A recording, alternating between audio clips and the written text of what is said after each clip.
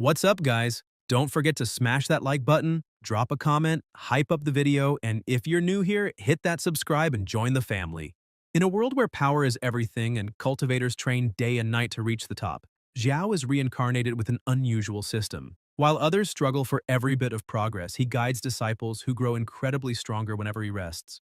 With each moment of peace, his sect becomes stronger. His disciples face enemies, overcome challenges, and raise his name to the heavens. He doesn't need to fight. His role is to lead, observe, and grow alongside them, at his own pace. We are in a room where there is a person lying down, apparently sick, and several people around. The one lying down is named Xiao. A woman is by his side, crying, for we do not see old Xiao in his better days. The fifth disciple, Shan, says that the old man is already exhausted, and asks the senior disciple Kivan what they should do.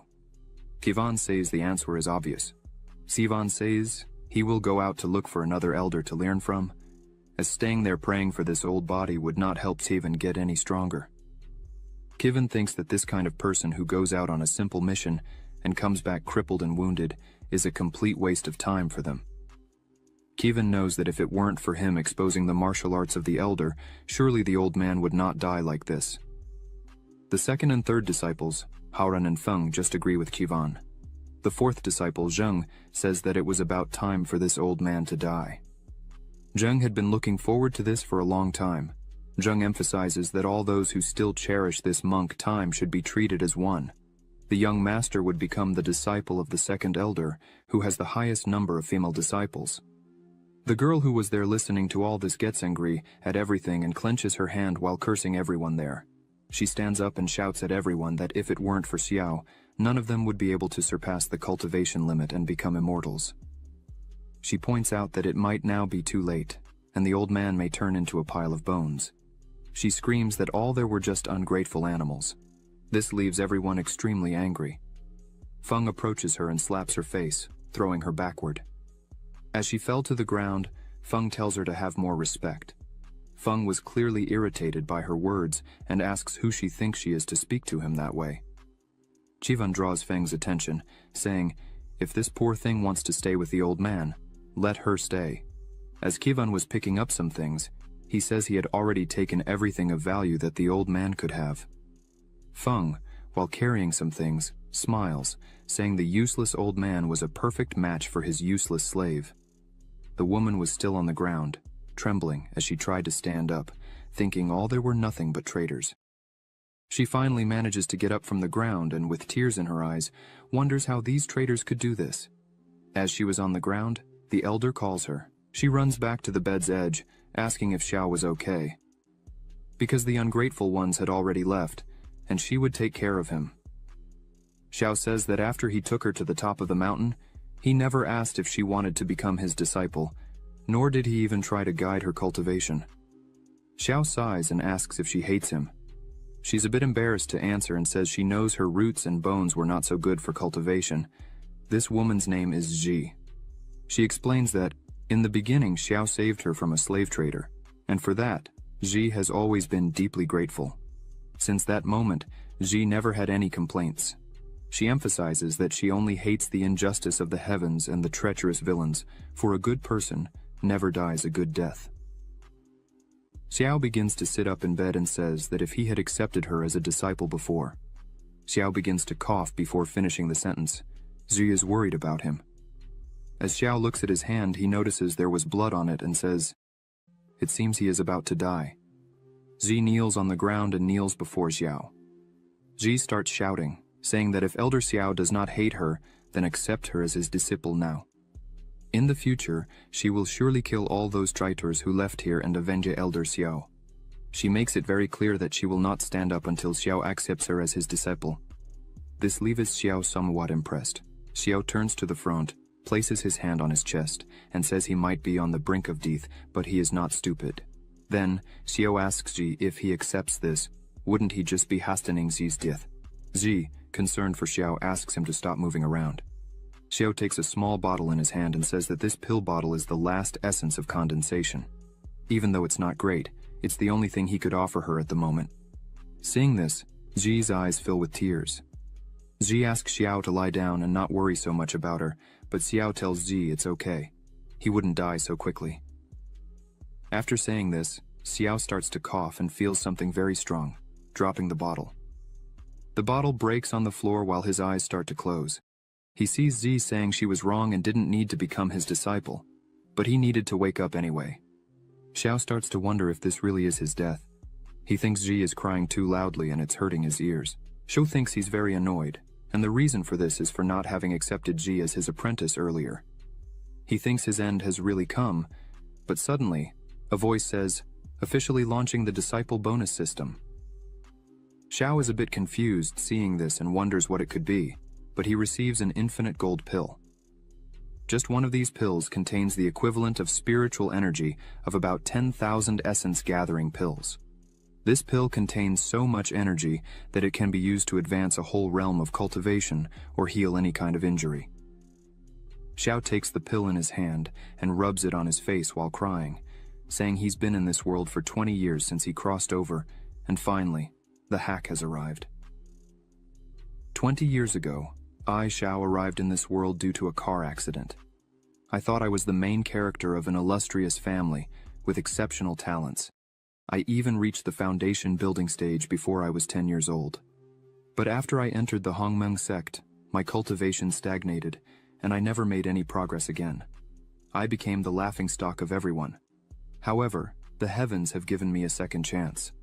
Xiao asks the system what this reward he received is. The system informs that, as the name suggests, the host will receive things in return for everything given to his disciple in the name of the master. Xiao asks if this also applies to skills and knowledge that his disciples receive. The system responds that, yes, it also counts under the teachings of the host. If the disciple's cultivation values advance or gain insights, the host will receive double the value. In simple terms, if the host transmits the equivalent of 200 days of cultivation to the disciple, the host will receive back the 200 days of cultivation. Similarly, if the disciple gains understanding of some type of sword technique under the teachings of the host, the same will receive X times in return. This means that the host will directly understand the sword skill to the level X. Xiao places his gold pill in his hand and asks the system if he gave this pill to his disciple, he would receive X times in return. The system says that, no. Items received as a reward from the system cannot be rewarded again. However, if the master teaches a disciple the skills that were given by the system, and the disciple gains new insights, it is not considered something from the system. Then, the master will receive a second reward. Xiao says he understands and it's not something as simple as an infinite reward loop. Xiao decides to eat the pill, as he should take advantage of the opportunity. After consuming the golden pill, Xiao starts to emit a strong glow and rises from the realm to the golden core in one go. While all this was happening, Ji was still kneeling near Xiao's bed, trembling and crying, begging him to wake up. She says in a trembling voice that she doesn't want anything else, not revenge, doesn't need to be his disciple, much less receive gifts like essence pills. Ji just wants her master to wake up. Suddenly, Xiao places his hand on Ji's head, saying she should remember the first thing her master will teach. Ji lifts her head, with her eyes full of tears, surprised by this. As soon as Ji looks at her master, she sees that he is completely fine. Xiao is physically healed, with a strong energy coming out of his body. He tells Ji that if she has enemies, she should seek revenge and face everyone with ferocity, and the revenge should be doubly severe. Meanwhile, in another location, Feng knelt before a man, pleading for him to take him as his disciple and offering all of Xiao's secret martial arts in exchange. This place where Feng was is the Hongmeng Sect, 6th peak. The man took the scroll offered to him by Feng and remarked that Xiao had indeed made an excellent disciple. The man pointed out that Xiao, who once was the star of the Hongmeng sect and considered himself unparalleled, ended up in such a state. It's unfortunate. This man is the elder of the 6th peak and head of the discipline hall, Wang Na. The elder told Feng that if he truly wished to become his disciple, it could indeed be possible. But the elder showed a ruler called the Ruler of Repentance. This ruler is capable of dissecting a person's spiritual roots. The elder said that if Feng could extract Xiao's spiritual root, then he would accept Feng as his personal disciple. However, Feng should be careful when holding this ruler, as once it comes into contact with blood, It won't easily come off without a proper method. Feng held the ruler and told the elder not to worry, as he, Feng, would not let the elder down. However, suddenly, a very strong attack came from behind Feng, hitting him in the back and throwing him into a wall. This attack left Feng severely injured. When Feng looked down, he was utterly terrified by what he saw. In the attack, his body was wounded, and his blood came into contact with the ruler, which was sucking his energy out of his body. This caused Feng to fall to the ground, screaming in pain and crying in despair. As he lay on the ground, he screamed, saying he couldn't die there as his path to immortality had just begun. Elder Wang Na, confused by all this, asked who could have done this. Looking up, the elder saw Xiao and Ji flying. Xiao looked at Wang Na and said that if he really wanted his spiritual roots, Wang Na should come and get them himself.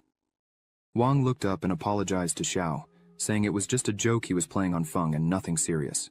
But, while saying this, Wang was actually wondering how Xiao had such a strong aura, as Feng had said Xiao was on the verge of death. It didn't make any sense. Xiao replied that if that was the case, then all was well. But unfortunately, Xiao wasn't joking. Wang Na. Xiao began to use his magic power and several swords appeared around him. Wang Na, seeing this, was impressed, as this was the Kanglang sword art technique. This reminded Wang Na of something. When I and Xiao entered the Hongmeng sect, Xiao gained the sect master's favor by creating the Kanglang sword art, and received most of the cultivation resources. Luckily, I advanced to the Golden Core realm first, and Xiao became useless.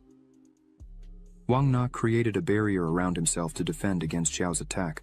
While Wang Na was inside his barrier, he told Xiao not to be foolish to attack him, as Wang Na had already advanced to the second level of the Golden Core. This meant that Xiao would have no advantage in this attack. As soon as Wang Na finished his sentence, his barrier was easily broken by Xiao's attack. This left Wang Na completely terrified by Xiao's strength. While Wang Na wondered how this could be happening, Xiao, with a slight smile on his face, asked if this was what a person of the second level of the Golden Core could do. Xiao's attack began, and the sword started flying around Wang Na, who was in shock thinking that the power Xiao was demonstrating was of the third level of the Golden Core, or even higher. As Wang Na pondered the power demonstrated by Xiao, one of the swords hit his hand, causing him to scream in pain. Wang Na emerged from the midst of the swords and shouted at Xiao, saying that if he dared to kill Wang Na, the sect would not forgive him for such an act. Xiao quite calmly questioned Wang Na if that could really be true, and highlighted that he was curious to know what the sect would be capable of doing once Wang Na was dead. Xiao turned his attack back to Wang Na, who, with no other option, decided to use a mysterious artifact. Upon using this artifact, a shield rose in front of him, protecting him.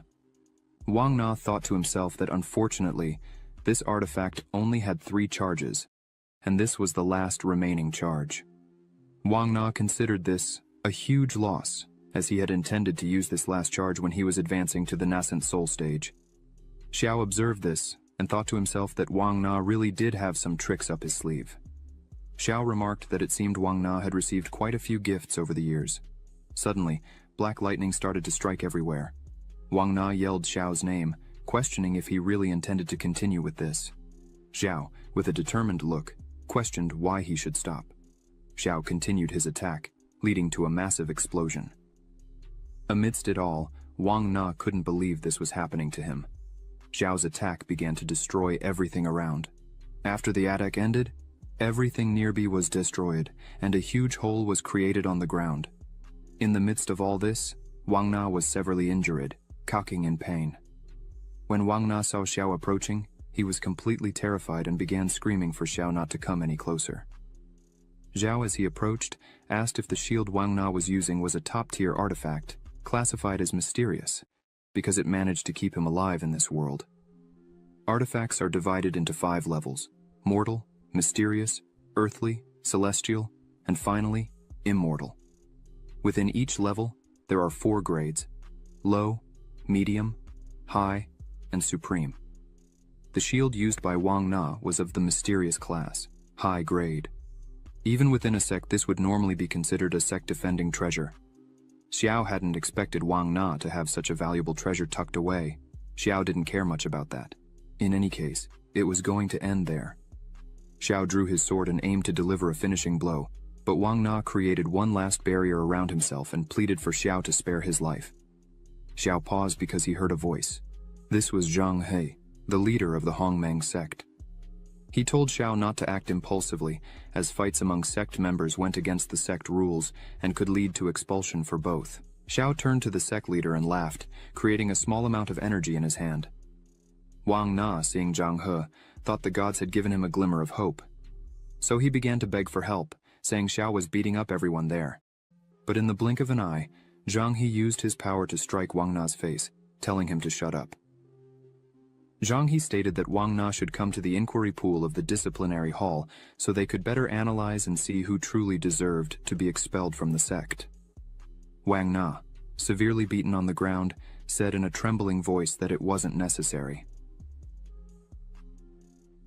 Zhang. He turned to Xiao and congratulated him for breaking through the Golden Core realm after so many tribulations. Xiao thanked Zhang He and said that if he hadn't evolved, he would probably have become someone's target, and his spiritual roots would have been removed. Wang Na shouted that it was a misunderstanding, and he would accept the sect's punishment. However, Wang Na said he hoped Xiao wouldn't use this against him in the future. Xiao crossed his arms and said that, out of respect for the sect leader, he would leave Wang Na alive for now. Xiao, looking back, saw Feng dragging himself on the ground. Xiao pointed out that Feng had committed an even greater crime than Wang Na, as betraying his master and repaying kindness with hostility was unacceptable. Therefore, Feng should be banned from entering the sect, and all his cultivation should be completely extracted. Feng tried to ask for the sect leader's help, but Zhang He simply said it was up to Xiao to handle as he wished. Ji, hearing this, started to run and said there was no need for her master to act. Feng, seeing this, called Ji useless and launched an attack against her. Ji stood completely still as the attack approached. Then, she began to gather magic in her hand and effortlessly defended against Feng's attack. This left Feng completely paralyzed, as Ji had been considered useless until recently. Feng asks when she had learned the Kanglang sword art. Hearing this, Xiao begins to explain that 3 days ago Zhai was sitting. The system pops up with Zhai's specifications. Name, Yan Nu, True Identity, Disciple, Comprehension, 260, Root, 15, Talent, Innate Immortal Sword. Inactive activation requires reaching the Foundation Establishment stage to gain recognition from the Lin family's ancestral sword embryo. Xiao thinks to himself how incredible innate immortal sword talent is. Ji asks what an innate immortal sword is. Xiao, with a suspicious look, says it's nothing much, just thinking that Ji might have talents with swords. Xiao says he would look for Feng so Ji couldn't be defenseless. Xiao cuts down a tree with his Kanglang sword art.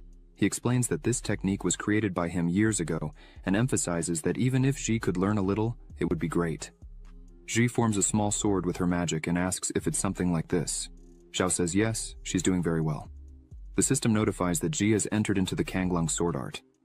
Another window opens, stating that teaching the disciple the Kanglang sword art, a mortal grade sword art, rewards tenfold. The host is rewarded with the sky-slicing technique, high-level mysterious grade. This makes Ji the real treasure there. Ji approaches Feng, preparing to step on him, and starts saying that even with all the guidance from Master Xiao, Feng still couldn't learn to use this technique. Ji stares down at Feng, who begs Ji to stop. Then, she asks who the useless one is now and steps on his chest, causing Feng to scream in pain. Ji turns to her master Xiao, saying that the spiritual root of the traitor Feng has already been destroyed, and asks Xiao to verify. Xiao, looking at her, says, "She did a great job." Zhang He says that now Xiao has explained his punishment, it's Wang Na's turn to be punished. Zhang He asks to take Wang Na away to resolve the matter. Xiao turns to leader Zhang He and asks when Xiao said everything was finished. The leader Zhang He, a bit confused, asks Xiao what he's talking about, since a while ago, Xiao said he would spare Wang Na's life. As soon as Wang Na hears this, he gets up worried, asking what more Xiao wants from him. Xiao gives a slight smile, saying he indeed intends to leave Wang Na alive, but turns with a cold look and says he won't let Wang Na go just like that. Xiao says it will all depend on Elder. Wang Na's sincerity. Wang Na starts to smile and takes out a bag, saying all his treasures are inside. Then Wang Na offers the bag to Xiao, hoping it will be enough. Xiao uses his magic to quickly grab the bag, saying Elder Wang Na is a wise and truly enlightened person. Xiao thanks Wang Na for the gift, bids him farewell, and calls his disciple Ji to leave. As the two were leaving, Ji highly praises her master Xiao, who in turn says they would rest today, as tomorrow he himself would guide Ji's cultivation.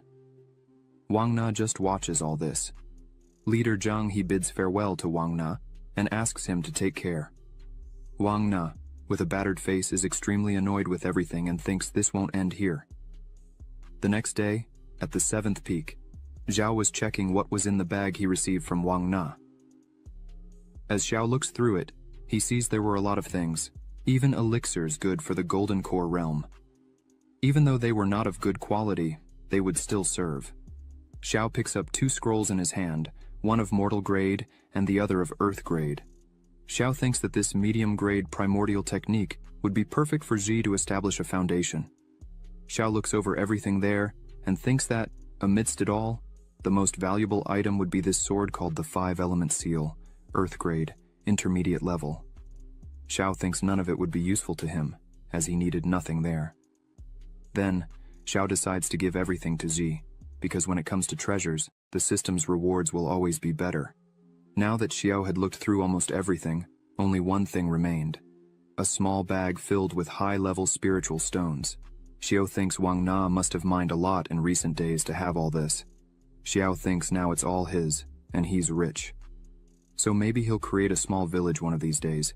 Ji arrives and knocks on the door, saying Xiao had told her to come in 2 hours for training. She asks if she can come in.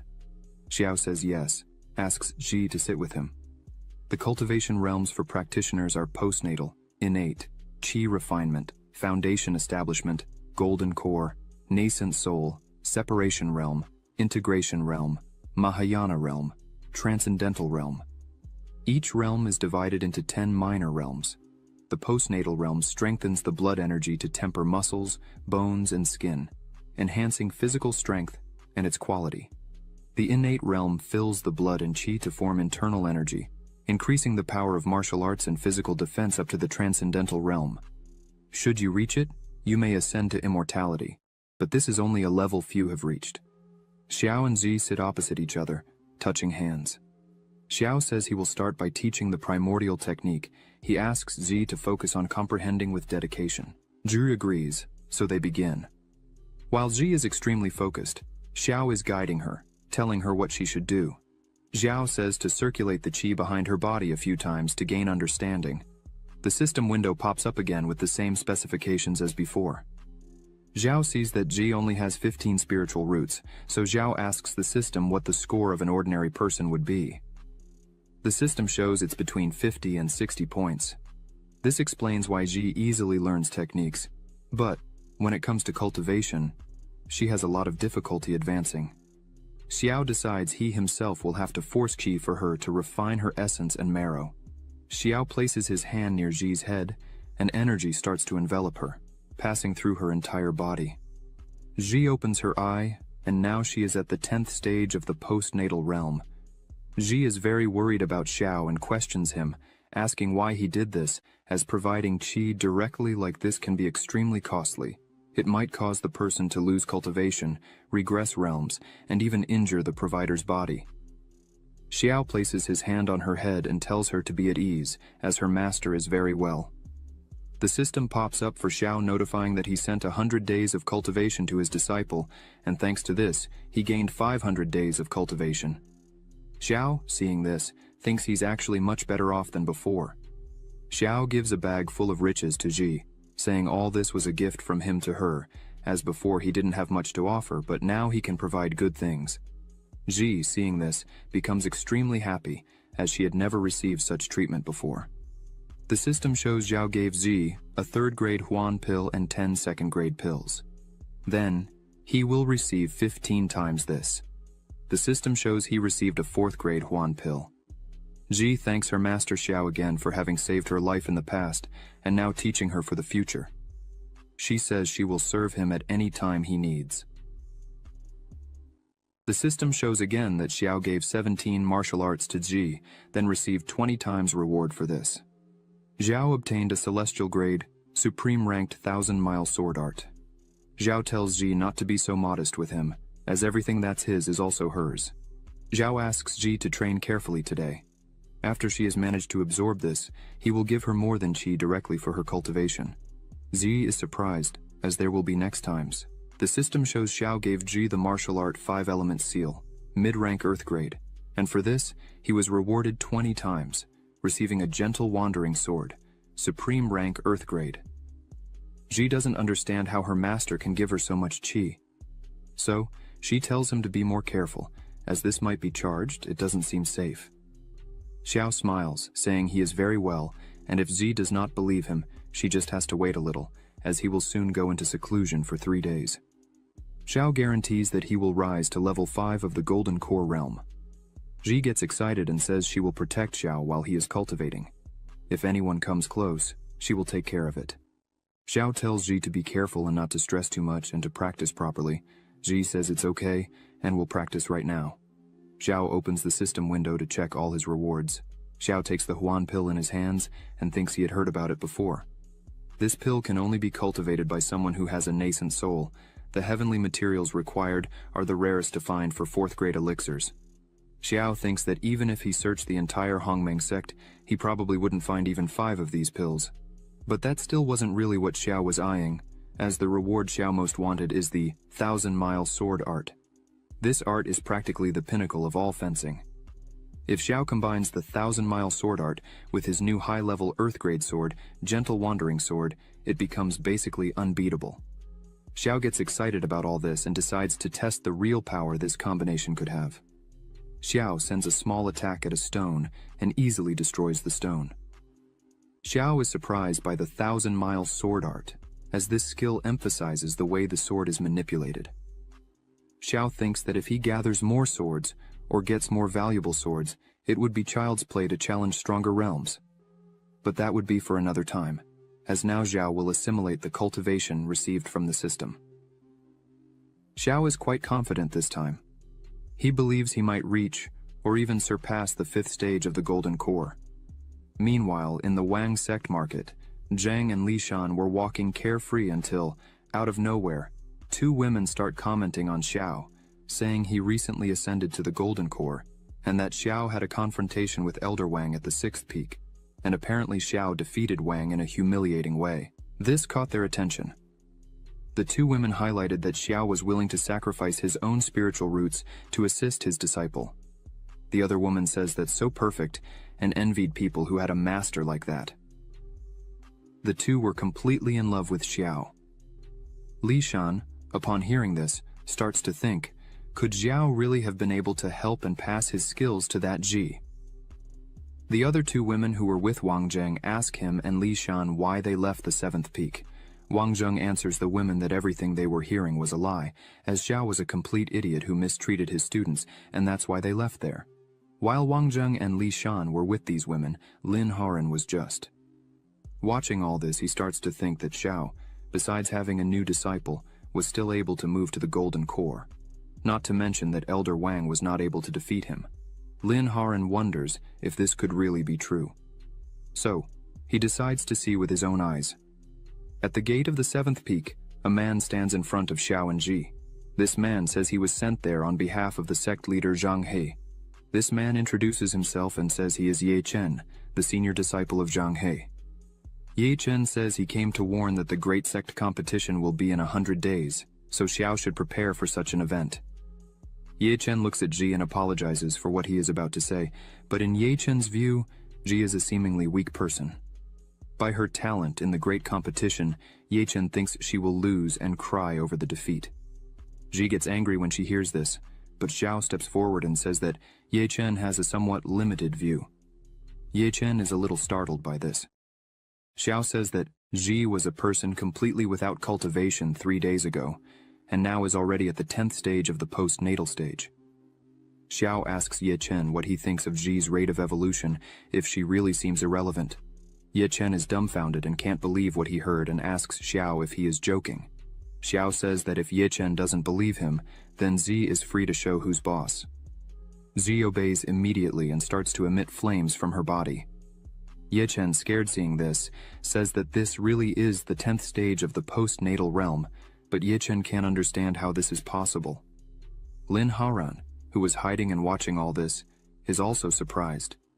Xiao turns back to return to his realm and says that anything is possible. Zhi makes a face proving Yichen wrong and saying it served him right. Lin Haoran, still hidden, thinks that a useless person like Zhi could not have risen in such a way with her own talent. Clearly Xiao used his qi to help Zhi. Lin Haoran thinks that the person who directly transfers their qi to another person faces major problems, including in their cultivation. Lin Haoran can't believe Xiao went to such lengths to help Zhi. Then, Lin Haoran thinks it would be a good time to extort some things from Xiao.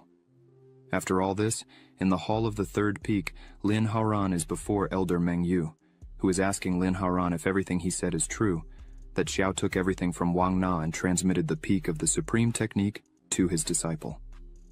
Meng Yu asks if there is anything they can do. Lin Haoran tells Meng Yu that he is the strongest in the sect and should receive the most resources. What Xiao is doing is just squandering the sect's resources. Hearing this, Meng Yu gives permission for Lin Haoran to personally take care of it. Meng Yu emphasizes that if Lin Haoran really manages to defeat Xiao, then he will be accepted as a direct disciple. Lin Haoran thanks him for the opportunity. Meanwhile, in the training room of the 7th peak, Xiao and Zhi are sitting. Xiao asks Zhi if she is ready, as today she will break through to the inner realm and cleanse her meridians. Xiao notes that if everything goes right, in the future, Zhi will be able to cultivate with less effort and more ease. However, for that to happen, she will have to endure very strong pain. Zhi says she is ready and remembers everything Yichen said before and promises that as soon as she gets stronger, she will not accept this anymore and everyone will pay attention to her. Xiao sees that although Yichen has been spoiled by the sect leader, the encounter between Zhi and Yichen was very good. It made her more motivated, and it is this motivation we need. Xiao thinks this really is the moment for Zhi to break through to a higher realm and perform a cleansing on her meridians. Xiao takes a small bag in his hand, and from it takes out a 4th-class meridian cleansing pill. Xiao was able to buy them thanks to the riches he took from Wang Na. Xiao decides to start and prepares to begin the training. As soon as it starts, Zhi tries to concentrate as much as possible. Joy thinks this is more painful than she was thinking, but after the pain passes, Zhi feels as if her whole body becomes lighter. A system window opens, informing that Xiao transferred 200 days of cultivation to Zhi, increasing her aptitude by 70 points as a reward. This was doubled, resulting in 400 days of cultivation and the low-class autumnal water sword technique of Earth rank. Xiao, seeing this, thinks it is finally done. Xiao is very satisfied, as the feeling of gaining something is very good. Now Xiao is at the 6th level of the Golden Core. Zhi finally opens her eyes and feels much better, as she is now at the 1st innate level. Zhi asks if this is a technique to purify the meridians and marrow, and completes asking if now that she has reached the celestial realm, if this was enough to face Yichen. A window opens again, showing Zhi's information. Name, Zhenu. True identity. Disciple. Understanding. 260. Aptitude. 85. Talent. Innate body sword. Not activated activation condition. Reach the foundation realm. Obtain recognition of the ancestral sword embryo of the Lin family. Xiao laughs and touches Zhi's face, telling her to be brave and take Yichen down.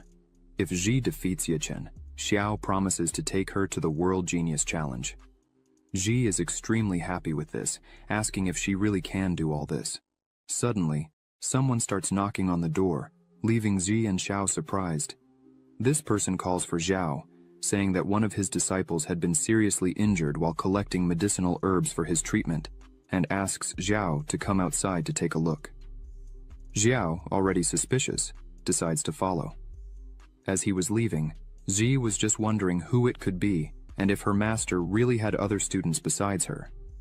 As soon as Xiao opens the door, Zhi is surprised to see Lin Haoran lying on the ground. Lin Haoran, with a trembling voice, calls for his master, referring to Xiao, and says that unfortunately, he is still weak because he managed to recover only one blood dragon plant, and asks Xiao to take the plant. Zhi screams furiously that Lin Haoran is just a traitor who swore loyalty to the 3rd peak and asks what he is doing there. Lin Haoran, still lying on the ground, tries to explain with a still trembling voice, saying it's just a misunderstanding and the only reason Lin Haoran entered the third peak was to get this life-saving plant for his master. The disciples of the third peak's elder Meng Yu say that Lin Haoran almost died to get this plant and doesn't need to speak to him in that way. Meng Yu adds, saying that for 3 consecutive days Lin Haoran had kneeled asking Meng Yu for help, and this moved Meng Yu. Zhu doesn't accept any of these words, saying they are just distorting the truth. It's clear that Lin Haoran betrayed Xiao and is now trying to navigate the situation with this ridiculous act. Xiao asks Ji to calm down and leave this matter to him. Xiao asks Lin Haoran why he is there if he had already sworn loyalty to the third peak's elder. Xiao smiles with a cold expression and asks if Lin Haoran really wants to return to his side. Lin Haoran kneels in front of Xiao, saying he recognizes the weight of his sins, and for having betrayed his master, he is unworthy. However, Lin Haoran begs for forgiveness and asks that Xiao accept this blood dragon herb. The disciples of Meng Yu, watching this scene from afar, start to think that Xiao is very healthy and doesn't need this herb. Another disciple says that Lin Haoran's talent is deteriorating, and if he doesn't get a class 4 pill, his future in cultivation will be very bleak. The two look at Xiao, saying it's good he has such a pill in reserve. Because of him, Lin Haoran was harmed. Lin Haoran looks back with a smile on his face, saying that's not true. Xiao, hearing all this, seems to have an idea and says he really was in need of that herb to help his health and asks Zi to confirm. She immediately hugs Xiao, saying it's all true. Lately, Xiao has been very weak. The 4 seeing this are shocked. Lin Haoran gets a bit irritated with all this and wonders when Xiao became such a liar. Even though Lin Haoran needs to get this pill by any means, to not be a loser. Lin Haoran goes back to his act and says that Xiao should take this plant and use it, because it wouldn't be right for someone as unworthy as Lin Haoran to continue with such a plant. Xiao, in the blink of an eye, takes the plant from Lin Haoran's hand and goes back to Zi, saying everything is resolved and they would have chicken stew for dinner. Zi doesn't understand anything that's happening. A system window notifies that Xiao gave Zi a first-class plant blood dragon herb, and with that, he received 5 times more in a second-class blood dragon plant. Lin Haoran starts coughing and says he is happy if he can help his master. The 2 disciples of Meng Yu hold him. One of them says that Lin Haoran put his own cultivation at risk to help his master, even though Xiao didn't return the favor. They ask Meng Yu to defend Lin Haoran. Meng Yu says to Xiao that human lives are at stake, and as representatives of the sect, they could not just stand by watching this. Meng Yu emphasizes that if these news spread, the 7th peak would still be able to get disciples in the future. Xiao stops in front of everyone, saying there's no need to hurry. Then, Xiao approaches Lin Haoran, saying that since the 2 had a relationship of student and master, he could not stand there watching Lin Haoran die. Xiao emphasizes that he has a small concern because as Lin Haoran had many offenses in the 7th peak, Xiao fears that his body might not withstand the pressure of the pill. So, Xiao offers to cleanse his meridians. Meng Yu, seeing this, thinks that Xiao values talent highly. Meng Yu believes that Xiao indeed intends to pass on his skills to his students, and if he does this frequently, then there must be some technique Xiao uses to minimize the side effects. Therefore, Meng Yu should pay close attention to everything. Xiao touches Lin Haoran's neck, saying that he risked his life for Xiao, so Xiao could not just leave him in this state. Xiao holds Lin Haoran's hand, and energy begins to glow, leaving Lin Haoran a bit frightened by everything. After a few seconds, Lin Haoran starts to feel a lot of pain, and his mouth foams. Meng Yu's 2 disciples look at this and wonder how the cultivation of the disciples turned so tragic. Meng Yu tells them to pay more attention, as they were just treating the hardships that Master Lin Haoran went through. Lin Haoran realizes that Xiao wasn't passing his skills to him, but was instead taking his cultivation energy and destroying his meridians. Lin Haoran was trying to scream for help but couldn't speak, as Xiao, by touching his neck, used a technique that left him voiceless. Lin Haoran realized he was doomed if this continued. Meanwhile, Meng Yu finds everything natural, saying that Lin Haoran was doing a great job. After the process, Lin Haoran falls completely destroyed on the ground. Xiao says that he finished applying an extremely powerful technique to heal Lin Haoran's entire body. But because his cultivation was very low, he might not withstand it. Xiao asks Meng Yu to take Lin Haran back and let him rest. Xiao leans on Ji, saying that he is a bit tired because he used a lot of his own energy and needs to rest a bit. Meng Yu starts to laugh, thinking that he couldn't understand exactly the technique used by Xiao, but clearly his aura is considerably lower. This means that it's a great time to try. Meng Yu jumps to attack Xiao. Ji screams for him to be careful, but Xiao smiles as he was prepared for this. Then, he quickly turns around and easily defends against the attack. Xiao, smiling, asks how Meng Yu had the courage to use such a situation to attack a weak individual like Xiao, who just helped a man on the brink of death. Meng Yu, seeing this, is shocked by the situation and wonders if this was really a favorable time and how Xiao has such strong energy. Xiao uses his energy and throws Meng Yu away. Meng Yu falls to the ground. His disciples run to help him. Xiao turns around as if nothing had happened and calls Jie to cook a chicken. She, as always, is excited, agrees, and begins to prepare with Xiao. Lin Haran wakes up and screams, asking what the two were waiting for to act. The two look at each other and prepare for battle.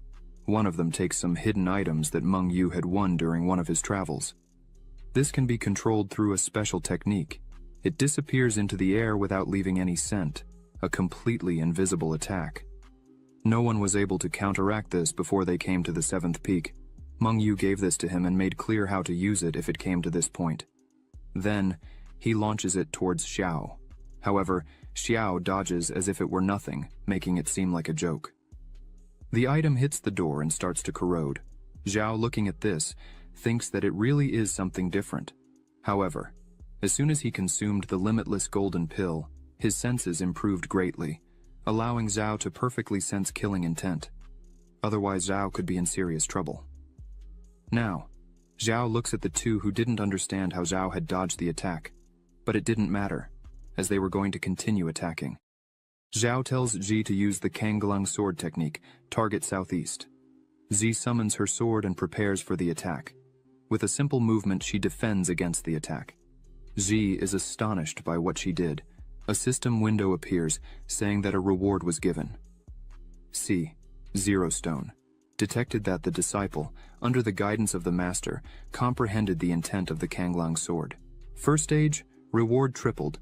Obtained the Dragon Spirit Armor, Earth category, intermediate class. Xiao looks at Ji and thinks he had expected this. Ji's innate body sword she learned recently, although she is already able to understand the sword intent. Meng Yu's two disciples are completely astonished by this, for even over the nascent soul realm, even the realm gathering separation would not be able to detect this attack. They ask who the hell Zai is.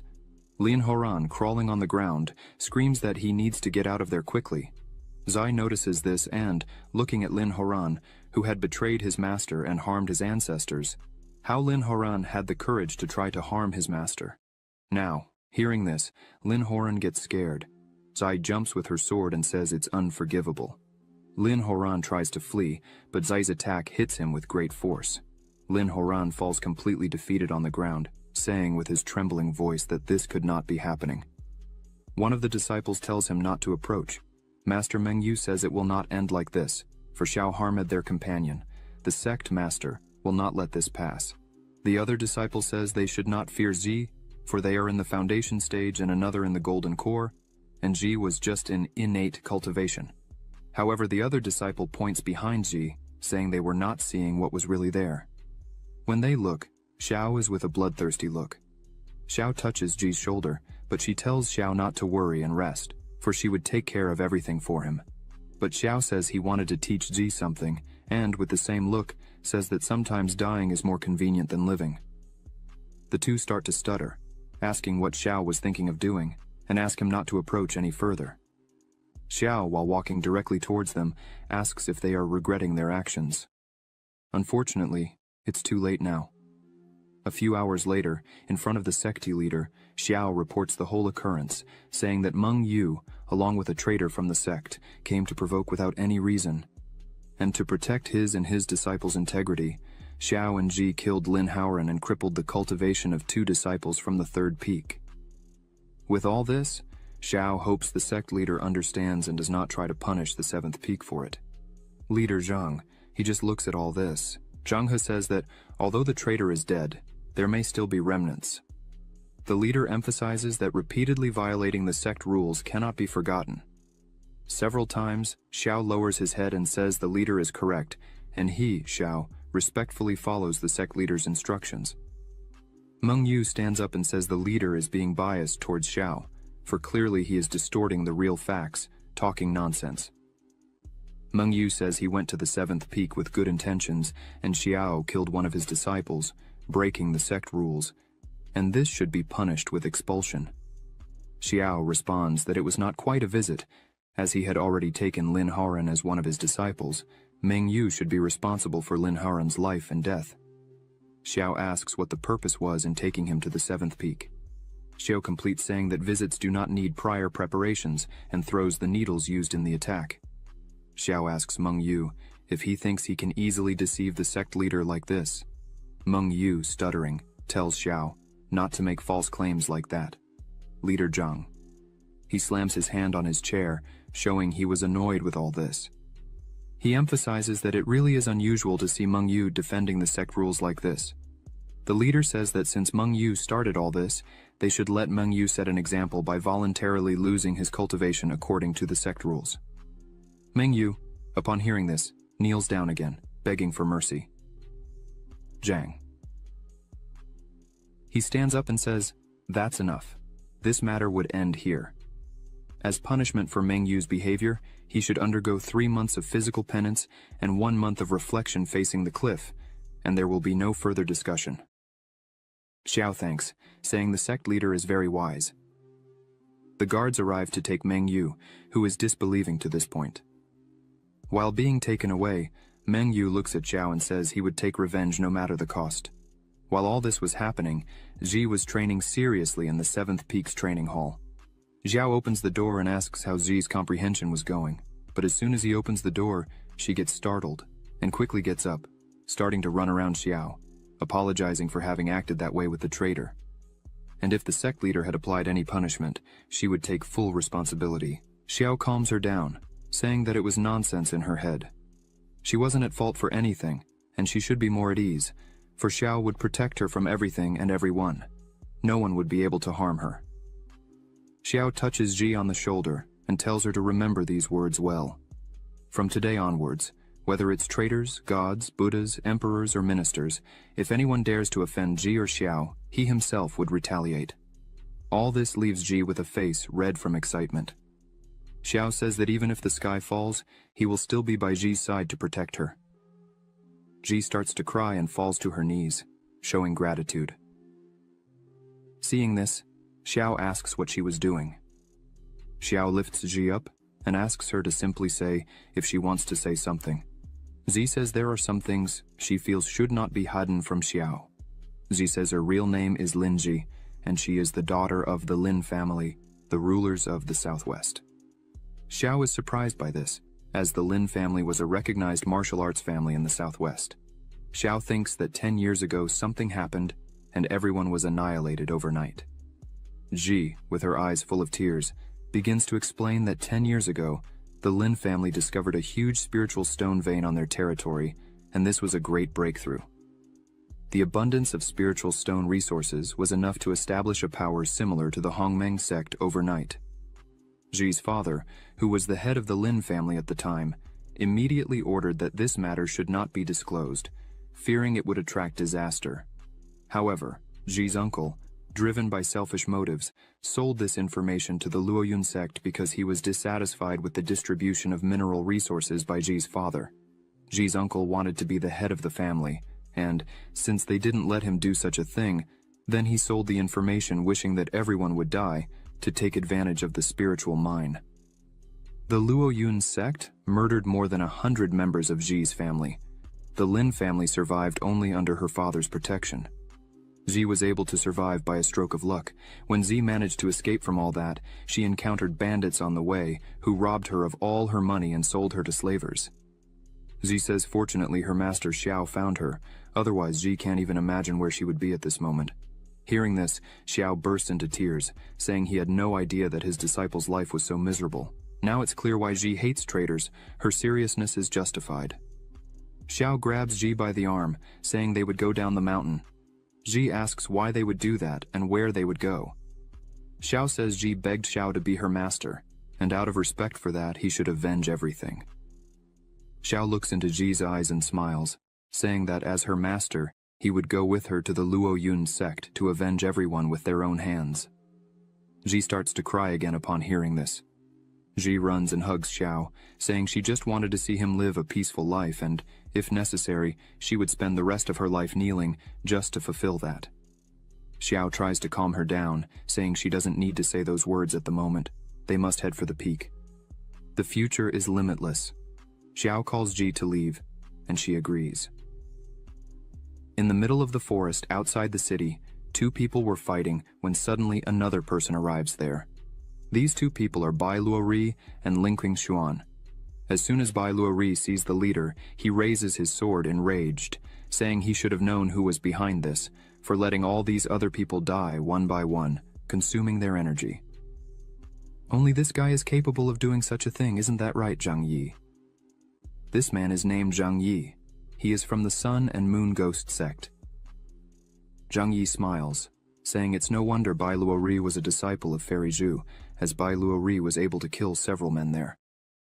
Zhang Yi highlights that the green twin swords technique certainly deserves its reputation. Zhang Yi leaps towards the two, declaring that it all ends there. Bai Luori and Linqing Xuan brace for battle, but suddenly, a beam of energy shoots between the three, causing everyone to halt. Zhang Yi turns angrily, questioning who did that. Linqing Xuan and Bai Luori, startled, gaze at the hole created in the stone. Ji appears, frustrated with energy in her hand, lamenting that she unfortunately missed her attack. Xiao, quite calmly, mentions he had warned that Ji's attack was timed too early, which is why she missed. Zhang Yi turns and comments that all this was caused by such a beauty, mockingly asking how she plans to compensate him. Ji dislikes Zhang Yi's tone and declares his arrogance warrants death. Ji advances on Zhang Yi, but with a simple move Zhang Yi disarms Ji, telling her that her master should have advised her against such actions if she's not strong enough. Linqing Xuan and Bai Luori, witnessing this, shout for Ji to be careful, concerned for her, but Ji is entirely focused on her task and tells Zhang Yi that the only thing her master taught her was not to pity fools like Zhang Yi. Then Ji uses her magic and a glow forms behind Zhang Yi, and before he can react, several swords strike him from behind, causing Zhang Yi to scream in pain. Ji takes Zhang Yi's Qiankun bag and brings it to Xiao, noting it contains nothing of great value, just some spiritual stones and elixirs. Xiao suggests she should just keep the bag. Linqing Xuan and Bai Luori approach Ji and Xiao, thanking them for their help. They introduce themselves as students of Elder Zhu Xuan from the Hongmeng sect and inquire about their names. Xiao introduces himself, pleased to meet them, as Elder Xiao of the 7th Peak, and introduces Ji as his student. Linqing Xuan and Bai Luori are surprised to meet Xiao and express their gratitude again. Xiao dismisses the formalities and inquires why they were in such a remote location fighting against the Sun and Moon. Ghost Sect. Bai Luori explains that the Ghost Sect has always harbored resentment towards the Hongmeng sect. Some members even relish in killing monks, and the prior conflict was over this plant, the colorless grass of 1,000 years low grass.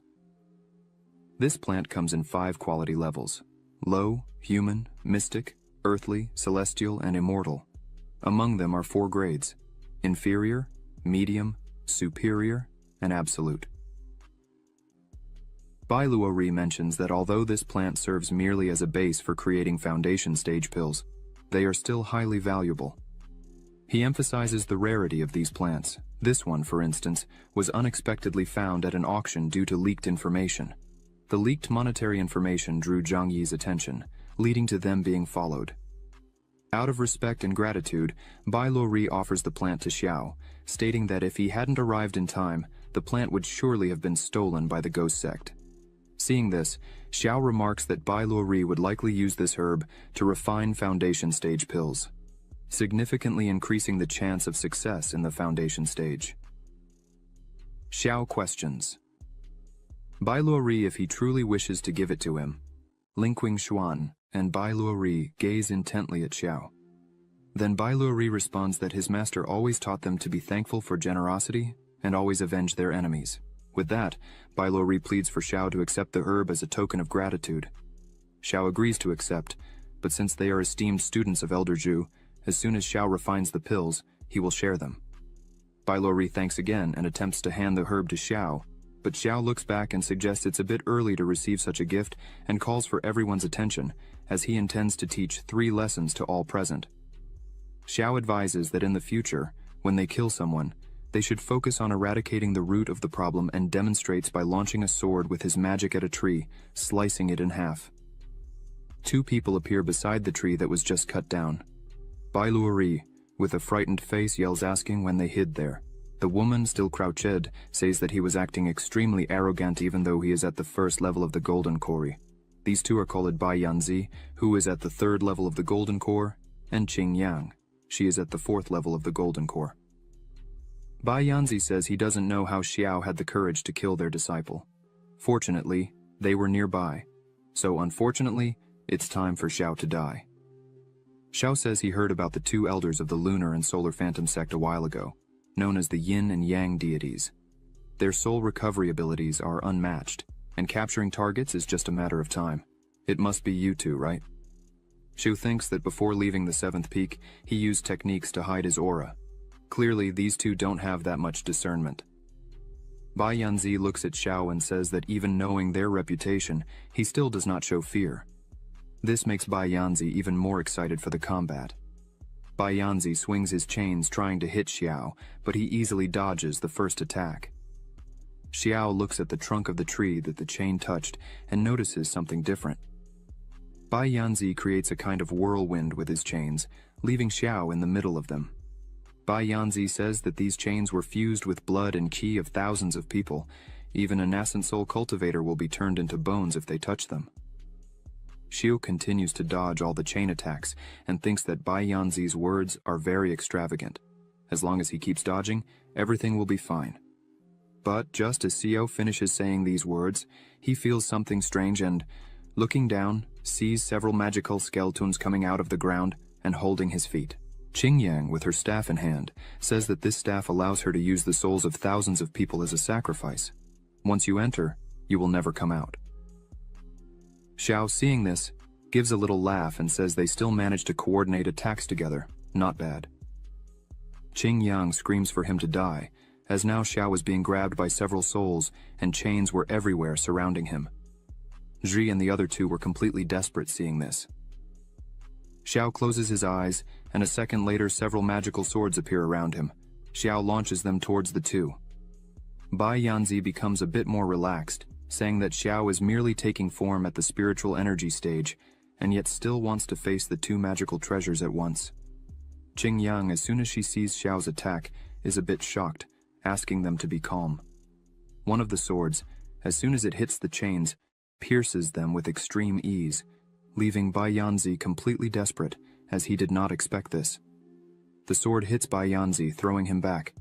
Qing Yang, as soon as she sees this, is completely scared by the whole situation, and thinks this is not normal. How does Xiao's sword have so much power?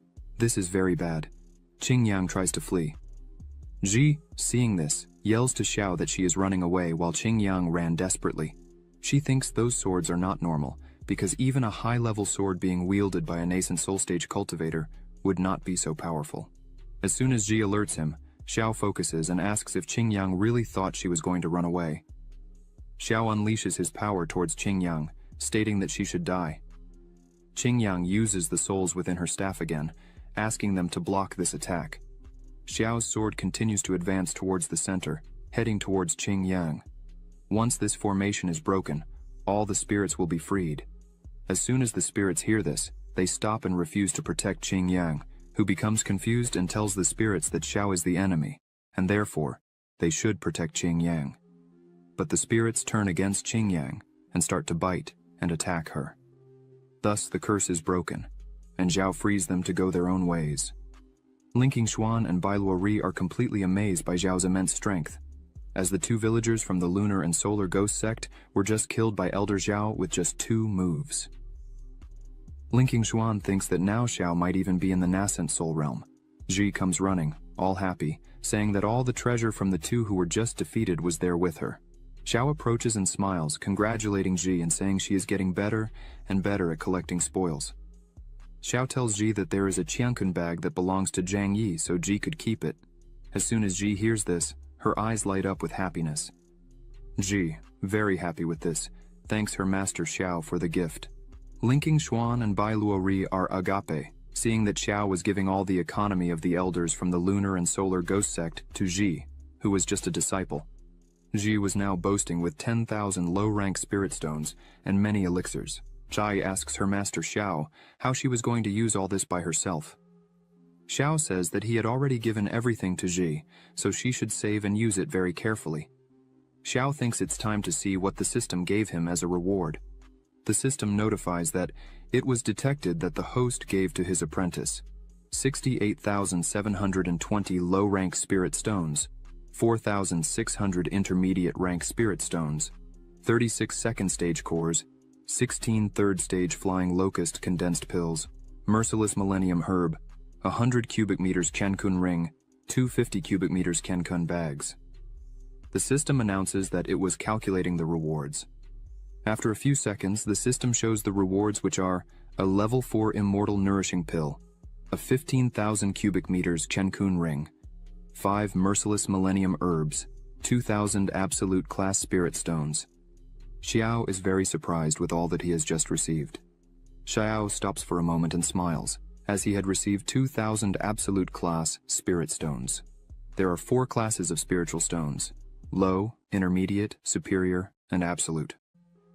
The exchange value between the higher levels is 1 to 100. This means that Xiao has 2 billion low-class spiritual stones. Xiao celebrates happily, as he just became rich overnight. She goes to Xiao and asks him if she could give these 2 bags to Linking Xuan and Bai Luori, since she already had a Qiankun ring. Bai Luori says they cannot accept it, as it is too valuable. Xiao pats Ji on the head and says that he had given it to her, so Ji could do whatever she wants with all the gifts. Ji smiles and hands the 2 bags to them, asking them to take good care of them. Linking Xuan and Bai Luori cry with happiness, saying that Ji and Xiao were good people. Bai Luori thinks that he is envious of Ji for having such a selfless master. After some time, Xiao and Ji arrive at the Lu Yun city, alchemy room. After entering, there are several people inside focused. Ji asks Xiao what they were doing there. Xiao explains that the ruthless millennium herb they just obtained outside the city can be used to refine foundation creation pills for Ji. To avoid losing the efficacy of the medicine, they would refine the elixir first and then go to the Lu Yun sect. Ji, hearing this, becomes extremely happy with her master. A woman hears the conversation. Her name is Su Muhan. As soon as she hears this conversation, she is surprised because one must be at least at the golden core cultivation level to refine foundation creation pills. Su Muhan, seeing Xiao, thinks he looks too young for such an achievement, but as she takes another look, she sees Xiao cultivating calmly, which impresses her. Suddenly everything explodes. Xiao and Ji are thrown away by the explosion. Ji, embarrassed, asks if Xiao really knows how to make elixirs. Xiao opens his fan and tries to cover his face while responding that he had never made a foundation creation pill before. Su Muhan comes over and says that if they wish to perfect a foundation creation pill, she could help them. Ji gets excited, saying that would be great, but Xiao was a bit suspicious of all this. Su Muhan says that the foundation creation pill requires pouring a large amount of spiritual energy into it, and Xiao would have to do this alone. The other people watching think Su Muhan is teaching for free. It seems she really has a good heart. Xiao, looking at Su Muhan's shirt, sees the symbol indicating she is a second-level alchemist. Xiao is surprised because she seems very young for this. While Su Muhan is focused on the herb in her hand, Xiao thanks her for the help and says he would pay double the market value for the assistance. And so, Su Muhan begins preparing the herb, while Ji and Xiao just watch everything happening. Green and yellow energy begin to spread around the place. Su Muhan takes a bottle and says, "Dan Sung," and the energy starts to enter the bottle. Xiao thanks her, and when he goes to pay, Su Muhan says there's no need, as it was just a favor she did for them. People start to run and scream, saying the auction has started, and there is a terrestrial-level sword in the auction. Su Muhan just watches, surprised by all this. Su Muhan starts to leave the place and says there's no need to pay. Xiao thinks he needs to buy a good weapon for Ji, and there is a terrestrial-level sword in the auction. Xiao thinks that if he can buy everything useful in the auction and give it to Ji, he would earn a fortune in rewards from the system. Then, Xiao calls Ji to follow him to the auction. Ji accepts and is happy, as she has not been to one before. On the second floor of the Tianji building, the auction is happening. In the center there is a person presenting the items. In their hands there is a 1,000-year-old ironwood whip, infused with spiritual energy, embedded with spiritual stones to multiply its power, capable of killing and being upgraded to the Zhuan lower realm. The starting price is 30,000 low-class stones. Z stands up, happy, and shouts, 100,000. The others are very annoyed, as they bid very high on all the items. Normal people can't keep up with all this money. Su Muhan, watching this, just stays silent. The presenter announces a superior class melted core fire lotus. The presenter says that after testing, the quality of this lotus is exceptional, and for this reason, the starting price is 1 million low-class spiritual stones. Su Muhan, all shy, thinks this is her only chance to get the melted core lotus, but Z, not caring about anything, stands up again, all happy, saying she offers 2 million.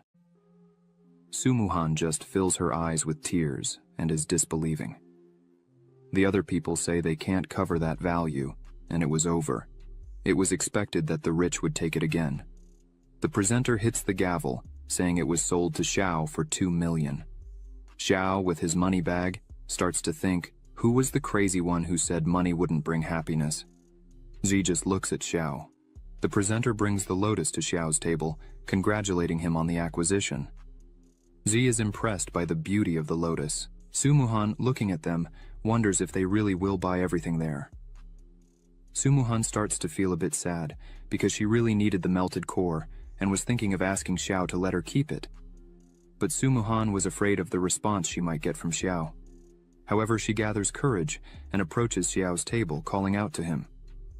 Ji, upon seeing Su Muhan, becomes joyful and asks if she wasn't the alchemist from earlier. But Su Muhan does not respond and simply kneels in front of Xiao, saying her father was a martial artist, but had gone too far. And thus, she needs the help of the fire lotus. Then, Su Muhan begs Xiao to sell her the fire lotus, emphasizing that she would repay the favor by working hard for Xiao. Ji, moved by this, asks her master. Xiao says that now the lotus belongs to Ji, so she could do whatever she wants with it. As soon as Xiao says this, the system notifies that it was detected that the host gave his apprentice a superior grade core-fused fire lotus, and the reward is 5 times greater, a 5th class core-fused fire lotus. Z becomes overjoyed with this and says that if that's the case then she would give it. But before anything can happen, a rope with an iron tip comes towards them. Ji quickly realizes and defends the attack. After this surprise attack, Ji asks who was doing this. The people there start to scream that a fight was about to begin. A man holding this rope calls Ji a little shit and points to another man, saying he is his master and would offer 3 million to buy the lotus.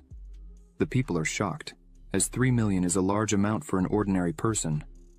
This man is Wang Ranger. He is the son of the Lord of Lu Yun City. Wang Ranger mockingly says that 3 million would be nothing for Su Muhan. As soon as Su Muhan sees him, she looks a bit scared, and Xiao notices this. The people start to comment that Wang Ranger began to harass Su Muhan again. They highlight that since Su Muhan inherited the position of family head, Wang Ranger has been harassing her relentlessly. The subordinate who had attacked stands up again and yells that these 2 bitches should stand up and offer the lotus with both hands, as Wang Ranger wanted it. Ji puts a hand on her hip and says they would not sell, just because Wang Ranger wanted it. Su Muhan runs over and asks Ji not to be so impulsive, and pleads with Ji not to offend those people. This leaves Ji and Xiao a bit confused. Xiao says it seems like Su Muhan has some connection with that man. Su Muhan starts to explain, saying that man is the son of the Lord of Lu Yun City, and could be considered the supreme lord there. Su Muhan says that once Wang Ranger came to her door asking for her hand in marriage, but Su Muhan did not accept. After that, Wang Ranger began to follow her everywhere, non-stop, day after day. Su Muhan apologizes and says all this trouble was caused because of her. Then she offers 50,000 spirit stones as an apology and says she is leaving. Xiao, seeing all this, thinks Su Muhan does not despair over anything, even needing medicine for her father. She did not despair when things did not go her way, not to mention she is a second-level alchemist at such a young age. Xiao becomes quite excited about this situation and thinks it really would be worth teaching a woman like this. Xiao calls Su Muhan and tells her to wait a bit, as he would give her the lotus and give Wang Ranger a beating. But there was one condition. This leaves Su Muhan completely surprised. Su Muhan turns around running and asks what that condition would be. Xiao opens his fan again and says she just needed to worship him as her master. Su Muhan screams, saying she accepts. As long as Xiao saves her father, she would do anything. Su Muhan kneels and calls Xiao master. She asks him to accept this small token of respect. Xiao accepts and says that from today, she would be his second disciple, and asks her to stand up. The system window opens again and informs, "Congratulations to the host for accepting a new disciple. It was detected that the disciple has the human-level alchemy heart. The success rate of alchemy increases by 30%. The return reward was doubled, and the host obtained the alchemy heart, terrestrial level. The success rate of alchemy is increased by 70%. The information of the disciple Su Muhan was scanned and is being opened in the information panel. Name, Su Muhan. Identity, true second disciple. Understanding 60. Aptitude, 50. Talent, human-level alchemy heart, upgradable. Requirement, elixir improvement." Xiao, seeing all this, is a bit surprised. He just laments the fact that Su Muhan's aptitude and understanding are somewhat average. Thus, it seems she has to follow the path of infusing and transmitting the power of the alchemy heart. She raises her sword and says that in that case, she would be there to help. Xiao tells Ji to kill everyone there for him. Ji, without hesitation, agrees and attacks everyone there. The man who had attacked before thinks Ji is just a show-off and prepares to attack again. But Ji lands a kick on the man's face that even knocks out one of his teeth, throwing him hard against the wall behind. Wang Ranger, seeing this, widens his eyes and is shocked. Ji says she's had enough of this type of person who thinks too highly of themselves and has no power at all. Wang Ranger, trembling with fear and with a quivering voice, points to Ji asking how she dares to hit his people and asks if Ji knows who his father is. Ji charges at Wang Ranger, saying it doesn't matter who his father is, she would beat him up just the same, until his father can no longer recognize him. Wang Ranger starts crying and tells Ji to leave and yells that if something happens to him, his father would not let her go unpunished. But suddenly, someone appears between the two and stops Ji's attack. She's a bit surprised, as she hadn't noticed this man was there. Xiao just watches all this. This man is called Nameless. He is Wang Ranger's bodyguard who is currently at the nascent soul level. Wang Ranger begins to smirk and mockingly says, "They were not brave, so why don't they continue like this?" Wang Ranger orders his bodyguard to beat up Ji and Xiao. Everyone was involved in this, so no one could escape. Ji just watches all this while Wang Ranger hides, like a chicken, behind his bodyguard. But his bodyguard said that the orders given to him were that he should ensure Wang Ranger's safety, but he would not interfere in his personal fights with other people. The auction presenter bangs the gavel and yells, asking what was happening there. The auction presenter says that anyone who fights inside, according to the rules, can be executed. Immediately he asks them to leave there because people who do not follow the rules of the Tianji house are not welcome there. Wang Ranger starts to withdraw, saying it would be easier for everyone this way. Before leaving, Wang Ranger tells Xiao and everyone there that it's better they control themselves in the city of Lu Yun and not let him see them again. Ji was very angry, wanting to break everything, but Xiao just told her to control herself and called her to withdraw. Ji was still angry, saying that Wang Ranger was very conceited. She was not happy about it. Xiao just told her not to be so mean. The man from before asks Wang Ranger if they were really going to let them go, just like that, but Wang Ranger said it wasn't so easy to escape from him. As soon as they left there, they would catch them, as this would not break the rules of the Tianji building. Wang Ranger says they would execute Xiao and put his body at the city entrance, and with the girls, it would be a bit different. Already outside, One of Wang Ranger's subordinates was looking for Xiao but couldn't see them anywhere. Xiao was behind one of the walls and concentrates his magic and sends one of his swords to attack the three. The bodyguard sees the sword coming in time, then grabs his sword and tries to defend the attack. But Xiao's attack easily breaks the bodyguard's sword and goes directly to Wang Ranger, hitting him and throwing him to the ground. Xiao appears in front of the three. The subordinate from before yells at Xiao, asking how he dared to kill someone on the lands of the Tianji house. Xiao, very calmly, tells them not to be so foolish, as Xiao had waited for them to leave the Tianji house to kill him. Thus, he hadn't broken any of the rules there. This leaves the subordinate without answers. The bodyguard drops the rest of his sword on the ground and says that Wang Ranger was authoritarian, idiotic, and annoying, but the bodyguard was paid to protect him, and so he should be loyal to Wang Ranger. This means that if someone kills the person he was protecting, he should take the head of the perpetrator. Otherwise, the Wang family would hunt him to the ends of the earth. Then, the bodyguard prepares to fight. Xiao just offers a small smile on his face. Xiao begins to float, surrounded by his swords, and says that the bodyguard's sword is completely destroyed, and yet he wants to fight him. The bodyguard starts to grow scales on his body, saying he has beast blood, so his body is harder than a simple sword. Using a sword for him means nothing. It's just a matter of coexistence. Xiao, still very calm, looking at that, asks if he really thinks so. Xiao says he would love to test the strength of that, and launches his swords towards the bodyguard. The bodyguard catches the swords with his hand and breaks them in the middle, saying that was useless. Xiao remains calm and smiling, and asks if really not one of the 7 swords would be useful. A sword appears behind the bodyguard, leaving him surprised. He tries to catch the sword with his hand. Energy begins to fly everywhere while the bodyguard holds it and screams. Xiao calls his sword back and says that even though he caught the sword, his hand seemed quite injured. Xiao asks how he plans to defend the next sword and attacks again. The bodyguard says that indeed Xiao's technique is without a doubt impressive, but his beast blood allows him to heal quickly. Thus, his hand begins to heal and change shape, which leaves Xiao a bit apprehensive. The bodyguard manages to catch the sword again with his hand. As he holds it, he looks at Xiao and says that just the swords wouldn't be enough to kill him. But the bodyguard thinks that the power of Xiao's sword is really out of the ordinary, because, just by holding a sword, the bodyguard almost exhausted all his strength.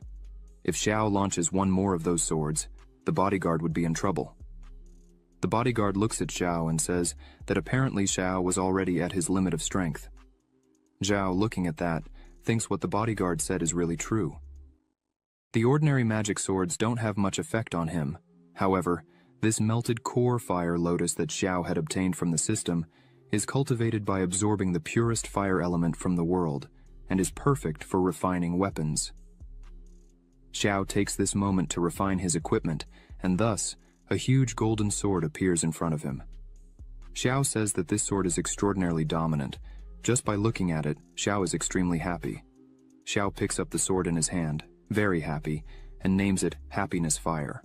Xiao returns to the battle and launches his sword, telling the bodyguard to have a lot of fun with his arrogant friend.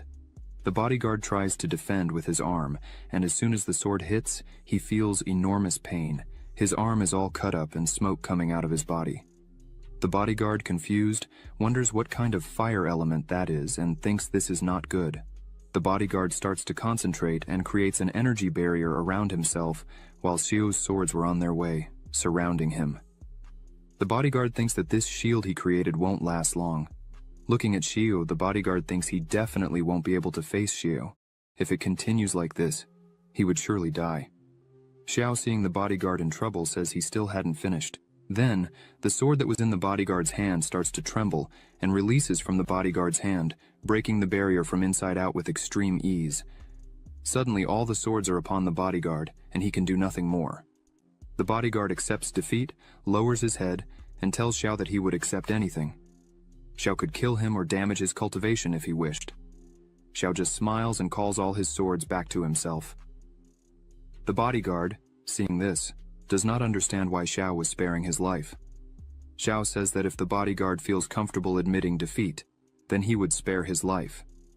Xiao thinks the bodyguard is a bit arrogant, but is a truly strong man with a strong determination.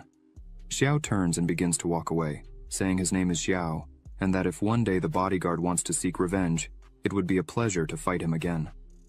Xiao turns and says, however, that once a bodyguard fails in his mission, someone would come to collect that debt. Thus, the bodyguard should try to survive. This leaves the bodyguard completely scared.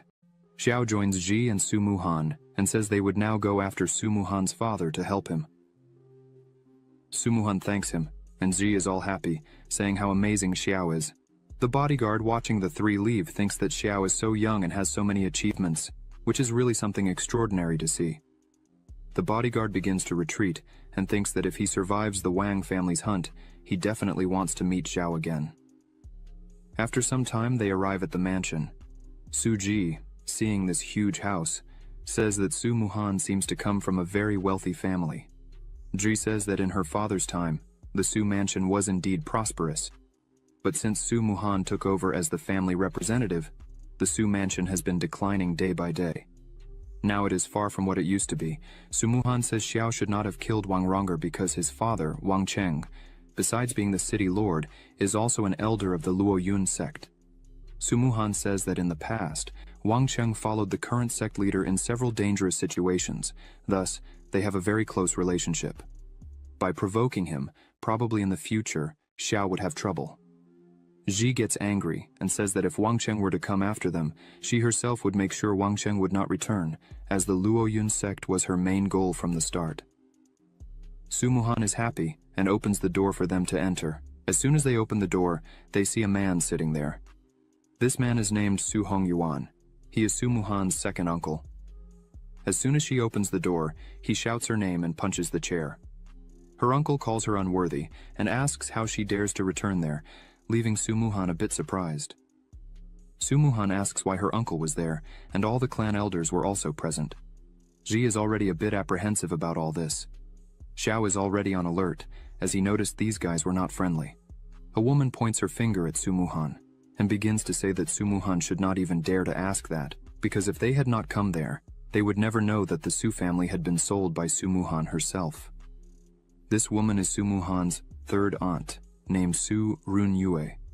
She asks Su Muhan how she dared to take advantage of her older brother's great injury to take advantage of the Su family's property in the Celestial Destiny Pavilion. Su Muhan says it's not like that. She did not do this for any profit, but rather to buy the lotus and save her father's life. Her aunt asks where this lotus she claims to have bought is. Su Muhan takes the lotus out of her bag and shows it, saying she was completely happy to have gotten this lotus. Her uncle stands up and tries to forcefully take the lotus from Su Muhan.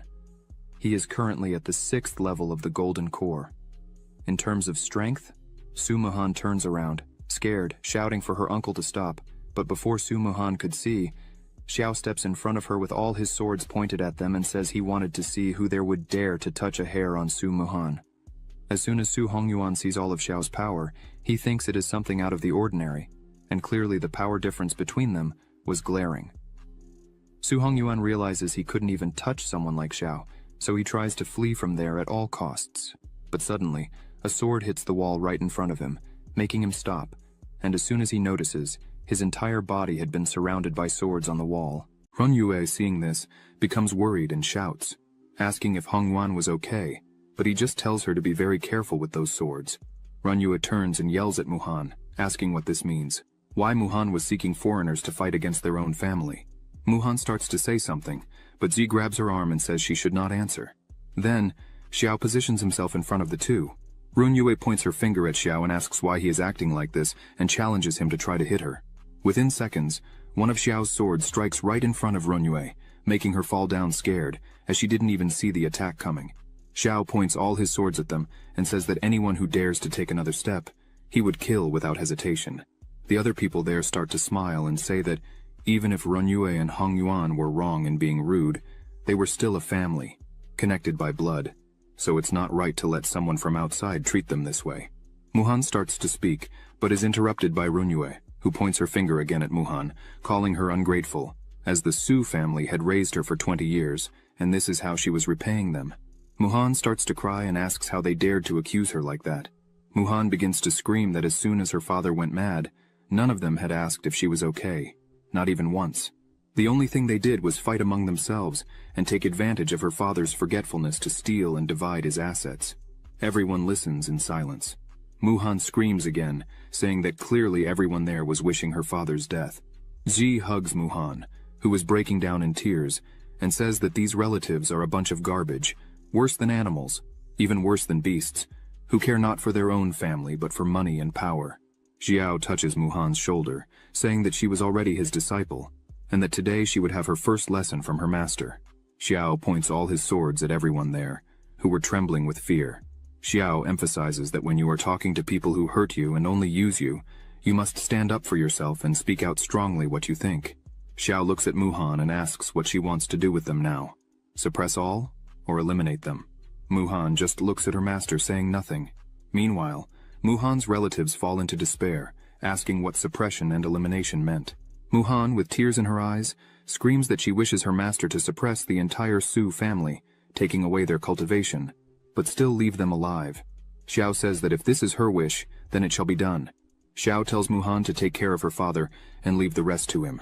Mu-han kneels down and thanks her master again. Ji bends down and tells Mu-han to quickly take care of her father, as the two leave. Mu-han looks at Xiao with gratitude and admiration.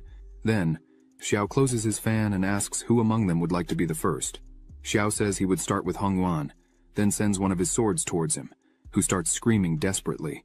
Everyone else turns around and covers their eyes to not see the scene. Xiao starts spinning his fan, and in the background is Hong-yuan lying down, covered in blood. Xiao asks who he will choose now. The rest of the Su family becomes desperate and starts running and screaming. Xiao prepares his swords and watches this for a while. Soon after, he launches his swords, saying that no one would escape from him. Within seconds, the swords hit everyone at the same time. Mu-han's eyes shine as she says that no one had helped her like this, without asking for something in return. Mu-han turns back and runs along with Ji, saying she needs to work harder to really save her father. A few minutes later, Mu-han was already inside her father's room, Ji-wan. She kneels beside her father, who was lying in bed. Mu-han looks at her father and is very anxious about the situation he was in. Suddenly, Xiao and Ji enter the room. Ji says that the entire Su family had already lost their cultivation and were locked in the dungeon. Mu-han turns and says she is very grateful for the help her master gave her. Ji runs and asks Mu-han how her father was. Mu-han answers with a very sad expression that even after he took the lotus, he had not yet awakened. Xiao just watched all this and, realizing the pain of his new disciple, asks them to let him take a look at him. Mu-han looks at Xiao, then agrees and steps aside. Xiao touches Ji-wan's wrist and uses some of his mana. Xiao starts to say that, from the pulse, it does not seem that Ji-wan has gone mad. In fact, he suffered an assassination attempt by someone, causing all his veins to burst. Xiao emphasizes that thanks to the medicinal elixirs he has been taking, he does not feel pain. Xiao fears that, this time, he may not be able to hold his breath. Mu-han starts to panic and asks how this could have happened, but Xiao tries to calm her down, saying that it's okay, as Ji-wan was stable at the moment. Xiao prepares and begins to release intense mana and says that all he would need to do was rebuild Ji-wan's veins. Xiao says that, due to his training in the 10,000-kilometer sword control technique, his subtle control of spiritual power improved to a superior level. Then he smiles and starts to move his hand quickly, making his mana reach Ji-wan's body. While Xiao was doing this, he says that even the delicate work of repairing tendons and veins was no longer a problem for him. After that, Ji-wan starts to cough. Mu-han is happy and shouts her father's name. Ji, concerned, asks if Ji-wan had woken up well. Finally, Ji-wan opens his eyes and calls for his daughter's name. Mu-han is completely shocked that her father finally had risen. She asks how he was. Ji-wan answers that he was fine, just a little dizzy, but suddenly remembers something that worries him. Then he asks Mu-han where Hong-yuan was and if he had done something to her. Mu-han says that she was fine and nothing had happened to her. However, Mu-han becomes a bit curious and asks her father why he had mentioned the name of Hong-yuan. Then, Ji-wan begins to explain that in recent years, he dedicated himself to improving the formula of the restorative elixir and finally had made some breakthroughs. But a few days before the incident, Ji-wan realized that he would need more cultivation to continue with the improvements, so he asked for the help of Hong-yuan. But, while Ji-wan was distracted, Hong-yuan tried to assassinate him from behind with a surprise attack. Ji-wan emphasizes that he never treated Hong-yuan badly, neither in the past nor in the present. yet he hates him deeply. Ji-won believes that this hatred comes from the fact that their father had chosen Ji-won as the head of the family. Mu-han lowers her head and listens attentively to every word of her father. After he finishes talking, Mu-han slams the bed with hatred and says that it really was her uncle Hong-yuan. Meanwhile, Xiao thought that the restorative elixir that Ji-won had previously mentioned would probably be a third-level elixir, so it would be a good way to improve Mu-han's alchemy heart. Xiao asks if Ji-won could give the recipe he had mentioned before. Ji-won turns to Xiao and asks who he was. Mu-han stands up and introduces Xiao, saying that he is Elder Xiao from the Hongmeng Sect and her new master. Mu-han emphasizes that it was thanks to Xiao that she was able to wake him up. Ji-won and Xiao shake hands. Ji-won thanks Xiao for saving both Mu-han and himself. Ji-won says he is very happy to know that his daughter is having such an opportunity. Ji-won stands up and taps on a wall twice, and a drawer comes out with the recipe inside. Mu-han is impressed and asks when her father had installed this in his room. Ji-won smiles and says that it is quite old, as he used to use it to keep loans. Ji-won turns to Xiao and says that this is the recipe of his life and his family, but since Xiao had saved him and Mu-han, then Xiao could have it if he wants. Xiao accepts the formula and upon reading, asks if Ji-won really had not been able to finish it. Ji-won lowers his head and says that unfortunately, no, he was very close to achieving it. But the wretch of his brother Hong-yuan interrupted him. Xiao says it doesn't matter, because there is no serious problem with the formula, as they only needed to add a bit of yellow field herb. At that moment, it clicks in Mu-han's head. She thinks that's really what was missing, the yellow field herb. How had she not thought of this before? The system opens and informs that, under the host's guidance, the disciple successfully understood the improved formula of the second level. Advanced recovery pill, and her talent, alchemy heart, was elevated to the mysterious level. After elevating the reward tenfold, the host's talent, alchemy heart, was elevated to the celestial level. At the celestial level, the success rate of the pills was increased by 99%, and the formula's compression increased by 30%. Xiao looks at this, and thinks that the formula's compression index was increased by 30%, and that is the reason why Xiao started to have new ideas about many of the formulas he had obtained in the past. Ji-won takes Mu-han's hand and says he can't even imagine what she went through having to take on everything alone for so long. Mu-han says that it was what she was supposed to do, but unfortunately, she was not a good daughter to earn money. So, to maintain her father's medicine, she had to mortgage the family pharmacy, and thanks to this, it's possible that the Su family may not survive. Suddenly, Xiao says he has an idea, and this catches the attention of Mu-han and Ji-won. Xiao throws a bag of money to them, saying that he could also recover the entire elixir store. Xiao says his plan is to recruit some alchemy apprentices, and that they would sign a lifelong contract with all of them so they would make pills and elixirs. However, there would be a condition that they do not reveal the formula. Ji-won, Mu-han, and Ji just look at Xiao completely lost. Xiao continues to explain that if the apprentice refuses, then they would sign a non-competition agreement. And with that, they could not make the formula Xiao gave to them. Otherwise, Xiao would have to adopt a mean doctor stance and settle it another way. Xiao looks with a cold gaze and thinks that soon everyone would know how powerful they were. Xiao turns and says they can't waste more time. Then, he asks Mu-han to make some pills and elixirs. Meanwhile, he and Zi would take care of Hong-yuan. Zi smiles and says goodbye to Mu-han. Ji-won, seeing this, asks his daughter if her master is a respectable person. Mu-han replies that yes, he is. In the dungeon, Hong-yuan was chained and trembling with fear, asking what they were going to do. Xiao just smiles and tells Zi to hurry up, as if she can't control the key of her sword. They won't get out of there. Zi concentrates a lot, and swords start to form one by one, until she reaches 10,000 swords. This is called Wanli sword. Around Zi there were many swords, all pointed at Hong-yuan, who was lying on the ground, trembling with fear of all this. Zi was all sweaty, as she had a hard time doing all this, but Xiao does not let her rest and says that she did very well. But the next step is to convert all this into just one sword. He smiles and says that he believes in Ji. This leaves Ji quite excited. She starts to concentrate, and says that she also believes she could do this. A ball of mana forms at the tip of her finger, and suddenly, a giant sword appears right above her hand. Zi turns to Xiao, smiling, and says that she finally did it.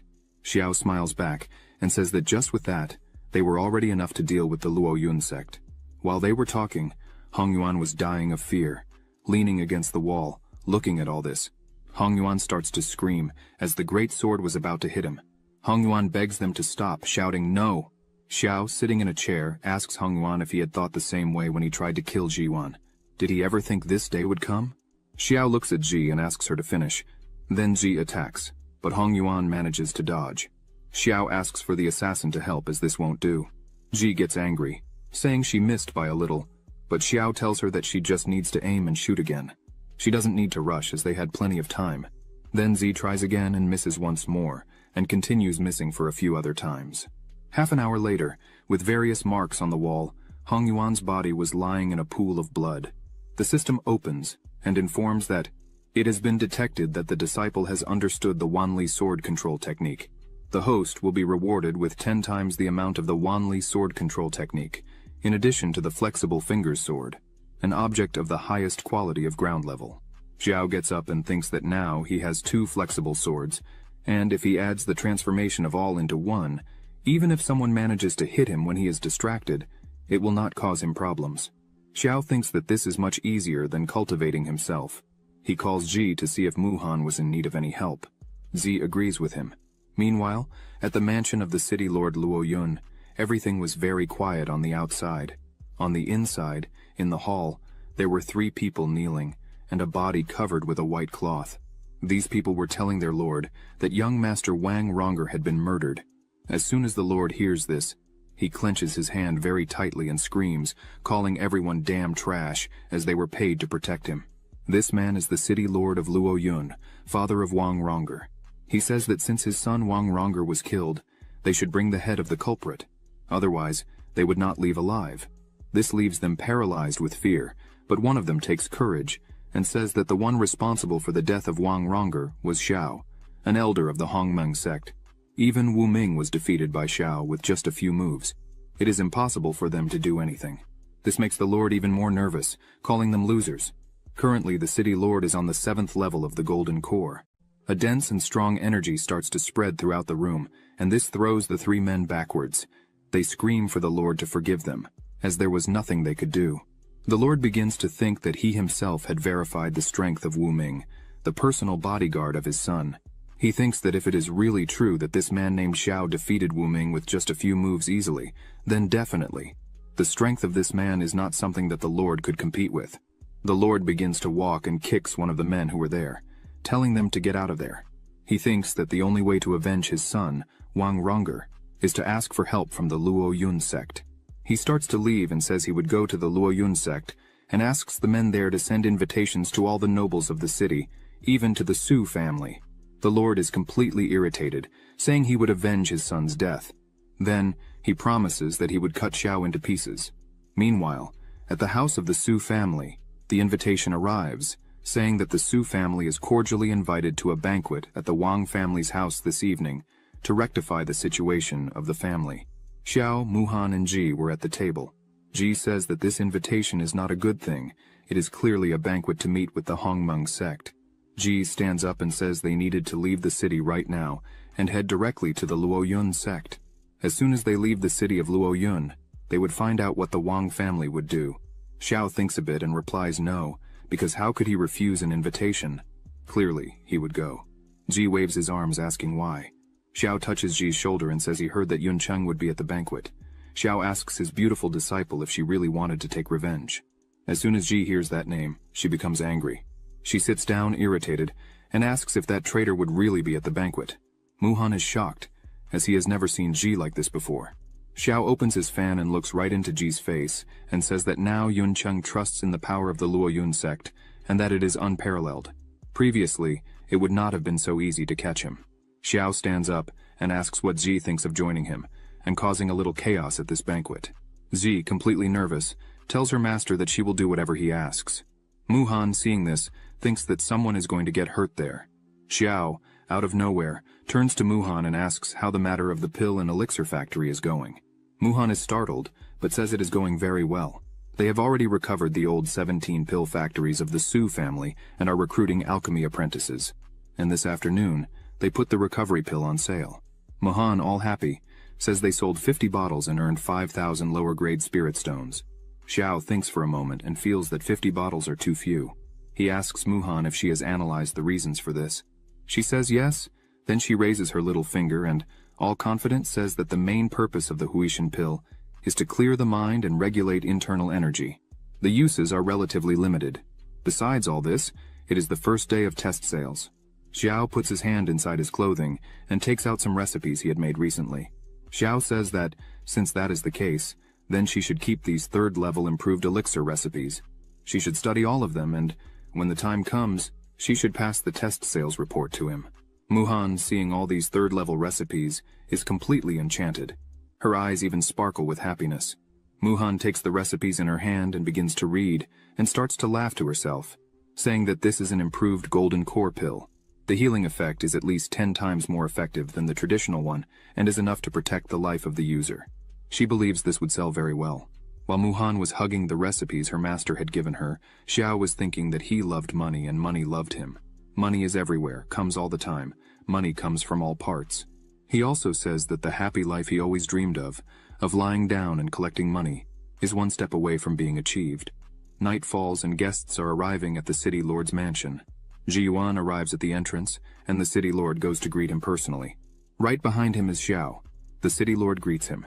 The city lord says he was worried when he heard that Ji Yuan was sick. The lord says that unexpectedly, after Ji Yuan recovered from the illness, the Su family's business reached a higher level. Right behind the lord there was a man with red hair, smiling suspiciously. Ji Yuan smiles and thanks Lord Chung for his concern. Xiao just looks at everything without saying anything. Chung goes to Xiao and says that he must be the man from the rumors who helped the Su family to recover, the man who took Muhan as a disciple, helping her to reach level 3 alchemy. Xiao thanks, saying that Lord Cheng is very kind. As soon as the red-haired man sees Xiao, he wonders why he was there, but then he realizes and imagines that this is a plan, as the city lord personally invited the Golden Core elders from the Lu Yun sect to help. Now, everyone is in guest clothes and waiting for him in the banquet hall. Just an order from Master Wang for them to act and kill Xiao. But suddenly, he sees a girl with Xiao, and thinks she looks very much like the girl from that time. But he thinks it is impossible to be the same, since he himself had seen Lin Gu's men throw Ji off the cliff. Chung calls them to enter, as the banquet was about to start.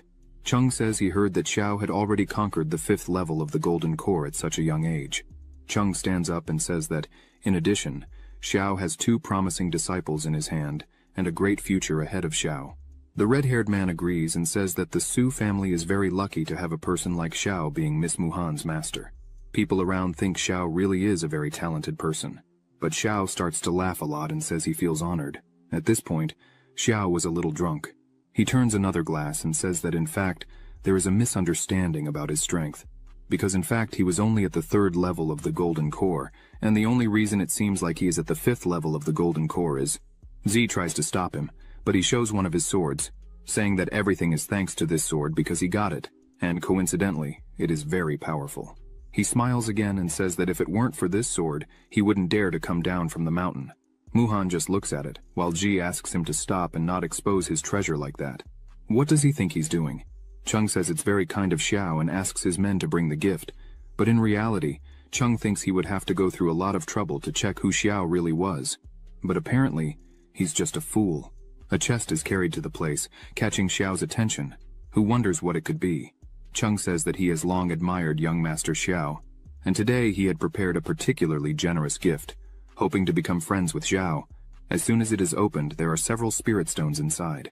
As soon as Xiao sees all these stones, he runs off with his eyes shining, saying there were so many. Ji tries to stop him, but there's no time. Xiao starts to throw them in the air, hug them, and do everything with the stones, saying they should have bought some things for the sect and other things for themselves, but they ended up spending tens of millions of stones at once. Xiao points out that he was worried about what he would say to the sect when he returned. Then, he thanks Mr. Chung once more, but Chung says that in fact, it is an honor for him to be able to help Mr. Xiao. Chung thinks Xiao was from some secret family with immense wealth, but apparently he's just a sect's errand dog. Chung stands up and says that he heard from all over that Xiao was a great master. Then Chung proposes a fight, his disciple against one of his, just for them to have a little fun. Chung stretches out his hand and asks what Xiao thinks of this, and if he would accept the challenge. Xiao, sitting next to the chest, happy as can be, says there's no problem at all. Then, he asks Ji to fight. Z, clearly annoyed, but respects her master and says she would fight. Chung says that Xiao is indeed quick. Then he applauds Xiao's choice. Chung says he wants to play a bit more, so he will raise the stakes. If Xiao wins, he would give 10 million more low-ranking stones and asks if Xiao would accept. Xiao, seeing this, is very tempted to accept, but he turns to Chung and asks if he should make a bet of equal value, because he didn't have a penny left. But Xiao had a great idea, so he calls his sword and says he would bet it. Chung says there would be no problem at all. Chung uses magic and creates a shield around the treasures of the bet. He says that, as it is a bet, no one should touch the objects until they know the results. Xiao says there's no problem with that. Then he hugs Muhan and tells Ji that everything is in her hands now, so she could not disgrace her master. Muhan asks Ji to be very careful. Ji says she's ready and asks them not to worry. Chung says Xiao He should fight first. He thinks Ji is just a fool, but he will play a bit with her to see what she could do. Then he takes his sword and says he's ready. The two face off and the contest begins. Ji starts attacking with her swords. Xiao He slams his sword on the ground to block the attack, but Ji's attack easily breaks Xiao He's sword, leaving him impressed and frightened. Ji stops her attack with 3 swords very close to Xiao He's throat. Then he sighs and admits defeat, and apologizes to his master. Xiao dies of laughter, saying they couldn't even receive a simple attack from his disciple. They are too weak. The others there don't like much what Xiao says and think it's very rude, but they try to overlook it, as Xiao was just a drunk. The man with red hair, who is Yuncheng, looks at this and doesn't like what he sees, thinking he would give just a bit more time to this spoiled brat, because they would see later. Chung says there are no problems. As in a competition there are winners and losers. Chung believes that the guards really said that the master and the disciple were good at sword fighting, but today they are nothing more than that. Xiao runs to the winnings of the bet and starts hugging them, saying that Master Chung really is a man of his word. A great man, because now they were rich. Xiao gets carried away and says he would now bet his sword again, and moreover all his possessions. Chung smiles and thinks that this was really what he was wanting. Then he says that now it is the turn of the ghost voice. She accepts and goes up to Ji. The ghost voice says she is sorry. Chung smiles and thinks that regarding swordsmanship, his niece, who studied in Lu Yun, is unbeatable. Chung is sure he will not lose to that fool's disciple. Then the fight begins, and in seconds, Chung is completely startled by what he is seeing. Ji assembles 1,000 swords into just one, and then she launches her attack again.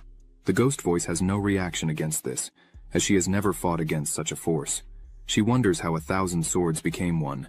As soon as she notices that it is impossible to defend against this, she screams, admitting defeat. The ghost voice falls to her knees on the ground and says that such a young girl already can use such immense power. 1,000 swords into just one. She is really impressed.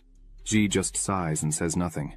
Chung says that the victory was for Master Xiao and his disciple, but they notice that, by Ji's appearance, she is close to her limit, as she seems to be very tired.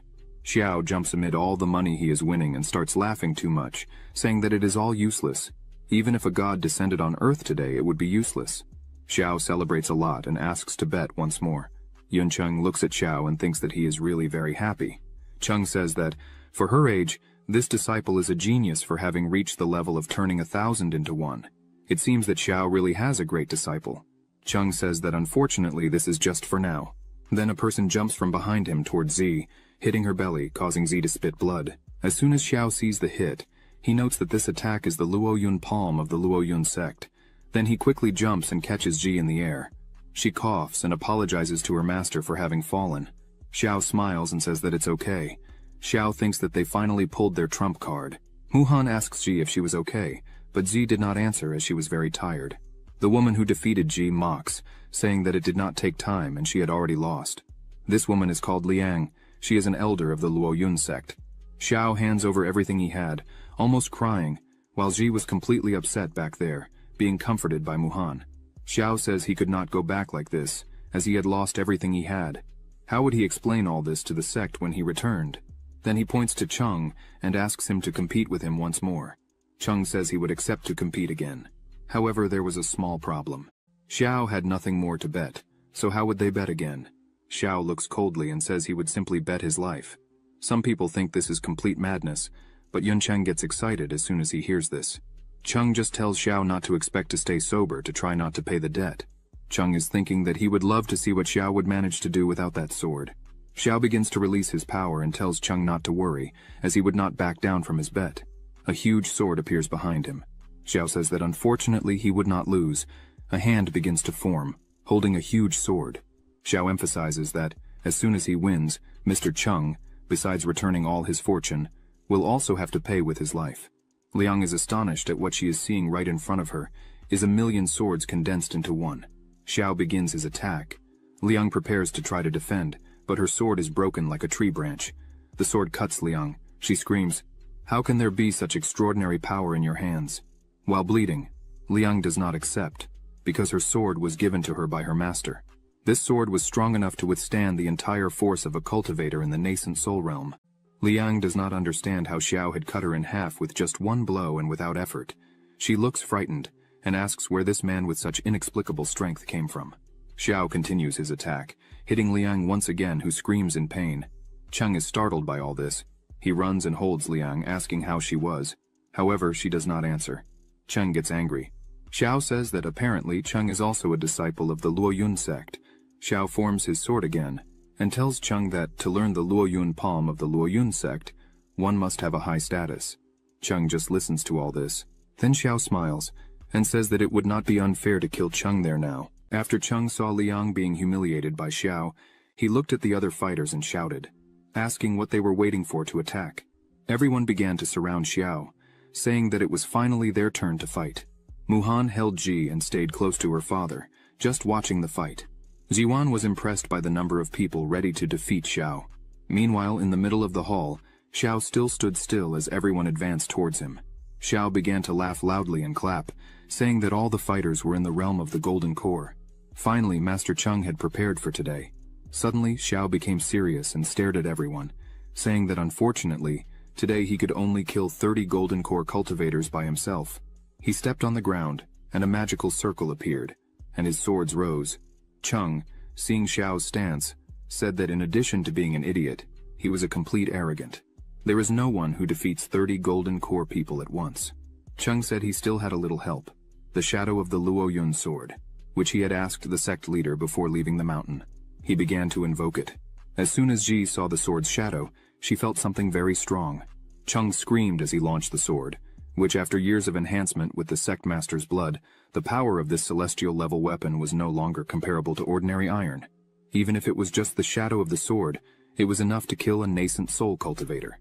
Z began to feel the energy of the sword, and was absolutely sure that this sword was obviously the embryo of the sword that the Lu Yun sect stole from the Lin family before, the one that was passed down from the ancestors of the Lin family. On the day the Lu Yun sect massacred the Lin family, the sword was refined with the blood of the sacrifices of numerous Lin family members, so that the sword could be tempered and manifest its powers. Z thought that, even after all these years, she could still feel her blood on the sword. Z placed her hand on her chest and lowered her head, feeling dishonored, as they had just called this sword the Lu Yun sword. Muhan, worried about Z, asked if she was okay. Xiao, hearing this, began to think that when he began teaching Z, the system showed that one of the conditions for awakening the innate body sword is to reach the foundation realm and obtain recognition from the ancestral king of the Lin family. Chung launched the sword's shadow with all his strength, saying that today he would show young Master Xiao what it was to have a bit of humility. The sword went quickly straight towards Xiao. However, Xiao remained very calm, as if all this was a joke to him, and simply said that he thanked Mr. Chung for showing and telling about the embryo. The shadow of the sword was already very close to Xiao's body, who simply called his sword with flexible fingers. Chung, seeing this, became angry, as he thought that sword had already been taken from Xiao in the previous bets. As soon as he looked at the treasures, he saw that the sword was still there. Then he became even more angry, as Xiao had 2 swords and not just one. Xiao positioned his sword while thinking that the shadow of the Lu Yun sword was so powerful that it was worthy of being a divine weapon of celestial level, even though the flexible fingers sword was just a first-grade terrestrial level sword. The existence of the sword domain is to make the sword stronger in the hand of anyone. Even the best of swords turns into nothing. Xiao yelled and told everyone to experience the true power of the sword domain. Xiao threw his sword forward against the shadow of the sword, and the two collided in the air. But with some ease, the flexible fingers sword began to penetrate the energy of the shadow of the sword, causing a huge explosion. Suddenly, Xiao's sword emerged from the middle of the smoke without a scratch. He opened his fan, and mockingly asked if this was really all they could offer, as it was becoming boring. He had not yet felt a speck of fun. All the cultivators were fallen at his feet, leaving only Chung holding Liang in his arms. Chung looks back and wonders how a monster of this level could exist. He needs to escape as fast as possible from there. However, Xiao notices that Chung wants to run away. He turns around and launches several of his swords, asking if Chung really thinks he could escape. Chung turns back, begging for his life, but it is too late. Xiao finishes off Chung without a second thought, and blood spreads everywhere. Yun Chung starts to get up, trembling from the ground, and as soon as he looks to the side he sees that Chung is dead. This scares him. Suddenly, Xiao and Ji stop right in front of him. Yun Chung falls seated out of fear upon seeing them there. He starts to scream for them not to come any closer and begs for his life. Xiao steps on Yun Chung's leg, causing him immense pain. Xiao says that, much as he would like, it would not be him who would kill him. Ji approaches, conjuring her strength in her sword, and calls Yun Chung uncle, asking if he remembers her. With a trembling and scared voice, he asks if she really is Lin Ji. He cannot accept it and starts screaming that this could not be possible. Without any regret, and with just one strike, Ji cuts Yun Chung in half, saying that his answer was correct, and as a reward, he would receive death. After all this, Xiao calls Ji and strokes her head, saying that she did very well, but that next time she should not use the sword so brutally. Thus, when taking care of an enemy, one must not let them not feel much pain. So next time, she should try with a blunt blade. This will surely bring greater pain and cause a slow and painful death. Ji is happy and thanks him, saying that she understood and learned something new. Muhan's father is surprised by this teaching from Xiao and says that her master is really a sincere man, right? Muhan agrees with her father. Xiao calls Muhan and tells her that Mr. Chung has lost all his fortune to him, so she should take care of everything. Meanwhile, he would take Zi to visit the Lu Yun sect. Muhan says that's fine. They could go ahead and leave the rest with her. Meanwhile, at the Lu Yun sect, in the house of the leader Wen Yuan, he was sitting, conjuring magic on the sword that he had stolen from the Lin family. He starts to laugh and prepares himself. 10 years had passed, and the last soul of the Lu Yun sword is finally about to completely submit to him. All the success or failure of 10 years of work depended only on this last move. So, he shoots a wave of energy towards the sword. As soon as the compressed energy in the sword starts to come out, it goes directly outside. The sword begins to tremble and throws Wen Yuan backwards. As soon as he gets up, he puts his hand on his chest and clearly feels that he has not fully mastered the sword. Then, he wonders why he was suddenly rejected like this by the sword. Suddenly, someone outside the room starts screaming, saying that the soul lamps of senior sister Liu Yu, Wang Wencheng and Yun Cheng have been extinguished. The leader cannot believe this. So he gets up and quickly opens the door, asking what was happening. Meanwhile, the energy of the sword starts to move, leaving the room, passing through the window, traveling through the whole sect, until it reaches a person who was hiding behind a rock.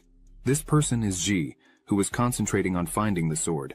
Xiao observes this and comments that the ancestral sword of the Lin family was refined with the essence and blood of the Lin family. Ji had said she could feel the existence of the sword through the blood, and this was the first time Xiao heard this in his entire life. As soon as Ji finishes, Xiao asks what the situation is. Ji smiles and says that she really felt the sword. The people of the Lu Yun sect probably still have not been able to conquer that sword. Ji points out that she has already left her spiritual consciousness in the sword. As soon as she finds it, she would be able to submit it. Xiao says that this is really incredible. Since everything is ready, today they would invade the entire Lu Yun sect at once. As Xiao prepares for this, Wen Yuan is checking the soul candles and is really angry at what he sees. Then he starts to say that all this is Chung's fault. The last time he had been in contact, he had said that his son had been killed by a wandering cultivator. So they had to invite a shadow of the Lu Yun sword to deal with him, and call over 30 golden core elders to accompany him. And even then, in the end, they made a fool of themselves, all being killed by just one man. Wen Yuan turns to the man who was there and asks what was happening, but the man says he still didn't know anything. All he knew is that Elder Chung had invited 30 golden core elders to fight against their enemies, but it seems they were completely annihilated. Wen Yuan punches the table in great anger and says they were a bunch of trash, as there were more than 30 people, in addition to the shadow of the Lu Yun sword. And even then, they were no match for a single person. Wen Yuan turns to the man and yells, asking to set all the formation to the maximum level. Gather everything they had, all the guardians, because they didn't know who it was nor what they were plotting. At any moment, they could suffer an attack. On the other side, at the Lu Yun sect, Xiao and Ji were analyzing the situation. Xiao notices that the level of the defensive formation of the mountains was very high, Ji takes her sword and asks if they could break everything. Xiao says yes, they could break the barrier with some ease. However, that would be something very noisy and conspicuous. Xiao points out that until they locate the Lin family's sword, it's easier to go unnoticed. He says he has an idea. Then he explains the whole plan to Ji, who is surprised by the idea. Then they start to put the plan into action. Wen Yuan and other men meet Ji and Xiao. Ji starts to cry and say that this is not good. Elder Yuncheng and Elder Lin have been murdered. Wen Yuan asks Xiao and Ji who they were. Xiao, with all his clothes dirty, says that Ji is the illegitimate daughter of Master Yuncheng and he is her personal bodyguard. Xiao starts to explain that on the night Yuncheng did not return home, he decided to ask some people, and discovered that Yuncheng had been murdered by a mysterious man at the Wang family's house. Wen Yuan, suspicious, releases a small amount of energy that cuts Ji's arm, drawing a bit of her blood. He passes this blood on a destiny letter of Yuncheng. This will reveal if the blood from her origin is the same. As soon as the result comes out, it shows that she really had a connection with Yuncheng. Wen Yuan calms down a bit, but does not lower his guard. He asks them why they were there on the mountain. Xiao bows down and reverences Wen Yuan, saying that they had learned that there was a mysterious man who faced 30 Golden Core elders and massacred all, including the city lord's mansion. They feared that it was a personal enemy of Yuncheng, and therefore they climbed the mountain to seek protection from the Lu Yun sect. Ji starts to talk to Wen Yuan, and says that she heard from her father Yuncheng that the sect master had suffered a violent backlash while refining the embryo of the Lin family's sword, and has been seeking a way to alleviate the pain. Ji uses her sword to cut her arm and says that the Lin family has an ancestral method for refining swords. The Lin family has been making swords for generations, and the Lin family's blood can naturally tame the souls of swords. She extends her cut arm, and emphasizes that this also has a miraculous effect of relieving the wounds caused by the relationship with the sword's soul. Wen Yuan looks at this, and thinks that she even knows about the embryo of the Lin family's sword. Wen Yuan steps forward and asks Ji to show now the method she mentioned. He emphasizes that it's better she doesn't try any tricks. Wen Yuan releases his energy, and says that if they try anything, they will have to face the consequences. Ji says there is no problem, he could try. Then, her blood starts to come out of her arm and travel through Wen Yuan's body. He closes his eyes and thinks that he can really feel all the internal wounds caused by the Lu Yun sword are really healing. After this, Wen Yuan turns around and invites them to enter. Xiao hugs Ji, and they start to enter. Wen Yuan stays a bit behind and speaks with one of his followers, saying he would decrease the investigation of Elder Cheng's incident and the others while he is away. No one can open the mountain's protection formation. Moreover, he should arrange a place for Xiao and Ji to stay. Xiao looks at this and thinks that this is indeed a real opportunity. During the night, in the training room, Xiao and Ji are sitting, training. A large amount of energy surrounds the two. The focus is for Ji to reach the first level of foundation creation. Xiao transfers 200 days of cultivation to Ji, who manages to break through to the first level of foundation creation. The system opens and notifies that the host has transferred 200 days of cultivation to his disciple, and will be rewarded with 3 times that amount, receiving 600 days of cultivation. Xiao tells Ji that now she has the cultivation level of the first level of foundation creation. As soon as she obtains the Lin family's sword embryo, she will be able to awaken her innate body sword. Ji does not understand anything, and asks what is innate body sword. Xiao smiles and says it's nothing serious, they should proceed with the plan. Then, they leave the room, and, on top of a roof, Xiao asks if Ji really could find the sword. Ji says yes, there is nothing to worry about. Xiao says he trusts her and asks her to lead the way. The two start to move forward. They arrive at one of the houses, and a guard was on watch, but was completely passed out, sleeping. Xiao says it's no problem anymore, as he had lowered his and her aura. No one below the nascent soul realm will be able to sense them there. After closing the door, they finally find the sword. Xiao tells Ji to start refining calmly, as he would protect her from anything. Ji approaches the sword, sits on the ground and starts to conjure her energy, casting it onto the sword. This starts to create a reaction in the sword, and waves of energy begin to come out of it. This hits Ji, who ends up getting hurt. She thinks the sword still retains the spiritual consciousness of the Lu Yun sect leader. With that, the guard wakes up and asks who was there. The man quickly grabs something and breaks it in his hand, which sends a signal to the sky. Xiao gets angry and thinks that it seems impossible to hide the truth. He summons his swords and says that if that's the case, then it's time to make a mess. Meanwhile, Wen Yuan was traveling on top of his sword, and noticing the signal, turns around frightened as someone was attempting to steal his Lu Yun sword. This was clearly an enemy attack. After the signal, quickly several men arrive there and say that Xiao was surrounded. Then they ask who dares to act so recklessly in the Lu Yun sect, and ask for Xiao's name. He then goes outside and says that, unfortunately, today, without his permission, no one would be able to enter this building. Xiao points his fan at everyone there and says they could all fight together if they wished. Xiao sends his swords towards the men there. The men start to create magical circles and ask how Xiao can be so arrogant in front of everyone there.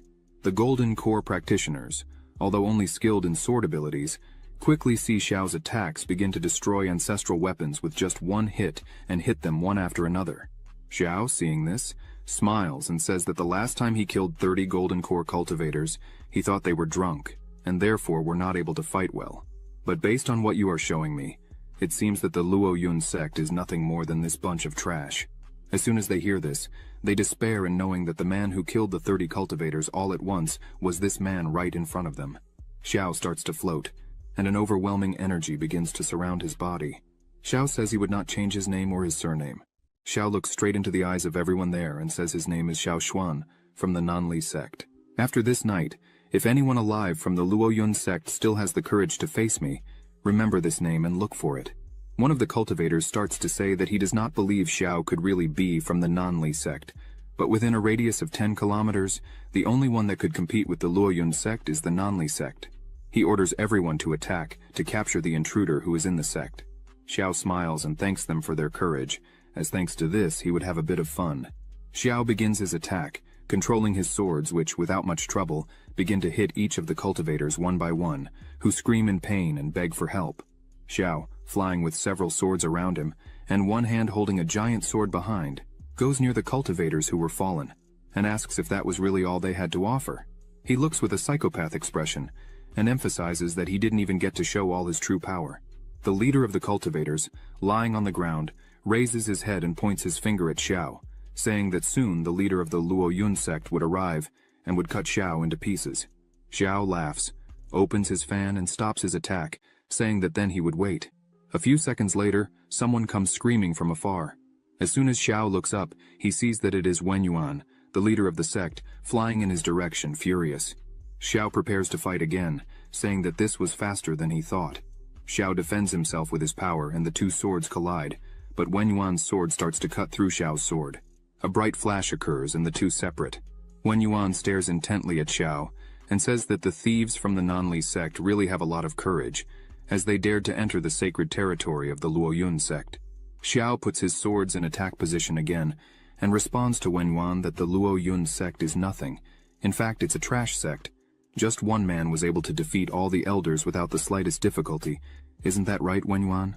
Then, Xiao prepares and starts to make some different movements, and asks Wen Yuan to try this attack. The swords go out in attack at an impressive speed, leaving several trails where they passed. Wen Yuan holds his sword firmly and prepares for the attack. Wen Yuan yells and with just one blow, defends against Xiao's two swords, and asks how he dares to insult the Lu Yun sect. Wen Yuan attacks Xiao, saying he thinks too highly of himself. However, Xiao quickly dodges. He looks at Wen Yuan's sword and thinks that this sword is really incredible. It must be at the peak of its cultivation. Xiao also analyzes the movements and strikes of Elder Wen Yuan, and realizes that, probably, after using his blood for so many years to refine the divine sword, Wen Yuan might have injured his foundation. That's why he could not advance. The real power of Wen Yuan is probably above the nascent soul. Xiao calls his swords back and thinks that this could be a small problem. Xi needs to finish mastering that sword as soon as possible. Several swords start to appear around Xiao. Wen Yuan starts to look at this and wonders if this is really sword ki, and if this movement can be used on a physical sword. He also notes that just one of the swords is already quite powerful. It's definitely of the highest level. But more and more swords appeared, and as soon as Wen Yuan really looks up, he's completely scared, and thinks that there were tens of thousands of the highest level swords. This is not a sword technique. The correct thing to say is that it's a supreme divine skill. Wen Yuan, seeing the size of Xiao's power, thinks that fighting him like this clearly would not work. Wen Yuan thinks he would need to use all the power he could find. Then, he sticks his sword into the ground, and an energy starts to come out of it, and hits the shield that protected the Lu Yun sect. Wang Yuan yells that his only hope is to activate the great protective formation of the mountain, as the Lu Yun sect is not something just anyone can handle. Suddenly, a huge beam of energy comes quickly in the direction of Xiao, who is startled for a moment. However, he dodges with ease. As soon as Xiao looks to the side, he sees that the shot made a huge hole in the ground. Xiao says that as far as he knew, the mountain protector of the Lu Yun sect had been abandoned by the first sect master. Since then, 100 years had passed, and her power had not diminished in the slightest. He thinks that with this attack, all shadows of the flexible finger swords had completely disappeared. If it had hit him, clearly he would have had a big problem. Thus, he needs to be a bit more careful with this fight. Suddenly a very strong pink energy beam begins to rise to the sky, catching Xiao's attention. As soon as he really sees it, he says that it is finally done. Z was able to master the sword just in time. A system window opens and notifies that the host has assisted his disciple in activating the innate body sword of the terrestrial level. The reward is 10 times greater, being rewarded with the talent of the innate body sword of the celestial level. Xiao closes his eyes, and energy begins to surround his body. He starts to say that this feeling of the power of the innate body sword is truly amazing. He was feeling as if he had acquired an additional understanding of every trace of sword energy that roams between heaven and earth. This sword energy arrives at a constant rate. A lot of energy begins to concentrate in Xiao's body while he is in the air. Wang Yuan gets scared seeing this and wonders if he is really about to make a major breakthrough. Wang Yuan doesn't waste time and starts to conjure his strength, creating several circles with his energy. Another blue energy starts to circulate there. Wang Yuan says he has no more time. He would explode Xiao at that exact moment. Wang Yuan's eyes shining as he yells for Xiao to show his true power and how much he would manage to advance. But out of nowhere, the energy circles that Wang Yuan had created begin to disappear, leaving him scared and confused. He tries to create new circles, but the mountain's protection no longer responds. Wang Yuan wonders why the mountain's protection was no longer under his control. Xiao begins to walk with overwhelming energy coming out of his body, and with a penetrating look, says that Wang Yuan is not a good leader. A great sword begins to form above them, containing overwhelming energy. Xiao, while forming his sword, says that it is more than obvious that the true Lu Yun sword is hidden within the protective formation of mountains of his Lu Yun sect. And yet, he still wants to steal the embryo of the sword that the Lin family had not even refined yet. Xiao's sword was almost completely formed. Xiao, indignant, says that Wang Yuan did not even hesitate to spend his essence and blood to nurture the sword embryo. This is despicable and ridiculous for a sect leader. Finally, Xiao's sword was complete. Then, a giant hand begins to descend rapidly, holding the colossal sword that was now under Xiao's control. He emphasizes that if the sect leader was nothing but immoral trash for acting in such a way, as punishment for these acts, Xiao declares that the Lu Yun sword is now his, as he would take the sword away. Xiao was angry and indignant. He points his attack at Wang Yuan and says that he should pay for the lives of the Lin family members who died back then, and life is paid with life. Wang Yuan screams for mercy, but with just one strike, Xiao begins to destroy everything around him, instantly killing Wang Yuan and splitting the mountain in half. The cultivators who were there begin to tremble before the absolute power that Xiao showed, capable of cutting the sect's mountain in half. Xiao catches everyone's attention and begins to say that all those who participated in the massacre of the Lin family must be more conscious. Xiao orders them to cut off their own arm and leave. If they do not do this, and wait for Xiao to try to cut it himself, then in that case, the entire Lu Yun sect will be killed. The members realize they have no way to fight against a man like this. Some start to cry and say that their child is in the sect and did nothing to suffer. So he himself would accept to pay the price and cuts his arm off. The other members, one after another, start to say that they had family within the sect and cut their arms and hands for the safety of their families. Xiao stops his attack and lets the men go. As everyone was leaving, Xiao thinks that one only knows pain when the Reaper's blade is under their head, for none of them showed mercy when they massacred the families of other people. Z appears, happy and smiling, and yells for her master to show that she has finally successfully conquered the sword embryo. She says she has chosen the name Lacquer for the sword. She comes running up to her master, saying that after conquering the Lacquer sword, she feels that cultivation has become much easier than before. The Qiwanqian sword, in which she was not very proficient in sword energy, suddenly began to make sense. Xiao says that, without a doubt, she has done very well. Xiao imagines that what is happening is probably the effect of having successfully awakened the innate body sword. Z sees several buildings cut in half and asks if there was a big battle there. Xiao replies yes, the head of the Lu Yun sect had been killed. Then, he proposes to Ji that the two could take control of the Lu Yun sect. Ji is shocked and asks if Xiao no longer wants to be an elder of the Hongmeng sect. Xiao makes a silence gesture to Ji and asks her to speak quietly. Actually, his plan is about doing all this secretly. Xiao begins to explain that he would ask the Su family to send someone to take care of this, and he would just stay in the shadows, collecting money and being the boss without appearing. After this, Xiao calls Ji to leave, as he had to take care of this quickly. After Xiao's return to the Lu Yun city, he helped the Su family take control of the city. Although the Wang family was not satisfied, they lost all their possessions to Xiao, and now did not dare to say anything, just cried for the death of Mr. Chung. With the resources of the Lu Yun sect, the Su family gained control of the Lu Yun city. Thanks to Xiao's orders, a series of facilities similar to urban buses, pulled by horses, were inaugurated, making the economy of the Lu Yun city grow rapidly, as each person had to pay 2 cents to travel through the entire city, and they could get off whenever they wanted. In their free time, Xiao gave Ji and Muhan additional initiations.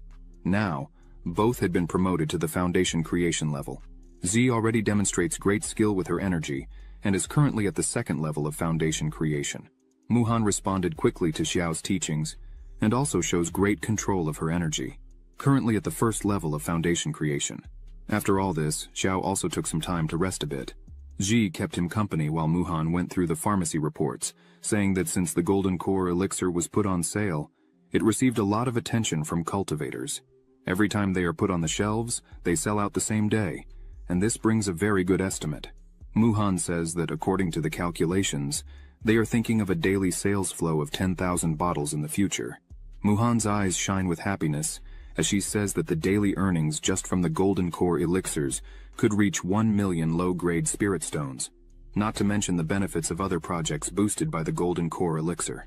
Xiao picks some grapes, lies back down while Ji massages his shoulders, and thinks that finally, they have arrived. Clearly they were rich and he was at the peak of his career, so he could lay back a bit and enjoy this moment. Someone yells Xiao's name. A person all in black was approaching quickly. As soon as Xiao sees who it is, he smiles and asks how he had free time to come over today, calling him nephew. Xiao asks how the sect master was doing and invites Ye to eat some fruits. Ye says he is not hungry and that the sect master had sent a message. Ye prepares his voice and starts to shout, saying that the master found out that recently Elder Xiao had completely destroyed the Lu Yun sect. By any chance was he thinking of taking another job? Xiao even spits out the water he was drinking, cleans himself up and says that, as always, the sect master was well informed. But Xiao asks Ye to go back and tell the master that Xiao's loyalty to the Hongmeng sect was as clear as the sun and the moon, and that the Lu Yun sect is just a place to make some extra income. Ye thanks and says he would send the message, but there was one more thing. In 3 days, there would be the sect competition.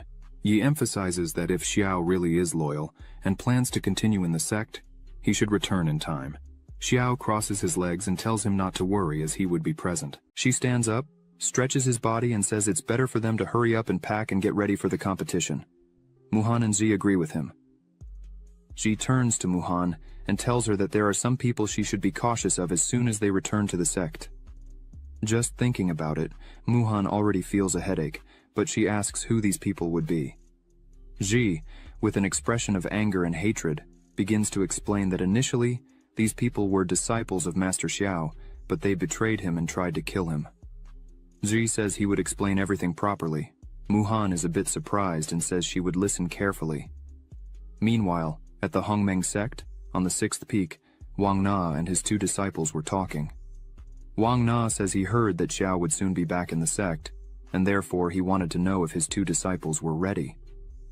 One of them says that the set of exercises that Mr. Wang Na passed to them should also combine with the cultivation of the essence and blood of spiritual beasts. He points out that he was feeling that these exercises are very similar to a demonic cultivation method. At that moment, Wang Na attacks his disciple with just his energy, throwing him away, saying that he was nothing but an ungrateful boy, as he knew nothing of the Hongmeng sect's techniques, and yet dared to question his master's teachings. The man stands up and kneels, apologizing, but in reality he was thinking that he didn't want to practice something as diabolical as this.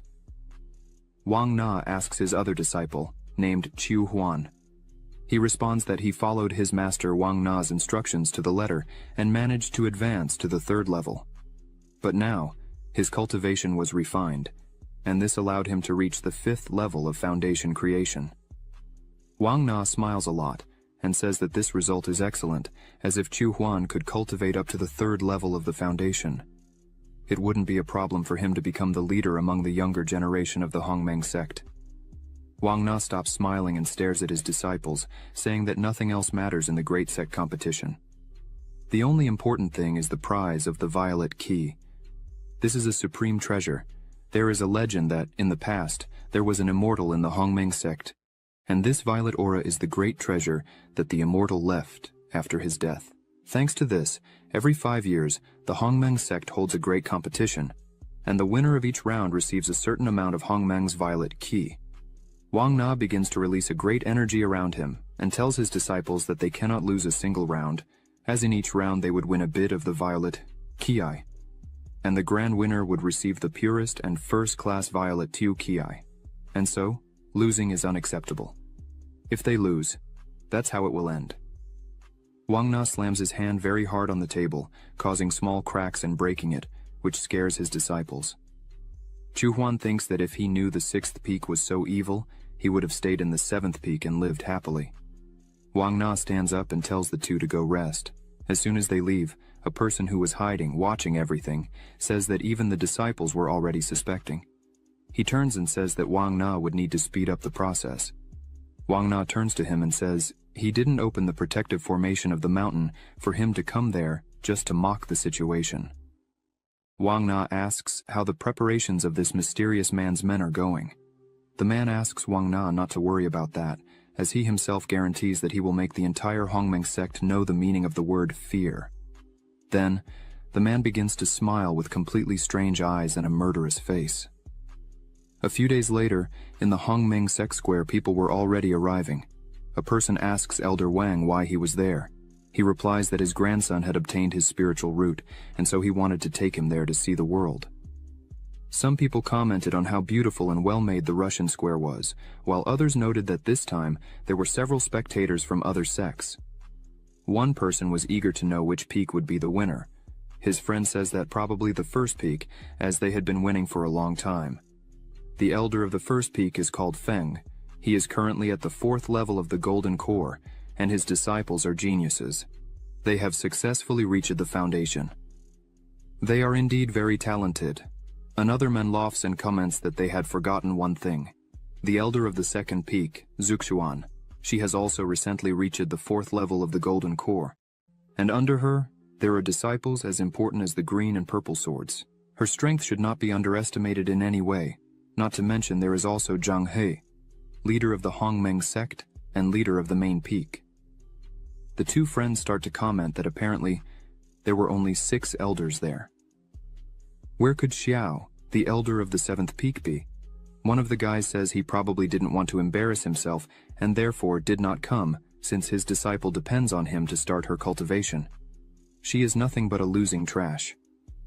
Suddenly, a person in the center of the arena catches everyone's attention, saying he would explain the rules for the first round of the competition.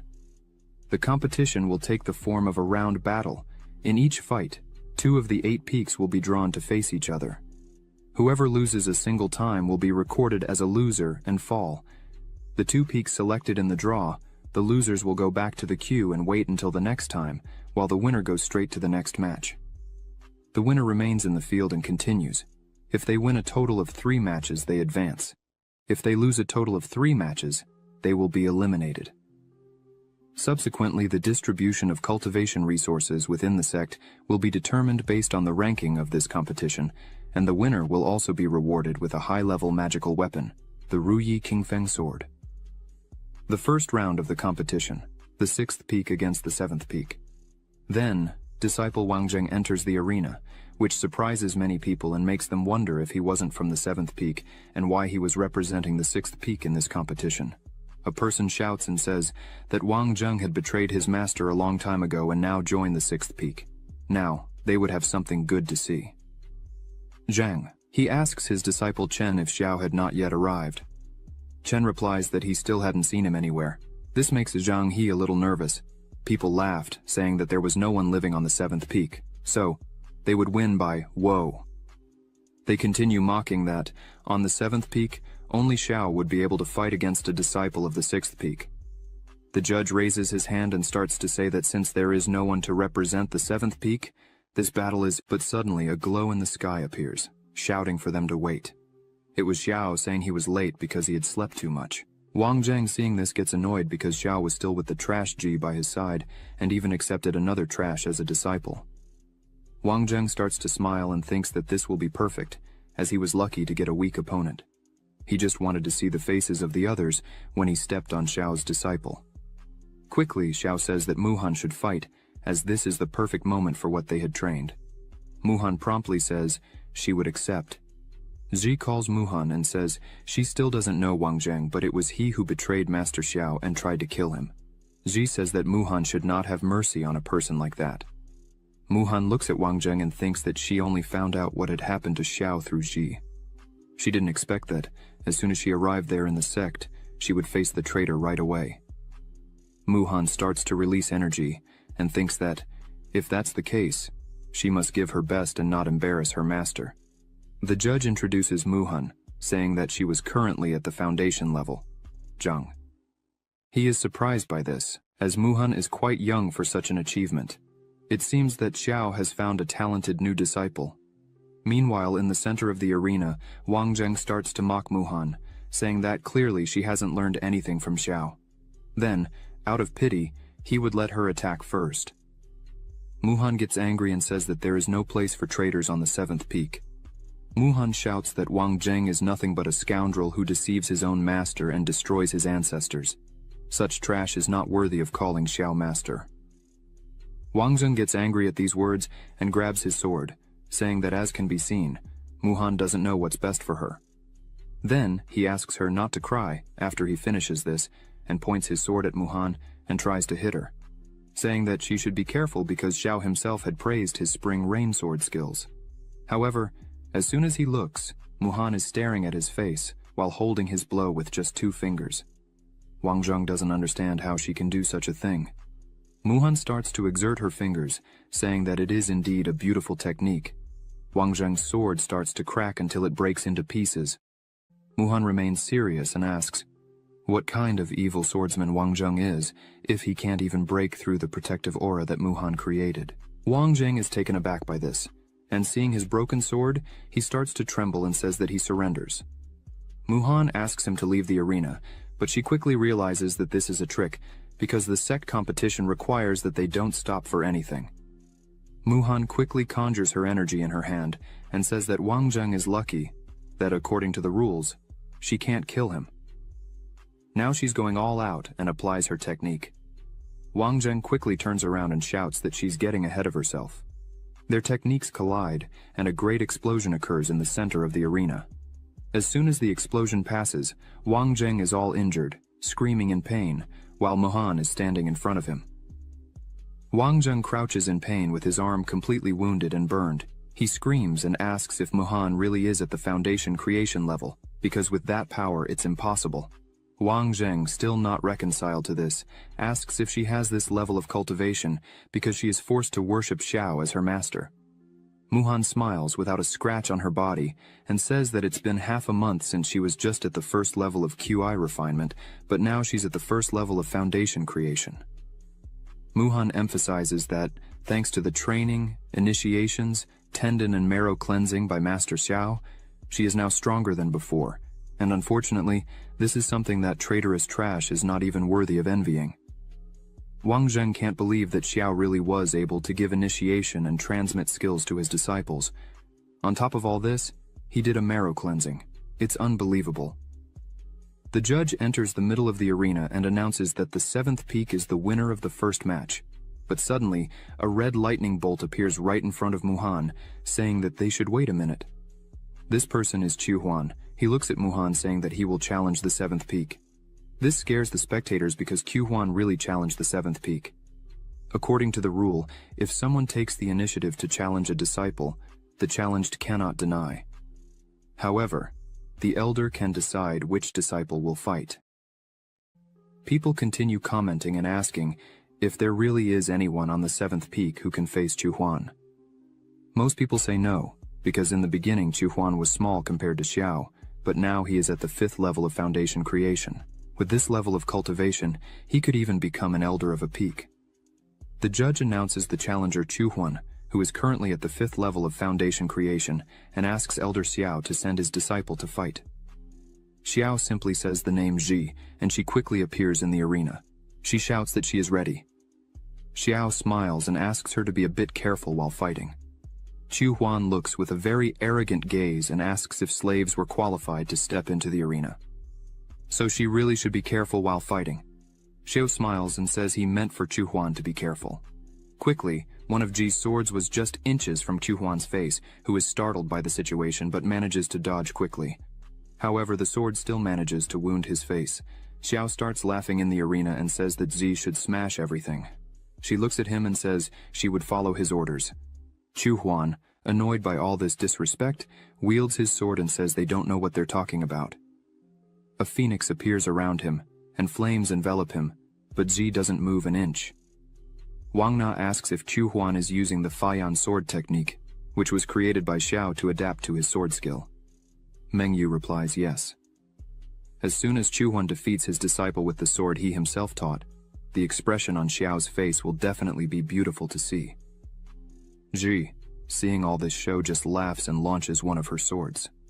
Chu Huan wraps himself with his energy and tries to defend himself with his sword while saying that Ji really is brave. But as soon as Ji's attack hits Chu Huan's sword, it breaks it in half, which leaves him completely shocked. He looks at it, wondering what happened there and how it was possible. Ji, still on guard, says it's just the handling of the Feiyan sword. It's not that difficult. For 5 years, Chu Huan trained with Master Xiao and learned only this? Ji says she feels ashamed. She emphasizes that from such a thing, according to the rules, if the sword is cut and the winner is already decided, the other person must leave. However, she can't stand the way Chu Huan thinks he's so superior.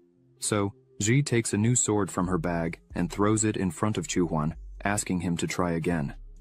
He gets annoyed by this, but picks up the sword saying that, "This is really ridiculous. This time his energy is red." Chu Huan gathers all his energy in the sword and jumps to attack Ji while shouting for her to stop being so full of herself. How dare she speak to him like that? Ji dodges the blow with extreme ease and cuts Chu Huan's arm. He falls to the ground on his knees, screaming in pain in his arm. Ji approaches him and says that at the beginning of the fight, he asked who she was. Ji says it's now clear who she really is. Ji looks at him smiling and says that even if he trained for another 100 years and swung 10,000 swords, an idiot like him couldn't even touch her. Chu Huan screams in anger, but Ji starts throwing several swords on the ground, asking him to try as many times as he wants because he will be humiliated every time. This leaves Chu Huan speechless. Ji looks at him again and says that to prove how much he's traitorous trash, she would admit defeat if he could just touch her. Everyone in the audience was shocked by this, because all the swords Ji threw on the ground are Earth-level magic weapons. They couldn't believe that a disciple had such high-class weapons, because the Sect Master only has 5 or 6 Earth-level magic weapons. Zhang He thinks that Xiao has really become very wealthy. Xiao, in the midst of everyone with his legs crossed, says that the life of the wealthy is kind of boring, because it's all so simple. Chu Huan puts his hand on his face and starts laughing a lot. Zuri doesn't understand the reason for the laughter. A strange energy begins to come out of Chu Huan's body. He says he really had heard that Master Xiao had given initiation and transmitted his skills. At first, Chu Huan thought it was just lies, but now that he's seeing it, it's really true. Moreover, he also gave them these magic weapons, right? Everyone is surprised by what's happening. Xiao starts to analyze this better and realizes that Chu Huan's spiritual power was deviating. Chu Huan, with a completely different face, starts to say that Xiao really turned a useless person like her into a genius. He really is willing to spend a lot of money. Chu Huan grabs the sword with a psychopathic face and asks if Ji really thinks he only knows the Feiyan sword technique that Xiao had taught. The energy emanating from Chu Huan takes the form of a dragon. Then, he charges with full force, but Ji dodges again.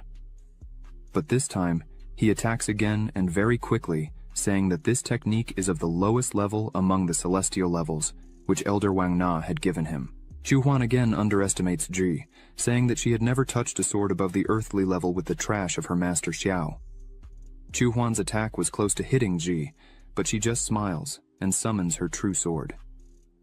She says she knows the handling of the celestial level, not to mention that she has a celestial level sword.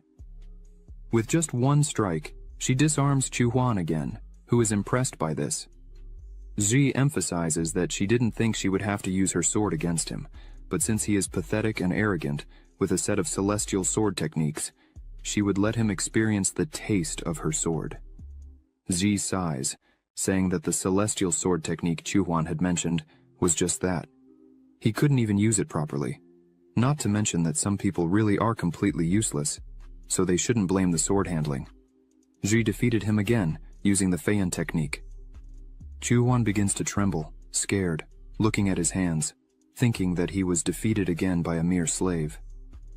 Ji approaches him and says that he shouldn't blame her for not remembering. If he admits defeat now, there would still be time for him to leave and recover. However, if he continues with this and goes mad, she would eliminate him mercilessly.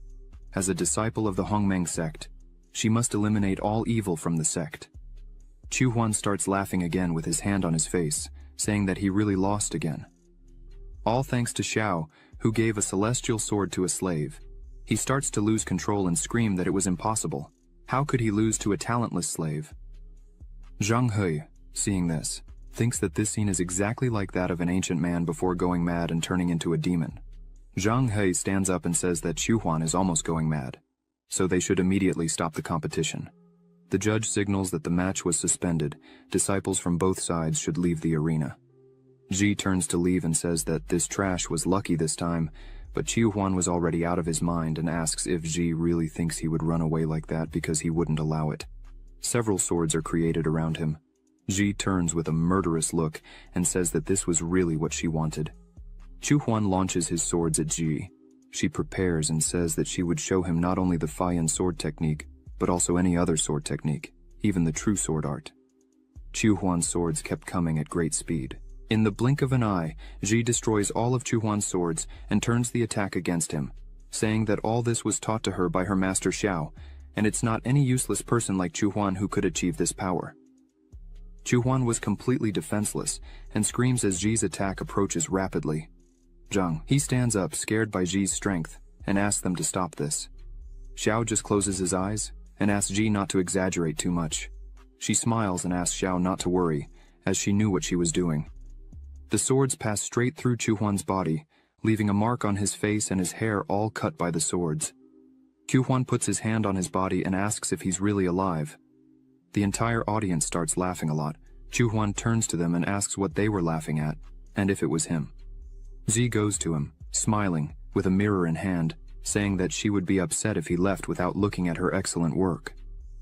She places the mirror in front of him, smiling, and asks him to look. Chu Huan is terrified by his state.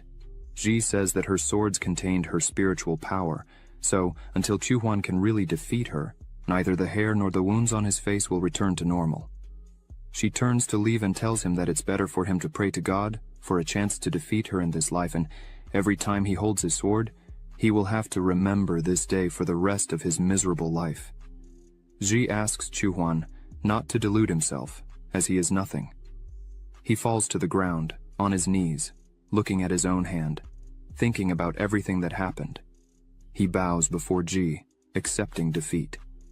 The audience starts commenting again, saying that the power of the seventh peak is truly something completely terrifying. A disciple threw numerous high-quality swords on the ground and still had a celestial-level sword. Muhan says that Ji is really scary when she's angry. Xiao smiles and says that this was expected of his disciple, as she had really learned a lot from him. Zhang, he calls his disciple Chen and asks if he still remembers that, many years ago, Zhang He personally expelled a traitor from the sect. Chen says he remembers. Well, he was the brother of the elder of the 6th peak. He heard that he defected from the solar and lunar ghost sect. Chen asks if Zhang He thinks that the 6th peak is helping him. Zhang He says he hopes he is wrong, but he believes so. Then he asks Chen to investigate this situation more closely. Chen bows and says he would immediately. The judge signals again and says that the new matchup drawn is the 7th peak against the main peak. Zhang He is scared by this. Chen asks his master what he should do now. Zhang He closes his eyes and asks Chen to fight against Ji. At the level she is now, she is probably stronger than many elders of the sect. It will be a great lesson for Chen, a fight against her. Then, he agrees to this and goes straight to the arena. The judge signals for them to start the fight. Ji looks at him with her hand on her waist and says she didn't imagine she would meet him so soon in the first round. Chen starts his sword and says that no matter how strong Ji was, now she should just fight with everything she has. Ji puts her hand on her mouth with a scary smile and asks if he was really sure about that. She starts laughing a lot, then opens her arsenal again and throws numerous magical weapons into the arena. She thanks him for taking good care of her, so she would take good care of him. Chen is scared by all these magical weapons. The spectators can't believe this. Ji climbs on the cannon, crosses her arms, and around her there are 2 shields, several swords. Ji looks at Chen, eager to fight, and calls him to the fight. Chen looks at this with just 1 sword he received as a gift, and that is still of low class. That's all he had.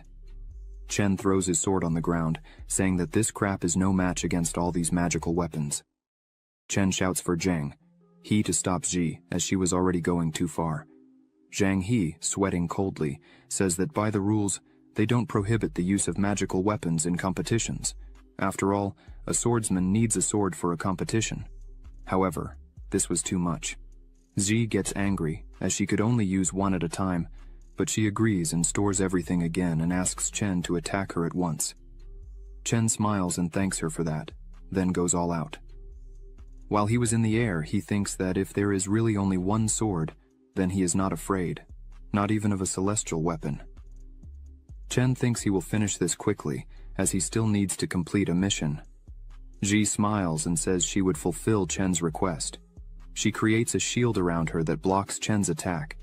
She emphasizes that this shield is capable of withstanding the full force of a level 10 innate, so it would be perfect against Chen. He asks Ji to use all her ability and continues attacking her non-stop. Ji asks if he really could withstand it, because he wasn't even able to break through a simple shield like this. So, probably, Chen wouldn't even be able to touch her in this fight, right? This makes Chen furious. Thinking that a man can't say no, Chen shouts that what he showed is not the full strength of a level 10 innate. Right now, she would see his real strength. And he strikes her with all his force and really manages to break through the barrier. Muhan shouts for Ji to be careful, but as soon as he breaks through the barrier, a shield appears right in front of him, making him hit his head on the shield. Chen, with a bump on his head, says it's really surprising and asks if she has more.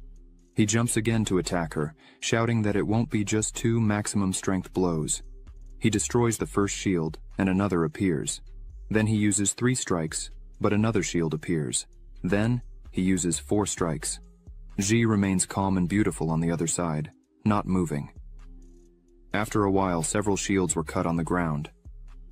Chen was exhausted, but there were still 3 shields in front of Ji, who was sitting in a chair, relaxing, with sunglasses on, having a drink. Chen starts to tremble as he was completely exhausted and shouts that he cannot lose. But then he faints on the ground. The judge announces that the first round is over and the first place in this round is the 7th peak.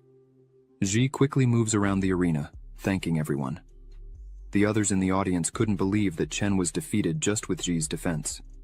Another man says that he lasted a long time because he was able to destroy dozens of shields. Ji runs to Xiao, who says that she is very intelligent and full of tricks, so he is very happy to see this. Ji high-fives him, happily. A person looks at them, thinking that such a fighting style is scary. The 7th peak really has overwhelming power, they're just very noisy. Xiao asks Ji if she has always been dissatisfied with Chen, and that's why she wanted to defeat him head-on. Ji sighs and says that in the past, Chen was a much better cultivator than her, and therefore he was her rival. However, now, he is just at the 10th level of the innate, while she is at the 2nd level of foundation creation, so it is not necessary to use her true abilities against him.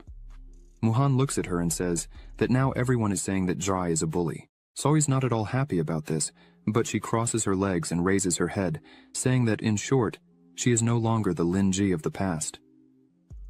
With all the teachings she has been receiving from her master Xiao, her real goal is to challenge the true genius of sword handling. Xiao smiles, happily. Hearing this, Xiao says that Ji is truly worthy of being his disciple, but now they need to go back and rest well, as tomorrow they will have the 2nd round. Wang Na, after seeing everything that happened there, is annoyed because he did not expect Ji to be so powerful. A woman named Ying says that this is truly an incredible competition. The man next to her, named Wei Ju, says that this little Hongmeng sect is certainly an extraordinary foundation, but it is no more than the Qin dynasty.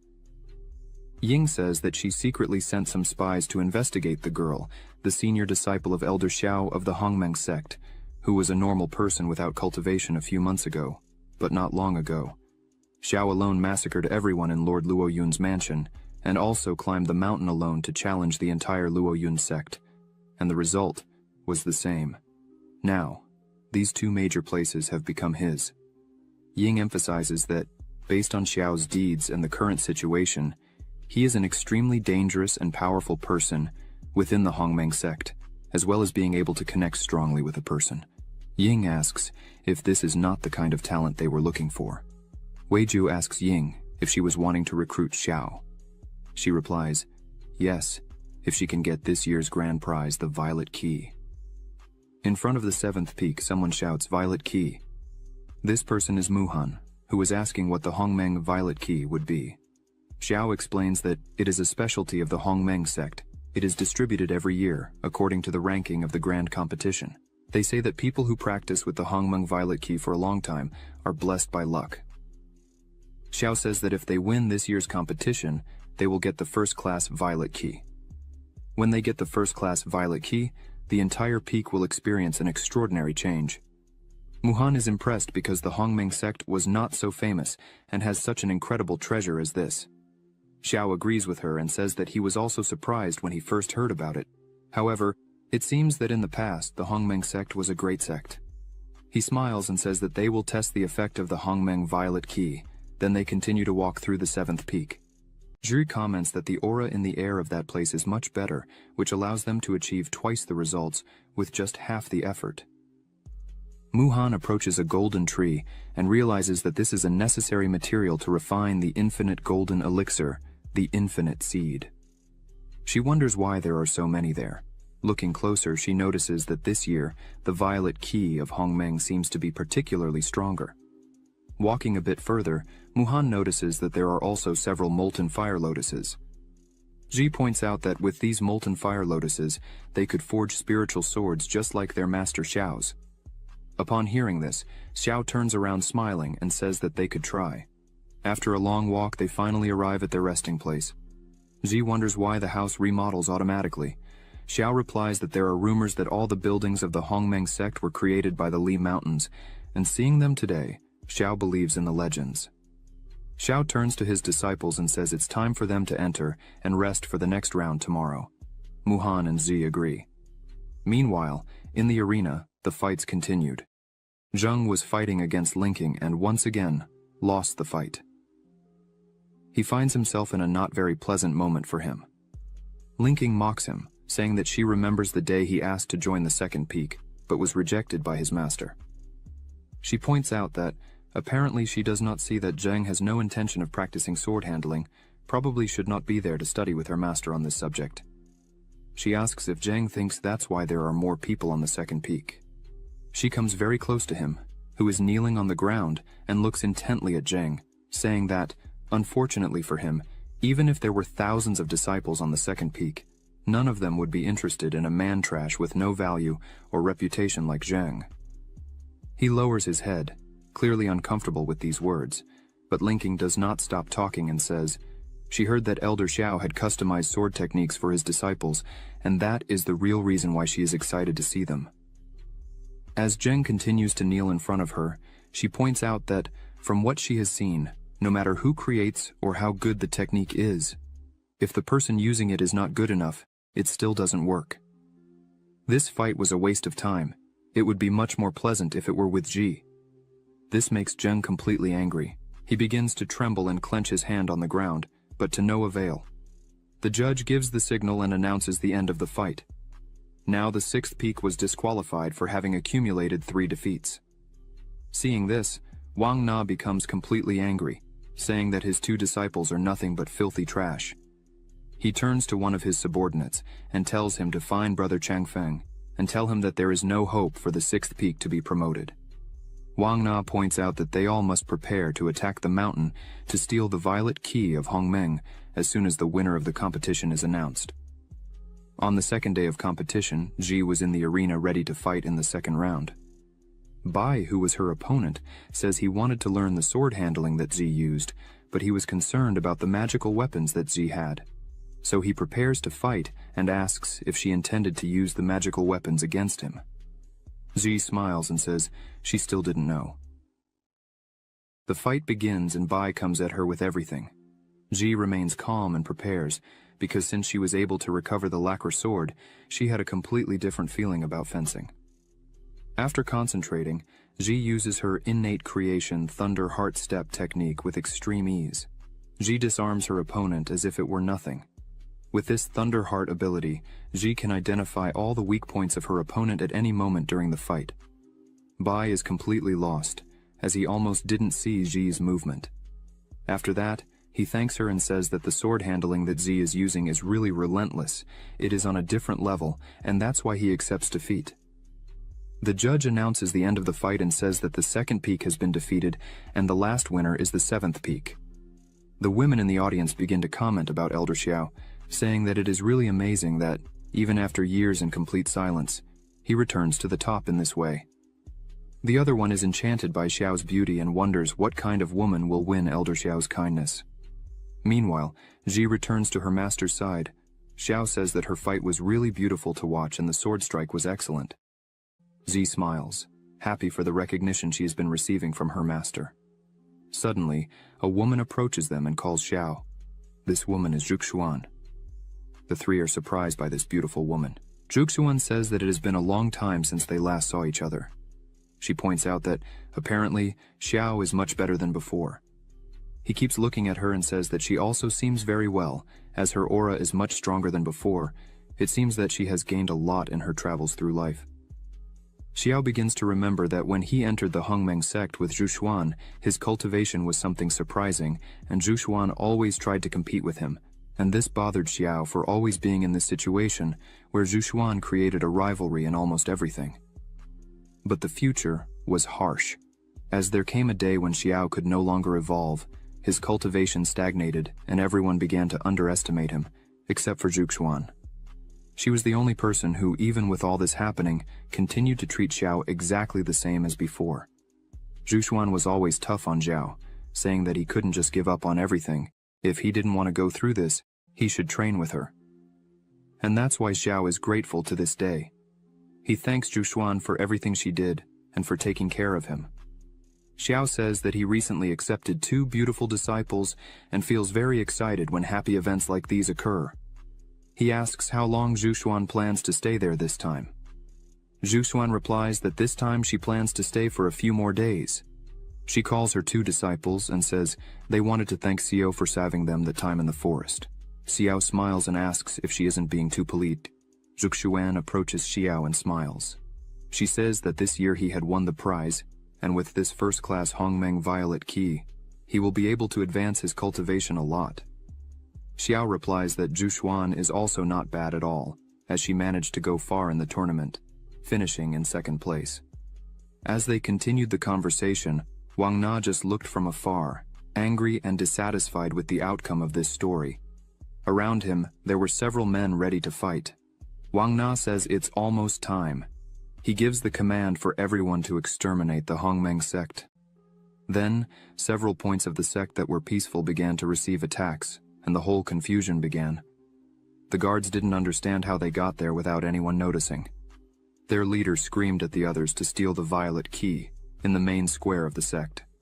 Chang Feng, the elder of the lunar and solar ghost sect, screamed at the sect leader. His current power is at the first level of the nascent soul. Chang Feng screamed, calling Zhang He an old thief. Behind him there was an army. Zhang He, looking at all this, says that Chang Feng really is a despicable person, as he had deserted to follow the lunar and solar ghost sect, and now dared to come back to cause trouble.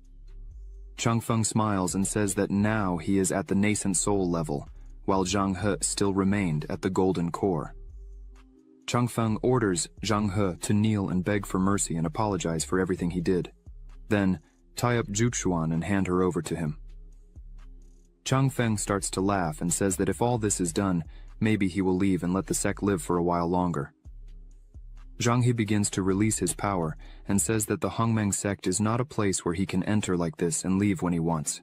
He begins to conjure the protection formation of the mountain that he had prepared a long time ago for this moment.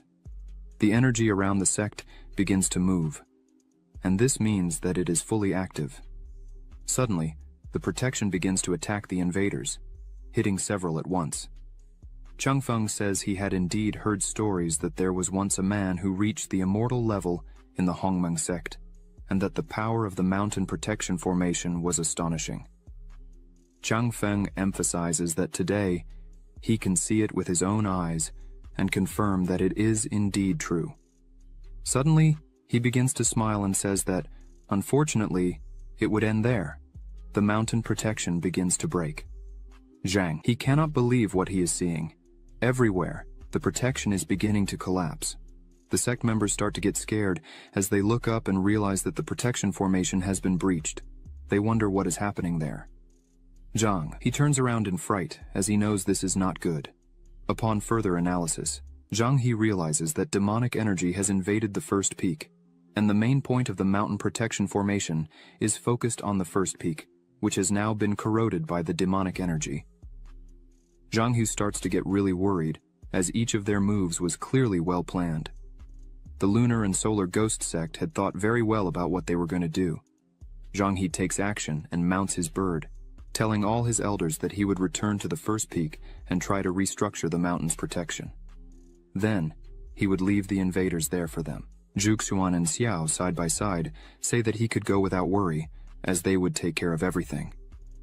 Zhuxuan smiles, and says that this reminds her a lot of 10 years ago. Xiao smiles and asks if she was referring to the time when she wanted to go down the mountain to see a play, the one that trapped the master at home with him, and soon was chased all over the mountain by the master's spiritual sword. Zhuxuan turns around and says that his skill is still as good as ever. She starts to strike several men at once and says she would go ahead. Zhuxuan looks at the invaders and says that if they had the courage to invade the Hongmeng sect, then they also had the courage to face death. She starts to conjure her energy, and again strikes several men at once. Xiao prepares his swords and says that Zhuxuan's green and purple swords did very well, so he couldn't fall behind. He begins to attack, causing a lot of damage to all those close to him, defeating numerous men at once. Bai and Linking get excited and say they would join in the fun too. The two start to fight together, and, combining their attacks and defenses, manage to cause some kills as well. Muhan also prepares for the fight. Z is not left behind either, but she comments that the fighting style of the second peak is the practice of dual swords, and only when the green and purple swords are used together do they show their true strength, and therefore she wants to fight against the two together when she has an opportunity. Muhan tells Z not to worry, that she would provide support and clear the way, so that she can fight more easily. Z advances fearlessly and says she would trust her life to Muhan. Z starts her attack and, with monstrous strength, throws several enemies away with just one blow. Muhan takes one of her medicines. With this, she will be able to control more magical weapons at once. Muhan concentrates, and several weapons start to appear simultaneously. Bai and Linking are impressed with the amount of high-level magical weapons that Muhan is controlling. Linking says that, apparently the seventh peak did not use all its strength during the competition, and yet it was an overwhelming victory against the other participants. Wang Na takes the opportunity and attacks Zhuxuan from behind, saying that all this is because of Master Zhang He's favoritism. Xiao yells for Zhuxuan to be careful, However, Xiao realizes that she would not be able to defend herself and, with a quick movement, he uses one of his swords to defend her. Wang Na cannot believe that, once again, Xiao is thwarting his plans. This makes him extremely angry. Zhu Xuan wastes no time and takes advantage of Wang Na's lowered guard and attacks him with all her strength. Wang Na, with no other option, just yells and asks for help from Chang Feng, who was fighting against Xiao.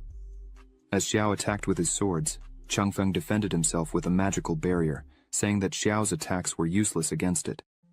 Chang Feng realizes that he would not have help from anyone at that moment, so he begins to conjure a large amount of energy and summons a large flag. This flag is called the Soul Summoning Banner. Several undead begin to appear all around. Chang Feng commands them to attack. Zhu Xuan, seeing all this, tells Xiao that after Chang Feng betrayed the Hongmeng sect, he had lost his way and turned into a monster. At that moment, Chang Feng was out of his mind, laughing like a madman amidst his undead soldiers. Chang Feng screams that they were neither humans nor ghosts, and that this was really cruel. Chang Feng yells, furious with anger, saying that years ago he was willing to do anything for Zhu Xuan, but she treated him like nothing, and this made everyone ridicule him. He continues saying that all this was her fault. If it weren't for her disapproval, he wouldn't have risked going through this. In the end, his spiritual power went out of control, and he lost his cultivation completely, and that's why he can only practice the path of demons. Chang Feng gathers all the soldiers, and yells once more that if it weren't for her, he wouldn't be in this state. Zhu Xuan continues fighting fearlessly. She looks at Xiao and says that all the skeletons were close to the peak of the golden core, so he should be careful. But Zhao was not so worried about that. One of the skeletons approached.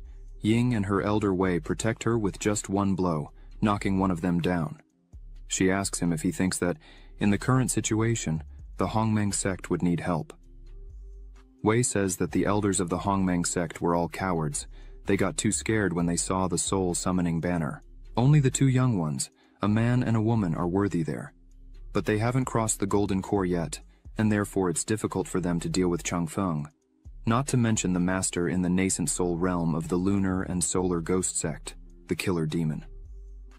Wei emphasizes that unfortunately, the Hongmeng sect will not be able to escape this disaster. Meanwhile, in the midst of the enemy army, two people were alive and fighting without hesitation. Zhu Xuan and Xiao were side by side. Ying begins to fight against some monsters while thinking that if the Hongmeng sect really cannot get rid of this disaster, they will not be able to help her. But she is impressed with the talent and determination of Xiao and Zhu Xuan. She says that if they can be accepted as her disciples, it would be a beautiful choice. Ying tells Wei that she wants to stay there and wait to see what will happen, and if Xiao or Zhu Xuan are in real danger, they should help immediately. Wei agrees with this and prepares to fight. Zhu Xuan continues fighting and calls her sword, cutting several skeletons at once. Wei says he heard that the Hongmeng sect has a dual-wielding technique that is at the bottom of the celestial levels. A single sword is already very powerful, but Zhu Xuan has already achieved great success with both swords. He fears that no one below the nascent soul realm will be able to compete with her. Ying hears this and smiles. While Zhu Xuan fought, a skeletal hand comes out of the ground and grabs her leg. She realizes that the skeleton's hand is poisoned and therefore she cannot move. Several skeletons surround her and use their chains to attack her. They manage to capture her. At that moment, Zhu Xuan is completely vulnerable, as she has no strength to break free or move. Suddenly, a huge skeleton appears behind her. She feels this presence and turns around to see what it was. As soon as she looks, she sees that the skeleton was indeed much larger than the others. Chang Feng says that really, over the years, Zhu Xuan had improved her skills, but unfortunately this is the end for her. The giant skeleton begins to move and raises its hand to grab her. Ying, seeing that Zhu Xuan was in danger, tells Wei that it was time to act. But before they could do anything, someone yells for the monster not to touch Zhu Xuan and cuts it in half with a giant sword, completely destroying it. Zhu Xuan, Ying, and Wei can't believe what they're seeing. Xiu starts to take the fight seriously and unleash his true power. He smiles and says that if this is really the power of the nascent soul, it's ridiculous. Who hasn't killed a couple of nascent souls before? Xiao, holding his sword, smiles, and thinks that with the support of the innate body sword, he was able to gain a new understanding of the 10,000 transformed into one movement. Before, he had to rely on the large hand condensed from spiritual energy to strengthen the sword's power, but now he only needs to condense the runes to strengthen it. Chang Feng says that Xiao is too arrogant for such a lucky strike. Chang Feng summons several skeletons and says he will teach what it really means to be a strong guy. All the monsters turn and head towards Xiao, who remains calm and still. Xiao summons his swords and asks who this strong guy that Chang Feng said he would show is. In seconds, Xiao destroys all the skeletons at once, showing the abyss in power between the two. Chang Feng doesn't understand where this power is coming from. Just with the pressure of the energy coming from Xiu's movements, Bai and Linking already feel threatened. Ji creates a barrier and asks Muhan to stay behind it, as the energy Xiao is using is dangerous even for those nearby. Wei creates a barrier to protect himself from the pressure, but he can't believe that Xiao defeated hundreds of undead at the golden core level with just one blow. Ying says she has never seen a golden core man with so much power. If they can conquer him, they will surely win the 10,000 Dao festival. Xiao begins to walk among the remains of the skeletons, asking if that was really all Chang Feng had to offer after causing all this trouble. Xiao says he will give him one last chance. Xiao asks for Zhu Xuan to be released. Chang Feng doesn't like this, as he realizes that Xiao is very close to Zhu Xuan. He begins to think that she had rejected him in the past just because of Xiao. This makes him even more angry. Then he starts to say that he will show Zhu Xuan what happens when you choose the wrong person. The chains around Zhu Xuan's body begin to tighten more. Xiao yells for him to stop and starts to advance quickly. Xiao cuts all the chains with a stroke of his sword, freeing Zhu Xuan. This scares Chang Feng. Zhu Xuan is in a lot of pain. She tries to summon her swords, but she is exhausted. As she falls, Xiu calls her and quickly holds her in the air and asks if she is really okay. The atmosphere between the two becomes pleasant. Zhu Xuan can't say a word, as all this is incredible to her. After a few seconds, she averts her gaze, embarrassed, and says, "She is fine." Bai says that this time, Xiao got it right. Linkwing is happy, and says she can see from afar that her master is blushing. Muhan finds all this beautiful. On the other hand, Ji runs with a broken heart, calling for her master. Xiao, with Zhu Xuan in his arms, holds his sword with just one of his hands. He calls Chang Feng, and says that his last chance is over, so it's time for death. Zhao, like lightning, moves quickly, piercing Chang Feng's body with his sword, making him scream in pain. Chang Feng starts to feel weaker and weaker and thinks that this can't really be happening to him. After a few seconds, he falls to the ground without any strength. Xiao smiles while holding Zhu Xuan in his arms. She is speechless with such strength shown. She turns to him and calls him. Xiao puts on a serious face and thinks that this time she must have been impressed with his beauty, but then she asks if it's not time for him to let her go. Xiao is speechless and says yes. As soon as she puts her feet on the ground, she turns around and says that Zhao's movements were really good. She wishes to practice with him when she has time. Xiao smiles and says that this is a unique special ability he just created, not to mention that it was someone like Chang Feng who just entered the nascent soul stage. However, even if Xiao meets some deity out there, he is still capable of fighting on equal terms. Ying hears this and wonders if this is really true. If Xiao is indeed capable of fighting against a deity, she turns and asks Wei how much she can trust this. Wei defeats the last monster in front of him and says that the movement Xiao just used should be the 1,000-to-1 transformation of the current sword cultivator. However, from the way he used his spiritual energy to the sword itself, Wei says he was not able to see through it. Ying is impressed by this, as even Wei was not able to see. Wei says that at the moment he is at the peak of the nascent soul, but to be honest, Wei says that if he faced Xiao at this moment, he fears he would not be able to win. Ying is completely surprised by these words, and starts to imagine Zhao's face while thinking that there is such great talent in their country. The invaders, noticing that Xiao killed their leader in seconds, begin to wonder what they should do now. But now it's too late. Xiao starts to walk towards them with a terrifying aura, asking if they really wanted to run away, If they thought they could enter the Hongmeng sect, do all this and leave like that. The men start to tremble in front of Xiao. They fall to their knees on the ground, throwing away their weapons, saying that they were deceived by their elders. Everyone there was begging for forgiveness and mercy. Xiao stops in front of everyone, along with Zhu Xuan. The invaders gather in front of them and ask for forgiveness. But before Xiao could say anything, a big explosion happens. Zhi and Muhan are startled by the noise. Zhu Xuan realizes that it came from the first peak. She screams that Master Zhang he was in danger, so she should do something, but Xiao yells at her to calm down. She didn't need to run there because they were already there. A person with demonic energy approaches quickly. 2 people arrive there. This person is the leader of the Lunar and Solar Ghost Sect, call it Old Demon. His power is in the Nasan Sul, 5th level. In his hand was Zhang He. The demon says that they captured their leader and destroyed the mountain protection formation. He asks for the rest of them not to resist and become prisoners at once. That way, they would suffer less. The demon says that if they don't do that, they will have the same fate as their leader, and strikes Zhang He, making him bleed from the mouth and fall unconscious to the ground. This makes everyone completely angry. The invaders who were begging for their lives now celebrated that their leader had arrived to save everyone. The demon turns to them and asks where Chang Feng was. One of their disciples says he was killed. The demon doesn't understand and asks how they killed him. The disciple says it's true, he saw it with his own eyes. The demon starts to laugh and says, "That's ridiculous." Even a sect as weak as the Hongmeng sect was still able to kill Chang Feng. The demon asks who it was and why he didn't know that there were people at the Nascent Soul level in the Hongmeng sect. The disciple points to Xiao, saying it was him. Xiao says he doesn't care if it was him or not. The demon looks at Xiao and says, he's just a little insect at the 7th level of the Golden Core, and yet dares to be so ignorant between life and death. The demon says that if it was really Xiao who killed Chang Feng, he would kneel and lick his feet. Xiao smiles and says he can kneel then. The demon asks what kind of dirty tricks they used to do such a thing. In seconds, Xiao lunges at the demon, hitting him, throwing him several meters back.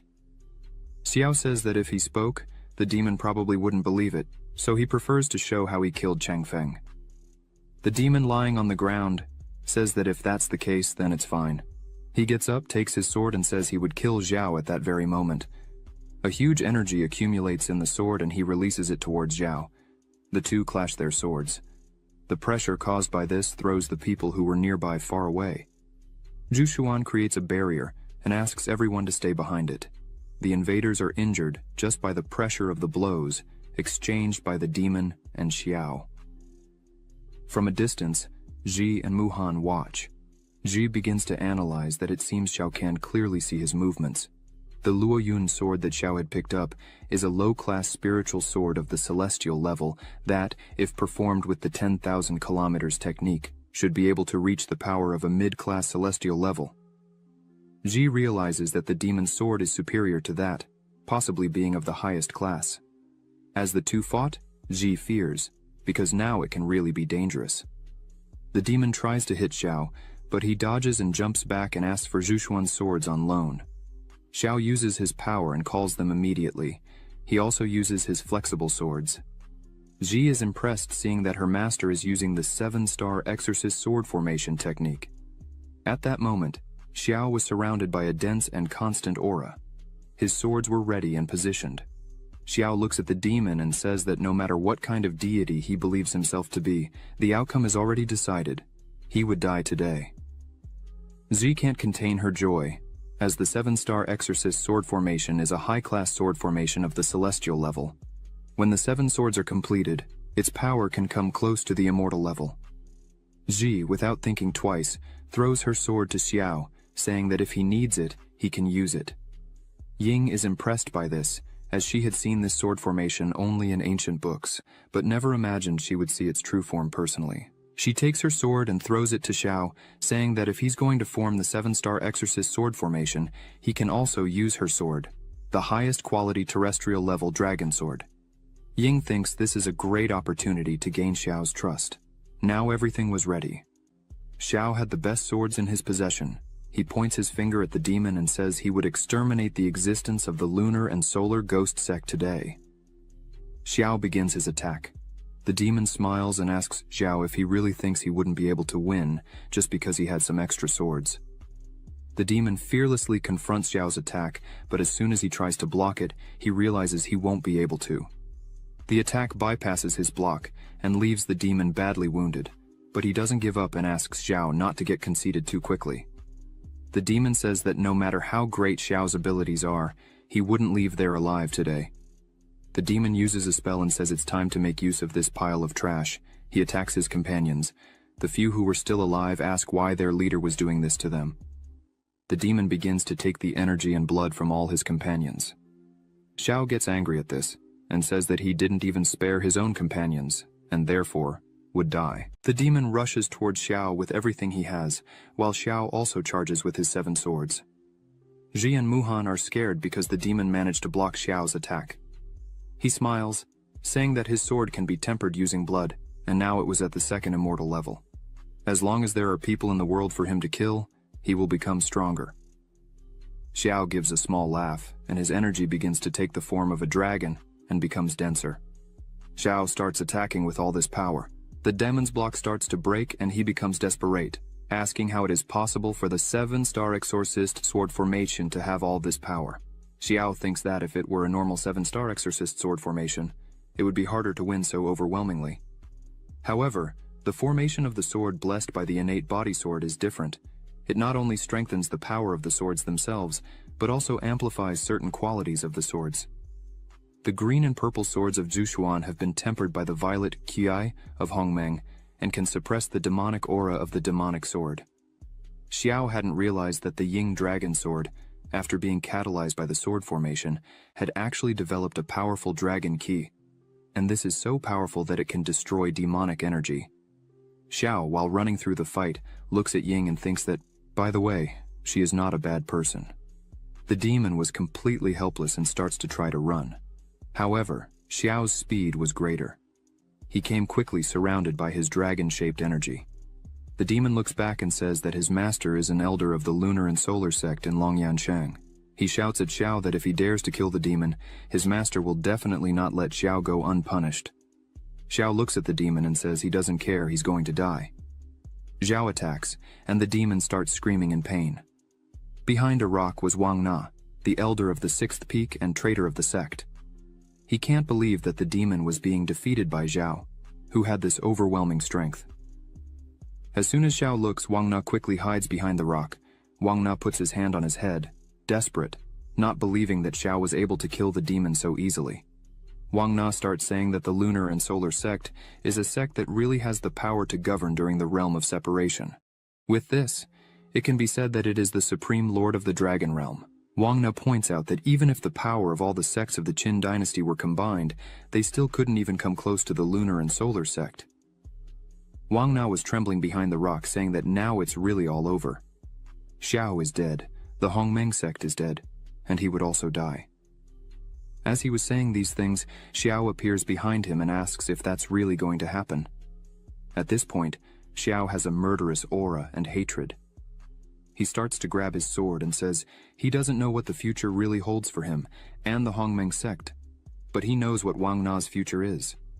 Wang Na starts screaming in terror as he turns his face. Xiao says that Wang Na's future doesn't exist because he's going to die there and now. Only Wang Na's screams are heard as Xiao's sword drips blood on the ground. Xiao turns to everyone and says that it's finally over. Xiao was in the middle of 2 piles of skeletons, saying that this was really a great loss. The sect leader was being healed. Everyone was around him. Xiao approaches and asks what his condition is. Muhan says that Zhang He's heart was injured, but he would survive, but he should rest for years to fully recover. This scares people because the leader would not be able to take care of the sect members. Zhuxuan steps forward and says that, in the current situation, the Hongmeng sect cannot be without a leader, so they should choose an interim leader as soon as possible. From afar, Ying says she recommends that Xiao become the sect leader. Zhuxuan turns to Ying, greets her, and asks who she is. Ying bows, showing respect, and introduces herself, saying it is an honor for her to meet the people of the Hongmeng sect. She also introduces her bodyguard Wei Ju. Muhan and Ji are surprised. Xiao kneels before her and gives his greetings to the Royal Highness, the 3rd princess. The other members are shocked to learn that she was the princess. Ying smiles and goes closer to Xiao, saying that it seems he knows who she really is. Xiao, with her sword in his hand, says that he just made some assumptions based on the dragon energy in her sword, and as soon as he heard her name, he was sure of her identity. The people around say that Xiao is indeed a wise person. Ying says that since he knows who she is, she will be honest. She was there to invite the Hongmeng sect to participate in the Grand Dao Festival, which will take place in the capital in 6 months. Again, the younger ones are surprised by the invitation. Ying begins to explain that the Grand Dao Festival is a festival led by the royal family of the Qin dynasty. This event is a competition among the various forces of the territory to select the strongest. Ying points out that this time is different from other times, as now the participants are not only limited to the immortal cultivation forces of Jianghu, but also include the aristocratic families of the Great Qin realm, which is the most prosperous since the foundation of the dynasty.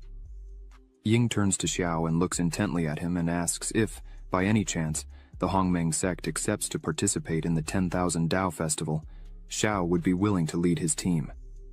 Ying points out that she is offering an unmined mine of spirit stones, as well as a bunch of magical weapons and cultivation resources. Ying continues talking and explains that, according to the rules of this event, the winner will receive the title of Gozong and will work at the service of His Majesty, and all the resources of the entire Qin dynasty will be of the Hongmeng sect if Xiao wins. Xiao listens attentively and starts saying that even the great families are involved, according to what Ying said. Xiao begins to remember that he heard that the Lord of Lu Yun City was the greatest of the Lu Yun sect. As soon as Xiao found this out, he was a bit strange, as he was surprised that a state official had such a deep connection with an immortal cultivator. Ying smiles and says that it seems Xiao had already understood everything, but she would emphasize it anyway. Xiao interrupts her and says that, in his view, all this is just a big maneuver to bring down all the great families of the world. Everyone is completely shocked by these words. Xiao continues talking that, from what he knows, when the Qin dynasty was first established, it depended on the support and sponsorship of the aristocratic families to maintain the government. Since then, hundreds and thousands of years have passed, and this pattern has become a routine. The court relies on the support of this family to make decisions on important matters, and now the power and greed of the families have become a threat to the royal family, right? Xiao points out that the establishment of Gozong, under the command of the emperor, is to divide the resources of the families and weaken them. Ying lowers her gaze and says that, without a doubt, Elder Xiao is really a talented person in politics. She bows again before Xiao and says that she just saw him show tremendous strength and kill 2 nascent soul masters alone. Xing Yue was very impressed. She asks once again for Xiao to participate in this 10,000 Dao festival. Zhi and Muhan can't believe that the third princess of the Great Qin realm is bowing before Master Xiao. Xiao looks at the princess and raises a point. He says if the princess is so honest, she wasn't afraid that some sects have secret connections with the aristocratic families and denounce them. Ying says that this matter is not a secret. After she informed this matter to her father, and he gave the approval. She herself ordered that the news be spread, and the great families should have known, but they prevented it. Ying thinks they also want to take advantage of this opportunity to submit the royal family and make their power even greater. Xiao smiles and thinks that this is indeed a good game that combines yin and yang. The third princess of Qin is a talented person who can make good use of it. Xiao looks intently at the princess and says that if she really wants him to lead something, these rewards are not enough. Weiju starts to get annoyed and tells Xiao not to be so greedy. Ying asks Weiju to be quiet, as she is in charge of this situation. She looks at Xiao and says that if he has a request, there is no problem in saying it. Xiao, without hesitation, says that his request is simple. Ying should accept him as her master. Ying doesn't quite understand why. A system window opens and shows Xiaoying's attributes: name, Ying, identity, third princess of the Qin realm, comprehension, 100, root, 55, talent, unactivated dominant supreme body, activation condition, ascend to the throne, absorb dragon energy. Seeing this, Xiao thinks that the dominant supreme body is something he had seen in an ancient book that said, People who succeed can unite the energy of the world into one, and not only practice with twice the result and half the effort, but also have the blessing of dragon energy that will allow using abilities in a special way. After this proposal that Xiao made, the bodyguard Wei Ju gets angry and says that this is an outrageous audacity of Xiao and prepares to attack. But again, Ying interrupts him and asks him to wait. Ying goes to Xiao, showing a lot of respect, and asks why he wanted her as his disciple. Xiao smiles and says that the reason is obvious. She is a very smart and talented person. This leaves Ying completely shocked. She asks if he really liked her talent. She begins to remember her childhood. As she grew up, she was the most knowledgeable in martial arts among her brothers and the best in poetry, books, music, and literature. However, even with all this, she was never as good as her brothers in cultivation, and for this reason, her father didn't value her, giving all the love and attention to her brothers while she felt alone. However, she kept trying, but never got the slightest recognition. She looks at Xiao with a look of astonishment, thinking that it was the first time someone said they are interested in her talent. Xiao looks at her and asks why she has that look of astonishment and doubting his words. Xiao asks if she wants to know the benefits of the seventh peak. Xiao snaps his fingers and calls Ziji, who appears quickly, smiling, saying she was right there. Xiao says he would like to introduce the benefits of the seventh peak to the princess. Ji begins to explain that if the princess joins the seventh peak, not only do we have the guidance of personalized training from Master Xiao, but they also have a third-level alchemist who provides pills at any time. The elixir shop under her name makes a lot of money every day, and the funds are abundant. The princess is impressed with this. Ji emphasizes that the most important thing is that she will have the opportunity to be initiated and trained by Master Xiao himself. No matter how talented she is, if the princess joins the seventh peak, the journey to immortality will have no obstacles. Xiao smiles and confirms that it is all really true. Ying, a little shy, asks if it really doesn't matter what the talent is. Ji smiles and responds, "That's right, it doesn't matter what the talent is." Ji takes the lead again and emphasizes that before she entered the seventh peak, she was just a slave there. And everyone said she was useless with no talent whatsoever for cultivation. But even so, Xiao chose her and welcomed her to the seventh peak. And now, in less than 6 months, she's already at the second level of foundation creation. The other disciples of the Hongmeng sect say it's really true, as before they looked down on her, and some say they didn't even know who she was. However, now she has surpassed all the sect's disciples, and as the princess herself can see in the competition today, Ji was so powerful that she dominates all the pride of the sect. Ying is shocked and thinks that Ji showed all this strength and was a simple slave in the past. Ying asks Xiao what he saw in Ji that made him accept her as his disciple if she was just a slave before. Ji hears these words and becomes worried, thinking that the only reason her master accepted her as a disciple was that she was the only one left when his other disciples left. However, Ji thinks that her master wouldn't say something like that. He will make up a story saying he was attracted to her character. Xiao puts his hand on Ji's shoulder and starts to say that it was because of the talent Ji had. As expected, an elder looks for strong people as his disciples. Ji is paralyzed when she hears this.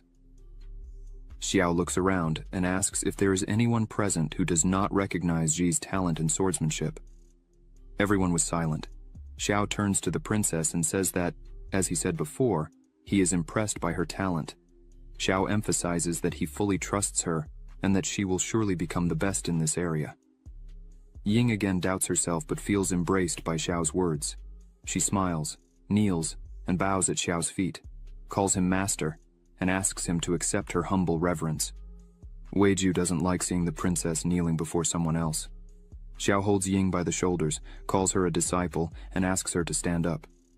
The system window appears for Xiao, congratulating him on successfully recruiting a disciple, and his reward will be tenfold, and will obtain the Yin-Yang 5 Elements body technique, a first-level product of its class, and a Hutian spirit. Energy runs through Xiao's arm, and he wonders what this Hutian spirit could be. He feels like this spirit is connected with the flexible finger sword, and from what he is feeling at the moment, now one of them seems to be in sync with Xiao's thoughts. He says he has heard that if a magical weapon is tempered differently, thousands of years can give birth to a sword spirit that can attack and practice independently. He didn't expect this system to have the capability to install one directly inside Xiao. This is really amazing. Weiju starts yelling at the princess, saying she can't accept Xiao as her master. Probably the princess is confused, but Ying just asks him to stop talking and explains that she knows very well what he was going to say, so there is no need to say anything more. Weiju sighs and asks how he would explain this to His Majesty when he returns. Ying yells and says they need to go back to the previous topic. Now that she is a disciple of the Hongmeng sect, she sincerely recommends Elder Xiao as the interim leader of the sect. Zhu Xuan agrees and says she believes Elder Xiao is the most suitable candidate for this. Ying says that in addition, the Qin royal family will also support Elder Xiao. Suddenly Zhang He gathers his strength and starts to say in a weak voice that, in this case, he would leave the Hongmeng sect in the hands of Elder Xiao. After saying this, Zhang He starts coughing because he is still very weak. Mu Han holds him and asks him not to strain himself. Zhu Xuan starts to name him and says that, as Xiao has met everyone's expectations. Before she finished speaking, Xiao raises his hand smiling and says he has an objection. No one understands what that was. Zhang. He says he is dying. This is the time to hand over the Hongmeng sect to them, the young ones. Don't choose a new interim leader of the Hongmeng sect. Choose a new sect master. Xiao starts to say that he likes to be free and make some enemies from time to time. Now that he has the third princess as a disciple, his identity becomes even more complicated. Acting as both the interim leader of the sect and the sect master is not suitable for him. Xiao takes Zhuxuan by the waist and pulls her close to his body, leaving her a little taken aback. Xiao says he would like to recommend Zhuxuan, the celestial maiden, to become the new leader of the Hongmeng sect. Bai and Linking are surprised by this and ask if Zhuxuan would really accept this. Feng, the elder of the first peak, stands up and says he heard everything Xiao said and completely agrees with all of it. He emphasizes that, as Xiao himself said before, it is not suitable for him to be the master of the third princess and have another status so controversial. Feng says that in the past, when Zhuxuan was only 14 years old, she accidentally entered the stone room and read the celestial book of Hongmeng and learned part of her future. Maybe that was God's will. Feng says that according to ancestral teachings, only the sect master can read the celestial book of Hongmeng. Xiao is surprised by this because he didn't know. So he asks what it is. Zhu Xuan just looks at it and sighs a little and starts to say that Elder Feng's words reminded her. The celestial book of Hongmeng records the future of the Hongmeng sect. Since they can't decide who will replace Zhang He, let the celestial book of Hongmeng decide. She calls Xiao to follow her, but Ying goes to him and says that she and Weiju need to visit other immortal sects, and, for this reason, she needs to leave now. Xiao asks her to wait. He says she just became his disciple and, unfortunately, they didn't have time to prepare her for the learning ceremony. Xiao takes one of his swords and asks Ying to take the sword with her and use it to defend herself. Ying takes the sword and asks why a flexible finger sword. Xiu smiles and says that this sword has a spirit, so it doesn't need to be controlled with sword techniques. It can fight on its own. Ying is impressed that such a small sword is so powerful. Xiao turns and says that the sword is not that strong. Weiju sighs again with jealousy and says that the princess already has him for protection. Why would she need another sword? Xiao hears this and says from afar that this weapon is capable of killing someone in the nascent soul in seconds. Weiju becomes worried and asks if that is true because he is currently in the nascent soul. Ying just laughs at this situation. After some time, Zhuxuan and Zhao start to enter a cave. Zhao asks Zhuxuan why she brought him there and if it was for him to read the celestial book. Zhuxuan places her hand on the door and a great energy starts to come out of there. She starts to say that not long ago, Xiao was gravely injured and near death. But since then, he has made great progress. Not only did he cross the golden core, but he also gained 2 talented disciples. She turns with a more serious face and asks what really happened. Xiao smiles and says it was nothing much. In the past, he just gained an infinite gold pill. He relied on this pill to survive and also to overcome the golden core. Zhao, deep down, wonders if Zhuxuan is testing him in some way, Xiao starts to suspect that Zhuxuan thinks he was dominated by something. Zhuxuan turns to the front and asks if that was really all. The doors open, the two enter, and in the middle of the hall there is a strong energy. In the center of this energy there was an item. Xiao asks what it was. Zhuxuan replies that this is the celestial book of the Hongmeng sect. She says that this book was inherited from the first generation of the sect master of Hongmeng, and only the person who can succeed the master can awaken it. Zhuxuan emphasizes that, after awakening it, the person who did it can see the fate of the Hongmeng sect for the next 100 years. Xiao just looks at it as she approaches the object. Xiao starts to put his hand together with Zhuxuan's hand. He wonders how something so strange can exist. Zhuxuan says that just by inserting spiritual energy into it, the celestial book of Hongmeng will emit its own judgment. Xiao starts to use his power. Zhuxuan emphasizes that if the person is qualified to lead the Hongmeng sect, the celestial book of Hongmeng will respond.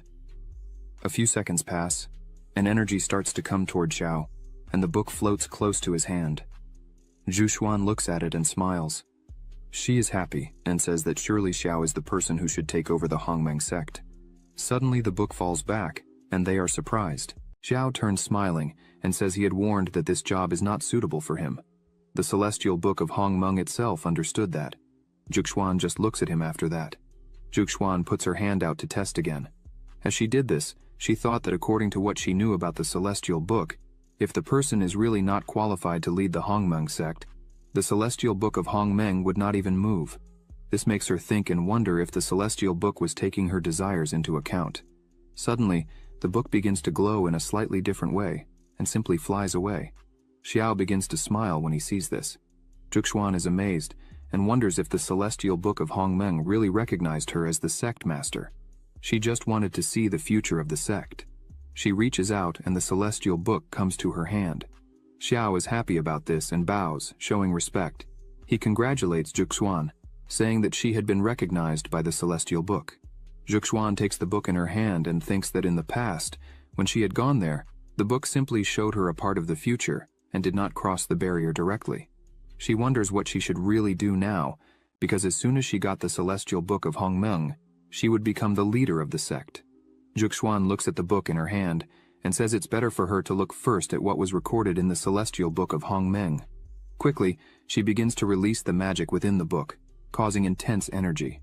The energy begins to organize and takes the shape of a book, and in it was written, "There, the nobles have been watching the skies and predicting the fate of future generations, and finally calculated that when the Hongmeng sect obtains the status of national sect of the Great Qin dynasty, it will be the day of ascension to power of the Hongmeng sect. At that moment, all the luck will be attracted to stimulate the noble sect." Xiao is impressed, as even the matter of the national sect was calculated.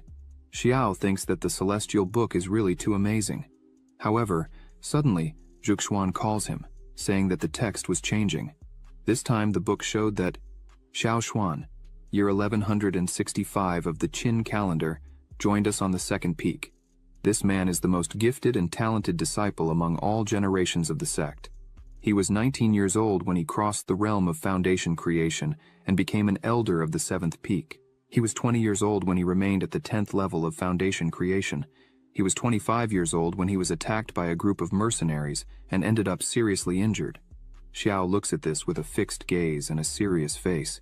He thinks it's a very clear record of the first part of his life, but there's no tracking behind that injury. He wonders if it's because he awakened the system. Xiao starts to think better and realizes that, in fact, it's a very strange world, and that must be why the sect master is so friendly with him. The Hongmeng sect is not as simple as it seems. Zhuxuan turns to Xiao, who was distracted thinking. She thinks that the celestial book of Hongmeng did not recognize Xiao as its master, but wrote his destiny clearly. She thinks, could it be because his future is much better than that of the Hongmeng sect, and is destined to never get stuck in the Hongmeng sect? Xiao looks at Zhuxuan and asks her if she suspects that he had distanced himself from her, as she had been staring at him for 15 minutes. She just thought it was amazing to look at him.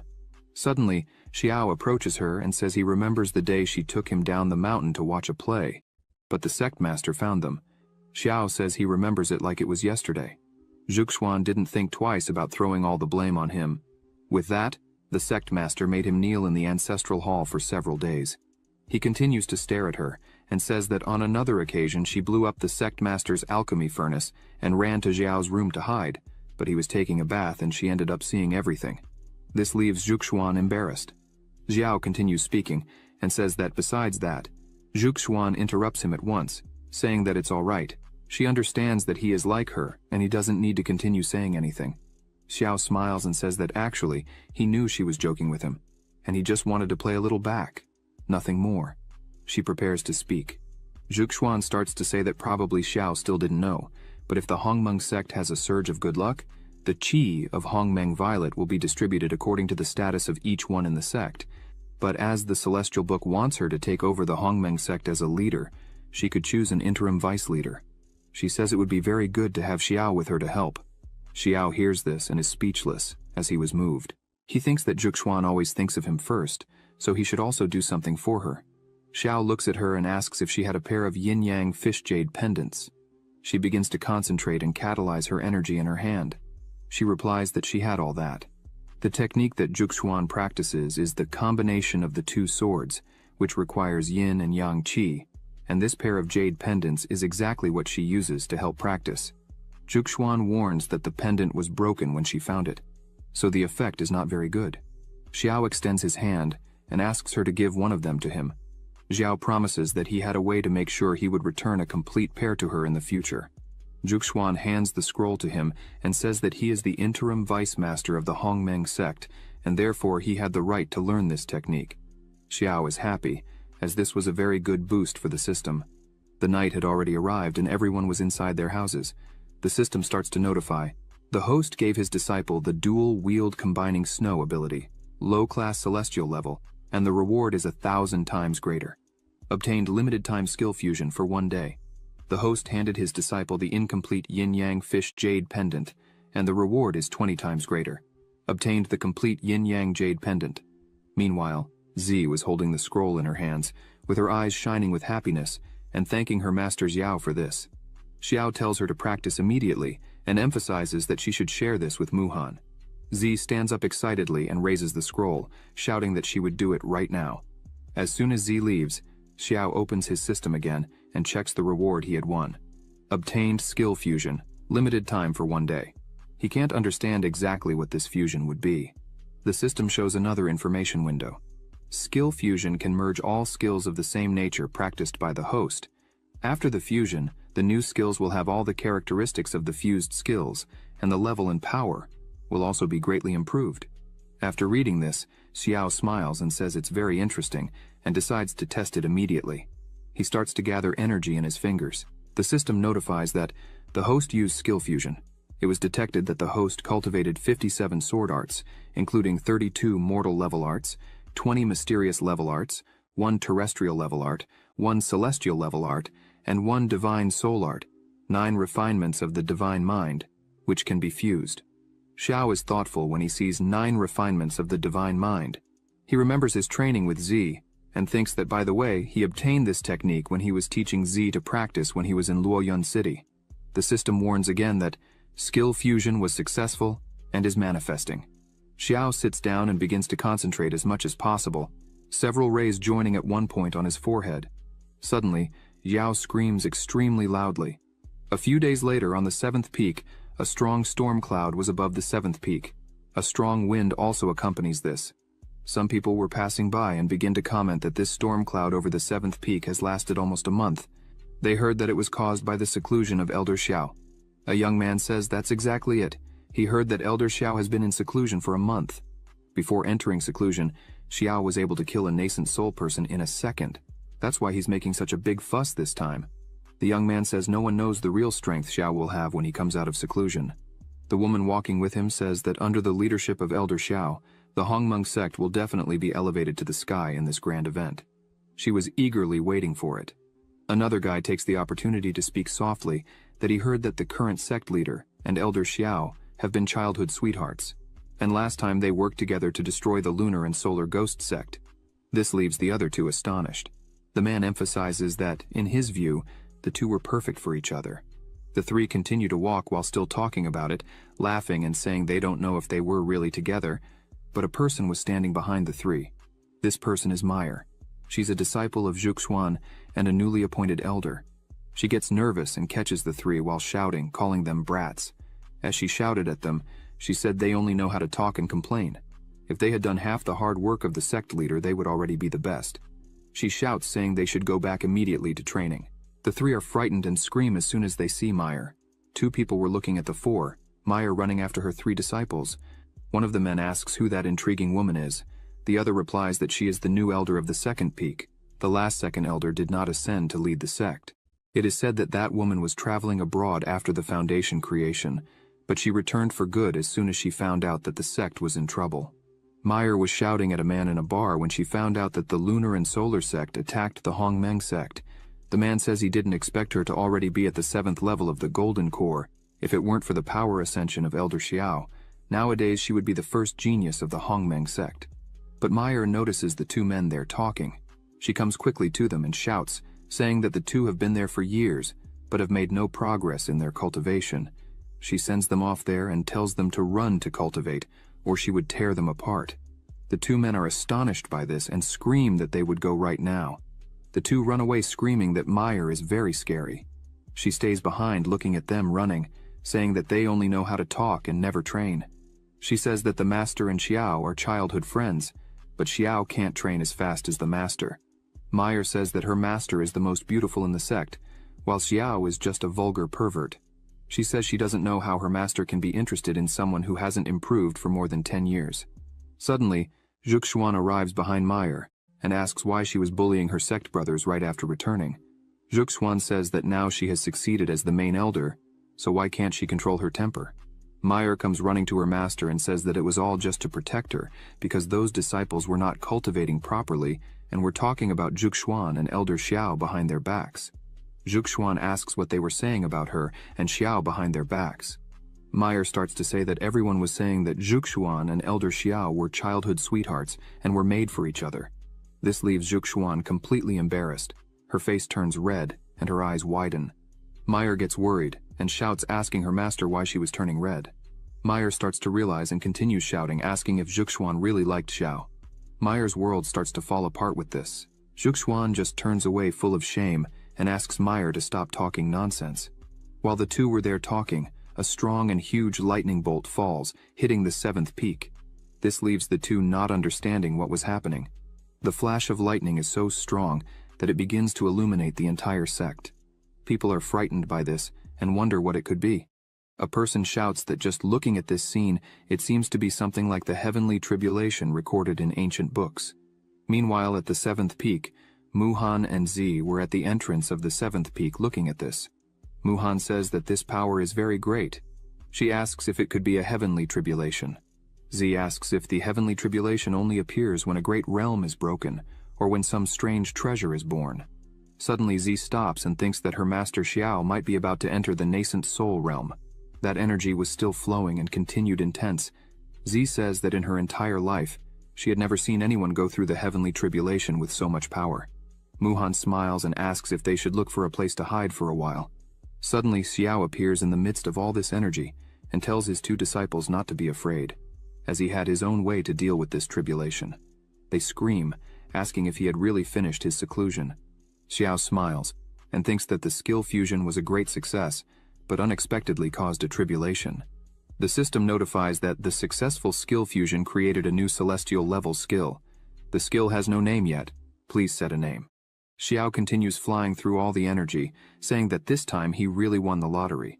He raises his hand and lightning begins to appear beside it. He says that in this case, he would call his new skill Jain Lai. Clouds gather around him and lightning begins to fall. All the swords that were in the Hongmeng sect begin to come out of their owners and head for the sky. The sect brothers can't understand what was happening, as their swords were not obeying their true owners. Meyer wonders what the hell was going on, as even her sword was wanting to leave and fly to Xiao. Zhuxuan also notices that her swords were wanting to leave. She thinks that the green and purple swords have been working with her for more than 10 years and have become very good in her hands. In the last battle, Zhuxuan remembers that she had lent them to Xiao with the intention of helping, but this time she did her best, but it's still a little difficult to hold on. Suddenly, her two swords fly out, and Meyer's sword also starts to come out, leaving them astonished. Meyer holds her sword tightly, while furiously shouting that Xiao had already taken her master Zhuxuan, and now he wanted to take even her sword. She shouts that he shouldn't dare to do that, but she can't hold on for long, and gradually the sword starts to come out of her hand, until it finally comes out completely. She screams for losing the sword and laments. Zhuxuan looks up and says that this is really amazing. All the swords were going to Xiao. He was concentrating such a huge amount of energy that it was something no one had seen. The glow was enough to be seen from afar. Suddenly, the energy starts to behave strangely. Xiao was in the middle of it all, smiling and saying that he finally arrived just in time. He would test the power of this high-level skill. All the swords covered by energy begin to mix with the energy surrounding Xiao. All the swords begin to point upwards. Suddenly, a huge amount of energy is released, causing a strong glow, destroying pieces of mountains that were nearby and going up to the sky. The clouds that had been there for almost a month were dissipated in seconds. The sect members are completely amazed by such strength, shouting that the clouds were destroyed. Elder Xiao did not cross the nascent soul, but managed to cause such a powerful catastrophe. They wonder if Xiao managed to create a celestial cultivation technique. Everyone starts to celebrate, as the sect master and the elder are extremely strong. With such powerful leaders, the future of the Hongmeng sect will be unlimited. Meyer starts to sweat and says that this is a celestial skill. Zhuxuan says nothing, just looks at Xiao and thinks that he is indeed an enlightened being, completely talented. Xiao returns to the ground, and as soon as he returns to the ground, there are still forces around him. The air circulates, lifting small dust. Xiao looks at his hand and thinks that the celestial level sword is really powerful. He says that with this sword skill, he is sure that he can face even a dual spirituality practitioner. Z comes running, saying that her master is extremely strong. Muhan stays a little behind, smiling and congratulating her master, saying that he is really amazing and managed to create such a powerful new skill. The two come to his side. Xiao smiles and calls them to move forward, as it was time for them to prepare for the Dao festival. Meanwhile, in the palace of the Great Qin Empire, the news had already arrived. A person sitting in front of a table asks if it's really true that an elder of the Hongmeng sect, with the strength of the 8th level of the Golden Core, after killing an entire group of ghost puppets above the Golden Core, also killed an old demon hunter and came out unscathed. The man who was there giving the news says that it's really true. He didn't lie or exaggerate anything. The whole report was exactly what happened. This man who was sitting is the Emperor of Qin. He says that even though the Hongmeng sect has mediocre strength, it has existed for thousands of years, almost at the same time as the foundation of Qin, and seems to have a hidden heritage that is unknown to the outside world. This man who was there reporting everything was Wei Ju. He says that, in addition, in the battle with the Lunar and Solar Ghost sect, Xiao only used an extremely strange and terrifying sword technique. Wei Ju says that maybe Xiao doesn't have other skills. Wei Ju emphasizes that he believes if Xiao really dedicates himself, his strength can be comparable to the nascent soul realm, or even the initial stage to become a true god. The emperor is amazed by these words. He leans on the table and says it's really amazing and interesting to know that the small Hongmeng sect has produced such a talented and brilliant person. If you think about it from this perspective, not all these small sects are useless. The emperor places his hands on the table and begins to stand up. He turns and says to Wei Ju that it would be very good if they could really use this power to fight against the great families, as Ying had planned. Wei Ju bows and calls the emperor, and says that he still has one thing to tell. The emperor turns and asks what it would be. Wei Ju begins to say that the third Princess Ying asked Xiao to represent the sect in the Great Dao Festival, but for this, she promised to be his disciple. The emperor slams the table with great force and shouts. Wei Ju lowers his head even further, and says that Xiao's strength is really extraordinary. Even if Wei Ju fought with all his strength, he couldn't win. Wei Ju says that the third princess considered her options and thought that it could be useful for her next plan. So she took the liberty of asking him to be her master. The emperor doesn't know how to act. He is still not at all happy about this and says that this is all because of the family. They made the princess learn from a charlatan. That's a shame. The emperor composes himself and says that's all. He asks Wei Ju to tell Princess Ying not to make any announcement about this matter at the moment. The emperor asks her to wait until the Dao festival is over to discuss this matter again. The emperor emphasizes that if something like this happens again in the future, Wei Ju should inform him immediately. Wei Ju agrees with all this and says that he would do everything to make sure everything goes well.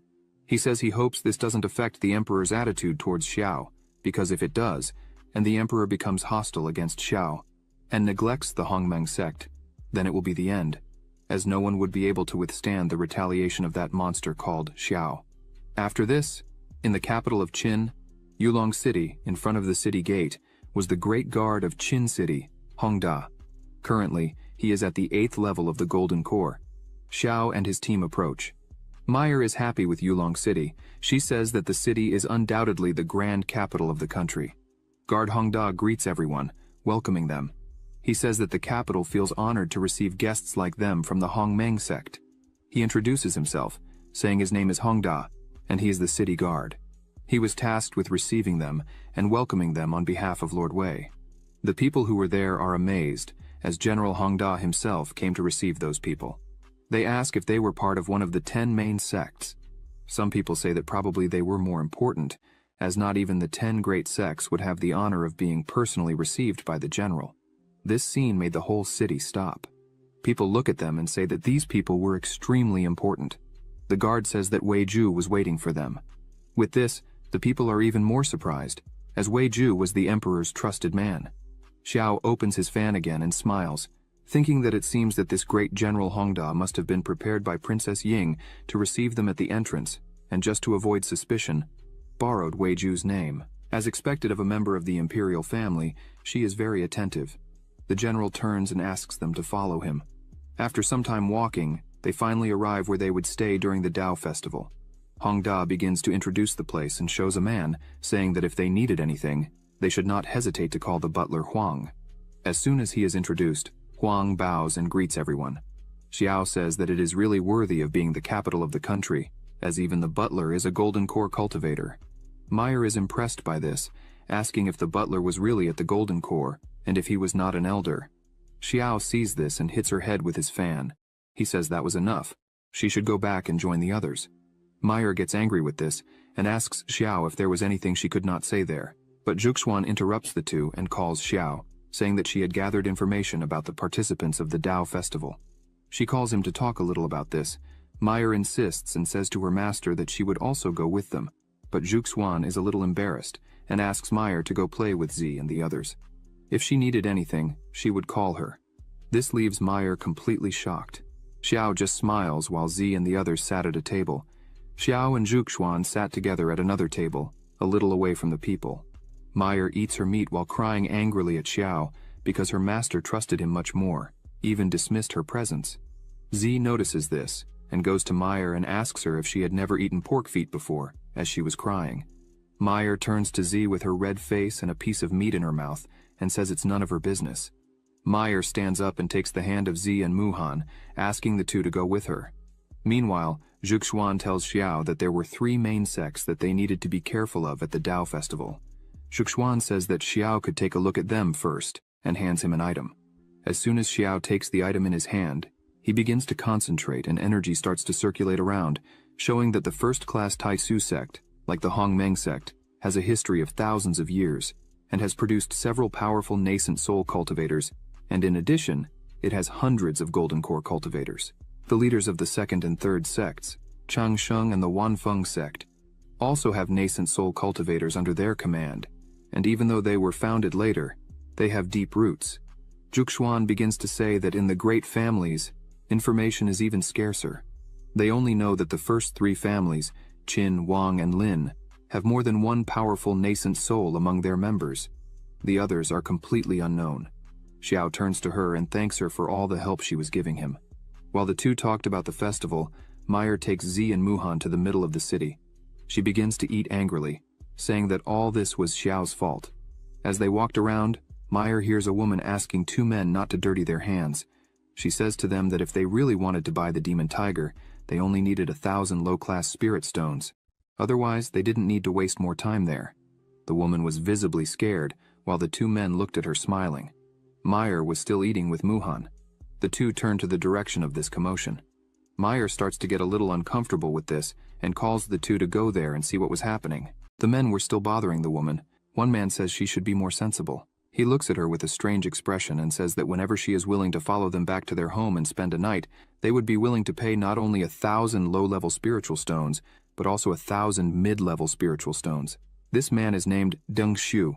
One of his subordinates grabs her hand and says that as long as she obeys her master, her father won't have to work hard hunting. She starts screaming, scared, asking for help. Another man laughs and tells the woman not to waste her energy, as no one in Qin would dare to interfere, as they were from the kingdom of Liangyan. Hearing that they were from the kingdom of Longyan, some people get scared. People start running from there. The woman yells at them to take their filthy hands off her. A whip comes their way. A man steps in front to protect his master. However, the whip hits him in the face, making him spit blood. His master is shocked by this. He quickly turns around and shouts, asking who was there and how they dared to disturb the good deeds he was doing. Meyer steps forward and says it was she who dared to do this, and that they should let the woman return to her home immediately. Behind her were Zi and Muhan, angry at what they were seeing right in front of them. Deng Shu looks at them and says that they also have a rare beauty. He makes a proposal to them, saying that if they went with him as concubines, he would leave the girl alone. Zi starts to get angry and yells that he was disgusting. However, Muhan tries to calm her, and says that the man is an envoy from the kingdom of Longyan. She should not offend him so easily. The men nearby shout that it's no wonder Deng Shu is so arrogant in the great kingdom of Qin, as an envoy from any superior kingdom can be like the king of Qin. Muhan begins to explain that sects, families, and countries are divided into 9 levels, with the first level being the most respected, and each level is as different as the sky. The kingdom of Longyan is a 5th-level country, surrounded by 7 6th-level countries, which are equivalent to the great kingdom of Qin. All are vassals of the kingdom of Longyan and must pay homage to the kingdom of Longyan every year. Muhan stresses that if they fought them there, she feared they would bring great trouble to the sect and even to the Qin dynasty. Zi didn't care. She was just very angry, but says nothing. Meyer grumbles but also controls herself. Deng Shu points to Muhan and says she wasn't bad at all. Besides being beautiful, she still knows what's good for her. Deng Shu looks at them and says he's changed his mind. Now he wanted all 3 as slaves. Otherwise, when he returned to his kingdom, he would say that hospitality in Qin was not good, and that would bring trouble for them. Suddenly, Princess Ying appears and asks if that's really the case. She asks the envoy what Qin failed in its hospitality. She emphasizes that, from what it seems, everyone was courteous to him, and just because he bullied the people of the great kingdom of Qin on the street, he should be executed for his crime. Deng Shu scoffs at her, saying she, the princess of the kingdom of Qin, was so majestic that he would remember perfectly what he heard, and when he returned, he would ask the king who really should be beheaded. Princess Ying holds her sword, and with a serious look, she asks if that's really how the kingdom wants to declare war on Qin. Deng Shu asks if she really wanted to fight, as if anyone did any damage to him while he didn't die, he would return that damage to Qin 1,000 times worse in the future. He steps forward, showing himself, and tells them to hurry up, and asks why the princess was so afraid to do anything. The princess prepares to attack, but Deng Shu approaches and says that if he is not happy, then Qin will not be either. He says that if she and these 3 women went to his house that night, knelt down and were very obedient, then he would forget what he saw there. Zi was almost bursting with anger. She lowers her head and apologizes to the princess. Deng Shu continues to laugh loudly, saying she has more sense than the princess. With a swift motion, Zi attacks Deng Shu with her body cut. He can't believe it, and asks how she dared do this. He falls to the ground, and Zi sheathes her sword, stating it's simply a matter of killing an animal with a single move. Princess Ying yells at Zi, saying she doesn't understand. She would be taken by the 9 sects. Zi turns around angry, and says she doesn't care about anything, as she has no father, mother, or family. Thus, she would take the blame for today's incident. No one else would be involved, and if anyone had a problem, they could try to kill her right there. Suddenly, an energy ball appears, and a man emerges from it very angrily, asking who did this. He shouts, asking how they dared to kill his men from the kingdom of Longyan. This man was Deng Shu's bodyguard. His name is Lu Sheng, and he is currently at the 7th level of the nascent soul. He begins to release large amounts of energy, frightening everyone there. Hongda creates a shield around him and Princess Ying. Meyer also creates a shield around her and the girls. She yells, calling this man a damned one, and says she herself wanted to have killed that man with her sword. Hongda eats a pill. The princess notices this and asks what he is going to do. He enlarges his form and continues focusing. He says he would protect her with this shield, whatever it costs. She notices that Hongda's aura rose from the 8th level of the golden core to the 7th level of the nascent soul. She wonders if he was using these pills to force his cultivation. Hongda begins to release all his power, increasing the size of his muscles to the point of tearing his shirt. A dense aura comes out of his body. He stomps hard on the ground to gain momentum and leaps towards Lu Sheng. He shouts that if he wants to do any harm to the kingdom of Qin, he would have to kill him first. Lu Sheng wastes no time and also prepares to attack. The two collide their attacks, causing a strong pressure between them. However, Hong Da feels the blow and starts to bleed. Lu Sheng begins to laugh and says this is the great general of the city of Qin. He continues attacking Hong Da and asks if that's really all he has. Hong Da begins to fall uncontrollably. Lu Sheng shouts, saying he is not worthy of the kingdom of Longyan. Hong Da falls to the ground, causing an explosion. Ying looks at this and is astonished. She thinks that relying on elixirs to improve one's cultivation strength in the end won't match those who obtained strength through true practice. What should they do now? Suddenly, someone arrives and says this guy is just a nascent soul. Xiao and Zhuxuan had arrived there. Xiao asks Lu Sheng how he dares to do as he pleases in the territory of Qin. Xiao uses a simple attack on him and says he is just arrogant. Lu Sheng sees that Xiao used a simple attack, a single sword strike. He thinks that for him, who learned the 9 transformations of the golden body, it is a simple thing to defend. He extends his hand to contain the attack, as he thinks it was just child's play. However, Xiao's attack penetrates his defense and hits him, throwing him to the ground with great force, leaving people frightened by this. Princess Ying sees this and is shocked. She thinks that not even General Hong Da could defeat him, but Master Xiao did it with just one move. She thinks that, unfortunately, until the plan to attack the family succeeds, it is better that they do not recognize her master. Otherwise, she would like to show everyone that she is a disciple of this great master. The men around are impressed with this strength. They shout that it was just one attack and ask who this man is and how they had not seen him before. They wanted to join Xiao's sect in any way. Lu Sheng, lying on the ground, gets up all battered and thinks that he learned the best techniques of terrestrial body refinement. He wonders how someone managed to penetrate the protection of his body with just a sword qi. He looks at Xiao and wonders if that man is a nascent soul cultivator from the great kingdom of Qin. He can't believe it because Xiao is too young for that. Thus, it's impossible. Xiao and Zhuxuan approach him. He comes close to Princess Ying. She shows respect to him and tries to explain about the matter. However, he raises his hand, interrupting her, and says she doesn't need to explain anything, as everything was very clear. Xiao begins to release some of his strength and says that the envoys from the kingdom of Longyan relied on their strength to intimidate the weak and bullied the disciples of the Hongmeng sect, not to mention that they are also trying to stop them by force. If that's the case, then he would give them exactly what they wanted: death in the kingdom of Qin. Lu Sheng angrily stomps on the ground, releasing his power and shouting at Xiao. He asks how he has all this courage. Lu Sheng starts to release energy from the palm of his hand while screaming, asking how Xiao dares to be disrespectful to him, who is from the kingdom of Longyan. Was he going mad? The two collide their attacks, but Xiao is laughing, looking at him. Xiao says that, by the looks of it, Lu Sheng can't understand the huge difference between them. Xiao begins to use energy in his hand. Lu Sheng wonders what was happening there, as Xiao's cultivation level is not as good as his, but Xiao's spiritual power is as sharp as a sword, and its lethality is absurd. Lu Sheng jumps back, thinking that he definitely cannot compete with Xiao in terms of spiritual power, and therefore, he would use the body refinement technique to try to kill Xiao. Lu Sheng begins to focus on his attack using the 9 turns gold body refinement technique. Xiao sees this and uses his 5 elements of yin and yang body refinement technique. Xiao says that when it comes to physical strength, Lu Sheng still had a lot to learn.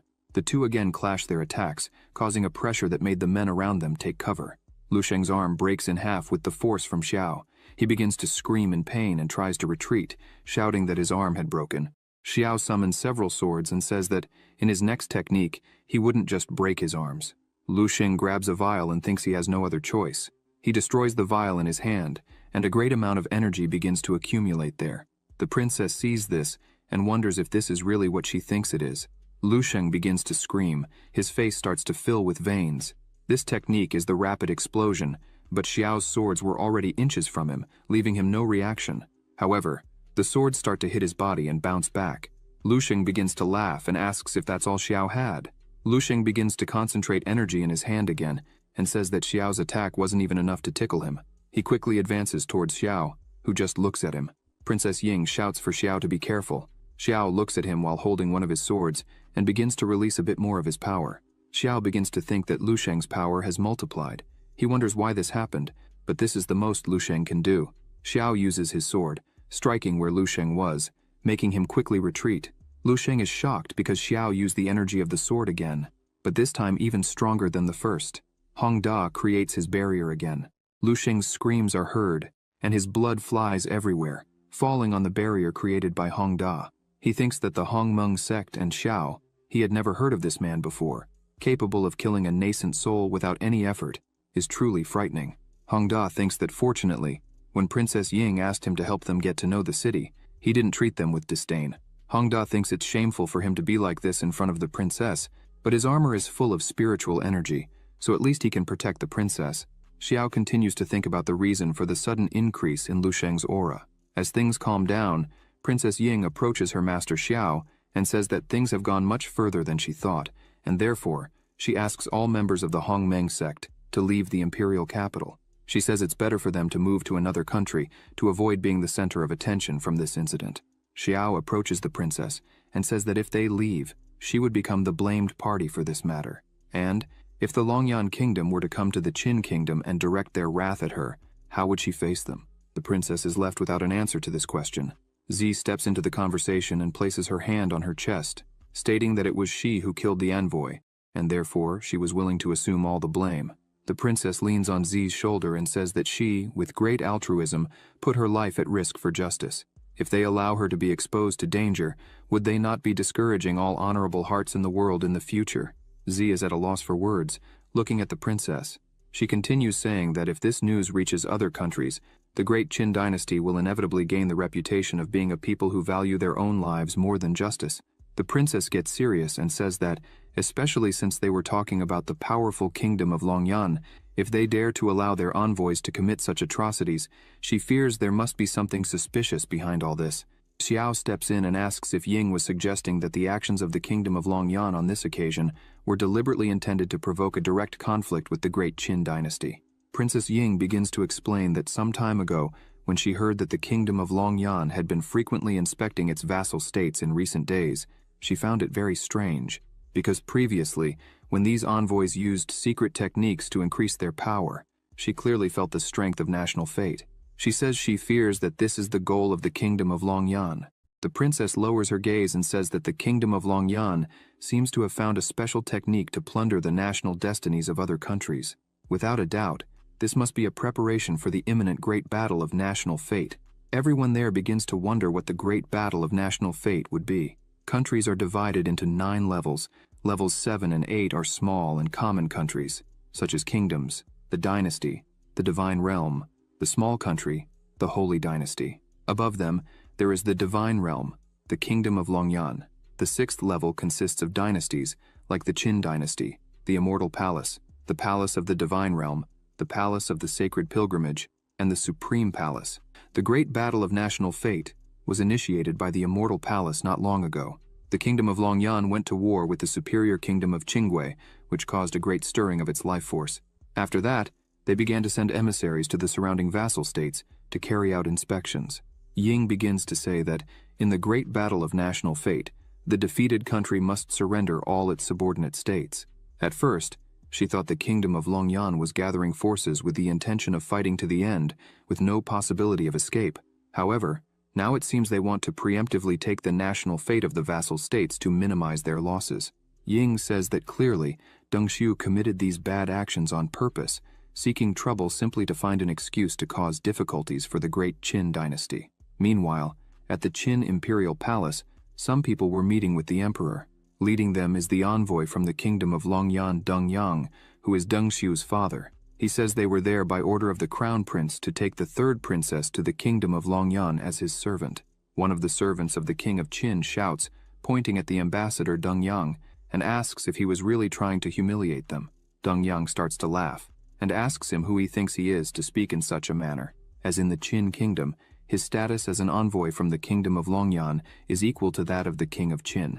Deng Yang asks the man if he truly believes that he could order his death with just a word. The man tries to retort, but the king shouts, calling out Deng Yang, stating that he respects him as an envoy from the kingdom of Longyan. However, if he goes too far, he should not blame the king for being rude. Deng Yang starts to laugh and says that the king of Qin really knows how to joke. Deng Yang points his finger and says he did not come there to ask for the king's permission. He just came to deliver the order of the crown prince. He emphasizes that if the king is wise, he should hand over the third princess. If not, however, someone arrives shouting that something bad was happening. The man yells that the third princess and people from the Hongmeng sect killed Deng Shu on the street. Moreover, the bodyguard Lu Sheng was also killed by them, which shocks everyone there. Two people arrive with Deng Shu's body screaming that it's true, as this is his body. Deng Yang becomes very angry. The king of Qin looks at this and wonders who the Hongmeng sect is. He remembers that Xiao was there, whom Wei Ju had mentioned.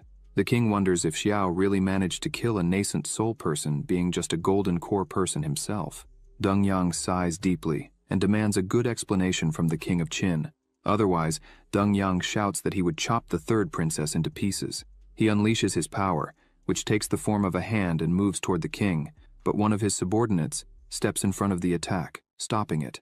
The man asks Deng Yang how he dares try to harm his majesty. This man is Zhenglao. His strength level is the nascent soul. The king of Qin is angered by this. Zhenglao begins to communicate telepathically with the king and asks him to make a decision as soon as possible, as he could take care of protecting the king, but he could not protect the civilians and military of this court. The king says that Xiao killed Lu Sheng, who was at the nascent soul level. He asks Zhenglao if he believed he could kill Xiao if they faced each other. Zhenglao is startled, asking the king if he really wanted to blame the Hongmeng sect for this. The king looks at him with a determined look and says that's exactly it, as at the moment this would be the only option to avoid creating a war there. Zhenglao tells the king not to worry, as even though Xiao has a good reputation, he is still young. Zhenglao believes deeply that Xiao had some tricks up his sleeve, and that's how he managed to defeat Lu Sheng. It was just good luck. Zhenglao asserts that if the two met, he would definitely be able to defeat Xiao. Suddenly, a sword comes flying in their direction. Deng Yang creates a barrier and yells, asking who dares to do this, but Xiao cuts through all his defenses into pieces. Moreover, Xiao enters the telepathic conversation of the king and Zhenglao and asks if they were having a secret conversation, as if he were deaf, which astonishes both of them. The third princess enters the room along with Xiao and asks them not to worry, as she would fully explain the matter. People begin to talk that it's the third princess and ask who is beside her. Deng Yang falls silent and wonders how Xiao can be so powerful with just a sword. He had never heard anything about this man. He wonders if there is something about Qin that he does not know. The king keeps wondering how Xiao managed to interfere in a telepathic conversation between him and Zhenglao. Xiao telepathically advises the king to listen carefully to the third princess. The princess kneels and says she came back to apologize. The king asks what offense she had committed. The third princess starts to apologize, saying she should not have intervened when the envoys from Longyan were intimidating the women of the city. She should not have been disgusted when the envoys from Longyan insulted the Qin dynasty. She should not have defended herself when the envoys from Longyan attacked her without reason. She shouts, saying how honorable the kingdom of Longyan is and how humble her own country is, no matter how much they humiliated the entire dynasty. Even so, she should not have acted like that in front of the envoys from Longyan. People do not like what they hear. She shouts that today she was so lost in her thoughts that she ended up forgetting this and offended an envoy from a superior kingdom, an act that violates the laws of heaven and God, and therefore she hopes her father will sentence her to death for her mistakes. Xiao looks at her kneeling and thinks that it was a great performance. The king closes his eyes and says that Ying was mistaken. He thinks that, of all his children, Ying is the most incredible. If she were a man, he would protect her regardless of the consequences. It's a pity that now the only option seems to be to expel her. Xiao starts communicating with the king telepathically and says that the king can protect the dynasty today. Xiao also states that the Qin dynasty will win the national destiny war and surpass the kingdom of Longyan in the future. Xiao asks the king if he is willing to bet on him.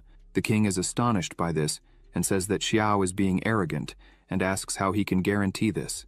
Xiao closes his eyes and says that if the king gives a single order, he would completely eradicate all the envoys from the kingdom of Longyan immediately. The king asks what his conditions are. Xiao says that if the king abdicates his position and hands the throne to Ying, he will fulfill what he said regarding the envoys from the kingdom of Longyan, and also claims that the Qin Empire will prosper for all eternity. The king begins to think if Xiao wants Ying to become the queen of Qin, it means that Hongmeng is willing to offend the entire kingdom of Longyan for Ying. Xiao looks at Ying kneeling in front of him and asks the king to make his decision as quickly as possible. The king says he promises this. Xiao prepares and tells the king not to worry, as he will make it all worth it. Deng Yang shouts at the king, saying that the third princess has already confessed. What was he waiting for? Why doesn't the king issue a decree and condemn her immediately? Xiao uses a simple attack towards Deng Yang and shouts, "Who would dare to demand the condemnation of the third princess of Qin?" Deng Yang dodges the attack and shouts, asking how Xiao dares to act this way with an envoy from the kingdom of Long Yan. He emphasizes that he would like to see what Xiao is capable of. He attacks Xiao, screaming for him to die, but Xiao easily dodges the attack and creates another one of his swords. He asks if the leader of the envoys is too old, as he is very slow and stupid. Xiao disappears from in front of Deng Yang and appears behind him, attacking him from the back. Deng Yang turns around shouting and creates a barrier around his body, but the attacks do not hit him. Instead, they hit the men who were with him. The men start screaming and the swords begin to hit them. Deng Yang turns around, not understanding what was happening. In seconds, everyone was lying on the ground. Deng Yang looks at this and says that was very good, Qin dynasty. He starts to unleash his power and says that since they were tired of living, he himself would fulfill their wishes. He releases a great amount of energy, and a large sword forms above his head. Xiao laughs at this and says that means Master Deng Yang also practices martial arts. Xiao says that's better. He raises his hand and his sword disappears. He turns his hand to Deng Yang and calls his sword quickly. The sword above his head goes to Xiao's hand, leaving Deng Yang not understanding what was happening. He shouts, asking what was happening, as his connection to the sword had been cut. Xiao holds his sword in his hand and says it is quite powerful. He analyzes and says that it is, at least, an artifact above the earthly realm, right? Xiao begins to wrap the sword with his power and makes it small. He says that Deng Yang gave it to him as a gift, so he would accept it as a gesture of respect. Deng Yang is very scared. Seeing this, he screams, asking how this is possible. Xiao had stolen his sword, which he had spent 10 years cultivating. Xiao looks at Deng Yang with an empty aura and bloodthirsty eyes. Deng Yang starts to get scared and says that this is impossible. If Xiao's understanding of the way of the sword has reached a point where Xiao can refine the sword he just stole in an instant, then this man is a monster. The king asks Zhenglao what kind of trick Xiao used. Zhenglao responds that Xiao is well versed in the art of the sword, and that the sword techniques he uses are also unusual. Zhenglao admits that he can hardly see through them. The king asks why he can't see through them and how he would fare if he had to fight against Xiao. Zhenglao looks frustrated and says that perhaps he is no match for Xiao in the art of the sword. Deng Yang creates more swords and says he won't give up. Xiao looks at him and begins to use his powers again, stating that he is tired of an envoy from the kingdom of Long Yan. He really is powerful. Xiao wonders how long it would take him to find so many treasures. The swords that Deng Yang sent to attack Xiao begin to be consumed by his energy. Xiao snaps his fingers and thanks Ambassador Deng Yang for giving him more gifts. As he snaps his fingers, all the swords become his and turn against Deng Yang. Xiao shouts that since he had been so kind, he would give a great gift as a courtesy. With no further options, Deng Yang just screams as he sees the swords coming towards him. The swords strike Deng Yang, and his body falls to the ground lifeless, with several swords embedded in his body. The men who were there watching this are astonished at Xiao's strength and ask what kind of man he is. As a single man was able to annihilate a bunch of envoys from a superior kingdom, they can't believe they have such a powerful man in the kingdom of Qin. The king slaps his hand on his chair and stands up, pointing his finger at everyone, and shouts that today's events should be kept hidden from the public until the end of the Dao festival. Otherwise, he himself would kill them all. The men bow and shout that they would obey their king's orders. Xiao also bows, showing respect, and says he hopes the king hasn't forgotten the deal they made. Ying asks what deal that was. The king remains silent, thinking it's no wonder his daughter wanted so much to learn from this man named Xiao. The king thinks he definitely shouldn't have Xiao as an enemy. Moments later, at the temporary residence of the Hongmeng sect, the doors open. Xiao and Ying enter. Xiao announces that they had returned. Juxuan asks how they were. Muhan and Zi are happy to see their master well. Xiao goes up to Juxuan, who asks again if he was okay.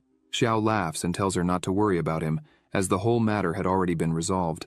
Princess Ying looks on from a distance and smiles, thinking that the Hongmeng sect seems to be a very united sect, and this seems to be truly amazing. Xiao says that although everything is fine and resolved at the moment, there will be new conflicts with the kingdom of Long Yan in the future. However, until then, they should improve their strengths as soon as possible. Xiao calls Juxuan and places something in her hand. He says he had promised her that he would give her a complete one. As soon as she takes it in her hand, she holds it firmly and feels the power. She says the yin and yang power in it is much stronger than before. She is so surprised she asks if it really is complete, and how Xiao managed to achieve this. Xiao laughs at this and says it's a small trick, hardly worth telling. Xiao asks his 3 disciples to come together, as today they would do the energy transmission all at once. They respond that it's okay. Ying is happy about this and asks if she would also receive it. After that, they went inside and Xiao began. Ying thinks it really is a power transmission. She looks at Z and Muhan and thinks that by their demeanor, they apparently got used to this. Ying wonders what kind of terrifying sect the Hongmeng sect is. At the end of this, Z stands up and says that the 7th level of foundation creation is great. She managed to reach the 7th level of foundation creation. Muhan also stands up and thanks her master. She reached the 5th level of foundation creation. Ying is amazed. She says that for 7 years she thought she could never build a base in her life. She lifts her radiant and happy face and asks if she really just broke through. She managed to reach the 3rd level of foundation creation. Xiao sighs and a system window appears, saying, "The host transferred 500 days of cultivation to his disciples. The reward will be 10 times greater. Obtained 5,000 days of cultivation." Xiao asks all 3 to leave the training room, as he wanted to train alone. They bow and begin to leave immediately. Festival day at Xuanwu Square. Everything was quiet. Zhuxuan remarked that Xiao's cultivation had improved again. Now he was at the peak of the golden core. He told her that she was doing well too, as she was at the 8th level of the golden core. Zhuxuan was startled by what he saw in the sky. 3 giant ships appeared. People asked what those were. These were the ships of the noble families, Wang, Qin, and Lin. Xiao said it was forbidden to fly there, yet the families did it as if it was nothing. He looked at the king and thought it was a slap in the face of the royal family. He looked at the ships and said they were indeed impressive.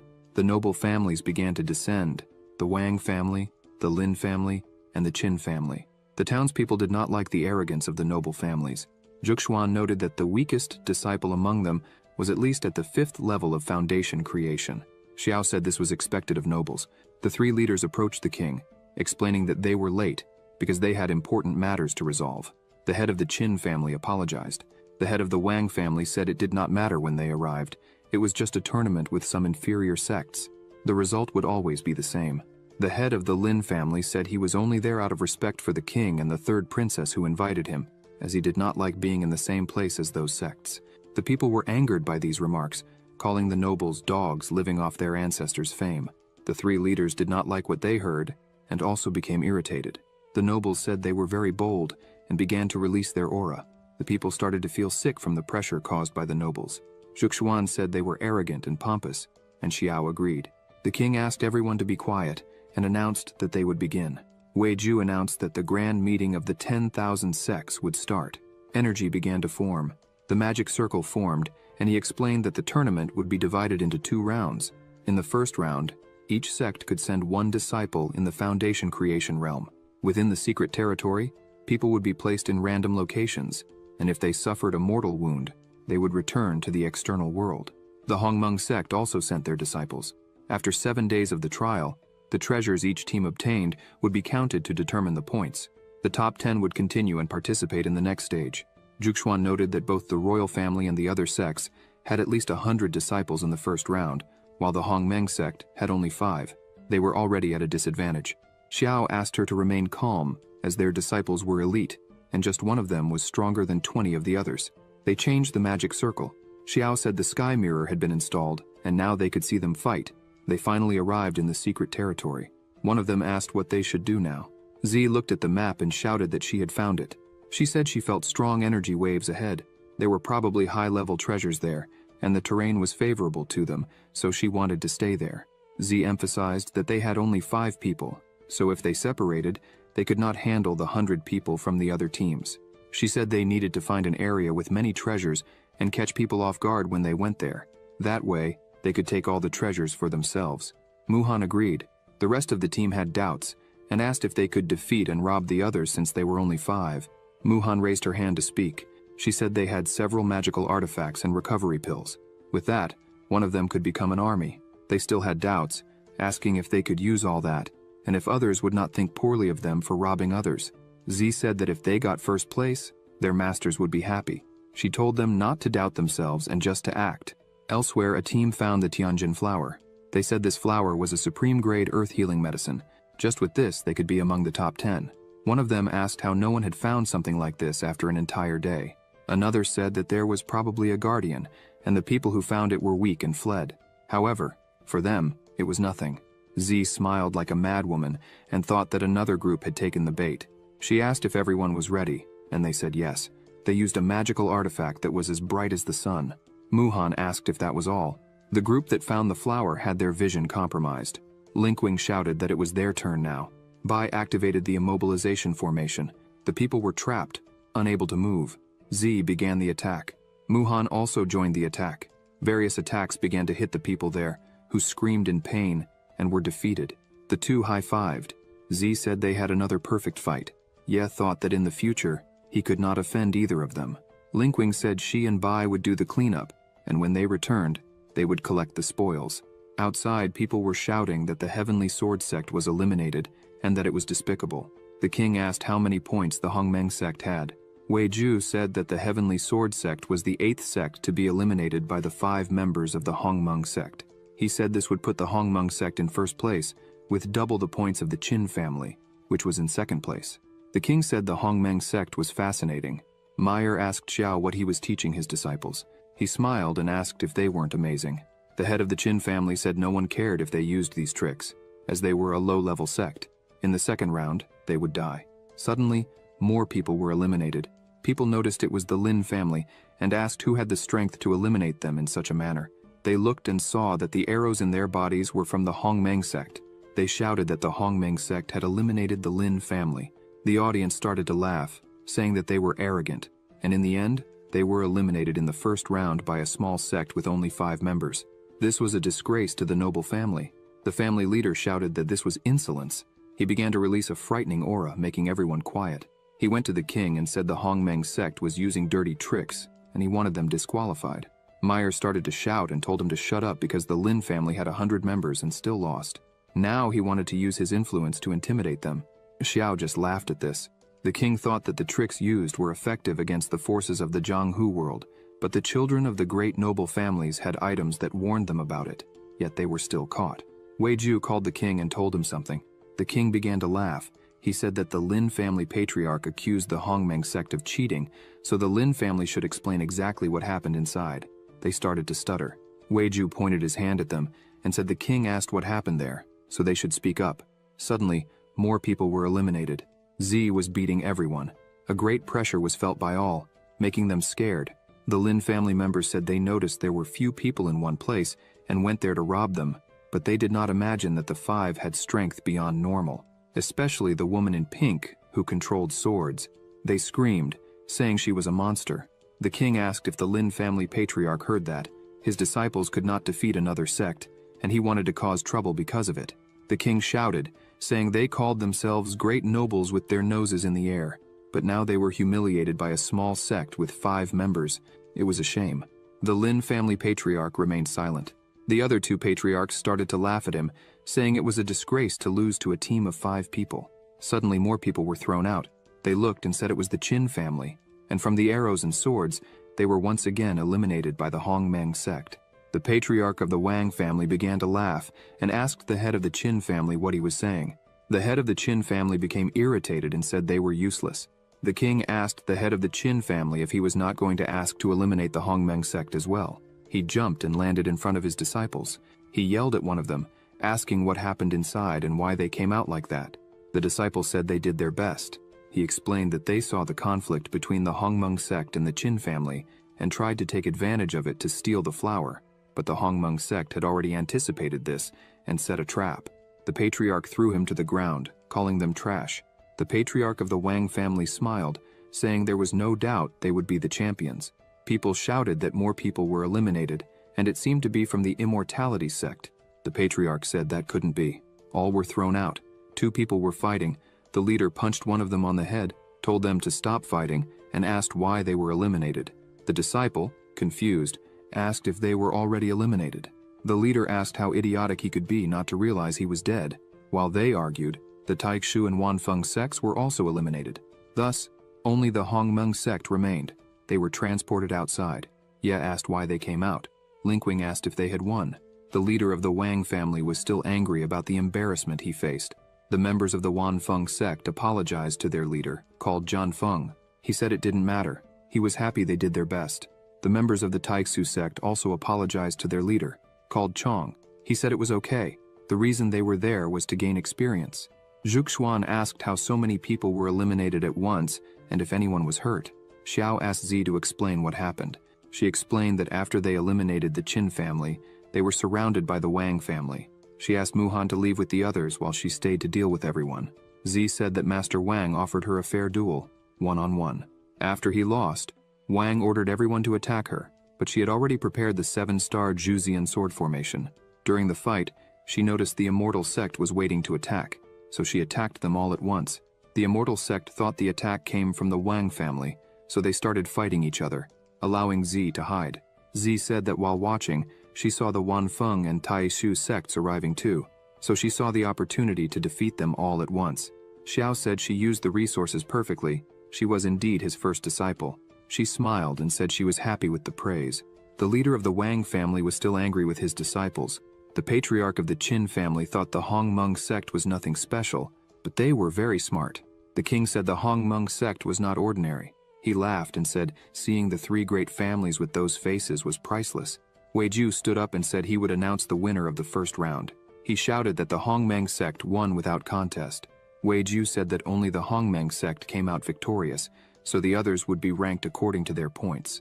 Tomorrow, the top 10 sects would each send 3 high-ranking members for a royal battle until only 1 sect remained capable of fighting. Xiao said it was time to go back and celebrate. The head of the Qin family attacked Xiao, thinking they were not worthy of such pride, and he would teach them a lesson. Xiao noticed a sword energy coming. He used a technique called Sword Heart Illumination. He thought that when it came to the way of the sword, there was nothing in this world that could defeat him. He easily defended himself. The head of the Qin family was infuriated by this. Jianfeng and Chong noticed this. Jianfeng thought that this move had already reached something beyond the way of the sword. He wondered if there really was a person who understood the Sword Heart Illumination. Chong thinks the Hongmeng sect is truly quite surprising. Z asks what that was. Xiao says it was nothing special. Chong thinks this event will be something exciting. As night falls, in the king's chamber, he asks if everything has been verified.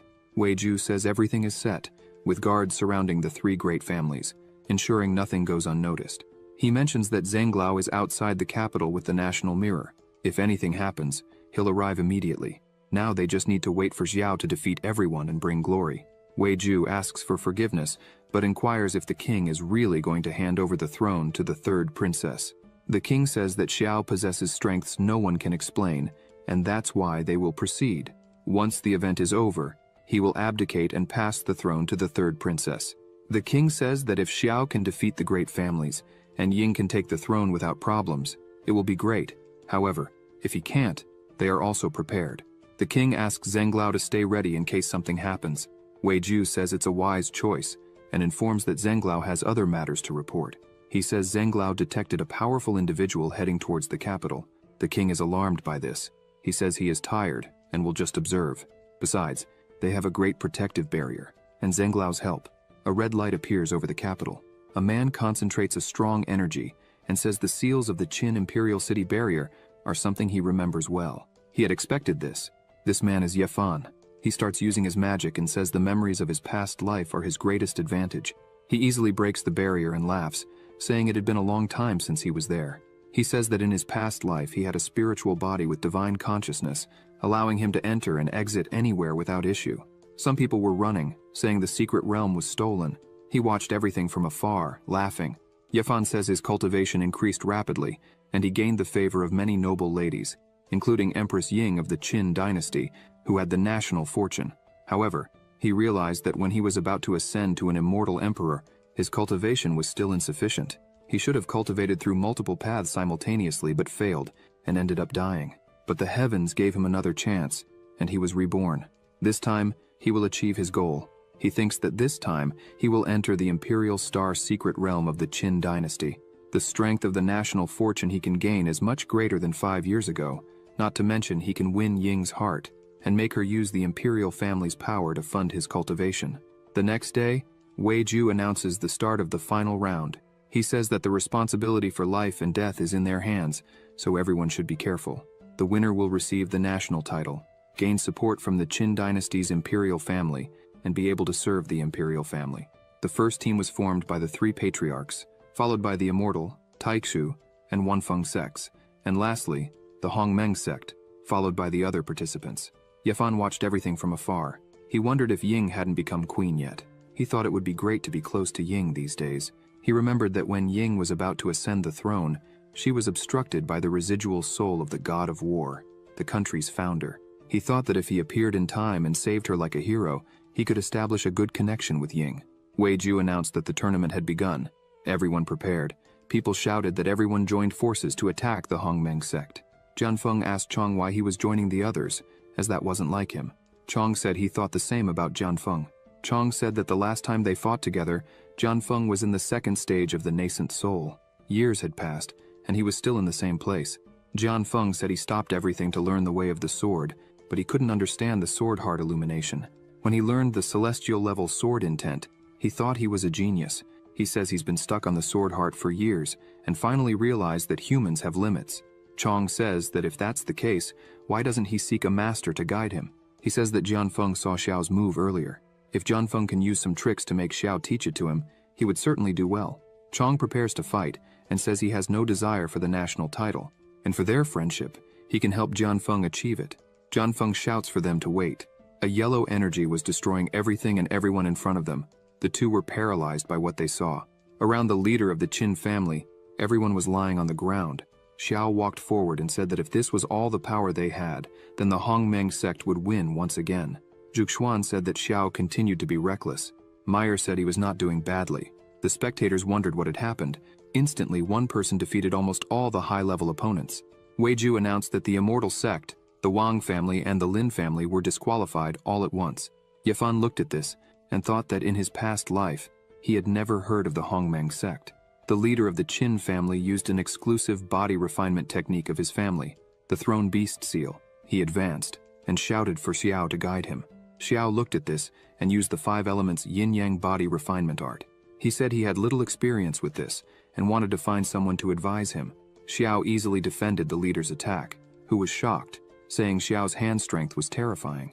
Xiao looked at him and asked if that was really all. Xiao told him to retreat and threw him away. He said that the leader's body strength did not compare to the strength of someone he had met before. The leader of the Qin family lay on the ground, furious. The Qin family members were frightened. They said the Qin family patriarch was no match for young Xiao of the Hongmeng sect. Xiao turned to Chong and Jianfeng and asked what they wanted to do. Jianfeng bowed and introduced himself, saying he had been stuck on the sword heart for years, and today he asked Xiao to be his master. The spectators went wild hearing this. Xiao had defeated everyone alone, and the leader of the Wan Feng sect was asking for his guidance. Xiao said that was fine with him. However, Jianfeng would have 2 options. The first was to become his disciple. People said this was unacceptable, as Jianfeng was the master of the Immortal Slayer sword technique and unstoppable. He was a god of the great Qin dynasty. Xiao said the second option was for Jianfeng to defeat Chong. Zhuxuan lowered her head and said Xiao's jokes were still the same. Jianfeng thought that cultivators should learn from the best, so he didn't mind becoming a disciple, but wondered what Xiao wanted with this. He imagined that maybe Xiao wanted to see how far his powers could go against Chong. He looked at Chong and thought that although they were only 1 realm apart, that realm was a great abyss that determined who had enlightened the sword heart or not. He thought Chong was also a sword cultivator and could advance in other ways, but he could not. Jianfeng prepared and apologized to his friend. He activated his Immortal Slayer sword technique and asked Chong to fight. Chong told him that in the end, it would not be as he thought. Zi looked at this and thought that this was the flexible finger sword her master used. Xiao watched all this and realized there were many such techniques. He thought that the flexible finger sword system's reward was not what it seemed. The two began to fight. The spectators were excited about this because the venerable Chong facing the strongest swordsman was a match whose outcome they couldn't predict. Chong said his demon subjugator seal could enhance his body when he attacked and protect him when he retreated. He thought Jianfeng's sword still lacked experience, as they couldn't even penetrate his body-protecting qi. Chong attacked Jianfeng, hitting him hard, and advanced for another strike, throwing Jianfeng away. Xiao looked at Chong and thought he was indeed interesting. Jianfeng began to say that he had expected this. Without the sword heart illumination, facing a complete cultivator like Chong wouldn't work, as he would always find his weaknesses. He stood up and said he conceded defeat. Chong said that, unfortunately, he couldn't help anymore. Xiao said he accepted Jianfeng as his disciple, so fighting in his disciple's place was something a master should do. Xiao began to release a bit of his power while thinking he wanted to test Chong's strength. Jianfeng asked Xiao what he meant. Xiao looked at him and asked if the first option was still on the table. In fact, he should change the way he spoke to him now. Jianfeng smiled. He bowed and said, "Since the master is present, this disciple bows before you." Chong released his strength and said that Xiao had refined power, so he would fight with everything he had. He advanced, but Xiao defended with one hand. The brilliance of the attack made it difficult for people to see. They shouted that this was a high-level battle. Jianfeng watched the fight and said that after understanding the sword heart illumination, the situation is different. The sword illumination can also be called the Dao heart illumination. Before illumination, cultivators judge their opponent's attacks with their 5 senses. After illumination, they use the Dao in high-level battles. This small difference can, by a narrow margin, determine the outcome. Jianfeng thought he needed to advance to this realm as soon as possible. Chong began to release more of his power. He retreated a bit and said he didn't expect Xiao's body strength to be so strong. He said his seal could also enhance his body. Chong attacked confidently this time, but Xiao defended again with one hand and smiled, saying he was happy. Normally he won before he could use his body refinement, but this time he could use it freely. Chong was startled, thinking that Xiao defended his full-strength blow as if it was nothing. Xiao thanked him for this moment and began to accumulate a frightening energy in his hand. Chong thought he couldn't take this blow, as Xiao's strength was beyond comprehension. Xiao attacked. Chong raised his defense to the maximum, thinking he needed to be careful with every move. However, a single attack from Xiao easily broke his defense. Chong couldn't believe it. People couldn't believe it either. The demon subjugator seal, which even Master Jianfeng at full strength couldn't scratch, was destroyed with just one blow from Xiao. Xiao prepared another attack and said that if Chong didn't have any more techniques, this would end now. Xiao struck again, sending Chong flying several meters away. Chong hit the wall hard. People shouted that the strongest cultivator was defeated. The king couldn't believe it. Even Chong was defeated by Xiao. People said that Xiao really won the battle. Having such strength at his age made him a genius. Jianfeng thought that Xiao was able to take Chong's strongest blow, which showed that his strength was superior.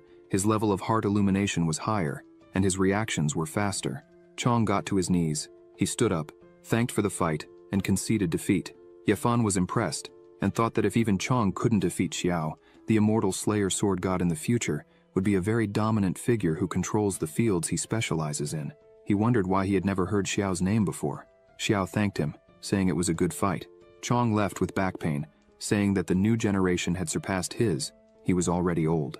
Xiao told the king that there was no one else there who could fight him, so he asked the king to declare them the strongest in the great Qin dynasty. The king thought that Xiao's strength was terrifying, so everything would be fine with these people taking care of everything. Ying could maintain the country firmly. The king stood up, smiling, and said that the Qin dynasty had produced exceptional talents, and since no one had any objections, he declared that from today, the Hongmeng sect would be the principal sect of the great Qin dynasty. He asked if anyone opposed this. The people shouted that the king was wise, while the aristocrats just looked on. They lowered their heads and said that the king was wise. The king sits down and announces that he will abdicate in favor of the third princess Ying. In the presence of everyone, he will write her name on the imperial monument. Everyone is shocked by this.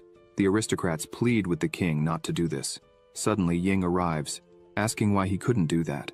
She looks at them, thinking she expected they wouldn't accept it. They say there has never been a woman who took the throne, and besides, the princess's cultivation level is low. If another country attacked them, how would they defend themselves? Ying becomes angry, thinking they were using her cultivation level to justify this.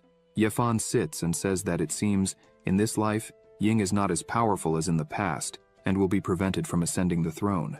He starts to laugh, and thinks that if he interfered now and suppressed the ministers, maybe he could. However, someone interrupts him, saying that as a disciple of the honorary master of the national sect of the great Qin dynasty, Ying can assume the throne. Xiao becomes irritated and starts to release his power, telling Ying not to worry because he would take care of everything. Several swords cover the entire space. Xiao says that anyone who opposes will be killed by him, and anyone dissatisfied will be convinced. People are shocked to learn that the third princess is Xiao's disciple. Ying is delighted by her master's leadership. He touches her head and asks her to proceed and take what is rightfully hers. Ying says that everyone recognizes the status of the Hongmeng sect. She asks why, as a member of the sect, she couldn't assume the throne. She asks if it is because their clans have already made secret pacts with the first and second princes. The aristocrats are startled by this. One of them shouts at the king, saying they can't do this. The Hongmeng sect is the national sect today, but in the future, they could betray. And at that moment, How would the third princess act? Ying becomes angry. Her father asks her to calm down. The king says that if they can't reach an agreement, then the great monument will decide. The towers begin to shine, and people are shocked by this. Zhuxuan thinks that every emperor of the Qin dynasty has had their name engraved on the imperial monument. It is imbued with spiritual energy, and when a person's name is engraved there, they can take advantage of the national fortune. She thinks that Ying had everything planned. She will take advantage of the overwhelming advantage over the 100 families today. They will support the ascension of the third princess to the throne once and for all. Ying walks up to the monument and thinks that today, as the princess, she must have her name engraved on the monument at all costs. She places her hand on the monument. A great energy is released, causing strong pressure on the princess. Yafan advances quickly, saying that now is the exact moment. Xiao notices this. Yafan thinks that Xiao stole the entire scene for himself, but he shouldn't worry about that. Besides the imperial family's background, only spiritual bodies with divine consciousness can enter the imperial monument space. He rushes in, thinking he could help the princess now. Inside the imperial monument space, Ying begins to walk and wonders where she is. The statue behind her starts to exude a dense aura. She wonders if there really is a secret space inside the imperial monument. The statue looks at her and shouts, "How dare you?" Ying is startled. She turns asking who it is. The statue says, "A mere woman. How dare you covet the supreme throne and offend imperial majesty? It is a sin worthy of death." She is frightened and thinks she is now in big trouble. This is the founding general who protected the Qin dynasty during the country's foundation. The statue strikes its spear on the ground, breaking the whole place and releasing a lot of energy. He says, "Since you have the blood of the ancestral emperors, I will give you one last chance. Leave here immediately. Otherwise, I will definitely kill you without mercy." She is scared and thinks that her father, the king, never mentioned such a trial when touching the monument. Perhaps because she is a woman, the statue appeared to stop her. She wonders why she couldn't become an empress. Ying remembers that it was she who dealt with the noble families, she who traveled through all the immortal sects and families, gaining everyone's support, not to mention the support of her master Xiao. Ying draws her sword and says that the throne belongs to her, and that it was ordained by the heavens. She draws her sword and asks how a mere wandering spirit dares to question her. Ying asks if he still believes he can stop her, for that is an absurd thought. The statue dodges her attack and says that she is insolent for doing so. He begins to attack her while shouting that he will have to do something since she wouldn't leave. The two begin exchanging blows, and as the fight progresses, a red energy starts to approach them. It was Yafan who looks at all this and wonders if this was the space of the monument, for it was all incredible. He watches Ying's fight and says it's time to put his plan into action. The fight between the two becomes increasingly intense. The sword that Xiao had given to Ying senses something and begins to fly on its own. Ying is a little scared by this, wondering why it started acting on its own, and if it had sensed some danger. The sword heads towards the statue, which also can't understand anything and asks what is happening. The sword breaks the statue's weapon, leaving it impressed. Ying thinks that her master was truly right. He was helping her ascend to the throne. Suddenly, Yafan arrives, shouting at the statue, asking how it dares to touch Ying, saying it would have to go through him first. Ying looks at him, wondering who he could be. Yafan advances without hesitation. The statue sees the fire of consciousness in Yafan's hand. As soon as the statue receives the first blow, it thinks that his attacks burn directly its residual spirit, and it can't fight against that. Yafan continues attacking, saying he would let the statue taste its own power. The statue tries to step on him, saying that he has a spiritual body with a divine consciousness, hence why he managed to get there. Yafan continues attacking and asks if that's right, a spirit from the void-destroying earth. Yafan says he had already noticed that the statue was prepared to fight a spirit with divine consciousness. The statue asks Yafan if he really thought it would stay there for 1,000 years without preparing for such a thing. While the two are fighting and arguing, Ying takes advantage and attacks again with the sword that Xiao had given her. The statue notices this and raises its arm, saying it's a small sword so it would have no effect. However, the sword pierces through the statue with great force. The statue says this is completely impossible. With just one move, it was defeated. The sword returns to Ying. The statue turns into nothing but a pile of stones on the ground. Yafan thanks her. Ying says she doesn't know him. He is a little embarrassed and says that indeed she didn't know him, but he had admired her for a long time. She says she understands but thinks that Yafan is very strange, as he is not a member of the royal family but managed to get in there. She plans to investigate this later. Ying says she needs to leave soon, as her father and master are waiting for her. Yafan is a bit irritated because Ying constantly mentions Xiao. He thinks he needs to be careful. Ying starts to leave, But Yefan grabs her arm and asks why she is already leaving. He points out that there is still the dragon's spiritual energy there, which would be very good for her to absorb. She asks what energy that is. Yefan asks her to sit and follow his instructions. After a few minutes, she starts to feel an energy and manages to absorb everything, reaching the peak of the golden core. Yefan says that it's finally over and that she can leave, as he is very sleepy. Ying asks why he wanted to help her. He starts to smile and says that he already mentioned before that he admires her for a long time and that this is the least he can do. Ying feels a little uncomfortable with this and says they should forget this conversation and leave soon. Meanwhile, outside, everyone is scared, asking why Ying had disappeared. The king is worried, wondering why this happened, as in the past, when someone was to ascend to the throne, all they had to do was bind the tablet with their spiritual power, and the person's name would appear on the tablet. He thinks that a phenomenon like this, where the heavens and earth change and the successor is absorbed by the tablet, has never happened before. The sky begins to look strange, and people think it could be divine punishment for having the princess ascend to the throne. Suddenly, several people arrive, led by two individuals. They reach the center of the arena, and the two shout that they are the first and second princes. They declare that they are against Ying's succession to the throne. The king is surprised and asks what they are doing there. The first prince says they are there because they want their father, the king, to rescind the order he gave about Princess Ying. He claims that the heavens are showing that the third princess is not worthy of ascending the throne. The crowd is frightened, shouting that the sky suddenly covered with dark clouds, and they wonder if it is truly divine punishment. The second prince says that if their father does not retract this, they will order their troops to correct the situation.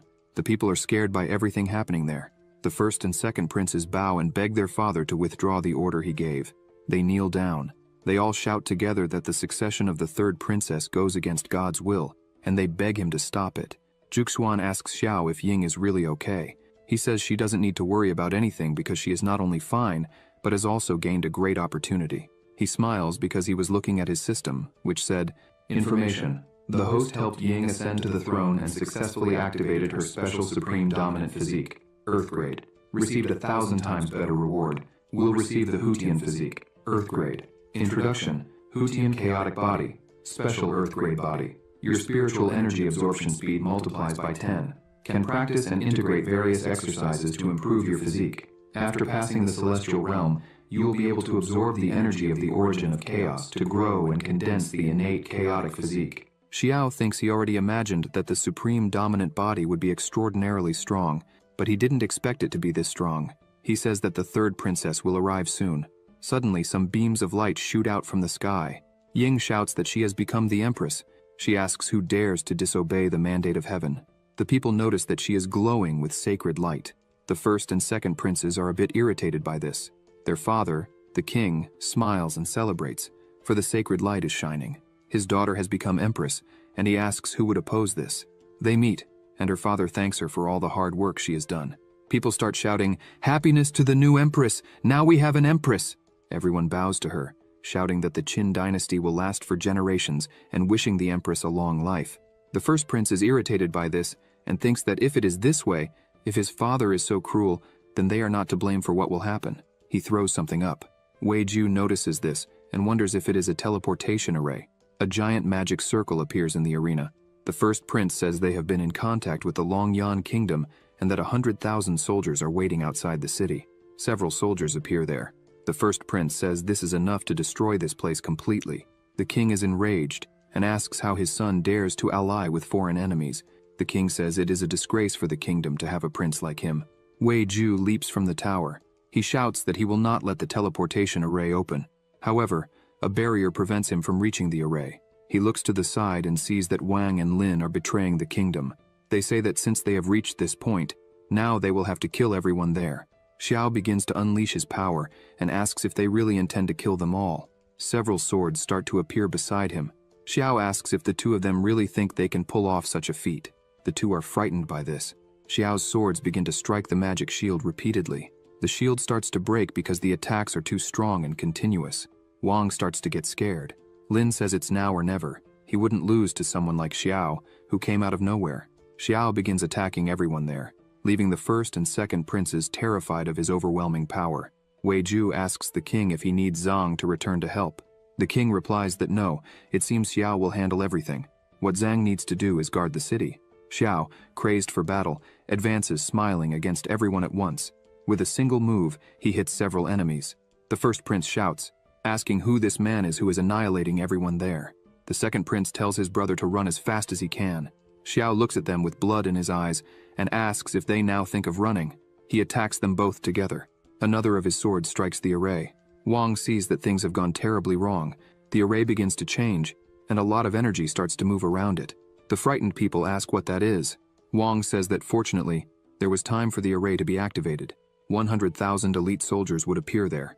The soldiers begin to be teleported, but they are already defeated. Lin and Wang watch this in shock. They ask how they were defeated. One of the soldiers says they don't know exactly what happened. A giant golden hand fell from the sky, and they couldn't resist. He thinks this action offended the heavens. Wang and Lin think the golden hand is the old Zhang's ability. Xiao holds his sword and asks if they have finished saying their last words. Before they can respond, he attacks the two, making them cough up blood. In the end, Xiao leaps and stands atop the fallen bodies on the ground. He looks at the king and says the rebellion is over. Xiao smiles and says they can continue with the succession ceremony. He turns to everyone and shouts, asking what they are waiting for. They should salute the new empress. The people look at each other, kneel, and begin to salute the new empress.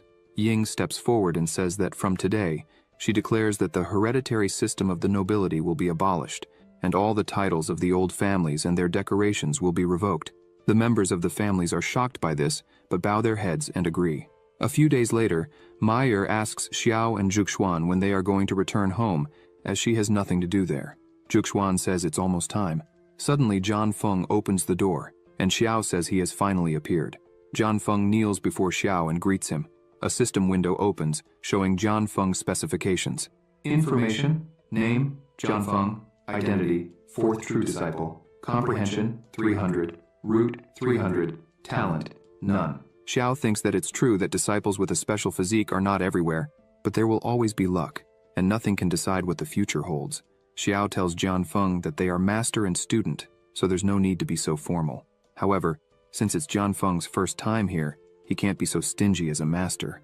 Xiao touches Zhan Feng's forehead and says he will transfer some techniques for him to learn and then teach him more calmly later. Zhan Feng starts shouting, wondering how many techniques Xiao is giving him. From what he noticed, there are more than 50 techniques, and among them, the lowest grade is Earth level. He thinks this is more than his sect of the 10,000 peaks has accumulated over the years. The system appears saying, "Notification. We detected that the host gave his disciple a total of 57 secret technique books. Doubling your reward, you obtained 1 use of skill fusion." Zhan Feng looks at Xiao, wondering what kind of monster he has as a master. Xiao says it's time to visit his 3rd disciple. Several people are walking down the street. One of them shouts that Her Majesty has arrived. Ying descends, accompanied by Weiju and Chong. Xiao greets Her Majesty. She bows and also greets her master. Xiao says they don't need to do this all the time, and that if she has something important to say, she should just say it. She asks if he remembers the National Destiny Conference she had mentioned. Ying says that the Longyan Kingdom is stealing their vassal states and is about to start a war. She explains that although the plan has been exposed, once the Qin dynasty falls, it would be difficult to escape the outcome of being manipulated by others. She suggests that the best course of action is to participate in the national games and make Xiao's name even greater. Even so, the Longyan Kingdom would not be easily convinced. Xiao asks what the rules of the game are. Ying begins to explain that following the experience of previous years, representatives are usually sent. Each country sends 5 people, all of whom must be at least at the nascent soul stage. He asks for the names she has chosen so far. Chong smiles and says that he is one of the chosen ones, and that's why he came to invite his friend Zhan Feng to join him. Zhan Feng says that now it makes sense why Chong had been eyeing him since the beginning of the Dao Festival. Chong smiles and says that's right. Zhan Feng turns to Xiao and says that he now belongs to the Hongmeng sect and will do whatever his master commands. Xiao says they will try to obtain a consultative status from the Superior Kingdom, just for fun. He asks Ying if she wants to become the Empress of the Superior Kingdom. Everyone is shocked by what Xiao has just said. Chong shouts, asking if Xiao really said that. He explains that Her Majesty simply asked them to do everything possible, but she didn't say the goal was to become a great nation.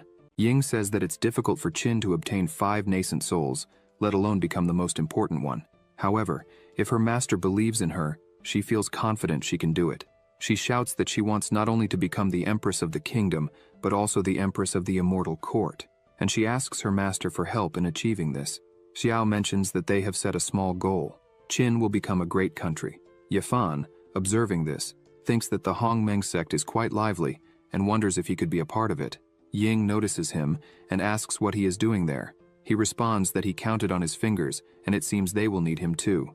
Yifan adds that, according to his calculations, they need more nascent souls for the National Destiny War. He asks what she thinks about his participation. Currently, Yifan is at the 5th level of nascent soul. Wei Ju senses something unusual. He informs Ying that this man is the same one Zhenglao saw in the Haochen mirror a few days ago. She thinks that this man is indeed remarkable. Ying calls everyone and introduces Yifan, stating that he was the one who helped her when she challenged the Imperial Monument, and that, since he is interested, he will join them. Ying asks her master what he thinks about this. Xiao recalls that this is the person Ying mentioned had helped her by warning about the dragon's energy. Yifan smiles and asks the protagonist if he is Ying's master. Yifan explains that 5 years ago, Ying saved his hometown, which is why he came to Qin to admire her, but he didn't expect to encounter this situation. The two greet each other, but Xiao thinks that he came alone to watch the Dao Festival and somehow ended up in the mysterious space and now wants to participate in the national games. The protagonist looks at him and thinks that he is a reincarnated person like himself. Yifan wonders what secrets Xiao has. The protagonist turns and says that the participants will be him, Jianfeng, Chong, Wei Ju, and Yifan. He also mentions that if they need any help from the Hongmeng sect, they can ask Zhu Xuan, as he will be in seclusion every day. He calls Jianfeng to follow him. Inside a house, Jianfeng asks his master what had happened. Xiao asks him to look at the sword in his hand first. Jianfeng asks if it is the immortal sword. Xiao asks if he knows where it comes from. Jianfeng says that informing the master, the disciple obtained 7 strange divine swords from ancient ruins in the northern region of the Qin dynasty about 85 years ago.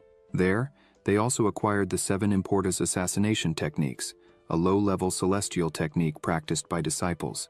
According to the inscriptions on a stone in the ruins, these 7 swords were celestial magical weapons of celestial level, but failed to survive the thunder tribulation when advancing and suffered severe damage.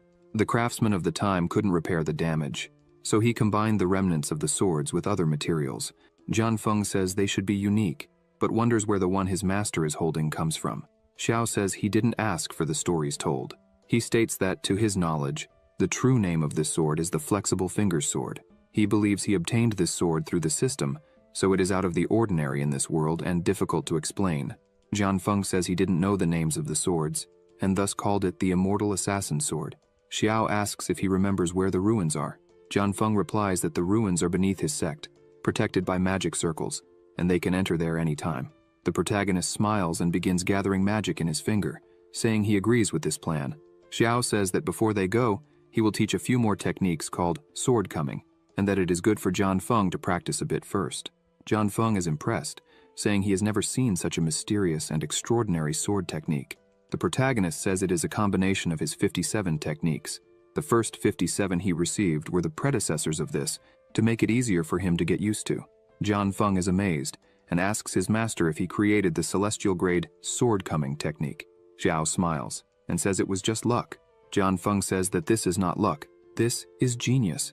Xiao tells him there's no need to keep saying these things because he doesn't care. The protagonist asks if Jianfeng knows what lies in the heart of the sword. Jianfeng asks Xiao for guidance. The protagonist says the most important point is to get rid of. Jianfeng is startled, asking if it's to get rid of his sword. Xiao clarifies that it's not just to break through the obstacles ahead, but to shatter all the magical power of the world. Moreover, this sword technique can integrate with the essences of sword techniques from all over the world and improve their grades. Xiao says that one day, including the world's strongest magical treasures and divine weapons, they can be broken with a sword.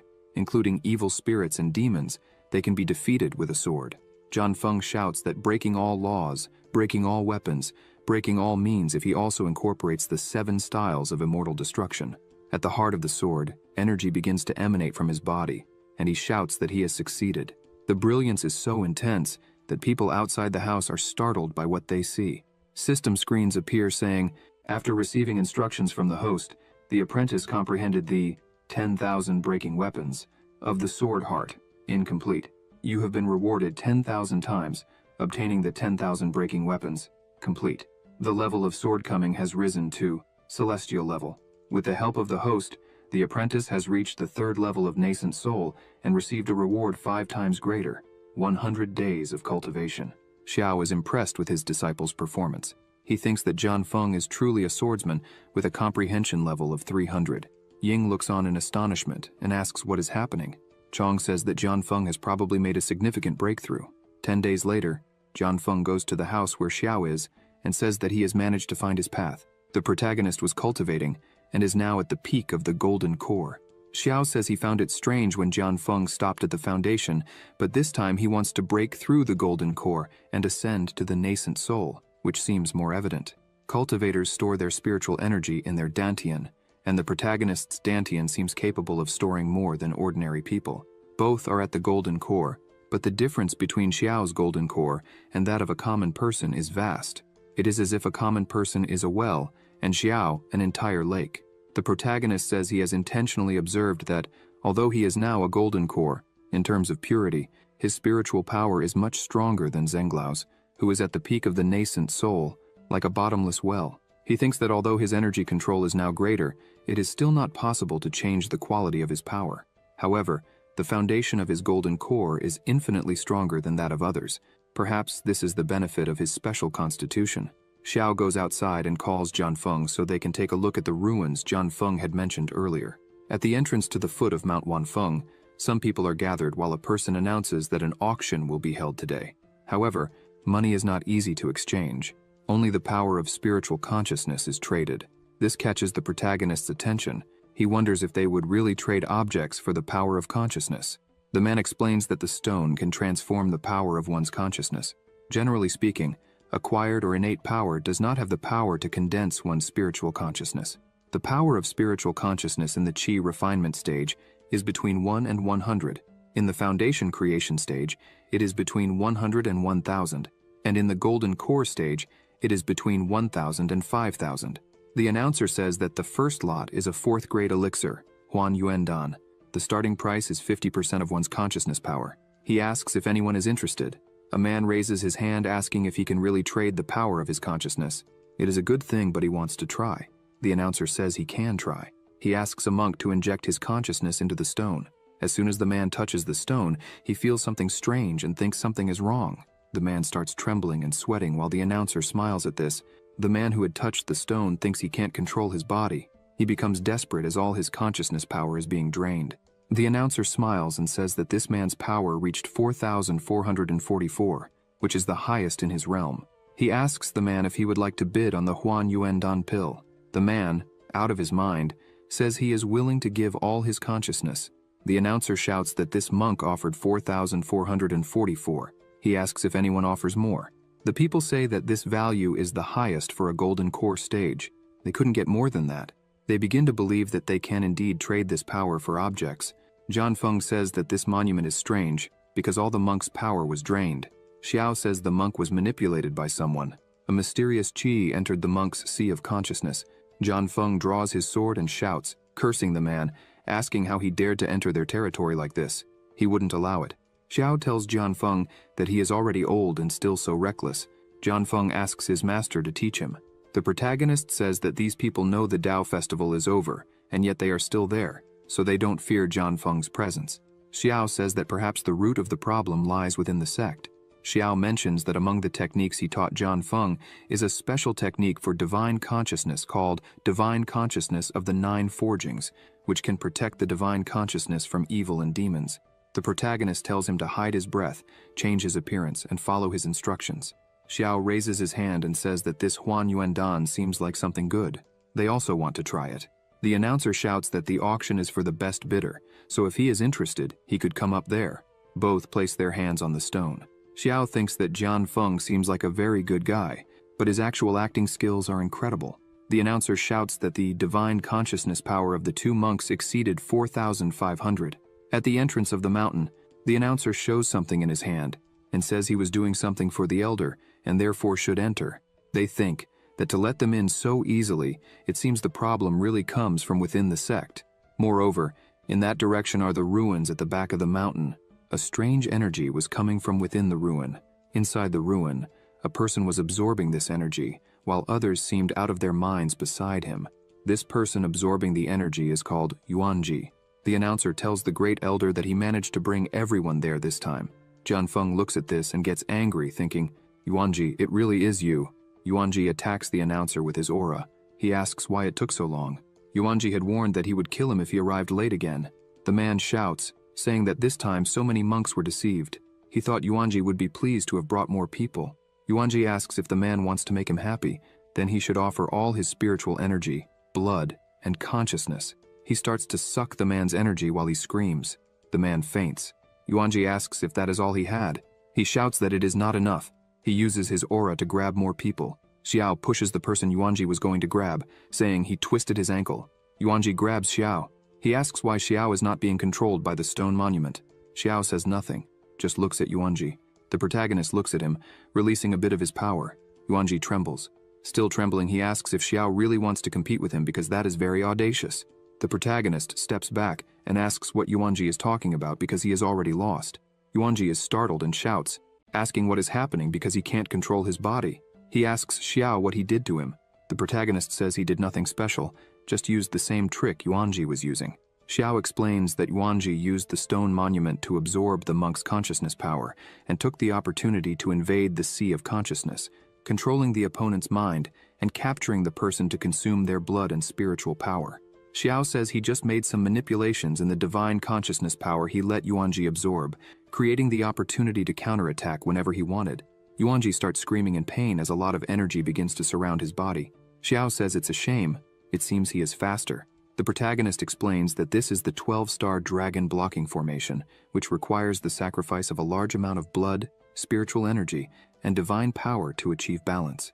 Xiao thanks Yuanji for giving him this gift. A strong amount of energy starts to surround the place. The ruin begins to tremble and break apart. Jianfeng exclaims that the ground is falling. Suddenly, everything stops. Jianfeng looks around and asks if this is the 7 stars of man. The protagonist asks what the 7 stars of man are.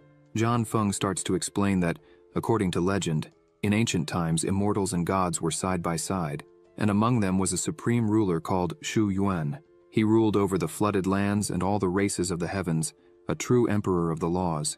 Due to a catastrophe, the order of the heavens collapsed, and Armageddon arrived, causing all creatures in the world to be reduced to ashes while bleeding. The immortal emperor Shu Yuan could not bear the suffering of common people, so he led his immortals to fight. However, the celestial Tao was too powerful for the immortal emperor Shu Yuan to defeat, and he had no choice but to establish the 7 great formations. He captured 7 stars that contained the great power of the Tao, and used the power of the stars to suppress the heavens, resisting the collapse of the celestial Tao, and protecting the peace of all races in the heavens. Xiao asks if this legend is true, and what happened to the immortal emperor Shu Yuan. Jianfeng says that, after capturing the stars, the immortal emperor Shu Yuan was so weakened that the celestial Tao took advantage of his weakness and destroyed his physical body, and his soul could only hide within the 7 stars. It was never said whether he died or remained alive since then. The 7 stars of man constitute an ancient power, with the myth and legend of the immortal emperor Shu Yuan as their belief and the 7 stars as their name. They worship the immortal emperor Shu Yuan and spread all his great deeds. Suddenly, the marks on the wall begin to glow. Jianfeng is scared, and the protagonist asks if this is power and energy start to fly towards Xiao's body. The energy begins to pass through Xiao's body. He thinks it seems to be more condensed and powerful than spiritual energy, and has some similarity with the purple qi from the Hongmeng sect, which was once refined. The protagonist starts to concentrate and asks Jianfeng to protect him. Jianfeng says he will do his best. Jianfeng thinks he heard that before the 7 stars disappeared, the legacy of the immortal emperor Shu Yuan was divided into 7 parts and spread across the world. He wonders if his master was chosen by the 7 stars and is about to become the heir of the immortal emperor Shu Yuan. Jianfeng thinks that if he were in his master's place receiving all this power, he wouldn't be able to bear it and would die quickly. He looks at Xiao and wonders if he is all right. After a few moments, Xiao opens his eyes, and his current level of strength is the peak of the golden core. He thinks that even with such a large amount of power, it was not enough to fill his golden core. It seems he will have to return to the Hongmeng sect to absorb the purple qi before trying to advance. Suddenly a woman passes through the wall. She says that, by order of the immortal emperor Shu Yuan, The 7 stars below her are the 7 stars of light. She is there to guard the legacy of the immortal emperor, waiting for someone with a suitable fate to obtain it. Xiao asks if she is floating light, one of the 7 stars of man. He also asks if this means the heritage of the immortal emperor Shu Yuan is sealed there, and if it is the power he just absorbed. She says she is not one of the 7 stars, but a remnant left by floating light, one of the 7 stars. She says the legacy of the immortal emperor is not what Xiao just absorbed. She asks Xiao's name and he says it is Xiao. She creates a ball of great power in her hand and says this power is called stellar power. Those who possess the power of the stars will be favored by the heavens and will be especially fortunate. Xiao remarks that this power is very similar to a power he refined before, called Hongmeng's Purple Qi. He asks if she has heard of Hongmeng's Purple Qi. She looks at him thinking, so he is from the Hongmeng sect. She says the ancestor of the Hongmeng sect was an immortal human. Since Xiao is a disciple of this man, he inherited the cause and effect of his stay in this world. Likewise, he will also inherit the fortunate power of the human immortals. This Hongmeng Purple Qi is also the fortunate power of his ancestor. She applies the power to Xiao and says that when the power of fortune condenses and solidifies countless times, it turns into stellar power. If he cultivates the stellar power to the extreme, he will be able to fight against the celestial Tao. Xiao says that Hongmeng's Purple Qi is also a kind of fortunate power, and the stellar power is an advanced version of the fortunate power that has been condensed numerous times. The woman confirms this. The protagonist asks if she knows about the power of national destiny. The stellar power is above Hongmeng's Purple Qi, above the fortunate power. The woman says the power of national destiny, as the name suggests, is the power of a country's destiny, and is also one of the lower levels of stellar power. Xiao says he understands but has one last question. Has anyone else obtained this heritage of the immortal emperor Shu Yuan? The woman says that besides him, others have been there before. They all completed the trial well and received their own heritage.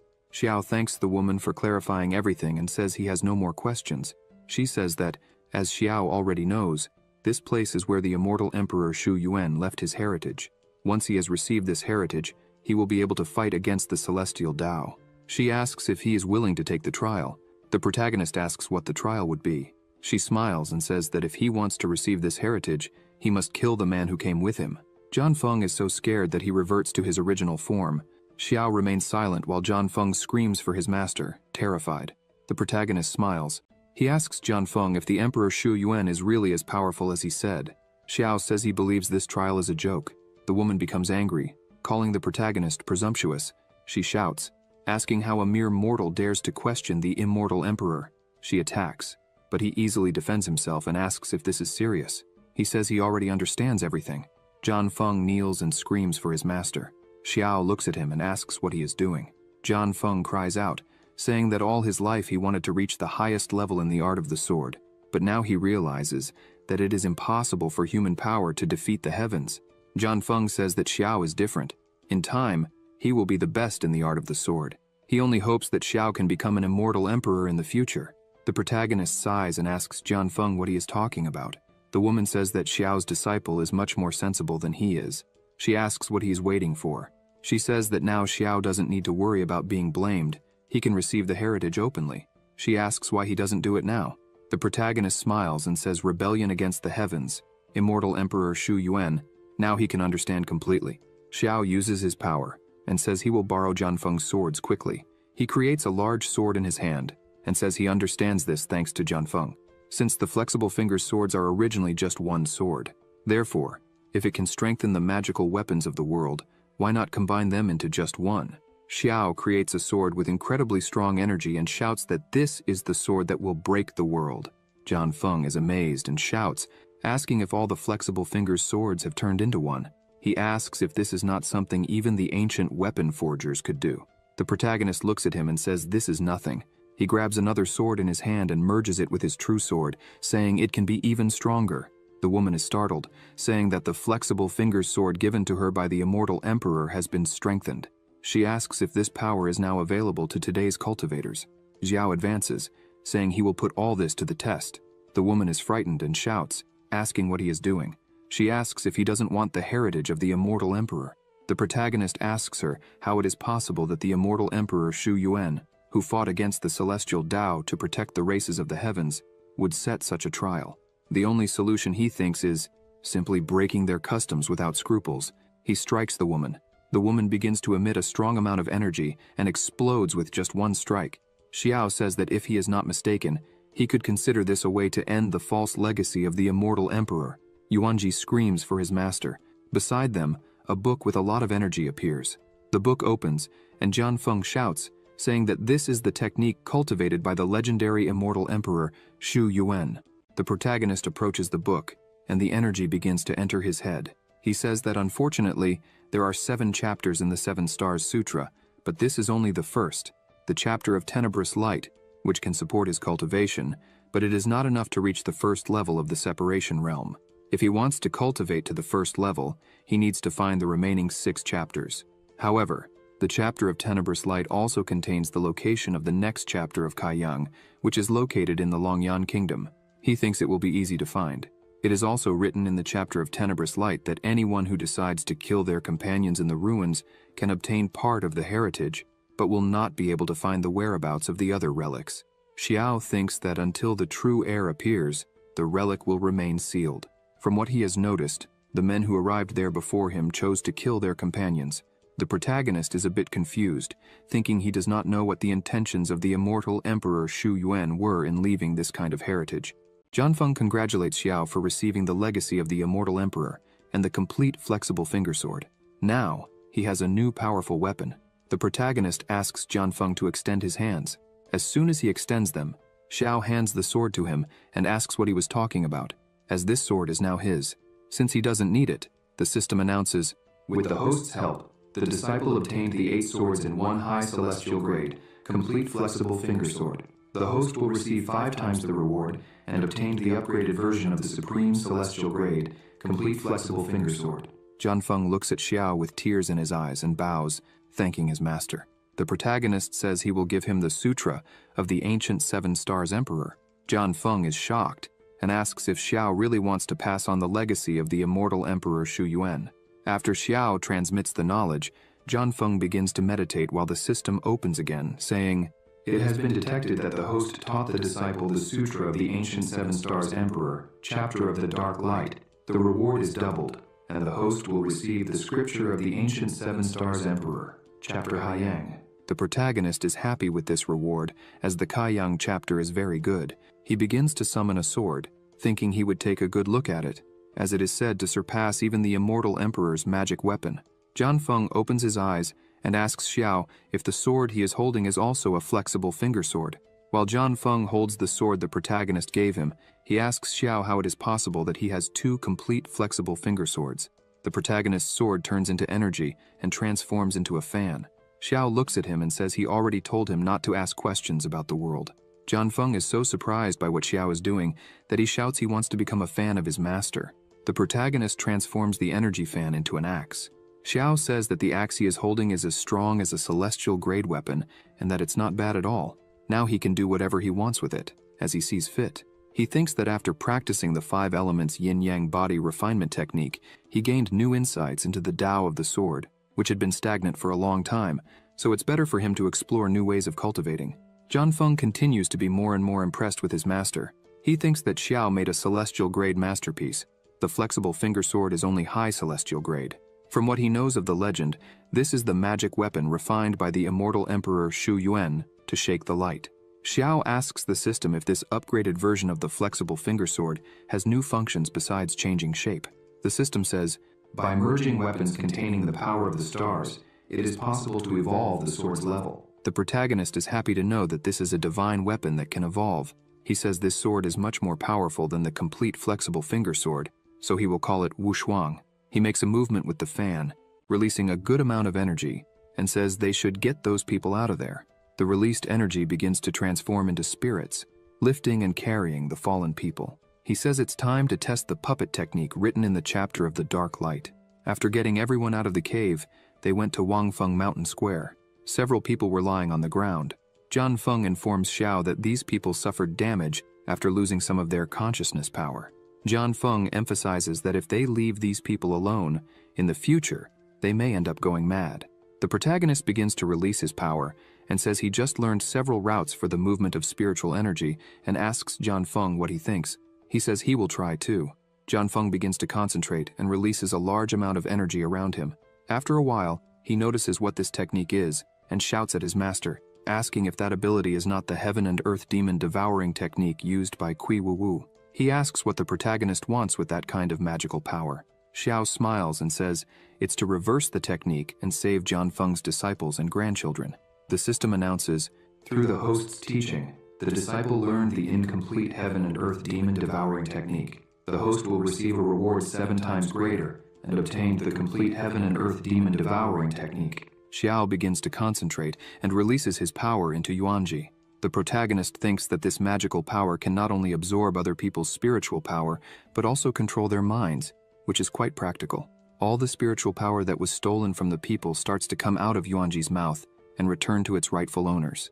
The people begin to get up, still a bit dazed. They were scared, but besides having their powers back, they were stronger than before. Jianfeng asks Xiao what he did to those people. The protagonist says that when he returned their consciousness power, he also purified them, since some of Jianfeng's disciples had a weak foundation, so he decided to take care of them. Jianfeng is completely amazed by his master's feat. The people start shouting that their master, Jianfeng, saved them and even made them stronger than before. Xiao turns around, saying he would leave the rest to him, and that once he finished handling things, they would go back home. Jianfeng watches Xiao, who walked away too quickly, and wonders if this is how a master acts. After all this, they begin to return to the Hongmeng sect.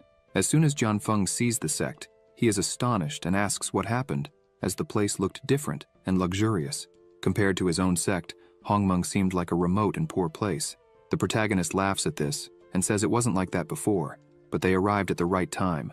He descends and says they were expecting them. As soon as he arrives, Z starts shouting that her master has returned. Muhan comes forward and greets her master. Xiao asks how she feels now that she is helping with the sect's affairs. Zhu Xuan Xiao starts to say they are doing a great job there, and that she was thinking of appointing Z as the master of the 7th peak, and giving Muhan a separate Dan peak to recruit new disciples who hope to use the Dan to enter the Dao. Xiao holds Zhu Xuan Xiao by the shoulders, looking directly into her eyes, making her embarrassed. He asks if she is serious, because it seems he has a problematic person taking care of them these days. Suddenly, Meyer arrives shouting, calling her master and saying she has something to ask her. Zhu Xuan Xiao says goodbye and mentions she will resolve this first. The protagonist asks Z and Muhan to take Jianfeng to see the sect. He would return later to guide them in cultivation. Alone, the protagonist goes to the sect's ancestral shrine. He says this power is much more condensed than before. Purple Qi of Hongmeng. This must be the stellar power. He thinks he didn't expect that the celestial book of Hongmeng, which said that on the day he became the leader of the great sect, he would attract all the fortune left by the ancestor of Hongmeng, was actually true. Moreover, this fortune is much more incredible than he imagined, as it is already condensed into stellar power. Suddenly, the energy expands, making a loud noise. Bai Luo-ri opens the door coughing. The protagonist asks what is happening. He says he doesn't know what was going on with the ancestral shrine. Suddenly, the spiritual power became violent and injured several passing disciples. The master ordered him to go there and find a solution to the problem. Bai Luo-ri says he asked around and finally found a high-ranking person to help. He points forward, saying that is the person. An old man introduces himself, saying his name is Xuan Xiao from the Nanli sect. He asks if they need his help. The protagonist just looks at him. Bai Luo-ri celebrates and asks if Xiao knows him, since he is known for having destroyed the Luo Yun sect alone. He is almost a demigod. Bai Luo-ri says he spent all his money to bring this guy here. Xiao begins to pat Bai Luo-ri on the head and asks if he had told his sister about today and about the day they met in Luo Yun City. He says yes, and mentions that the protagonist said he would give him the opportunity to practice. He asks why Xiao is patting him. The protagonist says it's nothing, he just thinks Bai Luo-ri is cute. Xuan Xiao bangs his staff on the ground and yells at the two of them, asking if they know how valuable his time is, and yet they are standing there chatting. Bai Luo-ri is startled by this. He apologizes and shows the way. As soon as Xuan Xiao enters, the energy begins to manifest, and Xiao just smiles behind him. Xuan Xiao is shocked, wondering why this energy is so pure. It seems infinitely purer than common energy. He thinks the Hongmeng sect is very lucky, since the ancestral shrine is emitting such a pure flow of spiritual energy. Xuan Xiao thinks that if he can steal and absorb all that energy, he could reach the nascent soul in an instant. Xiao becomes serious behind him, while Bai Luo-ri asks if Xuan Xiao can solve the problem. Xuan Xiao turns and says, this is not a simple matter. He will have to use the treasure of fate to solve it, so the price will go up. Bai Luori is disappointed, saying he has no more money. Xiao, irritated, tells Xuan Xiao not to worry, as the protagonist is interested in seeing Xuan Xiao's skills. If he can solve this problem, he will pay the additional costs. Xuan Xiao says he will solve it since they are so generous, but thinks these two are just dumb sheep. He takes out his bag, a treasure capable of storing and absorbing spiritual energy, called the Spiritual Storage Bag. As soon as he opens the bag, the energy starts to flow in. The old man starts shouting, thinking this is fantastic. The bag begins to grow larger as the old man thinks all that pure, high-quality energy is now his. He continues absorbing as much as he can. The bag starts to make noise, and he is surprised, thinking the bag won't hold. The bag explodes, spreading all the energy again. Xuan Xiao thinks he has no choice but to absorb this energy right now. As he starts to absorb the energy, he is frightened. He wonders what is happening because this is not spiritual energy. The energy increased dozens of times after entering his dantian. The energy keeps flowing in, and he thinks this is not good. If the energy keeps coming in like this, his body will explode, and he will die. Bai Luori notices the spiritual energy has decreased a bit and says Xuan Xiao is truly incredible. Xuan Xiao's body begins to grow enormous, and he tries to ask for help. Bai Luori is surprised, asking if Xuan Xiao is really asking for help. Xiao looks at this and starts laughing hysterically. He begins to control the energy in the place. Bai Luori asks what he is doing. The protagonist says that if he doesn't help, this little master will be reduced to several pieces of meat scattered everywhere. The protagonist starts absorbing the energy while thinking that, fortunately, he obtained the heaven and earth demon devouring technique, and this is a perfect occasion to use it. The old man's body begins to return to normal. He falls to his knees on the ground and sighs with relief, saying he is saved. Xiao asks the old man if he is sure about that, and steps on his body. Xuan Xiao screams in fright, asking what the protagonist is going to do with him. Xiao says it depends a lot on what he will say. The protagonist orders the old man to say who he really is and what his intentions are in infiltrating the Hongmeng sect. The old man, scared, shouts that he will tell everything. He says he is very sorry, that he deserves death, that he did not recognize such an important person and deceived everyone. In fact, his name is not Xuan Xiao from the Nanli sect. His real name is Zhang San. He says he used the protagonist's name to deceive people and get money all over the country. Bai Luori is shocked by this. The protagonist transforms his fan into a knife and asks if that is all he has to say. And to make up for the deception, he will just cut off one of Zhang San's legs. The old man falls into despair and says he is being sincere, offering all his belongings as an apology and calling the protagonist an immortal master. Suddenly, someone arrives and calls Xiao. It is Zhuxuan, who says that if he does this, what would he do if her disciple became corrupted? Xiao takes the old man's belongings and says that Zhuxuan is a bit mistaken, that he was just punishing villains and eliminating evil. Besides, she sent him there as soon as he returned. He asks if it wasn't to set a good example for Bai Luori. She replies that she sent him there to absorb the energy from that place, not for what he said. The protagonist smiles and asks if she is serious. He uses his energy, transforming it into a rope. Xiao says he will take the man away, so Bai Luori doesn't need to worry anymore. The old man starts shouting that he was wrong and begs for forgiveness. Zhuxuan says that this is an opportunity that appears after the explosion of the Hongmeng sect's fortune. She emphasizes that she has already absorbed her part and that all the rest belongs to Xiao. He immediately sits down and says that in that case, he will not refuse. She starts to leave the place while Bai Luori runs after her, asking why she didn't absorb everything if she knew what it was and why she sent him to guard that place. She stops and thinks that the fortunate power is much stronger than spiritual energy, but if a cultivator cannot absorb it, it is a waste. Previously, when she used the purple chi of Hongmeng to temper the green-purple twin swords, it took an entire year. When the protagonist left the capital of the Qin dynasty, he had another great breakthrough. Now she could master the fortunate power almost effortlessly. She turns to Bai Luori and says that everyone has their own opportunity. She thinks she needs to hurry, otherwise Xiao will leave her behind. First peek. Night falls, and the sky is behaving strangely. A lightning bolt begins to fall towards the house. That house starts to emit a gigantic amount of energy. It was Xiao meditating. He thinks this is the 10th lightning bolt of the tribulation. He opens his eyes, saying that the tribulation from breaking through the golden core to advance to the nascent soul has finally arrived. It is not easy to fill this bottomless abyss of his dantian. Breakthrough to the nascent soul realm. From the golden core is a process every cultivator should experience before advancing to the nascent soul realm. During this process, the transformation of the golden core attracts the tribulation of heaven and earth. To form the nascent soul, one must first absorb the power of the lightning tribulation that descends. It can be said that the power of the lightning tribulation is also a kind of fortuitous power. Generally, the power of the thunder tribulation is proportional to the strength of the golden core. The stronger the golden core becomes, the stronger the lightning tribulation attracted to break through the golden core and advance to the nascent soul. Xiao says that the cultivator Chongling was called the strongest cultivator for withstanding 5 tribulation bolts when advancing to the nascent soul. The protagonist says that if that is the case, then it wouldn't be a big deal if he proclaimed himself the strongest nascent soul cultivator. Another lightning bolt forms in the sky. Xiao looks at it and thinks that this is the 10th tribulation bolt.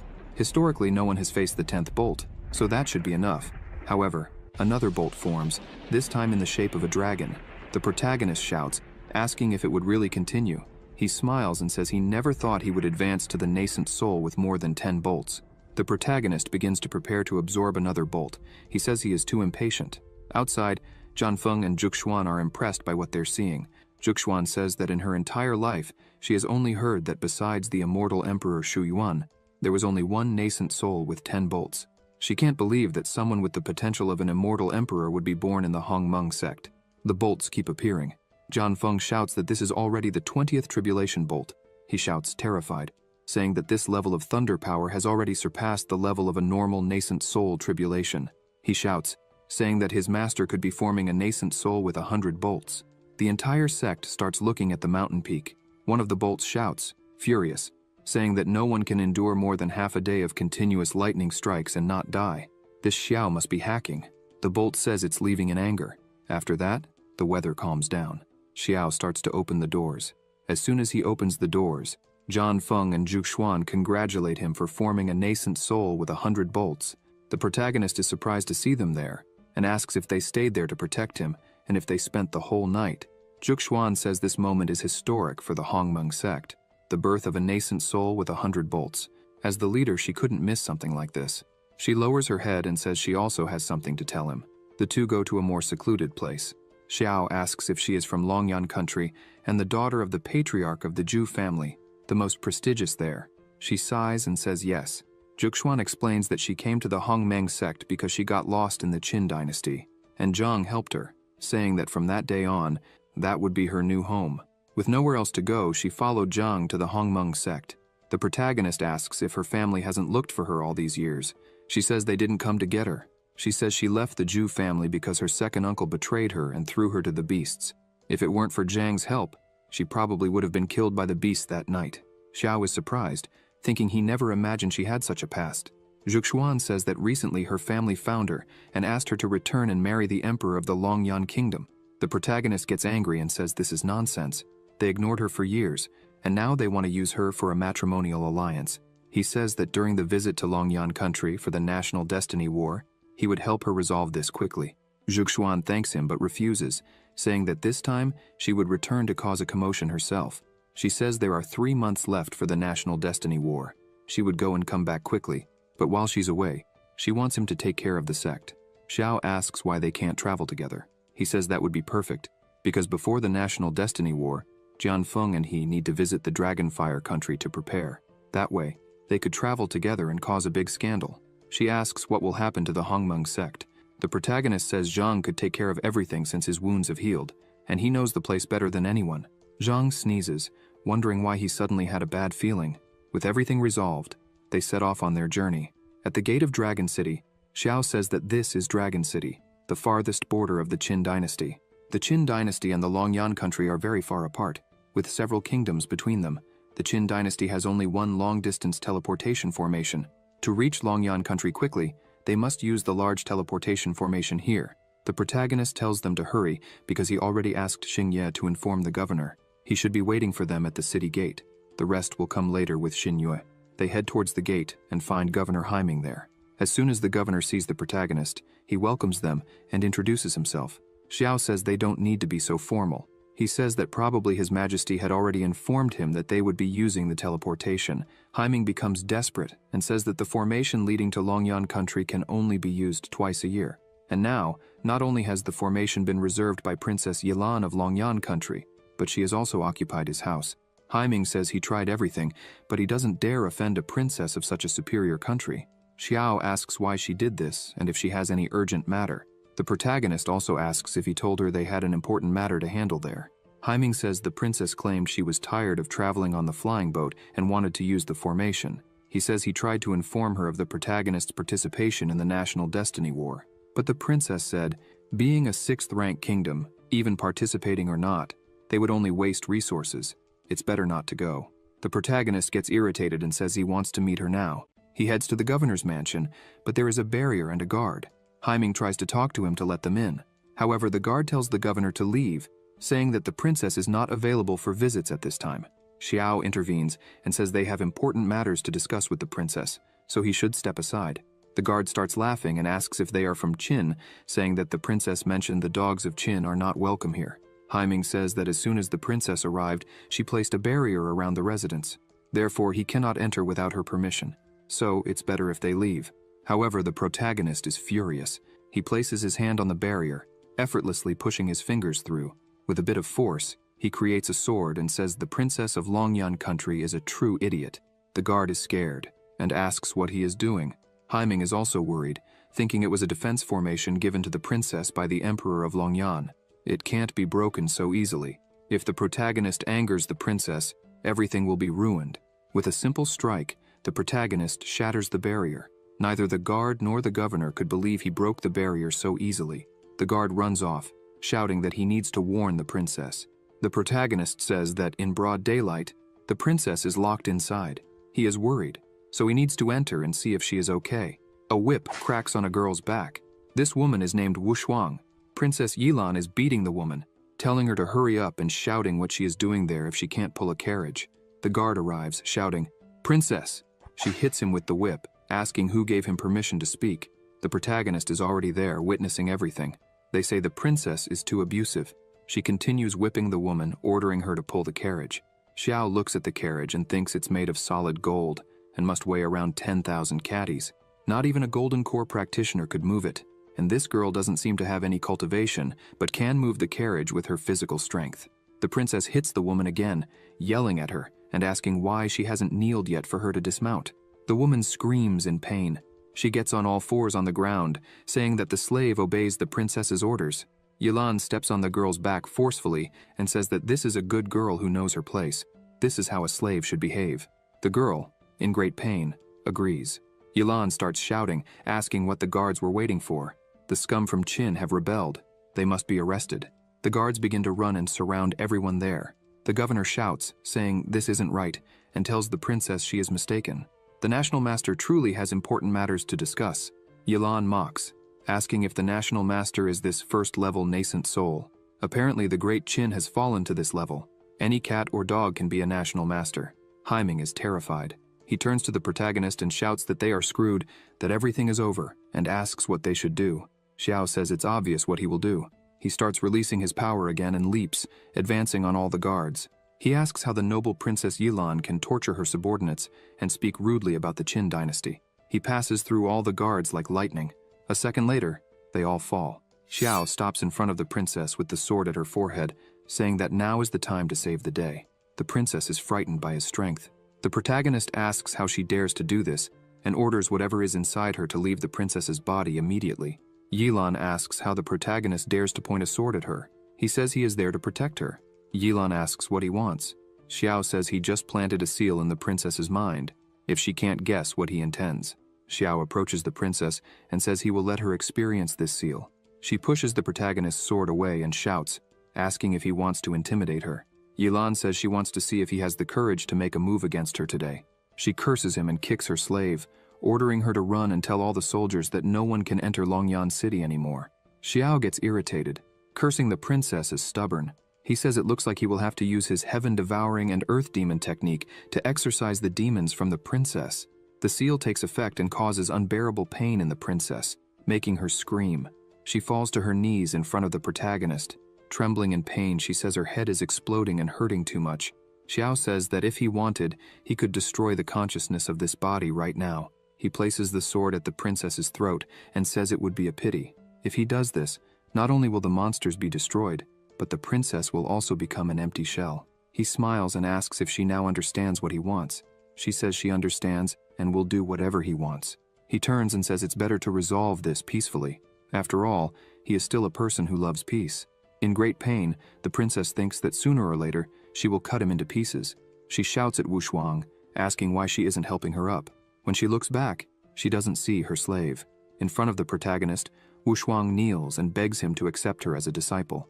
Yilan is shocked to see this. Juxuan and Jianfeng also don't understand. Trembling in pain and crying, Wu Shuang shouts that she doesn't want to be bullied anymore and asks him to accept her as his disciple. He asks her why he should accept her as a disciple. She says she can lift up to 100,000 caddies, and ordinary beasts are nothing to her. 100,000 caddies are equivalent to 60.5 tons. Wu Shuang says that if he doesn't want to accept her as a disciple, he can accept her as a servant. Jianfeng is shocked and thinks that 100,000 pounds is a lot, considering that the Tai Shu sect, led by Taoist Chongling, specializes in physical training. He thinks he has never heard Chongling praise his disciples even once. If his disciples, at the foundation building stage, can have arm strength of up to 100,000 kilograms, they would already be extraordinary talents. Yet this slave girl hasn't even truly started practicing and already possesses such strength. Xiao looks at her and says that if this is the case, then she will follow him as an official disciple, and they will see how she develops before making a final decision. Wu Shuang begins to smile for the first time and thanks the protagonist for this. The system screen appears saying, "Congratulations to the host for successfully recruiting a disciple. You can now check her attributes on the attribute panel. Name, Wu Shuang. Identity, official disciple. Comprehension, 50. Bone root 500. Talent, none." The protagonist smiles, thinking that a bone root of 500 is extraordinary, as Jianfeng only has 300. He thinks that it seems he has found another treasure today. After that, he starts walking and says they will head directly to Longyan Shangguo. As they are leaving, the princess thinks she might be able to escape now, but out of nowhere, the protagonist calls her to follow him. Xiao looks at her and asks what could happen to her if he wasn't there. Frightened, she says she understands. Finally, they arrive at the portal and pass into the upper realm of Longyan. Somewhere, a person calls their father, saying they have received information from the spy in Qin. They report that Juxuan has begun to head to the upper realm of Longyan, and Xiao, who has a deep relationship with her, has recently started walking through the Yuyong, but they don't know Yuan Ying's exact whereabouts. The man named Zhu Hong smiles and says he has told them many times that there's no need to call him father, and asks his son to call him daddy, like a normal boy. This man is the patriarch of the Zhu family. The woman named Yan says she can't understand the difference between father and daddy. Her father tells her to forget it and call him whatever she likes. Hong thinks that Ji Shu ordered them to present Juxuan at the palace and is growing impatient with all the delays. He thinks that this time, Juxuan is in Longyan. If the Zhu family doesn't do something about it, he fears Ji Shu won't let it slide.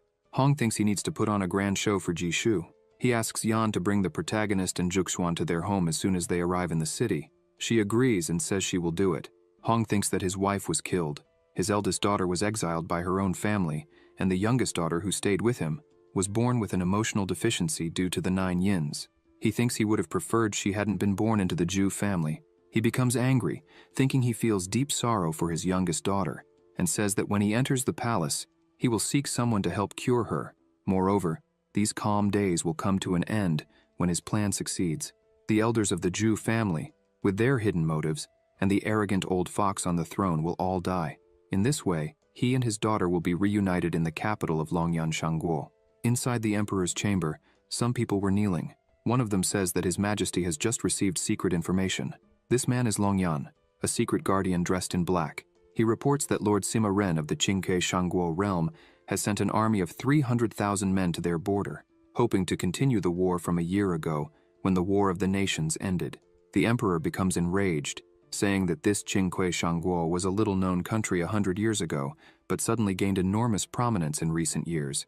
The emperor emphasizes that they have not only repeatedly offended the neighboring small countries, but also, a year ago, began coveting their country. "This is really disgusting," he exclaims. This is Ji Shu, the emperor of Longyan Shangguo, furious. He shouts that if it weren't for Sima Ren's good fortune and the opportunity to break through distractions and form a special spirit, it would have been impossible for Qingque Shangguo to threaten their country. He begins to smile and says that, even so, Sima Ren won't remain proud for long, as it hasn't been too long since he found a woman with Phoenix clan blood and has already informed the Zhu family that he will soon marry her. This woman is Zhuxuan. The emperor becomes anxious and says that once he absorbs her Phoenix lineage, he may transform into the soul of the dragon's flame. And when that moment comes, when Sima Ren and Qingke invade their country, he will defeat them all. Long Yan mentions that he also has news that the prince has been inquiring about the Zhu family recently.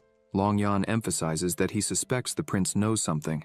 The emperor starts laughing and asks what kind of things that treacherous child could possibly do. Ji Shu says that if there is nothing else to report, Long Yan may leave, reminding him that they must keep an eye on Zhuxuan, who is in the realm. However, he cautions them to be careful. As they begin to leave, the emperor asks them to wait. He inquires if all the Yuan-devouring pills have been prepared. If something unforeseen happens with Zhuxuan with the Yuan-devouring pills, even Long Yan would be detectable in the capital of the country. Long Yan, the protagonist, and everyone arrive. Xiao says it would be perfect if the Hongmeng sect could also have a teleportation array. The princess mocks him, asking if that kind of trash impressed him. She says it seems he is a poor man who has never seen the world. Xiao looks at her and says she is right, that he is indeed very poor, and since she is so wealthy, the costs of this journey should be hers. He asks her to give him another 100,000 spirit stones so that he can restore his body. Yilan shouts, asking why. The protagonist begins to release his aura and says that a princess shouldn't be so cold to her servants. She becomes frightened and hands over a pouch with the stones, shouting that she will pay. She says that this is all she has. Xiao mentions that 10,000 superior spirit stones are equivalent to 1 million first-level spirit stones.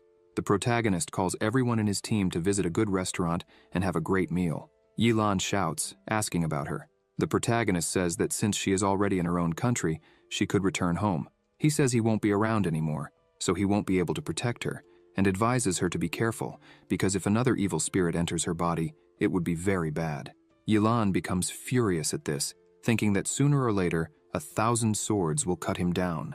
In the restaurant, several beautiful and expensive dishes were on the table. The protagonist says that, unexpectedly, Long Yan also had a Tianji tower. It seems that business has also expanded.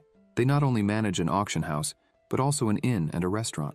Wushuang asks if the protagonist didn't know that Tianji started in the business by operating restaurants and inns, only later becoming more and more prosperous. Now, it is a giant enterprise across the entire continent. Wushuang says they also manage to have alchemy houses, tents, and other businesses. It is said they can also buy and sell information. She points out that it seems that as long as they have enough money, there is nothing that Tianji Tower cannot do.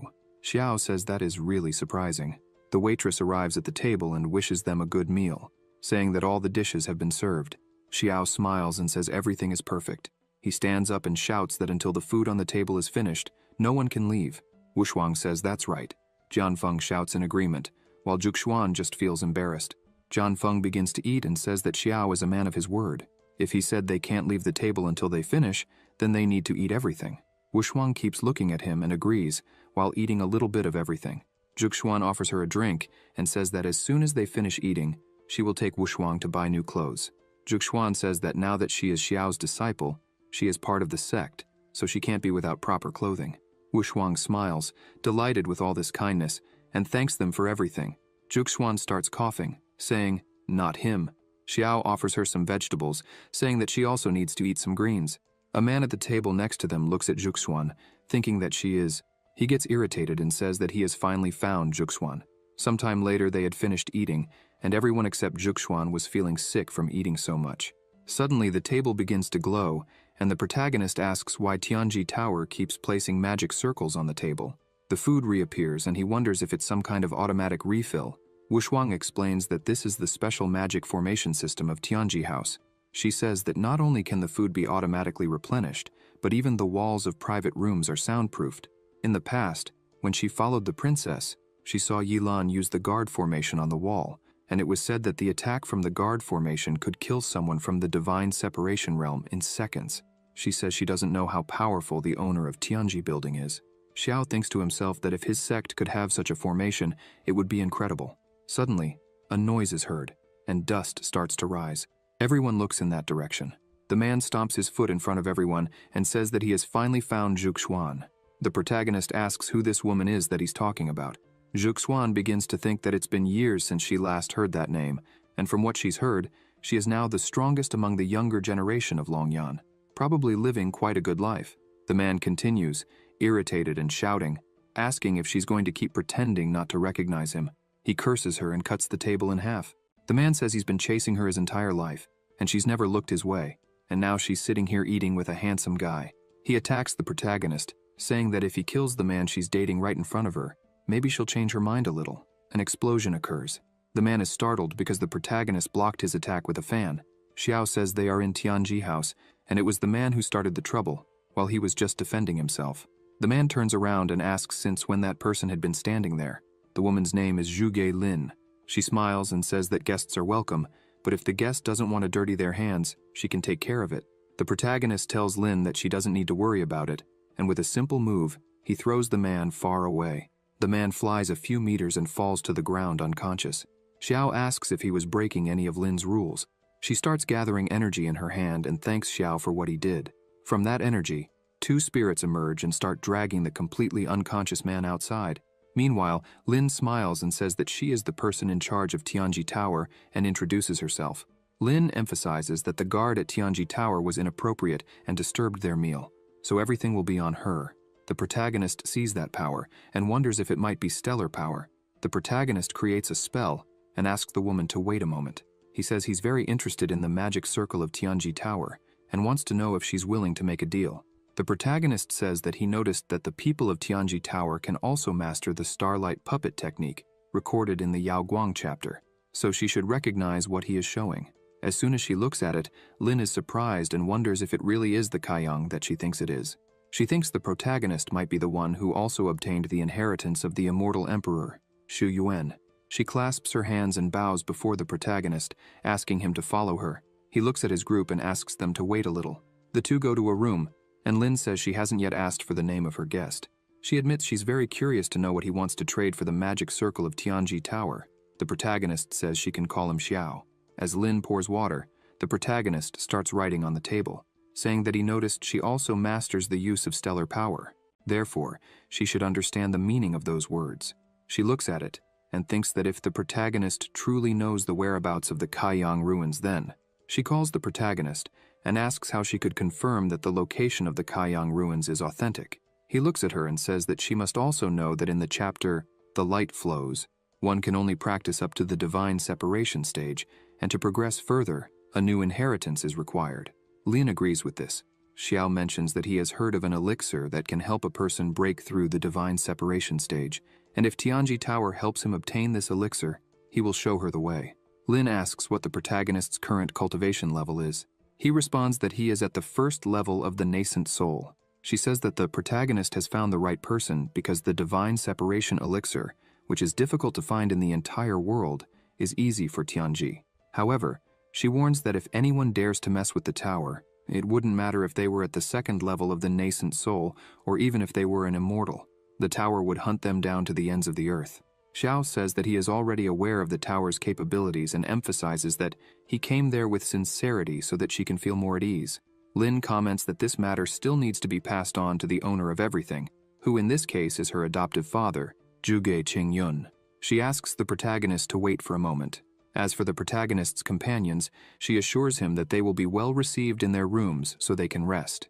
Xiao says that it looks like he'll be putting her to work at Tianji Building, in the Longyan Shangguo establishment. Inside the host's room, Qingyun asks if she was saying that someone found the exact coordinates of the Kaiyang ruins. Lin replies yes, and adds that she has already sent someone to investigate the details. She discovered that Xiao became famous in Daqin last year, and less than a month ago, defeated the elders of other sects at the Grand 10,000 Daos ceremony, becoming a great imperial master.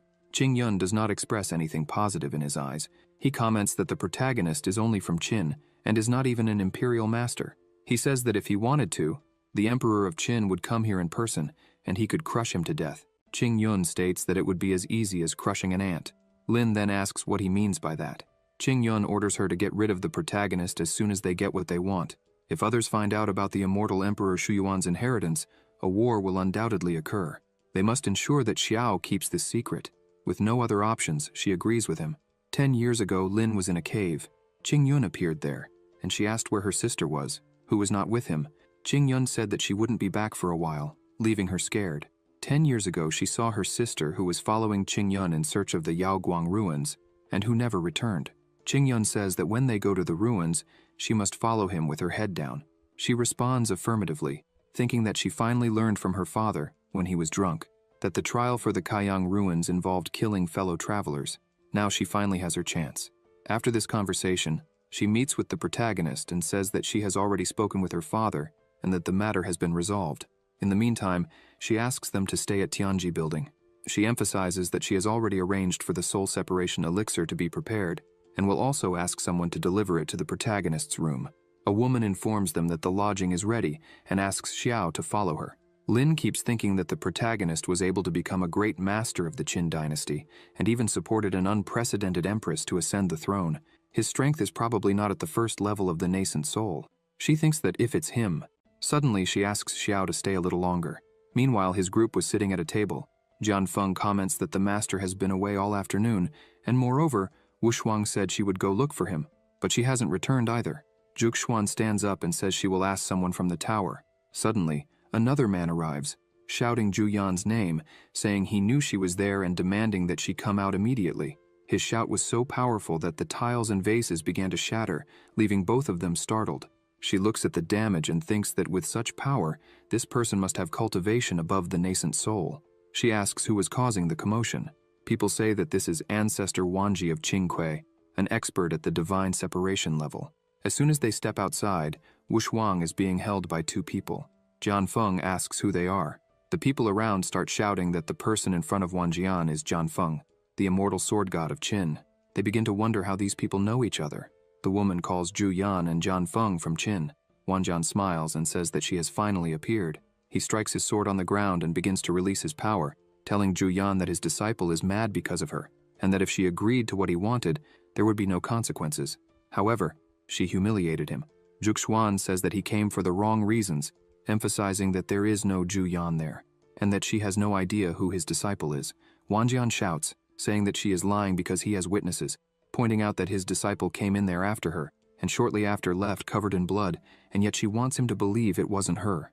Zhuge Xuan tells Wang Jian to ask his disciple who was responsible for that, so they can settle this debt because it wasn't her. He grabs his sword and prepares to attack, asking if she won't confess her guilt.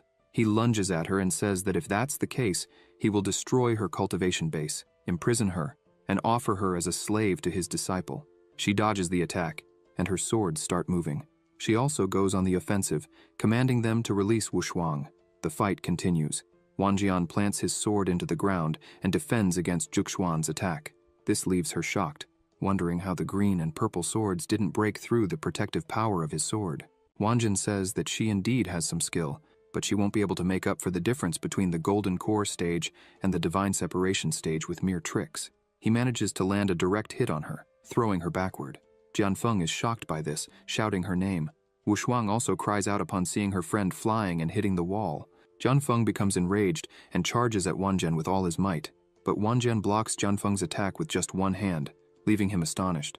Wang Jian says that Jian Feng's sword is indeed good, but it's a pity that he's at the nascent soul stage. Therefore, he thinks Jian Feng should hand over the sword to him, and as a reward, he'll be made into a slave.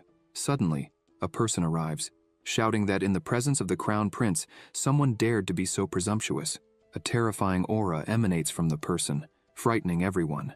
The man defends against Wang Jian's attack as if it were nothing, and says that the crown prince has arrived, so they should lower their swords and kneel to pay homage to the prince.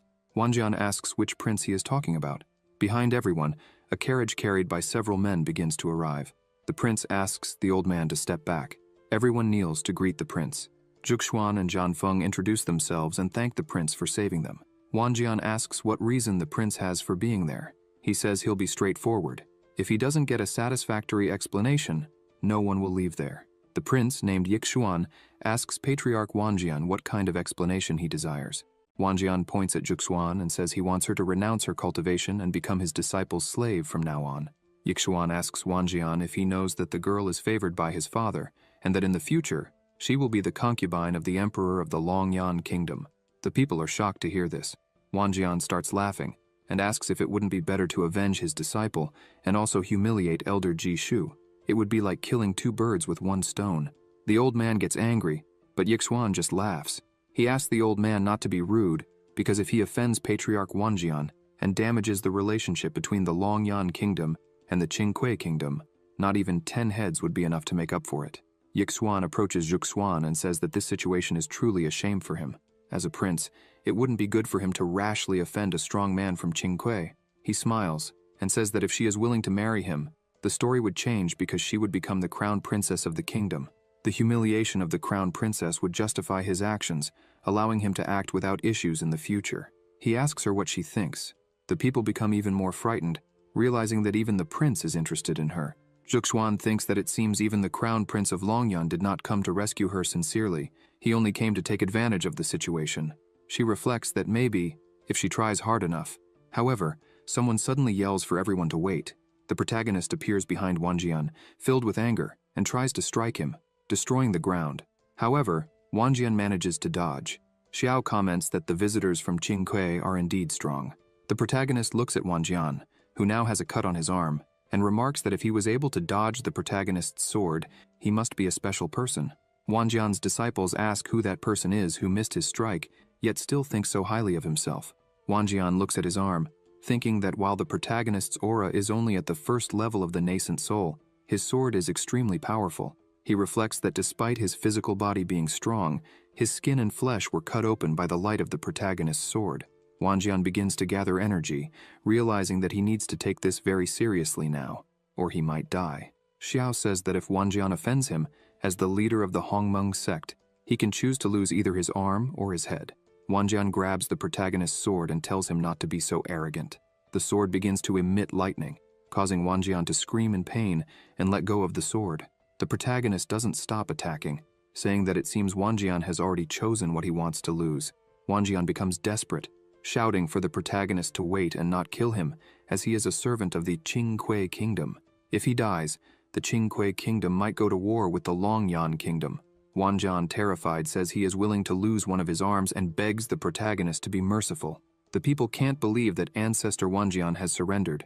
This man is a powerful master of the divine stage. Xiao stops his attack and orders Wanjian to make his choice now. Wanjian focuses energy in his hand and aims at his arm, thinking that at this point, with the Hongmeng sect, he can get out of this. He cuts off one of his arms and leaves, full of anger.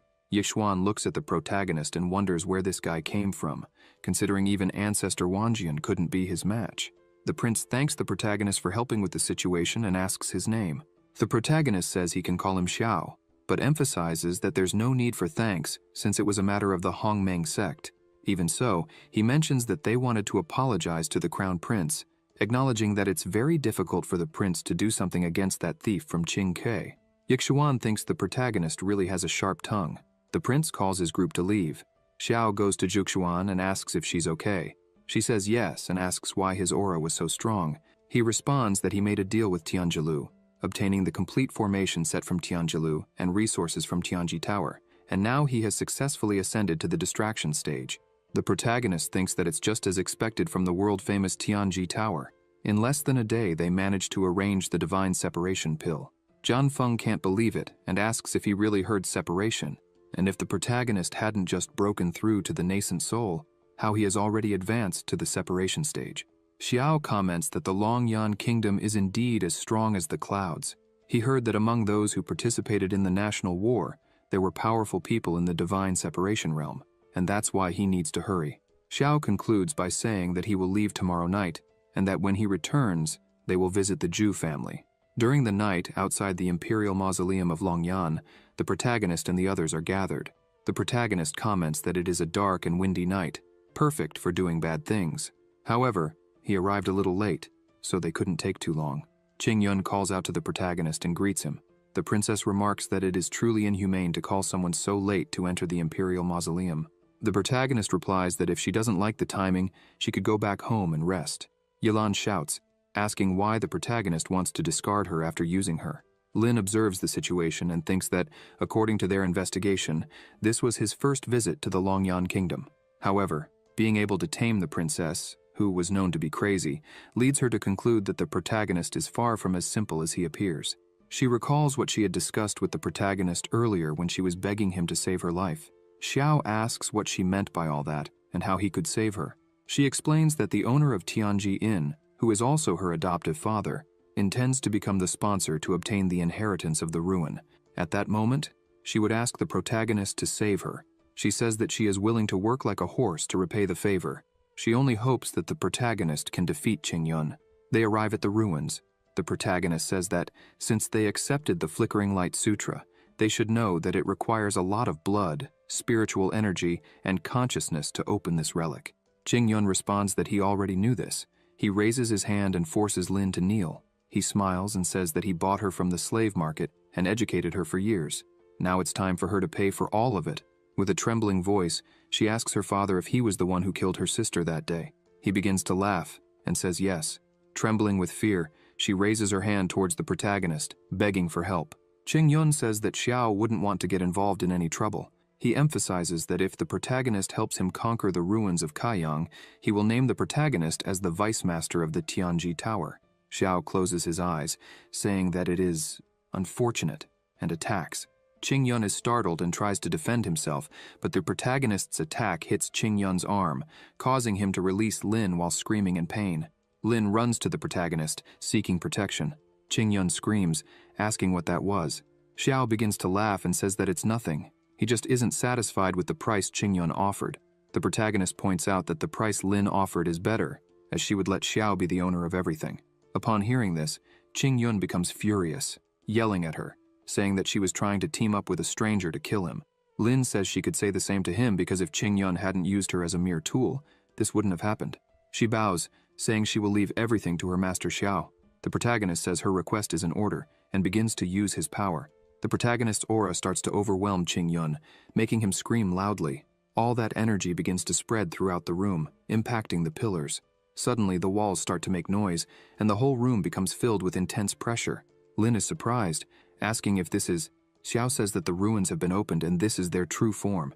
She screams, asking if it's true because she couldn't escape in time. Lin is frightened, remembering Qingyun saying that once the ruins are opened, only one person among all those who entered can leave alive. Fear grips her, and she thinks she will die at Xiao's hands after getting rid of Qingyun. Suddenly, a strong energy concentrates in the center of the room, and someone starts laughing, saying that this is the inheritance of the immortal Emperor Shu Yuan. A man appears there saying that if they want the inheritance, they must accept the trial. The man says that among all of them, the one who survives will be the one qualified to receive Shu Yuan's inheritance. With a trembling and scared voice, Lin tells Xiao that, in the end, they ended up in the same situation. But Xiao had a dark smile on his face. She holds her sword and thinks she's sorry for this, but even if she doesn't want to do it, there is no other way. The protagonist advances, saying that he doesn't want to waste time. Lin is left confused as Xiao attacks the man in front of him. The man is surprised by the protagonist's attitude. Xiao yells at the man to stop pretending and bring the inheritance. The man begins to dissipate, asking how a mortal could have such strength. It's abominable. As the man finishes dissipating, an energy appears in Xiao's palm. He says that this must be the second part of the immortal Emperor Shu Yuan's inheritance, the Kaiyang chapter inheritance. Lin watches this, not understanding. Unable to believe what she just saw, she asks if this is the true way to obtain the inheritance. She asks what really happened to her sister. Lin falls to the ground, crying and screaming for her sister. The protagonist, seeing this, says that people cannot resurrect after death because they die. The living must live a good life to be worthy of the dead's expectations. Lin thanks the protagonist for helping her avenge her sister. She says that in the future, she will do everything she can to help him manage the Tianji building to repay the kindness he showed. As she leaves, the protagonist stands there, thinking that if they use the Tianji Tower's information network to discover the powers of the other ruins of the immortal emperor, it might be asking too much. He thinks that he obtained the Kaiyang chapter through the system, but now he has the main body of the Kaiyang chapter, lid within a lid. Xiao wonders if he can get something better if he gives this to one of his disciples, finding the situation complicated. He starts to think it will take some time to properly study the system's rewards. Also, there's the Tianji building, and he needs to think about how to use it. He becomes irritated, thinking that he's been so busy that he hasn't had a chance to rest. The next day, many men were looking into a room, asking if that was Zhu Yan from the Zhu family. They were amazed that a woman like her was there, calmly drinking tea. Another man comments that he saw her arrive early, and she's drinking tea. It seems like she's waiting for someone. They can't understand what kind of person she is to be waiting for someone in a place like that. Suddenly, the protagonist arrives and asks why they are so excited. They start to laugh. a bit embarrassed. Yan notices that they have finally arrived. As the protagonist and his disciples walk in, Yan stands up and commands them to stop. Xiao looks at Yan and thinks that she resembles Zhuxuan quite a bit. Suddenly, Zhuxuan looks at her and calls her by name. Zhuxuan grips her swords and asks who sent her there. Yan extends her hand and tells Zhuxuan to come back with her. Xiao steps in front, saying that he knows how beautiful Zhuxuan is, but Yan can't just take her away. Yan becomes irritated, telling the protagonist not to interfere. She draws her sword and says that if he continues, he can't blame her for being rude. The protagonist takes out his fan and taps her sword, saying that when a girl disagrees, she draws her sword. He asks what that means. Xiao says that if you look closely at Yan, she resembles Zhuxuan a lot. He also thinks that he heard Zhuxuan call this woman Zhu Yan, and that the man in black last time confused the two of them. Yan tells Zhuxuan that their father asked her to bring her home. The protagonist remains silent, and Zhuxuan, surprised by this, becomes angry and says that she will take the opportunity of Yan being here to ask her to go back and tell Master Zhu that she, Zhuxuan, will have nothing to do with him or the Zhu family from now on. She emphasizes that the agreement between them and the emperor has nothing to do with her. Yan becomes angry at this and attacks Zhuxuan, saying she could just knock her out and take her by force. However, her attack is interrupted. Xiao steps in front, asking if she really wants to touch the leader of the Hongmeng sect. First, she'll have to go through him. Yan asks if he's really going to try to stop her, because she doesn't like fighting innocent people. The men at the door are all shocked by this, as they didn't know there was another daughter in the Zhu family. Yan begins to release her aura, while the protagonist watches everything closely. A man appears and says that Yan is almost using her killing move. The other men are frightened and ask what that is. He explains that it's said Zhu Yan has a body of the 9 yins, which is why she's favored by the emperor of the immortal court. The immortal condensed his years of sword knowledge and taught it to Zhu Yan. As a result, although Zhu Yan is not the strongest person in the Longyan realm, she is the strongest in actual combat. Yan attacks the protagonist with all her might. The protagonist begins to use his energy in his eye and thinks that, indeed, this sword is not simple. With one strike, Xiao disarms her. Yan is stunned, as she had never been disarmed so easily. The men are astonished to see Yan's first defeat and ask if anyone knows the man who won the fight. The protagonist thinks that the celestial grade innate sword body is really good. When he's immersed in the sword's mind, he can see her every movement. Yan falls to her knees in front of the protagonist and asks if she really lost. She starts sweating and thinks that her heart is beating too fast. She has never felt this way before. She wonders if this is what fear is called. She looks at Xiao and wonders if this is the man her sister wants to marry. The protagonist looks at her and says that he wanted to have a nice breakfast before visiting the Zhu family, but it seems they were in quite a hurry. He asks if Yan wants to go back alone or tied up. She begins to release an enormous amount of energy and says that no one has ever made her feel that way before. With her own hands, she attacks the protagonist, shouting that she wants to see what he is capable of. Xiao dodges with extreme ease and says that it seems she's only good with a sword, because this attack now is infinitely inferior to the first one. He strikes her on the back of the neck, causing her to lose consciousness. He catches her so that her body doesn't fall to the ground. The protagonist asks Zhuxuan if she knows that woman, as the two of them look incredibly similar. Zhuxuan sighs and says that Yan is her sister. The man who attacked her earlier probably confused the two. Zhan Feng comments that the sect leader really does have a sister. Wu Shuang is surprised, noting that the leader's relationship with her family isn't good. Zhuxuan says that she hasn't had anything to do with her family for a long time. The protagonist gathers everyone and says it's time to pay a visit, since the Zhu family is extending such a kind invitation. They should meet in person. After a while, they arrive at the Zhu family's home. A man comes running and shouting for his master, saying there's a problem. Hong asks what's going on and why there's such a commotion. The man says that someone has been knocking down all the doors and entering. Hong is surprised by this. The man explains that a woman who looks like Zhuxuan entered with 2 men and a girl. The young man shouts that all the guards were sent to stop them, but they were defeated in seconds. Yan is also unconscious, and they brought her here. Hong asks how Yan ended up unconscious and wonders if Zhuxuan has become that strong. He thinks that, in all these years with the Hongmeng sect, Zhuxuan has made great progress. The man continues to shout, telling Hong to think quickly about what to do, as they would be arriving soon. Hong orders the young man to run and ask Chief Meng to meet them first. Suddenly, Xiao begins pounding on the door and forcefully opens it, sending the guards flying. He looks at Hong and says that the owner of the house extends an invitation to them, but keeps the doors locked. That's complicated. Hong is confused and asks who in the family invited the protagonist and if he has no manners. Xiao asks if the reinforcements haven't arrived yet, and that's why Hong wants to talk about manners. The protagonist says he would wait because he wants to see what kind of reinforcements the Zhu family can muster, given how dominant they are. Hong is shocked, thinking that Xiao is so arrogant that he fears nothing and no one. Hong says that Zhuxuan has been away from home all this time and asks why she doesn't want to come back. Zhuxuan, with a cold look, retorts, "Why would she come back?" She asks if he was talking about the Zhu family, who kicked her out when she was under 10 years old, taking her to the desert without caring whether she would live or die.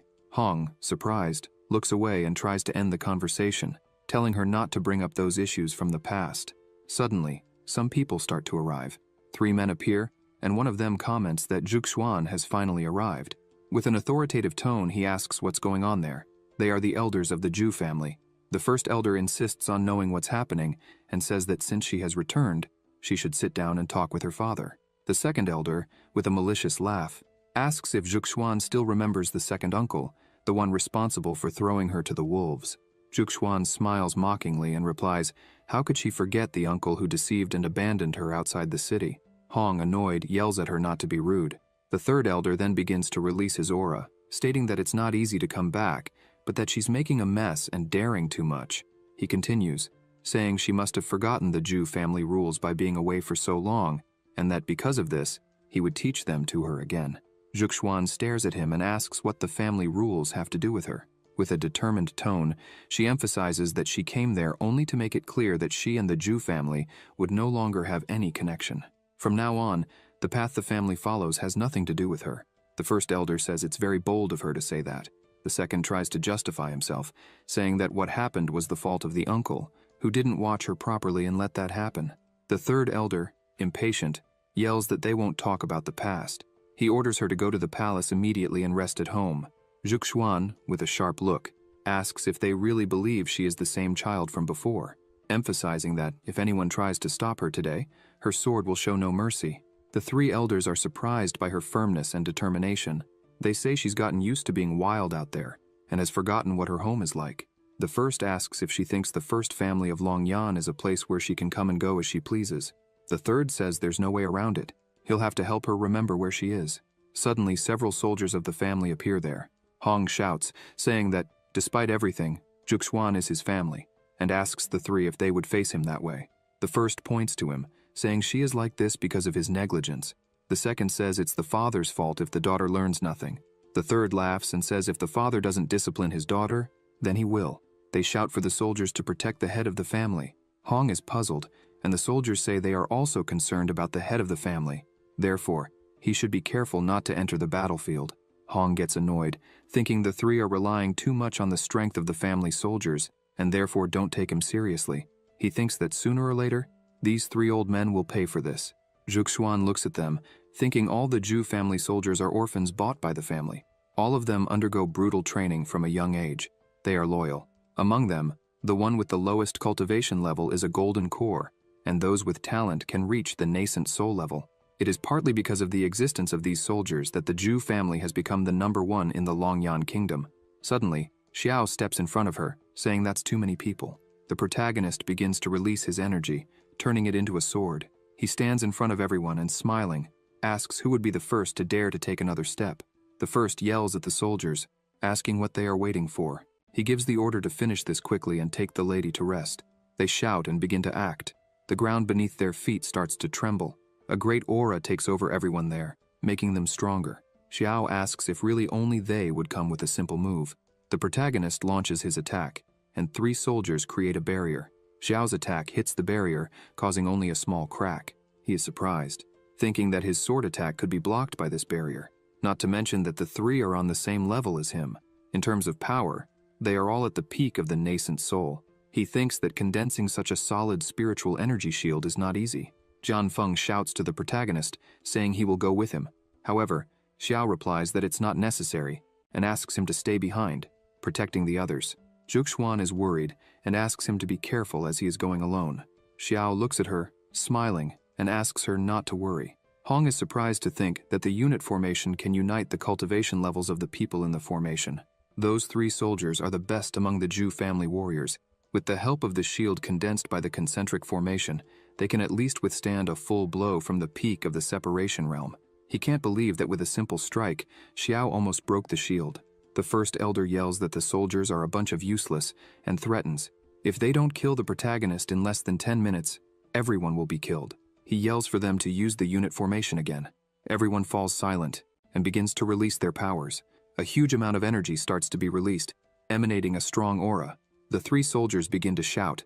The protagonist watches this, thinking that their auras were constantly increasing. In just a few breaths, they would multiply several times. The three get into formation and tell Xiao that they are ready for a big fight, suggesting it would be better for him to surrender. The protagonist continues looking, confused, thinking that even with the power transmission, it is not possible to increase the cultivation level in a short period of time. He realizes that this does not seem to be a simple power transmission. The protagonist looks at the ground and sees some marks. He feels that the soldiers use them to temporarily concentrate their cultivation power. One of the soldiers attacks Xiao, yelling that he was ignoring them, but the protagonist dodges the attack. Xiao starts to laugh, finding that formation very interesting, but regrets. He then begins to use his power, and his eyes start to glow. The protagonist activates his Sword Heart ability. He thinks that, with the Sword Heart in hand, it is easy to see through the spiritual energy of the opponent within his own realm. Another soldier advances quickly, saying that now it is his turn. The protagonist gets serious and delivers a blow to the soldier, hitting him fully and throwing him away. Everyone is surprised to see one of the strongest soldiers kneeling on the ground, moaning in pain after the blow. The soldier, trembling, wonders what happened, as the attack did not cause physical damage but blocked his spiritual power. He looks at Xiao, thinking that perhaps the protagonist's sword strike had anticipated the root of his spiritual power. He wonders how that sword energy, which just entered his body, managed to block all his spiritual power instantly. Xiao delivers another blow, saying it's not over yet. The attack hits the soldier again, and he feels the same thing. The protagonist is purposely blocking his spiritual power. He thinks they can't let the protagonist win like this. Another attack from Xiao hits one of the three soldiers, who falls to the ground, trembling in pain, and says that his spiritual power is not flowing. The protagonist advances again, noting that the soldier's reaction was quite quick. He attacks the soldier, who tries to defend himself with his sword but is frightened by the strength. Meanwhile, Xiao just smiles, seeing the fear in the eyes of the soldiers. The other soldier yells, scared and worried about his companion. Xiao backs off, and the soldier loses strength, letting his sword fall. With his head bowed, he looks at his arms, realizing that they are not moving. The protagonist advances once more, stating that the spiritual power of hundreds of people was accumulated only in the three. He emphasizes that if that strength were really theirs, perhaps they could scare the protagonist, but it's a shame that it isn't real. With a movement, Xiao takes down several soldiers around him, throwing them away. The soldiers, swords, everything around is being destroyed. The protagonist looks at them and says that although they have great spiritual power, they have no control over it. He highlights that the flow of their spiritual energy is as conspicuous as a torch in the darkness. It's extremely easy to deal with. All the soldiers hit by the protagonist's attack begin to get up, saying their spiritual power isn't working. They scream, scared, that in seconds Xiao sealed the spiritual power of everyone there. They look at the protagonist, thinking that this guy is a monster, a god in his world. With a serious face, Xiao says that now everyone is vulnerable. Hong is shocked, thinking about the impressive amount of strength the protagonist has. In front of the soldiers fallen on the ground, the protagonist asks who else wants to try to fight with him. The soldiers, trembling, begin to scream in fear as they realize the abyss between their powers.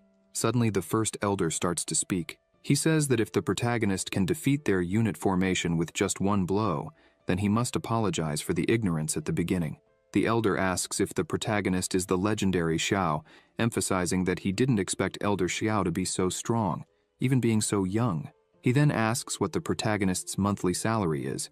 Xiao asks what his salary has to do with it. The first elder of the Zhu family says that if Xiao continues like this, he won't achieve much in old age. He asks why the protagonist should suffer in the small Hongmeng sect and emphasizes that Xiao should trust him, as the Zhu family could give him everything he wanted. There would be absolutely nothing lacking. The elder continues, saying that Zhuxuan will be the future princess, but that the Zhu family has many beautiful daughters. He asks if the protagonist wouldn't like to think a bit more about the matter. Xiao just listens, silent, while Zhuxuan is shocked by such words. The second and third elders say that even if the Zhu family's army were defeated there today, that was just a small part of the whole strength of the family. They highlight that the Zhu family has over 10 million troops, and if Xiao accepted, he could become the leader of all of them. The third adds that he doesn't know how many people would sacrifice their minds to become disciples of the Zhu family, but unfortunately, they didn't have good manners. He asks Xiao to think about it. The protagonist says that the Zhu family is really worthy of being the first aristocratic family in the kingdom of Longyan, and that the offer really isn't bad. Zhuxuan is worried, thinking if Xiao would really accept. Looking at his sword, Xiao asks, if he followed this plan and entered the Zhu family, could they give him 100,000 high-quality spirit stones whenever he wanted? The three elders are startled by the amount and say that if the protagonist joins the family and works hard, eventually he would get it. The protagonist responds that if they can't get 100,000 high-quality spirit stones now, a handful of immortal-grade magical weapons would be sufficient. The first elder is puzzled and asks what he means, immortal-grade magical weapons. He says Xiao's imagination is really... The protagonist starts laughing and says they have nothing, asking if they even possess an immortal-grade skill. The three become annoyed, saying he's going too far. Xiao starts looking at them differently and releases even more of his power. He says that if they can't even meet those requirements, they still wanted to recruit him. The three are frightened by this. The first elder orders the soldiers to stop Xiao's attack at all costs. Xiao laughs, as if he was waiting for that, and advances, saying that in that case, he charges, defeating everyone with extreme ease, saying he would invite them to experience the power of an immortal-grade magical weapon so they know what it's like. As a true monster, the protagonist smiled with a bloodthirsty grin. After eliminating all the soldiers around him, he says now it's their turn and asks if anyone wants to raise the stakes even higher. The three elders begin to tremble before this demon. They scream, asking what the protagonist is doing and begging him not to come closer. They try to argue that they are the #1 family in Longyan and that if he does something there, he won't get away with it. They say that if he offends the Zhu family, he won't fare well in the kingdom of Longyan, so he should think twice. The protagonist lowers his sword, saying that for a #1 family, they can't even give him an immortal-grade magical artifact. The three are completely terrified by this. Hong, watching the scene, is pleased, thinking the gods are truly wise. He contemplates that if he could use Xiao's hands to get rid of those three old men. Suddenly, a sword comes towards them, and someone shouts for the protagonist to wait a moment. The sword meets the protagonist's, rebounding towards Xiao, who defends himself from the attack. Then, he retreats. A woman picks up the sword again and comments that the protagonist is so young, and yet, he managed to defend against her attack. This shows that he really is strong. Xiao looks at her, thinking that the power of the sword now was extraordinary. He concludes that this woman is probably more advanced in the integration realm. She looks at the protagonist and orders him to accept defeat and leave the Zhu family. That is Meng Ling of the Zhu family. She says she can forgive his life because he just faced the recruitment of those three immoral elders and did not betray the trust of his sect. The three elders relax a bit upon seeing Ling there. Xiao is annoyed, saying nothing. Zhuxuan starts to say that this person is revered by the Zhu family. She emphasizes that they say Ling is a strong person who descended from the immortal court, and that they cannot fight her head-on. So it would be better for them to leave. Ling smiles, saying that Zhuxuan really knows her. She claims that she can't stand to see those old men interfering in people's lives, and therefore if Zhuxuan wants to leave, she can do so whenever she wants, as she won't stop her. Ling continues saying that, as a devotee of the Zhu family, she cannot leave things as they are. Pointing to the protagonist, she says that he hit the family so hard that he must leave an arm to pay this debt. The protagonist starts to laugh and asks if she really wants his arm. He says that if she has the capacity, she can try to take it at any time. Zhuxuan is frightened by this, but the protagonist asks her to relax, saying he knows exactly what he's doing. Nonetheless, Zhuxuan cannot stay calm, thinking that Ling is an immortal at the integration stage. She wonders if everything will really be okay. Ling starts to attack, shouting that if Xiao is so eager for death, she will help him. The protagonist enters combat mode and says he would like some good tips from her. He starts to use his stellar power, and the two collide their attacks in the air as soon as the swords touch. Ling is surprised, scared, and wonders why Xiao's sword is so strong. Xiao smiles, thinking that the stellar power is really extraordinary. With just a bit of it, he can already compete with cultivators at the integration stage. Xiao's power is so great that it breaks Ling's sword. She screams, not understanding what's happening, barely dodging the attack. She thinks that the power shown by the protagonist does not look at all like that of a soul separation cultivator. She looks at him, considering that if it's just spiritual power, The capacity of his dantian is really different from ordinary people. But is that all? She turns around, concentrating a great energy in her hand, and attacks him, thinking that the power he used just now doesn't seem like ordinary spiritual power. The two use the power of qi, causing a massive pressure that frightens people around. Ling is thrown away, and the protagonist comments that this is how things are for a human immortal. He takes Zhuxuan's hand, saying she has said all she wanted and that therefore they will no longer disturb. He starts to walk away, smiling, and calls Zhuxuan to leave with him. He also calls the other two to accompany them. Wushuang asks him to wait. Hong asks Ling what happened there. He says that Xiao is at the soul separation stage, and yet he managed to fully repel her attack. He asks if it's possible that Xiao is hiding his true realm. Ling replies no, emphasizing that Xiao is indeed at the separation stage. She explains that the reason he managed to repel her was because of the weapon he used. Thinking about it, she says that maybe it's not the technique, but rather the spiritual power of Xiao's own cultivation, which is particularly strong. Ling admits she has never seen anything like it before. She states that when the two were fighting, the power Xiao showed was 1,000 times stronger, and that was frightening. Looking at Xiao as he walks away, Ling says he is very strange, concluding that she doesn't need to pursue him, as no one below the integration stage can be an opponent for him. Suddenly, the protagonist looks at his hand and notices something strange. Zhuxuan looks at him and asks if he is injured. The first elder, annoyed, yells, asking how they could let him leave like that. How would they explain this to Her Majesty? Ling says she won't do anything, emphasizing that the elder could take the sword and kill her if he wanted. With no other choice, they decide that the best thing is to think long-term. Hong says he will inform Her Majesty that Zhuxuan was bewitched by the Hongmeng sect and threatened with death, and therefore refused to submit. He says that this way, Her Majesty will understand their side. Hong begins to laugh, thinking that the protagonist just did him a big favor. As soon as they return home, Zhuxuan closes the door, while Wushuang is impressed with the strength of her new master. She says he was amazing with all those moves and asks if he could teach her when he has time. Jianfeng explains to her that her current foundation is unstable, so she cannot learn whatever she wants. He emphasizes that their master has deep skills and talents. Suddenly the protagonist feels pain, and everyone gets scared. His hand was covered in blood. Zhuxuan goes up to him and says he is injured. The protagonist responds that it's nothing serious, just a minor injury. However, she doesn't listen and tells him to lie down in bed and rest, as he is hurt. Xiao begins to laugh, saying he didn't need all that. Zhuxuan, worried, remembers that he managed to repel Ling, a woman who reached the integration stage over 10 years ago. She tells that when she was a child, she saw Ling wipe out an army of a dynasty with just a movement of her hand. She was a true immortal. Xiao gets excited and asks if she is really that powerful. He says that when he returns, he will have to show himself to Zhang, since he did so poorly that day that even immortals lost. Zhuxuan looks at his hand and says it's better for him to live long enough to return, as today he nearly died. Xiao yells, saying that it hurts and that she needs to be gentler. Smiling, he asks her not to worry so much, as from now on he will be more sensible. He emphasizes that, even if it's just the power of one movement, he's sure that will make Ling back off. He comments that that woman probably hasn't met a match in years. The protagonist then says that when someone harbors hatred for those who are not on the same level, they definitely wait to see what will happen. He looks at his hand, thinking that although he has exhausted the stellar power he accumulated for days, it wasn't a great loss. Through the window, an origami enters. Everyone is surprised by this. Zhuxuan asks if this isn't the communication talisman that Ye likes to use. She picks up the origami and says something must have happened. As soon as she holds it, the message is sent directly to her mind.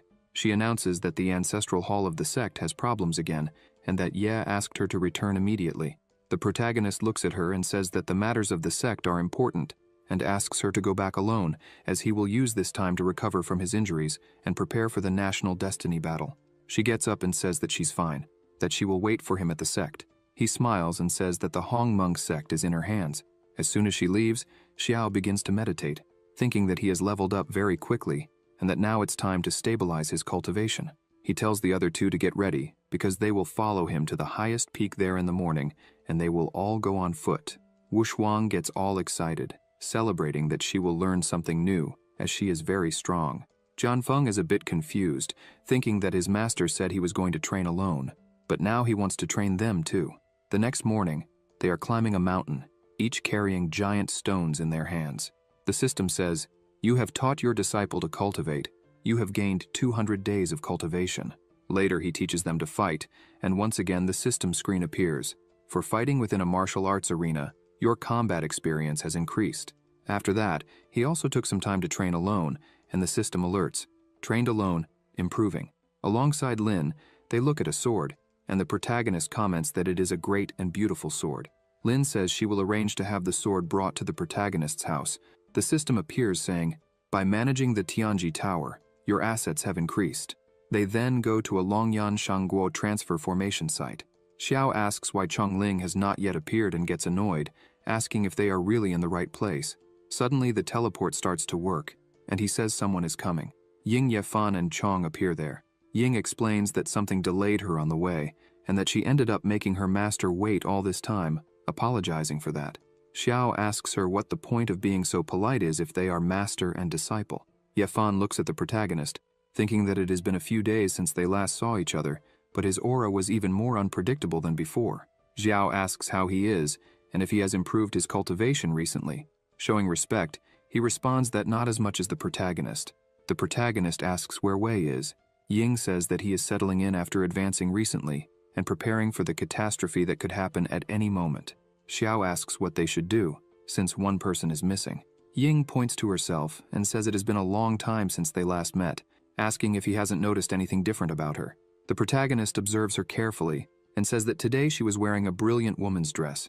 She gets annoyed and yells that she has advanced to the nascent soul realm, a nascent soul. The protagonist says he already knew, that he was just playing with her, and that he saw when she came out of the transmission matrix. Xiao emphasizes that she has been training hard recently, and fortunately, he has a low-grade celestial sword to give her as a reward. Ying takes the sword, overjoyed, lifting it and thanking her master. The other two are astonished by the celestial sword. Xiao tells her that since she awakened the supreme physique, everything has changed, and that her cultivation speed is like a rocket. Yefan observes the protagonist again, thinking that giving a celestial sword like that to a disciple, this guy is complicated. He concludes that he needs to be very careful with the protagonist. Xiao calls them to hurry up, or they might miss the opening of the ceremony. The system appears saying, detected that the host delivered to his disciple a chi-scaled sword, low celestial ranking. The reward will be doubled, and the host will be rewarded with 2 low celestial grade chi-scaled swords. After a while, they all start heading towards the ceremony. As they walk, a large bird passes by them. On top of the bird is a woman, known as Lady Redbird. Wushuang points and asks what that was. Chong answers that it's the Redbird, the divine beast of Lady Redbird. Wushuang, confused, asks what a divine beast is. Ying explains that it is said that some monsters gradually purified their bloodline as they practiced, and in the end, managed to cultivate the true form of ancient beasts. The last time she saw a beast like that was during the War of the Nations. Since the collapse of the Celestial Order, nothing in that world has crossed the fusion realm and ascended to immortality. Therefore, there is a significant difference between the great powers of the integration realm and those below this realm. That is why immortals created their own immortal courts, to distinguish themselves from mortals. Ying points out that the tradition of the true Lord Qinglong presiding over the national fortune battle continued for 100 years, but this time, they suddenly changed the name to Redbird. She asks if something bad happened in the immortal court. Yefan looks at the bird, thinking that he and Zhu Xiao would meet again in this life. He recalls that in his past life, he accidentally broke space at the Imperial Monument and met Ying. She discovered that he had a spiritual body and invited him to participate in the battle of national destiny. In the battle, they pushed him to the limit and forced him to reveal his trump card in front of everyone, the ancient mantra. The ancient mantra is the mantra of the celestial path, passed down from generation to generation by spiritual beings. Now, only the fragments remain. He managed to gather the 9 letters and, thus, can communicate with the celestial Tao, becoming the spokesperson of the celestial Tao. The immortal court awaits this. In his past life, he was pursued by the immortal court and had no means to exchange the 3 letters of truth that were under the protection of the Redbird. He remembers her saying that it was really an ancient mantra and ordering him to stay by her side. However, for those who practice the 9 letters mantra, the practitioner's mind is slowly corrupted by the spiritual path. Only a spiritual body with spiritual consciousness can resist this corruption. Fortunately, the Redbird was unaware of these side effects, and with a few tricks, he made the Redbird monarch kneel before him. He thinks that, in this life, having already gathered the 5 true words in advance, he should be able to confront someone from the integration realm level. This time, He thinks he won't reveal his trump card in front of everyone, but the Red Bird Monarch will also be in the palm of his hand. Xiao looks at Yifan, thinking that after seeing the red bird flying, his spiritual energy fluctuated a bit. He wonders why Yifan was so moved to see the Red Bird Monarch. Telepathically, the protagonist asks Ying if she has been keeping an eye on Yifan. She responds affirmatively and comments that he seems to have a special intelligence network, always managing to know in advance the whereabouts of some celestial materials and earthly treasures. She says she found this useful, so she decided to keep him close. Xiao thinks that Yifan has always acted secretly and never made much noise, but his cultivation hasn't fallen behind at all. He reflects that this doesn't seem like a simple time travel, but rather a reincarnation. The protagonist looks at Yifan, thinking he needs to find an opportunity to observe him better. Meanwhile, in the Dragon Realm, the Red Bird was there, along with several people. A man, smiling, welcomed everyone to the Dragon Realm. He explains that for the next 10 days, they will compete in the second round of the final phase. They begin to distribute various tokens to the people, saying that these tokens contain the power of their nations, one for each of them. He explains that the next task is to protect their own tokens and take as many as they can from others.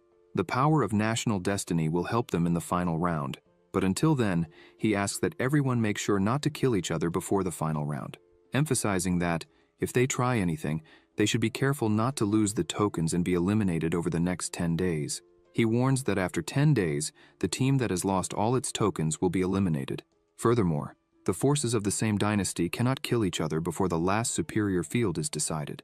After explaining everything, he wishes everyone good luck. Xiao suggests they should keep their own tokens, while taking as many as possible from others.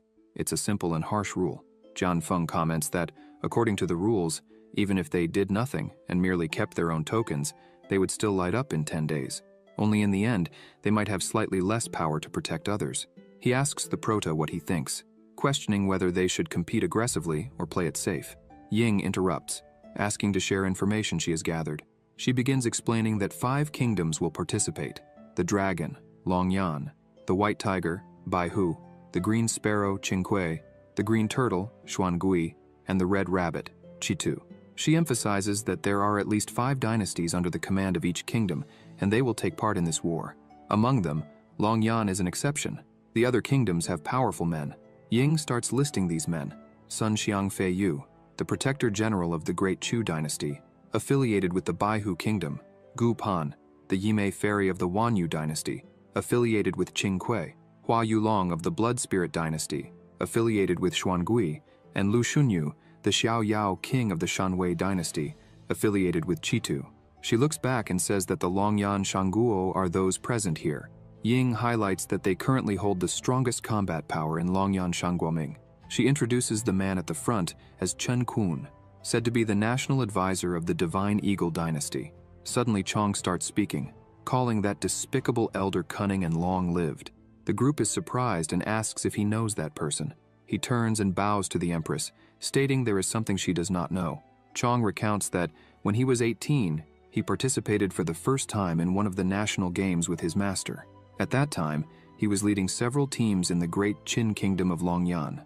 The Divine Eagle dynasty was led by Chen Kun and was almost surrounded and suppressed by the Baihu team. Chong says that, at that moment, his master thought they were all compatriots of the Longyan kingdom and took no risks to save them.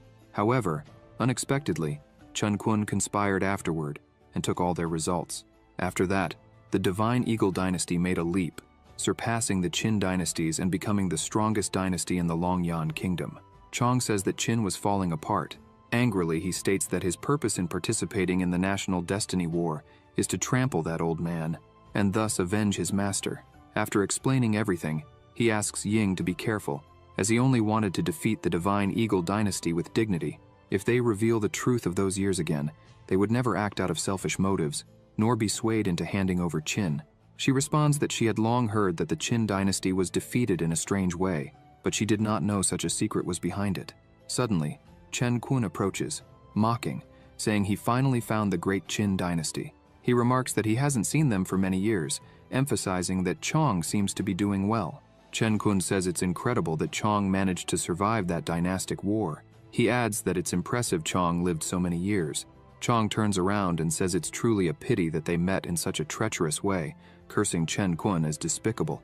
Chen Kun becomes angry and shouts for Chong to stop lying, insisting that it was Chong's master who wanted to monopolize the results. He claims he was merely fighting for everyone's interests, yet Chong's master almost killed him. Chen Kun states that he is too magnanimous to argue with someone like Chong, but it was Chong who started making noise. This infuriates Chong even more. Chen Kun turns his back, declaring that the Divine Eagle dynasty has arrived to cooperate with the other camps in the Longyan Kingdom. As he looks ahead, he finds himself face to face with Xiao, who is staring at him intently. Chen Kun asks what Xiao is doing there. The Prota begins to smile and places his hand on Chen Kun's shoulder, saying that he saw ashes falling on Chen Kun's body, so he was just cleaning it off. Suddenly, he starts to envelop his hand with his aura. Chen Kun slaps his hand away, yelling for him to get out of his way. One of Chen Kun's team members says there's no need to pay attention to these youngsters, as everyone knows how great Master Chen Kun is. Two other men comment that they've been provoking Chen Kun from the start. Chin is isolated and defenseless this year, and it seems like they'll keep sinking.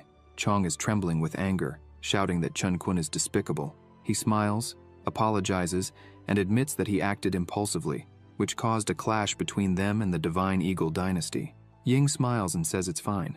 She believes him, emphasizing that breaking ties with such scum isn't a bad thing before it's too late. Xiao agrees, saying the Empress is right since they wouldn't want to be associated with such trash. He adds that, in his opinion, they should play it safe. Even though they aren't allied with any major force, they don't need to be timid and should act when the right opportunity arises to collect tokens. The Prota closes his fan and comments that the spiritual energy in that dragon realm is rich, with many geniuses and treasures. These opportunities are rare. Additionally, they could use the next 10 days to explore and enhance their cultivation. It won't be a wasted trip. Zhao mentions that he has scanned the surroundings with his spiritual awareness.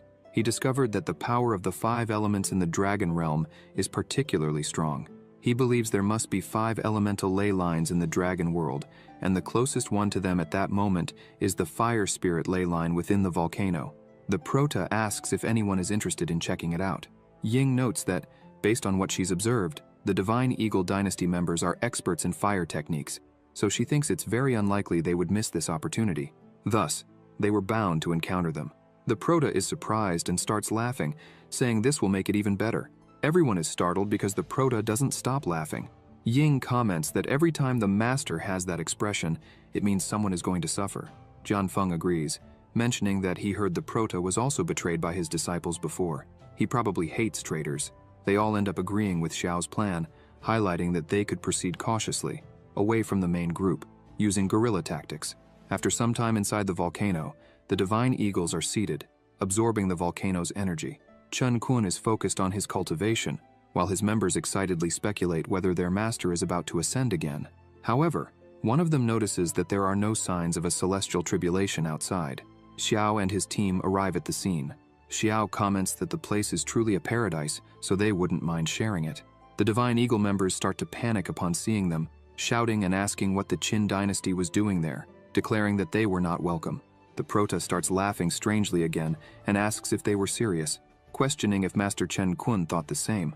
Suddenly, Chen Kun begins to open his eyes, and his disciples start cheering, saying that their master has finally awakened and will now teach the Prota a lesson.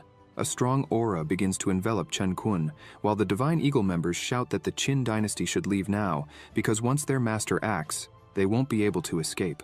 Suddenly, Chen Kun dashes forward and kneels before the Prota, screaming that he is truly sorry. He admits that in the past he failed to recognize greatness, and ended up offending a man as powerful as the Prota. Chen Kun continues to beg for forgiveness. This completely shocks the members of the Divine Eagle. Yefan looks at the scene, unable to comprehend why Chen Kun is acting this way. He recalls sensing a faint fluctuation of spiritual energy a moment ago, and wonders if Xiao had already done something. The Prota crouches down, laughing, and says he holds no grudge against Chen Kun, then asks why he should forgive him. Quickly, Chen Kun rushes over to Chong, admitting that he was the one at fault and begging Chong to tell his master.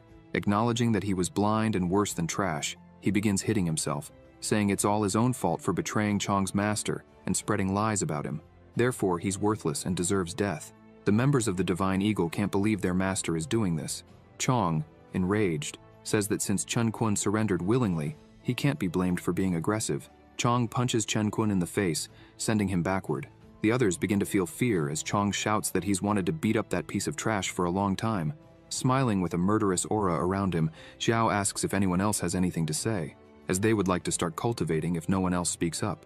The men begin trembling, saying they have nothing to say, and that the Prota is in charge here.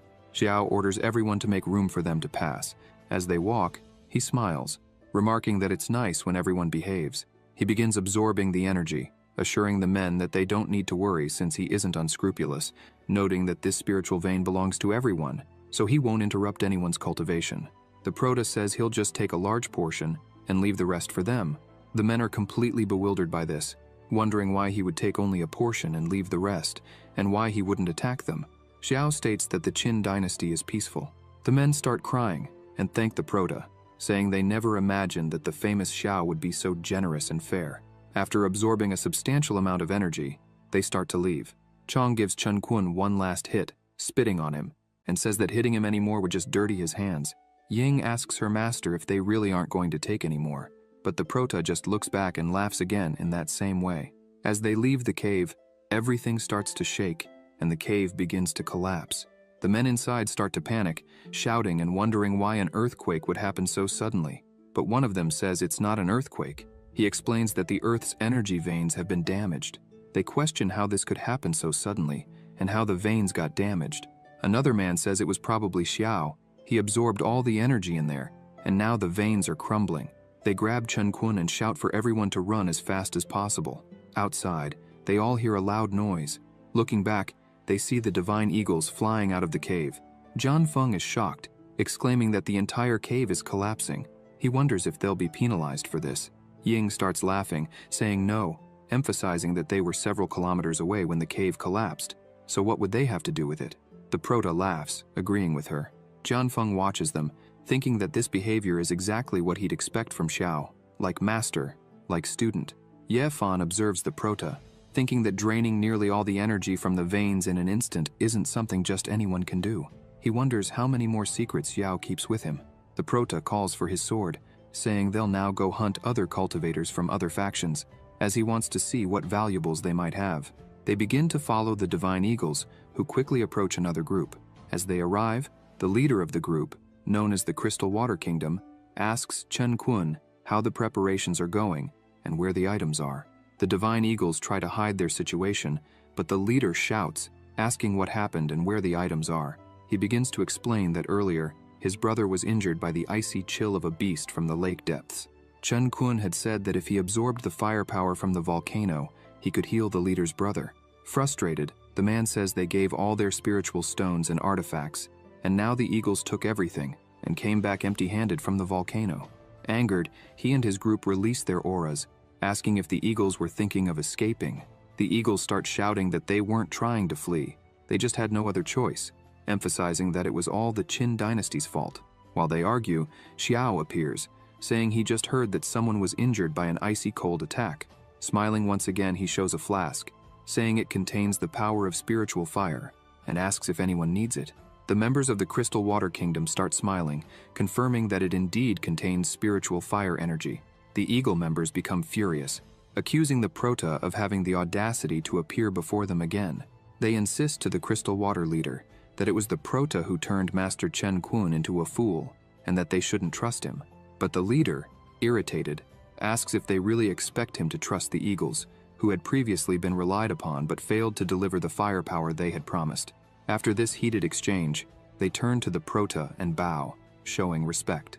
The leader explains that one of their allies urgently needs the power of fire to survive and asks how much the Prota wants for it.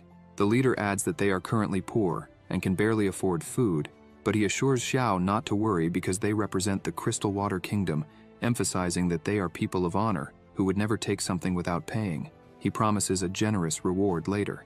Xiao tosses the flask to them, saying they don't need to speak that way with him since they are all part of the Blazing Fire Kingdom's faction and should help one another. He questions why he would want a reward.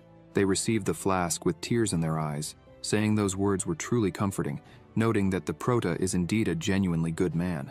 They glance at the Eagles and comment that he is completely different from those fake nobles of the Divine Eagle Kingdom, who talk big in critical moments, but return empty-handed. The Eagle members protest, saying it's unfair to call them fake nobles, as they had their reasons. The leader invites the Prota to enter the cave, assuring him that if they ever needed help, He shouldn't hesitate to ask, emphasizing that from this day forward, Xiao would be the benefactor of the Crystal Water Kingdom. The Prota nods, thanking him for his kindness. Before entering, Xiao warns the Crystal Water leader that the Divine Eagle Kingdom had committed treachery and caused the death of their leader during the National Destiny Games a few years ago. The Prota adds that his companion, Chong, can confirm this story. The Divine Eagles become furious. Chong laughs, saying he feels relieved and assures Xiao that if he ever needs anything, he only has to ask, as the Taisu sect owes him a favor. After entering, the Prota approaches a man lying on the ground and begins to examine him. He notes that the man's pulse is indeed quite irregular. As he uncorks the flask, the firepower begins to be released. He decides to start with the fire energy, which quickly spreads throughout the man's body. The man starts to regain consciousness. The leader, overjoyed, holds his brother, exclaiming that he's awake. He explains to his brother that he had sent him on a mission to investigate the power of the water spirit near the lake. The leader emphasizes that there shouldn't have been any powerful demonic beasts in the Rising Dragon Kingdom. Confused, he asks his brother how he ended up in such a state. The younger brother begins to explain that he entered the lake and found the source of the water spirit's power, which turned out to be a water spirit fungus. However, when he tried to collect the energy, a giant serpent appeared and started attacking him. The serpent emitted an intense cold with extraordinary power. They fought, but in the end he was injured and defeated. Xiao listens to the entire story, intrigued. Suddenly, the injured man begins to scream in pain as the cold that afflicted him earlier starts to return, covering a large portion of his body once more. The Prota approaches and tells the leader that perhaps his brother wasn't injured by a demonic beast. He suggests it seems more like he was afflicted by a poisonous curse intertwined with cold energy. The Prota explains that simply expelling the cold would only treat the symptoms, not the root cause. He states they need to find a way to break the curse. The leader, alarmed, asks Xiao if there's any way to break it. The Prota replies that, unfortunately, he's not an expert in poisons, noting that he can identify them but cannot dispel them. Xiao, however, mentions that there's always a universal solution to such problems. With a crazed look in his eyes, he says they just need to kill whoever cast it. Xiao adds that he's somewhat interested in collecting the power of the 5 elements, which could help locate the person responsible for the curse. As the Prota is about to leave, the leader calls out to him. He explains that the nearby forest is shrouded in a sophisticated mental confusion formation, and that among them, only his younger brother can identify the correct direction. Holding something in his hand, he reveals it's a compass that can point the right way, but can only be used once. He pleads with the Prota not to refuse it. Xiao accepts it, commenting that it's a very valuable item. Before leaving the cave, Ying asks what they plan to do. The Prota instructs everyone to stay put, saying he'll go alone. Smiling to himself, he thinks that this national destiny battle is perfect for him, as the battlefield is filled with dense elemental energies, ideal for practicing his yin-yang 5 elements body refinement technique. Meanwhile, elsewhere, a group of people is walking through the forest. The leader starts to grow weary, as does the rest of his group. He wonders aloud what's going on with this forest, as they've been walking for at least half a day without finding an exit. Another man approaches a tree and notices a mark, asking if it's not the same mark they left earlier. A spiky-haired member begins to shout, realizing they've been walking in circles all this time. Others mention that the scouts they sent to explore haven't returned. Frightened, they begin to question if this is some kind of mental confusion formation, and whether they'll be trapped there forever. Amidst their desperation, a figure appears behind them. The person asks if they, too, are stuck in the formation. The entire group turns, startled, asking who's there. The Prota holds the compass in his hand and reassures them not to be afraid. He introduces himself, explaining that he got separated from his companions and is also a cultivator.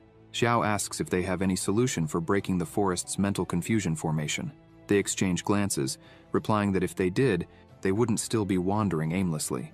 The Prota eyes them, questioning if that's really the case, and hints that he has a strategy. After a while of conversing, Xiao takes charge, saying he spent considerable time studying the forest and has a general understanding of the mental confusion formation.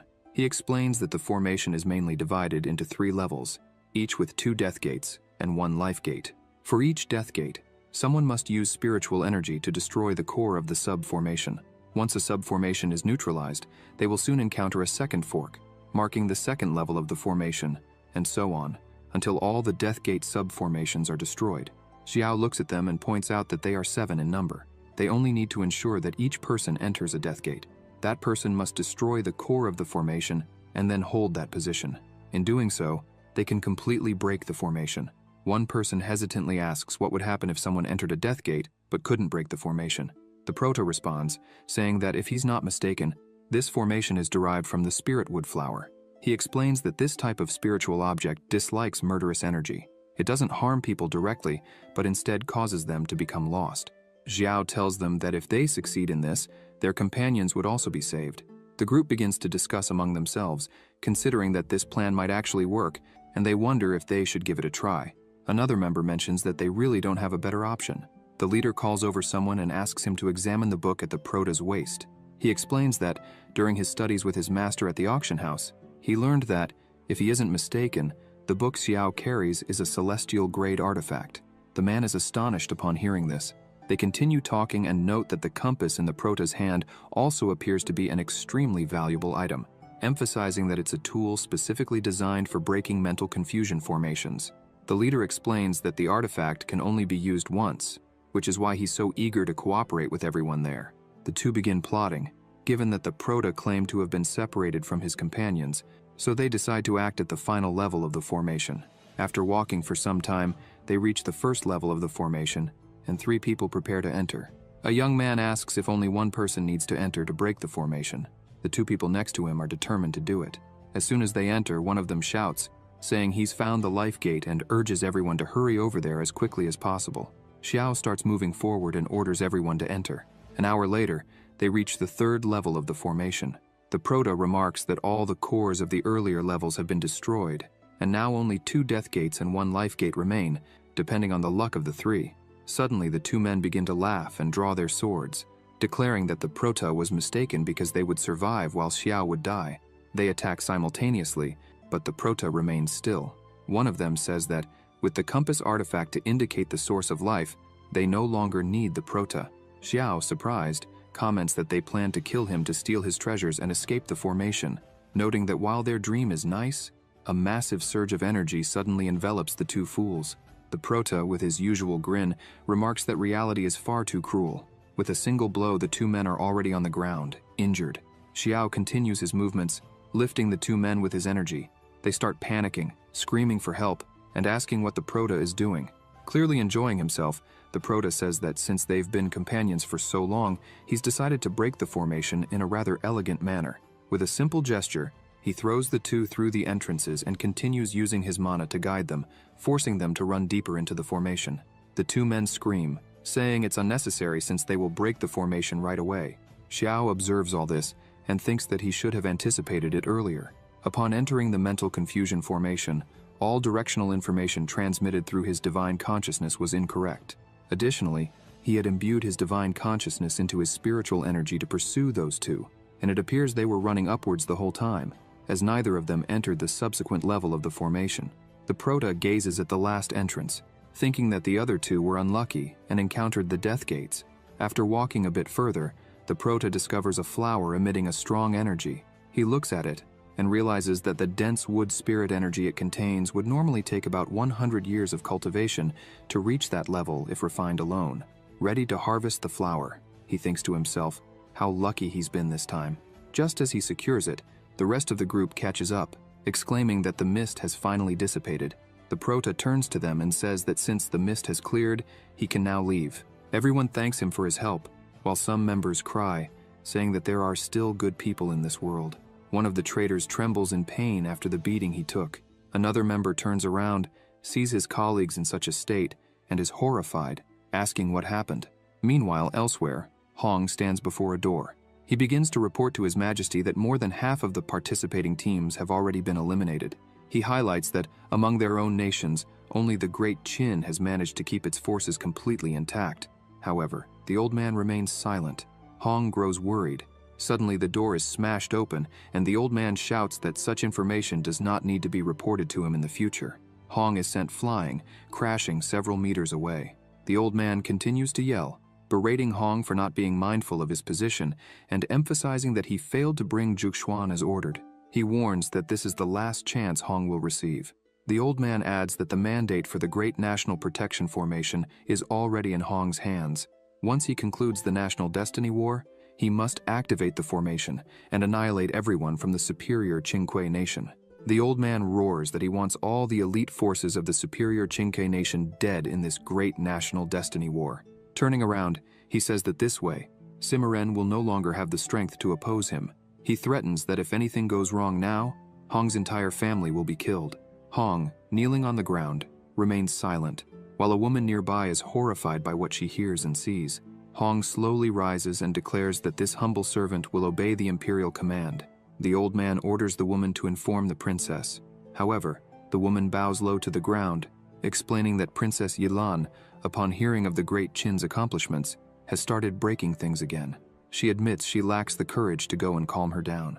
The old man retorts that if the princess wishes to break things, they should let her do so until she calms down. He instructs the servant to replace each broken item with a new one, and if there aren't enough items, she can take whatever she needs from the imperial treasury and let the princess break them to her heart's content. The woman agrees to do so immediately, all the while thinking about how many valuable treasures are being sacrificed just for the princess's tantrums. In her thoughts, she reflects on how much the old man spoils that arrogant princess. Meanwhile, back in the trial, Xiao stands by a lake, remarking that from a distance, he can sense a strong water energy. He's certain the source is deeper down. As he continues to observe the lake, he notes that there seem to be at least 8 peak nascent soul level auras surrounding the area. He comments that only a few manage to escape the illusion formation. Without hesitation, he dives into the lake, planning to first conceal his aura and investigate the situation. The deeper he goes, the denser the energy becomes. The prota reflects that it seems the information he received was accurate. The source of the water energy is likely at the bottom of the lake. After swimming for a while, he finds something on a rock and wonders if that might be it. Xiao stops near a flower and questions why there's no spiritual beast guarding such a treasure. However, behind him, a giant serpent is lurking. The serpent attacks fiercely, catching the prota off guard. He quickly turns around to block the initial strike. As he holds back the serpent's attack, he's surprised, sensing something strange. If he focuses closely, the aura of the serpent feels oddly familiar. He suddenly recalls that this aura matches that of a guard who worked for the governor's son in the city of Lu Yun. The prota is puzzled, wondering how that aura could be coming from this serpent's body. The serpent lunges to bite him again, but the prota manages to distance himself while questioning whether Wuming had been devoured by the serpent. He starts to laugh, thinking there's no way Wuming could have turned into this serpent. Summoning his swords, he commands them to attack. Multiple swords strike the serpent's body, causing it to scream in pain as it's bombarded by the relentless assault. Meanwhile, on the surface of the lake, some people were advancing cautiously. The old man remarked that someone had disturbed the great serpent, and the young woman, agreeing with him, stated that she had felt it too. At the bottom of the lake, Xiao noticed that something or someone was approaching, while the serpent began to move away from him. He started gathering energy, considering that if he pursued the creature, he would have to face the cultivators around the lake, which would be risky. Therefore, he decided to observe from a distance to understand how the conflict would unfold. Suddenly, the great serpent emerged on the surface, furious, and charged ferociously toward the group that was there. Yu Long, the ghost flower king of the Xiling dynasty, shouted, questioning how that beast could have gone mad so suddenly, as he had not finished preparing the formation. Qipan, the Yimei fairy of the Wan Yue dynasty, asked what they should do in the situation. Lu Shunyu, the wandering king of the Shangwei dynasty, dismissed the creature, calling it insignificant, and pointed out that Qipan should contain it, as the serpent's master would soon intervene.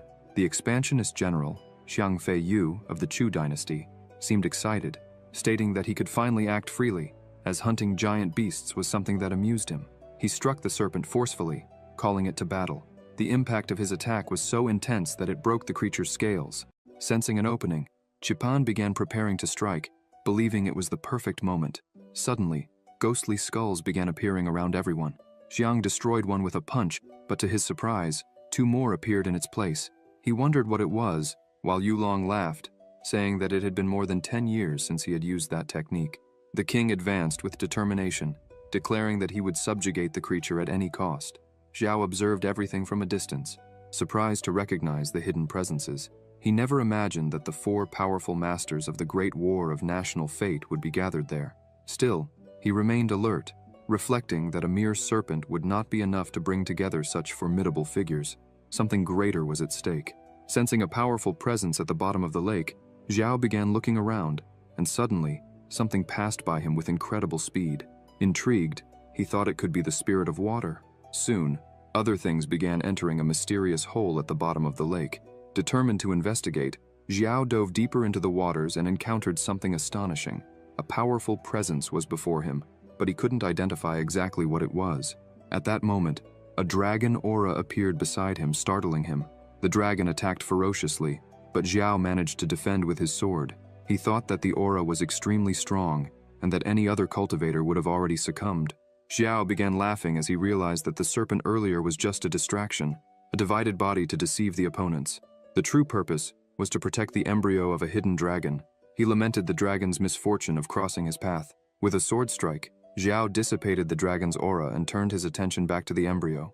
He thought that if the embryo was capable of generating such a powerful aura, then the dragon was of the highest level. Recalling how the blood of some demonic beasts evolves to the point of abandoning their bodies and condensing an ancestral pure blood body, Xiao realized that if that embryo grew, it would become a divine beast of ancestral blood. He remembered the time he saw the true immortal phoenix riding a divine beast through the realms. Impressed, he decided he also wanted something like that. Placing his hand on the embryo, Xiao pondered whether he should change the dragon's consciousness first, or plant a control mark, preferring the latter option, as he preferred obedient creatures. At that moment, the dragon began to speak, admitting that he had not expected to be defeated, but that this was truly his fate. Xiao recognized the voice and asked if it belonged to the guard who worked for Wang Ranger in the city government mansion. Wu Ming confirmed, surprised that Xiao still remembered him. When Xiao asked how he had ended up like this, Wu Ming explained that he had always had the blood of an extraordinary beast. He had worked in the mansion to obtain the gallbladder of the seven-colored serpent, which would help him cultivate into a dragon. However, after being defeated by Xiao, he realized it was not yet the right time to transform. Thus, Wu Ming went to a new dynasty, became a guard of the royal family, and, thanks to the power of water, cultivated himself until he reached that point. He says that he didn't expect to find the protagonist there, but if he meets his end at Xiao's hands, then there is nothing to complain about. For that reason, Wu Ming asks the protagonist to do what he must. Xiao smiles and thinks that this guy has always been stubborn, and that's why he has an admirable personality. The protagonist responds that Wu Ming only wants an end, but that's not what Xiao desires. The guard asks what he is talking about, since Wu Ming never liked to follow rules. The protagonist begins to apply a technique, saying that he wants to take him as a disciple and, in doing so, tame him. The system appears, congratulating the protagonist for gaining a new disciple. In addition to obtaining the extraordinary beast lineage, the lineage of the celestial divine dragon, as a reward multiplied by 1, the protagonist gains both lineages. He begins to absorb that power and is surprised by the density of the power of destiny. Xiao says that, with this power, Wu Ming will soon be able to transform into a dragon. The dragon thanks the protagonist for all of this. Xiao thinks that beasts are stronger than humans, and this extraordinary beast lineage he acquired will further strengthen his physique, making his body cultivation easier. Outside the lake, the serpent had been defeated. Lu Xun looks at Qipan and says that she is a disgrace, having been wounded by such a weak beast. Yu Long was angry, saying that Lu Xun had grown even stronger, even after so many years without seeing each other. Noticing a terrifying presence, he is surprised, and a dragon emerges from the lake. Yu Long is confused, questioning whether the beast really managed to form its dragon body. The other two are also stunned to see it. Yu Long can't believe the beast had hidden its true body all this time while cultivating its dragon form. He had been planning to end the dragon before it could transform, but now the dragon had achieved its full form, and, by purifying its blood even further, it had become a true, 5-clawed golden dragon. Without thinking twice, Yu Long advances, as he cannot let that beast escape. Xiang continues laughing, even more excited to see a real dragon. Lu Xun starts coughing, and his disciple asks if he is all right. He thinks that his poisonous insects need to be frequently nourished with high-energy treasures, otherwise they will turn against him. Qipan continues calling for her master, but he remains silent, thinking that now, with a dragon, he will be able to. Suddenly, he begins releasing a large amount of energy, attacking his disciple, as he could use her as a substitute. She tries to escape, asking why he was doing this, since, some time ago, in the battle between the Luomei sect and the venomous immortal, her powers had reached their end. At that moment, he had renounced the opportunity to form the primordial core of the 5 thrones, throwing the last divine tribulation at the venomous immortal. Because of that, she had always admired him, and when he accepted her as his disciple, it was the happiest day of her life. With trembling hands, she asks if she did something wrong to be treated this way. Lu Yun begins to laugh and says that it was touching to see her cry, and he almost felt pity. He says that he will explain everything before she leaves forever. Lu Yun asks if Chipan believes that her parents were taken by the venomous immortal. Laughing, he admits that he was the one who ended them with his own hands, emphasizing that the venomous immortal, who almost destroyed the Luo sect, was cultivated by him. She couldn't believe it, and Lu Yun said that if she had carefully studied the manual of the 9 transformations of the venomous demon she had been practicing, she should know that he extended his hand toward her, absorbing her energy as she screamed. Lu Yun explained that the poison manual she was practicing was incomplete. The true manual was a miraculous celestial level book. In the book, each transformation represents a life. In the first transformation, one can only cultivate up to the chi refinement stage before perishing, requiring a new body. The second transformation is the formation of the foundations. The third, the golden core. The fourth, the nascent soul. And the ninth, when one can ascend to immortality. Lu Yun said he was in the 7th transformation in this life, and with that, he would be able to advance to the realm of great perfection. He said that she was the new body he had prepared for himself, but now that she was useless, it was better for her to be transformed into his cultivation to nourish his poisonous insects. Chipan continued screaming in pain. Rage began to consume her. Chipan thought that, if it was like this, then she should not be blamed for what she was about to do. With a swift movement, Chipan managed to attack Lu Yun, hitting his throat and interrupting what he was doing. Both fell to the ground, and she thought that, even injured, Lu Yun could not be underestimated, so she couldn't lower her guard. She knew she had to act quickly. She began to flee, but Lu Yun pursued her. Meanwhile, Xiao was with the dragon and noticed that someone was following him. Wu Ming asked if he should speed up so that the others wouldn't catch up. Xiao leapt onto his sword and said that someone had asked him to find the person who had poisoned his brother. The protagonist observed that, if he wasn't mistaken, this person was among all those who had ambushed them at the lake, but he didn't know much about poisons, so he couldn't identify who was the culprit. He decided that he would put an end to all those who had knowledge of curses and poisons in that group. Xiao asked Wu Ming what he should do, since after transforming into a dragon, he still didn't have full control over his body and wouldn't be able to fight effectively. Wu Ming warned the protagonist that, after completing the transformation, he could become a beast tattoo and adhere to the protagonist's body. Xiao was a bit confused by this, but the dragon began to glow, and its body disintegrated, becoming a mark on the protagonist's arm. Wu Ming explained that, when in this form, he could enhance his master's physical strength. The protagonist felt his strength increasing considerably, about 40%. With everything ready, he looked back and said that it was time to face the enemies who were following him. Meanwhile, Lu Yun was behind Chipan, shouting, asking how far she could run. She kept fleeing but knew that if she didn't do something soon, he would catch up. Then, she began thinking of a strategy. Suddenly, the skulls started chasing her. Chipan was startled and wondered where all that had come from. Then, Xiao's swords were thrown, easily destroying the skulls. Chipan watched, astonished. In front of her, the protagonist was surrounded by his swords, asking if the Great Ghost King, as everyone called him, could do only that, since the formation he had used was useless.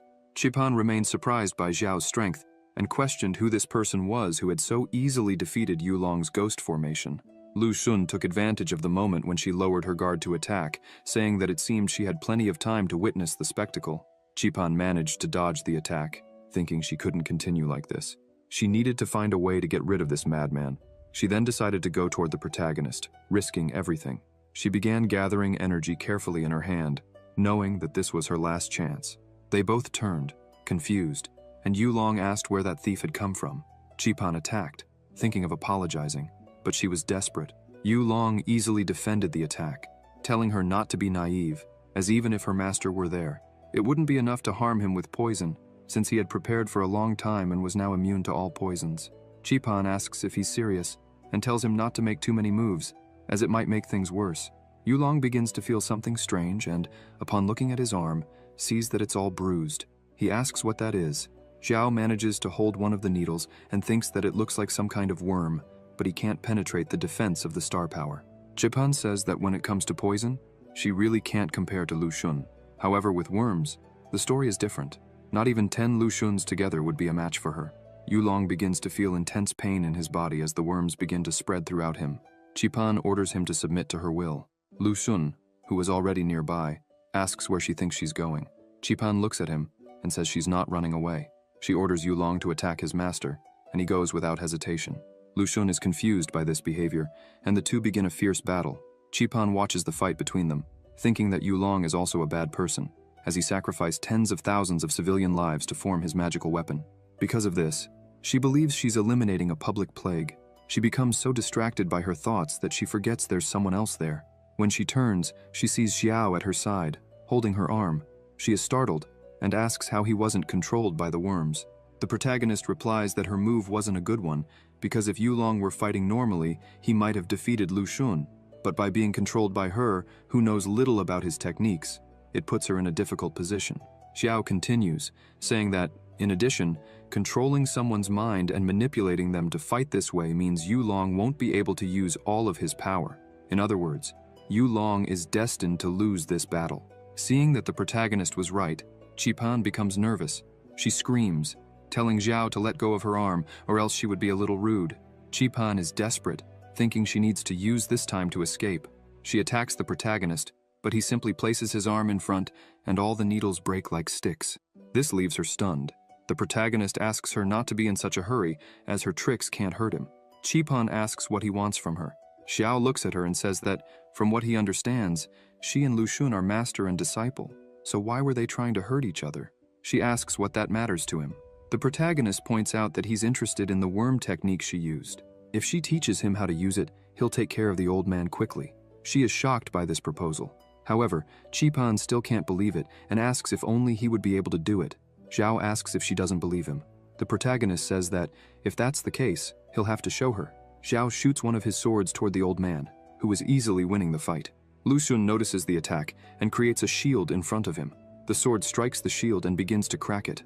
The old man starts wondering what that is, as the condensed light sword didn't disperse, and the poison can't enter it at all. Also, the shield won't be able to withstand the attack. Lu Yun stops attacking Yulong, thinking that he has no choice but to gather the poison to protect his vital parts. Taking advantage of this, Yulong attacks the old man, landing a blow on his back. However, that attack barely affected Lu Yun, who counters, throwing Yulong away and telling him to stay out of it. Even in pain, Yulong is prepared to continue fighting, but Chipan says it's better for him not to push himself any further, and asks him to retreat and tend to his wounds. She thinks that her master's poison wasn't able to corrode the energy sword. Chipan remembers that the old man's poison was able to corrode even a spiritual shield of a cultivator at the union stage. She looks at the protagonist and wonders who this man is and what kind of terrifying power he possesses. Suddenly, Lu Yun appears behind her, saying that she's a traitor for conspiring with a stranger against him. Chipan is left speechless, but before the old man can touch her, Xiao pulls her away. Seeing the power that the protagonist possesses, she says that if he ends this, she will teach him everything she's learned so far. Xiao agrees and steps in front of her. Lu Yun grows angry, asking who he is and why he's interfering in others' affairs. Xiao grabs his sword and says that the old man's poisonous mist saved his life, and it seems that Lu Yun has refined his spiritual energy with multiple poisons. With a single movement, the protagonist releases a massive amount of energy, emphasizing that the old man's strength must be above the spirit division stage. Lu Yun receives the energy in his body and laughs, saying the protagonist has good eyes. He begins to release all of his power, claiming that he devoured 7 bodies to obtain that strength, and a regular cultivator at the spirit division stage cannot compare to him. Lu Yun starts attacking and asks why the protagonist's attacks suddenly seem weak. He tells Xiao to show that power again. As the attack moves toward the protagonist, Lu Yun says that, if he behaves, he will be used as the next body. Xiao dodges the attack and says that if the old man has the courage, he should just follow him. As the protagonist retreats, the attacks begin to pursue them. He thinks that many people are watching this fight from afar, so he doesn't want to use his powers carelessly. They head to the ground in the middle of the forest. As soon as they arrive, the attacks begin to hit the ground, one after another. The old man continues attacking and asks why the protagonist is running and never attacking. Lu Yun questions if that previous attack can only be used once. The old man continues laughing, saying that if that's the case, then the only thing Xiao can do with that young body is to hand it over to him. Lu Yun attacks once more, but this time, the protagonist is no longer retreating. With a simple movement, the protagonist cuts through all the poison, blocking the attack. This leaves the old man confused. The poison starts falling to the ground. Xiao looks at him and says that his poison mist stinks. He mentions that if he weren't worried about showing the star power, attracting the attention of the real Phoenix, He wouldn't have bothered fighting with trash like Lu Yun. In an instant, the protagonist appears behind the old man, not giving him a chance to defend, and says that, in the tomb he himself created, he should perish in silence. Lu Yun is startled by the overwhelming force and speed.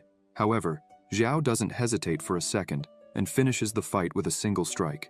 Meanwhile, on the mountain, the young man who had been poisoned begins to improve. He wakes up a little startled as his brother embraces him. They say it was truly a good idea to ask Master Xiao for help. On the other side, the protagonist asks Qipan if she's done what he asked. She is completely shocked, thinking that Xiao really defeated her former master. She kneels before him and says that he avenged her parents, and for that, she will go wherever he wants her to go. Xiao asks if she would like to call him master. She asks if he really wants to take her as a disciple. The protagonist says yes, and questions whether she wouldn't be happy with that, pointing out that if she doesn't want it, they would have to settle the costs: his appearance fee, the expenses for nourishment, and the wear and tear on his celestial-grade weapon, which is very expensive. After doing some calculations, he says the value would be. However, she interrupts him and says she accepts. The protagonist looks at her, and with tears in her eyes, she asks him not to say anything else because she will accept being his disciple. The system appears, congratulating the protagonist for gaining another disciple, and notifies him that it has detected that the disciple has a heart of Earth-level poisonous worms, with the speed of cultivating poison and worm techniques being 10 times faster than normal. The doubled reward is a celestial-level poisonous worm heart, and a cultivation speed 100 times faster than normal. Xiao thinks that, with this, all those hiding near the lake who are good with poisons are now out of his way, so they can return and deliver the news. And if that still isn't enough, he can ask Qipan to take a look at the person who was poisoned. The protagonist thinks that it's convenient to have an expert in poisons as a disciple. Suddenly, the protagonist turns to her, saying that now that they are master and disciple, he had a bold idea.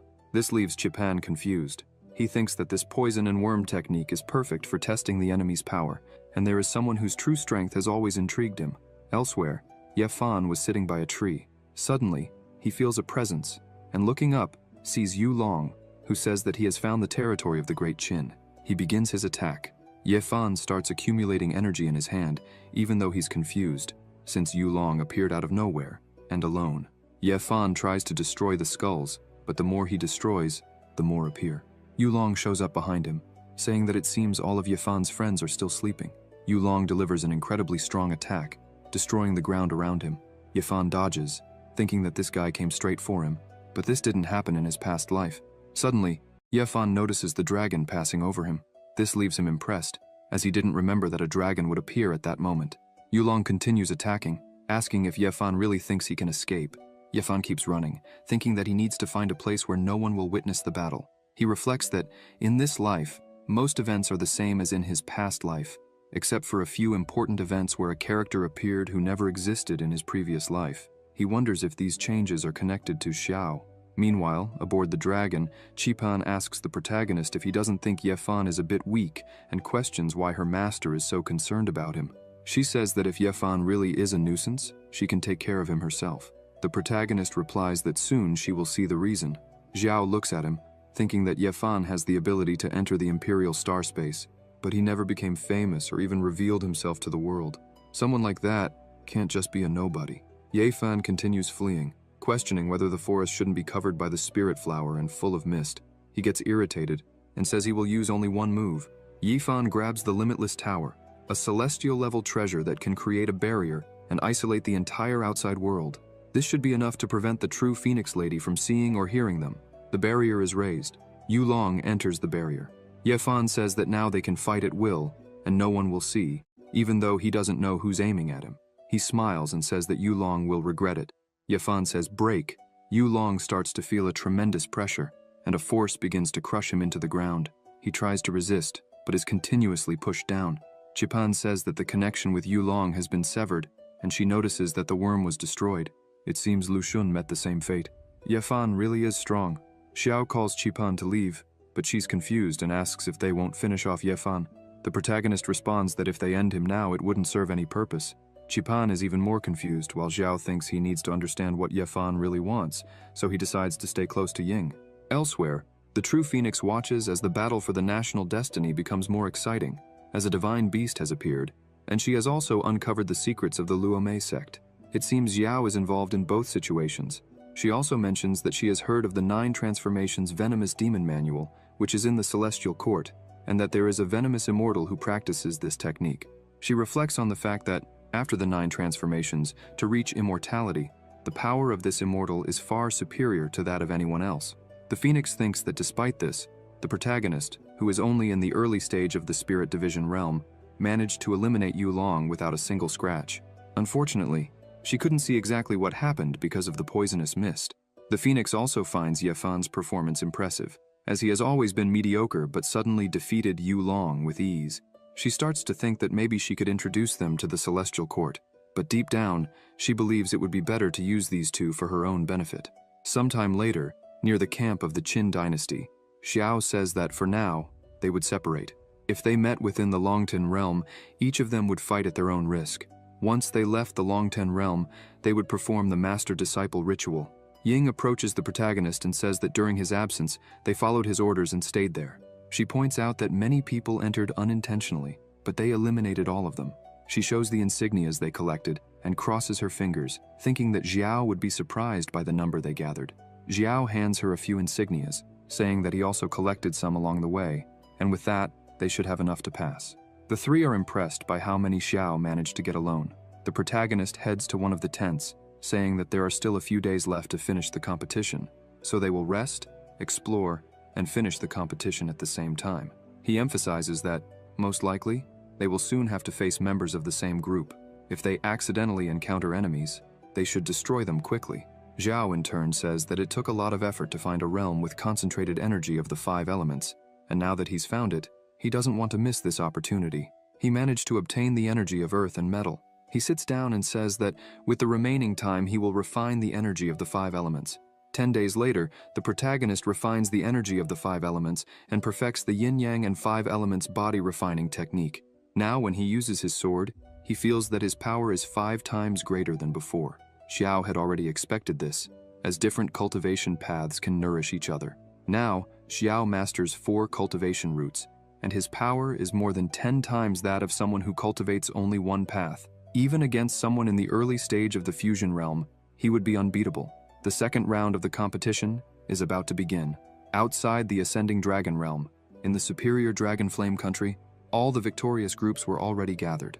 The announcer announces that after the first round of selection, only 2 teams remain, the Blue Sparrow country and the Qin dynasty team from the superior dragon flame country. He emphasizes that the second round will decide the winner of the national destiny battle between the Blue Sparrow country and the superior dragon flame country. Suddenly, a group of people arrives, shouting for everyone to stop, as they are there on the orders of the Dragon Flame Emperor. Zhu Hong, one of the messengers, says that he is speaking on behalf of the Dragon Flame Emperor to announce, in the name of the superior country, that the superior Dragon Flame country will withdraw from this battle for national destiny. The 3 leaders present look at him in silence. Chong asks what's going on, while the Phoenix questions if this is true. Zhu Hong confirms and shows the royal decree. The Phoenix takes the decree and, upon reading it, wonders what the Emperor is really planning. After all, it was he who requested the Celestial Court Emperor to hold the national destiny battle in his country, and now he wants to withdraw. With the decree in hand, the Phoenix is still questioning whether the Emperor might be scheming something. She tosses the decree aside, as in the end, the Emperor only asked her to organize the national destiny battle, and that has already been done. What they choose to do from now on doesn't concern her. The Phoenix turns and says that if that's the case, then the winner of this national destiny battle is the Blue Sparrow country. She will return and announce the result to the Emperor. The Zhu family elders ask if the war prohibition between the countries is over, now that the national destiny battle has concluded. She responds that her responsibility is only to oversee the national destiny battle, and since it has been completed, she no longer cares about their affairs. They begin to laugh, saying that, if that's the case, then, by the order of the Emperor of the superior Dragon Flame country, they will take the lives of the heroes of the Blue Sparrow country. A large magic circle appears on the ground, and a massive fire dragon forms. The heroes of Blue Sparrow are frightened, as this is the attack formation of the superior Dragon Flame country. Xiao becomes angry and creates a barrier to protect his team, thinking that the Emperor was planning to end them as well. The protagonist watches all of this and admits that the Emperor's plan was almost perfect. After all, Those who participated in the National Destiny Battle are the most outstanding elite of the Blue Sparrow country. Moreover, the Blue Sparrow country has recently ascended, so its foundation cannot be compared to that of the superior Dragon Flame country. If the Emperor manages to eliminate that group, the future of the Blue Sparrow country could come to an end. The first elder says that if they know that formation, they are prepared for what is to come. The dragon starts preparing to attack. People begin to get scared, shouting and asking what they should do. Suddenly, the leader of the Blue Sparrow team transforms and asks if they are serious, questioning what Zhu Hong was waiting for. This is Sima Ren, the Emperor of the Blue Sparrow country. Ying is surprised to see that the man is the Emperor of Blue Sparrow. Suddenly, Zhu Hong appears behind the first elder and attacks without hesitation. Zhu Hong asks why they were in a hurry, as he had promised to steal control of the Dragon Flame formation, and that is exactly what he plans to do. The second and third elders point at him shocked, saying that he has gone mad. Everyone around them is surprised, as no one expected this. Zhu Hong continues his betrayal and grabs the second elder by the neck while laughing, emphasizing that he was right all along. The item ignites. With a deep look, the family leader realizes that he has truly gone mad. He starts to explain that ever since he inherited the position of clan leader, the elders have done everything to weaken his power, taking advantage of the fact that the leader and his wife had entered seclusion to cultivate, and thus they took their eldest daughter to the border and exiled her. Sometime later, the family leader and his wife became pregnant again. Rumors spread that the daughter the leader was expecting had awakened a special constitution, and once again the elders acted, poisoning the medicine his wife took daily to maintain a healthy pregnancy. This caused his wife's death during childbirth. Moreover, this trauma led to the second daughter being born with a defective constitution, emotionless, as if she were not alive. Holding the burning item, he starts to laugh and, with tears in his eyes, admits that it has been a long time since he lost his sanity. He tightens the item and begins to release his energy, stating that the disgusting and filthy first family of the kingdom should die along with that repulsive country. The energy released by the item causes the fire dragon to attack the palace. The people there scream in despair, saying the attack is headed toward the Imperial Dragon Flame Palace. Zhu Hong continues to tighten the second elder's neck. Seeing this, the third elder collapses in fear. He points at the family leader, accusing him of treason and stating that this crime condemns the family for 9 generations, executing all their relatives. Zhu Hong throws the elder aside and shouts that, if the emperor's dog is still alive, he should execute the new generations. The leader then says he should thank him for cleaning up that messy house. The attack continues toward the palace, and people begin to panic as Zhu Hong says it's a pity that he, an old man, is about to die. However, an even greater energy holds the attack and shouts at the leader, praising him for his courage. The ground where they protested begins to crack, and his companions are startled, asking why the ground is breaking apart. Xiao notices a powerful spiritual presence has appeared. He watches the emperor move and thinks that he stood still and silent all this time, allowing the superior country of the Blue Sparrow to humiliate him. The protagonist continues watching the emperor approach with fury, wondering if, by any chance, he had ascended to human immortality some time ago. Jishu continues to approach with rage in his eyes. However, Zhu Hong is not intimidated and questions the old despicable man what he served, as he had hidden all that strength. With the same item in his hand, he starts laughing, saying that today he will make the emperor and his entire country disappear together. Another attack heads toward the hand holding the fire dragon. The attack hits the energy forming and causes the hand to dissipate. The fire dragon breaks free and turns to attack the emperor. He continues to advance. Sima is impressed and asks the people if anyone there could have imagined this day would come. He starts advancing with everything, asking Jishu to watch carefully as his country falls. The ground continues to crack, and energy begins to pour out of the cracks. People notice and start to question why there's a chaotic flow of spiritual energy. Xiao begins to protect his team once again while thinking that 2 high-level experts are here, drawing almost all the surrounding spiritual energy. This is why the spiritual energy of the place began to imbalance and become chaotic. The protagonist continues analyzing around him and thinks that this was a real arena, specially reinforced by formation masters, and it should be able to withstand a full attack from someone above the spirit division. A battle for the nation's destiny, revealing 2 experts of that level, is truly unexpected. The dragon was about to complete its attack as Sima took advantage of the situation, pointing his weapon at the emperor and telling him that he should meet his end now, emphasizing that he would take good care of the Dragon Flame country in his place. Jishu places a pill in his mouth and says that this is more surprising than he expected.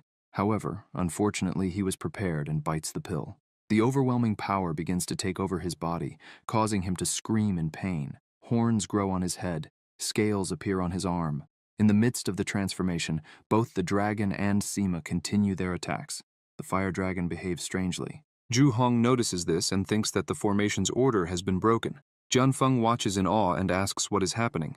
Xiao thinks he can feel the presence of the dragon clan's bloodline, but he only senses this because the system has given him a bit of the dragon's bloodline. The energies start floating in a strange manner, and even the cry cannot understand what is happening. He wonders why, so suddenly, a powerful vibration emanated from the Emperor's Dragon Clan bloodline. Yefan watches this and remembers that in his past life, the Emperor won that fight to prepare his Dragon God bloodline. He was even able to destroy a small sect. He looks at the protagonist and recalls that the small sect that was destroyed might have been the Hongmeng, and that's why he never heard of it in his past life, as it seems to have perished before it could grow. Sima begins to feel some pain as those flames can burn through his protective spiritual energy. He thinks he's always heard that the royal family of the Dragon Flame had the bloodline of an ancient divine dragon, and, seeing the Emperor's strength, it seems that the divine dragon bloodline has been activated. Sima suddenly stops and says that it doesn't matter what kind of ancient divine dragon bloodline it is. He throws an item, thinking that he had hidden it for so many years without showing anyone, and now he can see that the divine dragon bloodline isn't such a big deal after all. Jishu had already reached another level. His body had completely changed. His gaze, his hair, even his energy. The item thrown by Sima flies near the Emperor. That item explodes, and several hands of energy begin to emerge from it, embracing and holding the Emperor's body. Jishu is confused and shouts, asking what it is. Sima explains that it is a suppression artifact that was lent to him, and the one responsible for it is the Emperor of the Celestial Court. He shouts for Jishu to surrender. However, Jishu says that Sima is blindly obeying a dog emperor of the Celestial Court, emphasizing that he was truly born to be a slave. The Emperor begins to exert strength and, little by little, starts to free himself from all of it. Sima watches the Emperor and says he won't be able to maintain that dragon god form for long, pointing out that the pill he consumed is an essence-devouring pill that demonic beasts use to refine their bloodline. He says that demonic beasts devour their genes to refine their bloodlines. The essence-devouring pill allows one to absorb the power of the bloodline in their genes more quickly, and even though humans with demonic beast bloodlines can also use this method, they cannot do the same as the beasts, fully converting the bloodline's power into something their own. They can only temporarily steal the bloodline's power from others to increase their strength. Because of this, Sima asserts that the Emperor won't be able to maintain that form for much longer. The Emperor starts to laugh and says that Sima guessed part of it right. A portal begins to open in front of him. He points out that if it weren't for the incompetence of the Zhu family, by now, he would have the Phoenix clan's power in Zhu Xuan's body to complete the bloodline evolution and obtain the true dragon god body. While the Emperor explains all this, he thrusts his arm into the portal, and suddenly another portal opens, with a giant arm descending onto the people. The hand heads straight for Princess Yilan, who is frightened, shouting for him not to come any closer. The slaves nearby begin running as the hand grabs the princess. Yilan screams for help, telling them not to run and to save her. Jishu watches and thinks this is very bad, as that old beast wouldn't even spare his own daughter because he wants to devour her body's bloodline power. The princess crosses the portal, being held by her father's hand. She becomes desperate, screaming for him, saying she's his daughter and questioning what is happening, as she always thought she was his favorite. He starts putting his claws on her face as she screams for him not to do that. The Emperor asks what she is afraid of and begins to squeeze her body, making her scream in pain. While smiling and draining her energy, he says that if she dies to help him, it would be an honor for her as his daughter. The energy starts spreading through her body, and the Emperor says that he will be the one to unify the Celestial Empire and ascend to a true immortal. Therefore, everyone should make way for him. Sima begins to gather his strength and says that he now understands why the Emperor sent him. He says that Jishu has gone mad and lost all his humanity. The energy holding the Emperor's body starts to grow, but he says that if this is all Sima can do, then everyone there will meet their end. He releases his daughter, laughing, and letting her fall uncontrollably. With extreme ease, Jishu frees himself from the restraints and charges forward, laughing and asking Sima if he could imagine what his fate would be by opposing the superior Dragon Flame country. With a quick movement of his hands, he manages to grab Sima as well. However, as soon as he tries to absorb the power, he feels a strange energy in his arm, causing him extreme pain. He lets go of Sima, who takes the opportunity and thinks that now is his moment. Xiao is confused, wondering if Jishu's level is fluctuating. The Emperor looks at his hand and thinks that his daughter's blood is rejecting him, and apparently, the essence-devouring pill is not enough. He needs the Phoenix clan's blood to fully fuse his bloodline. Jishu begins to scream, asking why his son hasn't returned yet. Upon hearing this, the protagonist becomes extremely worried, thinking that his senior sister is in danger. He charges forward without hesitation. Ying asks him where he is going. Xiao tells him to take care and not act recklessly, asking him to wait there until he returns. Meanwhile, at the Hongmeng sect, both sides have already met. The prince says that the wise adapt to circumstances and asks the leader to surrender. Ji asks the prince if he truly believes that their leader would go with him, emphasizing that they would fight until the end of their lives to prevent them from getting what they want. The prince's troops have already prepared their attack formation and launched it at the sect. Yixuan questions why they are being so resistant, as it will all be in vain. The attack hits the barrier. Z coordinates everyone, shouting for them to maintain the mountain defensive formation. However, the attack keeps coming relentlessly. The prince starts to laugh, seeing this, saying they won't be able to withstand a single blow. Sumahan becomes concerned and notices that the barrier won't withstand the attack.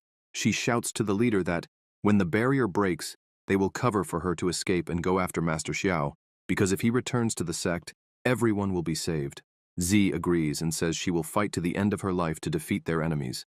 However, Zhu Xuan interrupts them, saying that it's too late.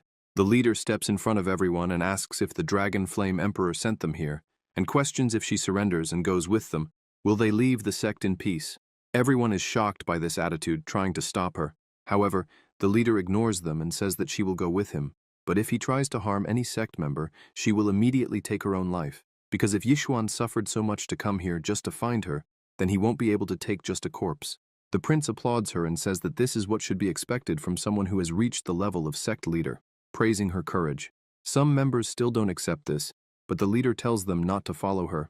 She asks everyone to maintain the formation, protect the sect, and wait for the elder to return. As she passes the prince, he says it won't be that easy, and turns, grabbing her by the neck. He approaches and explains that if he delivers her to his father, the emperor, he will devour all the flesh and drink the phoenix's blood. This way he will use the phoenix bloodline's regeneration characteristics to complete his divine dragon bloodline. This will help the emperor achieve the true dragon god body. However, the prince emphasizes that if this isn't enough, he will also devour her. He says that even a tiger doesn't devour its own cubs, but that man is a complete madman. Yixuan says that instead of delivering her to his father and helping him become an immortal, it's better that he drains all the phoenix bloodline she has. He starts to smile in a terrifying way, telling her not to worry, because when his dragon god body is complete, he will definitely help defeat that old beast, and by using her life, he will avenge everything he has done. Hearing this, Z loses control and charges at him, saying she will confront him with everything she has. However, before she even gets close, a slash is delivered between the two. The prince's hand has already been severed. She holds her sword, thinking about everything he said regarding the Phoenix bloodline. The leader herself had delivered the strike, and thinks that, even though she doesn't know where the information about the Phoenix came from, she imagines that this is why the emperor wanted to take her to the palace. Jushuan analyzes the situation and thinks that his level far exceeds hers, and perhaps only with spiritual power would she be unable to harm him. It took decades for her to refine a small amount of primordial purple energy in her sword, so she must make the most of this opportunity and land a final blow. Without hesitation, the leader charges to defeat the prince, but at the last second, someone steps in front to defend the prince. Jushuan steps back, surprised, as it is the blackguard from the other day. Yixuan orders his guard to end the woman's life since she cut off his arm. The guard lowers his sword and says that the emperor's order was to bring the woman alive, as his majesty wants to obtain the phoenix bloodline from her body through dual cultivation, and for that reason, he apologizes to the prince, saying he cannot follow his orders. Yixuan becomes completely enraged hearing this, as that damn dog only knew how to follow his father's orders. Jushuan watches them, thinking that the primordial energy she so carefully refined has already been exhausted in her last attack. The guard releases his strength and charges, saying he is sorry. The sect leader watches the attack and thinks that, unfortunately, there is no escape for her. However, someone approaches unnoticed, and with enormous ease, Xiao blocks the attack as if it were nothing. The guard immediately retreats. Breathing heavily and trembling in fear, he looks at the protagonist. The protagonist says he was lucky to arrive in time. Jushuan feels relieved to see him there. Xiao asks if she was injured. With a smile on her face, she replies that she was careless, but that small wound is nothing to her. The leader emphasizes that, thanks to Z and the others, she was able to hold on until he arrived. The protagonist asks her to rest for a while, but this worries Zhu Xuan slightly. Xiao begins to emanate a cold aura and, with hatred in his voice, says he needs to crush some vermin. The guard continues trembling in fear, wondering what is happening, thinking that this boy is only at the first level of the spirit division, yet his aura is more terrifying than someone at the peak of the spirit division. The prince doesn't waste any time and charges at the guard, who prepares himself, expecting the attack. Xiao asks what weapon dares to damage the great formation of his sect, and in seconds, the guard's sword is completely destroyed, leaving him stunned. The protagonist asks what foot dared to step on the land that belongs to his sect, and the guard's leg is also severed. What hand dares to harm your fellow sect members? And the man's arm is also cut off. Unable to defend or fight back, the guard collapses to the ground, groaning in pain as he looks at the protagonist. He screams, begging the monster not to come any closer. The prince watches, concerned. Xiao grabs the guard by the neck. Staring at the guard, the protagonist says he uses his cultivation only to harm others, and asks why the guard doesn't give him his cultivation. The protagonist begins to drain all the guard's energy, and the guard screams in desperation. A few seconds later, the guard falls unconscious to the ground. The rest of the army begins to run in panic, shouting that the man is a monster and that they should flee. The entire sect rejoices at this. Yixuan is desperate, thinking that even Elder Nong couldn't do anything against Xiao and that he must flee as soon as possible. However, the protagonist appears behind him, asking where he thinks he's going, asking if he is not the leader of all those people who tried to end Zhu Xuan's life. The protagonist strikes, cutting off one of his limbs, making the prince scream in pain. Yixuan begins to sweat in panic and runs without thinking twice, thinking that this monster is extremely terrifying and he needs help. Xiao creates several swords, saying that the prince deserves his end. Without mercy, the protagonist attacks, causing a huge explosion. Yixuan falls to the ground after the protagonist's attack.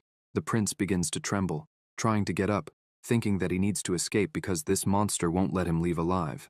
However, as he looks up, he notices Xiao already there. The protagonist looks at him and says that the great heir of the Dragon Flame country is crawling like a truly miserable worm, and with a terrifying smile, adds that this suits him very well. Yixuan starts to panic and screams that he is not guilty of any of this, stressing that he was only following the emperor's orders and begging the protagonist to spare him.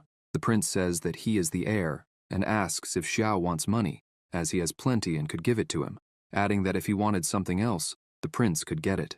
Yixuan continues desperately, saying he would do anything the protagonist asked, but he only begs Xiao to let him live. The prince grabs his sword and begins to smile. However, a portal opens, and the emperor's hand appears again, telling his son that he is too slow. He grabs the prince's body, who, as he is carried away, pleads for help.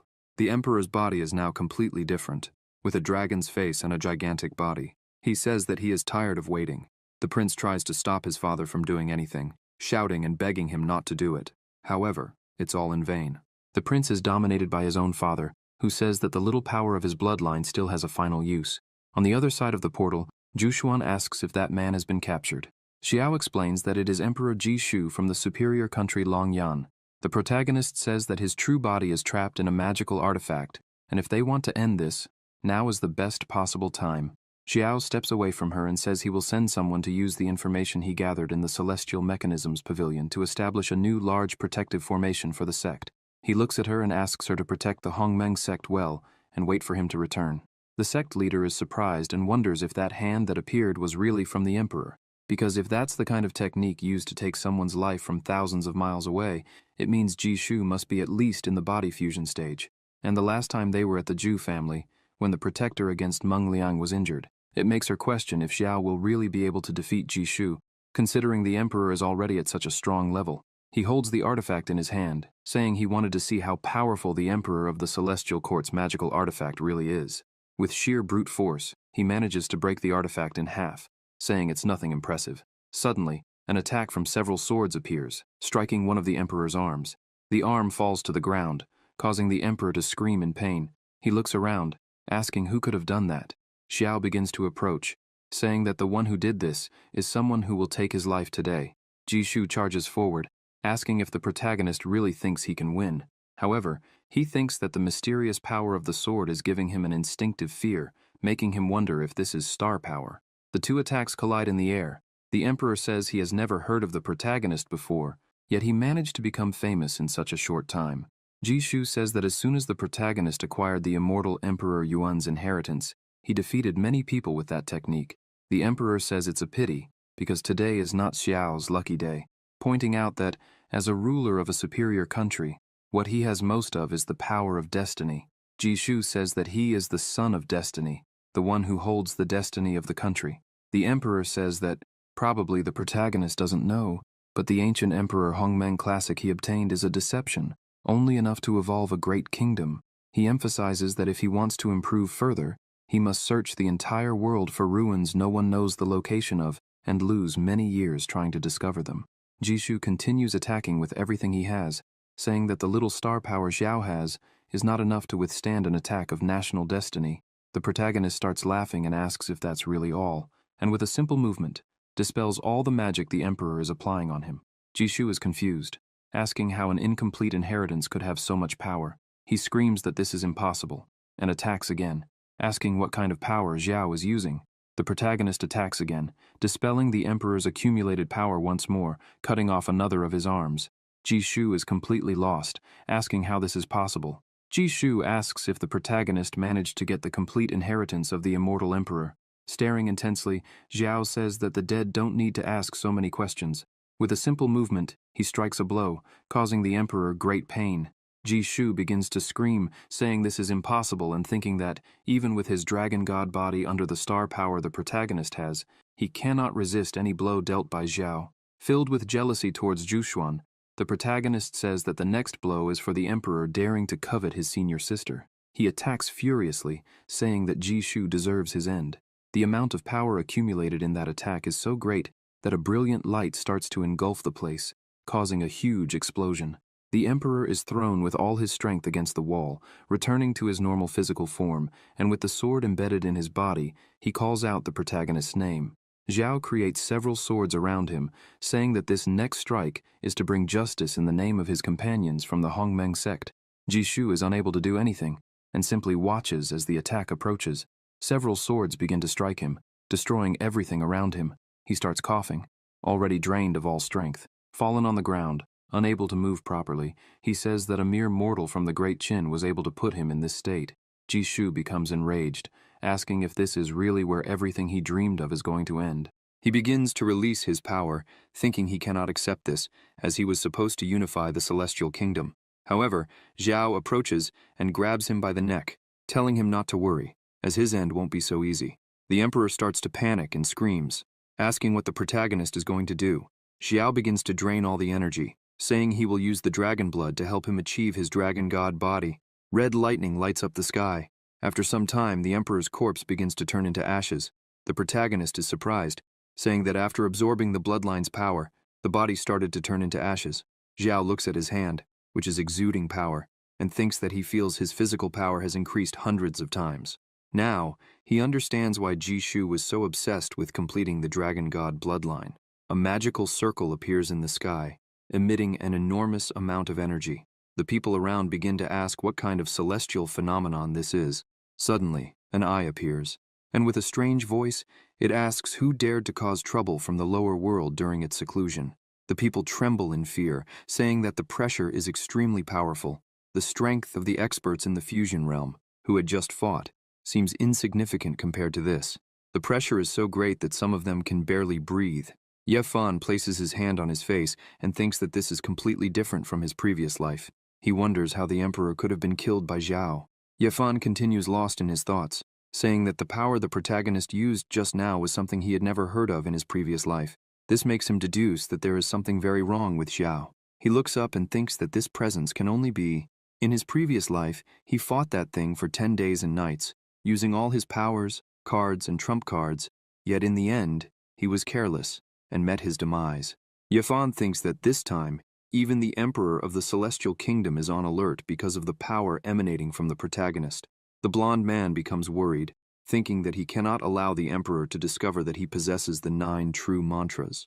Ye Fan begins to use his powers and takes advantage of the fact that the emperor's attention is completely focused on Xiao.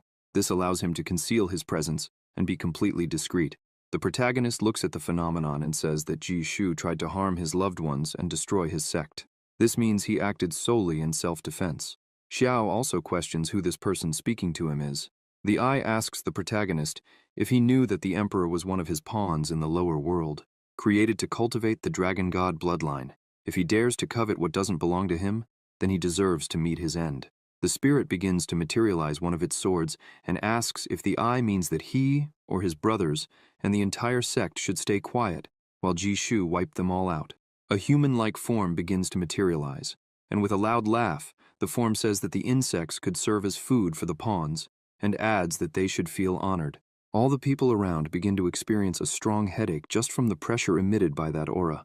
The spirit says that the protagonist absorbed all the divine dragon blood, and because of him, he will have to become the pet in place of Jishu. It asks the protagonist not to forget to thank its mercy. A red lightning bolt shoots toward the protagonist. Xiao says that it's like talking to a wall because no one can hear, and counterattacks. Both attacks collide in the sky, causing a huge crash. Both powers cancel each other out, and the spirit is impressed, asking if this is the true and complete star power. It tells the protagonist that it will give him one last chance and asks him to swear to become its slave, requesting that he gather the complete Imperial Sutra of Primordial Chaos. Furthermore, it says that Xiao must offer all the power of his bloodline. If he does this, then the lives of his loved ones will be spared.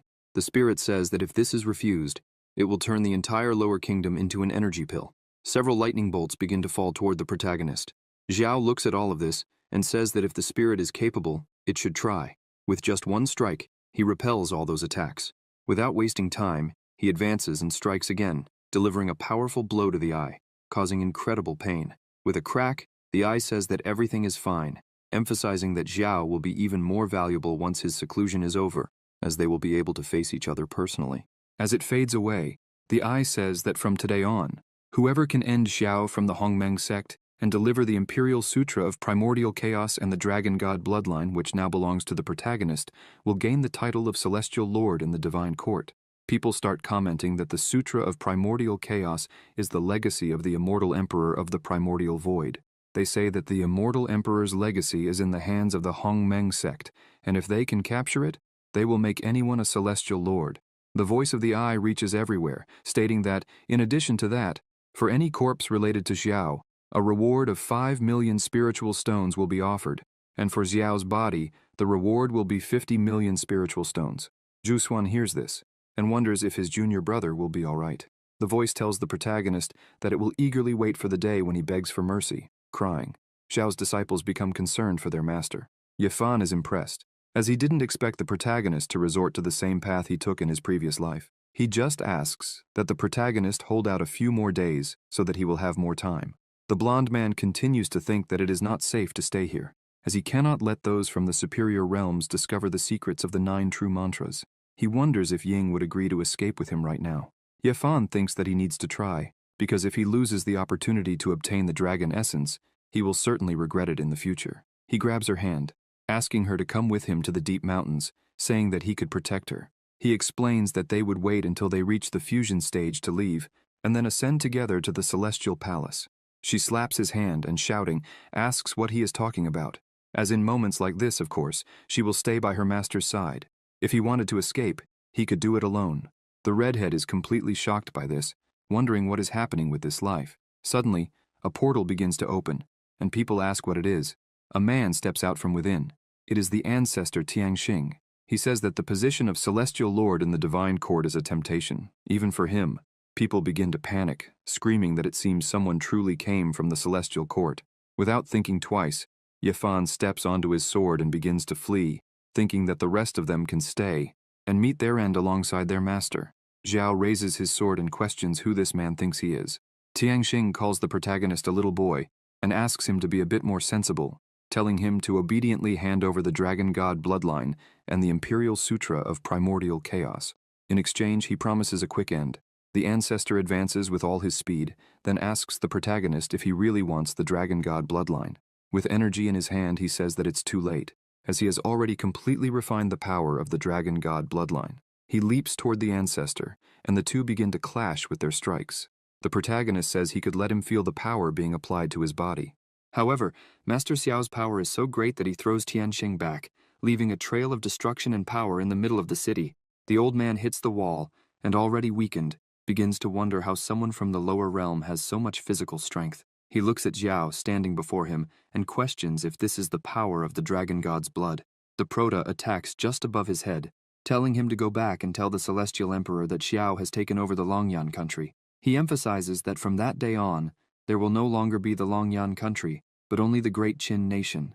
With a furious look, the Prota adds that he should make it clear that anyone daring to challenge him should try. Tianxing says this is great arrogance. Xiao begins to release his aura, causing immense pressure, and asks what the old man said, questioning if he thinks he wouldn't be able to do this. Tianxing trembles in fear and says without emphasizing that he wouldn't dare to doubt. The old man begins to flee as quickly as possible, shouting that he will immediately inform the Celestial Empire, as Xiao instructed. People watch the old man fleeing and question if he isn't the ancestor of the Tianxing sect, pointing out that not even he was a match for the Prota. Another man says that the Celestial Court has a ranking of cultivators, where all who reach the complete fusion stage are ranked according to their power. He explains that the Tianxing cultivator is among the top 1,000 out of several thousand cultivators, and he was considered one of the best. After hearing this and noticing that even that man couldn't defeat Xiao, they realize that they, from the lower realm, should not interfere in this matter, as Xiao, from the Hongmeng sect, is truly terrifying. Ying begins to use her magic, saying that the chaos of the spiritual energy is dissipating, and questions if the battle has already ended.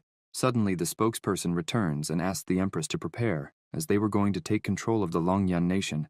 She is confused and asks how they are going to do this and if it would be right now. Xiao says yes, they will do it now. Jianfeng looks at his master and says that currently, the Hongmeng sect is the target of everyone, and questions if it wouldn't be more prudent for them to act more calmly for now. The Prota replies that it is in moments like this that they need even stronger power. He begins to release his power once again, startling everyone, and says that if anyone dares to challenge him, he will crush them until they submit. Everyone begins to feel the pressure emanating from the power coming from the Prota. He asks what is happening, and questions if the representatives of the Qing nation have any objections to this. Everyone is extremely frightened, and says no, they wouldn't dare. They say they respectfully bid farewell to the imperial advisor of Qin. To occupy the Longyan nation, Xiao supported Ying to rule the great Qin nation, while he remained as the imperial advisor. Jishu had always been cruel, which is why the people of the Longyan nation had recently risen against his government. And so, when they learned of the emperor's change, the people shouted in victory. After that day, almost daily, people from the Celestial Court came challenging Master Xiao, each one stronger than the previous, and the Prota took advantage of each challenge to punish their skills. One challenger says he heard that it has been several days since Xiao defeated Lord Wu Yun, who holds the 429th position in the ranking. The challenger begins to grow arrogant and says that the Prota is a remarkable figure, and so he will let him know the name of the one who will eliminate him. The challenger begins to attack and shouts that his name is Qing Feng, and he holds the 340th position in the ranking, and today he will put an end to all of this. However, Xiao quickly advances and punches the challenger's face, saying that he talks too much. One punch is enough to throw him away, causing a huge explosion. Xiao sighs, saying that, unfortunately, another one has been eliminated and it wasn't even fun. Other challengers begin to arrive.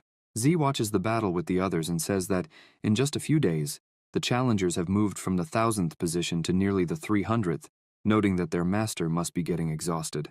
Zhuge says she noticed that her master is enjoying this.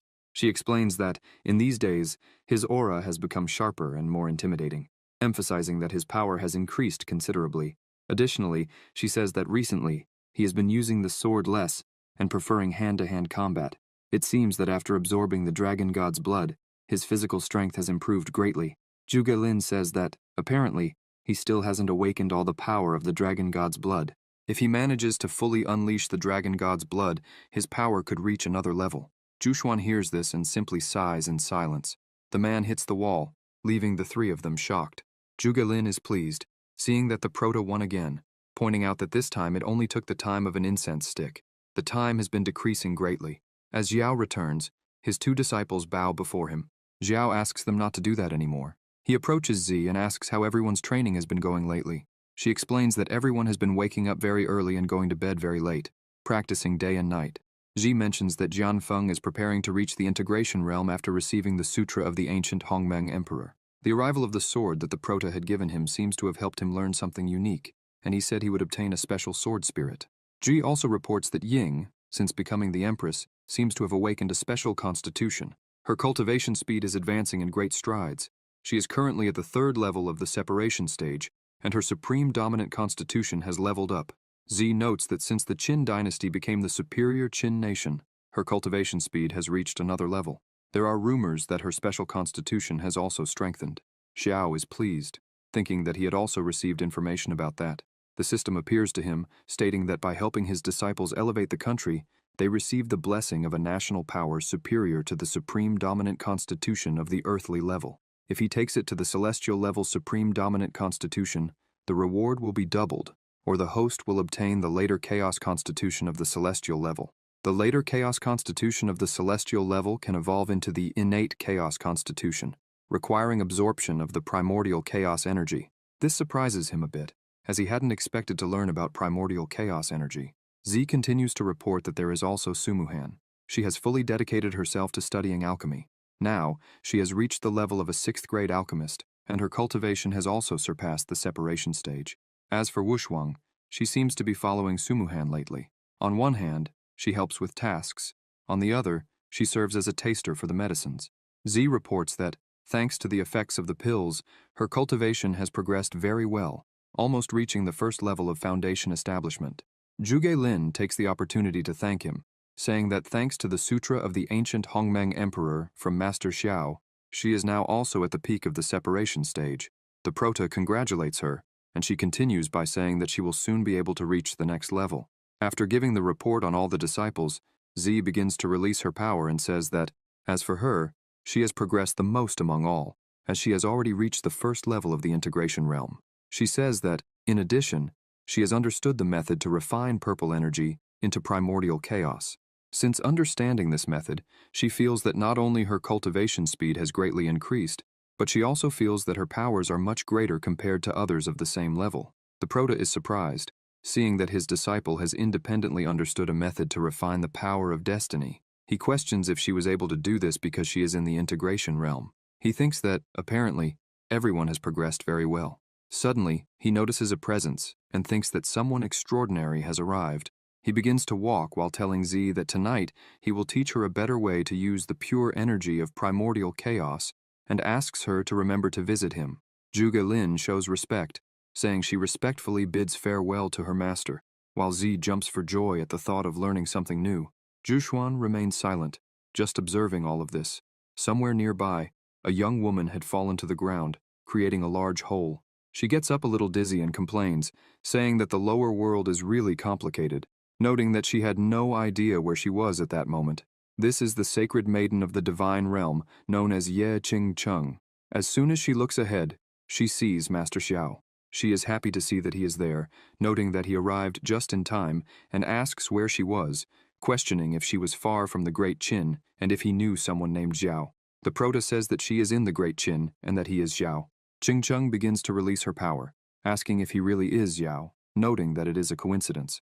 She charges at him, shouting that enough with the talk, he should receive her fist. The Prota starts to dodge, wondering if she is another person from the Mahayana realm. The maiden continues to attack, but he easily dodges everything. Qing Cheng says that Xiao is very fast, and if by chance he receives a punch from her, she will give him a celestial level artifact. However, he continues to dodge while she keeps asking him to stop running away. The Prota says that this is the first time in his life he's heard such a request. He wants a barrier in front of him, telling her that she should keep her word.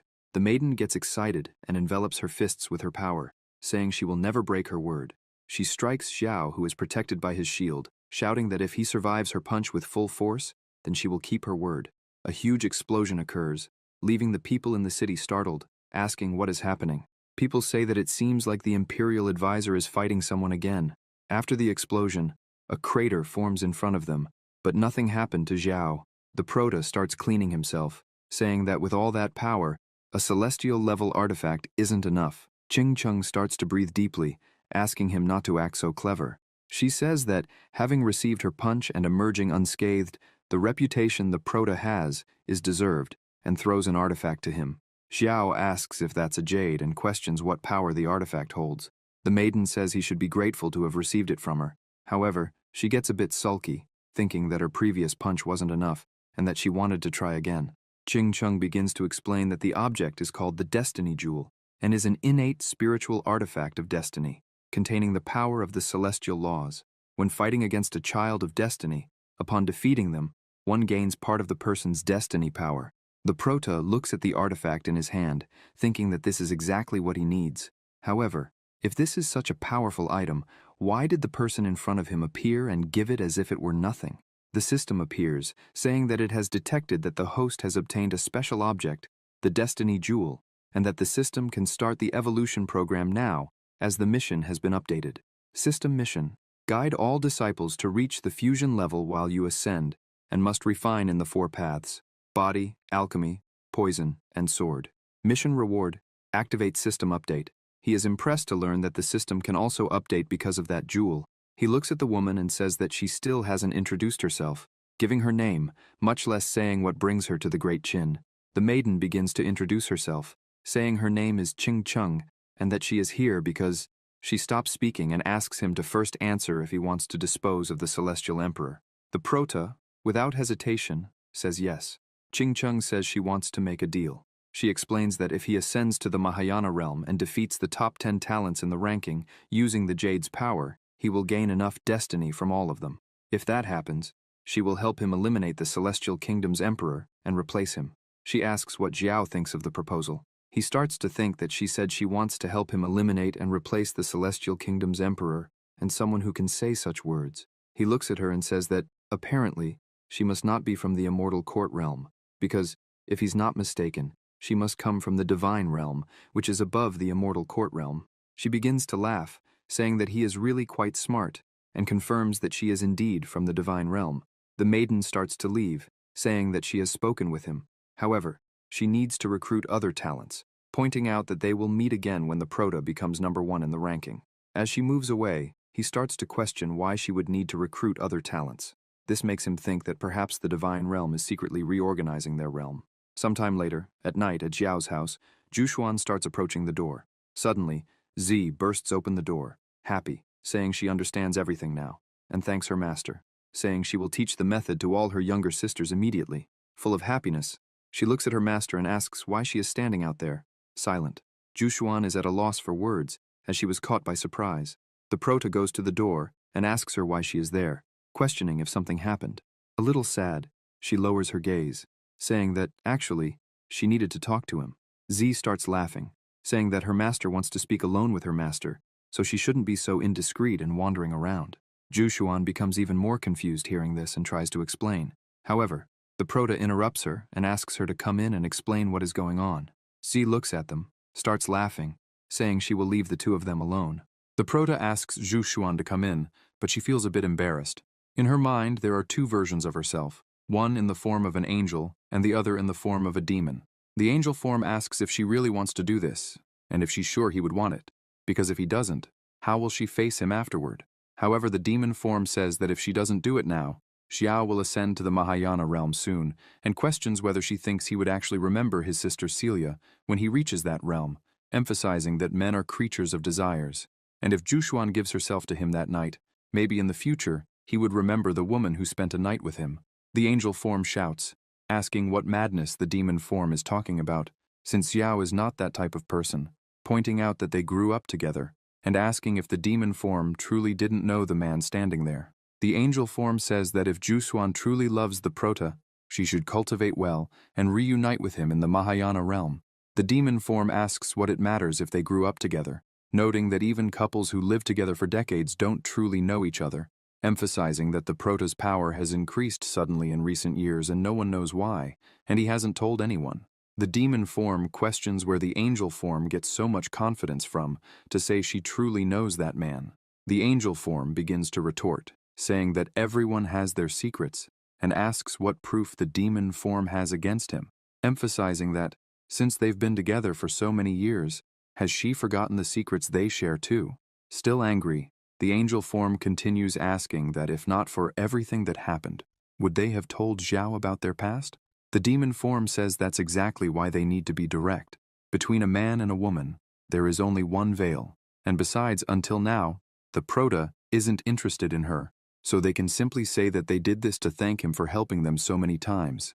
The demon form begins to move forward, asking the angel form to doubt a little more, and starts pushing her away, while the angel form asks Zhu Xuan not to do it. Xiao asks if she's okay. Zhu Xuan asks him not to speak and tries to kiss him, surprising Xiao. He pulls away a bit and asks her to wait. She holds his shirt tightly, a bit embarrassed, while he questions what that was. Zhu Xuan looks at him, a bit embarrassed, and asks why the Prota is asking so many questions, wondering if he doesn't want this. Xiao gets embarrassed and says that's not what he meant. Zhu Xuan keeps getting closer and says that if he's willing, then he should stop asking so many questions. They close the door and she starts to undress. The next morning, the kingdom is calm, and they're lying in bed. The dragon mark on the Prota's arm begins to glow, and the system notifies him that it has detected that the disciple, with the help of her host, completed the purification of her lineage, the divine beast lineage, the celestial dragon lineage, which evolved into the ancient divine dragon god lineage. One-time reward for the host. The host received the ancient divine dragon lineage of the divine dragon. Xiao starts to think that, since he used the stellar power in the dragon realm to elevate the white dragon's lineage, allowing it to transform into a true dragon, most of the time he was absent, consuming his power. The Prota is surprised because he never imagined that, due to the dragon being inside his body, not only the dragon lineage was purified, but his own too. He looks at Zhu Xuan sleeping beside him, and thinks that what surprised him the most is how things unfolded this way. He turns to her, and continues admiring her beauty, thinking that now he and Zhu Xuan. Suddenly, someone starts knocking on the door, shouting and asking if the master is inside, which completely startles him. He gets up angrily, questioning why she arrived at that moment.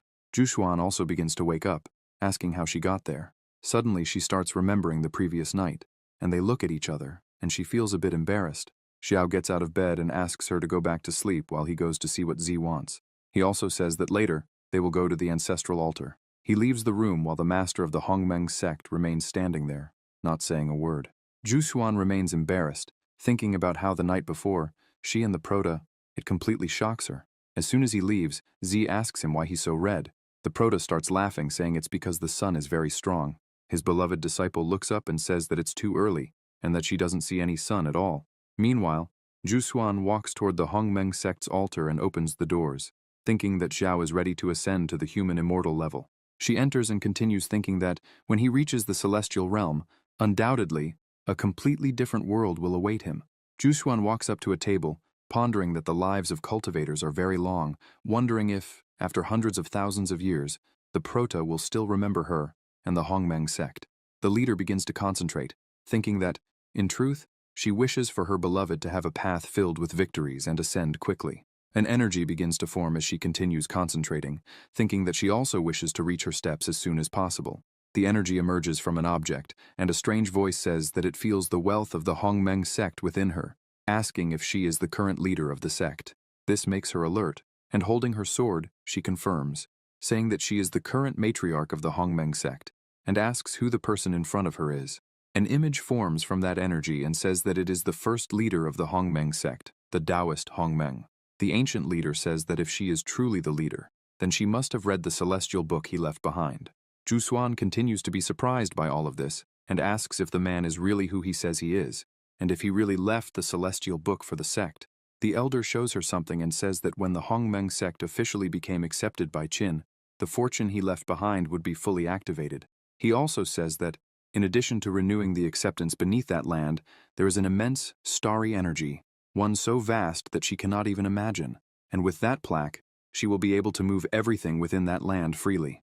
Hongmeng explains that the emblem also contains all of his cultivation experiences in a celestial technique he found in the ancient ruins, the Hongmeng Manual. The ancient leader of the sect explains that this technique, along with the emblem, will allow her to link her destiny to that of the sect and receive all its power. And it was thanks to this technique that he went from being an external servant to someone in the immortal realm.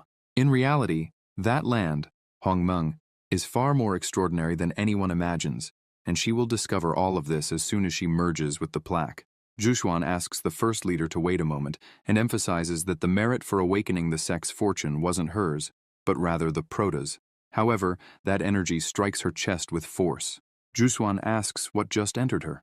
The ancient elder says that regarding the manifestation of the Hongmeng sect's national destiny, he has already made a decision, so there is nothing more to say. He looks directly at Zhu Xuan emphasizing that she only needs to prove that she is worthy of receiving that power. Outside, Xiao opens the door and looks inside, wondering if his senior sister hasn't arrived yet. He looks at one of the small pillars, noticing that something seems off.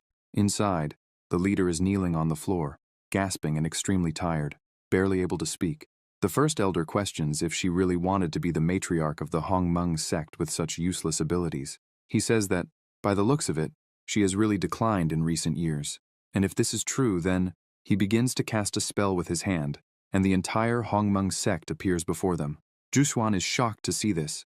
Hongmeng attacks, shouting that, instead of waiting for them to ruin all his legacy and reputation in the celestial world, he prefers to destroy the sect right now. The leader watches as the attack heads towards the sect. Just as the attack was about to hit the center of the sect, Zhu runs forward, once again taking an enormous amount of energy into her body. She falls to the ground, coughing, and with trembling legs, she says it's true. The sect has been weakening more and more in recent years. However, the Hongmeng sect has never abandoned any of its disciples. With a determined look, she says that if it weren't for the sect, she would have already met her end, forgotten somewhere. Zhu continues, saying that maybe she's not strong enough, but she cannot stand idly by while they destroy something so important to her. With the last of her strength, she attacks the ancient elder, who is surprised by her speech and does nothing. He starts to laugh, saying that this is enough. A portal begins to open to the real world, and she starts to fall through it. The ancient elder calls for her to return, as the sect will be in her hands from that moment on. Outside, the Prota gets ready and catches her, preventing her from falling to the ground. Xiao looks at her and asks what happened. Zhu feels completely embarrassed, seeing that he is holding her tightly. She gets up, places her hand on her head, and says that she doesn't even know what just happened. The leader asks when exactly he arrived, as she didn't notice anyone behind her. The Prota says that after guiding Z, he went straight to the ancestral hall and saw that no one was there. He then thought Zhu must have been busy with something else, so he decided to wait a little. However, he soon noticed that it seemed like there was a starry force flowing from that place. That starry force appeared, and then quickly disappeared into another dimension. He assumed that maybe he had found some kind of opportunity and set up a containment barrier there to prevent interference. Zhu is a bit startled by the story and asks if he really could feel a starry force, wanting to know what it was. The Prota begins to shape it again in his hand, saying that, in reality, it's a more advanced version of the national destiny form.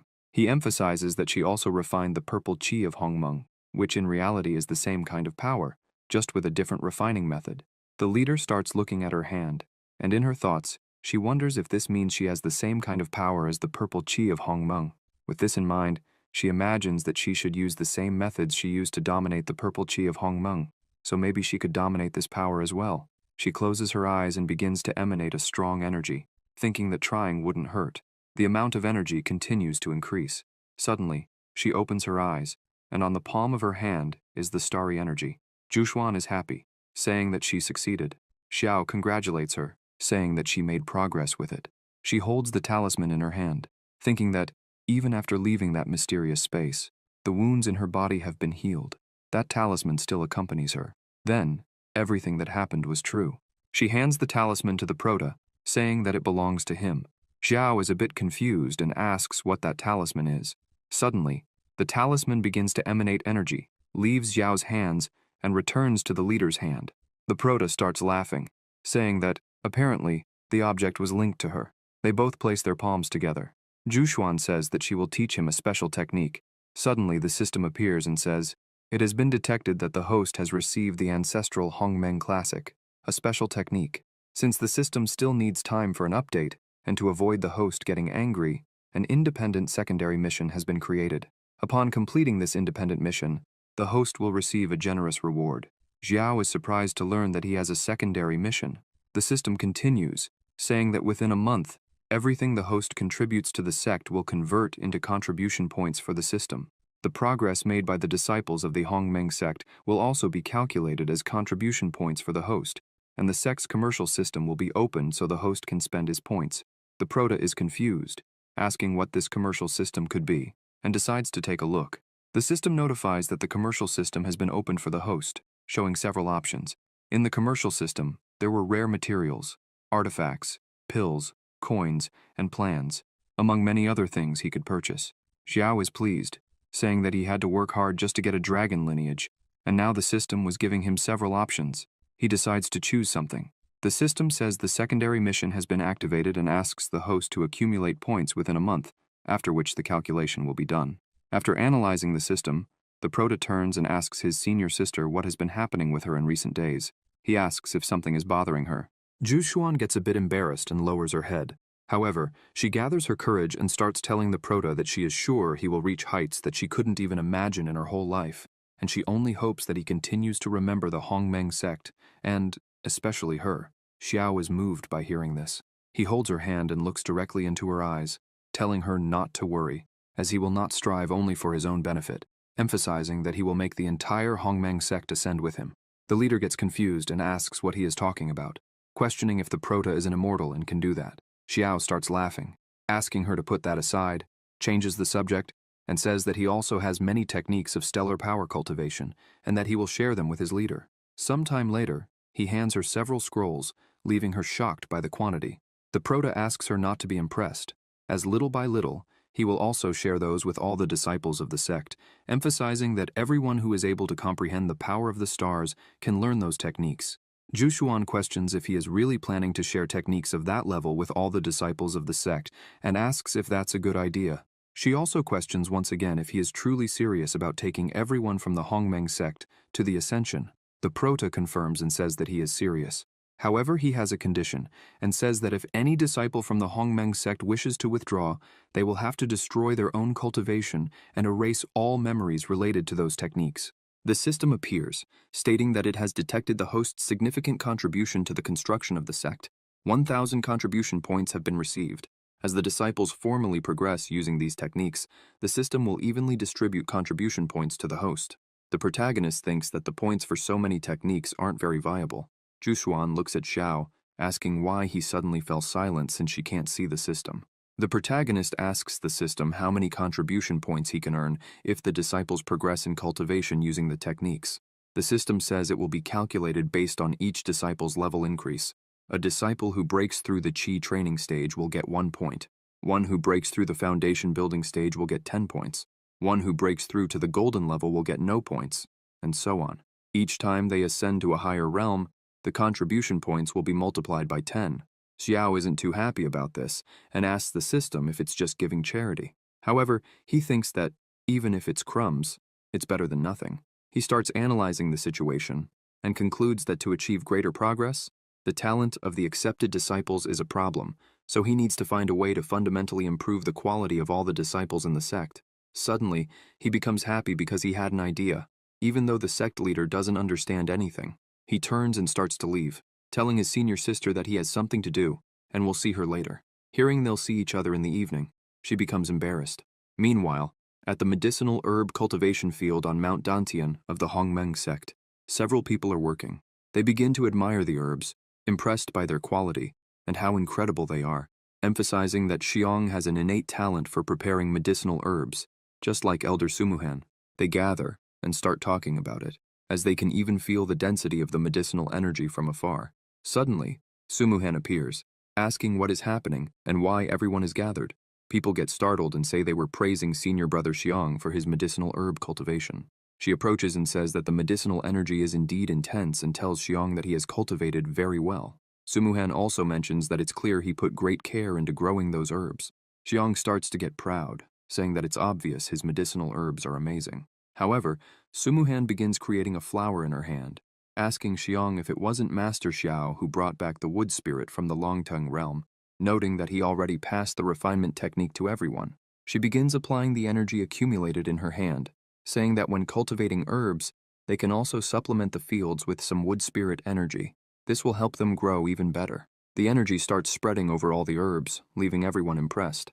As the energy spreads, Sumuhan says that the medicinal herbs appear stronger. Most cultivators are completely shocked by how incredible it seems, except for Xiong. He turns around angrily, shouting that he already knew this but needed her to teach him. While he's making a scene, the ground starts cracking. People get worried, asking what's happening and telling everyone to look quickly as the soil is shaking too much. Suddenly, a giant flower appears in the middle of all the others. They ask what it is, and if it might be a snow ginseng, pointing out that it's as big as a mill. The cultivators start surrounding Sumuhan, praising her and shouting that there's no doubt the elder has mastered that technique perfectly. They begin asking to learn and to have her help them in the fields as well. Xiang remains a bit distant, irritated by this. He begins thinking that it's always the same. Every time that woman shows up, people start running and shouting around her. Feeling angry and jealous about it, he begins questioning what makes her so special, no matter how skilled she is. After all, she's just a second-rate alchemist. Suddenly, the bell rings, and Sumuhan says that it's almost time for class, so everyone should start gathering their things. As everyone jumps with joy, saying they're going to class and feeling lucky to learn from the elder, Xiang continues to stand there, just watching everyone. The other two people who stayed with Xiang start questioning, saying they don't understand why Sumuhan, who's the same age as them, was appointed the peak leader by the master. The other one says that she's nothing more than a second-rate alchemist and questions what makes her so special. Xiang stays silent, irritated for a while. Suddenly, he starts to cheer up and asks what the two of them think about teaching her a lesson so she can learn that there's always someone greater than you. The chubby one asks what kind of lesson, and the other questions what he's thinking. Xiang shows a pill in his hand, saying it's a fusion pill. If someone crushes it over the medicinal herbs, it will blend with them and turn into a special impurity. Xiang explains that he tested the pill with a 6th-ranked alchemist who came to teach at the Sect, noting that not even the elder's spiritual force could completely eliminate that impurity.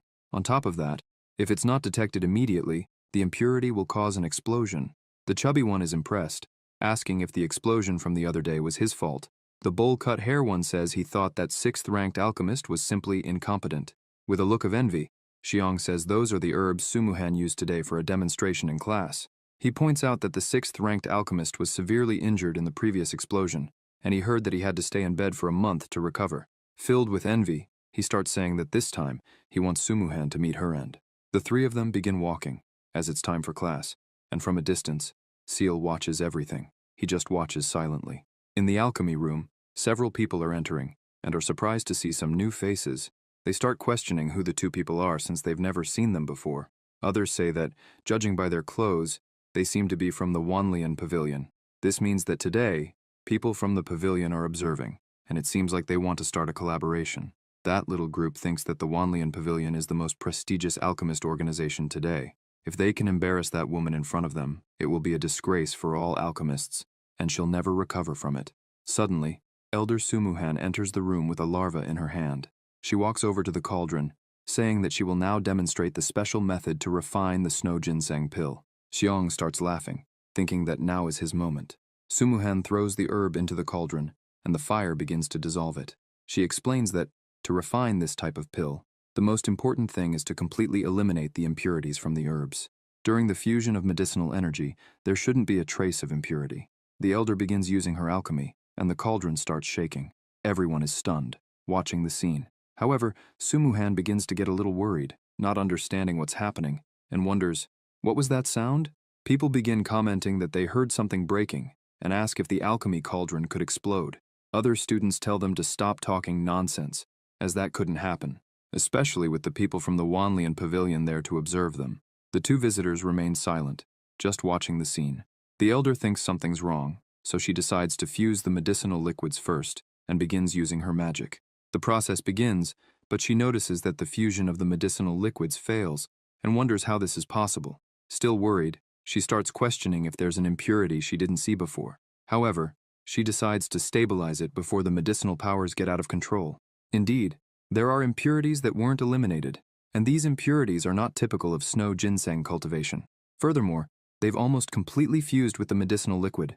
It's impossible to eliminate them, and the only solution is to wait for the medicinal powers to spiral out of control and attack the alchemist. It's clear that someone tampered with these medicinal ingredients. They deduce that the person intends to end the life of the alchemist. Suddenly, the cauldron begins rocking violently, and people start to get scared, asking what's happening and why the alchemy cauldron is shaking so much.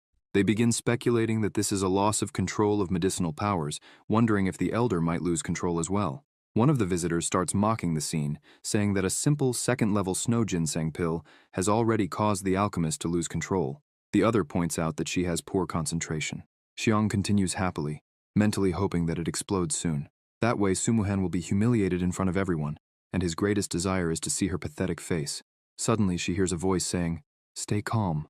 If you can't eliminate the impurities, neutralize them right away." She wonders if that voice could be her master's, and, looking back, sees that it indeed is. After thinking for a moment, the elder says her master is right. After all, they're just impurities. If she can't eliminate them, she'll neutralize them. She starts separating the items one by one. She emphasizes that a small inconvenience occurred.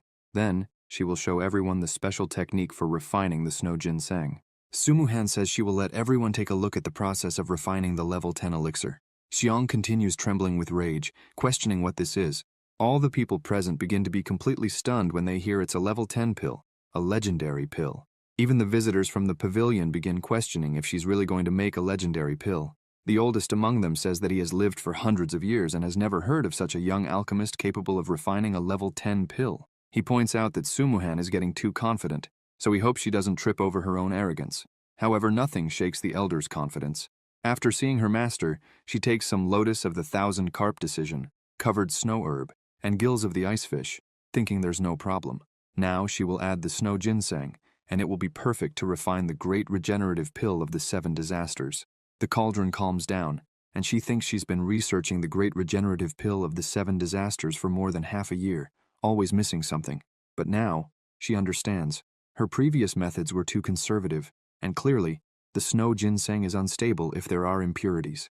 However, in reality, those impurities activate the powers of the ginseng. If she neutralizes those activated powers with the right ingredients, she can multiply the potency by 10, enveloping the entire cauldron with her alchemy.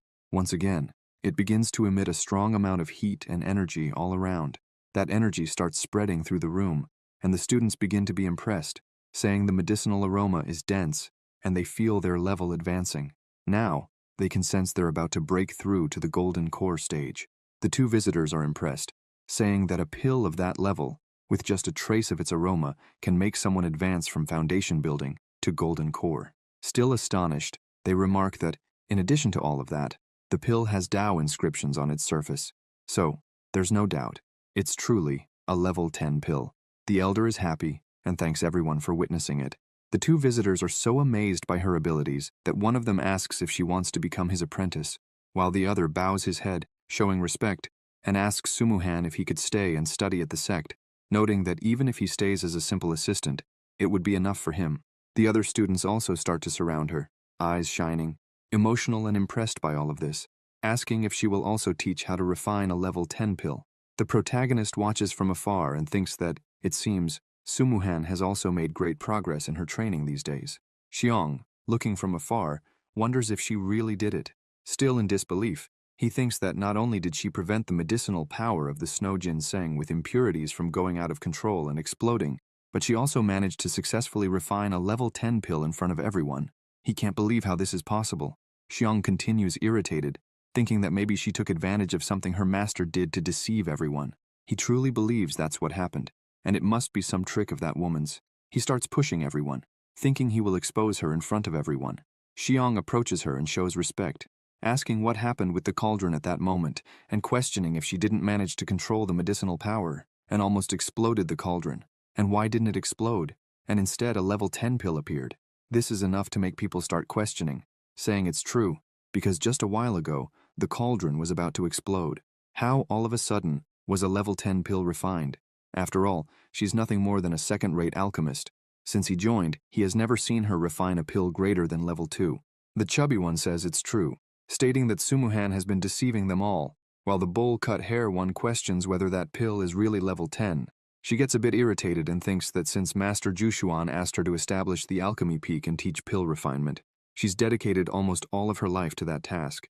She hasn't had time to present herself at the 10,000 Cauldrons Hall to update her alchemist ranking. She didn't expect that on this day, it would become a reason to be so belittled. The 2 visitors from the pavilion say that this is ridiculous and start questioning, asking if, by chance, the 10,000 Cauldrons Hall wasn't there, because they saw it with their own eyes, so it couldn't be fake.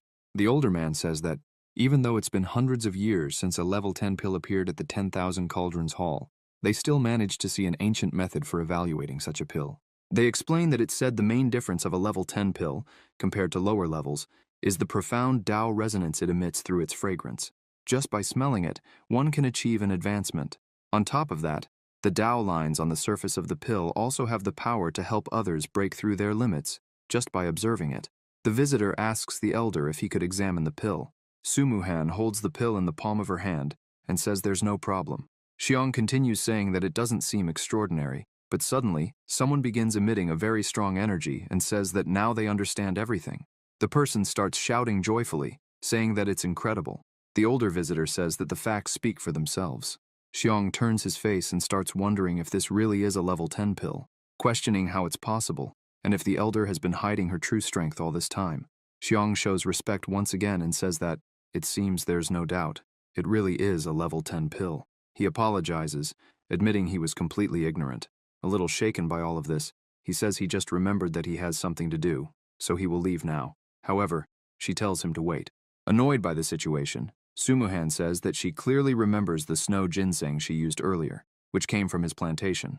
Xiong continues irritated and points at her, shouting what proof she has to claim such things, emphasizing that she shouldn't point fingers at him without evidence.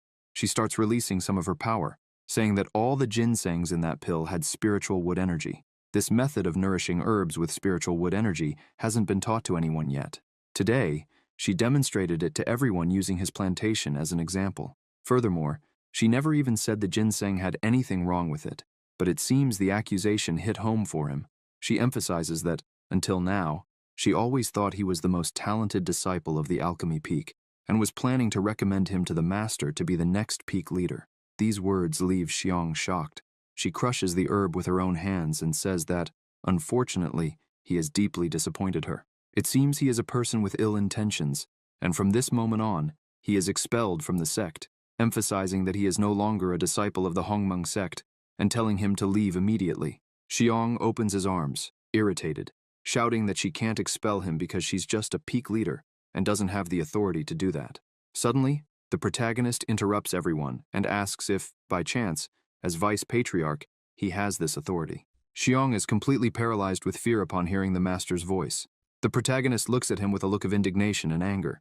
The elder and everyone else are happy and show respect upon seeing Master Xiao there. The protagonist begins to release his aura and says that the evidence is clear and asks why Xiong hasn't knelt to admit his mistake. The protagonist's aura is so powerful that, just with the pressure, it starts pushing Xiong back, leaving him helpless. Xiong falls to his knees, and the protagonist approaches him, asking if he acknowledges his mistakes. With a trembling voice, Xiong says that he really is guilty. Xiao points his hand at him, saying that the sect leader has just established a new rule. All disciples who abandon the Hongmeng sect must return everything they obtained there. The protagonist tells Xiong that when he entered the sect, he was only a cultivator at the first level of qi training. Xiao begins absorbing Xiong's abilities, saying that now he will reduce his cultivation to the first level of qi training and erase all knowledge of alchemy, expelling him from the sect. Xiong falls unconscious to the ground, and Xiao orders the others to drag him to the mountain port. The system notifies that the host has eliminated a sect traitor and contributed to its evolution, earning 200 contribution points. The protagonist is pleased, saying that by eliminating traitors, he also generates contribution points. Sumuhan then asks why Xiao is here today. He answers that he only came to consult on a matter and happened to come across this scene. He asks if she can prepare 10th level pills and then inquires about her current cultivation level. Sumuhan begins releasing her power, saying that every time she refines, she gains understanding, and her cultivation advances. She is at the peak of the separation realm, but notes that when she delves deeper into the experience of preparing 10th level pills, in less than half a month she should reach the integration realm. Xiao places his hand on her shoulder, saying he expected no less from his disciple and praises her. People around them are pleased, saying the elder is learning from a great master and highlighting that she is also very powerful at the peak of the separation realm. They emphasize that there is no other place outside the Hongmeng sect where they could be treated so well. Sumuhan then asks her master what he wanted to consult with her about. The protagonist asks if she can prepare a batch of marrow cleansing pills for the sect disciples, helping them improve their talents. The students begin celebrating, saying that even the #1 accepted disciple in the continent wouldn't be so generous, and entering the Hongmeng sect was the greatest luck they've had.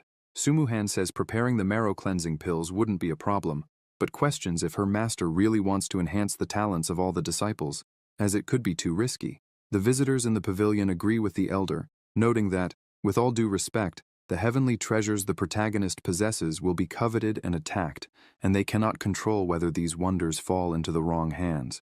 Xiao says that on the way there, he also thought about this, but after arriving, he came up with a plan. He asks Sumuhan to proceed with the plan and prepare the pills, leaving the others with him.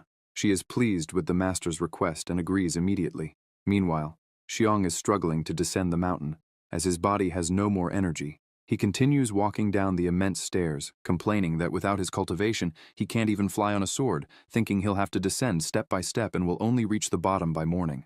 Suddenly, he slips and starts falling, rolling down the stairs until he crashes face first onto the ground, muttering that it's not his lucky day. A man approaches him while he's on the ground, asking if he wants to take revenge on the Hongmeng sect.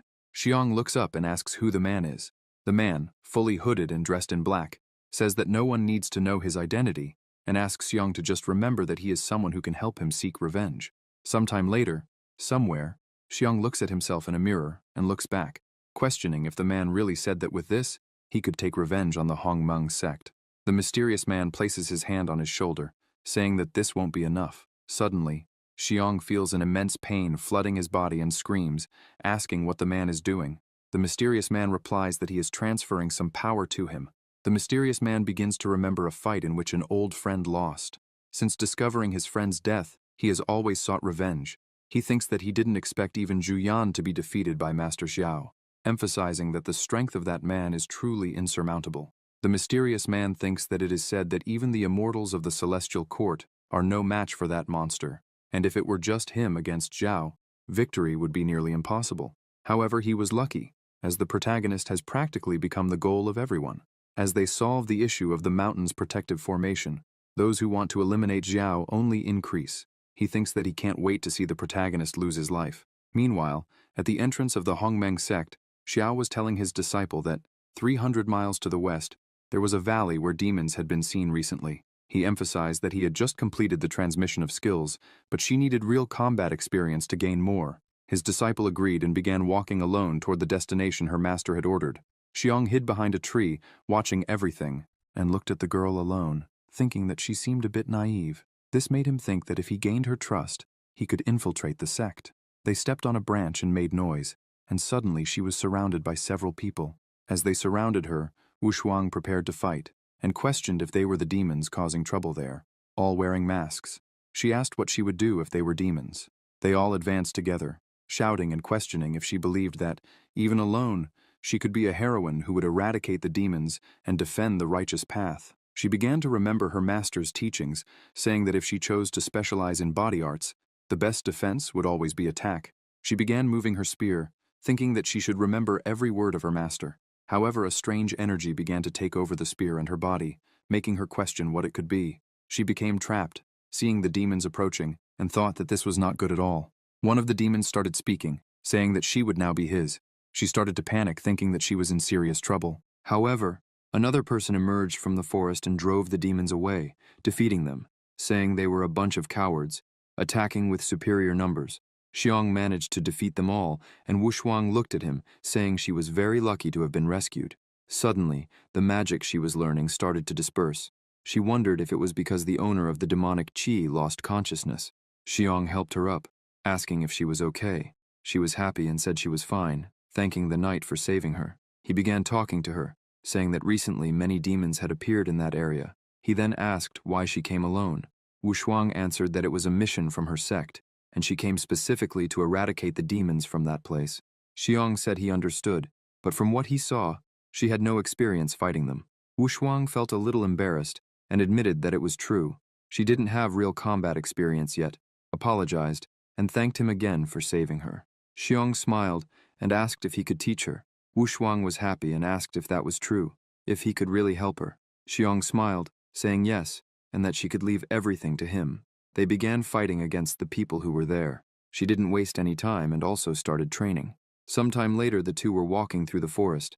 Xiong clapped his hands, saying there was no doubt she was truly a disciple of the Hongmeng sect, for in less than 5 days, she had managed to eliminate all the demons in that area. She said that she had completely mastered the secret to eliminating demons, and now that she thought about it, she owed it all to him.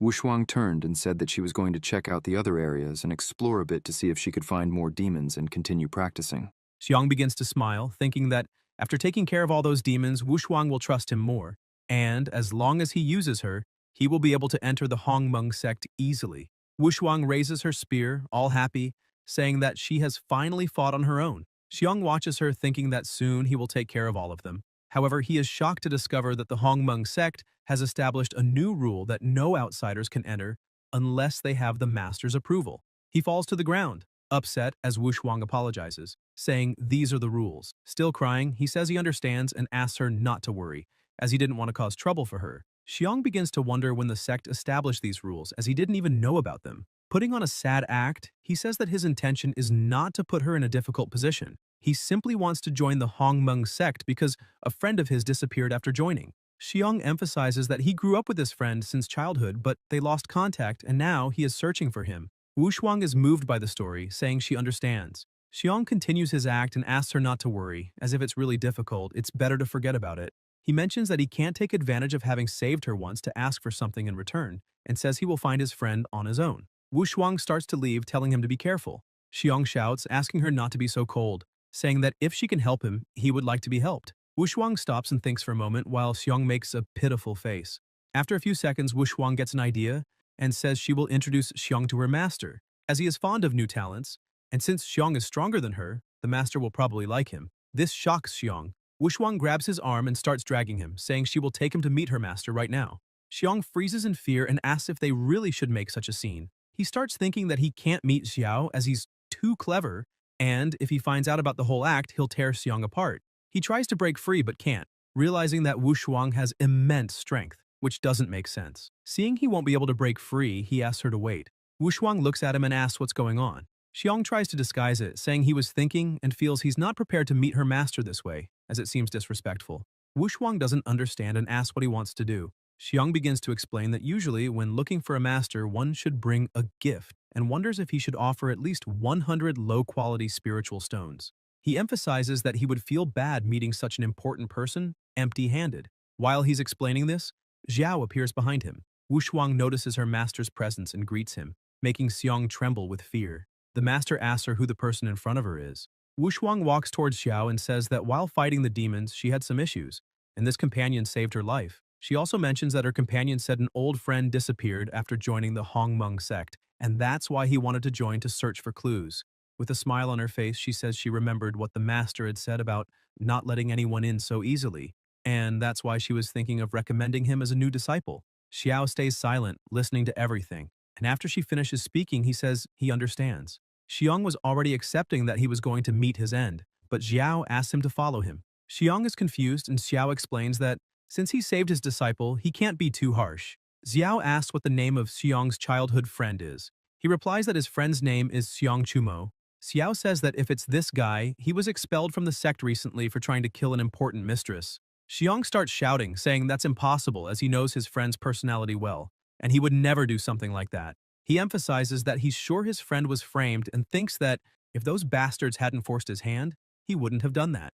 Xiao asks if he's sure about what he's saying, as there's evidence. He opens the barrier protecting the entire sect and tells Xiong that if he believes in his friend's innocence, he can enter and investigate further. He emphasizes that if Xiong can prove his friend's innocence, the Hongmeng sect will do everything to help him find him. The prota begins to walk ahead while Wu Shuang tells Xiong that he can enter. Xiong thanks her, saying that her sect is truly magnificent, but in his thoughts, he doesn't believe it was so easy to get in and continues to celebrate as deceiving Xiao wasn't as simple as he had imagined. Night falls, and the prota meets with the guildmaster. Jushuan asks why he allowed that Xiong to enter the sect, questioning if he really didn't notice his disguise. He laughs and closes his book, saying that he already knew he couldn't fool the guildmaster. He explains that he let the guy in because he felt a demonic energy very similar to the old ghost clan of Sun and Moon.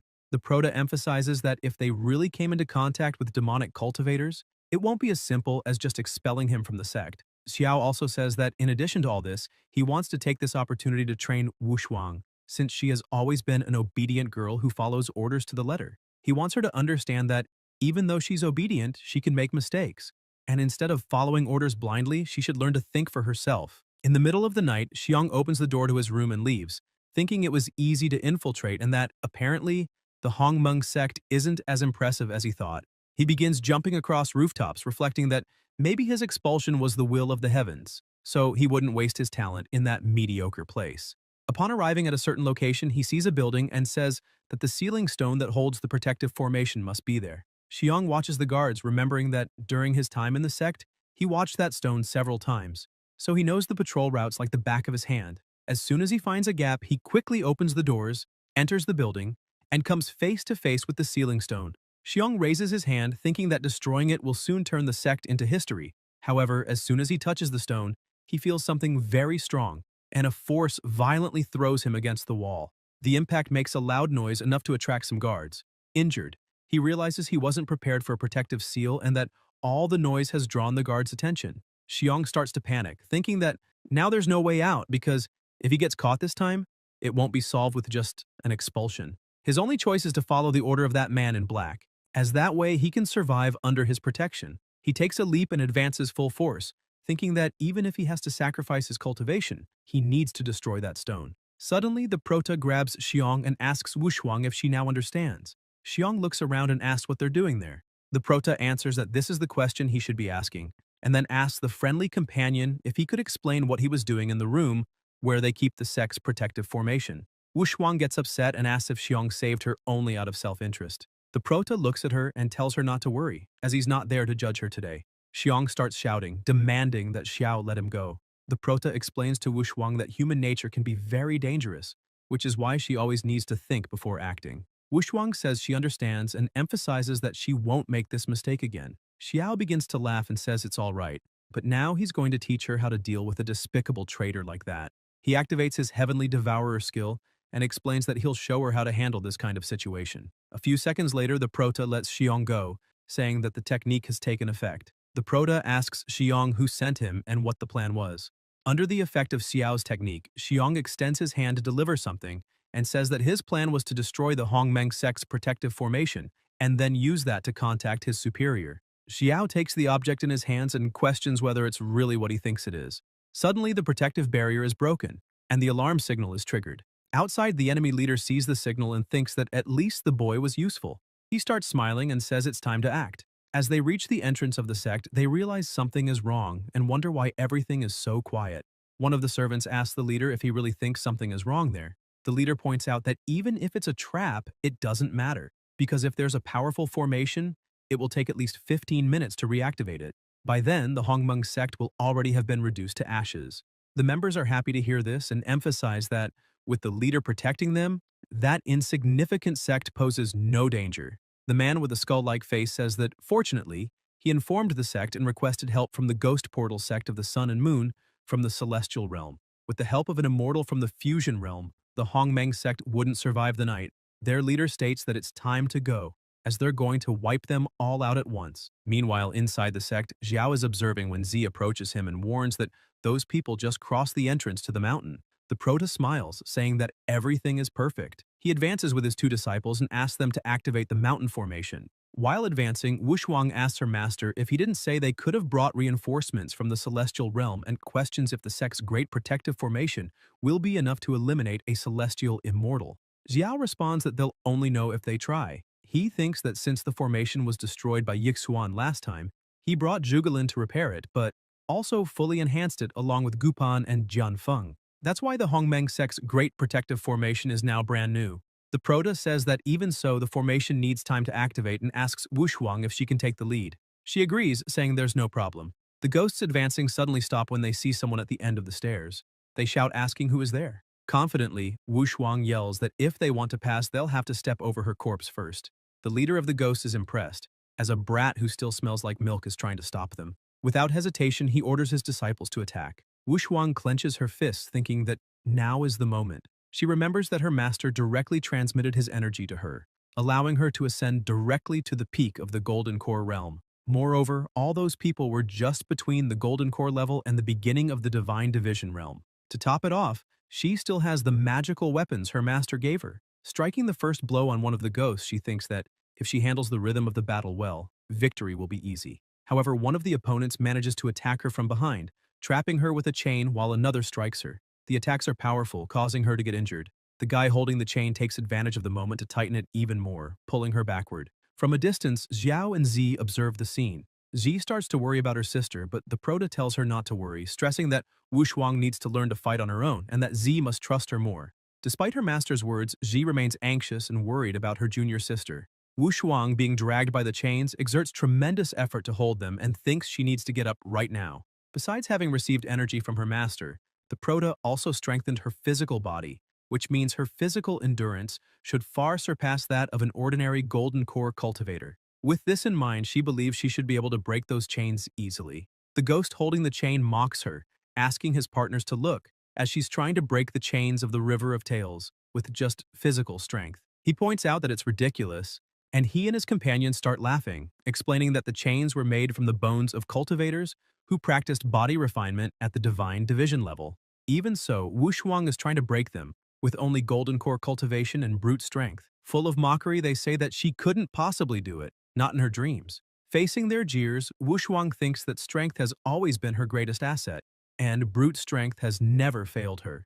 Determined, she fully trusts in her own strength. With tremendous effort, she screams and breaks all the chains. The ghosts are stunned, unable to believe what they've just seen. Wu Shuang stands up, saying that she finally did it. The members of the enemy group get angry and say that now they won't hold back, deciding to charge altogether. However, things are now different. Wu Shuang dodges all attacks effortlessly, while thinking about the techniques her master taught her. She grabs one of the enemy's arms and concentrates, remembering that she must observe the opponent's movements, anticipate their next steps, and never doubt herself. With tremendous strength, she throws one of the ghosts to the ground. Realizing another attack is coming her way, she leaps and easily dodges. Everything is happening exactly as she imagined, and she knows she must keep going this way. The man who attacked didn't manage to see Wu Shuang's movement because it was too fast, and asked if she had disappeared. However, she reappears immediately, just like Minato striking Obito, and sinks her enemy into the ground. Continuing without the slightest difficulty, she defeats one opponent after another. Her strength was such that when she threw one of them upwards, he landed on top of the others, and shortly afterward, all of them were lying on the ground with only her standing. Smiling, she thinks she's very good and celebrates her success. However, the leader of the group charges forward in fury, calling everyone useless. In the face of such terrifying power, Wu Shuang can only watch as her body can't move. Before anything happens, Xiao appears and defends her, asking her to retreat. Wu Shuang begins to back away while the leader of the ghosts watches her run, thinking this is good because after he takes the sect, none of them will escape. Suddenly, an extremely dense and powerful green energy starts to cover the entire area. The leader of the ghosts looks at the spreading energy and wonders if the mountain's defensive formation has been activated. He then releases his own energy, reflecting that he's heard of the Tower of Destiny and its powerful formations. But he believes that won't be enough to break through his defensive technique. Several swords begin to form and advance toward him. The leader, realizing they've been discovered, decides to take the opportunity to test the formation's capabilities personally. However, as the attacks begin to hit his defense, he stops talking. The impact of the strikes is so intense that cracks begin to appear in his protection, leaving him surprised and questioning what immense power this is. The barrier continues to crack more and more while the attacks keep coming, generating large explosions. The Prota, watching the situation, orders the next wave of attacks to be fired. Confident, Z says she's sure there's not a trace left of the invaders. The Prota starts laughing, commenting that he doesn't know if the mortars from his previous world would have this much power, stressing that the feeling of long-range fire support was truly brilliant. Hearing this, Wu Shuang becomes confused and decides to ask her master what a mortar is. The Prota changes the subject, saying it's nothing and emphasizing that it's an adult matter, and she's still too young to understand. Suddenly, the system notifies that it detected the host eliminating powerful enemies from the sect and as a result, earned contribution points, totaling 1,000 points. The system continues saying it detected that the disciple improved her combat experience under the host's guidance and that the reward will be doubled. As a prize, the host will receive a celestial-grade superior technique for golden threads. Upon seeing the notification, Zhao laughs and says it's excellent, noting that, apparently, everything is resolved. Sumuhan appears and informs that he's finished preparing the marrow cleansing and primordial cultivation pills that the Prota requested. Xiao thanks him and asks to have the pills brought to the hall. He then instructs Z to notify everyone that they can go there to collect a vial of marrow cleansing and primordial cultivation pills as a reward for their continued efforts. Z smiles and says she understands. The sect members start to talk among themselves. One asks if it's true they'll receive the marrow cleansing and primordial cultivation pills for free. Another responds affirmatively and shows the ones they've already received. A man holding his pill comments that he doesn't understand why the sect is being so generous this time, pointing out that before, one had to complete a month of missions to get just one first-rank pill.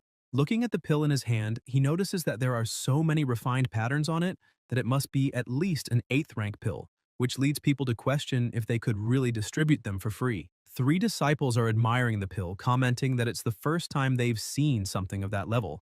Curious, they wonder what would happen if they consumed it. Suddenly, they begin to feel a strange energy and hear a peculiar noise. Alarmed, they scream, asking what that was and if someone inside the sect was making a breakthrough. Other disciples explain that after consuming the marrow cleansing pill, the person awakens a special type of body. They are impressed and ask if the pill can really do that. The new disciples look at the pill in their hands and conclude that if it can truly grant a special body, then the Hongmeng sect will be their new family. Without hesitation, one of the men takes the pill immediately and starts feeling power growing within him. Suddenly, an enormous amount of energy starts to pour out of his body. The man screams, confirming that the pill indeed awakens a special body. Amazed, he says he'll inform his cousins and uncles to come and become disciples of the Hongmeng sect as well. Xiao observes all the energy emanating from his sect when, suddenly, the system starts notifying him. The message informs that it has been detected that the host renewed the talent of the sect's disciples, resulting in the awakening of a special physique in 300 people, granting him a reward of 10,000 contribution points. Additionally, the host significantly improved the sect's prestige, earning another 10,000 points, and the number of disciples drastically increased with his help, granting him an additional 10,000 contribution points. Upon seeing so many accumulated points, the professor laughs, saying that this time he really received a large amount of contribution points. He wonders if this will be enough to purchase a special physique in the store and asks the system to open it. The system notifies that it's changing the store interface and then displays all the available items. Xiao, ever astute, tells the system that he has a question and asks if the items purchased in the store can only be used by him or if they could be given to his disciples and thus refunded. The system responds that it's not possible to directly transfer the purchased items to the disciples, emphasizing that this exchange is prohibited. The protege, trying to be even smarter, questions that if the system says he can't give it directly, then it means he can modify it. The system, without a response, remains silent. As he analyzes the items in the store, Xiao finds a stone called the warrior god Xing Tian's lineage, which costs exactly 10,000 contribution points from the sect. As soon as he selects it, the system informs that this item is only valid for a secondary mission, which makes him dissatisfied. Meanwhile, Wu Shuang was cultivating when the prota approaches her and is impressed to see her still training late at night. Surprised and happy to see her master, she asks what he's doing there. Xiao extends his hand and says that since she's working so hard, he brought something special to gift her. A massive amount of energy starts emanating from his hand and flows toward Wu Shuang. He explains that this is called the night scene. Wu Shuang feels the power running through her body and thinks to herself, this energy. The next day, the sect members are walking through the Hongmeng territory, chatting excitedly about how well the sect treats its disciples, questioning where else they could receive purifying pills for free. Suddenly, a loud noise echoes, and the wall behind them starts cracking before a huge explosion occurs, leaving them startled. Screaming, the 2 disciples question what's going on. Amid the smoke, Wu Shuang emerges with a terrifying aura and holding an incredible weapon. One of the members, impressed, asks if she has awakened a special constitution. Wu Shuang, slightly embarrassed by the destruction she caused, responds affirmatively but admits that she couldn't control herself for a moment and asks if the men are injured. The energy surrounding her begins to dissipate and she wonders why this is happening to her. At that moment, Xiao and his other disciples appear. Sumuhan approaches and asks Wu Shuang to thank her master. She explains that the prota spent 3 days without sleeping or resting, combining several precious pills into one to forge and transform her bloodline into the warrior god Xing Tian's lineage. With that, her power and talent reached an entirely new level, and the combination with her natural abilities couldn't have been more perfect. Wu Shuang, with tears in her eyes, is impressed and deeply moved by her master's effort. She says she can't believe he did so much just for her. Xiao approaches and says it was nothing because if she becomes stronger, he, as her master, will also feel better. This makes her even more emotional. The system notifies that it detected that the disciple awakened the warrior god Xing Tian's lineage of inferior celestial rank with the help of the host, and therefore the reward will be doubled. As a result, the host obtains the warrior god Xing Tian's lineage of superior celestial rank. Still crying, Wu Shuang tells her master that she's not worthy of so much attention and that she will always carry a debt of gratitude for everything he did for her. She emphasizes that now that she's stronger, she can definitely fight against the enemies for her master's sake. Xiao, however, lightly scolds her, saying he already told her not to worry about that and questioning why she still doesn't believe him. At this moment, Z releases her aura, demonstrating impressive power, and warns Wushuang not to think of stealing the glory of fighting for the master, as this honor should be hers. She reveals that the Prota granted her the heart of the Lord of the Nine Heavens' celestial sword, and therefore she won't allow Wushuang to take credit for this. Suddenly, the dragon aura begins to emanate from the Prota's body, leaving everyone stunned. A man appears, saying that this is his first meeting with his senior brothers and sisters. He introduces himself as Bai and emphasizes that he is also a disciple of the master. He explains that although he had been dormant for a long time, he recently gradually awakened after receiving the ancestral dragon lineage from the Prota, which allowed him to reach the fusion realm. Jianfeng also begins to demonstrate his power, claiming that his Qianjun sword god constitution is not bad. Qipan Ah then reveals that she also awakened her lineage, stating that thanks to the Hell Serpent lineage granted to her by her master, she managed to reach the fusion realm. Sumuhan also manifests her power, explaining that the pills she refines can now directly modify a person's constitution, all thanks to the Shenong lineage given to her by the Prota. Zhuge Lin, in turn, demonstrates her strength and introduces herself, mentioning that some of those present may not know her. She identifies herself as Zhuge Lin, the current head of the Celestial Mechanisms Pavilion branch in the Upper Granqin Kingdom. She explains that a few days ago, Xiao formally accepted her as a disciple, and now that she has obtained the heart of the star god, she has finally advanced to the fusion realm. The Prota mentions that Ying is still busy with state affairs, and that Zhuge Lin will soon have more matters from the pavilion to manage. As for the others, he informs them to prepare, as they will soon ascend directly to the celestial court. The disciples bow their heads and shout in unison that they understand. The system starts to notify various rewards. It was detected that a disciple awakened the heart of the Lord of the Nine Heavens sword with superior celestial rank, with the help of the host, resulting in the reward being doubled, and the host obtained the immortal rank inferior sword god of the Nine Heavens physique. It was also recorded that a disciple awakened the ancestral dragon god lineage of medium celestial rank with the host's help, leading to the reward being doubled, allowing the host to obtain the supreme dragon god lineage of superior celestial rank. Another disciple awakened the Tianjin sword god constitution of medium celestial rank, resulting in the reward tripling, granting the host the spirit of 10,000 swords constitution of superior celestial rank. The disciple Qipan Ah awakened the Hell Serpent lineage of superior celestial rank, and the reward was doubled, granting the host the 5 poisons shaman god lineage of inferior mortal rank. Additionally, a disciple awakened the Shenong lineage of medium celestial rank, and with the reward doubling, the host obtained the refined Shenong lineage of superior celestial rank. The Prota is impressed with so many benefits and comments that everyone is incredible. 3 months later, lightning continues to fall, and the people present begin to wonder how many times someone has crossed the lightning tribulation in this period. They feel that, during these 3 months, the storm clouds above their heads never disappeared. However, no one knows exactly who is causing all of this now. The system notifies again that all the disciples under the host's tutelage have ascended to the fusion realm, and that the conditions for the system update have been met. As a result, the system update program was initiated, and an opportunity to teleport to the Immortal Gate has been earned. Upon receiving this notification, the Prota reflects on the fact that Wu Shuang also ascended to the fusion realm, but wonders about the significance of this teleportation opportunity to the Immortal Gate. Suddenly, everything begins to tremble, and the sect members ask if an earthquake is occurring. However, the entire sect begins to float, lifting off the ground, and in an instant, it simply disappears. Meanwhile, in the Celestial Court, inside the residence of the true Phoenix Lord, in the Phoenix Palace, the female disciples were quietly cleaning when suddenly a loud noise echoes, and something appears in the sky. With astonished looks, they realize that the entire Hongmeng sect has appeared right in front of them. Meanwhile, at the Jukui Palace, everyone was lamenting because they had planned to recruit Ye Fan and the protagonist. However, she hadn't imagined that a simple battle for the national destiny would end up involving a dispute between the Emperor and the lower realm, so she never found an opportunity to act. She picks up a piece of paper and begins reading, saying that Ye Fan had recently been in her territory, claiming he wanted to join her. Zhukui thinks that with this, she might take the opportunity to investigate more of his secrets. The vermilion bird becomes excited because, after carefully reviewing some ancient texts, she believes the techniques used by Ye Fan are probably the 9 true characters, exclusive to the spirit-conscious clan, which would be a huge benefit. Suddenly, everything in the palace begins to shake, and she gets up worried, shouting and asking what's happening. One of her disciples rushes in, saying she has more news. A floating island has suddenly appeared in the sky.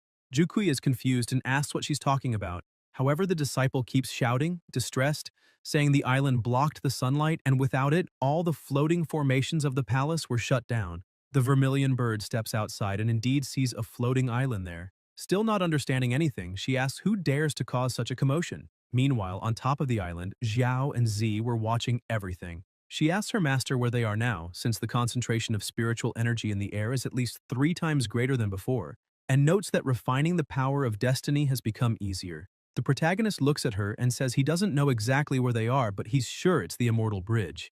Jukui looks at him and begins wondering if he's really the Xiao from the National Destiny Battle, since she heard that, after causing that huge mess in the superior country of the Dragon Flame, he even eliminated Emperor Jixu, and that's why he's being hunted by the Mortal Court's Emperor. Still confused, she wonders if this man is crazy because, even being pursued by the Emperor, he dared to enter the Immortal Court so openly like this. Jukui tells her disciple to reactivate the palace's energy formation and defensive formation, emphasizing that for now, they'll maintain the Phoenix Palace this way. The disciple says that to keep the energy and defensive formations running, many resources are needed, and questions whether they'll really allow that floating island to stay so close without doing anything. Jukui replies that everyone on that island is so ignorant about death that she doesn't even need to step in. Soon, both they and the island will be destroyed. Meanwhile, in the hall of the true Lord Qinglong, a disciple informs him that a floating island appeared above the Phoenix Palace. He's also confused at first, as no one expected to hear something like that. At the Qingluan Palace, the true Lord Qingluan observes the floating island, saying that apparently a storm is about to arrive at the Celestial Palace. At the Baihu Palace, a man starts shouting and laughing, saying that invading the Immortal Court with an entire sect is ridiculous, and he wants to see who these arrogant ones are. This is the true Lord Baihu. Meanwhile, in the ancient kingdom, Qing Cheng was sitting and reading a book when a man arrives to inform her that spies from the Mortal Court reported that the protagonist, the person she's keeping an eye on, has entered the Celestial Palace.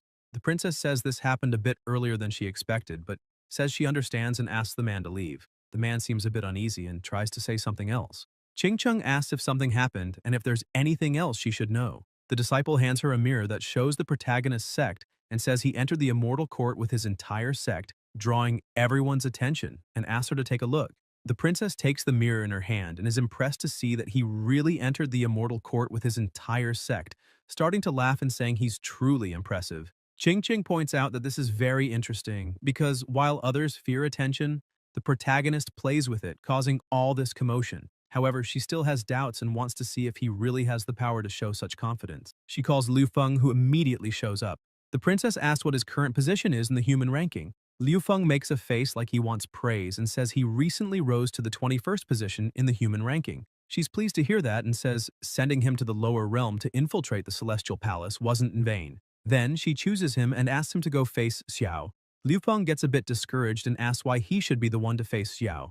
The princess asks what's going on and if he doesn't want to go. Liu Feng says that since it's an order from Her Highness, he can't refuse. However, he points out that the protagonist just arrived at the Immortal Court and doesn't even have a ranking in the mortal list, so why should he be the one to face him? Qing Cheng asks if that's really what he thinks and says that because of that, he'll go along with Fu Feng and Fa Yun. The two step forward and say they're at her service. The princess asks Fu Feng what his position in the ranking is. He replies that he's in 10th place in the mortal ranking. Qing Cheng says that's excellent and that he's considered the best swordsman in the Immortal Court, then asks if he thinks he can defeat Xiao. Fu Feng bows his head respectfully and says he wouldn't dare be arrogant, but on the path of the sword he's trained for hundreds of years and has never been defeated even once.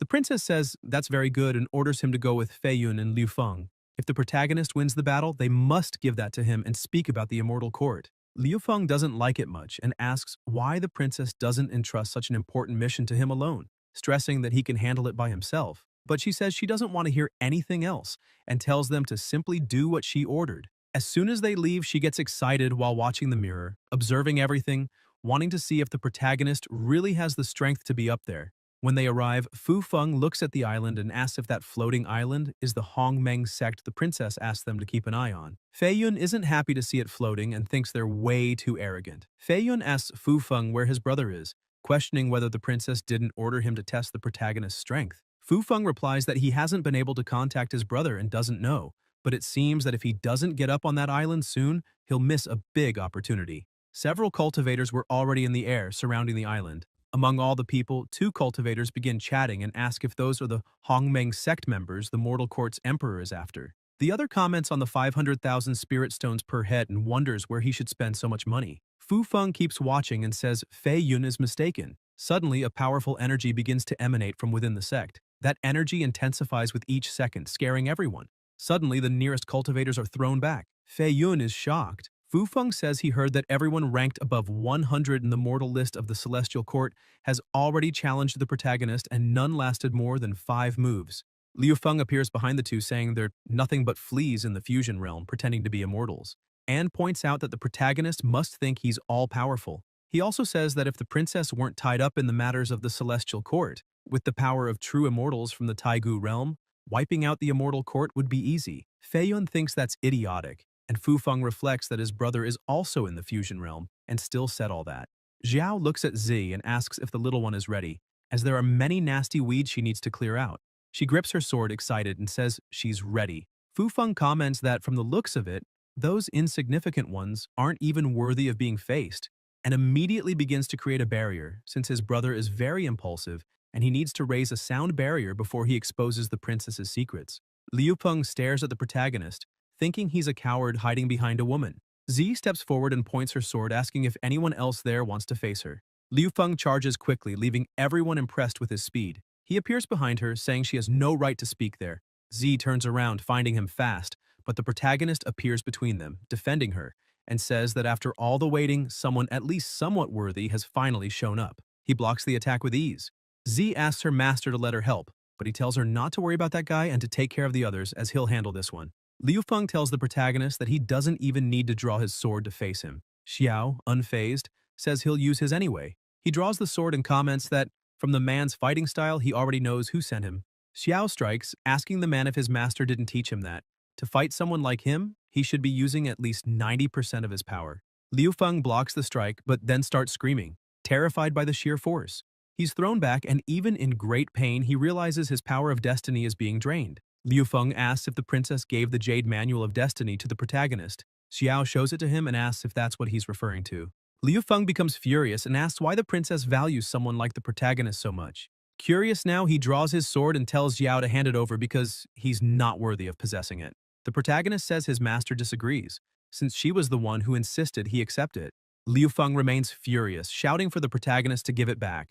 Xiao thinks that earlier, when he struck Liu Feng, he obtained a thread of destiny power, which is understandable. But now, after provoking him, his emotions were stirred, and that also allowed Xiao to gain another portion of his destiny strength. Liu Feng attacks fiercely, but the protagonist easily defends himself. While blocking, he thinks that it's really like Buddha said, wrath affects destiny, and he wasn't lying. It seems that just provoking your opponent a little is enough to steal some of their destiny power. Xiao begins releasing a lot of energy and thinks he should try provoking his opponent once more. He attacks again, and says that if this Jade Manual is so important, then he'll show a bit of its power. The attack is incredibly fast, and Liu Feng can't defend. He's simply terrified seeing it coming. Fu Feng appears, creating a barrier around his brother, asking the protagonist to have mercy. Liu Feng, confused, asks what his brother is doing there. Fu Feng introduces himself to Xiao, saying he came to apologize on behalf of his younger brother.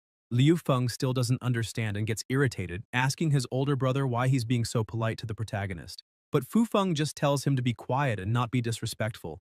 Xiao asks what they want now. Fu Feng says their master, the princess, sent him to ask if the protagonist still remembers his promise.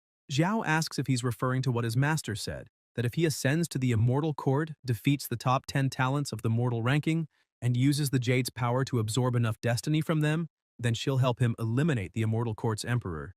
Fu Feng confirms that's exactly it, says he's the 10th in the mortal ranking, and since the protagonist already showed his strength by defeating his younger brother, who ranks 21st, he suggests a fight so he can give the princess a satisfactory report. Fu Feng begins drawing his sword, imbuing it with strong energy. Xiao says he understands and that it's a very convenient coincidence. They start exchanging blows, saying that if that's the case, then they must fight. Fu Feng starts feeling a bit of difficulty while fighting the protagonist and begins to wonder what's happening, because it's strange. He's already beyond the fusion realm, while Xiao is only at the first level of that realm, yet whenever the protagonist attacks or defends, his strength overwhelmingly dominates. They keep trading blows, and the protagonist shows no sign of even trying hard. Fu Feng notices this and thinks that it seems he won't win just because his cultivation is higher. He starts smiling, thinking the protagonist is undoubtedly extraordinary and worthy of the princess's attention. Fu Feng creates a massive sword with his energy, stating that the protagonist truly is a genius, and it would be disrespectful to hold back in this fight. He tells Xiao that this sword technique concentrates all the vital essence he's devoted to the path of the sword. The protagonist starts releasing his energy too, saying that today is full of coincidences, since the path of the sword is also his specialty, and he was hoping to practice with someone. Xiao attacks again, sending his sword at the high speed. As soon as it hits the target, a huge explosion erupts in front of him. Fu Feng is shocked once again, thinking the opponent's power exceeded his expectations. But that first strike was just a distraction. Suddenly, a sword appears through the smoke. Fu Feng panics, thinking this is bad. There's no time left. Just as the sword is about to hit him, the protagonist stops the attack. Fu Feng is paralyzed, frozen, thinking he was lucky the protagonist stopped. With the sword still right in front of him, he realizes that for a moment, he really thought it was the end. Xiao retrieves his sword and says the battle is over, and that the 10th of the ranking has been defeated. Fu Feng shows deep respect and says that the protagonist's techniques are undoubtedly superior to his own, and therefore he completely accepts defeat. Liu Peng, who had been watching from a distance, shouts in disbelief, unable to accept that his brother lost. Zi starts celebrating, saying that was amazing and exactly what she expected from her master. Liu Peng remains furious and refuses to accept defeat, saying it's impossible and accusing the protagonist of cheating, claiming he couldn't have beaten his older brother. Fu Feng smacks him on the head and tells him to stop being an idiot. He apologizes once again to the protagonist on behalf of his brother and asks him to be a little more understanding toward that fool. Xiao says there's no problem and takes the opportunity to say he has a question. He asks who the top 10 of the mortal ranking are and how the princess they serve intends to help him. Fu Feng says that's indeed a good question, and with a scroll in hand says he came here today specifically to share that information. He thinks to himself that luckily he placed a sound barrier around the area, except for the 5 of them, so no one else can hear their conversation. He hands the scroll to Xiao and explains that the top 10 of the mortal ranking, including himself, are all at the 10th level of the fusion realm. Fu Feng emphasizes that unlike the lower levels where the rankings change frequently, the top 10 haven't changed in thousands of years, and each position among them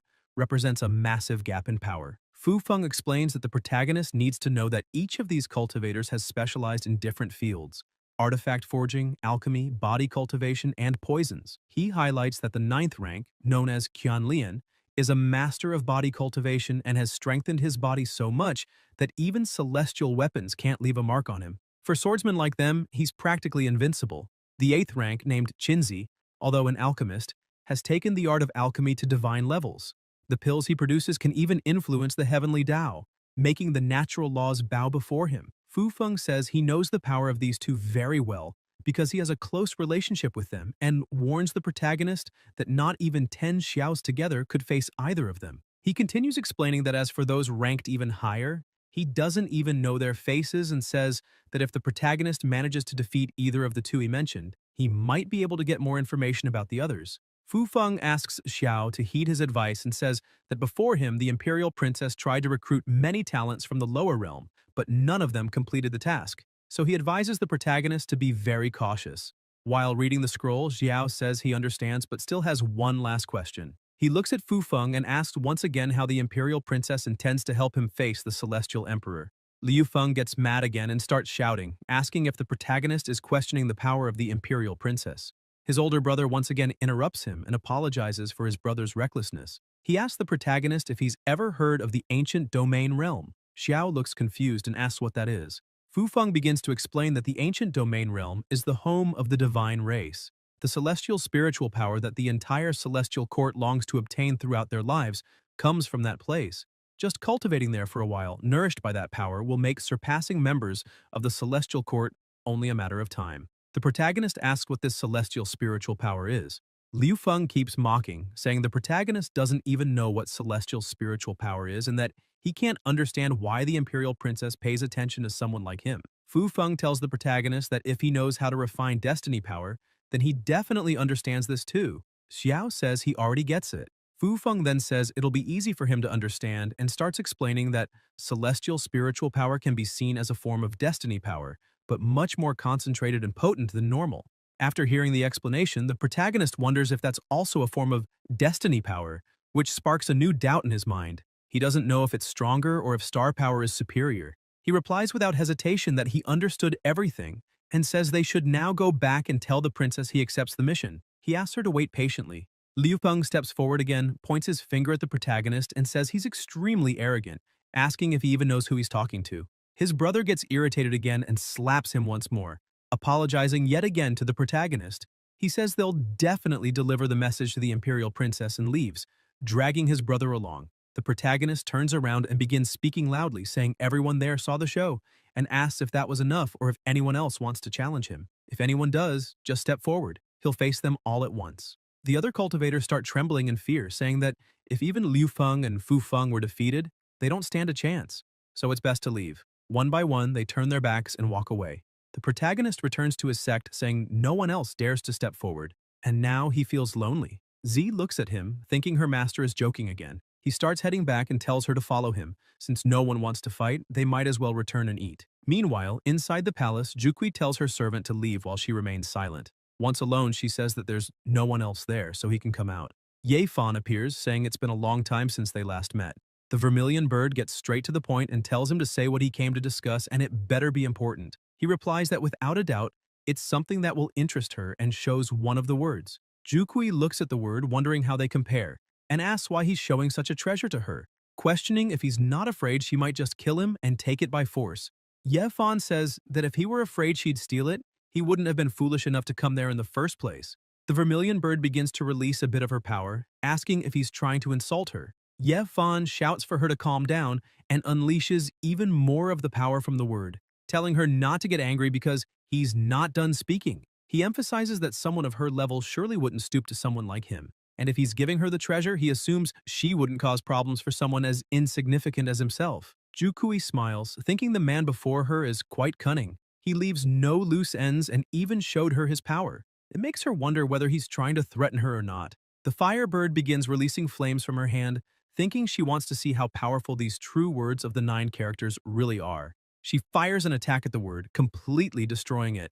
Ye Fan is slightly surprised and says he had always heard that the flames of the true Phoenix Lady could consume anything, and now that he's seen it with his own eyes, they truly live up to her reputation. Jukui says at least he knows how to behave, and asks if he really came there, only with that treasure and what it is that he truly wants. He replies that he's aware of his limited power, so he won't ask for much, explaining that he has only managed to gather the first 3 characters of the true words. So he asks her to help him find the remaining 6, and once she has them, to share some of the knowledge with him. Jukui asks if that's all, while thinking that if he just wants to share information, then it doesn't seem like a problem. Ye Fan confirms and points out that with his power alone, it would be extremely difficult to collect such a revered technique as the 9 words, and that if he can collaborate with her, the true Phoenix Lady, it would be a great benefit for him. Ye Fan starts laughing and thinks, of course, that's not all, because even though these true words are invincible, if the one cultivating them doesn't possess a divine spirit, they'll eventually become corrupted and just end up as slaves to the technique. That's why he only needs the Phoenix Lady to cultivate the words, so that he can control her through the true words. Jukui looks at him and says, if that's all, then they have a deal. 1 hour later, they walk to the entrance, and the Phoenix, now with the characters, says things ended quite easily. Confident, she says that with this, her return to the ancient realm is getting closer. Suddenly, a servant rushes in, shouting that she must report something to the true lady. It's news about the Hongmeng Sect. The disciple says she heard that Lords Liu Feng and Fu Feng were defeated by Xiao. Upon hearing this, Jukui is surprised and begins to wonder if the protagonist really has that much power, because if that's the case, she urgently needs to try to bring him to her side. The Phoenix asks if her disciple knows whether the true Lord, Azure Dragon, has made any moves. The servant replies that she also heard the true Lord, Azure Dragon, is already preparing gifts and planning to send them to the Hongmeng Sect in order to establish relations. Jukui tells her servant to prepare one as well and emphasizes that they'll send an invitation to the protagonist tonight. They can't let Azure Dragon get there first. Meanwhile, somewhere else, 2 people are playing a game. Qinglong tells his companion that he lacks mental serenity. His subordinate agrees, saying he lost as expected. He can't defeat his true lord. This is Feng Tingyan. The young man tells his master that he has something he'd like to ask. Qinglong says he may ask. The boy looks confused and says it's the first time his lord has asked him to deliver so many valuable gifts to visit someone, so he wonders if this Hongmeng sect and this Xiao are really that important. Qinglong begins to reply, saying his disciple already knows the current situation of the Celestial Court. The Celestial Emperor has been in seclusion for hundreds of years, and the four true lords under his command, including himself, have spent this time holding back and wearing each other down without making major breakthroughs in their power. Qinglong emphasizes that the emperor's prolonged seclusion is also troubling, because if his cultivation fails, the four who always supported him might end up as mere stepping stones for his cultivation. And if that's the case, they'd better be prepared. Feng Qingyun stands up, says he understands, and tells his master that now that everything's clear, he'll take his leave. Sometime later, Ji goes to the sect leader and tells her that the Azure Dragon Immortal has sent visiting gifts and wishes to meet with the master. However, the protagonist left during the night. Jushuan remembers that during the night, the protagonist said the immortal Phoenix Palace had invited him to discuss something important, and he hasn't returned yet. That makes her wonder why the Azure Dragon Immortal came to visit. She thinks the Celestial Court Immortals are coming one after another, but she's not sure if that's good or bad. The leader pats Zi's head and asks her to go receive the guests. Later on in the Central Palace, everyone is seated. Jushuan begins to speak and thanks the Azure Dragon Immortal for the visit. She acknowledges the gesture of sending gifts to the Hongmeng sect, but emphasizes that, unfortunately, it's not a good time since the protagonist left during the night to handle some matters and has yet to return. Therefore, she apologizes for making them come all this way. Feng Tingyun says she's worrying too much and apologizes for today's intrusion. He also asks for her understanding, saying they're willing to wait until Xiao returns. However, he's not pleased. He thinks the whole thing is ridiculous, since most of the Hongmeng sect disciples haven't even reached the Divine Division realm. That makes him think they're all a bunch of useless people, and he doesn't even understand how they made it to the Celestial Court. Even so, he had to personally come to visit them. Feng Qingyan slams his cup on the table, irritated, thinking that the protagonist was here earlier, fighting someone, and now that he's arrived, the protagonist is gone. That angers him because he wants to see what kind of skill this Xiao has to attract so much of his master's attention. Feng Qingyan suggests to the sect leader that just drinking like this is boring, and says he heard that the disciples of the Hongmeng sect train in the sword. He proposes that her subordinates show off some of their sword skills. Jushuan is surprised and asks if he means. Feng Tingyan interrupts and suggests that two of her disciples demonstrate a sword fight. Ji becomes worried. Jushuan also gets irritated, thinking that for sword cultivators, the way of the sword is like their very life, and she couldn't use it as mere entertainment. As she watches, she notices that the man in front of her is also a sword practitioner. That makes her wonder if he doesn't understand what that means. If they accept now, the Hongmeng sect's reputation will be damaged. But if they refuse, it will give the Azure Dragon Immortal a reason to criticize them. Suddenly, Meyer stands up and asks Feng Qingyan if he really wants to see the art of the sword. However, she emphasizes that her sword doesn't leave its sheath without a reason. And if they truly want to see it, then his subordinates who also wield swords should spar with her. This surprises the two subordinates. The sect leader is pleased to see that her disciple acted so well. By turning a sword demonstration into a formal duel, it protects the sect's reputation and doesn't leave them open to criticism. So that was a very well thought out move. Feng Tingyan tells Changxing to go try, saying it's a good opportunity to meet the Hongmeng disciples. He agrees and says, if that's the case, he quickly steps forward, lands heavily, creating a small crater in the ground, and says he hopes to learn a lot from this sword exchange. Meyer steps forward too. Who's afraid of who? Now she's going to fight him. They begin exchanging blows. Jushuan watches while thinking that even though her disciples' movements are good, there's a small problem. Her opponent is already in the Heti realm, while her disciple ascended along with the rest of the sect and is only just above the fusion realm. And even though it's only a one-level difference, it's like an insurmountable abyss. That's why she fears her disciple might struggle greatly and could even get hurt. Feng Tingyan, with a mocking look, calls out to the sect leader and asks if she doesn't have higher-level disciples. Jushuan looks at him, slightly irritated, and asks what exactly he's trying to imply. Feng Tingyan asks leader Jushuan not to misunderstand him, as he has no hidden intentions, and explains that he's just considering the current situation. He even says that if they win, it will be honorable. Then he makes another proposal and asks Changxing to suppress his power to the same level as Meyer's. That way they can avoid the Hongmeng sect accusing them of winning unfairly when they succeed. Changxing understands and says he'll do as his master asked, and with a hand signal he activates a seal, suppressing his power. He tells Meyer that he's reduced his power to the peak of the Divine Division level and asks her not to disappoint him. She gets irritated and says to continue, as she wants to see who will really win the fight. The two begin to move at incredible speed, and the battle spreads across the area. After exchanging a few blows, Changxing is caught off guard by an attack, causing him to lose his stance. Feng Tingyan is surprised by what he sees. He starts thinking that before, when Meyer was weaker, her attacks were fierce, but now that they're on equal footing, she's switched to a defensive tactic. He wonders if she's trying to buy time to drain her opponent's energy. Changxing attacks again furiously, but she easily defends and notes that his attacks are getting slower. With a smile, she asks what's happening, since they say the only difference between people from the upper realm and them is cultivation power.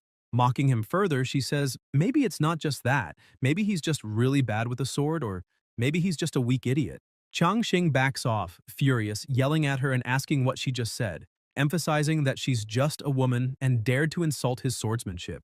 He starts unleashing his cultivation energy and says that since she's begging to die so badly, he'll help her with that. All the energy around him condenses into an attack directed at Meyer. She focuses and tries to defend, but the energy is too strong and easily breaks her sword, leaving her stunned. Realizing she can't block the attack anymore, she thinks she went too far provoking him, and now he's really trying to kill her. Z appears in the middle of the fight and with a simple move, blocks the attack, telling her master not to worry.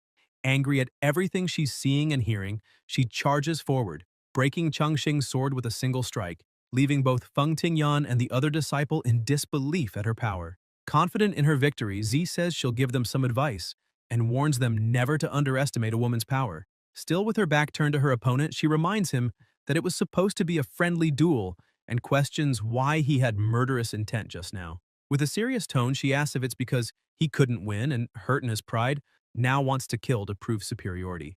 Z says she's shocked and questions if that's how the Azure Dragon Palace operates. Feng Qingyun doesn't like what he hears and wonders if she's abusing her power. Angry, he slams his cup on the table again, ordering his disciples to withdraw from the battle. Zhu Xuan then asks if they will continue with the banquet since they've already witnessed the demonstration of sword art. Feng Tingyan starts to speak, but his second disciple becomes restless and walks to the center of the hall. He says that after watching the thrilling battle between Changxing and the Hongmeng clan, he was moved and asks if he could also have a chance to spar. Feng Tingyan laughs and apologizes to the Hongmeng sect leader, saying that his subordinates are a bit impulsive and excited, and he's truly sorry. Zhu Xuan grows even more bothered, thinking that it's going to be difficult to resolve things peacefully there. So she hopes the protagonist returns soon. With no other choice, she says that if they're willing, then they'll accompany them to the end. She tells little Z that the next fight will be hers. Z gets all excited and walks to the center of the hall. As confident as ever, she looks at her opponent and says that if he can withstand 3 of her strikes, she'll consider him the victor, and asks what he thinks. The man starts using a seal and says she's being too arrogant. Z charges without hesitation, saying that her sword art can destroy any technique. The man creates a barrier to defend against the attack, but as soon as Z's sword touches it, he notices something strange and wonders what's happening. His entire barrier was completely destroyed and he thinks this is really bad. However, he grabs another talisman and activates it, teleporting and dodging the attack, appearing behind Z, who just smiles. The young man charges again, trying to attack with all his might, but she turns and destroys his attack with a counterattack, injuring Wang Hui. Z says that speed means nothing against her. Feng Tingyan slams the cup on the table again, irritated, while thinking that he knows his disciples' techniques very well, and his talisman techniques are powerful. Even cultivators at the peak of the fusion realm have difficulty breaking them. This makes him question whether the sword art Z uses has something extraordinary behind it. While he's thinking all this, Z moves quickly, telling her opponent to prepare for her final attack. Wang Hui, seeing Z's incredible speed, thinks that sword cultivators are already very agile, and if he can't block her attack, he'll be in trouble. He places another talisman in front of him, but the sword easily cuts through it. However, at the last moment, Z stops attacking and just looks at him, destroying the rest of the talisman embedded in the tip of her sword. She smiles, saying it was an exciting battle. Already exhausted and wounded, Wang Hui grabs her hand and accepts defeat with honor. Feng Tingyan becomes extremely furious and slams his hand on the table, shouting that Wang Hui is useless and nothing but a disappointment. The 3 are surprised by his reaction, looking at him. Feng Tingyan stands up and tells Zhu Xuan that he'll be direct, explaining that he came here today only to recruit the protagonist by order of the true master Qinglong. However, since things didn't go as expected, he asks her to make a decision and, with extreme arrogance, stares at her, questioning whether the Hongmeng sect and Master Xiao will submit or not. Zhu Xuan remains silent, thinking this was to be expected, as the storm that was coming has just arrived. She lowers her head respectfully and apologizes to the venerable master. However, even though she appreciates the recognition from the true master Qinglong, she still cannot decide for Xiao. Therefore, she suggests that they wait a few more days until the protagonist returns and decides for himself. Feng Tingyan continues to press, asking what the Hongmeng sect will do, as she is the leader, and clearly, the sect's fate could be decided by her. Zhu Xuan also stands up and says that even though she is the sect leader, this is not her absolute property, and emphasizes that the future of Hongmeng will be decided by all the elders and disciples. Unfortunately, Xiao is one of the elders, and that's why she will wait for his return to discuss and make a decision. Feng Qingyan begins to lose control and releases a massive amount of energy, calling her insolent. The whole place starts to crack, and he says he came offering peace, yet still remains on guard. Feng Qingyan begins to question if they are saying that the true master Qinglong's name is not enough for this small sect called Hongmeng. Zhu Xuan remains calm and tries to soothe the situation, responding in a friendly manner, saying she can assure him that this is not their intention. Feng Qingyan charges at her, shouting that once the leader is captured, the Hongmeng sect will fall without any problem. Zi and Meyer rush at him to try to contain him before he reaches their master, but with a simple movement, he throws both of them aside, leaving Zhu Xuan startled by all this. But someone catches them before they hit the ground. Xiao has arrived, asking who the audacious person is who dares to behave so arrogantly in the Hongmeng sect's domain. Zhu Xuan is happy and relieved to see that he's back. The two also turn around smiling, seeing that everything will finally come to an end. They start moving towards their opponent, saying they will work hard. Zi continues to be very happy and says she's extremely glad to see her master back. Xiao steps forward and kindly asks who the man in front of him is. However, Feng Qingyan remains extremely arrogant and ignores the protagonist's question, asking back if he is Xiao. The protagonist keeps walking and starts releasing his energy, saying he'll repeat once more, and this time they should pay attention. With a serious tone, a fixed gaze, and an overwhelmingly strong aura, he asks again who the person in front of him is. The pressure created by the release of his energy is so great that the two disciples behind them can't control themselves and fall to their knees, as the presence before them is terrifying. Wang Hui can barely breathe and wonders if this is the presence of someone who has just entered the celestial palace. Feng Qingyan is still standing but begins sweating with fear and introduces himself, stating his name and that he is a subordinate of the true master Qinglong. He also explains that he came exclusively to invite the protagonist to meet his master. Xiao continues to be very angry and asks if this is really an invitation. With the energy around him, he creates a fan, asking if this is truly how Master Qinglong invites someone. With a simple movement, he starts releasing more energy throughout the room, causing shockwaves, and asks Feng Qingyan if he thinks the Hongmeng sect is not worthy enough. The shockwaves were so strong that they threw Feng Qingyan forcefully against the wall. He is confused, wondering how this is possible, how the protagonist can have so much power if he just arrived at the celestial court. Feng Qingyan remembers that the biggest difference after entering the fusion realm is the ability to sense the power of destiny, and he clearly remembers when he first managed to do this, because that's when he saw the power of destiny his father always spoke about.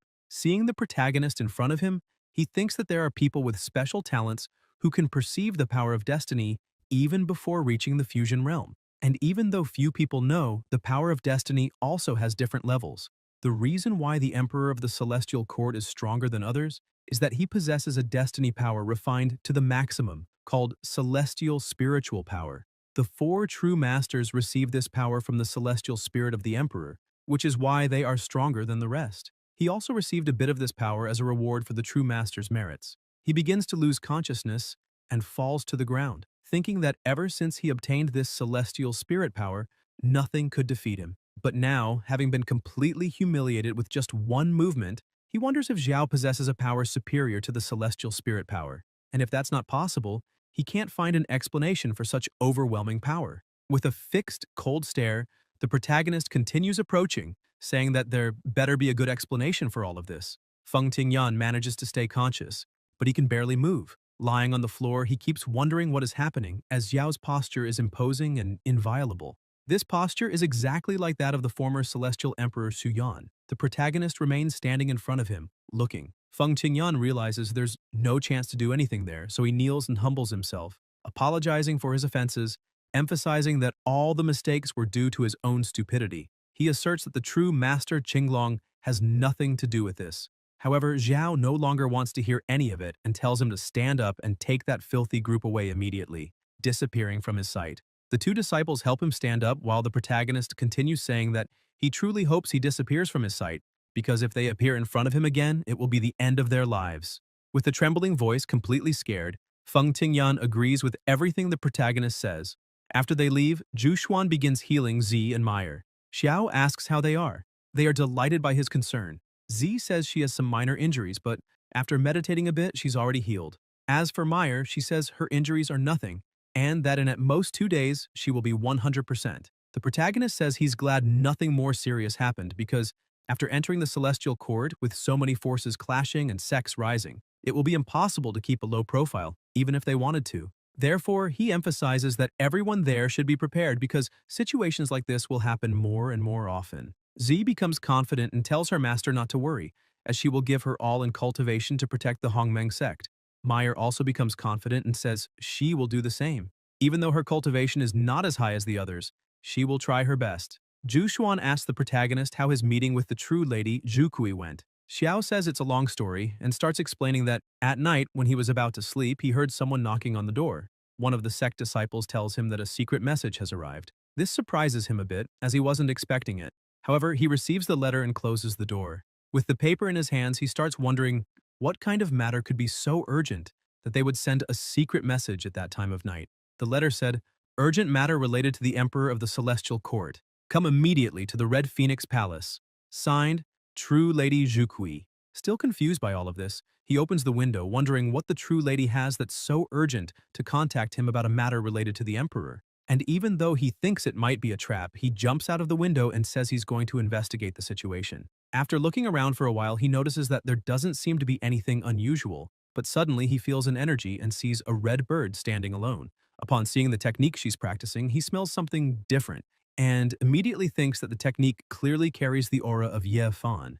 This makes the protagonist become more cautious and wonder if Ye Fan has indeed encountered this woman, because if that's the case, it means she met Ye Fan, obtained his technique, and then sent a secret letter to arrange a meeting with him. The protagonist lands on the ground and while walking begins to think about the entire battle because against that technique, he'll use the counter technique. And if that doesn't work, they will resort to action against the true lady of the Crimson Bird. When he reaches the gate, he starts knocking. Jukui thinks he's finally arrived, but she had to wait quite a while. Without hesitation, she opens the gate and asks him to enter quickly, but when she looks, she's surprised, thinking that this isn't good at all. Xiao attacks her and immediately she uses her technique to defend. After the first strike, she asks what he thinks and if he's satisfied, noting that if she had hostility towards him, it wouldn't be him attacking. The protagonist starts laughing and says it was just a joke, emphasizing that he hopes the true lady won't mind. But in reality, the protagonist is quite impressed, as the strength from before was Ye Fan's secret trick. It didn't resemble anything he had seen before because when the Star Force was applied, it seemed like all the strength was absorbed. This means there was no chance of breaking that defense. Jukui begins to walk into her palace and asks the protagonist to follow her. Xiao thinks for a moment about how he could break that defense if he ever faces this woman. Shortly after, the two sit in a room, and the protagonist asks her the reason she called him at this hour of the night. Jukui asks if he's truly being sought by the Emperor of the Celestial Court, and if so, what plans he has at the moment. Xiao remains cautious and asks what she wants and if by any chance she has any advice. The Crimson Bird smiles and says that talking to intelligent people is indeed easier. She asks if the protagonist knows that the Celestial Court has a wanted list. Xiao is completely confused and says he's never heard of such a list. Jukui explains that this list includes all the people wanted by the Emperor of the Celestial Pavilion and shows him some names. When the wanted list is opened, 5 names are shown. In 5th place, Wang Wu, 4th place, Xi, 3rd, Zhang San, 2nd, Luo Cheng, and in 1st place, Xiao. She also explains that this list is ranked according to the size of the reward and points out that with the protagonist's name now on the list, which hasn't changed in hundreds of years, all the names have dropped 1 position. This means that he truly surpassed everyone. Xiao is impressed and asks if it's true that these people on the list haven't changed for hundreds of years. Jukui replies that yes, because the Emperor of the Celestial Pavilion only issues capture orders for people like them. What can we do against them? However, the protagonist is an exception. She emphasizes that he is the first person to be wanted by the Emperor while still in the mortal world, and also the first to have such a high reward. The Crimson Bird also says that if the Emperor weren't in a critical period of meditation, both he and his sect would probably already have been swallowed by the Emperor and turned into strengthening pills. On the wanted list, he still has the chance to be captured alive. Jukui says that's the case. The protagonist becomes a little confused and says that the complicated situations just keep coming to him. Jukui starts laughing and claps her hands, asking for Luo Cheng to appear. The protagonist is surprised to hear the name she called and wonders if this Luo Cheng is the same person who is 2nd on the wanted list, because according to what the true lady of the Crimson Bird said before, Luo Cheng had been in 1st place on the list for hundreds of years. Suddenly, a man appears behind the protagonist. He feels the presence immediately. Luo Cheng tries to attack him, but Xiao turns around and easily defends the attack. Xiao asks Jukui what this means. Luo Cheng starts laughing, saying that the protagonist's reaction was extremely fast. Suddenly, Luo Cheng begins to use even more strength and releases his energy. Xiao notices this and is surprised by the immense power. A large explosion happens in the area. Jukui becomes a bit irritated, saying there was no need for such an uproar, emphasizing that they don't know how to measure their strength. She asks Luo Cheng what he thinks. He says that the power Xiao uses is by no means inferior to his own, which is crystalline spiritual power. The Crimson Bird is shocked to learn this. The protagonist appears in the midst of the dust without a single scratch. Luo Cheng continues speaking, saying that if he's not mistaken, the power Xiao uses comes from the stellar force of the immortal Emperor Su Yuan's ruins, and asks if he's right. The protagonist looks at him and confirms, saying that's correct. Xiao attacks, emphasizing that if he knows this is stellar force, then why hasn't he surrendered yet?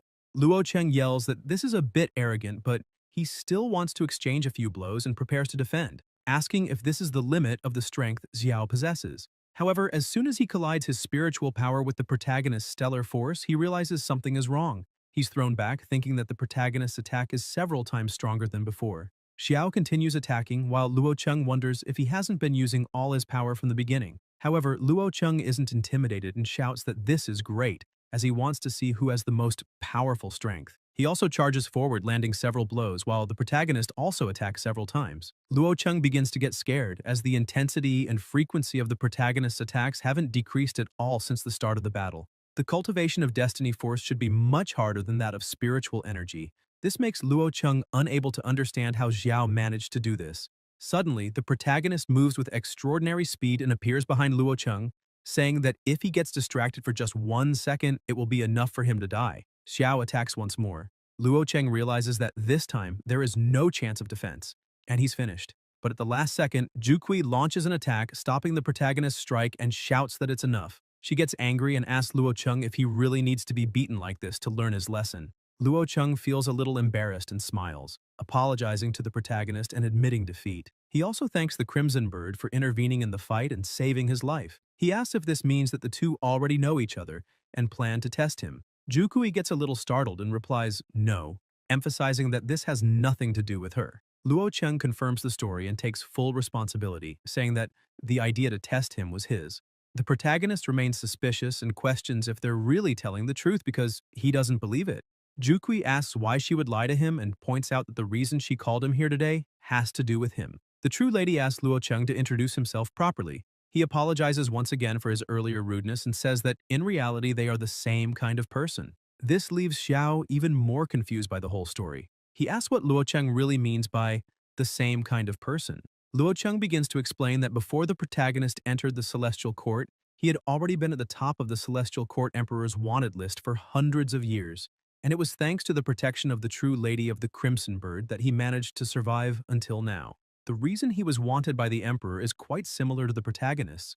Luo Cheng continues explaining that he ascended to the Celestial Court 1,000 years ago, and his family possesses a special constitution capable of refining a unique type of spiritual energy.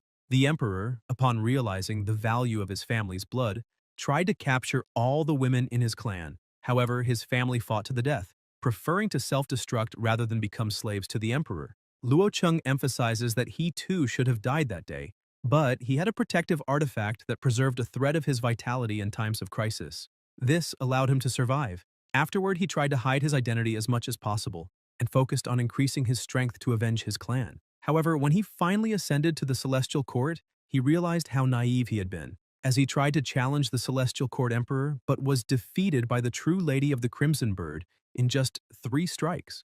To his surprise, the true lady didn't kill him as the Emperor had ordered. On the contrary, she helped him hide his whereabouts and also assisted him in his cultivation. Luo Cheng says that this is the whole story of his life. After hearing all of this, Xiao asks the Crimson Bird what she has to say about herself. Jukui begins to explain that her situation is quite similar to Luo Cheng's. Her people were exiled from the primordial realm, the true home of the gods, above the Celestial Court to the Hongmeng continent, because their blood wasn't pure enough. She emphasizes that the head of her clan wanted to use the Emperor of the Celestial Court's power to return to the primordial realm. However, he ended up being used by the Emperor and became just a large supplement to further increase the Emperor's cultivation. And once again, only she survived, thanks to an artifact left by her father. After that, she did everything she could to strengthen her lineage, and pretended to be a true descendant of the gods of the primordial realm, coming down to the lower world only to train instead of being in exile.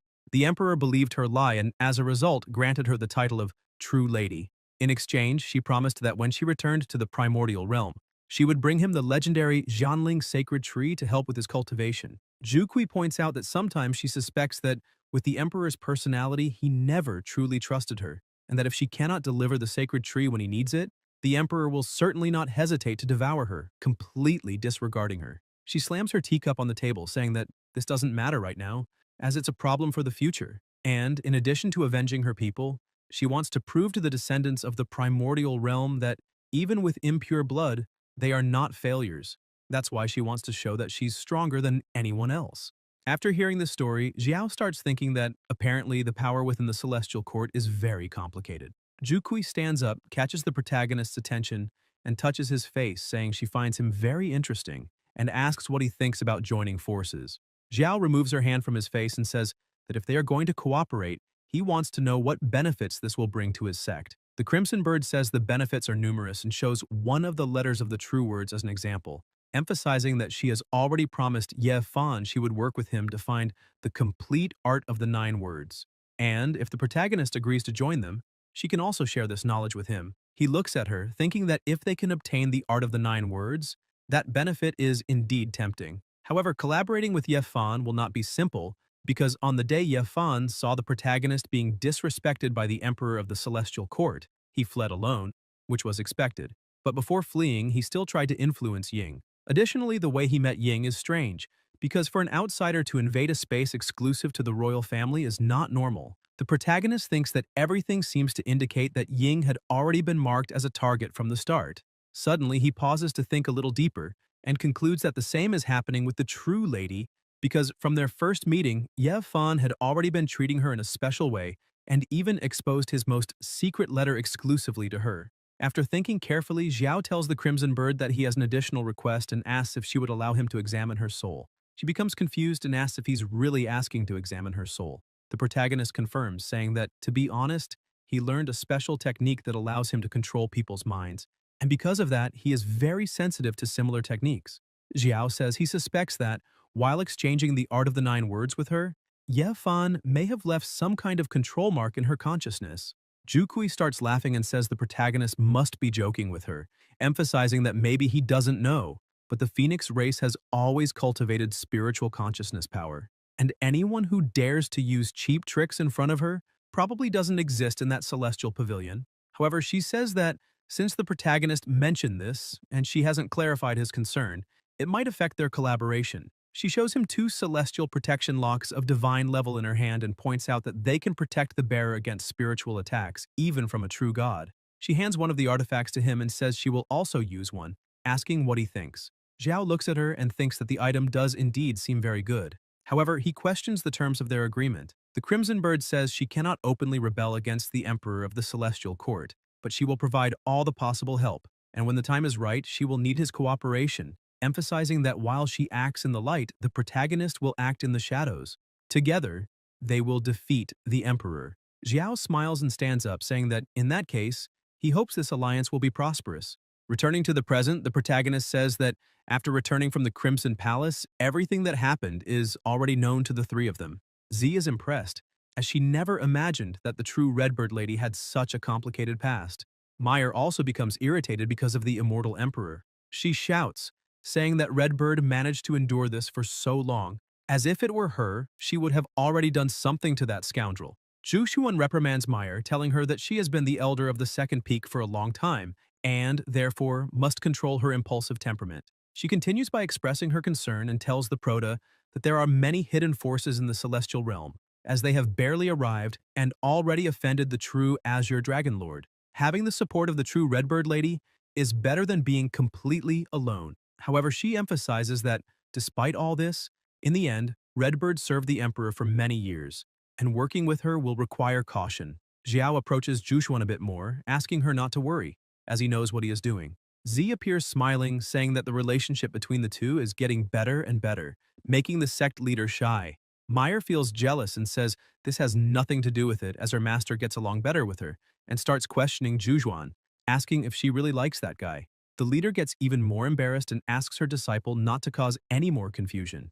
Z calls her master, but notices he is staring intently at Jushuan and just smiles. The prota was thinking that the sect leader's embarrassed expression is incredibly adorable. Suddenly, he snaps out of it and tells Z to stop teasing the master and go call the other disciples, as he has something important to announce. Soon after, all the prota's disciples gather. Xiao begins by saying that today, a mere Fei Qingyan dared to use the name of others to intimidate them and even came there to provoke the Hongmeng sect. With an irritated expression, he questions that if things continue this way, the sect will be destroyed. The prota tells Z that she has a natural sword body and can comprehend the essence of the sword very quickly. Moreover, she was the first among the disciples to reach the Union Realm. He also says that today she destroyed the Celestial Realm dogs with a single sword strike, emphasizing that her talent for the sword and her cultivation skills are truly exceptional. Z is flattered and says this was only possible because she followed her master's teachings. The prota continues, now referring to Wushuang, saying she was born with superhuman strength. Even with her small body, she managed to pull a 10,000 kilograms cart, and in the past, she faced numerous bandits in the Golden Core realm alone, and even challenged an enemy in the Separation realm without being defeated. Furthermore, her growth rate also pleases him greatly. She smiles happily at all the praise and thanks her master. Jiao turns to Sumuhan and says that with just a few instructions, she mastered alchemy and created level 10 pills. And thanks to these purification and nutrition pills, the Hongmeng sect was strengthened, helping everyone ascend to the celestial court. Therefore, her merit is unquestionable. Sumuhan also can't contain her happiness and thanks the prota. The prota looks at the other three and says there is no need for praise for them, as Jianfeng is the leader of the Wanfeng sect and is known as the god of the immortal reaping sword. Qipan masters the Tao of poison, has represented a kingdom in battle, and was one of the 4 great cultivators of separation in the National Destiny War. And finally, the prota starts shouting, saying to Wu Ming that he carries the blood of a divine dragon, a truly rare talent to find. Xiao says that the master is overestimating them, as his disciples' talents are unparalleled. He stresses that he is not there to reprimand them, but to make them understand that, by entering the celestial realm, they have plunged into a web of conflicting forces. Moreover, they have now become targets of provocations like the one that happened today, which will continue to occur. Jianfeng says that within the celestial court, there are numerous powerful cultivators, and although with his current strength he is still unable to fully protect the Hongmeng sect, he places his hand on his heart and asks his master not to worry, as they will never disappoint his expectations. And because of this, they will train and adapt as quickly as possible. This speech cheers up the others.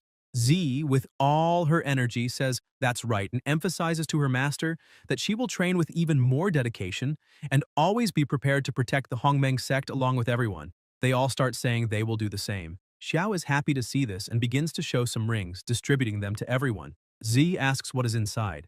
The prota begins to explain that now that everyone has reached the Union Realm and awakened their special constitutions, he has prepared specific training plans for each of them, along with some resources to help them further awaken the potential of their bloodline bodies and accelerate their cultivation. Everyone takes the gift from their master, surprised and happy. Xiao emphasizes that, in addition to all this, he heard that under the control of the Su family, the city of Lu Yun has discovered several incredibly rich mines, and because of this, he says that if they run low on materials for alchemy, they can take supplies from the national treasury of the Qin dynasty, as he believes that will be enough to sustain the rise of the Hongmeng sect in the coming years and even for much longer into the future. With that, he finishes by saying that the future of the Hongmeng sect is in their hands. His disciples show respect and shout in agreement. Several system screens begin to appear saying, Ding detected that the disciples, with the help of the host, obtained 500,000 Supreme Spirit Stones, reward multiplied by 1,000 times. The host will receive 500 million Supreme Spirit Stones. Ding detected that the disciples, with the help of the host, obtained various techniques, reward multiplied by 100 times. The host will receive a technique fusion opportunity. Ding detected that the disciples, with the help of the host, obtained various weapons and magical treasures, reward multiplied by 2,000 times. You will receive an enhancement opportunity for techniques, magical treasures, and related items. The prota is happy and thinks that receiving 500 million Supreme Spirit Stones is not bad at all, as even if they are used internally to absorb spiritual energy and cultivate, the amount of energy would be enough for all the disciples of the Hongmeng sect, who number in the tens of thousands, to cultivate up to the Tribulation realm. And with the technique fusion opportunity, he can continue to gather and learn new arts, then fuse them all into a single one. Therefore, he thinks that this time, he wants to gather even more. And if the number of fused techniques reaches thousands or even tens of thousands, maybe he can reach an unimaginable level, which is wonderful. Additionally, there is the level enhancement opportunity. Although the Prota doesn't know exactly how much can be improved, anything provided by the system is never a waste. He's so satisfied with this that he says that in a situation full of dangers like the Celestial Court, this came as a pillow to someone who just felt sleepy. While Xiao was thinking, he remembers that before his ascension, he had asked Zhuge Lin to use the Tianji Tower's information network to look for other traces of the immortal Emperor Shu Yuan. He wonders if she has obtained any new information about this, as before that old monster leaves isolation, he should also be concerned and take care of a few more things. Meanwhile, inside the Blue Dragon Temple, Feng Qingyun was being attacked and insulted. With no way to defend himself, he pleads for his lord to have some mercy, admitting his mistake. Qinglong asks who sent him to offend the Prota. Very irritated, the true lord says that he had been very tolerant of Feng Qingyun for a long time, because now, in addition to ruining the plans that were being prepared, he also embarrassed the Blue Dragon Palace. Feng Qingyun, with no way out, asks his lord to wait and explains that during his trip to the Hongmeng sect, he made a discovery and is willing to compensate for his mistake. Qinglong is surprised and asks what he is talking about. Feng Qingyun falls to his knees and starts saying that after being defeated and fleeing, he realized that there is an hidden presence in the Hongmeng sect, someone from the Celestial Court. He emphasizes that this presence is extremely well hidden, as if he hadn't gotten close, he would never have noticed anything. The strength of this person must be at least at the 10th level of the Union Realm. Feng Qingyun explains that he didn't dare act on his own, and that's why he ran back to report everything. The true Blue Dragon Lord begins to laugh, saying that this is not out of his expectations. After all, the Prota is excessively eye-catching and inevitably attracts all the attention to himself. Feng Qingyun has an idea and says that if his lord values Xiao so much, then why not send someone to inform him that there is someone hidden there, thus gaining the Prota's favor? The Blue Dragon responds that there's no rush for that, questioning who Xiao thinks he is, as he will not lower himself to the level of repeatedly sending emissaries to him. He emphasizes that this time, he attacked a member of the Blue Dragon Palace, and in doing so, disrespected the entire palace.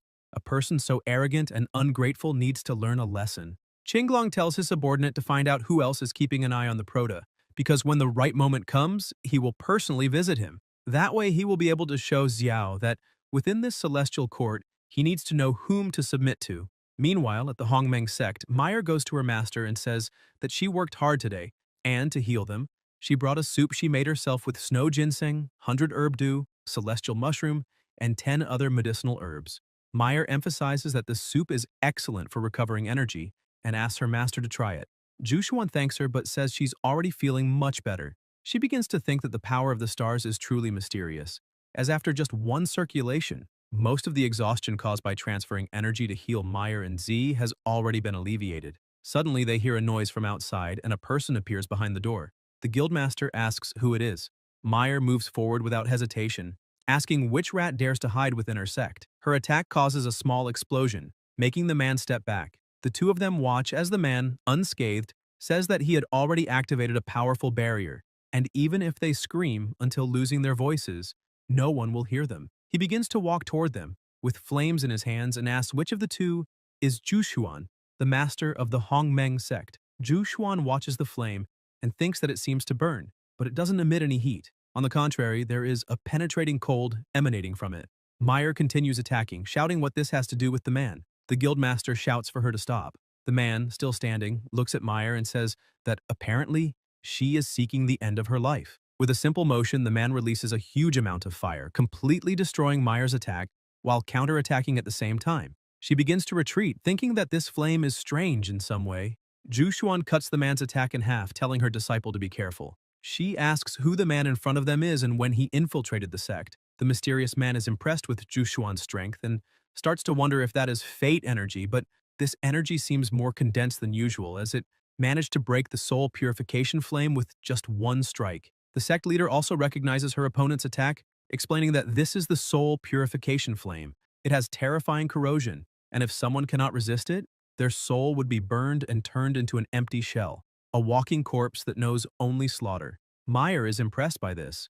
The man starts laughing, saying that she has good eyes, and so She is clearly the sect leader known as Jushuan. The leader asks if the man knows the prota. He says no, but once he captures the two of them, Xiao will crawl to him. The young man tries to attack again, but Jushuan attempts to defend the attack, saying that his plan is nothing more than a foolish dream. But this time, the attack manages to throw both of them back. The man starts laughing, saying that he is aware that the fate energy the leader uses is extremely powerful. However, apparently, she started using it only recently, so this strength won't be enough to stop him. He begins to create something in the palm of his hand and politely asks the two of them to stop resisting and come with him, stressing that if the prota doesn't rescue them, then he can't be blamed for being so cruel to such delicate flowers. A strange energy begins to circulate through the room, surrounding the two of them. Jushuan starts to feel scared, thinking that this is very bad. 2 hours later, the entire environment is destroyed and no one is there anymore. An image appears showing the two captured, and a voice comes from within the message saying, "Xiao, your woman and her disciple are in my hands. If you want to see them again, meet me at the Imperial Palace in the Kingdom of the White Tiger within 7 days." The prota looks at this without saying a word. Sumuhan tells him that apparently some thief infiltrated the sect and took advantage of the silent night to attack and capture the master. The prota remains silent. Sumuhan points out that this person is at least at the 10th level of the spiritual fusion realm. Otherwise, they wouldn't have been able to do this without making a sound. Z emphasizes that the Kingdom of the White Tiger was one of the participants in the National Destiny War. She can't understand why this ordinary person is doing this, since he is from the Celestial Realm. So why is he calling the prota to meet him at the Imperial Palace of the Kingdom of the White Tiger, a place in the mortal world? Jianfeng enters the room, saying that he has something important to discuss with his master, but upon seeing the completely destroyed environment, he is startled and shouts, asking what is happening here. Zhao asks him what he wants. Jianfeng says that he has a message from Zhu Geilin, emphasizing that the Tianji Pavilion's intelligence network found new information. One of the immortal Emperor Su Yuan's legacies is located precisely in the capital of the Kingdom of the White Tiger. Zuri is shocked to hear that it's also in the Kingdom of the White Tiger. Jianfeng is confused and asks if there's another matter related to the Kingdom of the White Tiger. Xiao, who had been silent until then, cuts the image in half, leaving his disciples surprised. With a fixed gaze and a serious voice, he says that the wretch dared to lay hands on Jushuan, and for that, he will be reduced to dust. The prota begins to leave and asks his disciples to protect the sect well, stressing that even if he has to drag the entire imperial palace of the Kingdom of the White Tiger, he will bring his leader back. The disciples maintain their respect and say they will protect her at all costs. 3 days later, in the Kingdom of the White Tiger, a commotion is heard as cultivators are being thrown all over the place. The king of the Kingdom of the White Tiger shouts in fear, asking, "Who dares to invade the imperial palace of the Kingdom of the White Tiger?" The prota continues walking amidst the bodies, saying that the person who came to trample and destroy the palace is named Xiao. The king is frightened upon hearing this name and starts thinking that he has heard that the Grand National Master of the Qin dynasty, Xiao, is ruthless, even having destroyed the Longyan Kingdom alone. He also defeated several immortals sent by the Celestial Court, forcing them to flee. The king begins to sweat, terrified, thinking that now that he is seeing this monster in front of him, the pressure is truly incomparable. Other guards begin to arrive, saying that they must protect His Majesty, as any invader will be executed without mercy.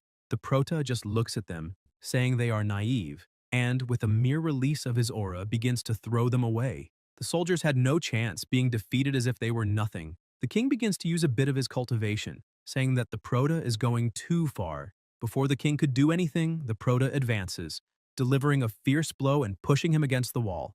Xiao looks at the old man fallen on the ground with his feet on his face and orders him to immediately say where Jushuan is. The king still doesn't know what to do and asks what he is talking about, stressing that the Kingdom of the White Tiger and the Kingdom of Qin have never had any conflicts, and so he questions why the prota is destroying them like this.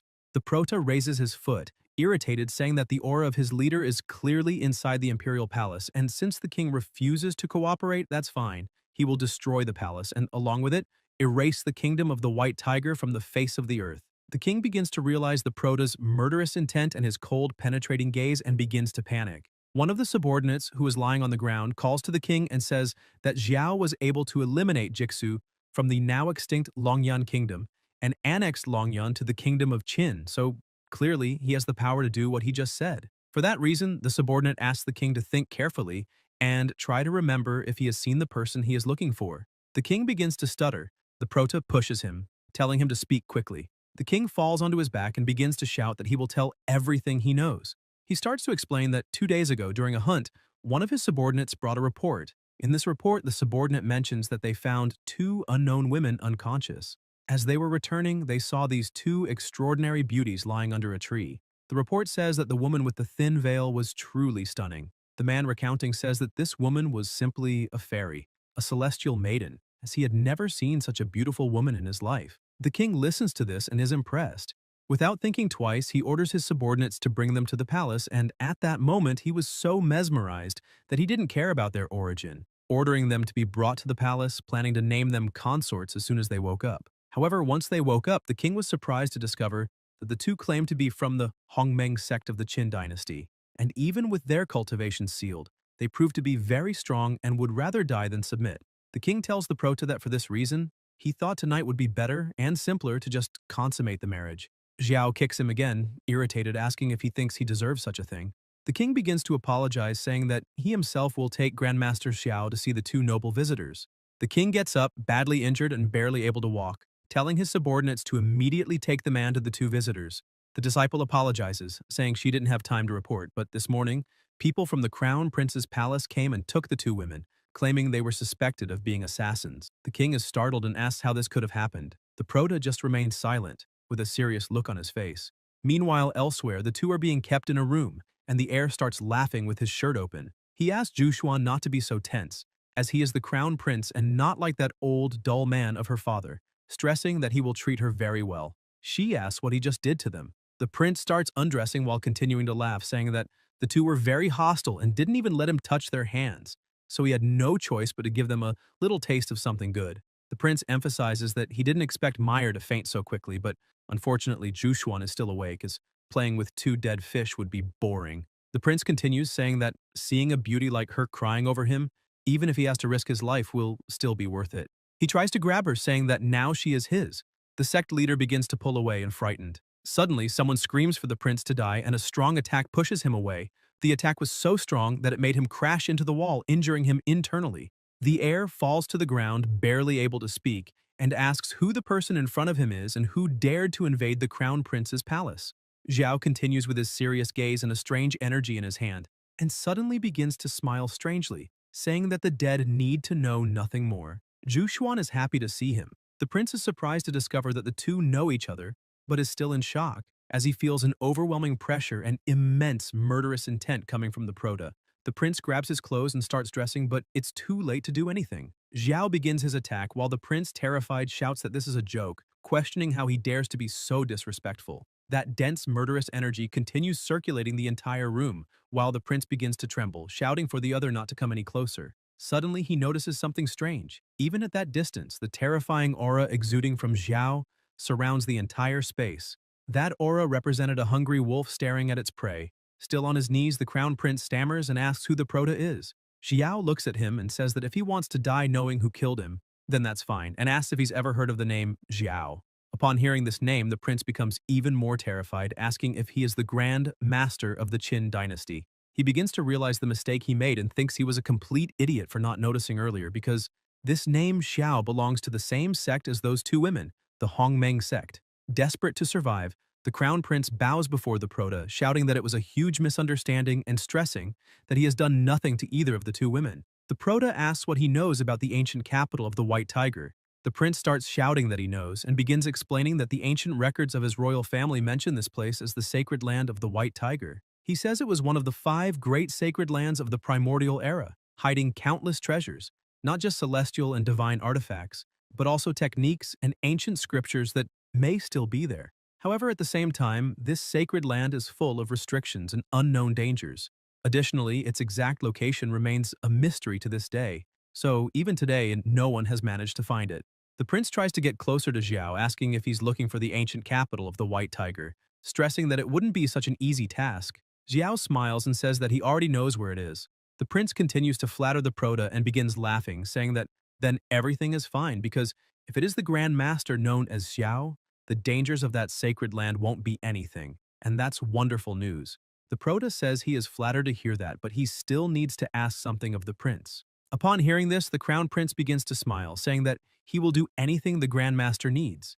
The prince begins to think that this is great, as if the prota is being so cordial with him, he might not die. However, Xiao continues with his cold and empty smile, saying that he will need the prince's life. The heir becomes desperate upon hearing this. The prota begins using his technique, causing the prince to suffer immense pain, and upon hearing the screams, Xiao starts laughing with satisfaction. With that, the sect leader watches and wonders if it's a new technique he learned, noting that it is something very brutal. Xiao continues and the prince's screams could be heard from far away. Moments later, the prince falls to the ground without any reaction, as if there was nothing left inside him. The prota looks at him and says that he has killed countless powerful masters in this world, and to be able to die by his hands is an honor for anyone.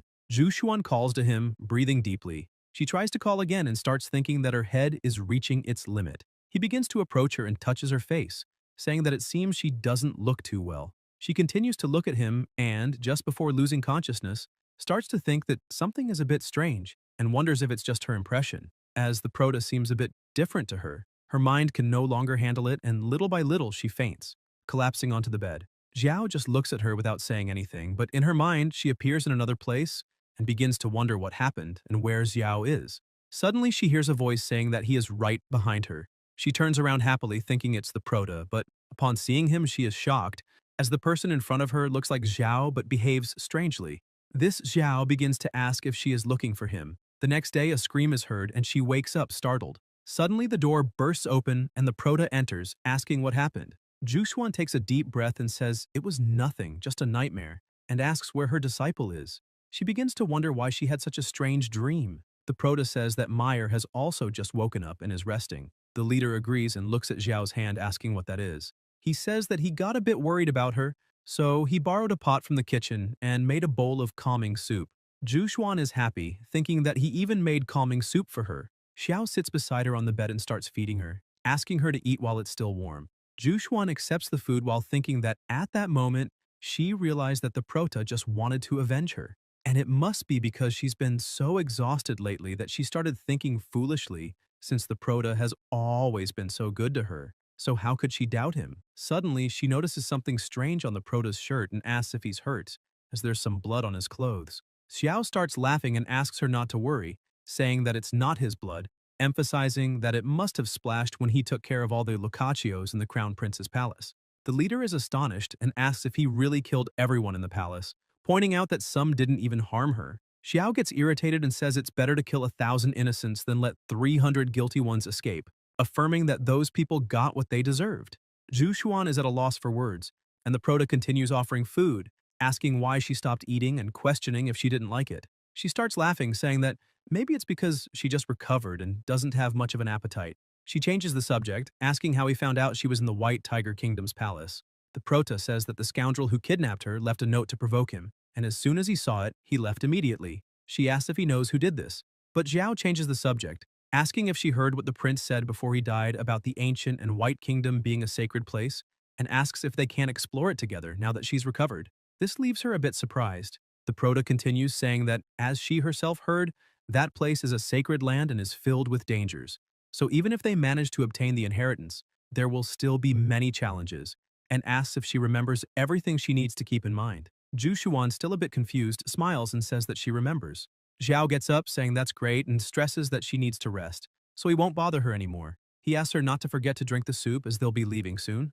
As soon as he leaves the room, she just watches silently. The next day, the three begin walking together. Meyer asks if that place is really the ancient White Tiger Kingdom the prota had mentioned on the way, as it seemed like a rather ordinary place. Xiao says that although it doesn't appear so, he can still feel a faint wave of energy, pointing out that there must be an illusory barrier hiding the true form of the place. Meyer is impressed and asks if there really is an illusory barrier there. The sect leader also says that she is feeling something and mentions that, aside from that, the wave of energy is strange because it doesn't seem like a common barrier, and if it weren't for a careful observation, she would never have noticed anything unusual there. That's why it's no surprise that the White Tiger Kingdom has never discovered that place. Xiao says that's exactly it, since that barrier was formed from the combination of 49 different arrays. However, he says that if they think that can stop him, then they're just dreaming. The protagonist begins to release his energy and concentrate some of it in his hand. Meyer watches everything and notes the pressure is immense, but she questions why she's feeling a dark aura within all that energy and asks Xiao where he learned that technique. He replies that it's not a special technique, but to break that barrier, it's necessary to use the blood of the Prince of the White Tiger Kingdom as an offering. Jushuan starts to recall everything that happened and realizes that's why the protagonist chose to collect the blood, since he had planned all this from the start. A crystal begins to form from that energy, impressing Meyer. She notes how dense the energy is and asks if that's a matrix arcane crystal. The crystal starts to emanate even more energy, and a large explosion occurs.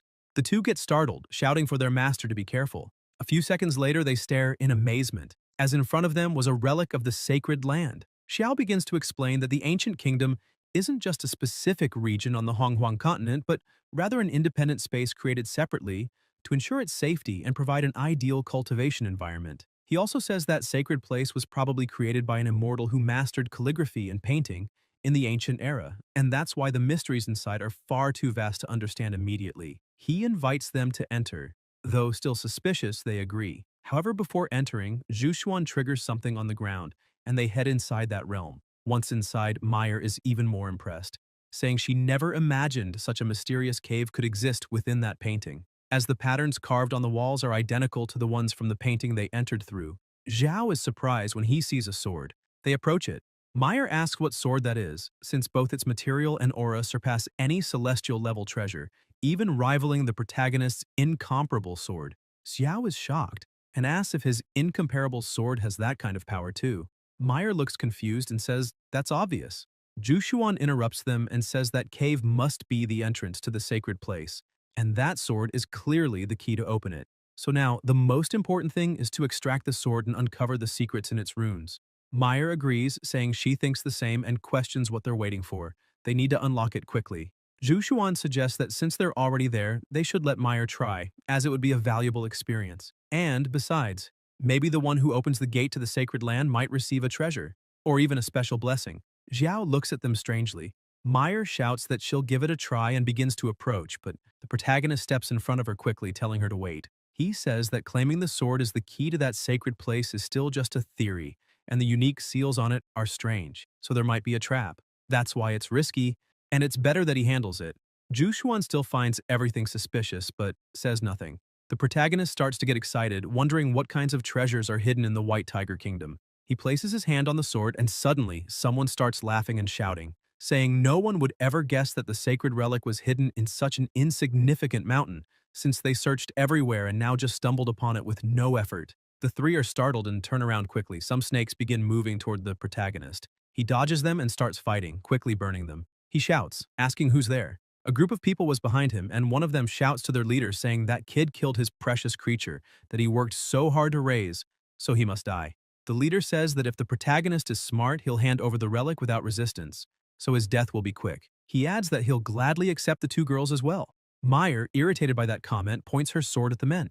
The cave begins to collapse, isolating the three. Jushuan asks what's going on. That group starts shouting, saying this is bad because the ground is sinking, so they must run toward the center of the mountain. Meyer remains confused and asks what's happening, questioning if the cave is really going to collapse. As the dust starts to settle, Jushuan is surprised by what she sees and asks what that is. Some people from the other group begin to fall, and a massive tongue appears, grabbing one of the men. A gigantic monster shows up, devouring him instantly, leaving everyone inside stunned. The people from the newly arrived group start panicking and ask their leader why there's such a huge crocodile there, saying they've never heard of a giant beast in the legends about the sacred ruins. Their leader kicks one of his subordinates, calling them a bunch of useless fools. He then turns to the protagonist, saying that those sacred ruins belong to him and no one else. Without hesitation, he charges forward, saying that after finishing off Xiao, he'll also deal with that beast. He uses his ability, Blade, that cuts the heavens and the earth. The protagonist starts laughing, asking if that man really thinks such a mediocre technique could take his life, calling it a ridiculous illusion. With a single movement, he channels immense power into his hand. The group's leader is shocked and starts to panic, questioning how a boy like that could possess such a devastating palm technique and physical strength, noting that the blow he's about to receive carries a crushing pressure, like a mountain falling on him. The protagonist shatters the man's sword and sends him flying with a simple strike. The leader starts to get up, terrified, and trembles at the immense aura surrounding the protagonist. He asks who this creature in front of him is. The crocodile starts approaching them. Xiao says it doesn't matter what his name is, because what really matters is that they're already dead. The three panic and fall into the hole, dropping into the crocodile's mouth. They scream as they fall, but nothing can be done. Zhu Xuan and Meyer are horrified. They say those people probably deserve to die, but that method was a bit too cruel. Without wasting time, the protagonist approaches the sword and, with the stone in hand, thinks that this sword is definitely not ordinary, as the symbols on the blade appear to be written in the Great Doctrine. They're not hard to decipher. He just needs a little more time. Meyer tells the protagonist to stop studying that sword for now, because if the giant crocodile has a big appetite, it might wake up and attack again, and it'll be hard to stop. So they should take care of the crocodile first. Zhao looks at her and says she's got a point. He points his hand at her and says there's no need for such effort, asking why she doesn't help and buy him some more time. Meyer is startled, but an attack comes toward him, forcing him to cancel his move and retreat. The protagonist looks to the side. The sect leader points her sword at him, saying she finally understands he's not the real Xiao. The man starts laughing, asking if she had already suspected and when she figured it out. Zhu Xuan says that while Xiao is indeed decisive in battle, he doesn't kill indiscriminately, and what he did in the prince's palace was already a clear clue. Meyer hears this and notes that it's no wonder that Guy's techniques are so sinister. She's never seen Xiao use them, and on top of that, he wasn't carrying his sword. When she mentioned his sword, he acted like he had no idea what she was talking about.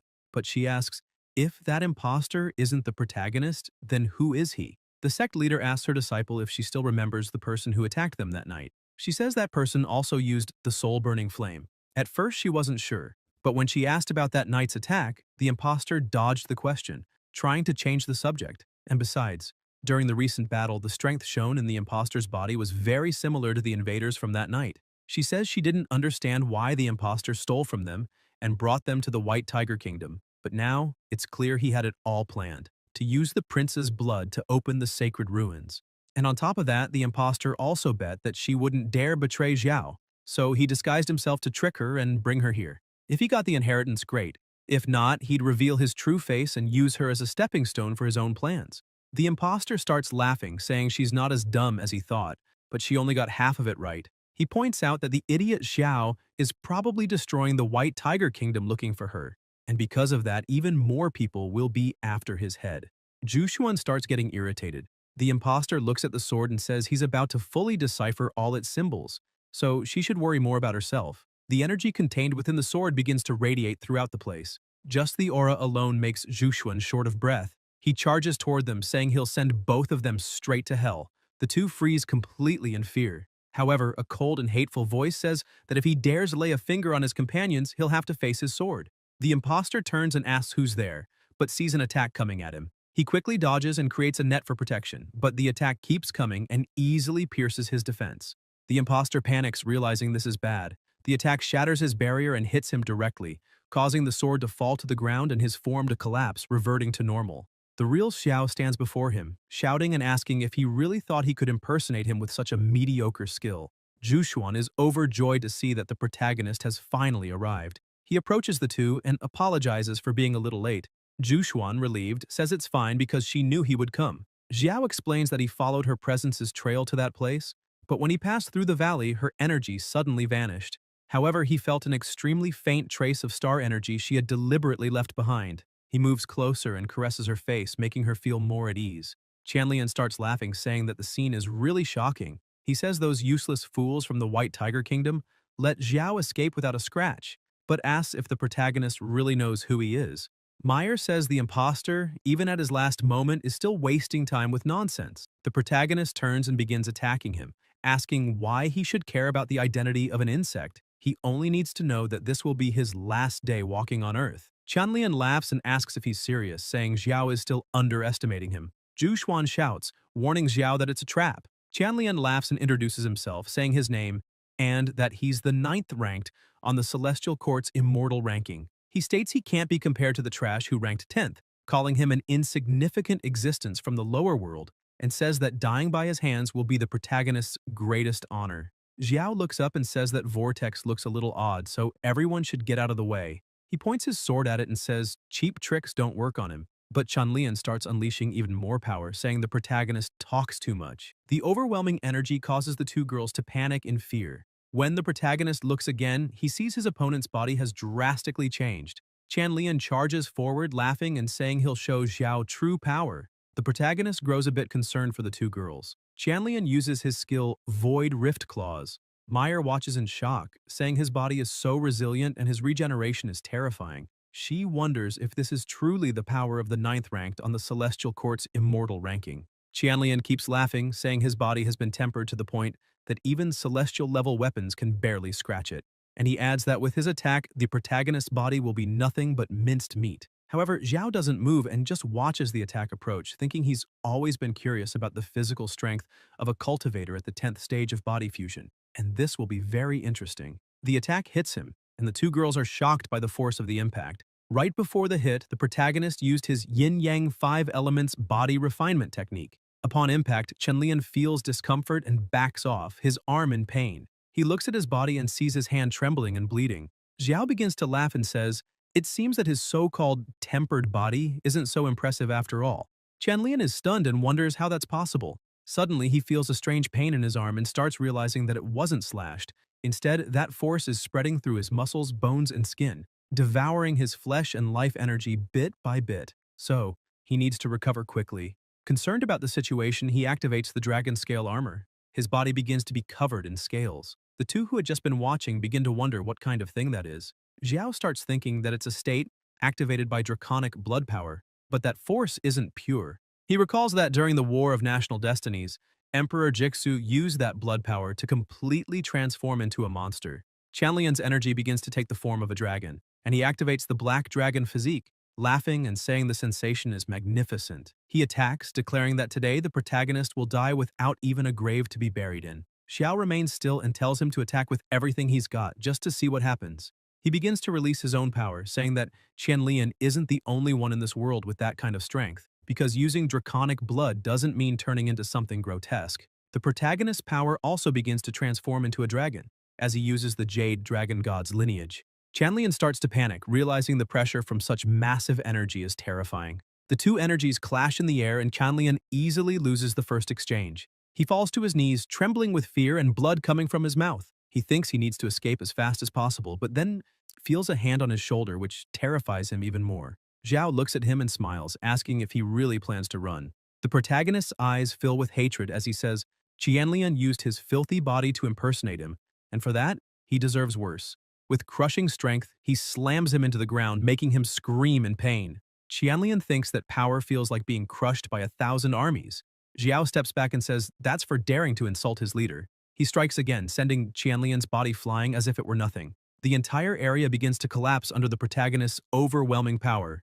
Qianlian starts gasping, thinking his 5 internal organs and 6 viscera have been completely destroyed. Suddenly, the rocks begin to tremble and the protagonist looks to the side, seeing the crocodile had awakened and was slamming its tail against the mountain. Meyer urges her master to be careful, pointing out that the creature is a man-eating crocodile guarding that place. It has awakened again and seems hungry. Zhu Xuan adds that the giant crocodile is extremely fierce, and it has devoured many people, so they need to attack together. But before she can act, Xiao creates a barrier around the two, trapping them. Zhu Xuan asks what he's doing. The protagonist turns and tells her to wait there. She hears a noise and panics, seeing the crocodile climbing up and heading toward them. She shouts for him to be careful as the beast is coming. Xiao prepares, excited, and attacks, saying he wants to see whether the creature's skin is tougher than his sharpest sword. The first strike already causes the crocodile immense pain. He looks at the monstrosity before him and begins to run. The protagonist laughs, asking if the crocodile is already fleeing with its tail between its legs. Disappointed, he says the fight was pointless and frustrated, throws his sword, impaling the beast and finishing it off. He walks up to the crocodile, saying it couldn't even withstand a light blow. Zhu Xuan and Meyer approach and ask if he's okay or got hurt, but Xiao just laughs and says he's fine. Zhu Xuan steps up and says she knows she's not as strong as him, but she's not useless either. The protagonist laughs, telling his leader not to worry because that beast could never harm him. She says it's not just that, and even feeling embarrassed, she musters her courage and says that no matter how many dangers and challenges lie ahead, she always wants to be by his side, facing everything together. She gathers all her breath and shouts that she doesn't want to keep watching his back while he risks his life alone. Xiao realizes she's serious and lowers his head, agrees, and hugs her. Meyer starts laughing at the two. The protagonist walks up to Chenlian's body lying on the ground and takes his artifact. He thinks that when he absorbed some of Liu Feng's destiny energy before, it wasn't anything special. But now, after fully absorbing Chenlian's destiny energy, he begins to feel his jade amulet growing stronger. He wonders that if even the 9th ranked of the Celestial Court had that much destiny energy, then he's even more eager for the battles to come. Zhu Xuan calls him and says Qianlian planned everything just to obtain the inheritance hidden within the White Tiger's sacred land. She notes that the sword was sealed inside that cave and definitely isn't an ordinary artifact since the symbols on its blade might be connected to the sanctuary, and asks if the protagonist knows it. Xiao picks up the sword and says he'll find out as soon as he tries, but Zhu Xuan is surprised and shouts that the symbols detach from the blade and the sword shattered. The sect leader calls the two and says a stone portal has opened just ahead. She wonders if that could be the White Tiger's sacred land. The stones keep falling and they all watch. She comments that so many years have passed and she never imagined anyone could actually enter that sanctuary. The protagonist asks who's there, but there's no response. They pass through the portal and appear in a new sanctuary, questioning whether it's truly the White Tiger's sacred land. Meyer sees someone ahead and asks who it is. The woman says she's a spiritual remnant left by Yu Heng, one of the 7 earthly stars. She asks if they were the ones who killed the soul-devouring crocodile. Zhu Xuan is shocked. Xiao wonders if she really is one of the 7 earthly stars because, if so, that woman is also part of the group Jian Feng mentioned, the guardians of the immortal Emperor Su Yuan's legacy. He thinks the other 2 guys were pretty deceitful. He swings his arm and asks what the problem is if they took out that crocodile and says that if she's planning an ambush, she might as well try now because he can settle it on the spot. Zhu Xuan steps forward and affirms that she'll do whatever it takes. The woman starts laughing, leaving the 2 confused. She asks the protagonist if he's referring to Yao Guang and Kai Yang, and notes that it seems he really passed their trials and obtained the Yao Guang and Kai Yang chapters of the classic of the Ancient Star Emperor. She begins releasing some of her aura and says, not all the 7 earthly stars are unreachable beings, and if this truly is the inheritance of an immortal emperor, there's no need to overcomplicate things. She says that now that he's reached her domain, she will directly grant the Yu Heng chapter. A blue force begins to engulf the protagonist's body. He's shocked and asks if it's due to the direct transmission, as the power of that chapter feels even more overwhelming than when he obtained the other 2. After her spiritual remnant disperses, he feels it's like a violent tide crashing within him, making his blood boil instantly. Xiao starts absorbing all that power, saying he just wants it to hit harder. The 2 girls are surprised by the sheer force, and even the earthly star is astonished by his power. Xiao is surrounded by all that energy, absorbing as much as possible until suddenly he comprehends everything and, opening his eyes, returns to normal. Zhu Xuan runs to him asking how he's feeling. The protagonist says he's fine and starts laughing, thinking that the energy of the Yu Heng chapter is extremely violent, yet caused him no harm. On the contrary, it even helped temper his body and spirit, making them denser and more resilient. The earthly star approaches and says she didn't expect him to absorb everything so quickly, noting that she thought he'd manage at most 30%. She asks if he isn't afraid of exploding from absorbing such a vast amount of energy so fast. Xiao keeps walking and looks at his hand, asking if that's really all because he thought it was too little. The earthly star is surprised by this and observes, thinking the protagonist not only instantly absorbed that immense and powerful energy, but also thought it wasn't enough. She keeps watching and notices how calm he is, so it doesn't seem like he's lying. If true, she can't even imagine what kind of terrifying abyss that man's body is. She says it's fine, and adds that it's no wonder the other 2 lost to him. Smiling, she raises her hand and sends a burst of energy in his direction. The protagonist is startled and Zhu Xuan becomes concerned, asking what that is.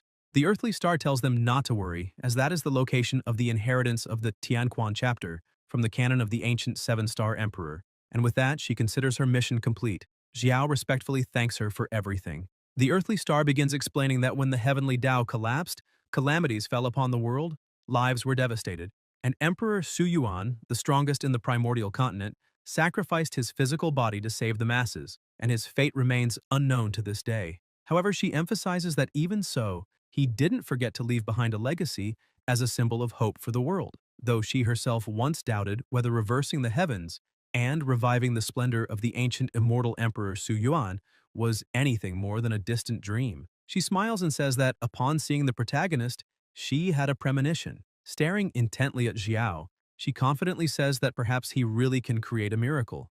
Zhu Xuan also smiles and thinks that reviving the glory of ancient times is something Xiao will surely achieve. The star begins forming a portal in her hand and says the exit has already closed, so she will take them out.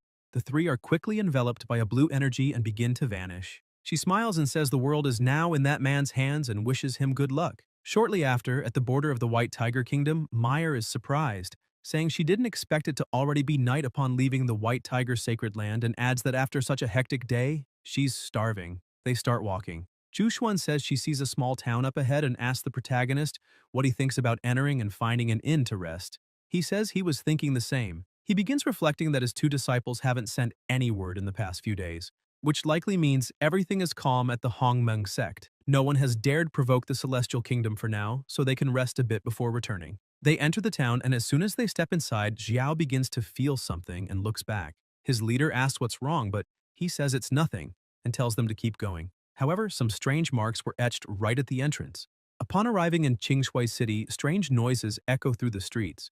Some knights are gathered in the center. One of them asks what the hell is going on, as there's no magical array fluctuation, no traps or mechanisms, but no matter how many circles they walk, they can't leave. One group member asks what they should do. They've been running back and forth all day. Another agrees, saying the place feels like an empty shell. No food, no living soul, and even if they hold on, the horses are nearly done. The leader snaps and tells them to shut up and leave him alone, saying that if those two hadn't been trying to pull cons, they wouldn't have entered that city. The two go quiet, and suddenly another member warns them to look ahead. When they all look, they see the protagonist and his two companions entering an inn. The villains are confused, asking what the hell is going on since the inn had been empty all day. They ask when the clerk showed up and why he suddenly started serving. Another points out that the three guests who just arrived don't look like city residents. Bachin says it doesn't matter and agrees something strange is going on, but says he'd rather move and try something than stand still waiting to die. He says he's not afraid of anything, and if some ghost is trying to act important, it won't matter, because today he'll even kill a god if one shows up. Inside the inn, many people are celebrating, drinking, eating, and laughing. The group of villains arrives, and one of them comments that the place is lively and asks what's going on. He questions whether it's all an illusion or if what they saw all day was the falsehood. Leader Beichin says they shouldn't let their guard down. Suddenly, someone asks the protagonist if they came to join tonight's Champions Banquet. Xiao asks what the Champions Banquet is. The man explains that they may not know, but the #1 courtesan, known as Chu Yuewu, will begin receiving guests officially tonight. He says everyone competes to win the favor of the beautiful lady, and that a single spring night is worth 1,000 in gold, so of course it's a bidding event. Josuan starts feeling a little jealous and calls the protagonist, saying they should look for another inn. The man says the town only has that one, and if they leave now, they likely won't find another place to sleep. Xiao starts laughing and tells his leader that he finds the place lively, and besides, it sounds pretty interesting, asking what she thinks about staying to see how it all turns out. Meyer also goes to her master, saying she's curious to see it too. The villain group members ask their boss if he heard all that.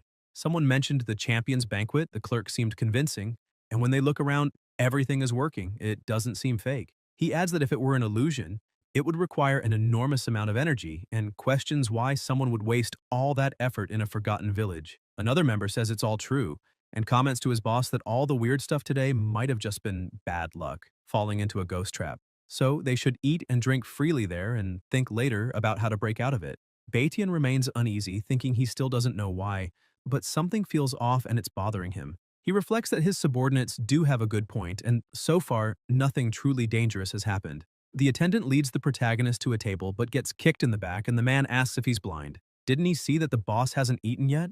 The thugs begin stomping on the attendant, who pleads for mercy. One of the thugs tells the attendant that their boss is honoring that dump with his presence, and that alone is a gift for them. So they'd better bring the best wine and finest dishes in the house immediately, then asks if the attendant understood. Bachin and his cronies start laughing. Meyer, irritated, draws her sword and asks where those bandits came from, saying they're crossing the line. Confused, she asks her master why he's stopping her from doing something. Jushuan says that arrogant people like them deserve a good lesson. The bandits keep mistreating the waiter, saying he better hurry up, or else they'll cut off his hands and destroy that dump. However, the waiter starts smiling and changes his expression. Xiao notices and says they don't need to waste time with dead men. The two women don't understand but end up going along with what he said and letting it go. Shortly after, Batian and his gang are sitting at a table. He laughs and says it seems like everyone in that inn is a coward. His followers agree, saying that just his arrival was enough to show dominance, and emphasize that the waiter started trembling with fear the moment he saw him. On the other side of the room, the protagonist and the two women are sitting at another table. He tastes the wine and comments that it's really good. Jushuan, still confused, asks what he meant when he said, they don't need to worry about dead men. Meyer is also extremely curious, and demands that he stop stalling and speak up, but she is scolded for speaking that way. Still irritated, she yells that just because Jushuan likes him doesn't mean she won't beat him up. The sect master also keeps pressing, asking what he meant, but he tells both of them to stop making a scene and be quiet. Suddenly, they hear a signal being played. The three of them look in the direction of the sound, and the waiter apologizes for the delay, announcing that the champion's banquet is about to begin. He declares that everyone should welcome the courtesan Chu Yuewu. Xiao asks Zhu Xuan to calm down because the show is about to start. The waiter begins to explain that King Zhou of the Shang dynasty favored Daji. In the Hall of Falling Stars, the banquet is served. As long as there is wine in life, drink without regrets so you won't regret it in the end. All the men present are impressed by the beauty of Miss Chu Yuewu. She continues dancing, enchanting everyone with her soft and delicate movements, while attentively observing each of them. The bandits comment that the girl is really beautiful, though still not as stunning as Zhu Xuan and Meyer, saying they've never seen women as beautiful as those two. Suddenly, Batian starts sweating and holds his head, feeling something strange. He wonders what it is and why it feels oddly familiar. Chu Yuewu stops dancing and begins walking around the place. She says that today's flower of the day is her, and adds that if she can please the gentleman, it will be an honor for this small and humble courtesan. The host laughs and asks which gentleman would like to take that beauty in his arms, stating the starting bid is 300 high-grade spirit stones. The bidding starts and quickly escalates, but an attack occurs in the middle of the bidders. Batian stands up and shouts, asking why there's so much fighting. He raises his weapon and says that if anyone dares to compete with him, he will kill without hesitation, because that woman will be his no matter the cost. The other men get a bit intimidated by his attitude. Meyer starts getting annoyed again, saying it's the same thugs as before. Zhu Xuan points out that they're extremely arrogant and must have many lives on their hands already. Chu Yuewu looks at Batian and says he's a good and straightforward man. However, even though she admires him, if he wants her to serve him willingly, he'll have to show what he's really capable of. Batian laughs, saying she's a very clever girl. Confidently, he asks her what he must do to prove his strength and make her submit of her own will. She responds that it seems the three people behind him also carry themselves like great figures. Now, all that remains is to see which of them is the strongest. With her enchanting gaze, she causes the gang to start fighting among themselves. The bandits apologize to their leader but emphasize that Miss Chu Yuewu interests them as well. One member says they should kill the boss first and then decide who wins so the true leader can claim the courtesan. The three attack simultaneously, but their attacks do absolutely nothing to Batian's body. He turns around irritated and strikes all three at once, throwing them far away. Meyer and Zhu Xuan are confused and ask what's going on and why those people suddenly started killing each other. Xiao remains calm, sipping his wine, and says that question should be directed to Miss Chu Yuewu. She continues using her powers and piercing gaze, saying the knight indeed has impressive skills with such refined movements, and therefore assumes he must have already sent many to hell. However, she wonders, when he's alone in the middle of the night, doesn't his own heart feel a little heavy?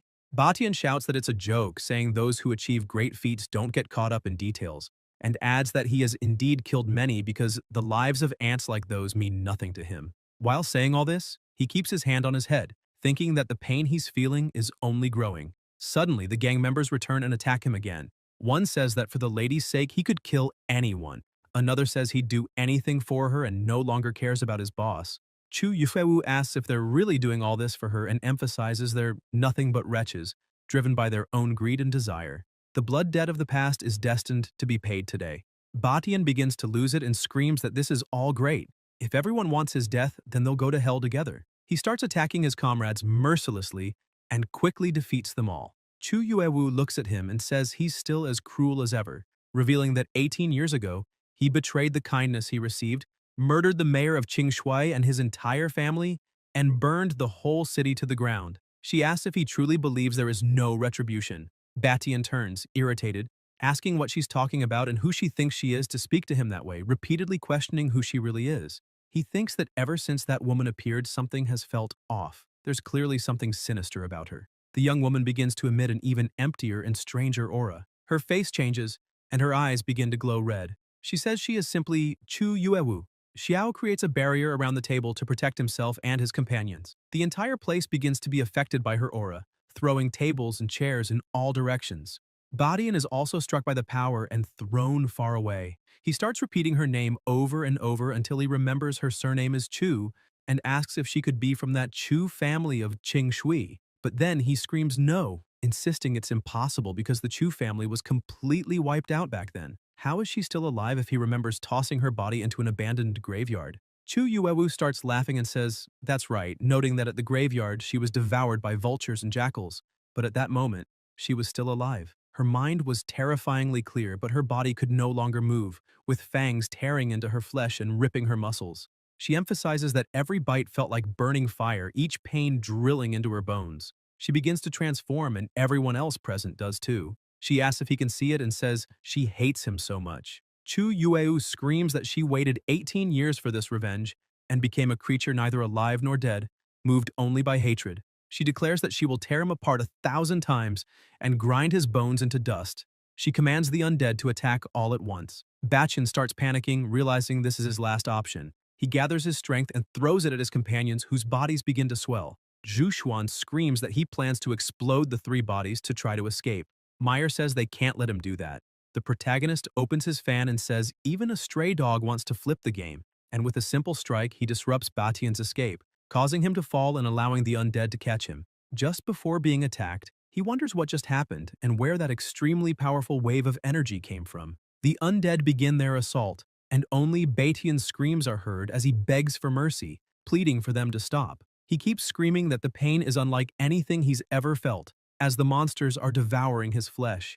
His eyes fill with tears as his bones start breaking. He begs for forgiveness, asking to be spared. Chu Yuewu asks why he's begging for mercy and questions if he remembers when all those poor souls he massacred begged for their lives. She yells, asking if he had any mercy for them. Batian is speechless, watching all those skulls closing in. He only screams while Chu Yuewu laughs, saying that heaven's justice never fails, and that what she feels now is incredibly wonderful, truly liberating, as the taste of despair he's experiencing should have been returned to him 1,000-fold. The attack continues, and just before he dies, she approaches and lands the final blow, eyes filled with hatred and tears streaming down her face. She says she waited 18 years, but her revenge has finally been fulfilled. She asks if her father and mother were able to see it. Once it's all over, Xiao closes his fan and says it was brilliant, a truly intense and liberating spectacle. She turns, looks at him, and shouts, asking who's there. He remains calm, saying he's just an ordinary spectator. Chu Yuewu grows confused and thinks, when did those three people appear there? She hadn't felt anything until now. She begins focusing on the protagonist, as he exudes a presence that makes one want to kneel and revere him. Then, suddenly, she notices the strange force that restrained Batian's body. She asks if it was him who stopped Batian from escaping when he tried to flee. The protagonist says she's really quite clever. Chu Yuewu expresses her gratitude and says she's deeply thankful for his help in destroying that monster. She says that thanks to her benefactor's help, she is immensely grateful, but still advises them to leave as soon as possible, fearing they may no longer be able to get out of there. Xiao is surprised and asks why they wouldn't be able to leave. She explains that the city was destroyed by fire a long time ago. Everything they see now is nothing but an illusion, sustained by the resentment that lives inside her. She tells them that 18 years ago she was reborn as a spirit consumed by hatred. After gathering the innocent villagers who died unjustly, she used her obsession to recreate a new version of Qing Shui. They are not human, but neither are they ghosts that take lives. If a lost soul wanders in by mistake, they show them the way out. But if someone with ill intent steps into this place, they fall into an eternal cycle and are eventually led to the Fenglai Inn to die there. And so, they remained there, year after year hidden, just waiting for the day their tormentors would return so they could take revenge. And now that the guilty have been punished, the grudge she held has dissipated, and the whole city, along with herself, will soon be consumed again by the flames of the tragedy that once destroyed them. In the middle of this explanation, they begin to hear loud noises, and upon looking outside, they see the flames are already overtaking the entire place. Meyer points outside, saying the fire is getting closer. Chu Yuewu urges them to move quickly and offers to lead them out immediately. Xiao looks at her and asks if she's truly willing to disappear forever. He asks if she doesn't want to try to rebuild her body, which leaves Chu Yuewu a bit confused, wondering if that would even be possible. She looks at the protagonist and begs her benefactor not to joke about such a thing, saying rebuilding a body is a dream only immortals can achieve. Moreover, ever since she became this bone spirit, her soul has been bound to the city of Qingshui. So, if she tries to leave in this form, she fears she'll be torn apart by the force that holds her there before she can even take a step. The protagonist starts laughing and asks if that's really the only problem. He points to the small army she created, saying all of them are wandering souls, and emphasizes that their pain, resentment, and frustration would be the perfect tonic for her. Chu Yuewu is surprised, as she had never thought of it that way. Xiao explains that if she absorbs all those souls, she could leave that place immediately, and with his help, it might be possible to rebuild her body and start a new life. He asks what she thinks of the plan, but she refuses without hesitation, saying it's impossible. She states that if she consumes all those souls out of selfishness, then how would she be any different from that monster called Batian? She says she would rather fade away like smoke in the wind than absorb them so selfishly. However, she senses something is different, and when she looks back, she sees that all those souls which were once monsters have returned to being people, smiling at her. This makes her wonder if those souls truly want this. She begs them to stop and not come any closer, because if they continue, they'll completely disappear and she cannot be so selfish. The souls begin calling her, saying it was thanks to her that they were able to reunite and avenge their deaths. The truth is that without her, they wouldn't have even preserved the tiniest spark of their souls. And in fact, she isn't the selfish one. They are. So, as a form of gratitude, they ask her to be the one who stubbornly decides to live for all of them. Chu Yuewu is speechless, hearing the gratitude of all those souls. They keep talking and ask if she really believes that 18 years from now, the sky will still be as blue and the sun still as warm. A young man says that Erhua from the neighboring village once said she would only marry him, but now he wonders if she has already married someone else. A child starts jumping with joy, saying that the smelly tofu from the auntie at the Sushui market was the best, and that they want to eat it once more. All the souls begin speaking at once, asking her to be their eyes one more time. Chu Yuewu becomes emotional with so many heartfelt words. Then she makes the difficult decision to do what they all begged her to. She quickly opens her arms and begins to absorb all the souls. Meyer analyzes the situation and says that all those souls ended up sacrificing themselves to condense a spiritual body for Miss Chu.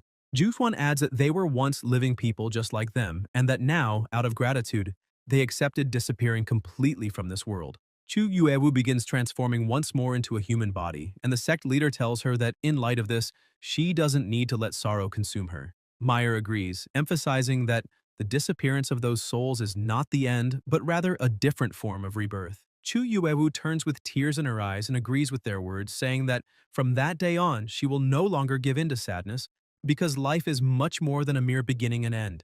She must live it fully to honor them all. Jushuan and Meyer are happy to hear this and say she's on the right path. Xiao watches Chu Yuewu, who looks back at him and says that earlier he mentioned he could help her rebuild her physical body, so she asks if that's truly possible. The protagonist replies that naturally it is, but he emphasizes that reconstructing a body takes a lot of time and resources, and if he were to help for free, it would bring him great losses. Chu Yuewu says she understands and that it's completely fair. If he has any request, she will fulfill it as long as she's able. Xiao says he wants her to accept him as her master, and asks what she thinks about that. He believes she's very clever, naturally gifted, and has an admirable character, and it would be a huge waste not to make her his disciple. Chu Yuewu is a bit startled by the proposal, and the protagonist asks if she really doesn't want to. Unsure of what to do, she ends up smiling, clasps her hands, and says, "Disciple Chu Yuewu respectfully bows to her master." The system immediately responds and identifies her. Name, Chu Yuewu. Identity, 9th direct disciple. Comprehension, 260. Constitution, no response. Talent, activated yin body of bone shadows. Ability, can absorb and convert all negative emotion generated by creatures into energy. Xiao is surprised to see that her constitution appeared as no response. He begins to wonder if she's truly so powerful that even the system couldn't measure her. As for the yin body of bone shadows, it appears to be a special constitution, capable of controlling spirits and absorbing negative energy. Something truly exceptional. The protagonist quickly releases his energy throughout the city and declares that from now on, the fire in Qingshui village is under his control and will no longer cause any damage. As soon as he suppresses the flames, he tells his new disciple that unfortunately, her current body is still only a temporarily condensed spiritual body. To truly rebuild her physical body, she will need to reach the 10th layer of the fusion realm and refine all the resentment energy in her body. Xiao explains that although her obsession has dissipated, the 18 years of resentment between her and the village inhabitants have deeply rooted themselves in Qingshui, so it's not something that will disappear in just a few days. However, with some of his guidance, that negative energy could be extremely beneficial for her yin body of bone shadows. He hands her a pill, saying that beyond all this, she's still in the core formation stage, and this is a level 10 pill made by his second senior sister Celia, called the Soul Condensing and Body Fortifying Pill.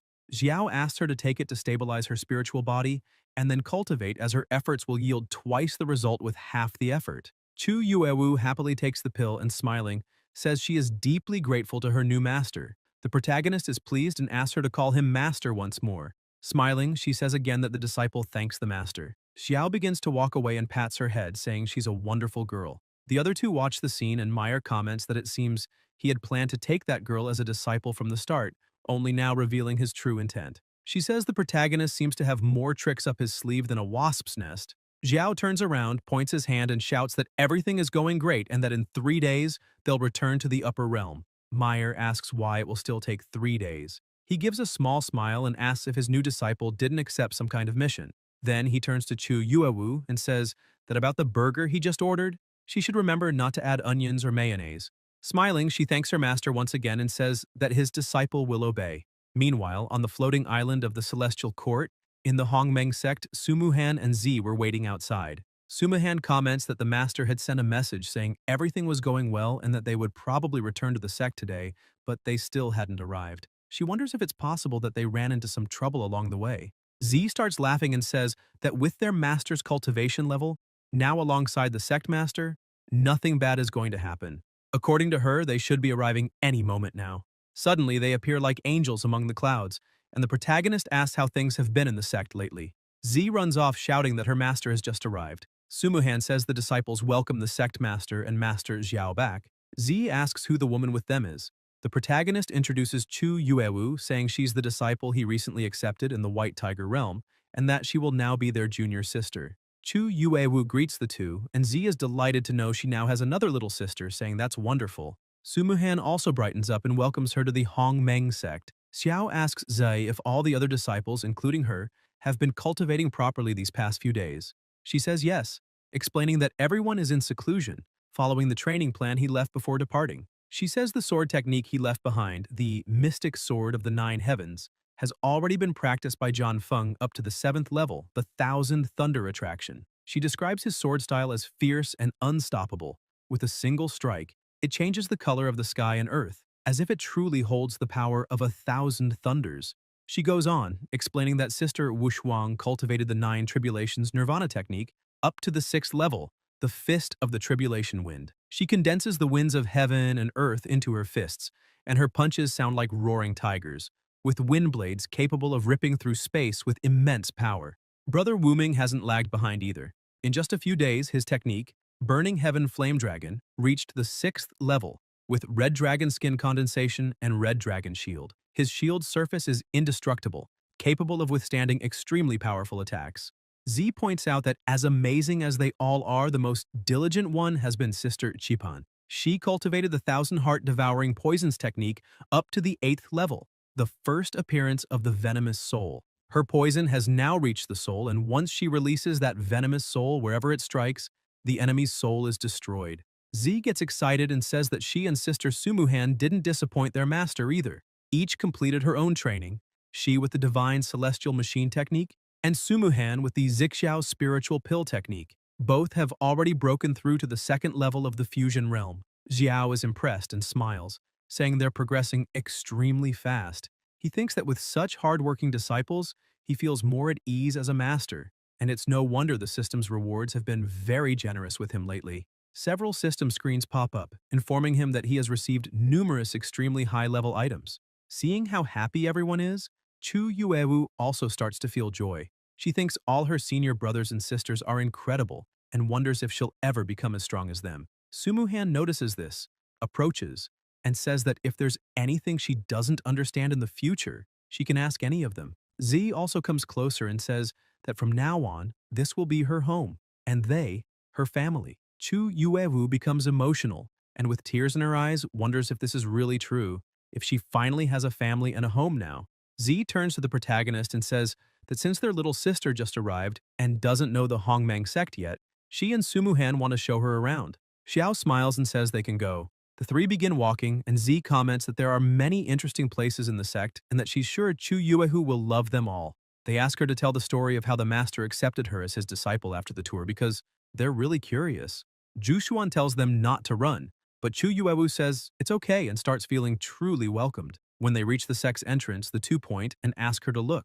Chu Yuewu calls out to her father, mother, and little brother and says that from now on, that will be her new home. Meanwhile, the protagonist heads to his room and begins cultivating. However, his level is so high that as he cultivates, an aura begins to cover the entire area. A hurricane of energy rises into the sky, drawing the attention of everyone in the sect. People begin shouting, pointing at the absurd amount of energy, saying the Vice Master must be breaking through again. They're shocked because the pressure is so intense they can barely breathe. Some even comment that this power seems to be drawn from the peak of the nine heavens. With that level of strength, they believe that not even in another lifetime would they be able to reach it.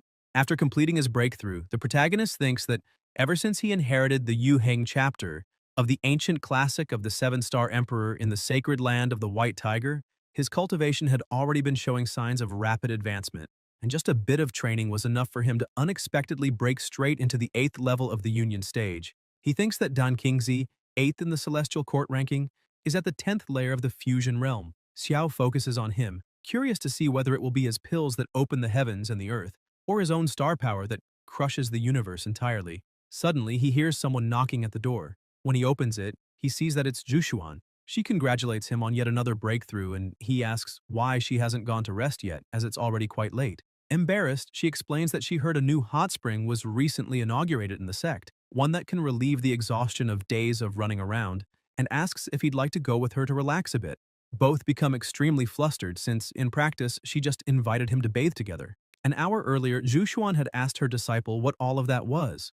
Smiling, Maya replied that it had been prepared especially for her. She explains that after observing her for a few days, she realized that although Jushuan doesn't like to admit such things, she can't deny that ever since Xiao appeared in the sacred land of the White Tiger and protected her, he's truly shown sincere feelings for her. Jushuan seems a little confused and asks if she's talking about Xiao. Meyer goes on saying that Jushuan also shows that she cares about him deeply, with attention, dedication, and intense feelings. She emphasizes that those feelings seem genuine and strong. The sect master just smiles, slightly embarrassed. Meyer continues saying that even so, she still thinks Xiao is full of tricks, while Jushuan is too pure, and that's why she doesn't feel fully at ease. That's the reason she found some romance novels for her master to study and learn from. She gets closer to Jushuan and directly asks how far the two of them have gone. Jushuan coughs a bit, surprised, and says she'd like her disciple to show some restraint. Meyer insists, saying that if the two have feelings for each other, it's best to define the relationship soon. In matters like this, feminine modesty is a virtue, but too much of it can be a flaw. Everything has its limit. She suggests they could start with a simple confession, or even some physical contact. Jushuan becomes very embarrassed, thinking that, in truth, they've already done that. She feels a little bad that they've been so distant since arriving at the Celestial Court. After all, she and the protagonist have been so busy, they've barely had time alone together. Back to the present. In the hot springs, Jushuan begins undressing and enters the water. Once she's settled in, she looks at the protagonist and comments that the place has dense spiritual energy. She says that the hot spring water not only relieves the accumulated fatigue of the past few days, but also seems excellent for cultivation. She asks what he thinks. The protagonist, already in the water, agrees, saying she's right, but adds that he's wondering why she's sitting so far from him. After all, that's the center of the spring, and, according to him, the effect would be doubled if they cultivated closer to each other. Jushuan feels a bit embarrassed, thinking that the night before, she was the one who took the initiative, and now, once again, she's the one who invited him to the hot spring. So she starts to wonder if she should be a bit more reserved from now on, afraid the protagonist might think she's being too forward. She laughs and says that where she is now is good enough. However, Zhao reaches out and grabs her, making her even more flustered. She asks what he's doing. The protagonist places his hand on her face and looks into her eyes, saying that if she keeps acting like this, all his attention will go to her, making his breathing unstable and preventing him from cultivating properly. He emphasizes that calling him in the middle of the night to strip and enter a hot spring together is not something she should be doing. He asks that next time she doesn't take so much initiative. Jushuan becomes a little upset and tears start to form in her eyes. However, the protagonist stresses that this kind of thing should be done by the man, which makes her feel a bit awkward. She tries to explain that in romance books it says men like reserved women, and asks if he thinks she's being too forward. Xiao says books are books, and he is himself, and Jushuan is Jushuan. He explains that reserved women have their own admirers and that has nothing to do with him, emphasizing that no matter how she is, forward or reserved, she will always be special to him. Jushuan is left speechless. Xiao takes action, lifting her into his arms. Jushuan asks him to wait and questions where they're going. He keeps looking at her and says that naturally they're going to do what two people in love do. Once again, she's speechless but surrenders to him, agreeing with it. The next day at the Crimson Palace, Juqi was lying on her sofa. Suddenly, an attack burst through the door headed straight for her. She uses one of her characters to activate her defense, creating a shield around herself and blocking the attack. A man enters the palace and says, "It's no surprise that the true mistress of the Crimson Palace managed to completely master the 9 true mantras in just half a month." Jukui stands up, slightly annoyed, and says it's sheer audacity, asking if he thinks the Crimson Palace is a place one can enter and leave at will, pointing out that he even had the nerve to attack her from behind. Ye Fan apologizes and says he was just joking, noting that if she hadn't sent the servants away early, how else could he have entered so easily? That's why he assumes the true mistress had sensed his presence long ago and was waiting for him on purpose. Jukui says he's indeed very clever. Ye Fan bows respectfully and says all he has is a bit of petty cunning, nothing compared to her immense wisdom, and that having the honor of following her is the greatest blessing of his life. The true mistress says they should stop with the small talk and asks if he's discovered anything about the other 6 words of the 9 symbols mantra.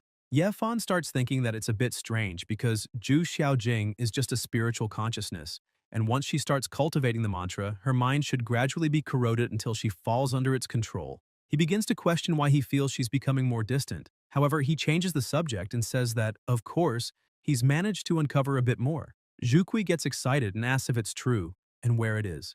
Ye Fan remains suspicious and wonders if it's just his imagination. He tells her it's a long story, but before they pursue the other 6 words, he says he needs to trouble her with another matter. The true mistress is confused and asks what he's talking about.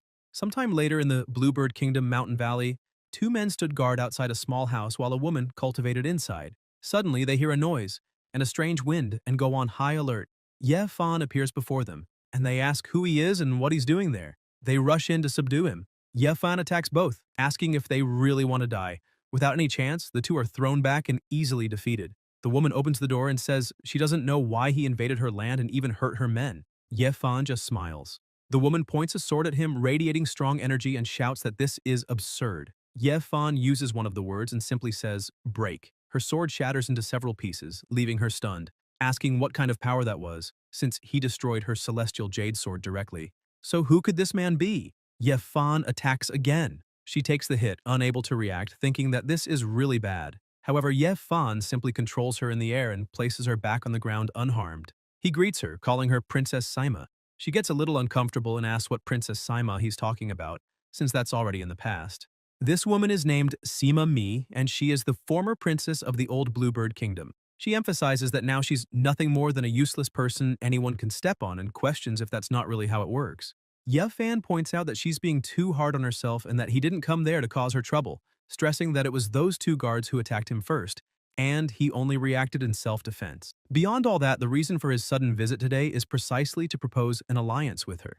Mai gets a little irritated and asks how they could possibly cooperate, since the Sima family has fallen so low, emphasizing that he saw with his own eyes the situation she's in. So what kind of cooperation could there be between them? She adds that she doesn't even know who he is, so why should she trust someone who appeared out of nowhere? Ye Fan steps a little closer and introduces himself. He says that although the Sima family is currently weakened, if the princess agrees, he's willing to offer all the necessary support. And if everything goes according to plan, rebuilding her strength and reclaiming the throne won't be far off. Mai becomes a little confused by his talk of rebuilding and taking back power.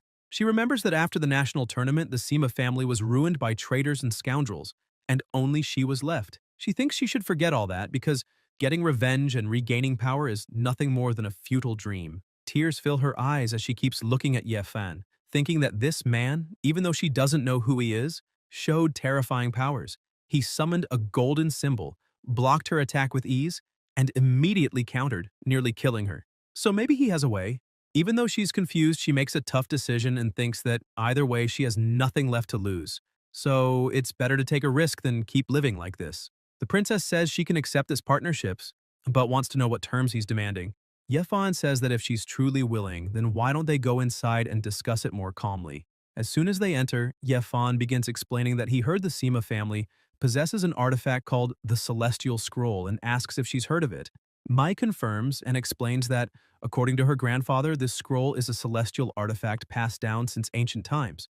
But strangely, there's no official record of it. Ye Fan says that means she also knows about the symbol mantra.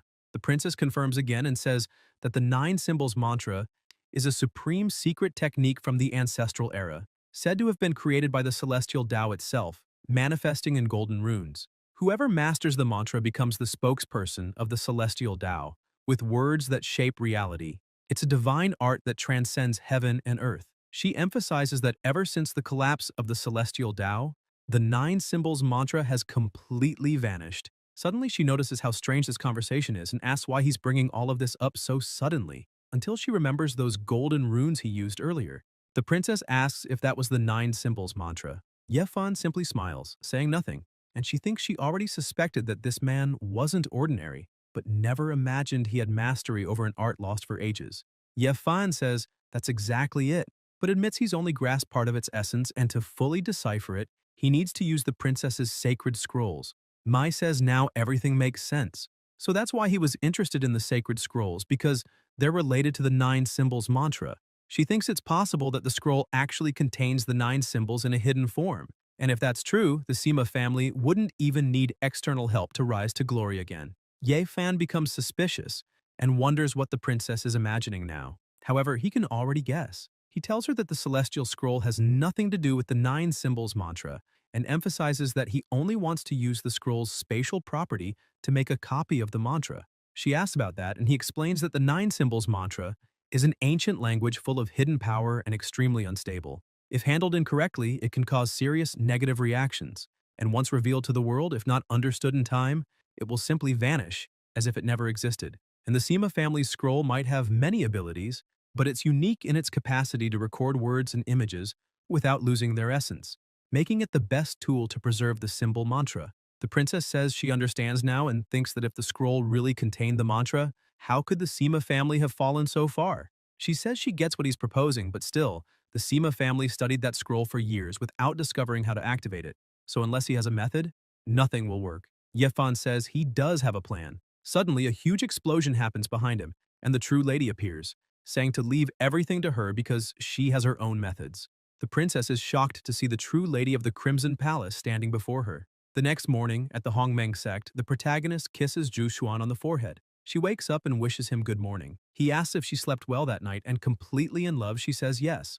She sits up in bed, saying they're already back at the Celestial Court, and reminds him that he had mentioned cooperating with the Crimson Lady. She asks when Zhu will come to see him again. Xiao smiles and says that the lady of the Crimson Palace is no longer at the Celestial Court, then shows her a flaming feather. Zhu Xuan is shocked, asking if that really is. The protagonist says that the night before, Zhu sent someone to deliver that red feather. She also sent a message saying she is now accompanying Ye Fan to the Upper Qingque realm to search for the remaining 6 symbols of the 9 symbols mantra, and that as soon as there's any progress, she'll send updates through that feather. Zhu Xuan becomes a bit concerned and says she understands. However, she notes that Ye Fan is full of tricks and that they must be extremely cautious around him. Xiao keeps smiling and asks her not to worry. Suddenly, shouting erupts inside the palace, asking if the two of them are awake. They get startled, and the protagonist thinks the feeling he has now is exactly the same as last time. So, he decides to place a barrier over the room. He quickly gets dressed, goes outside, and asks Z why she's in such a hurry. Worried and distressed, she screams that something happened to Sumuhan. Xiao also becomes concerned and asks what she means.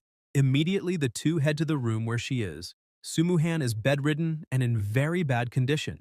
Z explains that she and Chu Yuewu found Sumuhan unconscious, collapsed at the entrance of the sect. She emphasizes that they've tried everything, but nothing wakes her. Chu Yuewu asks the protagonist to examine her. As soon as he gets close, he hears only a few groans of pain from her. He begins using his abilities to try to find out what's causing it. After a few seconds of examining, he thinks she fell unconscious after almost suffering an energy deviation during pill refinement. But she's always been careful, so how did this happen? He keeps using his abilities to try to heal her, and suddenly she coughs up some blood and finally wakes up, asking where she is. Chu Yuewu, worried, helps her sit up and asks if she's still feeling unwell. Z celebrates, saying she finally opened her eyes. She asks what everyone is doing there, and wonders if she hadn't just come back from Lingxi Mountain, so why is she lying in that room? Zai, both worried and upset, asks if she realizes that she and Chu Yuewu found her unconscious at the sect's entrance, emphasizing that it was a huge scare. Xiao asks what she was doing at Lingxi Mountain. Z steps in and explains that Lingxi Mountain is a forest outside any sect's jurisdiction. Although the spiritual energy there isn't as dense as in other areas of the Celestial Court, it's still better than many places within the Hongmeng sect, and there are many rare herbs and flowers. That's why Sumuhan has been practicing alchemy there lately. Sumuhan confirms the whole story and explains that earlier today, she went there as usual to study a few points she hadn't understood the day before while reading alchemy books. She emphasizes that at first everything was going very well, until an insect appeared, releasing something strange. She was surprised to see that a small flying insect was interfering with her spiritual power circulation. Suddenly, the cauldron started shaking violently. She panicked and screamed that it couldn't happen, because if it continued like that, not only would all her effort be wasted, but she would also be corroded by the reaction. So there was only one option. She grabbed the cauldron and threw it upward. A huge explosion occurred right in front of her. She says she forcibly destroyed her own alchemy cauldron, ending the process, and afterward, she ran back to the sect. After that, she remembers nothing. Chu Yuewu says that means she narrowly avoided a severe energy deviation. Sumuhan starts feeling extremely guilty and apologizes to her master, saying she was defeated by something so small and thus considers herself useless, dishonoring his teachings. He asks if she's really referring to that insect as something so small and stresses that she was still too careless. He picks up the insect in his hand and asks her to take a look. An insect that looked like an ordinary fly transforms into a worm. She is shocked and asks if that's the same creature that interfered with her alchemy, but she can't understand how its appearance changed so drastically. Xiao explains that it's a blue corrosion goo, not just any insect. It's a malicious parasite formed through a forbidden technique called spiritual transformation of the demonic pill. Once inside the host body, it silently devours spiritual energy like a hidden plague. The stronger the host, the faster it consumes. And when the host's energy runs out, rendering them useless, it releases a deadly poison and causes the body to explode, leaving not even bones behind. The three are horrified by this information and ask who could be so cruel as to do something like that to a woman. Xiao destroys the parasite and says that, according to his knowledge in the Celestial Court, there's only one person capable of such a thing. Sometime later, at Lingxi Mountain, a man was sitting on a rock beside a waterfall. Suddenly, an explosion behind him interrupts his meditation. The protagonist appears before him, angry, and says it's impressive he has the audacity to remain there, as if nothing happened, asking if he's tired of living, because touching one of his disciples like that will only bring death. Dan Chinzi says Xiao arrived quite quickly, and if he had known how much Xiao cared about his little disciple, he would have had even more fun with her. He adds that he never imagined that Guy Chu would fall into the hands of a brat like Xiao, especially since his technique, the Solar Dragon Path, required tempering his body with sacred fire every month, preserving his life energy like a celestial treasure, suffering month after month only to die like a stray dog, defeated by Xiao. That's a true joke. The protagonist starts laughing, saying it really is pathetic, and that the top 10 of the celestial ranking should be called the top 10 of the pathetic. Dan Chinzi begins charging energy in his hand and yells, furious, asking how Xiao dares to underestimate him, not even knowing who he's dealing with. He conjures a serpent and launches it in attack. Xiao keeps laughing and makes a move, saying Dan Chinzi will find out for himself whether he's worthy or not. The attacks clash, and an explosion rocks the place, throwing Dan Chinzi off balance. He's stunned and shouts, asking what kind of power that is, since it's more condensed than ordinary fortune energy. Dan Chinzi continues his assault and summons several energy spheres around him, asking Xiao if he really thinks breaking his alchemy technique is enough to win. That's naive. He states that the poisonous pill he forged contains the most lethal toxins in the world, and even the slightest touch will completely dissolve Xiao's soul. He attacks using the technique, 1,000 poisons devour your heart. The attack rushes toward the protagonist. Xiao draws his sword, releases his aura, and asks how someone ranked in the top 10 dares to show off such a worthless trick in front of him. With a single sword swing, he instantly nullifies the entire attack and starts laughing. Dan Chinzi is shocked and can't believe what he's seeing. Xiao begins releasing more of his power and condensing the energy around him, saying that using pills to harm others is nothing but a vile and disgraceful method. And today, Dan will taste true despair. Dan Chinzi starts trembling in fear and yells that sword intent is far too terrifying. He tries to defend himself with his power, but before Xiao's devastating force, it's nothing. Xiao's attack pierces through the defense like paper and slams Dan against a stone wall. The protagonist keeps approaching, saying that this filth used pills for evil, practiced demonic arts, and today will meet his end at Xiao's hands. The protagonist asks if he has any last words. Dan Chinzi starts laughing and asks if he was really defeated, refusing to accept that it ends like this. He bites one of his pills, and an incredible energy surges from his body. He screams that this is the immortal golden body pill, forged from ancient formulas, and not even the heavens dare stand in his way. He clasps his hands, gathers a massive amount of spiritual energy, and a giant cauldron appears above his head. He says Xiao will now die. The cauldron tips and starts pouring a strange aura over the protagonist. Xiao does nothing, just stares, taking the full attack without moving a muscle, and is swallowed by the energy inside the cauldron. Dan Chinzi starts laughing, saying that no matter how strong Xiao is, he'll never escape his celestial cauldron, and inside it he'll be annihilated. Suddenly a voice echoes from inside the cauldron saying that the celestial cauldron, just like its master, is nothing but an empty bluff. Dan Chinzi starts panicking, asking what that sound is. Suddenly the entire cauldron is destroyed, and the protagonist's sword pierces through everything, ending it all. He appears among the shattered pieces of the cauldron using his Nine Heavens mystic sword technique. He yells that the filthy bathtub Dan Chinzi calls the celestial cauldron couldn't even block a single strike from his sword, and asks if he still has the audacity to call himself a celestial alchemy master, because that's utterly ridiculous. Dan Chinzi is shocked to see the protagonist destroyed his celestial cauldron, but tells Xiao not to get full of himself, as he still has a trump card. And the protagonist charges at him, and that today, in the name of the heavens, he'll put an end to this evil.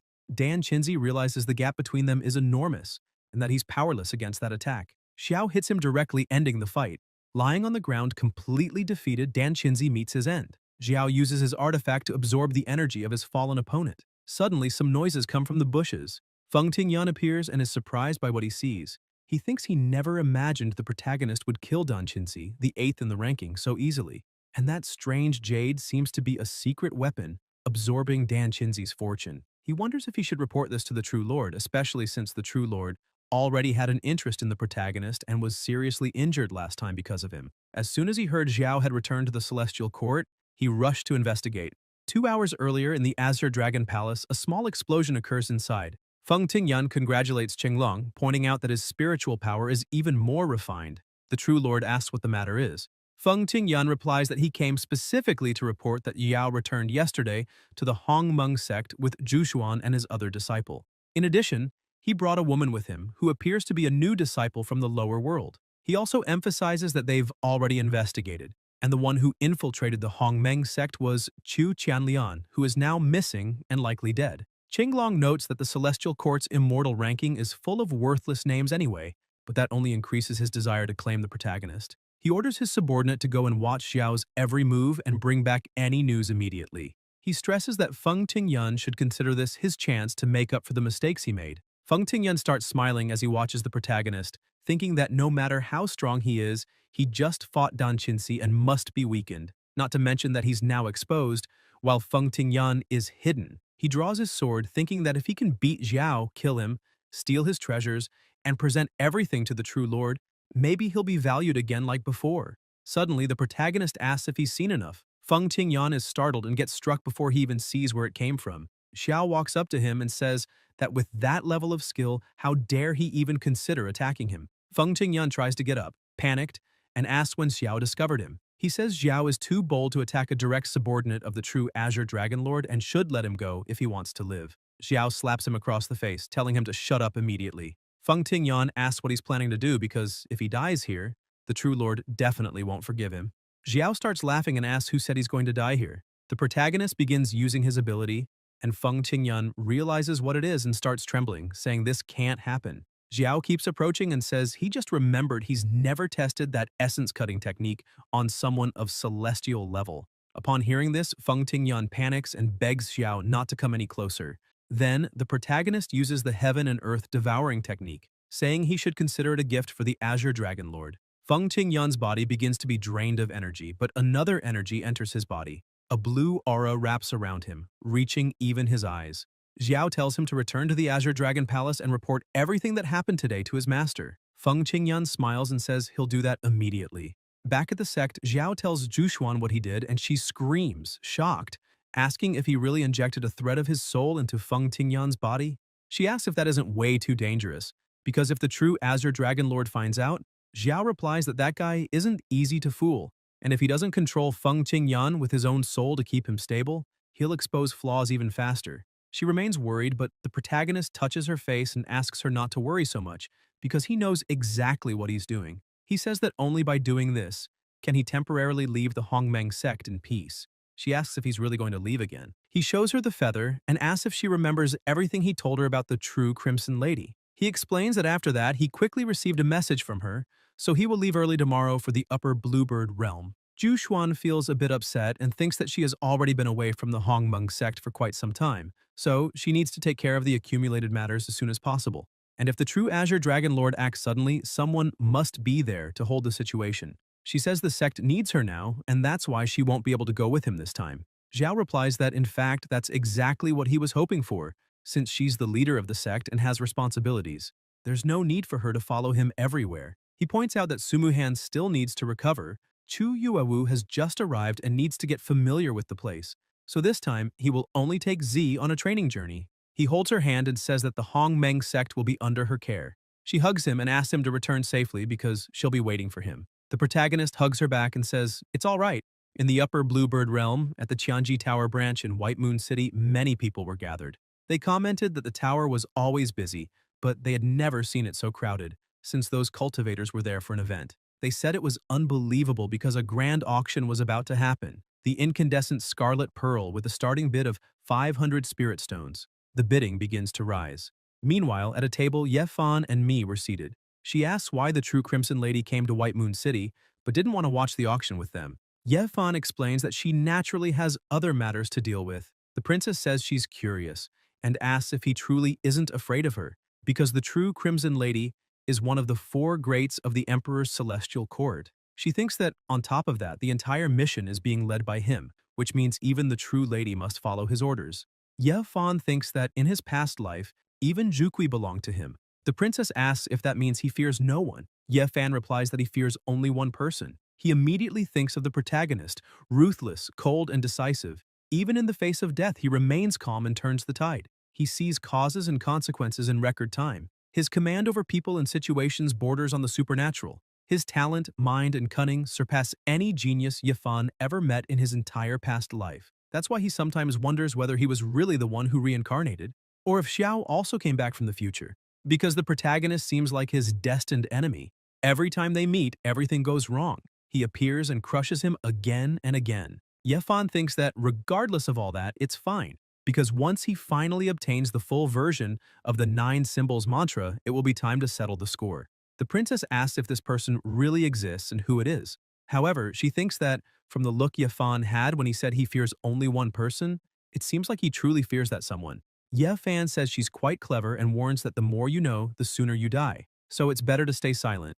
Mai says that if he's not going to tell, then at least explain why they're there, because both he and the true Crimson Lady said there's a treasure capable of completing the Celestial Scroll. Yet he's shown no interest in the map of 10,000 souls, the Dragon God Herb, the exotic Xuanhuang Tower, or even the ascending Scarlet Pearl that was just announced. So what is he really after? Suddenly, the announcers say the most exciting moment of the auction has arrived and ask all the guests to open their eyes wide because the next item is a supreme treasure. Yifan tells the princess, it's coming. She's surprised. A man presents the celestial level treasure, the divine brush. It's a celestial level treasure. Even in the celestial court, such a thing is extremely rare. He explains that the divine inspiration pen is said to be able to record not only cultivation techniques, martial skills, and spells, but even the workings of divine powers. It's practically a sacred artifact. One of the guests raises his hand and shouts that he wants that item, demanding the announcer state the price. However, the announcer asks the guest to remain calm and emphasizes that, as amazing as the divine inspiration pen is, it depends on the cultivation level of the user. If the level isn't high enough, it may cause a backlash, at the very least a deviation in cultivation. At worst, total soul destruction. The announcer holds the brush and shouts that the starting price is 100,000 supreme spirit stones and the minimum bid is 50,000 each round. And so the auction begins.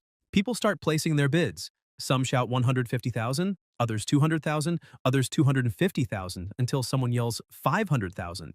However, someone suddenly shouts that they'll pay 1 million, leaving everyone shocked. This person says that the pen of divine inspiration will be theirs. That woman is Chu Hongye. She is currently the crown princess of the upper kingdom of the Bluebird. People are amazed, saying that even Fairy Hongye appeared there, and that they shouldn't mess with her. Because ever since the Sima family fell into ruin, the Chiu family became the new imperial lineage of the Blue Dragon Kingdom. Hongye smiles and says it's good that everyone knows their place. As soon as Mi sees that woman, she becomes outraged and says that back then, the Chiu family cruelly betrayed her Sima family, and that Hong Ye even hunted down the survivors to wipe them all out. Furious, she grabs her sword and says she'll kill that woman immediately. She tries to move forward, but a magical barrier appears in front of her, causing her to fall back. Ye Fan says this really is foolish and emphasizes that she nearly ruined his plans, but fortunately he had prepared a sound isolating formation beforehand. Mi yells at him, saying Hong Ye is down there now, and asks if he really won't help her get revenge. So why did he stop her from attacking? She stresses that if he breaks the agreement they made, even if she dies, she'll never use the celestial scroll to serve him. Ye Fan starts thinking he underestimated Sima Mi. He tries to smooth things over by helping her up, and asks her not to be so angry, saying they came to retrieve the pen of divine inspiration. However, he hasn't forgotten the promise to help her reclaim her throne. And now is a perfect chance to do both at once. She asks what he means. Ye Fan explains that Hong Ye is alive and has the pen in her hands, so it seems they've lost everything. A relic of that level, and the tower didn't conceal the bidders' identities. He notes that it's Hong Ye who, as always, acts arrogantly, fighting over an item that sparks greed in front of everyone. He says that once she leaves White Moon City, she'll probably lose that pen. Mi asks if he's saying someone's going to try to kill her and steal the treasure. Ye Fan starts laughing and says that White Moon City is hundreds of thousands of kilometers from the Bluebird Kingdom's capital, and it seems Hong Ye already knows that in advance. Maybe someone purposely leaked the news. He notes that it's time for them to go, because while the mantis hunts, the sparrow lurks behind, and it looks like they're going to be quite the show. Z appears and says it seems Ye Fan and the treasure are already gone and asks if they should follow. But when she looks at her master, she sees him enjoying the food. Xiao keeps eating and says those pineapple cakes are great and asks her to pack some to take to Jushuan. Z gets up angrily and asks when he ordered that much food again, and questions how they're going to eat it all because if they don't go now, they'll lose sight of them. The protagonist uses his aura, hands her a piece of food, and tells her she should try one of the cakes first. As soon as she eats it, she feels something strange. Xiao smiles and says that even after all the time she's spent by his side, she still hasn't learned the necessary cunning. He points out that if someone wants to be the sparrow behind the mantis, then well-fed, they can be the hunter who outsmarts both. Outside White Moon City, the current princess and her subordinates are walking through the forest. Inside one of the carriages, a woman tells the princess that she doesn't know who informed her about the auction. The woman notes that they got the artifact easily, but the road ahead might not be so smooth, and points out that it's already getting dark, asking if the princess wants to find shelter and leave at dawn. Hong Ye asks her servant if she really thinks she doesn't know that. However, the person hiding in the shadows went to the trouble of manipulating everything so that she'd obtain the artifact, so let it be as they wish. Besides, she prepared a second carriage for exactly that reason. She notes that inside one of the carriages is one of the Chu family's top experts. Annoyed, she says the old men at home are backward-minded, claiming that a woman can't hold power. She questions whether, without her, they would have even become the imperial lineage of the Upper Kingdom of the Bluebird, since that Ying from the Upper Kingdom of Qin is also a woman and still became the supreme sovereign. Frustrated, she asks why she's limited in every way just for being a woman. She questions whether Ying achieved that just for having a good master, and says the greatest injustice in the world is that even if a man is useless, just by being born male, he can lie around and still hold power. Determined, she says she'll prove herself, and no one will block her path. Her servant simply smiles and says the princess is wise. Suddenly, they hear a noise outside the carriage and the horses get startled. A light mist begins to appear in the area. The man driving the carriage yells, asking if a bunch of commoners really dares to block their path, and questions if they even know who's inside that carriage. One of the men ahead replies that they're not tigers to care who he is and orders his companion to kill everyone. He charges forward with immense power and throws the coachman far away. The door of one of the carriages opens and someone comments that it looked like the puppet technique of the No Salvation Sect. The woman uses her abilities and yells, demanding to know who is so blind as to overestimate their own skills. With a single attack, she subdues the man who was attacking. The elder says they may know how to control the puppets, but it doesn't matter because one strike from her is enough to destroy all of them. That means the so-called famous sect of the Bluebird Kingdom is nothing more than a front. This woman is the third ancestor of the Chu family. The man laughs and says he already knew that very well. He says what he knows doesn't matter. What really matters is, but the elder rushes toward him saying that since he came to kill and steal the artifact, today he will die. Even so, the man stays calm and asks if that will really happen, remarking it's a pity, because her old bones won't last long enough to tell the tale. The puppet from before suddenly reappears behind her. She turns, startled, and asks how that's possible. The puppet easily defeats the elder, leaving the others horrified. One of the guards who was driving the carriage starts running, screaming that the third ancestor has died. He notices several attacks coming his way, but deflects all of them with ease. The needles hit a tree and poison begins to drip from it.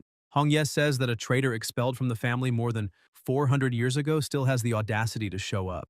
She asks if he really thinks a secret trick is enough to fool her, because that aura, even if turned to ashes, she would still recognize.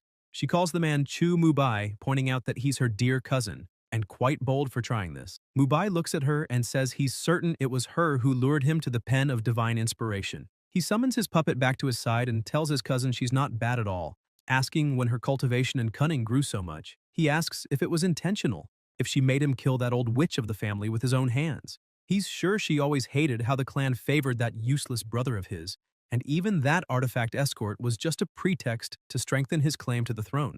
In the end, all Hongye really wanted was for him to show up and eliminate that troublesome elder of the family. Hongye asks what exactly he's suggesting. He tells her to calm down and points out that they both hate the Chu family, so they're in the same boat, and asks why they can't cooperate. She's surprised by the proposal. However, from afar, Mi, Yefan, and Zhukui are watching. Mi asks if they already knew Hongye would appear and that Mubai was behind everything. She says she now understands why the real Crimson Bird lady didn't interfere in the pen's auction and why they weren't in a hurry to act. Zhukui comments that uncovering the secrets of those ants is easy. The hard part is figuring out who's behind the Tianji Tower. The figure behind that branch's auction isn't someone simple. She notes she has no idea what kind of rat can escape her eyes like that. Mi is shocked and says not even someone like the true lady could discover who controls them. Yefan starts laughing and says, it doesn't matter if it's a rat, snake, or evil spirit behind it. Whoever crosses his path will die. Meanwhile, at the tower, the protagonist and his disciple were watching everything through the magical pen he had. Z keeps eating and, confused, asks if the true lady said the Tianji Tower in White Moon City has another force behind it just to mislead Yefan. Xiao replies that it's not a lie because working with someone as crafty as Yefan means you have to reveal some truths. Also, the 8th apprentice mentioned earlier that even though she's in charge of one of the branches, she still doesn't know who controls the entire structure of the tower. Z says she still has one question. Xiao tells her to ask, and Z says that if Yefan wants the 9 symbols mantra so badly, has the real Crimson Bird lady on his side, and already knows where the words are, then why doesn't he just kill the Chiyu siblings and take the pen of divine inspiration? After all, unlike the Celestial Scroll, the pen doesn't require specific power to use. The protagonist smiles and says, that's a good question. He pats her head and asks if she still remembers that Chu Qianlian who kidnapped Zhuxuan. She says yes, and explains that when he returned to the Celestial Court, he told them about that man and then took the protagonist's form, deceiving the leader so they could enter the White Tiger's sacred territory together. Suddenly, her eyes light up and she shouts that she finally understands. Mi explains that Yefan wants to ensure that if something goes wrong, he'll have plenty of pawns to sacrifice. Xiao starts laughing and says she was brilliant as always, praising her as an excellent disciple and offering her some grapes, saying they're delicious. Z feels extremely happy and also starts laughing, thanking her master for all the compliments. Xiao keeps watching everything happening through the magical pen and thinks that he wants to see what kind of storm Yefan will stir up next. Back in the forest, Yefan appears between the two, saying that since they're talking about cooperation, why not let him join the conversation? Hongye gets ready to fight and asks who he is and where that creature came from that had been hiding for so long without even revealing its presence. She says that if he wants to cooperate, he first needs to survive her attack, then launches her magic at him. Yefan just smiles and says, break! And the attack explodes in the air. Both are deeply shocked, asking if that's the 9 symbols mantra. The pressure released by the explosion pushes all 3 of them back. Yefan asks if that proves he's qualified to sit and negotiate with them. Mubai remains cautious and asks who he really is and how he knows the 9 symbols mantra. Yefan introduces himself, says his name, and states that the reason he knows the mantra doesn't matter. What matters is whether they also want to master that secret technique. Mubai points his sword at him and says that even if he knows the 9 symbols mantra, he definitely hasn't mastered it fully, because if he had, with those abilities, he wouldn't need to lower himself to propose cooperation. He emphasizes that if his intuition is correct, the condition for cooperation is that they hand over the pen of divine inspiration. After all, even if they find the symbols, carrying and studying them takes time. Only with the pen and the celestial scroll could they record and analyze them slowly. However, judging by his carefree attitude, Yefan just smiles without answering. Mubai asks if he already possesses the celestial scroll. Hong Ye asks if that scroll wasn't the treasure the Sima family protected to the death, and questions whether Princess Mi is also with him. Ye Fan notes that both of them are quite sharp, aware of everything, and says it's nice to talk with people like that. Suddenly, Mi appears and asks Hong Ye if she's disappointed that she didn't die. Hong Ye is surprised to see her and says that she really was there the whole time, but she freezes when she sees that the true Crimson Bird Lady is also present. Hong Ye asks why she is there, and Mubai can't believe even that woman was persuaded by Ye Fan. Jukui starts speaking and emphasizes that everyone there knows the power of the 9 symbols, and that since now they all need each other, why not set aside grudges and cooperate? That way, everyone benefits. Ye Fan agrees, saying that's true, and to be honest, he knows exactly where to find the 9 symbols mantra. If they're willing to cooperate once they find it, they can study it together, and he asks what they think. Mubai lowers his sword and agrees, noting that if even the Crimson Lady is on board, then they'll gladly comply. Sometime later by stream, everyone gathers, and Ye Fan says that this is the place where the 9 symbols mantra is located. At first glance, it looks ordinary, but it's actually extremely dangerous. Once inside, it's a journey with only 1 in 1,000 chances of survival. He warns that if they don't have enough courage and confidence, it's better not to take a single step forward. Ye Fan uses his command again and orders it to open. Several explosions erupt in the river and a vortex of energy emerges. He leaps and shouts that this is the passage to an ancestral relic and that anyone who's afraid can stay behind. Once everyone enters, the protagonist appears there. Z asks if that really is just a relic because it feels like a huge trap. Xiao points out that whether it is or isn't, they'll only find out inside, but that he's in no rush and will let the group that entered first fight a bit before him. On the other side, inside the ancestral relic, Hongye says that the spiritual energy inside must be dozens of times denser than in the outside world. It's almost like a paradise for cultivators. Mi says it's amazing because she's never felt such abundant energy. Ye Fan warns everyone to stay alert because something is about to appear. Suddenly, a man emerges from a portal. Hongye is startled and asks if that man is an immortal. Jukui explains that he's probably just a soul fragment of an ancient immortal, but even so, his power should not be underestimated. The man introduces himself, saying his name is Qingyan, and that he is a disciple of the immortal emperor from the sacred sanctuary of the Azure Phoenix. He explains that he is there only to oversee their trial, the competition for the 9 symbols mantra. He begins using magic and transports everyone into a palace. They're confused, asking where they are. Qingyan continues channeling his power and says that this place is the Qingyuan Hall. He points out that the inscriptions on the walls are the 9 symbols.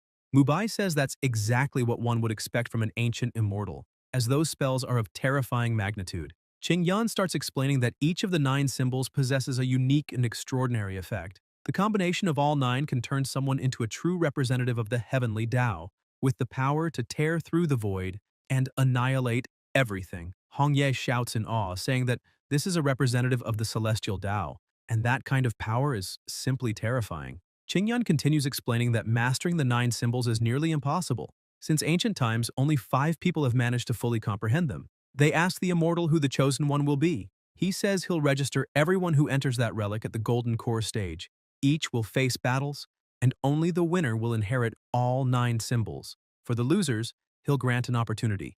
They'll be allowed to try to comprehend them as well. How much they absorb will depend on each one's luck. Mubai is pleased, thinking that if it were a direct confrontation, no one would stand a chance against the Crimson Lady, but with these rules, he still has a shot. Hongye is also excited, thinking she might finally obtain the 9 symbols. Qingyan states that each match will be one-on-one. The winner advances to the next round. He will restore everyone's condition between battles. He announces that the trial is to begin immediately. Mai turns and shouts for Hongye to fight her. Hongye accepts immediately, saying now they'll see who's really afraid of whom. Xiao says it's time and jumps in, telling his disciple to wait for him outside. As soon as he enters, he notices someone is already fighting inside and senses that the energy belongs to Jukui and Ye Fan. He wonders if the two ended up in an internal conflict. Inside the hall, the battle is raging. Huge explosions erupt everywhere. Ye Fan shouts that now only the 2 of them remain, so it's time to end this. Hongye is stunned, saying Ye Fan is cultivating 3 energies at once: body, golden core, and primordial soul, and that if he manages to unify all 3 in the stage of perfect union, then, apart from the Heavenly Emperor and the 4 true lords, no one else in the celestial realm would be his equal. Mubai notes that it seems Ye Fan hasn't even gone all out yet. Jukui begins unleashing her power and screams that she is the saintess of the Crimson Bird race and will never surrender. Transforming into a phoenix, she gathers all that energy and begins attacking him, declaring that today he'll taste the true crimson heavenly fire. He counters with his palm and says, "Break, invincible sovereign, absolute domain." The palm begins to suppress the power of the true crimson race. She's shocked by this and ends up getting struck by his attack. The two stop fighting and he tells her she's lost. He walks over to Qingyan and says he has achieved final victory, asking if he can now receive the inheritance of the 9 symbols. The immortal says not yet. Ye Fan becomes irritated and says the trial was personally created by him, asking if he really doesn't intend to keep his word. Qingyan assures that he will, of course, honor the agreement, but there's still one person he hasn't defeated, and that person is on their way. Suddenly, the doors open and the protagonist enters, saying the place seems quite lively. Ye Fan turns around and wonders why he's there. Qingyan asks who the newly arrived man is. Xiao introduces himself by name. Upon hearing it, Hongye and Mubai immediately start getting nervous, saying he is the Grand Master of the Great Qin Kingdom. Ye Fan and Jukui fall silent. Qingyan says the protagonist seems quite confident and asks if he's never heard the saying that there's always someone stronger, and that above the heavens, there are more heavens. Xiao replies that it's true there are cultivators stronger than him, but they've already reached their peak, while his strength is only beginning. The immortal says speaking like that takes tremendous courage, and that's exactly why he's interested in testing the protagonist's abilities. Xiao says that if that's the case, then he'd be happy to receive some guidance. Qingyan starts laughing, saying it's been a long time since he's seen a young man as bold as him, and that he likes it. However, he notes that this is merely a residual projection of his soul, so he doesn't have much time to play around. The immortal says that since Xiao is so confident in his strength, he will remove everyone's cultivation restrictions and declares that if he manages to defeat them all, the victory will be his, then calls him to show if he has the courage. The protagonist smiles and says he doesn't mind playing around a bit with the people there. The three become a bit irritated, saying he's far too bold to treat them as mere obstacles. Qingyan restores everyone and says it's time to begin. Hongye approaches him, calls him Grandmaster, and states that she has always admired his strength. She admits that she's not a match for even 1/10 of his power, and precisely for that reason, she only desires a friendly duel, with no lethal intent, asking if he accepts. Xiao tells her she may start attacking, assuring that she will leave alive. Mi gets annoyed, thinking that woman is being sly, as she's already secured that she won't be killed. Hongye starts her attacks and charges in, saying he should be a bit more careful with her. The protagonist merely clasps his hands behind his back and lets her strike. However, nothing happens to him. Instead, she is forcefully pushed back. She begins to emit a strange energy and says he really has impressive vigor without any effort. He's already defeated this humble lady, and thus, she's embarrassed. Hongye keeps smiling at him, thinking to herself that she doesn't believe any man in this world can resist her seduction spell. Mi remains irritated, thinking that woman really is shameless, even trying to seduce him now. Xiao draws his sword, releases an overwhelming amount of energy around him, and says that if she keeps up this ridiculous act, he won't be so polite with her. She gets up and attacks, but he defends effortlessly. She prepares another strike and says this time he'll enjoy taking it. The protagonist says he's impressed because she really does possess a supreme-grade celestial artifact. He catches her attack like it's nothing and says that maybe he doesn't enjoy it, but since she's offering it so willingly, he'll gladly accept. He seizes her artifact and throws her back. Confused, she asks how it's possible that he stole her artifact so easily. Xiao quickly advances toward her, saying he'll spare her life, but one celestial weapon alone won't be enough. She panics and asks what he intends to do. However, he vanishes from in front of her and reappears behind her, giving her a light slap and saying she's too noisy. She falls unconscious, and he takes a ring. He thinks it's very good, because the divine pen was indeed with her. He looks at the others and says Hongye is already defeated, asking if they prefer to continue the sequence one by one or attack all at once. The real Crimson Bird Lady says she won't participate in the next battles. Mi and Mubai prepare to attack. They say the protagonist is too powerful and that's why they must strike together, but both are instantly defeated. Ye Fan suddenly attacks them and says he wants a one-on-one battle because he'll show them what sky beyond sky truly means. Xiao starts laughing excitedly and holds his sword. Ye Fan uses his command again and shouts, "Break!" The attack flies toward the protagonist, but he dodges it. Xiao says Ye Fan's speed is indeed impressive, but now he needs to take a hit. He uses the Nine Heavens mystic sword technique. Ye Fan uses his words to shield himself and tells the protagonist there's no point trying because with the Nine Symbols mantra's defense, his attack won't work. However, Xiao begins to release even more power, and his energy grows dense to an extraordinary level. That is the supreme bloodline of the dragon god. He uses the Nirvana 9 tribulations technique. Just the pressure of his energy makes Yefan start to tremble. He attacks and breaks the defense with ease, throwing his opponent backward. Yefan is stunned, thinking not even the 9 symbols could block his attack, and that shouldn't be possible.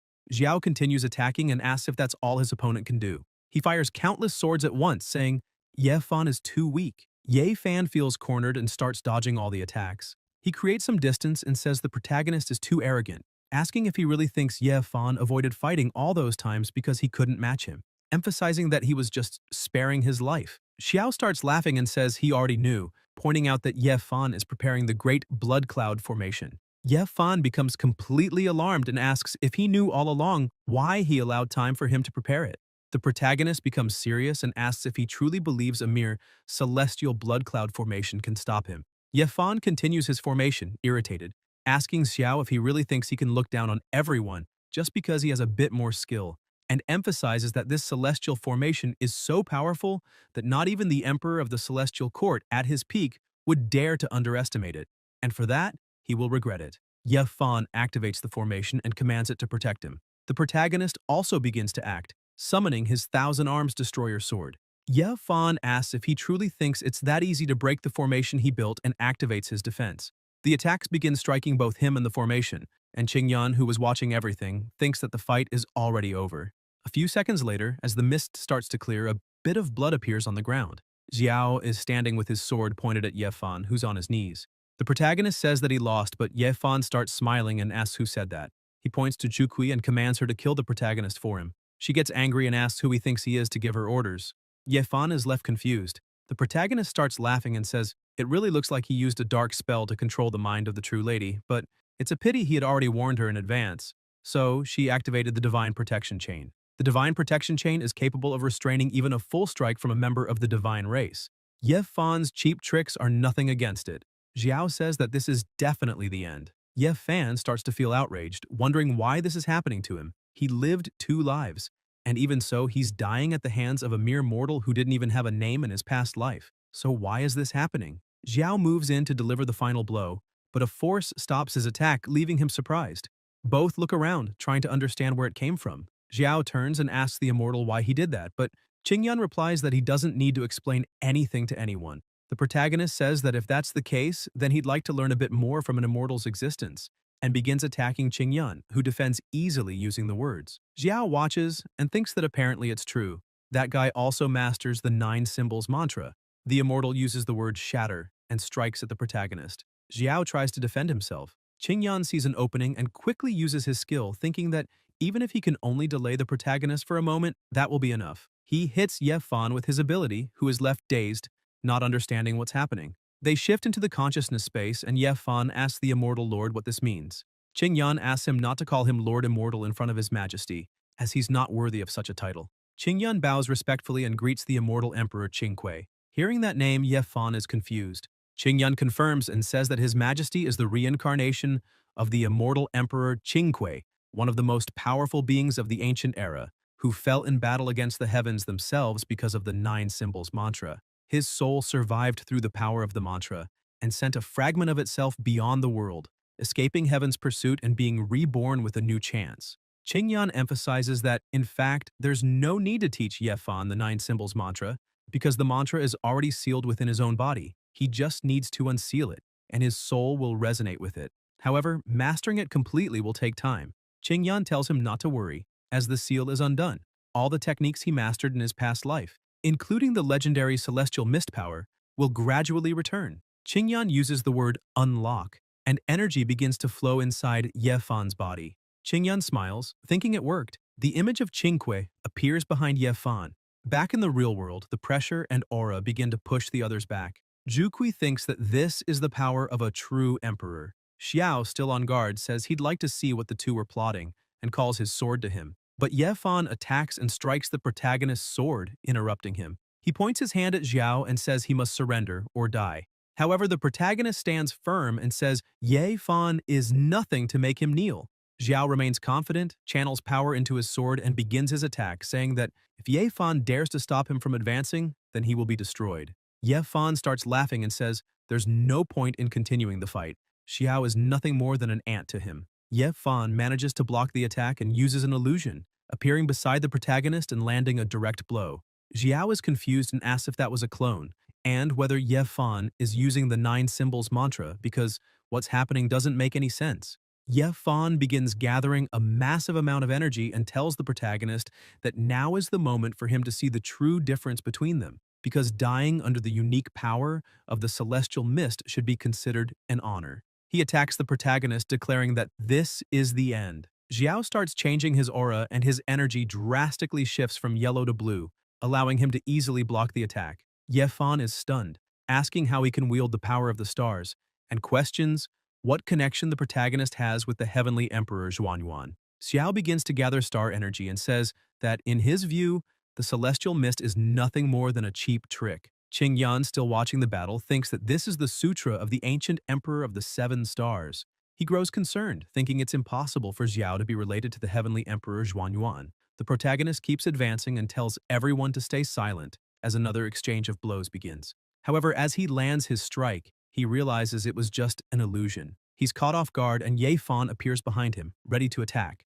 The protagonist manages to dodge, but Ye Fan activates his magic and says this is truly the end. He attacks with all his might, shouting that fighting is useless because before absolute power, everything is just an illusion. Xiao uses the technique Crimson Phoenix Rebirth. He braces himself and clashes attacks with Ye Fan, causing a massive explosion. The energy radiating from the two begins to overwhelm the entire area. Ye Fan doesn't hesitate and keeps attacking, but his opponent won't back down either, saying they can go on. He uses the word devour and starts absorbing the power coming his way. Jukui is shocked, thinking this must be the true power of the 9 symbols mantra. It doesn't just balance attack and defense, it divides, consumes, transforms, and it's terrifying. Ye Fan tells Xiao to stop wasting both their time and just disappear from the world already.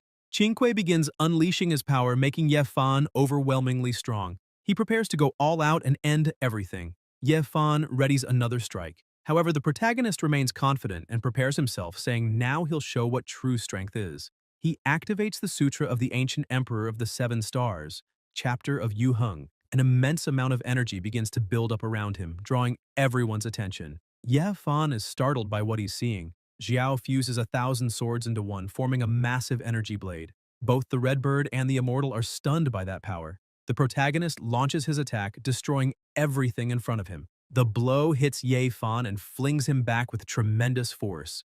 Realizing once again that he is being outmatched by the protagonist, Ye Fan begins to lose his mind and screams, asking how this could be happening. He refuses to accept it. Zhao walks toward him, points his sword, and says he's arrogant and treats others like ants because he wants to dominate the world. But in the end, he's nothing more than a speck of dust. Xiao declares that this is goodbye and prepares to deliver the final blow. Suddenly, a sphere of energy starts emanating from Ye Fan. He rises with an aura swirling around him and thinks that the reincarnated body of the heavenly emperor is now his. He hadn't expected that worm to lose consciousness so quickly. Clearly, the heavens are on his side. The two stare at each other in silence. The protagonist charges in, saying that cheap tricks won't work, but this time, things are different. Ye Fan easily blocks the attack, shocking everyone, and pushes the protagonist back. At that moment, Xiao realizes what's happening. He says they should no longer call him Ye Fan, but Qingyan. He explains that it seems, in the end, the emperor really did take over Ye Fan's body. Qingyan starts moving and says, there's nothing better than feeling a real body again, especially the body of the ancestor. He explains that when the ancestor's awakening occurred, he didn't think he'd get another chance to do this. But in the end, he truly has to thank the protagonist. Xiao says there's no need for thanks. He just wants Qingyan to fulfill his part and hand over the inheritance of the symbol master. Qingyan questions what promise he's talking about, claiming he doesn't remember making any such deal. Inside this place, he's the one who gives the orders. He asks what the protagonist will do if he refuses. Xiao pulls out an artifact and says that depends on whether Qingyan can handle the consequences. Qingyan is shocked and asks when he took the celestial command. The protagonist says it was when Qingyan entered Ye Fan's Sea of Consciousness. His body was left unguarded, and it just so happened that someone knew about the existence of that plaque and how much it meant to Qingyan. Xiao remembers Zhukui speaking to him through the pen, saying that she was now inside the secret dimension and had encountered someone named Qingyan, a follower of the heavenly emperor Qingque. He only managed to escape the heavens' pursuit because he used the celestial command to hide in that world. She asked the protagonist that once he entered the secret dimension, if he had any opportunity, he should try to take that command from Qingyun's hands, and by doing so, he might even gain total control over his opponent. Qingyun is still confused by the whole situation, since at that time, the protagonist was already trapped in that cage. Miss Red Light approaches, saying she was the one who did it. Qingyun tries to smooth things over and asks, what does it matter if they stole such a small thing? They can struggle all they want, but they'll always be just ants. Xiao says there's no need for useless threats, and begins pressing the artifact, asking what happens if he activates it. Qingyun becomes worried and asks what he wants. The protagonist says once again that he wants the inheritance of the 9 symbols mantra and questions whether or not they had a deal. After all, he truly defeated everyone there. Qingyun explains that the 9 symbols mantra is an inheritance from Emperor Qingque, and Ye Fan is his reincarnation, so only he can fully awaken its power. Besides, he also adds that he can't just transfer the mantra directly, or he'll suffer a devastating backlash. The protagonist keeps staring and tells him to cut the nonsense and get to the point. Qingyun begins forming a small portal and says that if the protagonist really wants the 9 symbols mantra, the only way is to face the true trial left behind by the Emperor. He explains that this is the entrance to the trial space. However, those who enter face an enormous chance of dying, but if he manages to pass, the mantra will definitely be his. He emphasizes that now the choice is Xiao's.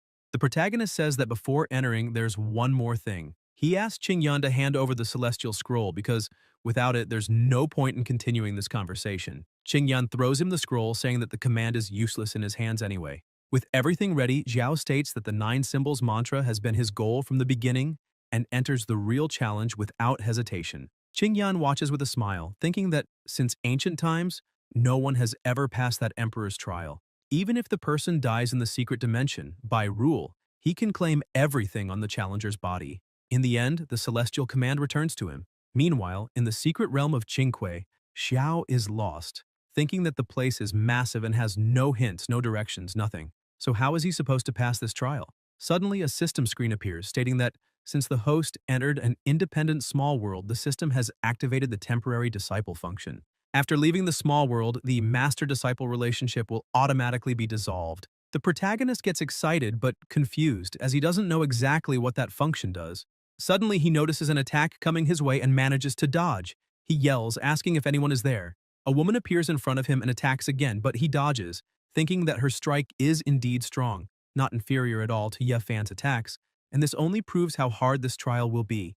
Xiao looks at her and asks why she's attacking when he doesn't even know who she is. The woman keeps pointing her sword, saying that the protagonist dresses strangely and is acting suspiciously, so clearly he's a spy from the Shuyang Palace. Suddenly, several others appear and she yells at her brothers not to let him escape. Xiao starts getting annoyed and grabs his sword, saying there are too many of them. However, they all begin using words and attack him at the same time. Still, he defends against all the strikes and starts releasing his power, saying they're being far too aggressive, so they can't blame him for what comes next. The people are shocked to see that the shape of the protagonist's energy is taking the form of a dragon. Xiao launches his attack, and the woman creates a barrier around herself and uses the word break. However, his strike is so powerful it causes a massive explosion, sending her flying. She thinks that this so-called spy is definitely very strong. The protagonist continues charging at her because, to catch the thieves, he must first capture the leader. While moving in, he also uses the word break, and a powerful attack shoots toward her. The woman is stunned and screams, asking how he knows the break symbol mantra. The disciples rush over, telling their master to be careful. Afterward, they must stop the intruder at any cost. However, the attack hits them again, sending everyone flying. Only the sect master remains standing. Xiao looks at her and points out that it seems they haven't properly learned the break mantra, and says that if she becomes his disciple, he'll teach it the right way. The woman remains extremely hostile and says she doesn't know how he managed to steal her sect's supreme technique. But anyone who steals techniques must die. She prepares for battle once more, activating her formation. The protagonist gets annoyed with the situation and shouts that he's going to end it quickly, summoning countless swords around him. She begins using an artifact and thinks she never imagined the final Dawn talisman left behind by the ancestor would be used on a complete stranger. Thanks to the talisman, she's able to block Xiao's attack, and her disciples begin summoning other swords, shouting Dawn. The swords gather above the master, and with that, she begins her assault with the Dawn sword formation. The protagonist creates a barrier around himself using the 5 elements yin-yang body technique, but the attack is stronger than expected, and his barrier starts to break until it shatters completely, pushing him back. The sect master starts gathering a massive amount of energy, summoning all the swords again. She yells that this is the Dawn sword,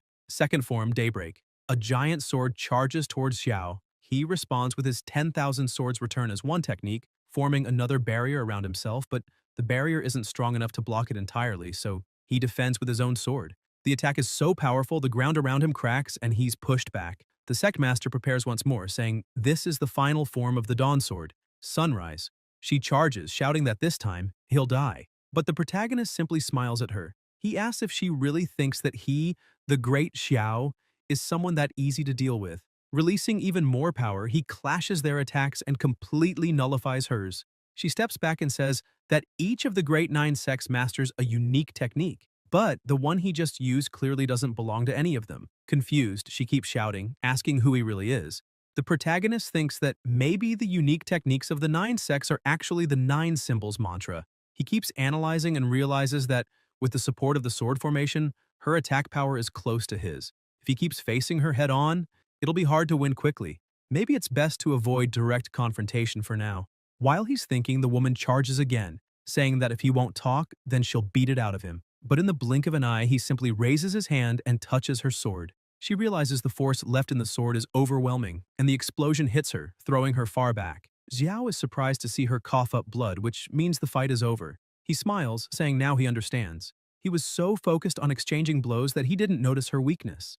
Apparently, she only learned the break symbol of the Nine Symbols mantra. She has offense, but little defense. He attacks again, saying he'd like to see how she plans to block this one. The Sect Master tries to defend, but the attack is too fierce, and realizing she might die, she panics.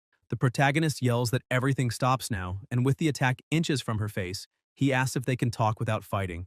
The Sect Master screams that she lost the match and deserves death, but begs him to spare her sect members. Xiao tells her to calm down and assures her that no one is going to die. He introduces himself, says his name, and explains that he's not a spy from the Shuyang Palace. He's just a foreigner. A foreigner? She asks if he really came to challenge the trial because her ancestor had said that one day, an outsider would appear to challenge them all and try to claim the techniques of the 9 great sects, and whoever defeats the outsider would bring the sect to the top and receive a celestial opportunity. Xiao starts smiling and thinks that the test is clearly to obtain the techniques from the 9 sects, and he's finally found the right path. The woman goes on, saying that unfortunately, with the current state of the Dawn Sword sect, they have no chance against him.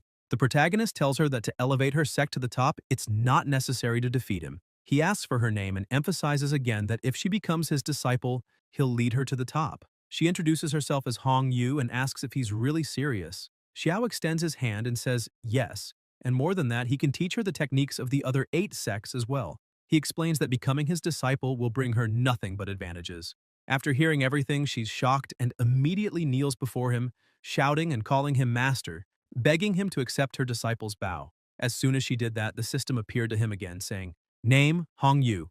Status, temporary disciple of the secret realm. Comprehension 60. Spiritual root, 500. Talent, army breaker body, activated, can increase." The protagonist steps a bit closer to her, saying it's all right, and adds that he can help with that too. She just needs to relax. He extends his hand and says he will perform a direct knowledge transmission to her. He begins the transmission and wonders if it's really working, since Qingyun's talk about not being able to pass the mantra directly because of backlash might have been nonsense. Or maybe that world has different rules.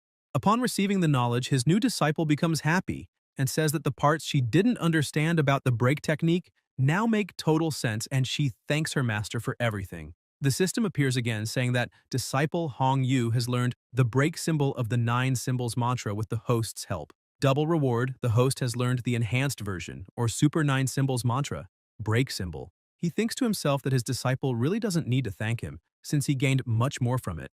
After passing the knowledge to her, he calls his new disciple, saying that her master will now take her to crush the Shouyang Palace. Shortly after the two arrive at the palace, immediately Hong Yu starts shouting at them, calling everyone rats and saying they must hand over their secret technique or she'll destroy the entire sect. 2 men standing there begin to laugh, saying that apparently it's leader Hong Yu. They ask if she seriously thinks that with that level of power, she'll be able to crush the Shouyang Palace, claiming that's like an insect trying to shake a whole tree. And it's ridiculous even to hear. Xiao tells his new disciple that she doesn't need to waste her words on them, since he acknowledges she has been intimidated by them for many years. And that is why, as her master, he will help her vent her frustration. The same young man starts laughing, saying that, judging by the protagonist's stance, he's planning to use the breaking art, and asks if she has already forgotten. Since the breaking art they possess can't even tickle when they use the defending art, Xiao uses the breaking art and strikes one of the buildings, leaving the two completely terrified by his strength. Fallen to the ground, they start shouting, asking how such a thing is possible since he destroyed the Sect's main hall with a single blow. That hall was reinforced with the runes of the defending art. The young warrior gets up saying that he shouldn't be so arrogant, because now he will die under the Sect's grand formation. All the energy that was covering the Sect starts behaving strangely, creating a gigantic warrior of energy. Hong Yu becomes worried and tells her new master that the Shuyang Palace Sect's formation is terrifying because, from what she has heard, that monster can kill a master of the Mahayana realm, above the integration realm, and therefore they must leave. The protagonist tells her not to worry and begins laughing, stressing that he already said before that the grand formation is nothing to fear. The warrior standing a little farther back gets irritated and asks if he really thinks it's nothing to fear, questioning if Shuyang Sect's formation is just a joke to him. The other young man begins to use a rune, shouting that this formation has existed for more than 10,000 years without ever being broken by anyone. Xiao grabs his sword and says, "That's right, it's nothing more than a joke." He starts unleashing strikes everywhere and tells his new disciple to watch closely how her new master will destroy that useless formation. The attacks strike multiple points at once, causing huge explosions. The giant energy warrior begins to crack and suddenly disintegrates. The two warriors once again can't believe what they're seeing and ask how such a thing is possible. Hong Yu is also astonished, saying that her master is truly powerful. The protagonist keeps laughing and tells her to trample that sect, for this is only the beginning. Suddenly, another cultivator appears, asking where this pest that dares to enter Shuyang Palace came from. He attacks the protagonist without hesitation, but Xiao defends himself, saying that such an attack is extremely weak against him and bets he can withstand it. He emphasizes that he would like to test his new opponent's defense. He counterattacks, but the new cultivator uses the defending art, managing to block the protagonist's strike. As soon as he blocks, the cultivator asserts that Shuyang Palace is famous for its absolute defense, and even if the protagonist is proficient in formations and possesses powerful attacks, he won't be able to do anything. Xiao questions if he is really serious about the defense being absolute, because in his eyes it's completely vulnerable, and he unleashes a massive amount of energy into his breaking art attack. The cultivator once again uses his defense and says that the protagonist is nothing but an ant trying to shake a tree, overestimating his own abilities. However, the defense cannot withstand the attack and shatters, throwing the cultivator into one of the houses, breaking the wall entirely. He feels immense pain and struggles to get up. He activates a device and thinks that the protagonist is extremely arrogant, but he would like to see how his lord Zhen Tian will handle them when he arrives. The protagonist approaches and points his sword, saying that either he hands over the defending art or he will die right there. The man tries to argue, but Xiao interrupts him, questioning if he really thinks he wouldn't dare kill him. With no other choice, the man gets up and says it's fine, that they just need to follow him to the Forbidden Grounds. Shortly afterward, they arrive at Shuyang Palace, in the Forbidden Land where an overwhelming amount of energy filled the place. Hong Yu thanks her master again for imparting all the knowledge to her. He tells her she doesn't need to be so polite in that way and asks who said he was her master. Suddenly, the system window appears saying, "It has been detected that the disciple has mastered the defending art, the 9-symbol mantra, with the host's help. The host receives double rewards and learns the super art of the 9-symbol defending mantra." He thinks that if he doesn't transfer the knowledge to her, how could he possibly learn the super 9-symbol mantra himself? After finishing transferring the knowledge to her, he turns around and calls her to leave. However, the same cultivator from before prepares to attack him, shouting that he cannot leave for the Sect's emissary, called Zhen Tian, has just arrived. The protagonist begins to hear a noise outside and the wall starts to crack. Suddenly, the emissary bursts through the wall, shouting and asking Xiao who he is, questioning whether he doesn't know that Shuyang Palace is the territory of the Zhen Tian sect. The previous cultivator bows before the emissary, welcoming him and exalting that he must protect them. Zhen Tian, completely enraged, says that cultivator is useless. He begins gathering a massive amount of energy in front of him and shouts that no matter who the protagonist is, if he dares provoke the Zhen Tian sect, only one path awaits him: death. With that overwhelming amount of energy, he uses the shaking art. The protagonist watches it all with arms crossed, and as soon as the attack comes toward him, he uses the defending art. The emissary asks if he really thinks the defending art can... However, before he can even finish his sentence, he is shocked by what he sees. Not only did Zhao defend, he also gathered his energy to counterattack. The protagonist asks how someone with such pitiful strength could be so arrogant, and he strikes back using the breaking art. The blow heads toward the emissary, who tries to use his techniques to defend, but the protagonist's strike is so powerful that it easily shatters his defense, leaving him stunned and unable to believe what just happened. The attack hits him, sending him flying. The first cultivator cannot believe that the Lord Emissary was defeated with a single blow. Xiao approaches the emissary lying on the ground and tells him it's over. Zhen Tian begins trembling with fear, begging the protagonist to spare his life, promising he will do anything. Xiao points his sword at the emissary and orders him to reveal the location of the sect's forbidden grounds and the method to enter. The emissary hesitates at first, but the protagonist presses the sword closer, stressing that apparently he doesn't intend to talk. Zhen Tian, desperate, begins screaming in fear and says he will tell everything. He explains that the forbidden grounds lie beneath the sect's one-day hall and that there are 3 passages leading there. Furthermore, the sect master is currently in death seclusion, making it the perfect opportunity to enter. After receiving all this information, Xiao calls his new disciple and says they will now travel to the forbidden grounds of the Zhen Tian sect. Shortly afterward, the two arrive at the sect's forbidden grounds. The story repeats itself in the same way. 3 guards are protecting the entrance and ask who the protagonist is and how he dares force his way into the sect's forbidden land. This time, however, he has no patience for games and attacks using the breaking art. The 3 combine their strength to try to raise a barrier, thinking that this must be the breaking art and that it is extremely powerful, so they must block it immediately. However, the protagonist's energy is so intense that it causes an explosion, blasting the 3 away. He enters the hall and begins absorbing all the knowledge there, thinking that he has finally obtained the shaking art. Once again, he transfers the knowledge to his disciple, and the system detects that the disciple has mastered the shaking art of the 9-symbol mantra with the host's help. The host receives double rewards and learns the super art of the 9-symbol mantra, shaking. He thinks that the next 2 sections are the Healing Alliance, whose healing art focuses on physical recovery, and the Illusory Star Pavilion, whose illusion art focuses on illusions. Both should be easy to handle. The next day, he also manages to defeat the Healing Alliance, thus mastering the healing art as well. On the 5th day, he defeats the Illusory Star Pavilion and also learns the illusory art. They continue advancing and he thinks that next is Devouring Peak Valley. Suddenly, a monster appears before them and shouts that this is the sacred ground of the valley, ordering them to stop immediately. The protagonist introduces himself, saying that he and his disciple are there to learn the devouring art and will leave as soon as they have mastered it, asking him to make it convenient. That being releases an extremely powerful dark energy and roars at the protagonist, asking how he dares, since only the Devour clan can cultivate the devouring art, and even thinking about what Xiao just said is a crime punishable by death. The protagonist begins to smile and says that man is a true tyrant, but he has a mission he must fulfill. He uses the defending art to shield himself from the attack, but the barrier he created around himself is quickly devoured by his opponent's devouring ability.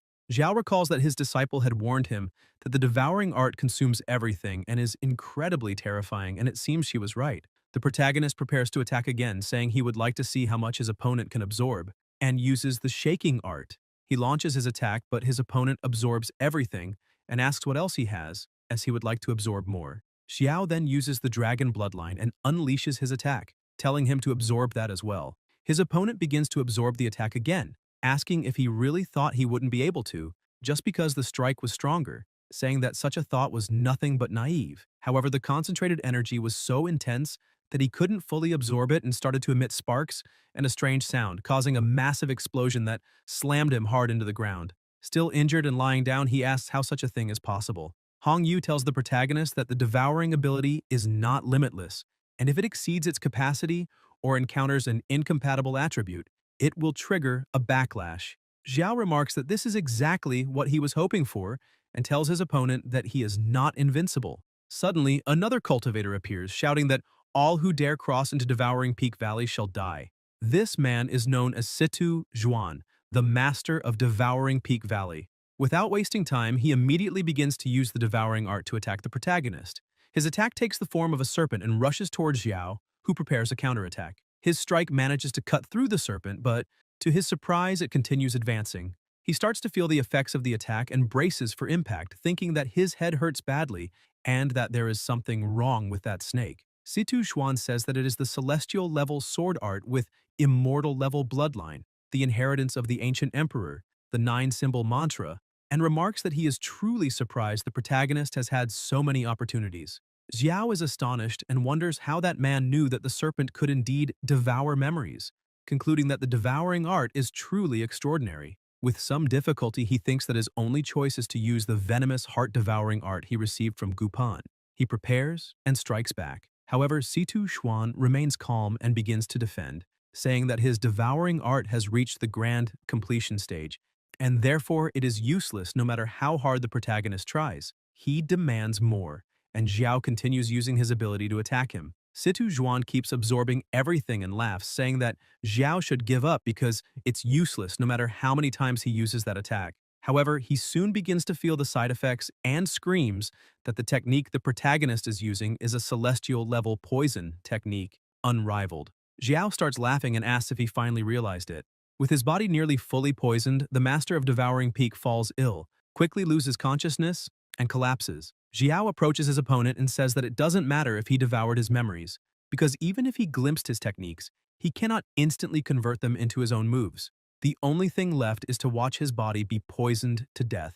After defeating his two opponents, he heads to the Forbidden Ground and acquires another art, the Devouring Art, remarking that now only 3 remain. Quickly, he heads to the Jinxie cult and, as expected, easily defeats the first opponents he encounters and continues searching for the main hall. While searching, he thinks that the purifying art has an impressive restraining effect on evil spirits, but unfortunately, it is useless against him. A few minutes later, he also obtains the purifying art and moves on to the heaven-challenging palace. Upon arriving, he shouts that the outsider Xiao has come to pay a visit. The cultivators swarm out like bees to defend the territory. One of them yells, asking who dares cause trouble in the heaven-challenging palace. Within seconds, the protagonist is completely surrounded. He explains that he is only there to borrow the forbidden inheritance grounds and that he doesn't want to cause unnecessary carnage, asking them to be understanding and make things easier for everyone.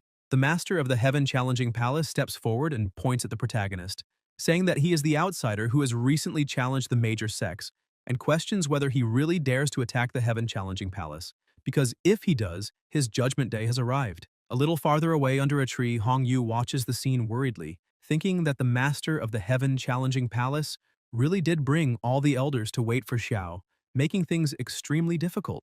The master begins his attack, declaring that the majesty of the heaven-challenging palace cannot be defiled and that those who dare cross him will only face death. All the elders also launch their attacks, but the protagonist simply uses the defending art and creates a barrier around himself, blocking all the strikes. The elders are surprised, asking how that man knows the defending art. The master is also extremely confused, saying that something is not right because the defending art of Shuyang Palace should not be that strong. Xiao uses the breaking art to attack. His strike shoots quickly toward the master, but a barrier is created and the attack is repelled, bouncing straight back at the protagonist. Xiao realizes that the power is identical to the breaking art he just used and concludes that the reversing art can completely return attacks. The protagonist strikes once more, saying he wants to test it. However, the master declares that more attacks are useless and once again uses the reversing art to send the blows back. Xiao uses the defending art to shield himself from his own strike. He begins to think that the reversing art cannot reflect every attack, that it must have some flaw. He then prepares and charges forward, believing he can settle this with his fists, and quickly manages to defeat one of the elders with a single blow. As the elder falls, the protagonist realizes that close-range combat cannot be reversed. Excited by this, he begins to gather energy into his fists, saying that everyone there should taste his punch. The master becomes worried and shouts for all the elders to stop that man immediately, but none can even lay a finger on the protagonist. He proceeds to defeat them all one by one as if it were nothing. Within seconds, he reaches the master, saying it is too late to try to stop him. His strike is so powerful that the master cannot withstand the pain and faints.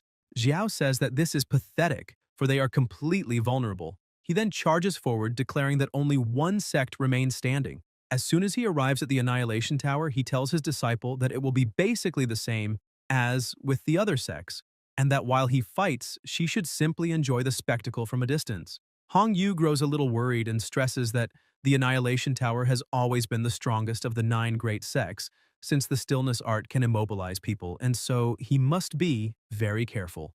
The protagonist charges forward at incredible speed and shouts to his disciple not to worry, for he will act carefully. As he gets closer, he uses the illusion art to create a clone of himself. As soon as the clone appears, the cultivators present use the stillness art and immobilize it. The clone starts trembling as 2 cultivators strike at once, but he dodges, leaving them confused and asking how he broke free so quickly. The clone presses forward, thinking that apparently those guards of the Annihilation Tower do not possess a deep understanding of the stillness art. However, another man appears behind him using the same technique, but the protagonist counters. Soon after, another guard emerges, also using stillness. Once again, the protagonist manages to break free and strikes the man who launched the attack, but many others begin to appear using the same art. From afar, Hong Yu watches and realizes that although against a true master, the people of the Annihilation Tower can only hold him briefly as long as enough cultivators from the tower are present. Even her master, the strongest of all, would be completely immobilized.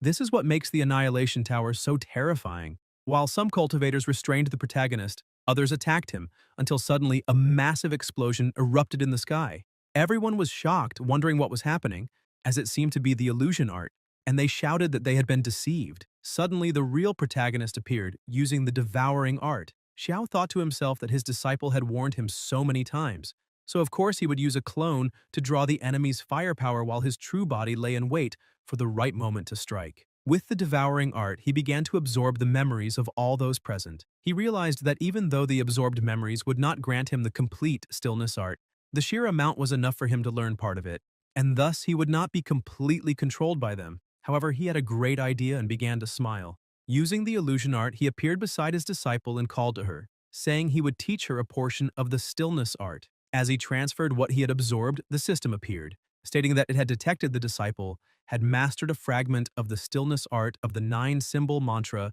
with the host's help. The host would receive double rewards and learn the fragment of the super 9-symbol mantra art stillness. He prepared for battle, declaring that now it was time to counterattack. Returning to the battlefield, he used his new ability, immobilizing everyone at once. The people asked what was happening, for he truly seemed capable of using the stillness art. Xiao walked past all the immobilized cultivators and entered the Annihilation Master's tower, beginning to destroy the entire place. The master, seated in his chair, shouted, demanding to know who dared destroy his forbidden ground. Seeing the attacks coming toward him, he quickly created a barrier around himself. The protagonist used illusion and struck swiftly, but the master managed to immobilize him. Xiao thought that this must be the master of the tower his disciple had mentioned, for he was powerful enough to hold him for so long. The clone behind the opponent also could not move, leaving the protagonist puzzled, asking himself what was happening and why his clone could not move either, since the master had not used the stillness art on it.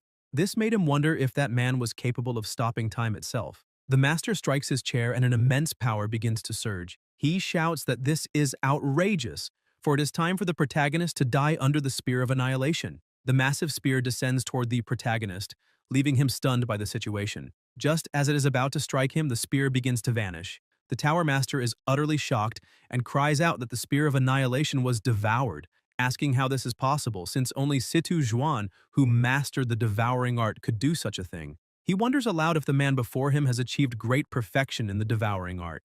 Taking advantage of his opponent's opening, the protagonist and his clone attack with full force. Within seconds, the Tower Master is completely defeated, and Xiao manages to absorb the final mantra. He thinks that he can finally leave, as he has obtained everything he needed. Suddenly, a voice echoes in his mind, congratulating him for successfully completing the trial of the small world and announcing that teleportation will begin within the time it takes for one incense stick to burn. The protagonist rejoices, saying that the time of an incense stick is more than enough to pass on the quintessence art to his disciple and help her become the strongest of the small world. Wasting no time, he rushes to her and transfers all the knowledge he has gained about his new abilities. The system declares that it has detected the temporary disciple has mastered the quintessence art of the 9-symbol mantra with the host's help. The host receives double the rewards and learns the super 9-symbol mantra, art quintessence. He tells her that, as her master, this is all he can give her, and emphasizes that he truly hopes one day she can surpass the limitations of the small world, and that they can meet again in the outside world. Hong Yu feels saddened, asking if he is really leaving already. Suddenly, he begins to fade away and bids her farewell, saying that, unfortunately, he must go, for he is an outsider, and asks her to take care. She reaches out, trying to hold on to him, and asks him to take care as well, tears welling in her eyes. Outside, Qingyun, who had taken over Qingyun's body, tells Lady Vermilion Bird that she should no longer wait. The trial space is an independent small world with its own rules. He explains that every 2 hours that pass there equals over a month in the small world, and it is only a matter of time before the protagonist dies. Zhu Kui grows irritated and declares that Xiao will not die so easily. Qingyan says the trial space has existed for so long that he no longer knows how many years, yet no one has ever emerged alive from within it. Suddenly, the protagonist appears, asking if it is really true that no one has ever come out alive. Both are startled to see him, and Qingyan asks if he truly passed the trial. The protagonist replies yes, but that he can no longer hand over the symbol that encompasses the heavens. Qingyan grows furious and releases his full power, declaring that if the protagonist will not let him live, then they shall die together. Before they can resume their battle, Zhao pulls out a small artifact and asks him to wait, questioning what it is. Qingyan affirms it is the symbol that encompasses the heavens, but upon closer inspection realizes it is not the genuine one. The protagonist steps closer, explaining that it is an imitation he crafted of the heavenly encompassing symbol. It has the same function, but will become invalid after 1 month. Qingyan grows uneasy, wondering if Zhao intends to use it to control him. But the protagonist asks him not to think that way, saying it would be too despicable, and clarifies that he only wishes to cooperate with Qingyan to deal with the immortal court emperor. Once that is done, he will return the real heavenly encompassing symbol. Qingyan considers and analyzes the situation, realizing that when Xiao leaves the secret realm with the symbol, Qingyan will certainly be exposed to the heavenly Tao's inspection. That means, for now, his only option is to cooperate with the protagonist. After reflecting, he agrees, saying it is better for Xiao to do as he says. Zhao calls Zhu Kui, saying it is time. They return to the real world and Zhe smiles at him, saying that she was finally relieved to see him, for she had been worried to death. Xiao tells her not to worry so much, as he has already obtained the inheritance of the 9-symbol mantra, and introduces Zhu Kui, who stands at his side saying she is the vermilion bird, known as the true lady. Zai greets her, offering her respects. Zhu Kui tells the protagonist there is no need for such formality, for the emperor may emerge from seclusion at any moment, so they must leave immediately to comprehend the 9-symbol mantra. He agrees. Sometime later at the entrance of the Hongmeng sect, Sumuhan and Wushuang rejoice, for their master has just returned. Xiao asks them to gather everyone, as he has something important to announce. When they arrive, the protagonist tells them that the one at his side is the true vermilion bird lady, and that she will remain in the sect for a time to comprehend the 9-symbol mantra. Everyone greets her, and Wushuang happily asks if they can all learn the 9-symbol mantra as well. Jianfeng also gets excited at the idea, emphasizing that it would be great. The protagonist takes a scroll in his hand, saying that's right, because the 9-symbol mantra is extremely special and is not tolerated by the heavenly Tao of that world. Therefore, he cannot teach it directly. All he can do is record it into the celestial secret scrolls so that everyone may study and comprehend it on their own. He hands the scroll to Jushuan, stressing that she will be the one responsible for the celestial secret scrolls, and asks that no one be greedy, as they must learn and understand one symbol at a time. The sect leader tells him not to worry, as everyone will learn as quickly as possible. Xiao then tells Zhu Kui that he needs to withdraw into seclusion to break through to the next realm, and asks her to help him locate the 7 strongest in the human rankings, since he continues to prepare to challenge the top 10 of the human ranking. After arranging everything with her and with his sect, he enters seclusion, and 10 days later he opens his eyes. An absurdly dense aura surrounds his body. He shouts that he has finally reached the 9th level of the integration realm. As soon as he leaves the cultivation chamber, everyone is outside waiting for him. Zhe congratulates him on coming out of seclusion and reaching the 9th level of the integration realm, pointing out that his aura is even stronger than before. Zhu Xuan is also impressed, saying that his cultivation speed is truly frightening. The protagonist remarks that it seems she hasn't rested even a single day during this time. Zhu Xuan replies that, as the master of the Hongmeng sect, she cannot afford to remain stagnant. She is currently at the 6th level of the integration realm. Meyer agrees with her master and tells the protagonist not to think he has left them behind, since she herself is currently at the 3rd level of the integration realm. Zhai celebrates happily, saying that now everyone in the Hongmeng sect has reached the integration realm and has gradually mastered the 9-symbol mantra he taught them. So if any sect dares to invade again, they will surely make the intruders pay. Sumuhan also says that her newly refined pills will make them suffer the consequences. Jianfeng grips his sword and says he has no opponent. Wushuang smiles brightly, telling her master to watch how she punches so hard they'll turn into shooting stars. Wu Ming also says to his master that he can always count on him whenever needed. Qipan says that his newly developed poison needs some unlucky people to be tested on. Zhu Xuan declares that with all of them there, the Hongmeng sect should fear no demon or ghoul that comes to cause trouble. While everyone was talking about their powers and new techniques, Chu Yuewu kept her head lowered, saying nothing. The protagonist notices this and calls to her. He goes up to her and says that it seems her soul body is still unstable, so she shouldn't worry about rushing into a breakthrough. He emphasizes that tomorrow she must follow him into the lower realm to temper that body, and explains that he will personally reinforce it for her. Later that night, they meet in the forest, and she asks him if he really can reinforce her physical body in 1 month. Xiao tells her not to worry and asks when he has ever lied to her. If he said it will be 1 month, then it will be within 1 month. While they are walking, he suddenly notices something. Out of nowhere, an attack comes toward them and he quickly pushes her out of the way, telling her to be careful. 3 people appear before them. One of the men steps forward, saying that he is Xiao, #1 on the Immortal Court's wanted list, and points out that the 6th through 8th ranks of the human list are standing right before him, and if he knows what's best for himself, he should cripple his own cultivation immediately and spare them all. This man is called Li Wushuan, 6th in the human rankings. At his left is a woman currently ranked 8th in the human rankings. Her name is Hua Wu Ying. At his right is the 7th, Yin Wu Ju. The protagonist gets excited, saying that he had been a little worried about not having punching bags to train with, and suddenly they showed up to offer themselves to death. Hua Wu Ying gets angry, calling the protagonist arrogant. She begins to play her flute, saying that he should just watch how they, the 3 siblings, will end him and claim a reward from the immortal emperor. Chu Yuewu is instantly affected by the flute's effect and starts to hallucinate.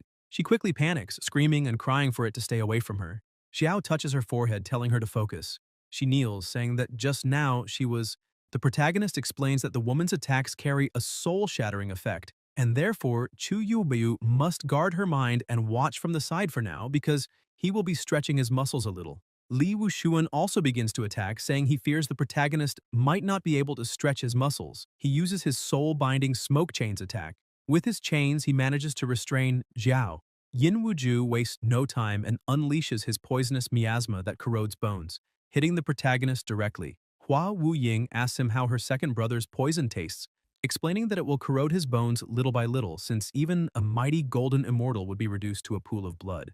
Yin Wuju keeps mocking, asking if the immortal emperor overestimated the protagonist, because he really thought Xiao was some powerful figure, yet he is nothing special. The protagonist starts laughing, saying he's been playing with them this whole time, and asking if they really think they're such a big deal. The 3 are shocked, since nothing happened to the protagonist, not even a scratch. Xiao begins releasing his extremely powerful energy. Yin Wuju shouts, asking how this is possible since his poisonous miasma was forcibly dissipated just by the release of his opponent's power. Suddenly, he is thrown back with great force. The other 2 become worried. Xiao simply shatters the chains that were restraining him, while Wu Ying yells for her older brother to watch his back. Quickly, the protagonist appears behind him, saying that if he dared to provoke him, then he should be prepared to head straight to hell. Xiao strikes him with an attack, leaving only Hua Wu Ying standing on the battlefield, worried for her older brother. Suddenly, he also appears behind her, asking if she really has time to worry about the other 2 and questioning if she has thought about how she will repay him for frightening his disciple just now. Yin Wuju, still lying on the ground, shouts for his sister to form the handbells. She quickly begins to focus as much as she can. All 3 begin to have their bodies marked, yet now the energy within them is greater than before. Yin Wuju angrily shouts that he almost fell for that brat's trick. Li Wushuan tells them all to stay focused, because the protagonist truly has great abilities. Xiao remains ready for battle and thinks that their wounds healed instantly, and the aura of the 3 was as one, so that is not an ordinary combined defense technique. Hua Wu Ying once again begins playing her flute, using her divine melody technique. The protagonist only launches a small strike and wonders if their power has also increased. Li Wushuan defends his companion, telling him not to even think about it, blocking his attack. However, Xiao uses reversal and redirects the strike straight at Li Wushuan. His teammate shouts and reacts quickly, saying to leave it to him. He uses his miasma to cover his teammate and protect him from the strike. The protagonist observes the situation and thinks that the original target was Hua Wu Ying, but her 2 companions were able to defend and attack simultaneously, reacting as quickly as if they were a single person. That means when one is attacked, all of them move. Their offense and defense are one, leaving no openings. It is a perfect complement. Li Wushuan asks Xiao if he understands now and explains that the 3 of them share only 1 soul and 1 elixir, so all 5 of their senses are connected, emphasizing that they had seen through his tricks long ago. The protagonist starts laughing, thinking that indeed it is like that. 3 souls and 1 elixir. Li Wushuan charges to attack, saying that the next strike will take the protagonist's life. Yin Wuju also begins his attack, shouting to his brother that they will do it together. Hua Wu Ying continues playing her flute and stresses that she will support them. While they all make their moves, Xiao simply observes. And a few seconds later, he thinks he has found the place where their auras converge. After discovering his opponent's weakness, he uses illusion and charges at them, leaving the three surprised. As he strikes, he says that 3 souls and 1 elixir are nothing but a joke to him. The sphere where they stored all their energy begins to crack until it shatters. The attack hits all 3 of them without them being able to do anything. The protagonist stands beside them, smiling and saying that they are completely vulnerable. As the dust begins to settle, the 3 lie on the ground and only Li Wuxuan is still conscious, saying that it is impossible because their technique was divine. Xiao tells him that 3 souls cultivating as one may seem like an unbeatable combination, but he needs to defeat them all at once. Preparing his jade artifact, he keeps approaching while smiling, saying that it is ridiculously fitting that they die on the same day, in the same month, and in the same year. The artifact begins to absorb the energy of the 3 who can no longer move. Li Wuxuan, with the little energy left in his body and in a trembling voice, indignantly says that the divine technique they sacrificed 10 years to master was worthless, and so he cannot accept it. After finishing the hard work, the protagonist calls his disciple and tells her to cleanse the resentment of the 3, as that would be the best nourishment for her. Chu Yuewu becomes excited and immediately begins her work. Shortly after, she manages to absorb everything, and Xiao asks her if she now finally believes he will fulfill what he promised within 1 month. Radiant, she replies yes, because now she is at the 2nd level of the integration realm. After finishing their work there, they simply turn their backs and walk away, leaving the 3 bodies right where they were. In the morning, at the border of the Jianzhu dynasty, an old man and his granddaughter were slowly walking along the road when suddenly they heard something rustling behind the bushes. 3 bandits burst out shouting, ordering them to hand over their money immediately if they wanted to stay alive. The old man raised the small pouch he carried and said he would give everything he had but begged them not to harm them. The frightened little girl clung to her grandfather, trembling in fear at the scene. One of the criminals snatched the pouch from the old man's hand while another approached the girl, cruelly remarking that she had a pretty face and that if they took her, she could be sold for a good price. Grabbing the child tightly, he declared that leaving the old man breathing was already enough to let him rot, so he should be sent to hell right away. Desperate, the little one cried out for her grandfather, overtaken by terror. At that instant, a violent blow struck one of the bandits, hurling him away.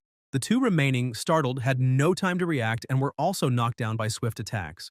The protagonist looked at Chu Yuewu and scolded her, saying that what she had done was a waste, because letting such vermin die so quickly was a mistake. He emphasized that next time she should let them taste fear before putting an end to everything. Chu Yuewu tilted her head and replied that, as a good disciple, she would keep that in mind. The old man and the girl fell to their knees before them, thanking them with emotion. The elder introduced himself as Zhang Dai and asked his granddaughter to kneel as well to show gratitude. Jiao Sheng, already on her knees, remained silent, still consumed by terror. The protagonist told them to rise and then asked why so many bandits were attacking in that region. Zhang Dai took a deep breath and explained that 2 countries were at war and, on top of that, a terrible plague was spreading. Many, unable to survive, turned into starving wolves, which was why groups of thieves appeared every 2 or 3 days to loot and abduct women. He added that the strong men of the village had already been nearly all killed, leaving only the elderly and children waiting for death. With tears in her eyes, Xiaoshang asked if by any chance they were disciples of Immortal Yu, since they were incredibly strong. Hearing that name, the protagonist grew serious, and Chu Yuewu also showed surprise. The girl, excited, explained that Immortal Yu was a powerful cultivator from the neighboring village, capable of summoning wind and rain, who had helped the homeless for months without charging anything, insisting that all seek shelter in his house.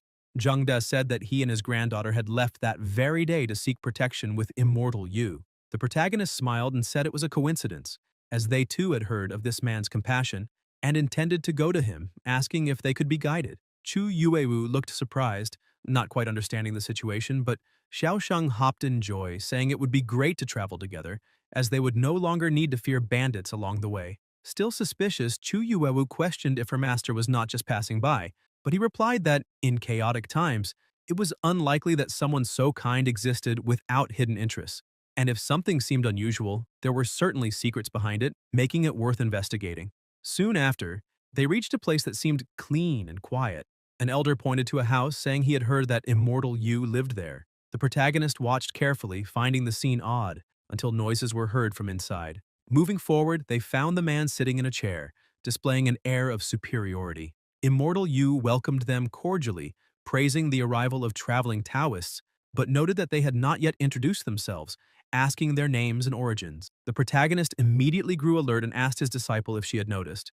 Chu Yueu replied that she had, for that man was nothing but a fraud pretending to be divine. The false immortal sensed the strangeness in their behavior, stood up and demanded to know what they were doing there. The protagonist, out of patience, unleashed his power and declared they were there to take his life. He then launched an attack that struck him directly, sending him flying. Horrified, Zheng De and Xiao Sheng cried out, begging him to stop. Unable to understand why he treated as an enemy a man who had been their benefactor, Chu Yuewu told Zheng De to open his eyes and see clearly, affirming that the man before them was no immortal at all but rather a demonic cultivator who absorbed resentment to grow stronger. Hearing those words, both the elder and the little girl were terrified, unable to believe that a demonic cultivator had deceived so many people. The imposter, enraged at having been exposed, unleashed his true demonic aura and furiously demanded to know who the hell they were to dare reveal his identity.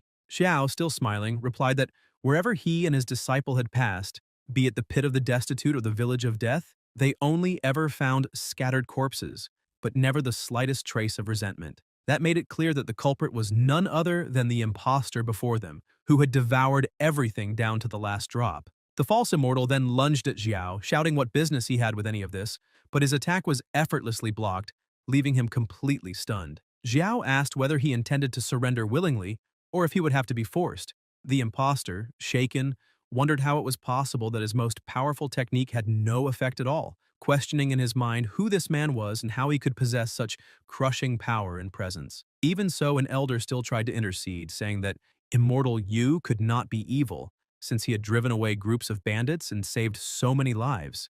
Xiao immediately retorted, explaining that he was not saving anyone, but rather raising livestock. First, he made everyone believe his words, pretending to be a savior. At the moment they gave him their hearts, he would draw the blade, and while they all plunged straight into the 18th level of hell, the resentment born from shattered faith would become the most powerful tonic for that false immortal. Thus, not only were they sacrificed, but they themselves offered the sustenance to their enemy. With a simple motion, Xiao made the imposter scream in pain, while Zheng De held his granddaughter Xiao Shang, both terrified and unable to imagine something so dreadful unfolding before their eyes. After giving him a brief lesson, Xiao stepped back and told Chu Yuewu that he would leave the rest to her. Trembling in fear, the imposter begged for his life and explained that he was only following orders, revealing that it had been his master who commanded him to act that way. Xiao grew serious, intrigued, and asked who this master was. The man, terrified, said it was Luo Feiyu, leader of the Soul Refining Sect.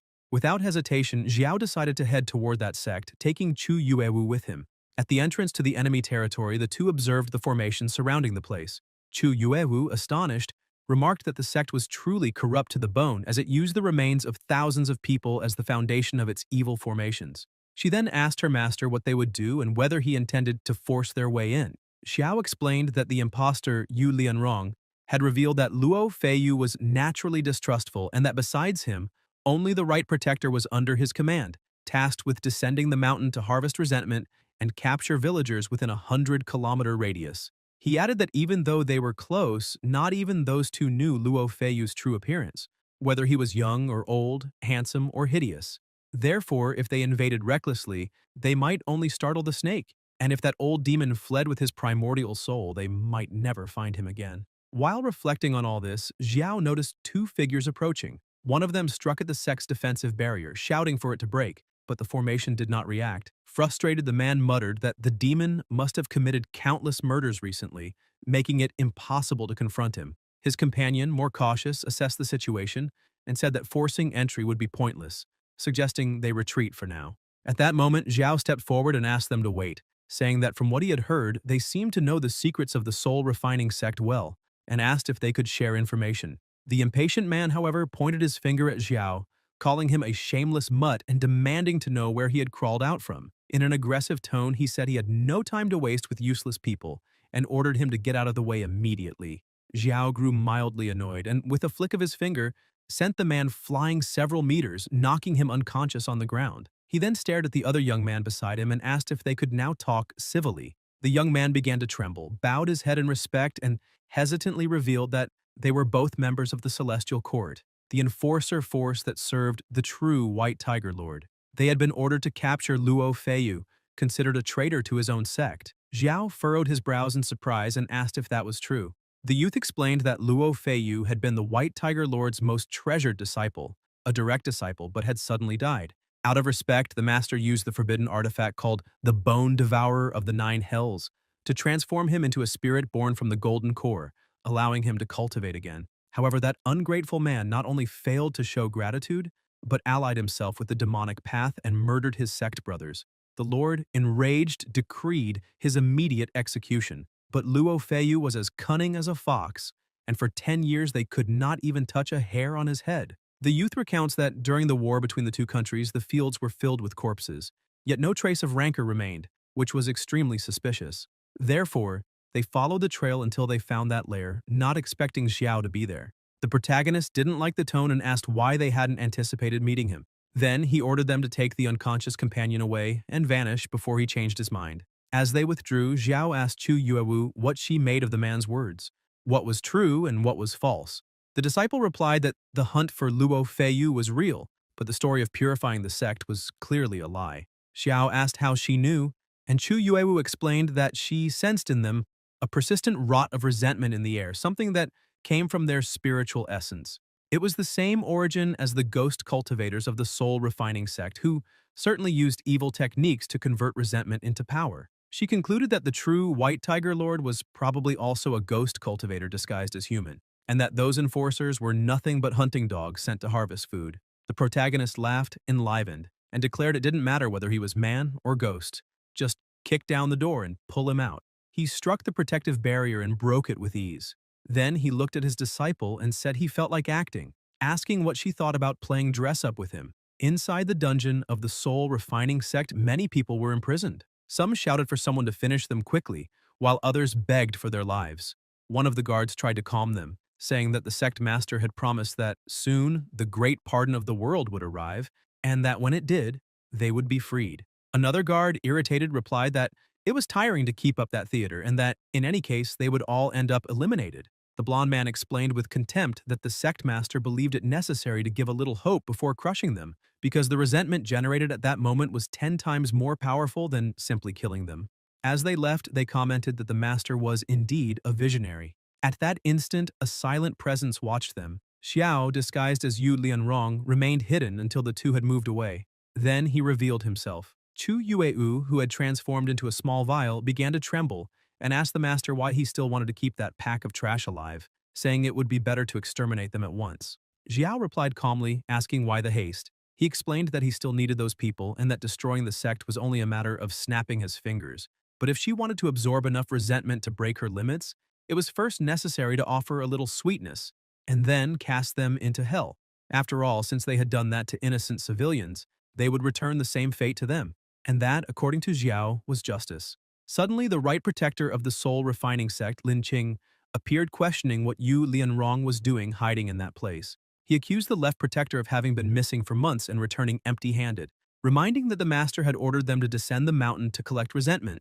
Drawing his sword, Lin Qing declared that he would eliminate him that very day and hang his body on the stone star by the gate as an example to all disciples. However, before he could finish his threat, an attack struck his sword, shattering it in midair, and a voice echoed, ordering them to stop immediately. Lin Qing was startled and, looking around, realized that all the disciples were kneeling to greet the arrival of the sect master. Shrouded in an oppressive aura, Luo Feiyu walked slowly and warned the right protector for overstepping his limits. Still kneeling, Lin Qing tried to justify himself, shouting that Yu Lianrong had been missing for over a month and had brought nothing back. Convinced, he accused him of having absorbed all the resentment alone, asking the master to execute him immediately. Luo Feiyu, with a cold smile, questioned who said Yu Lianrong had brought nothing. Then the disguised protagonist displayed the vial he carried and declared that, contrary to what they said, he had obtained something precious. He explained that he had found a skeletal creature in some random rosary. It had failed when attempting to advance a level, generating an explosion of resentment that destroyed its consciousness, allowing it to be sealed inside that vessel. When a little of the vial was released, an immense amount of rancor spread through the air, awakening Luo Feiyu's greed. The master began to laugh with satisfaction, saying the energy was so intense that even in his cave he had felt its presence. Taking the vial in his hands, he declared that Yu Lianrong had rendered a great service and asked what he desired as a reward. The protagonist maintaining the ruse replied that serving the master was a blessing his bloodline had taken 8 generations to earn, but he dared to ask that the treasure chamber and the pit of resentment be opened so all disciples could share in the glory. The disciples, surprised, glanced at each other in silence, for the pit of resentment was considered sacred ground and rarely did anyone gain permission to enter. The treasure chamber, filled with magical artifacts, was likewise an untouched place for many. Luo Feiyu, still fascinated by the vial in his hands, asked whether Yu Lianrong did not wish to take revenge on the right protector, since he had just tried to kill him minutes earlier. But the protagonist calmly replied that Lin Qing had only acted for the good of the sect and that such loyalty deserved reward. Trembling with fear, Lin Qing begged for mercy. Luo Feiyu, with a firm voice, granted the left protector's wish and announced that he would retreat into seclusion with the skeletal creature, leaving leadership of the sect under his command. He further warned that anyone daring to disobey him would be executed without mercy. All the disciples bowed to the ground, swearing loyalty unto death. The protagonist observed in silence, reflecting that his disciple would have to endure a few more days inside the vial, for soon he would allow her to absorb everything she wanted. 3 days passed. In the pit of resentment, the maddened disciples clashed in bloody battles, fighting for vials of rancor and precious pills. A blonde youth attacked his companion and, seizing the vial, declared that now he was the owner. The other, in agony, swore he would die without rest. The blonde fled with the vial, mocking that if his companion wanted to complain, he should only blame his own weakness. Suddenly, an attack struck him and knocked him unconscious. Another youth appeared, laughing, holding the vial and proclaiming that all magical artifacts now belonged to him. Lin Qing, witnessing the scene, shouted for them to stop immediately and ordered that the culprits be taken to prison, saying those commoners had escaped and he did not know who had released them. In the prison, however, silence reigned. No prisoner remained. Even with Lin Qing's order, the fallen bodies did not move and the few still standing gave no reply. He shouted again, demanding obedience. At a distance, Xiao observed the situation and commented to himself that only 3 days had passed and more than half were already dead. He smiled coldly, concluding that if he waited 2 more days, he could pull the net all at once. 2 more days passed and only 3 people remained standing in the pit of resentment. They laughed arrogantly, proclaiming that now they were the most powerful within the soul-refining sect. It was then that Xiao stepped onto a stone and with a cold smile asked who had given them that illusion. The 3 turned in fright and asked what the left protector was doing there. Xiao laughed, regarding them with disdain, and said that it seemed they had enjoyed themselves quite a bit these last days. In an instant, he rushed at them, defeated them with ease, and declared that it was time to end the spectacle. He then trapped the 3 inside a sphere of energy. Wounded and powerless, they began to scream in despair, begging for their lives. Xiao told them to calm down, saying they were the pure essence of rancor energy, and that he still had great plans reserved for each of them. Overcome with terror, the men cried out for the sect master, begging him to save them. Xiao stared at them and replied coldly that their master was busy seeking his own death elsewhere. Meanwhile, Luo Feiyu remained in seclusion, trying to cultivate all the energy contained in the vial. He shouted, demanding that the vessel release all its power, until he heard a voice echo, saying that if he truly desired it, he should swallow it all at once. An absurd amount of energy began leaking from the vial, and Luo Feiyu, though excited by his greed, grew deeply irritated when he realized that even after 5 days, he had not managed to absorb a single drop. Looking at his own hand, he felt himself overcome by pain. Whenever he brought the vial to his mouth, a force of repulsion struck him. As if thousands of insects bit into his skin, the sensation was unbearable. He then concluded that he would need to grow stronger before attempting again. Determined, he left the cave and went straight to the pit of resentment. Upon arrival, he was stunned to see bodies scattered across the place. Xiao stepped forward and mockingly asked if he had already finished his secluded cultivation. Furious, Luo Feiyu shouted, demanding how Yu Lianrong dared lay hands on his disciples. It was at that moment Xiao revealed his true form and asked why he bothered to pretend so much about the bond between master and disciple, when in reality he was raising his followers like living furnaces. Consumed by rage, Luo Feiyu demanded to know who the man before him really was. Xiao only laughed and told him to remember that name well, for the one who would send him straight to hell was called Xiao. Luo Feiyu burst with fury and attacked, shouting if he truly wished to die. But Xiao merely snapped his fingers and called for Chu Yuewu, saying it was her turn to shine. From behind Luo Feiyu, a firm voice rose. Disciple present. Chu Yuewu appeared, filled with wrath, declaring she was tired of feeling the filthy hands of that trash. With a gesture, she summoned skeletons that bound Luo Feiyu. The Sect Master, shocked, screamed, asking how she dared absorb and reverse the resentment energy that belonged to him. Xiao kept laughing, calling him an amateur in cultivation. Enraged, Luo Feiyu summoned a dark bell, the bone-devouring bell of the infernal abyss. When it rang, the powerful wave made all the skeletons vanish. Xiao mocked, saying no wonder he was the disciple of the White Tiger Immortal Lord, and admitted the technique wasn't bad. But Luo Feiyu didn't stop. He gathered an absurd amount of energy and unleashed his next strike, the Black Demonic Serpent, roaring that he would shatter Xiao's soul until nothing remained. Xiao, arms crossed, simply released his aura, blocking the attack with ease. Luo Feiyu stood in disbelief, screaming that it was impossible, questioning how his opponent's body could be so resistant. Xiao then laughed, saying the Sect Master was nothing but posturing and empty might, and in the end wasn't even worthy of a glance from him. Then he counterattacked with his true power, showing what absolute strength truly meant.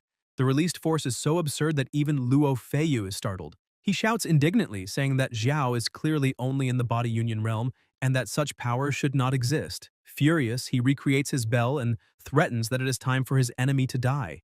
But Xiao advances in a swift movement, interrupting him before the technique is completed, and surprises him, ironically remarking that he also enjoys playing with new toys, especially when they're stolen from someone. With a direct strike, he sends Luo Feiyu flying backward and seizes the bell in his hands. Mocking, he comments that the grip isn't bad at all. Luo Feiyu refuses the humiliation and demands it back, claiming that the artifact is his. Ignoring him, Xiao begins manipulating the magical bell, saying he would like to test it a little. An immense amount of energy is released, so intense that even Luo Feiyu is impressed and questions where such power comes from.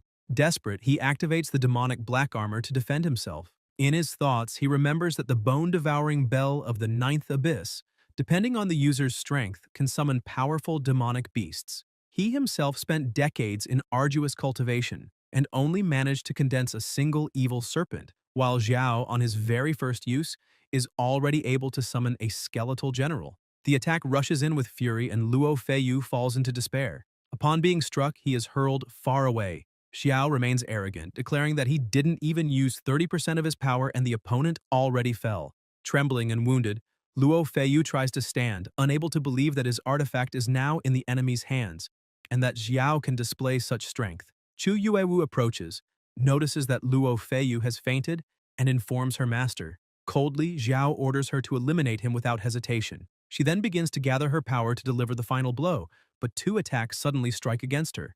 Realizing the threat, Xiao immediately defends her. Surprised, Chu Yuewu asks what is happening. Xiao points his sword and explains that there is a clueless rat trying to strike her from behind. A man emerges, shouting angrily, calling Xiao insolent, and revealing himself as Luo Feiyu's master. He introduces himself as one of the four true lords of the Celestial Garden, the White Tiger Lord, Liang Chu, and demands to know who dares harm his disciple. With disdain, Xiao reveals that he had planned to let Luo Feiyu accumulate resentment precisely to lure out the disgusting old man, but instead, he decided to appear on his own. He says that, in the end, master and disciple are cut from the same cloth, since Liang Chu also covets all the accumulated resentment and intends to seize it. Pretending to be a good master and protector, he uses his righteous appearance as a mask.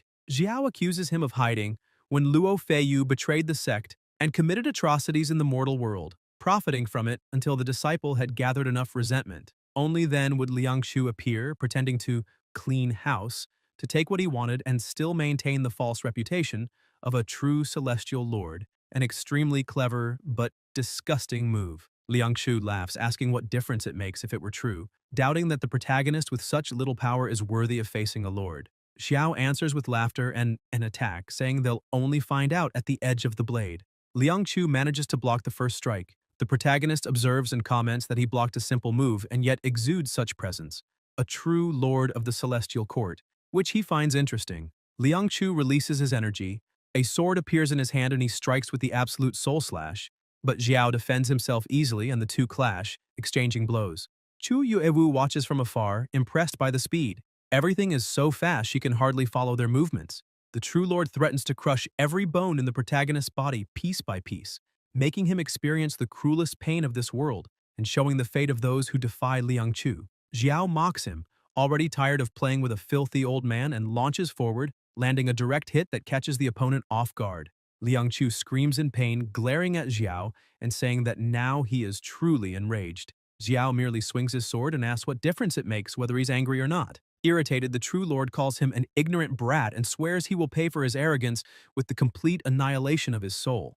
Xiao moves again, defiant, wanting to see who will be annihilated there. He unleashes several simultaneous swords, pressuring Liangchu, who struggles to defend against them all. As he tries to withstand the offensive, Liangchu thinks that the assault is far too brutal, carrying a heavy killing intent, and wonders how a technique could possess such power. More swords come, and his defense begins to falter. Realizing he cannot endure much longer, he activates the divide ability and creates a clone of himself. Xiao laughs, taunting the old man and mocking the idea that one more trash would turn the tables.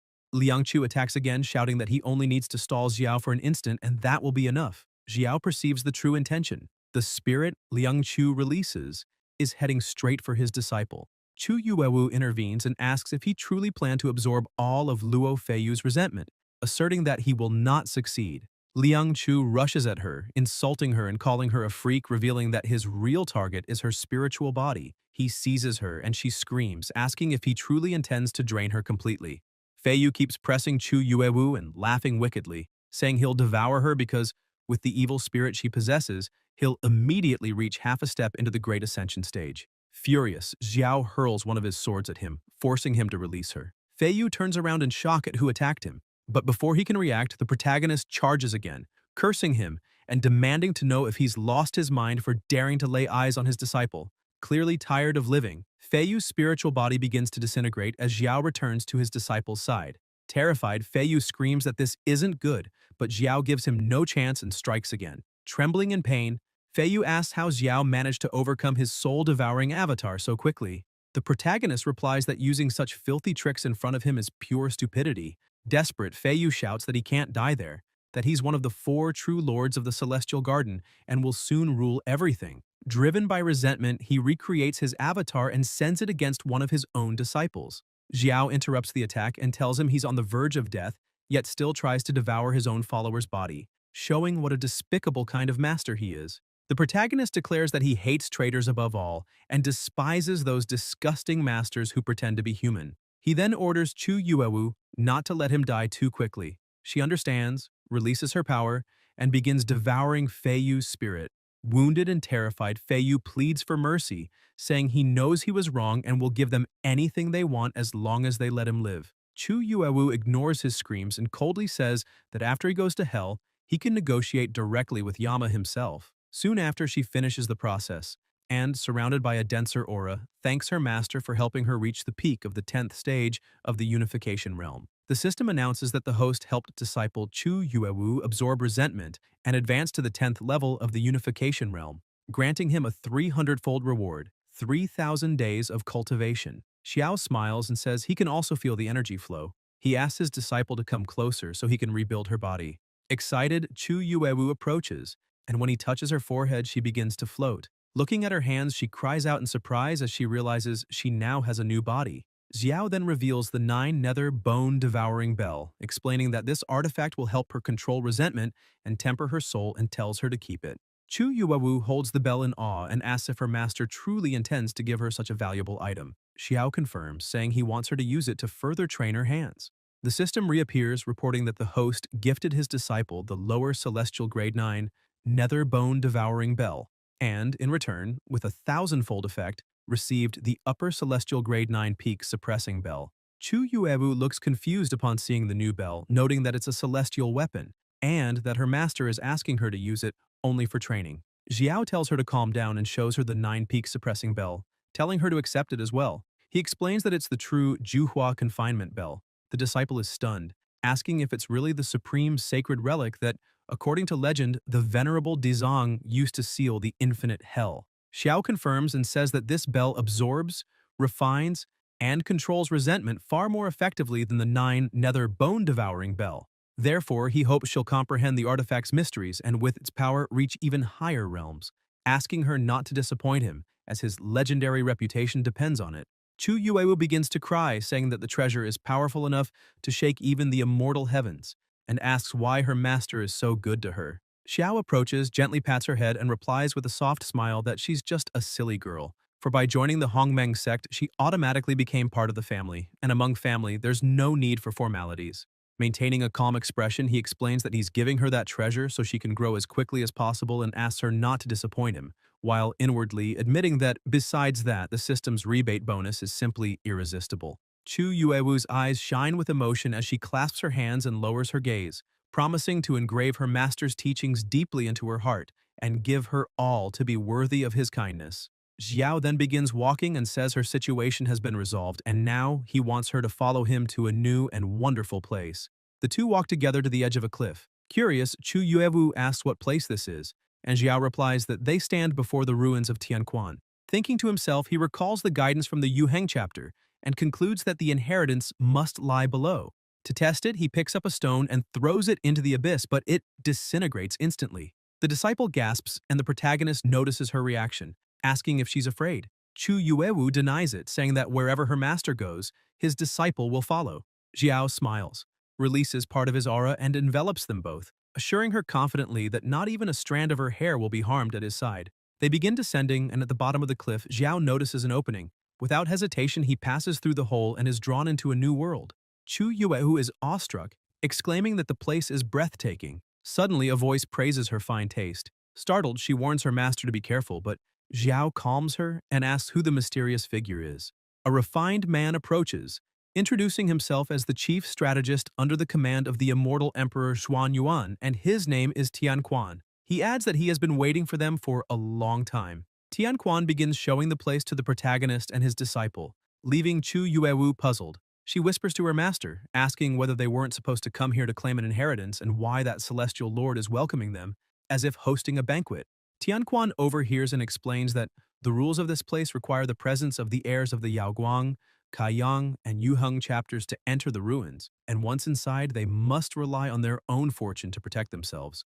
Otherwise, they'll be torn apart by the chaotic currents of the falling star abyss. He comments that it's rare to have visitors, so he wishes to chat a bit longer. However, if they're in a hurry, they can go straight to the point. Excited, Xiao tells Tianquan to bring out his weapons, but the strategist replies that he is a cultured man who detests crude acts of violence, saying he merely seeks some company to ease his boredom and will hand over the inheritance willingly. They sit before a table and Tianquan reveals the celestial star chessboard, declaring that everything will be decided through a single game. Chu Yuewu watches in surprise, thinking it seems too simple to resolve something so grand with a chess match. Xiao agrees to begin and makes the first move, but soon feels something strange and realizes what's happening. Each piece placed or lost causes the spiritual energy inside his body to surge violently, like a flood on the verge of bursting. Tianquan moves calmly, praising Xiao's willpower. The protagonist keeps playing but silently thinks that although it appears to be a refined duel, it's actually a deadly battle where a single mistake could lead to complete spiritual depletion and eternal ruin. Even so, he believes it won't be that easy to bring him down. Tianquan keeps smiling and praises him again, saying that in tens of thousands of years, only 3 people have ever managed to play against him to this point. Then he announces that the next move will be decisive. As he moves his piece, the scenery begins to distort. Xiao senses a strange energy. Suddenly, several figures appear before him, all his former disciples. Both he and they are stunned. Lin Haoran smiles and calls out to his master, saying he always hid his best techniques and treasures, which is a waste, so he might as well hand them over now since Xiao doesn't have many days left to live. Wu Feng prepares to fight, shouting that this time he'll destroy him completely, while Ye Chuvan gives the order to attack. They all charge at once. Xiao merely smirks coldly, saying that those ungrateful wretches have no right to be called his inner demons. He looks at Tianquan and asks if he truly believes such a simple illusion could imprison who he is today. In an instant, he unleashes a devastating strike, obliterating all the false disciples. He declares that their paths and hatred were their own choices, and that they all died in his heart long ago. What stands before him is nothing more than an illusion sustained by attachments to the past, and therefore must fade away. The illusions struggle but are completely erased.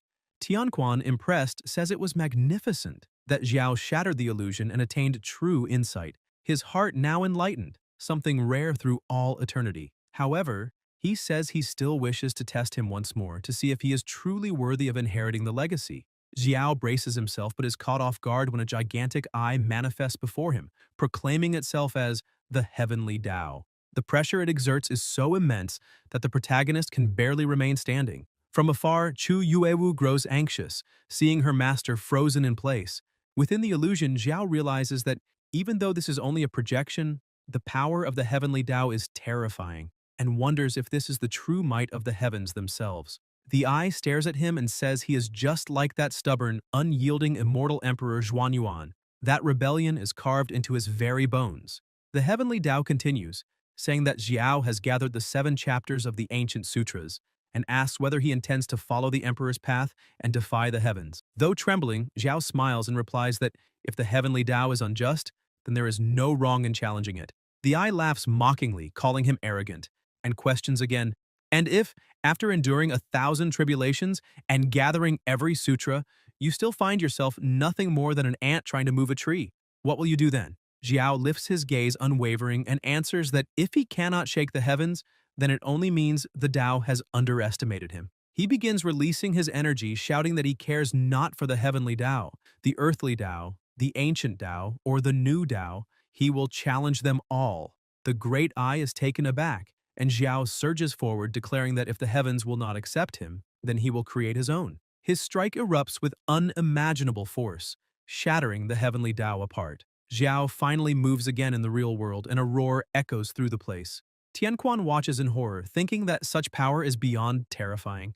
The protagonist opens his eyes and with a voice full of resolve, tells Tianquan that even if he must burn everything and everyone, he will defy the heavens. Then he makes his final move, and the impact is so immense that it completely obliterates the table and the celestial chessboard before them. Both men rise, and Zhao calmly points out that Tianquan has lost the match. Tianquan bursts into laughter, saying it is marvelous, though it's a daring way to challenge the heavens. A heart clear as a mirror and a spirit that advances without hesitation is truly magnificent. He then releases the inheritance, declaring that it now belongs to Xiao.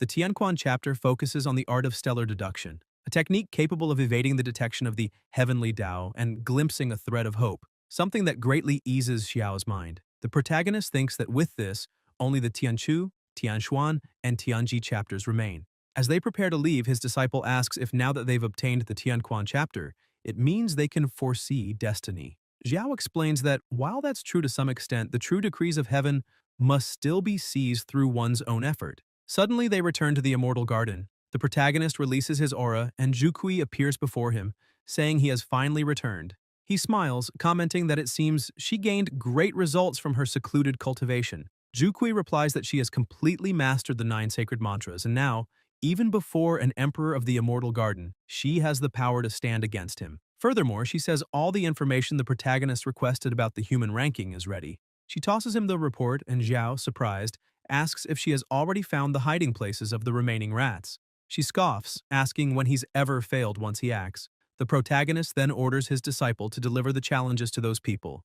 Zhukui asks what he's planning with something so grand, and Zhao explains that hunting them down one by one is too slow. He wants them all to come crawling to him. In 3 days, the Hongmeng sect will raise the arena, and he will personally restructure the human ranking. 3 days later, at the sect's gate, he and his companions sit waiting. Zay, irritated, asks where the dogs are, the ones who used to boast about handing their master over to the celestial court for rewards. Since the challenges have already been sent, why have they all turned into hiding turtles? Wu Shuang, thrilled, shouts that if they dare show up, there'll be no need for their master to act. She'll smash each of their heads herself. The protagonist smiles and says they're coming. At that moment, Qingluan appears, saying he heard Zhao was raising an arena at the Hongmeng sect and came specifically to learn from him. Zhe points her sword and asks her master to let her handle him, but Qingluan explains they are mistaken. He's long heard that Xiao's martial arts are exceptional, but his skill in alchemy is even greater, and he hasn't come to fight but to compete in alchemy. Zhe, still fired up, mocks him, asking if he plans to use that as an excuse to secretly poison someone, and then run to the celestial court wagging his tail for praise, calling it pure hypocrisy, since people from the celestial court know nothing but deceit. Wu Shuang agrees, saying that since Qingluan serves the celestial emperor, he cannot be trusted. Qingluan replies that the emperor is the emperor and alchemy is alchemy. Who rules the court or who is hunted matters little to him. All he cares about is the cauldron, and he'll follow whoever allows him to refine his pills in peace. Zhu Xuan remarks that she's heard the real Lord Qingluan, a subordinate of the celestial emperor, is a reclusive man famed for his eccentric temper, a true alchemy fanatic. As they talk, Sumuhan steps into the arena and says he shouldn't trouble her master. If it's an alchemy contest he seeks, she will accept the challenge herself. Qingluan asks who she is, and Sumuhan introduces herself as Master Xiao's second disciple. Her name, Sumuhan. One of the true Lord Qingluan's followers becomes enraged, saying this is sheer insolence, that such a nobody dares to compete in alchemy against the true Lord himself. Sumuhan tilts her head and asks what that has to do with him, wondering aloud if the true Lord is perhaps afraid of losing to a nobody like her. Qingluan laughs softly, retrieves his cauldron, and says this has become quite interesting, inviting her to enlighten him. Sumuhan also takes out her own cauldron, replying that it will be her pleasure. The two face each other for a while, and Qingluan declares that the contest will revolve around refining the Jujuan Xuan Ling Dan, the ninefold transmutation mystic spirit pill, within the time it takes a single stick of incense to burn out. When the incense dies, both must open their cauldrons, success or failure alike. Whoever produces a pill capable of saving the two dying offspring of the Chongming birds will be the victor. After explaining the terms, he asks what she thinks. Without hesitation, Sumuhan smiles and accepts. The young girl holding one of the chicks laughs, thinking the cauldron of the real Lord Qingluan, a treasure of celestial color, is a masterpiece, while Sumuhan's ugly black cauldron looks like something a beggar would use. She can't wait to see the garbage that will come out of it. The duel begins. Qingluan works with precision and grace, every movement exact, every hand motion deliberate. Zhu Xuan watches in astonishment, admitting it's no wonder he's the true lord. His technique is refined to perfection, manipulating hundreds of spiritual ingredients with flawless accuracy, every step executed with mastery. Sumuhan also begins, but her method seems almost careless, without form or visible technique. The little girl laughs out loud, calling her a fraud and asking who in their right mind would refine pills in such a ridiculous way. The young man beside her agrees, saying they just need to wait. Once the immortal pill of the true lord emerges, that woman will be utterly humiliated. Zhu Xuan begins to worry, doubting whether Sumuhan can really handle this. But the protagonist simply tells her to stay calm. When it comes to alchemy, Sumuhan is nothing short of extraordinary. Qingluan glances at his opponent and suddenly realizes that her technique is not crude at all. It's on an incredibly high level, a form of creation that returns to simplicity, something only a true grandmaster could grasp. Even more shocking, within her cauldron there's a suction force so immense that it's drawing and devouring part of the medicinal essence from his own cauldron without him noticing. Qingluan refocuses, gathering more power, determined not to let her absorb everything. Before long, his cauldron opens, and from within rises a perfect pill, a 9-mark dragon pill. Everyone is stunned. He brings it to the injured bird, and a brilliant light floods the area. The creature heals instantly, all its wounds vanishing. Then, Sumuhan orders her own cauldron to open. A single, plain-looking pill emerges. She hands it to the child, asking her to test it. The young man laughs mockingly, saying it looks like trash, and scoffing at her audacity to compare such a thing to the immortal pill of the true lord. He feeds it to the bird, and immediately the creature writhes in agony. Chu Yuewu gasps, thinking the bird has died, and Wu Shuang anxiously asks if Sumuhan has really lost, but Sumuhan only smiles. And suddenly the bird that was writhing begins to glow, breaking free from its cage. Chu Yuewu's eyes widen as the bird opens a third eye, and Wu Shuang cheers, shouting that she knew her senior sister would never lose. Qingluan is stunned, unable to believe what he's seeing, while the two children stare in awe, wondering if the true lord has really been defeated. At last, Qingluan bows deeply to Sumuhan, admitting that her alchemy is divine, capable even of summoning the power of the Chongming birds themselves.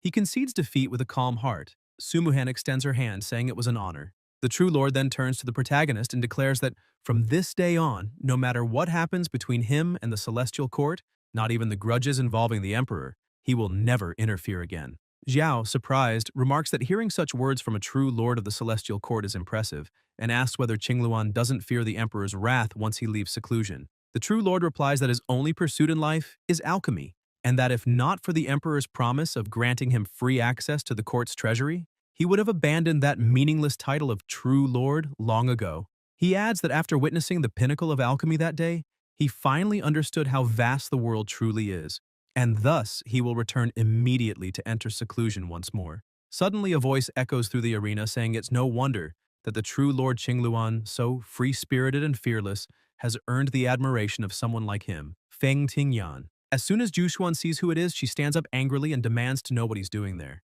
Xiao reprimands her, saying there's no need to be rude, then turns toward the man before him and asks if he is the true Lord Qinglong. The man confirms, noting that he had invited Xiao for a small meeting at the palace, but the proud man refused, so he had to come in person. And now that even the true Lord Qingluan has been defeated before Xiao, it's no surprise that his envoys failed as well. Qingluan snaps back, saying he's not like certain hypocrites who hide behind false virtue yet fear-losing face, sending lackeys to bully other people's disciples, and ending up with their faces swollen like pigs, a true disgrace. Bowing slightly, he adds that this place has grown filthy and unpleasant to look at and promises that, if fate allows, he'll return someday to learn more from Xiao. Then he leaves. Qinglong watches him go, anger simmering beneath his calm face, thinking that one day that man will pay dearly for those words. Zhu Xuan turns to Qinglong, reminding him this is already the third time he's appeared at the Hongmeng sect causing trouble, and demands to know what exactly he's trying to accomplish. Qinglong replies with a diplomatic smile, claiming it's all a misunderstanding, that last time it was his foolish disciples' fault for acting rashly, and that, upon hearing the sect was hosting an arena event, he came simply to show his support, bringing a few men along to liven things up. Zhe cuts him off, yelling at him to stop pretending. Everyone knows he has ulterior motives. Wushuang steps forward, already cracking her knuckles, asking her master for permission to deal with that pack of frauds once and for all. But Zhao raises his hand for silence and orders all his disciples to pay attention. At that moment, the protagonist suddenly falters, sweating and swaying as he clutches his head, saying he needs water immediately. The heat is unbearable and he's going to faint from heat stroke. Everyone panics, shouting for water and asking where the fan he always uses has gone. After the commotion settles, Zhao waves his hand dismissively and says with complete calm that the true Lord Qinglong has come from far away and should feel at ease. Qinglong studies him closely before walking with his disciples toward the stands. Zhao then mutters in annoyance that the human ranking list still hasn't arrived, and if this heat keeps up, he'll end up a dried-up corpse right there, joking that if he'd known it would be this hot, he would have turned the arena into a water park. Qinglong leans toward his disciple and whispers that, according to his sources, the man is gravely injured, merely pretending to be fine when he's already at his limit. A few days earlier at the palace, Feng Tingyun had told his true lord that in the battle against Deng Qingzi, Xiao had won, but was struck by the old man's secret technique, the erosive shadow mark. This mark has no color or scent, yet when it touches the body it seeps into the bones and blood, remaining dormant in the spiritual root, corroding day and night. Once triggered, it causes the bones to explode and the body to hemorrhage violently, a death with no escape. Feng Qingyun explained that if he hadn't looked closely, he never would have noticed it, and even saw that the fortune jade in Xiao's hand was covered in cracks, about to shatter from overuse. Qinglong, intrigued, wonders, if the protagonist is truly that wounded, why go to all this trouble to hold such a public arena? Feng Qingyun replies that Xiao is too arrogant to notice the jade is about to break. He's already on the verge of death. He adds that if his lord wishes to confirm it, he should go and see for himself. Qinglong thinks that if the man can no longer be useful, then he's a dangerous threat, and he'll make sure not a single bone is left intact. Zhe asks her master whether they should move the arena indoors, but before Xiao can answer, a sudden attack strikes, followed by a massive explosion. Qinglong and Feng Tingyun are stunned. Xiao stands in the midst of the smoke, holding by the wrists the two attackers who just struck, saying that they've finally arrived. Liu Qianyun, fifth on the human ranking, known as Blood Shadows, and Yue Chenzhou, fourth of Qianshan Mountain. He adds that he's heard plenty about both of them, but that their way of greeting him is far from polite. Descending into the arena with both men in his grasp, he smirks and says the stage is open, so he might as well have some fun. Liu Qianyun lunges at him, cursing, calling the protagonist a slippery fish about to fall into hell. Xiao sidesteps again and releases his hand, remarking that a filthy mouth deserves a proper lesson. With just a fraction of his strength, he throws the man across the arena like a rag doll. Yue Chenzhou tries to attack next, but Xiao easily disarms him and asks why the hurry. After all, they could have come one at a time. He leaps and Yue Chenzhou panics. Xiao lands a kick to his face, reminding him he had warned them not to rush, and now they must endure the consequences.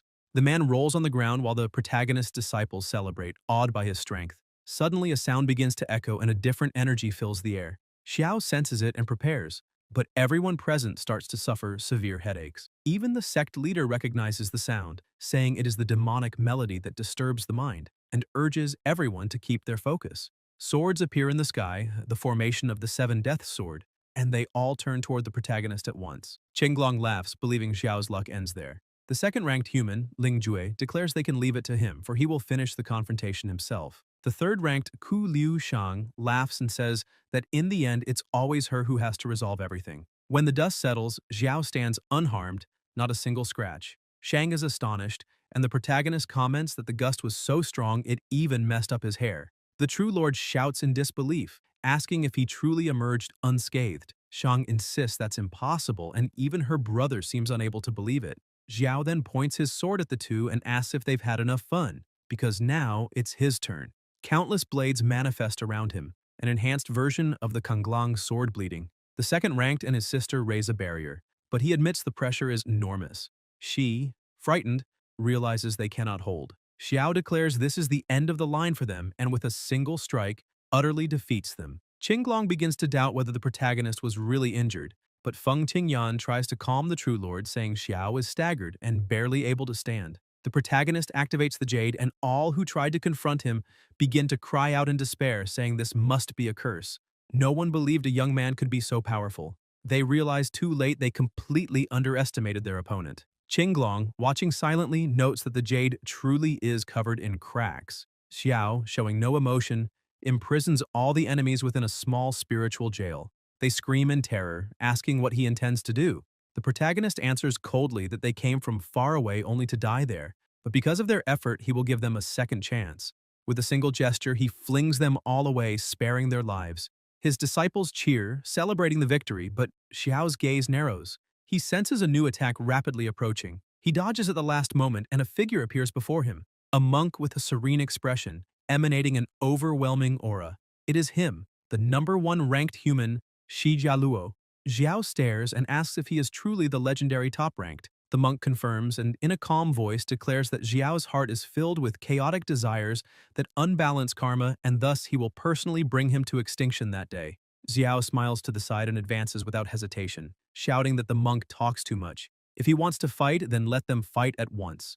Xiao attacks Shi Jialuo the moment their powers collide, and a terrifying pressure is released across the arena, causing it to crack as the disciples begin to feel frightened by all that power. Feng Qingyan runs to Qinglong and creates a protective barrier, telling him to be careful, while the protagonist starts smiling, saying that since entering the celestial court, this is the first time he has found someone truly worthy of fighting, and he only asks the monk not to disappoint him. Shi Jialuo uses his technique Immutable Buddha Light, Fall of All Karmas, and several attacks emerge from that sphere of energy heading towards Xiao, but he dodges them all with ease, saying they are too slow, then reaches the sphere and shatters it with a single strike. Z is impressed that her master managed to hit the weak spot of the instructional force with just one attack, but Qinglong starts thinking that the monk's true strike hasn't even appeared yet and wants to see how many more seconds the protagonist will keep acting arrogant. Shi Jialuo begins chanting strange words, and the necklace around his neck becomes surrounded by energy, forming the image of something bizarre before him. That is the technique, Form of Extinction,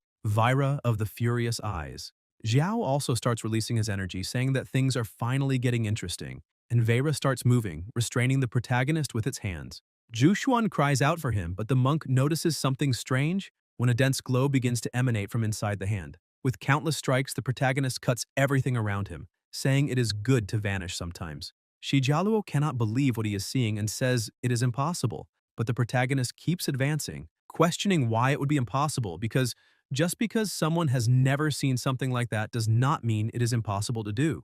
Once again, with a sequence of blows, he completely destroys Vera, and the energy-covered necklace also shatters. Shi Jialuo still cannot accept it as he sees his infernal foresight pearls destroyed, and Xiao points his sword at the monk and charges toward him, saying that with the next strike, he will no longer be among the living.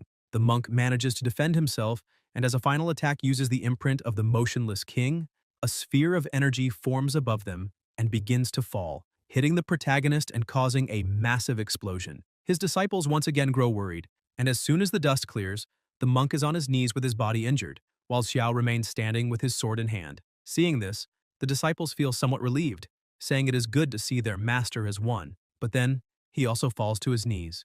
Qinglong smiles at the sight while Zi and Zhu become extremely worried. The monk, trembling and already without strength, says the imprint of the motionless king is so powerful that few in the celestial court can endure it, and if he is to blame someone, then the protagonist should blame his own arrogance. But suddenly he feels a sharp pain and realizes he was also struck by his own attack, collapsing unconscious to the ground. Feng Qingyan goes to Qinglong, saying that the protagonist is completely exhausted, and this is a once-in-a-thousand-years opportunity, and the True Lord looks at the protagonist kneeling in the arena and prepares to attack, rushing toward him and shouting for him to take his arrogance and disrespect straight to hell.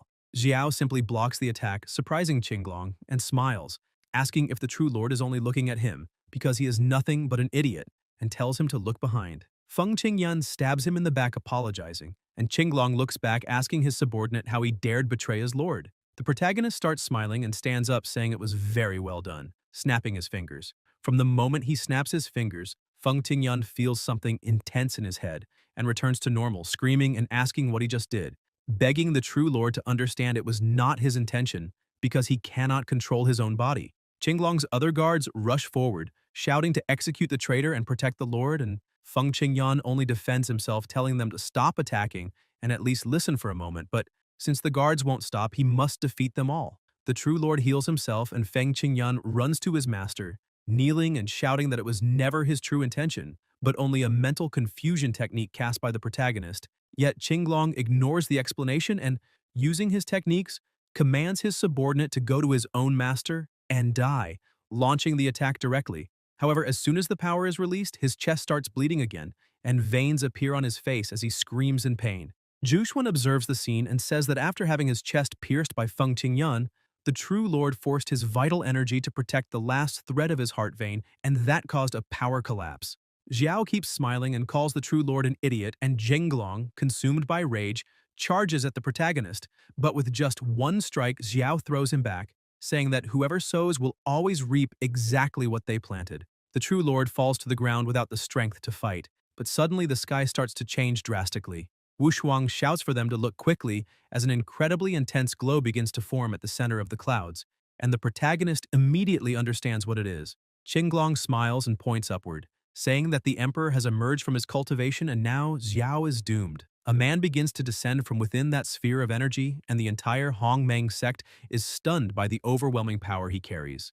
The emperor of the celestial court tells the protagonist that he is indeed very bold, and Qinglong starts crawling on the ground, begging the emperor to save him. But with a mere wave of his hand, the emperor strikes and finishes the true lord, who dies with hatred in his heart. Zhuxuan is shocked by such a cruel attack. The protagonist tells the emperor that the man served as his pet for so many years, and yet he was killed so coldly. The emperor replies that the man failed to deal with the protagonist, and that someone so useless only stains the name of the throne. But then he notices the aura coming from Chu Yuewu and is surprised, saying that it seems the useless white tiger also died at their hands. He smiles at the protagonist and says that since he managed to defeat 2 of his generals in a row, it shows he has some skill. The emperor states that the throne values talent and is willing to give him one more opportunity. So if the protagonist kneels immediately and swears loyalty, the position of first true lord of the celestial court will be his, and as long as he follows him, he will be below only one and above all others. The protagonist attacks, slicing a strand of the emperor's hair, and apologizes, saying he was born with hard bones and does not like to be a dog, and he says only to beat dogs. The emperor begins to lose his patience and says that if he is so eager to reincarnate, then that throne will send him to another world. He uses his ability Heaven and Earth. Entrapment and several attacks begin to strike around Xiao, but he dodges them all. One of the attacks heads toward the unconscious monk, and the protagonist blocks it, saying he has big plans for that guy, and if that vessel is broken, it will cost dearly. He throws the monk to Z, telling her to protect him, and she tells him to relax and leave the rest to her while the attacks continue to rain down on the protagonist, who dodges most and defends the rest. The emperor smiles and says, "This is nothing more than a desperate struggle." A two-headed monster emerges from the ground and the protagonist advances, but when he tries to strike, he realizes his blow had no effect and immediately receives a counterattack that sends him flying backward. He manages to defend himself but hits the ground, saying that apparently that little pest has some strength after all. Zhuxuan shouts for him to watch out for what is coming from behind, and upon looking, he realizes the beast was already attacking and ends up being swallowed. The emperor keeps laughing, believing victory is his, saying that this ancient beast accompanied him during his secluded cultivation and remained hungry for 3 entire years, so becoming food for it is an honor for the protagonist. Inside the beast's stomach, Xiao tries to brace against the walls while looking forward and realizes that if he slips, in the blink of an eye, he will become dust and bones. On top of that, the creature is absorbing his spiritual energy, and the stomach is contracting, trying to crush him, meaning this will be very troublesome. Outside, the emperor keeps smiling and saying that Xiao truly amounted to nothing more than this, but a woman appears and utters the word break, striking the emperor by surprise and wounding him. Enraged, he yells, asking if she has lost her mind or is seeking death. And Zhu Kui, consumed by hatred, says that the emperor devoured her entire clan and refined her father's blood. declaring that such profound hatred is irreconcilable and that even if her soul is completely destroyed, she will still tear a piece of flesh from him. The emperor asks if that means she disguised herself as a member of the ancient divine race and invented the lie of the spiritual phoenix just to stay hidden beside the throne for so many years, solely for this futile revenge today. She tells him to shut his mouth, saying that the blood debt of the Juke clan will be collected here and now. Focused, she begins using several words at once: quake, devour, rupture, thymus, and all the attacks surge toward the emperor. However, he continues to belittle her and asks if she truly believes that with such mediocre techniques, she can take revenge against that throne. All the attacks are blocked, leaving her shocked. She tries to use the word defend to create a shield around herself, but the emperor breaks the shield with his hand and grabs her head, saying that even if she utters all 9 seals, a mere ant will always remain an ant. He begins attacking her, declaring that now that throne will take her blood, making her scream in pain. Zhu Xuan orders all members of the sect to maintain their positions and stay on highest alert, telling them not to act recklessly because she will personally rescue that woman. However, the protagonist manages to eliminate the summon, the beast shattering into pieces, and immediately afterward he launches an attack toward the emperor, forcing him to release Zhu Kui. The emperor is shocked by such strength, and Zhu Xuan rushes to catch Zhu Kui, saying she made it in time. Irritated, the protagonist calls the emperor a dog and says their fight is far from over, asking what goes through his head, because striking a woman is not right. Zhu Xuan approaches him and the protagonist comments that she arrived at the perfect moment. A little farther above, the emperor, his hand bleeding and trembling, stares at him in fury. Xiao quickly uses his abilities on the true lady, thinking that her heart vein and sea of consciousness are in ruins, but that he managed to seal one final breath of life just in time. He asks Zhu Xuan to retreat with the true lady. Zhu Kui gathers the last of her energy and, trembling, says she wants revenge. The protagonist tells her to rest assured because he will fulfill that revenge on her behalf. The emperor crashes to the ground, looking at his own pet in anger, and asks how Zhao dared destroy his spirit beast. Xiao tells him to save his breath because he should first worry about his own pathetic life. The emperor begins unleashing his power once more, saying the protagonist is nothing but a worthless half-breed, an ant who doesn't know his place, and declares that today that throne will refine them both together, destroy their souls, and make sure they never have peace in the afterlife. With all that energy rising, he orders it to manifest, and the force condenses into a sword as he charges forward. Xiao prepares for the battle and the two collide with their powers, causing a colossal explosion around them. The disciples are frightened by their strength, saying that if they keep fighting like that, they will destroy every building nearby while both continue exchanging blows. Zhu Xuan grows fearful, but Z tells her to stay calm because surely the master will be fine, although the sect master remains uneasy, questioning inwardly if that is truly the case, since the emperor of the celestial court possesses a foundation as deep as an abyss. Moreover, the protagonist has already defeated 5 powerful enemies beforehand, killed a spiritual beast afterward, spent over half of his spiritual energy, and then poured the rest into sealing the true lady, the vermilion bird. So he needs to win that battle as quickly as possible because the longer it drags on, the worse it will be for him. Xiao tries to strike again, but the emperor finds an opening in his posture and hits him, wounding his shoulder. He starts laughing and lands a kick, saying the protagonist must die. Xiao manages to defend himself but is thrown back. Suddenly, the true lady wakes up in shock, and Zhu Xuan feels relieved that she has regained consciousness, and Zhu Kui asks what happened to her. The master explains that her soul was nearly sucked out by the emperor, but she received a medicine, though her body still needs time to recover. The true lady asks if the protagonist managed to win, but when she looks up, she sees he is injured. The emperor laughs, saying the little bird has awakened, and that the protagonist gave her almost all his spiritual energy, as if it were a tonic, which is why even his reaction speed has been affected. Xiao says that even with only 10% of his strength left, he will give his life to eliminate him. The emperor questions whether he still has more disgraceful tricks, and tells him to show everything since he wants to see how far this will go. Upon hearing that, the protagonist remembers something, and suddenly pressure begins to pour out of his body. Xiao thanks him for the reminder, because he truly had something saved at the bottom of the chest and would use it especially for the emperor's funeral. He begins smiling, thinking that the fusion technique he received from the system last time has yet to be used, and it is perfect to deal with that old dog. The system appears, saying it has detected multiple unfused techniques within the host, and asks him to select the target for fusion. Gathering all his remaining energy, he says he wishes to fuse them all, and his body starts to emit a completely different energy. The system fires overload warnings, saying the intensity of the fusion exceeds the host's limits. The energy begins to collapse inside him, making him scream in pain as pressure and dense energy accumulate. The pressure is so great that even the Emperor of the Celestial Court is surprised, asking what is happening and whether that powerful aura is what he thinks it is. He continues screaming with his body overtaken by the energy, while the system notifies that the fusion has been completed and congratulates him for obtaining the supreme celestial level technique, the mantra of annihilation of the 9 heavens. Xiao keeps roaring with that overwhelmingly dense aura around him, and the Emperor asks how he is managing to release such immense power if he had already used up nearly all his energy. The system notifies again, stating that the mantra of annihilation of the 9 heavens can summon the formation of the celestial thunder sword, capable of exterminating gods and demons.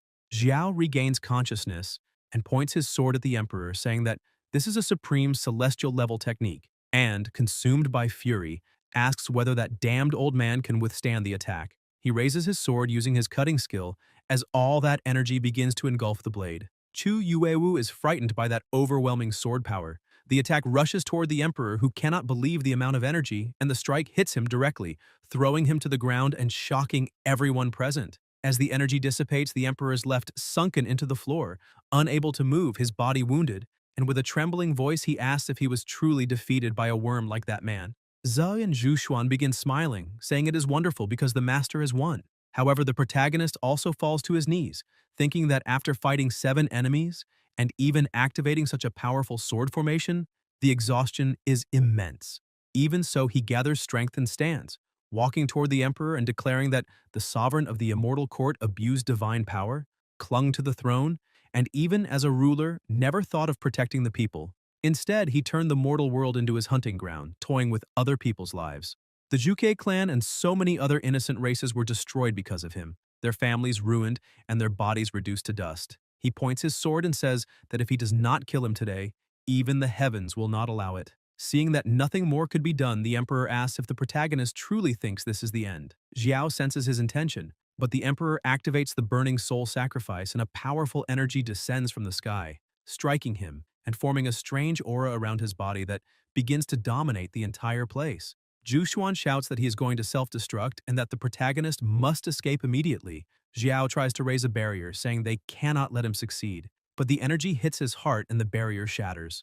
Breathing heavily, the protagonist becomes irritated, thinking he has already spent nearly all his spiritual power and that the shield will not hold. The Emperor yells, asking if he truly still thinks he can protect everyone, saying it is a ridiculous illusion and that all will join him in total annihilation. But someone arrives and holds back the explosion energy with her bare hands, as if it were nothing. Even the Emperor is startled and begins to tremble.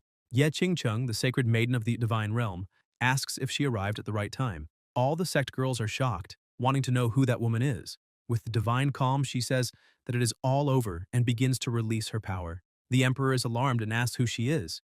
Qingcheng looks at him and says that the force of heaven and earth's destiny, used by someone so pathetic, is truly pitiful. And with a swift movement, she unleashes her attack, charring the Emperor's body as he screams in agony. The sect master is left in awe to see that woman nullify that destructive technique as if it were nothing. She then walks toward the protagonist, who says that it seems it was her all along, and Qingcheng smiles, saying that compared to the last time, the almost collapsing body he has now is far more pleasant to look at. He asks if she truly returned from the higher realm just to provoke him, and Qingcheng replies that she had said if he ascended the celestial body, defeated the top 10 of the human ranking, and accumulated enough destiny, she would help him kill the celestial emperor, which is why she is there, because she likes to keep her promises. She smiles, saying he truly passed the test, and with her divine powers heals him and restores all his vital strength. He smiles, feeling much better, and thanks her for it. His disciples and his beloved run to him, asking if he is all right.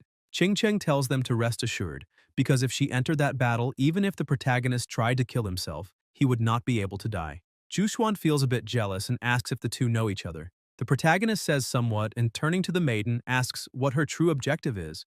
With a smile on her face, she extends her hand and says she will be direct, because that lower world is nothing more than a little pond that will never be capable of creating a true dragon. And with the power the protagonist now holds, if he wishes to see the real universe, he must go with her to the domain of the primordial era. He's taken aback upon hearing that, and she releases a bit of her power, saying it is a superior plane above the celestial court itself. The spiritual energy that exists there is what the court depends on to sustain itself. But in that place, it exists in abundance everywhere. When the celestial order collapsed, most of the channels between worlds were destroyed.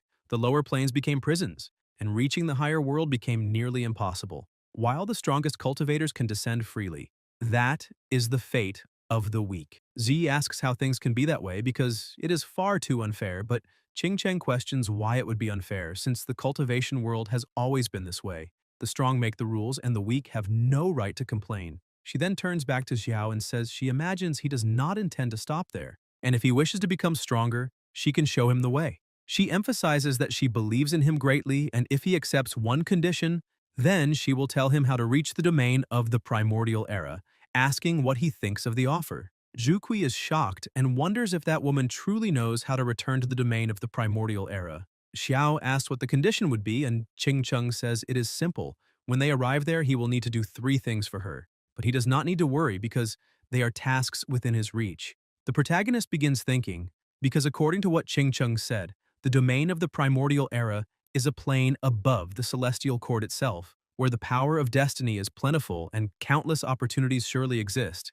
If he manages to take his entire sect there, everyone will grow absurdly stronger, and with the system rewarding him afterward, his own level could advance even further. He says he accepts and asks where the portal is. Ching Cheng replies that she likes straightforward people, and states that the portal is sealed within the celestial tree of the Long Clan of the Beginning. Zhu Xuan shouts that the Long Clan of the Beginning has been regarded as sacred land since ancient times. They say the secret of the first ancestral dragon born at the creation of the world is buried there. Its bones became mountains, and spiritual spirits rain down. And only during the so-called dragon slumber does a spatial rift open. Some claim it is hidden above the 9 heavens, others that it rests in the depths of the underworld. Countless cultivators search for that place for their entire lives, without ever finding the entrance, and only those chosen among millions have the chance to glimpse the true face of that sacred land. Xiao asks how to break the seal, and Ching Cheng brings her finger to his forehead, saying that both phoenix blood as a catalyst and the key are needed. A small sword forms before him, and the protagonist asks what sword that is. Ching Cheng says it is the onyx divine sword he saw in his Sea of Consciousness, forged by the immortal Emperor Zhu Yuan. That sword is a secret key that can break any barrier, even those of space and time. He asks if she truly means the immortal Emperor Zhu Yuan, and she confirms, emphasizing that that sword can break the seal of the celestial tree and open the path to the domain of the primordial era. And as far as she knows, it is currently sealed within the Sea of Chaos in the far north of the celestial court. As for the phoenix blood, it is already very close to them. She looks at the true lady but explains that the secret place cannot withstand the pure power of a true phoenix, as that would cause the collapse of space-time, and that is why impure blood is more stable. Ching Cheng asks the protagonist to find the key in the Long Clan, telling him not to make her wait long, and she simply disappears in front of everyone. Sumuhan asks the master if they truly will set out in search of the legendary Long Clan of the Beginning, and Xiao says there is always someone stronger. There is always a sky above the sky. If they remain trapped in that tiny place for too long, they will become like frogs at the bottom of a well, because after that battle he also wishes for everyone to become even stronger. He then shouts to the entire sect, telling all disciples to listen carefully and not spare any effort in finding any trace of the Long Clan of the Beginning. They must discover any detail and report to him immediately, and everyone shouts that they obey the master. Xiao looks at Zhu Kui and says that she also heard the whole story because to open the gate they will need the power of the blood she possesses, and he remembers that she once mentioned her bloodline was exiled to the lower world for not being pure enough. The true lady asks what he wants with that, and the protagonist says he would like to form an alliance, because once they find the key and the exact location of the Long Clan of the Beginning, they will use her blood as a guide, and the moment the portal opens, that will be her chance to return home to the domain of the primordial era. The true lady is surprised and accepts the agreement immediately, saying she will help him find the path and that she will return to her home. After the defeat of the immortal court emperor, the members of the Hongmeng sect, led by Zhu Xuan, eliminated the remnants of the former regime. After 7 days of bloodshed, the emperor's lackeys were completely eradicated. Xiao made all of the emperor's crimes public to the heavens. The immortal court's wanted list was revised, the innocent were pardoned, and the guilty were executed. The true cultivators Zhuke and Qingyan were honored as advisors, assisting Zhu Xuan in restoring the laws of the immortal court. For a time, the name of the Hongmeng sect echoed throughout the universe. Zhu Xuan was cultivating when she realized she had reached the 2nd stage of the ascension realm. The protagonist approaches and praises her, saying that, it seems, she really is his senior, since in just 3 months the progress she made was absurd. Jushuan laughs and replies that he also managed to enter the Ascension realm and that, in the end, she truly is the senior, so she could not let him surpass her so easily. Xiao smiles and says he has just remembered a method to accelerate cultivation, starting to hug her and saying that it is enough for them to cultivate closely together. Jushuan becomes a little embarrassed, saying that it is still daytime, that all the disciples are outside, and asks what he thinks about leaving it for later. Xiao starts smiling and says he was talking about the legitimate dual cultivation technique to better comprehend the Tao, asking exactly what her mind was thinking about. Jushuan only becomes even more embarrassed, showing how much she loves him. The protagonist keeps smiling and says that it is already time to stop that because he is there for a very serious reason. He points out that the immortal court has already been stabilized and that therefore the time has come to go to the Sea of Chaos to retrieve the divine onyx sword. Jushuan shouts that she will go with him, but Xiao emphasizes that the Hongmeng sect has just taken over the immortal court and that the foundation is still unstable, so they need an anchor to stabilize everything. He states that he will only feel a little more at ease if she stays there to hold things together. Jushuan remains excited, saying that she understands everything, affirming that she truly will be his support, but asks him to promise that he will always be careful and never act purely on impulse. The protagonist says that he promises and asks her to stay calm because he will return safely. However, before leaving, Jushuan notices that he is staring fixedly at her and asks if he still has something in mind. The protagonist pushes her hair back and quickly scoops her into his arms. Jushuan asks what he is doing, and Xiao replies that he would like to practice a little more with her. Jushuan starts smiling, asking him to put her down. Outside, Z and Sumuhan realize what is happening and comment that perhaps it is better to postpone the visit to the sect leader. A few days later, at night by the seaside, the protagonist observes and comments that, it seems, that is the legendary Sea of Chaos. The sea was extremely turbulent, and he says that he would really like to see what kind of waves the Sea of Chaos is capable of raising. He takes out an item and throws it into the middle of the ocean, causing a huge explosion that splits the sea in two. During the elimination of the Immortal Court Emperor's forces, they found many valuable treasures in his arsenal, and that water-separating pearl was perfect for quickly locating the divine onyx sword. He advances through the waters and easily finds the sword, which was completely imprisoned at the bottom of the sea. He tries to take it, but a strange force repels him, pushing him back. Xiao begins to smile, saying that the sword does have some personality, and that, it seems, it will not submit so easily. Suddenly, the sea begins to behave even more strangely, and a voice echoes throughout the place, asking who dares to invade that domain. The image of a man appears. He introduces himself as Yu Ming and continues questioning who dares to covet the divine sword. Xiao points his sword at him and asks if he is the guard dog of that rotten sea. Yu Ming replies that it was the brat Bai Shu Yuan who sealed him there using the onyx sword, and that the protagonist is the first insect bold enough to act with such arrogance. Yu Ming prepares to attack, saying that if he truly wants to touch that sword, then he must wager his own life first. He summons a clock, surprising the protagonist as the hands begin to move and various energies shoot toward him. Xiao manages to dodge and block all of them. He asks if that old man really has only that much, saying that it did not even tickle, and begins to release his power, telling Yu Ming that if he has more techniques, he can use them all at once. Yu Ming thanks the protagonist for his strength and attacks again, but the strike passes straight through and heads toward the sword. The protagonist realizes that he is trying to break the seal of the divine sword. The attack hits the sword, which quickly frees itself and begins to fly, making Xiao realize that this situation is definitely not good. Yu Ming draws the sword into his own hand and begins to laugh loudly, thanking the protagonist for helping him break the seal. Xiao immediately realizes that he was deceived by that piece of trash. Yu Ming starts releasing an extremely powerful aura, declaring that the protagonist will be the first sacrifice for the complete liberation of the divine sword. At that moment, a demonic, sin-devouring dragon appears, and Xiao wonders if that is the spirit of the onyx sword. The dragon begins to gather energy at the center of its mouth and fires a terrifying blast that graces past the protagonist.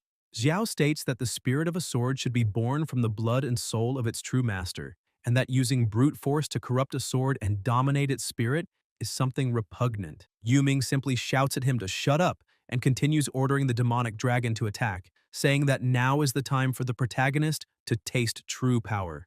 Xiao keeps dodging all the attacks, while Yu Ming, still smiling, says that if he surrenders now, he might allow him to die with his body intact. Xiao charges forward and shouts that Yu Ming has no right to threaten him, because the word submission has never existed in his dictionary since the one who has always determined his own destiny is himself. At that instant, the image of Zhu Yuan appears behind the protagonist as if it were his aura. Yu Ming is shocked, unable to understand why he is seeing Shu Yuan, which makes him even more enraged and terrified, leading him to order the demonic dragon to eliminate the protagonist immediately. The two prepare to clash their powers, and Xiao activates his stellar power, revealing a force infinitely superior. Yu Ming begins to feel fear and asks what kind of power that is, while the protagonist questions whether he still intends to scheme against him, stating that Yu Ming will be the first and also the last. Yu Ming remains incredulous, saying that this is impossible because the technique that summons blades with the power of the stars could only be used by Shu Yuan. He then asks who the protagonist really is in relation to him. Xiao continues forming a hurricane of blades that envelops the dragon's entire body, causing it intense pain. At that moment, Xiao senses something strange and wonders if that sword spirit is crying. He approaches the dragon and says that it is the soul of the secret key of space-time, born to shatter the illusions of the world, and asks whether it will truly be content to become a puppet of an evil force, helping to commit atrocities. The dragon roars in response, but Yu Ming reprimands it, calling it a wicked creature, and stating that he is its master, ordering it not to dare rebel. The dragon obeys and tries to escape the attack. Xiao says that the dragon is very stubborn and that because of that, he will use his own heart to correct its path. He cuts his hand, lets his blood flow, and, using the sword's stellar spirit and a blood oath, creates even more vortices that begin to envelop the dragon, overtaking it until he gains complete control. Yu Ming cannot believe what he is seeing when he realizes that Xiao has purified the sword spirit. The onyx sword begins to slip from his hand, while the dragon approaches the protagonist and lowers its head, accepting him as its master. Xiao touches the dragon's head and says that it did very well, stating that from that moment on it will no longer be a blade used for indiscriminate slaughter. The sword then flies swiftly into the protagonist's hands, and he declares that now it is his turn to test the power of the obsidian divine sword.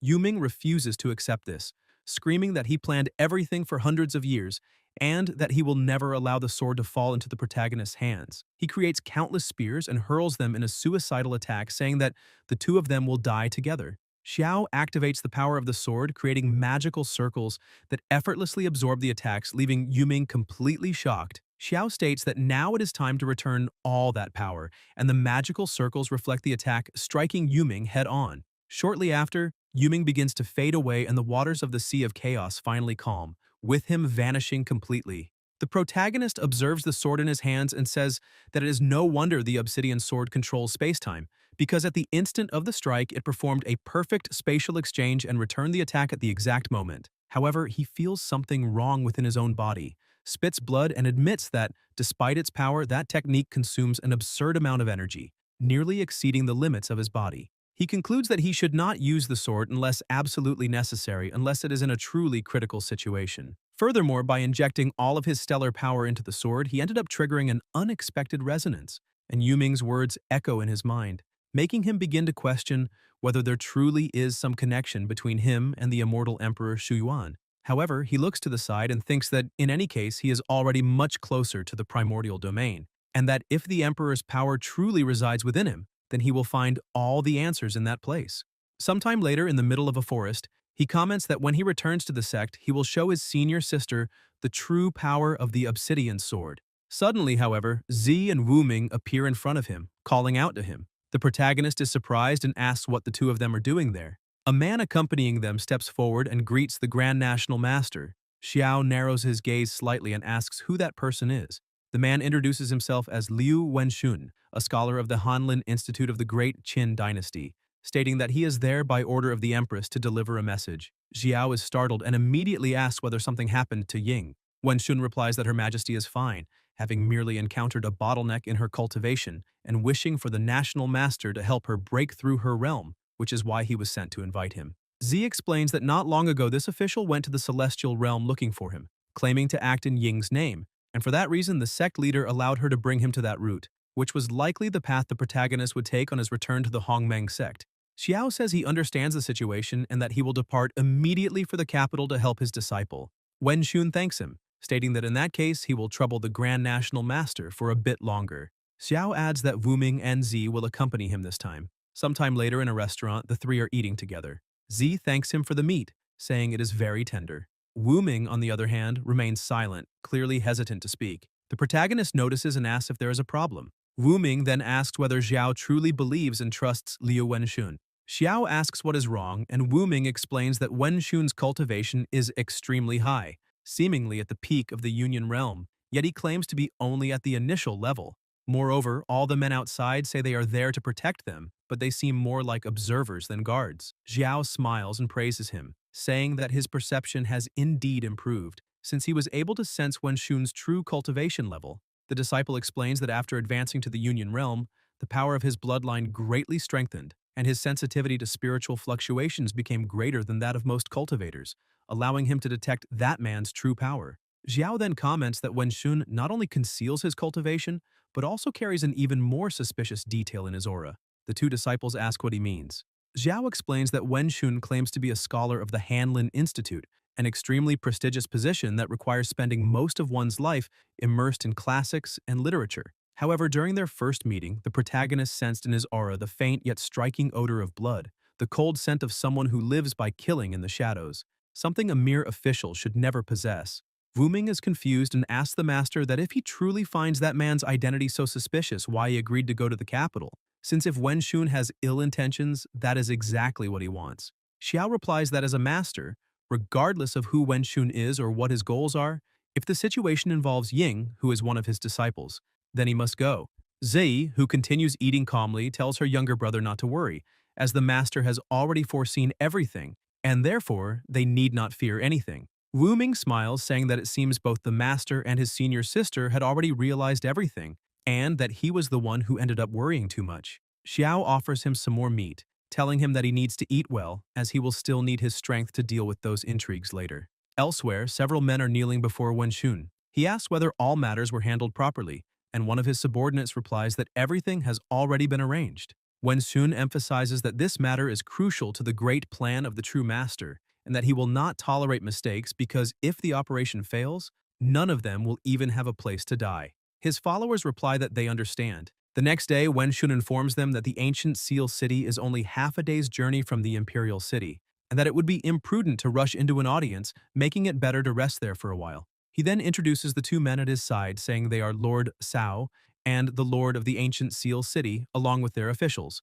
and both respectfully greet the protagonist. Wenxun keeps smiling and remarks that the newly built pavilion is the most luxurious restaurant in the old city of seals. He says that the protagonist has lived in the immortal realms for so long that he is probably no longer used to the hustle and bustle of the mortal world. So he invites him to relive a bit of the lively secular world and hopes Xiao will not mind. Xiao replies that it is fine and thanks him for the generous hospitality. Wenxun then says that this is the most famous wine in the region and asks the protagonist to try it. Xiao takes the cup, says he will be polite, tastes the wine, and comments that it really is good wine. Suddenly, someone rushes in shouting for the young master, a girl who keeps calling out to him and begging to be saved. The protagonist is confused and asks whether they know each other. The girl looks a little upset and asks how the young master could have forgotten her like that. She introduces herself as Li Xiang, saying that she was the servant he valued the most in the sect, and asks whether he truly forgot her. Xiao is puzzled and asks what kind of play this is, but decides to go along with it, feigning surprise and saying that it has indeed been 3 years since they last met. He asks how she managed to turn from that ugly monster into someone like this, wondering whether crying led her to get some kind of cosmetic surgery. The men around are surprised, and Li Xiang does not know how to respond. The protagonist continues asking if he is mistaken, saying that she used to have protruding ears, small eyes, a broad nose, and a face full of marks. He asks what kind of incredible luck she encountered in these 3 years to transform from a toad into a swan to the point that he could not even recognize her. Li Xiang ignores that and continues begging the young master to help save her sister. Xiao then asks what exactly is going on. She explains that her sister was bullied by the infamous local ruffian Yang Sanpao of the ancient Seal City, and that she has exhausted every possible means to try to help her escape the situation. She says that the scoundrel not only refused to leave her alone but also sent people to her house to demand payments. The protagonist finds the situation strange and asks why she did not seek the local authorities. He also asks why she chose to look for him after so many years without seeing each other, and how she apparently knew he would pass through there. Li Xiang does not really know what to say and tries to explain, claiming that she also did not expect to meet him there, but believes it must be fate, because when she reached her limit she recognized him. She begins to cry, saying that she tried to seek the authorities, but those trash said that there was a mysterious benefactor backing the ruffians, and therefore no one dared to interfere. Wenxun asks the protagonist who that girl is, and Zhao replies that she claims to be a former servant. Wenxun then reacts indignantly, saying that if she is an old acquaintance of the Grand National Master, how could he stand by and do nothing? He states that he will certainly do justice for her. Wenxun orders all the guards to obey his commands, capture that scoundrel, and bring him to justice, and that if there is any resistance, they may eliminate him on the spot without mercy. Shortly afterward, the guards return bringing a man and announce that he is Yang San Pao. Wenxun shouts, demanding that he kneel immediately and begins cursing at him. He calls him an audacious scoundrel, saying that under the rule of Great Qin, the laws have always been strict, and asks how he dares oppress men and intimidate women. Wenxun declares that if the Grand National Master and he had not been there that day, how many tragedies might still have happened. He states that Yang San Pao deserves to die 1,000 times, and that he will be executed in the name of the people. Yang San Pao falls to his knees, begging for mercy, trying to explain that he did nothing to that woman. He then shows an emblem and reveals that his true name is Yang San. He claims to be a member of the Zhuanwei Guard, secretly cultivated by Her Majesty the Empress, and explains that they are responsible for investigating information and secretly protecting the security of Great Qin. Yang San points at Li Xiang and explains that the reason he sent people to abduct that girl's sisters is because their identities are special. He says that both of them are a branch of the founding Dragon Flame Emperor and his direct descendants, which surprises the protagonist. Yang San continues explaining that the Xuanwei Guard has been eliminating the remnants of the Dragon Flame over the past few years, and that Li Xiang's sisters were targets that had just been confirmed. He claims that they never imagined they had any connection to the National Master, and that if they had known this, they would never have acted so rashly. Everyone is shocked, questioning whether the protagonist truly never supported the Empress and had always harbored rebellious intentions, since he conquered the Great Qin Empire by defeating Jixu, a victory that was practically achieved single-handedly. So how could he be willing to remain subservient to a woman while apparently hiding his ambitions deeply beneath the surface? The protagonist starts to smile, thinking that, it seems, their plan was to stage a treacherous act of slander. Z asks her master whether they can already take action. However, he says that it is not yet the best moment to expose their conspiracy, as there is no need to rush into a direct confrontation. Instead, they should use these people to uncover who is truly behind everything. Wenxun continues reprimanding Yang San, saying that he should not think that just because he is supposedly a Xuanwei guard, the Grand National Master would not dare kill him, and that if he utters one more word of nonsense, he himself will order his execution. Yang San keeps defending himself, insisting that everything he said is true, that as a guard he is loyal to his master and would never betray Her Majesty. He declares that if he has spoken even a single lie, then let him be struck by lightning. Suddenly, an attack hits him, and he collapses to the ground. Wenxun had killed him without hesitation. The protagonist is startled and asks what he thinks he is doing. Wenxun says that this man knew about the plan and would definitely report it to the Empress, so they must act quickly. Zuri stands up angrily, asking what kind of nonsense he is talking about because her master never had any kind of plan with him. Wenxun starts laughing, telling Xiao not to let his disciple keep pretending to be foolish, because although that man had discovered the plan, no movements had yet been exposed, and as long as everyone present is silenced, the information will not leak. The other lords present begin to panic and ask what they think they are doing. They start wondering whether the protagonist really intends to commit murder to silence witnesses, because it seems he wants to oppose the entire Great Qin, and now everything makes sense. That is why everyone suspected him, because he is far too audacious. The lords present begin to flee in desperation, shouting that they cannot die there, but they are quickly restrained. Xiao comments that Wenxun truly is ruthless. He stands up, stating that Wenxun lured him there under false pretenses and attempted to frame him in front of everyone through slander involving the remnants, trying to paint him as an ambitious scoundrel and force him into open opposition against the Empress. Wenxun continues acting arrogantly, saying that the die has already been cast and that the news of collusion with the remnants of the Dragon Flame has already spread rapidly. He advises the protagonist not to act rashly so as not to bring ruin upon himself. Xiao asks whether he truly believes the Empress will buy this farce he is putting on. Wenxun says that with the facts laid out before them, there is no longer any need to sow suspicion. Moreover, what they are doing is not making the Empress doubt the protagonist, but using his name to destroy her completely. Xiao says that first they intend to overthrow the Empress and seize the Dragon Throne for themselves, then asks who gave them the confidence to try to exploit his name like this. Wenxun keeps smiling, telling the protagonist not to worry because he will soon show him, and orders Li Xiang to proceed according to the plan. She starts running, screaming that the protagonist committed murder, killed a loyal official, proved that he is allied with the remnants of the dragon flame and that his intention is to rebel. Everyone immediately starts running in terror. Wen Xun laughs even harder, telling Xiao that if he hands over his weapon, his life may be spared. Otherwise, he will become a wanted criminal throughout the empire and everyone will want to kill him.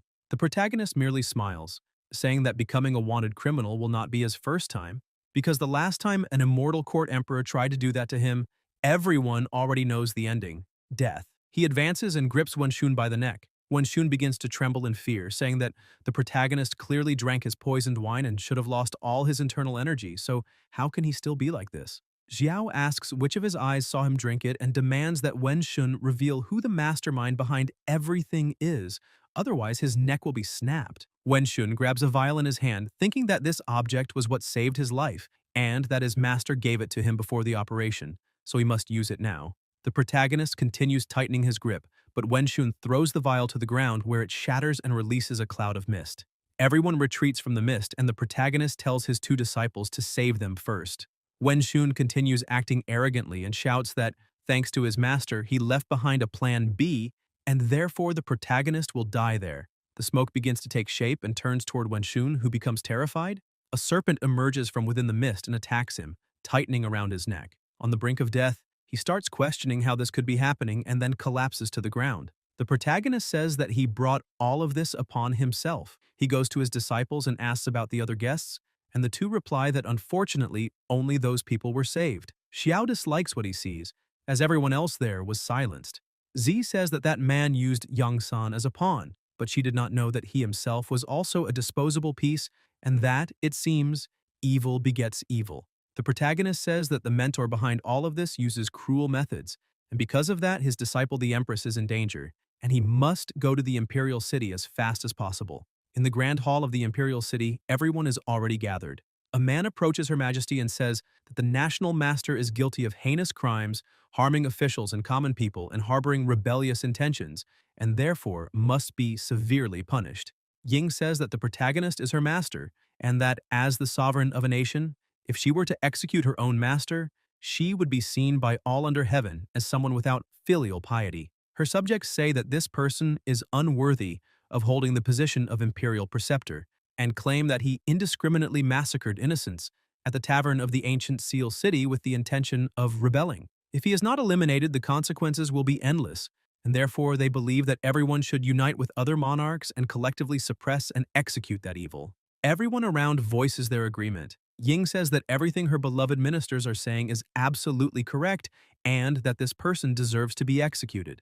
At that moment, someone enters the hall asking whether the Empress truly wishes to execute him. As soon as she sees the protagonist, she shouts that he has invaded the Grand Hall and asks what crimes he has committed. Xiao calls her his disciple, saying that her master is there to clarify something, but points out that the first time they met, she respectfully offered an initiation gift to her new master and asks whether she remembers what it was. She remains firm, saying that she handles state affairs day and night, so how could she remember something so trivial? The protagonist is surprised and says that for ordinary people this may indeed be trivial, but for them it was a moment that changed both of their lives, and adds that if Her Majesty truly forgot it, that is exceedingly cruel. She tries to guess, saying it must have been a valuable item chosen from the best he possessed. He smiles and says that the real Ying gave him no gift when she became his disciple.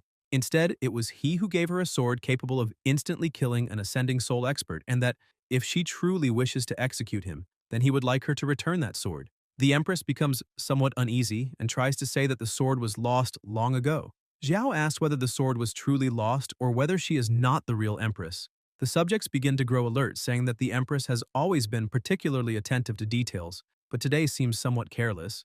Moreover, about a month ago, some subjects saw her playing in the garden with that small sword, not to mention that her temperament has changed greatly recently. The Empress stands up, shouting that this is absurd, that she simply cannot remember, and asks how he dares slander her publicly.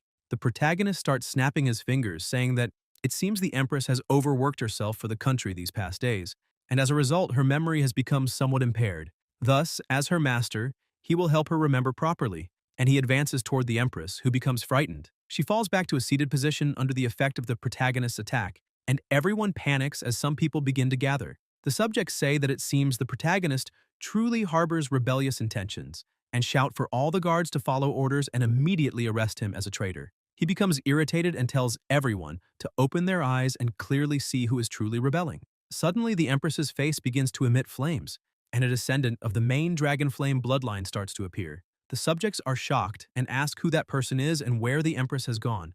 Zhao orders it to confess immediately, otherwise he has 10,000 ways to make its life worse than death. The protagonist asks what kind of torture it thinks would be appropriate for the monstrous crime of treason. The woman says that originally that world belonged to the Ji family, so that Ying is the true usurper and traitor. She begins to conjure blue flames in her hand, asking whether there is any senior in that court who recognizes them. The people are shocked, saying that this is the yin-yang glazed flame, the legendary fearless technique that only the ancestors of the dragon flame could master. She says that at last an old resident remembers that the vast lands of that higher dragon flame realm should rightfully belong to the Ji family. The protagonist asks the subject to say what he knows. The man begins to speak, saying that he heard it from his grandfather when he was young, more than 100 years ago. The founding dragon flame emperor ruled with diligence, widely recruited talented individuals, and expanded the territory, causing the nation to grow stronger day by day. However, the policy of centralized power encountered fierce resistance from many feudal lords who were unwilling to submit and secretly allied with the intention of overthrowing the founding dragon flame emperor. At that critical moment, Ji Chen, as His Majesty's brother, was entrusted with a dangerous mission and swiftly took control of the situation with an iron fist. Yet because his methods of suppression were far too brutal, the remaining feudal lords from various regions united and proposed to the emperor that they would submit. But Ji Chen must be severely punished, otherwise they would rather die than surrender. Xiao asks what happened afterward. The subject continues, saying that later the founding dragon flame emperor, who had always prioritized the welfare of the nation, after weighing the pros and cons, agreed to the rebels' terms. The emperor immediately annulled Ji Chen's cultivation, stripped him of his robes and crown, and exposed him outside the capital, allowing the feudal lords who hated him to humiliate him however they wished. After that, the demon race brought chaos to the human world, and wherever their iron hooves trod, mountains and rivers were destroyed. In that chaotic battle, no one knew his whereabouts, and everyone said he had long been buried in the jaws of demons. However, these are nothing but dust-covered legends, for it is said that Ji Chen did not die. The woman begins to shout in fury, asking how ordinary people like them could ever understand her father's methods. She screams that her father devoted his entire life to that trash empire and in the end was discarded like a rabbit after the hunt, like a bow abandoned once the birds were gone. She continues saying that compared to the emperor, her father was clearly more suitable to become emperor. The subject says that Ji Chen did not hesitate at all to achieve his goals, ordering massacres in every city he conquered, sparing neither women nor children, atrocities despised by both gods and humans, and asks how someone like that deserves to be called emperor. The woman remains enraged, asking what he could possibly know, stating that human nature is like that. She claims that only fear and blood can make people truly submit, and that only by making the very foundations of the nation tremble can they become as solid as a fortress. She recounts that back then her father was gravely injured, and his soul scattered.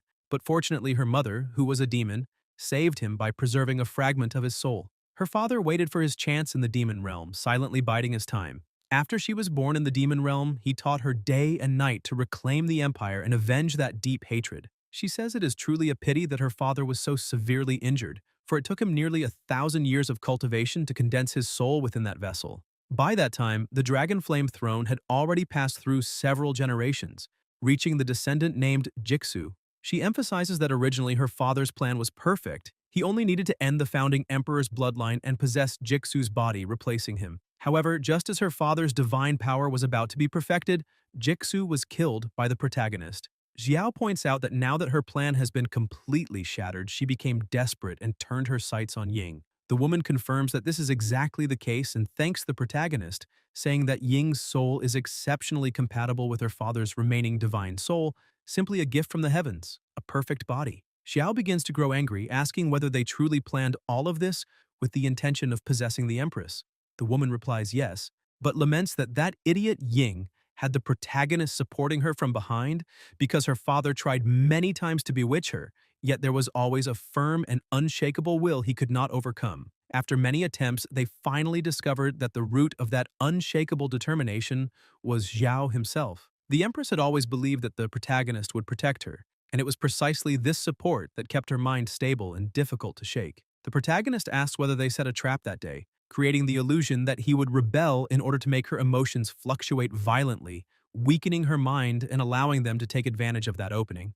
The woman states that this is exactly the case, and that if the plan had succeeded, capturing and eliminating the protagonist at that moment, the entire grand scheme would have been complete. But Wen Shun was utterly useless for letting the protagonist escape. The protagonist begins to smile and asks whether she truly believes that by eliminating him, that world would become hers.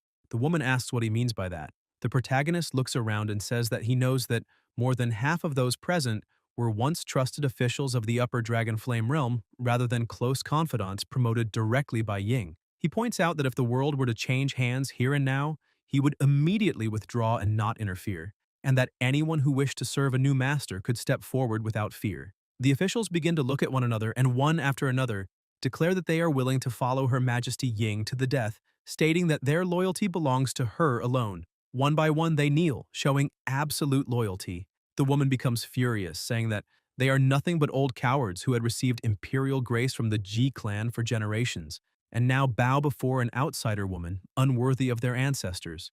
One of them replies that during Jixu's reign, in his pursuit of power, he massacred indiscriminately and imposed absurd taxes, pushing the common people to the brink of collapse. He says that since Her Majesty Ying ascended the throne, she reduced taxes, promoted water conservation, focused on the welfare of the people, and diligently managed state affairs day and night.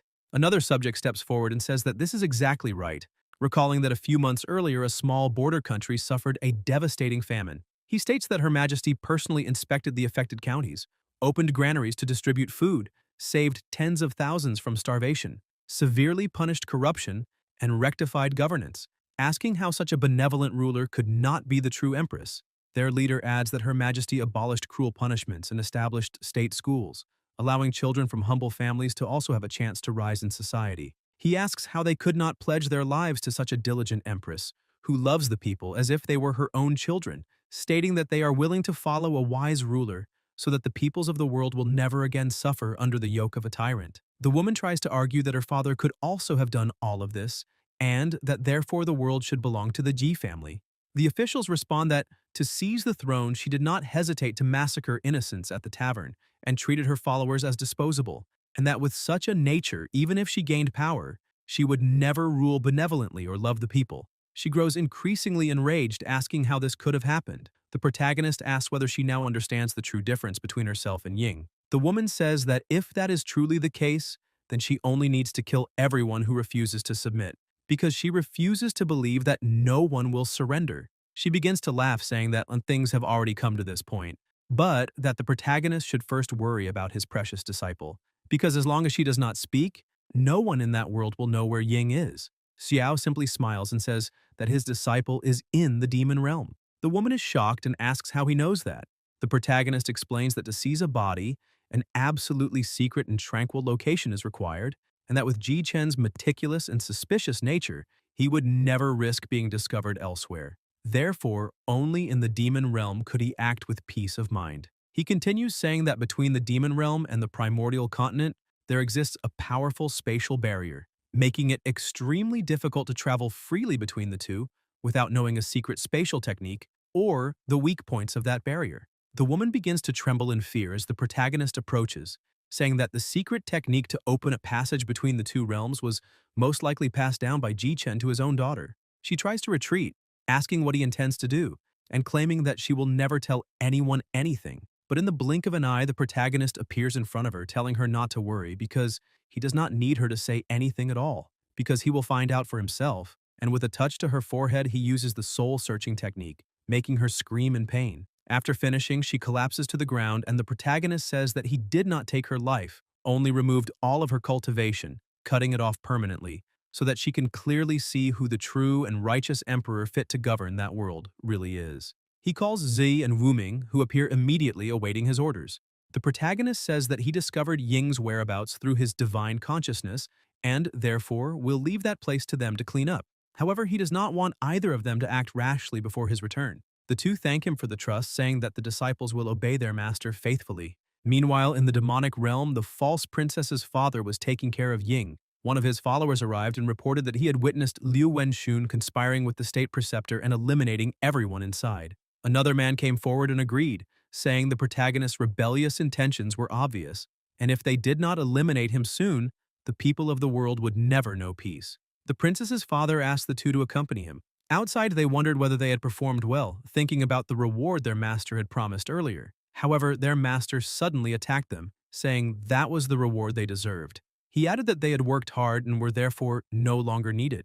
He returned to the room and told the true empress that she had clearly heard the report from those two men. He questioned whether she truly believed the protagonist cared about her, saying she was wrong and that he was merely using her. Therefore, she should immediately abandon that foolish idea. With a trembling voice, Ying asked if her master had truly abandoned her. The man smiled, realizing her mind had finally begun to waver, and attempted to seize her body. Inside her own mind, the empress saw herself running while the protagonist shouted that she needed to die for him. Confused, she asked why her master wanted to eliminate her. Xiao explained that by killing her, the Empress of Great Qin, he could take her place. He questioned why a woman should be empowered, claiming that women are born to submit to men. Just as he was about to strike her, another attack came at him and defeated him. The false empress's father asked if she was all right. Still confused, Ying asked who he was. The man explained that he was the ancestor who protected the divine consciousness she possessed. He extended his hand and said she needed to go with him, as it would grant her strength and complete protection. He continued trying to persuade her to come closer, saying the power was real and that he could give her everything, making her forget this pain. Ying slowly approached, and just as he was about to grab her, thinking he had finally succeeded, an extremely powerful light burst forth and a force struck him. The Empress began coughing, and the man realized it was the power of the national destiny. Enraged, he asked if she had truly hidden a portion of the power of the national destiny within her divine consciousness. Having regained her clarity, the Empress confirmed that she had planted the power of the national destiny within her divine consciousness long ago as a precaution against despicable people like him trying to mislead her mind. If anyone attempted to seize her body, it would trigger a counterattack from her primordial spirit regardless of the cost. She added that his performance had been ridiculous since her master would never betray her. The man replied that such resolve was expected from a woman capable of ascending the throne and that he had indeed underestimated her. However, with his power activated, her primordial spirit had been severely damaged, and he wanted to see if she could withstand his next attack. Ying prepared for battle, declaring that even if it cost her life, she would drag him down with her. The man attacked, asking whether she truly intended to self-destruct, as that was a dream that would never come true. His strike destabilized her and pushed her back. He remarked that he had originally intended for her to willingly hand over her body, but since she refused to cooperate and insisted on fighting to the end, she could not blame him for being ruthless. The Empress grew worried, wondering if that cursed old man would succeed, as she could no longer defend herself. However, his spear was suddenly cut in half by a single strike. Sensing the presence, he was startled as the protagonist appeared in front of her, asking how he dared touch one of his disciples and whether he was truly tired of living in this world. With an attack, Xiao temporarily neutralized the old fool. He apologized to her, saying it was all his fault and that, as a master, he should not have allowed this to happen. Ying disagreed, saying that as a disciple she was fine and that she should become more useful so as not to burden her master. The protagonist explained that he had heard Ji Yu say that many had tried to deceive her, yet her faith had remained intact. Therefore, he wished to ask whether she had truly never doubted him as her master. The Empress says that both as a disciple and as an empress, she had always believed in his innocence. However, that old ghost was a cunning person, so she could only pretend to comply in order to lure him into her sea of consciousness and then try to eliminate him. The only problem was that the plan ultimately failed. The protagonist is pleased to hear this, saying that this is exactly what he expects from one of his disciples, a courageous and honorable person. However, he asks her to leave everything to him from now on, as he will handle the rest. The old ghost stands up and asks how he managed to get there. Xiao simply smiles and asks whether Yishin truly thought that by hiding in the demon realm, he could not be touched. Yishin begins to release his powers, saying that now that things have reached this point, he no longer needs to pretend, and questioning what it matters if the protagonist saw through his entire plan, since by stepping directly into this sea of consciousness, he has saved him the trouble of searching for him. Yishin attacks, declaring that now he will be eliminated and his plan will finally be fulfilled, but Xiao avoids the strike and counterattacks, injuring Jichin. The Empress feels a sharp pain in her head and calls for her master. The protagonist tells her to lie down and explains that her primordial spirit is wounded. Jishin grows uneasy at the severity of the injury he suffered from a single move and questions what kind of monster Xiao has become to possess such absolute strength. Xiao points his sword at the old ghost and says that who he truly is does not matter, and the only information he will give is that Yishin will die there. Trembling, Yishin curses him, calling him despicable and demanding how he dares to ruin his grand plan. In desperation, he uses his own flesh and blood as a sacrifice to summon the demon god. An overwhelming power emerges, and a sphere resembling a black hole begins to devour everything around it. Something starts to emerge from the portal, and the protagonist, surprised, tries to attack, but the monster blocks the blow. Yishin asks if he can see now, for that is the power of the Demon King of the Nine Underworlds from the Hall of the Demon God. And for that Demon King, eliminating the protagonist is no different from crushing an ant. Now that his plan has been ruined, they can all die there together. The Empress cannot believe that the scoundrel truly sacrificed himself. Xiao tells her not to waste time talking, as the demon has just arrived. As soon as the Demon King appears, he asks who dares to challenge him. Without hesitation, the protagonist charges forward and manages to cut off the Demon King's arms, but they quickly regenerate and he launches a counterattack, telling that little ant to taste his demonic energy explosion. He fires his attack and Ying cries out in concern for her master. The protagonist blocks the strike, but realizes that the power is truly formidable. The Demon King continues attacking, creating the devouring matrix of the 9 inferior souls. Several magic circles appear and chains shoot out, attempting to imprison the protagonist and his disciple. Xiao manages to defend himself, but Ying is shackled and screams that the chains are devouring her power. The Demon King prepares another attack, declaring that the battle is over. Still worried about her master, the Empress shouts that the demon's power is truly terrifying and tells him not to worry about her and to leave. Xiao tells her to watch as the true and absolute ascends to glory once more. Thinking he must act quickly, he activates the demonic mirror. The two attacks collide in midair, but the protagonist's strike overpowers the Demon King's attack, pierces through it, and eliminates him with a single blow. The chains binding the Empress shatter instantly, and a sphere appears in that place. Ying exclaims that it is the demonic pill core condensed by the Demon King. The protagonist quickly grabs the core, causing the energy to dissipate. He hands it to her, saying he has already purified the demonic energy within it for her, but first they must leave. He explains that once they are out, she must enter secluded cultivation and completely refine the item, and her power will increase drastically. Sometime later, safe within her palace, she refines the Demon King's core and suddenly feels her power rising. The system congratulates the protagonist, saying that his disciple has broken through to the second stage of the integration realm. As a result, the system rewards him with a 5,000-fold return, granting him 5,000 days of cultivation. In addition, he is rewarded with an 8th-grade dragon transformation pill and a 100-fold amplified demonic soul inner core. Holding the pill in his hand, he says that with it, not only has his primordial spirit undergone a qualitative transformation, becoming incredibly powerful, but he has also crossed 2 realms at once. After taking the pill, his power increases exponentially, and the system congratulates him for reaching the 2nd stage of the Mahayana realm. Meanwhile, outside the palace, people are asking about the protagonist, the imperial advisor, and his majesty. One of them explains that he heard his majesty returned gravely injured, and that it was probably Jiken's doing. Since they know nothing about what truly happened, they only say that Yishin is also an incomparably powerful marquis who has swept across all races, and they wonder whether the imperial advisor can protect his majesty and the empire. Suddenly, a powerful radiance spreads across the sky like a second sun. The people are startled, asking what is happening. The image of a dragon appears before them, and everyone kneels, declaring that heaven protects Great Qin because the true dragon has appeared. Yet, from within that overwhelming aura, the Empress emerges and asks her beloved ministers why they are in such panic. Seeing that all that power is emanating from Her Majesty, they lift their heads and proclaim that she has finally emerged from seclusion as a new person. Meanwhile, the protagonist is reading countless books at once, and one of the attendants is shocked, asking what he is doing. Xiao remains focused and finally finds what he was looking for. As soon as he does, he stops using his powers, letting all the books fall. Sometime later, Xiao and Jie are walking through the seaside market when they notice 2 people mistreating an old man. The angry customer shouts that he already paid, yet the old man still could not open the item, asking whether he thinks he is a fool. He adds that Trash, who deceives others, does not deserve to eat and demands his steamed buns back. After taking his buns, he throws the item he bought onto the ground, calling it useless. The protagonist steps forward, picks up the golden object, and helps the old man to his feet, saying he heard there is a famous grilled meat stall in the southern part of the city and that he would like to invite him to eat and drink together. Minutes later, they are seated at the restaurant. Z, somewhat suspicious, asks her master whether he truly believes the old man knows the whereabouts of the primordial dragon's tomb. The protagonist explains that the man's eyes were burned by the seal of divine imposition and his ankles injured by a bone-devouring claw. These techniques are neither from the immortal court nor punishments from the lower realms, so if he is not mistaken, the old man must be the fugitive recorded in the books. While eating, the man tells him not to beat around the bush and to ask what he wants directly.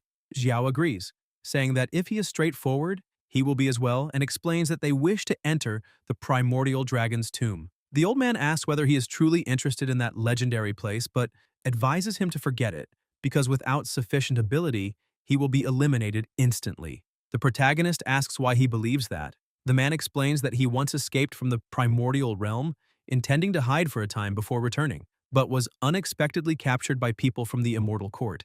When he was released, he discovered that the passage back to the primordial realm had been sealed. He spent nearly 100 years searching for a way back and finally found the clue now in his hand, the compass. Although the primordial dragon's tomb is officially signed and recognized by the immortal court, in truth it is merely a very ordinary fragment among the countless secret realms within the primordial realm. When the heavenly Tao collapsed, perhaps it was precisely because it was so inconspicuous that its passage remained. That compass not only connects the primordial dragon's tomb to the primordial realm, but also guides the path to the divine tree that reaches the heavens. As long as he operates it, he can enter the primordial dragon's tomb, and once he finds the divine tree of heavenly reach there, he can return. The protagonist questions why the old man does not go back, since he knows the path and what needs to be done. The old man explains that operating the compass causes the user to lose their mind unless they possess an extremely strong divine sense. A slight mistake would trap him there forever. He has personally seen people become imprisoned by their inner demons and go mad with his own eyes. Now that his eyes and legs are damaged, he has no way to do anything about it. All he wants is a good meal and a good drink, yet he has ended up with the reputation of a liar. Xiao asks to try using the compass. The old man says that if he truly wishes to try, there is no problem, but only those with the bloodline of a divine dragon can use the compass to find the passage to the upper realm. However, the moment the protagonist holds the compass in his hand, it begins to function. The old man is astonished and asks if he truly possesses the bloodline of a divine dragon. Xiao explains that not only does he possess such a bloodline, but his disciple does as well. By concentrating, he can clearly visualize where the dragon's skeleton lies along with the divine tree. He realizes that the location of the primordial dragon's tomb is now known to him, and that the divine tree that reaches the heavens is within the eye of the primordial dragon. He tells Wu Ming to immediately return to the immortal court and inform Vermilion Bird about the matter, and also to ask her to descend to the lower realm at once. Shortly after, the four gather together and the protagonist explains that, according to the compass's guidance, that should be the location of the primordial dragon's tomb. To confirm, he holds the compass and asks it to open the portal. Zhe notices something forming in the sky and shouts that it looks like the entrance to the dragon's tomb. Xiao tells everyone to follow him. While surveying the area, he notices that the compass is pointing in a specific direction, and upon looking closely, he shouts that the dragon's eye has also been found. As they approach the dragon, the protagonist tells Jukui that they have arrived at the correct location and that she should now open the portal as agreed. With a small cut on her hand, she drips some of her blood onto the magic circle and commands it to open. Immediately, the protagonist uses the word break to shatter the magic circle, freeing the divine tree. The portal opens and he calls everyone to move forward. However, Z warns her master that the portal seems to be repelling them. Wu Ming agrees, explaining that the closer they get, the greater the pressure on their bodies, as if they are being crushed by a mountain. Xiao finds this strange and asks Jukui if she's all right. She says yes, even though most of her power has been lost. The protagonist concludes that the passage likely has realm restrictions, and that Jukui can endure it only because of her special bloodline. Originally, he wanted to take his two disciples to experience it together, so it is a pity. Seeing no other option, Xiao prepares to enter with Jukui and tells his disciples to cultivate diligently. Once he establishes himself in the upper realm, he will find a way to bring them all there. He also asks them to take good care of Jushuan and promises that he will return. The two disciples shout that they will follow their master's teachings, cultivate diligently in the Hongmeng sect, and safely await his return. With that, Xiao and Jukui embark on a new journey, passing through the portal. Thus, the story of Xiao and all his disciples comes to an end. Thank you all for the support. Every like, comment, and view helped make this one of the biggest videos on the channel. Together we went through 254 chapters witnessing the growth of Xiao and his disciples. Even though it is a shame that he must leave us here, it has been wonderful to experience this journey with all of you. A big thank you, and may one day Xiao return to continue delivering a wonderful story. I will see you in the next video. Until then.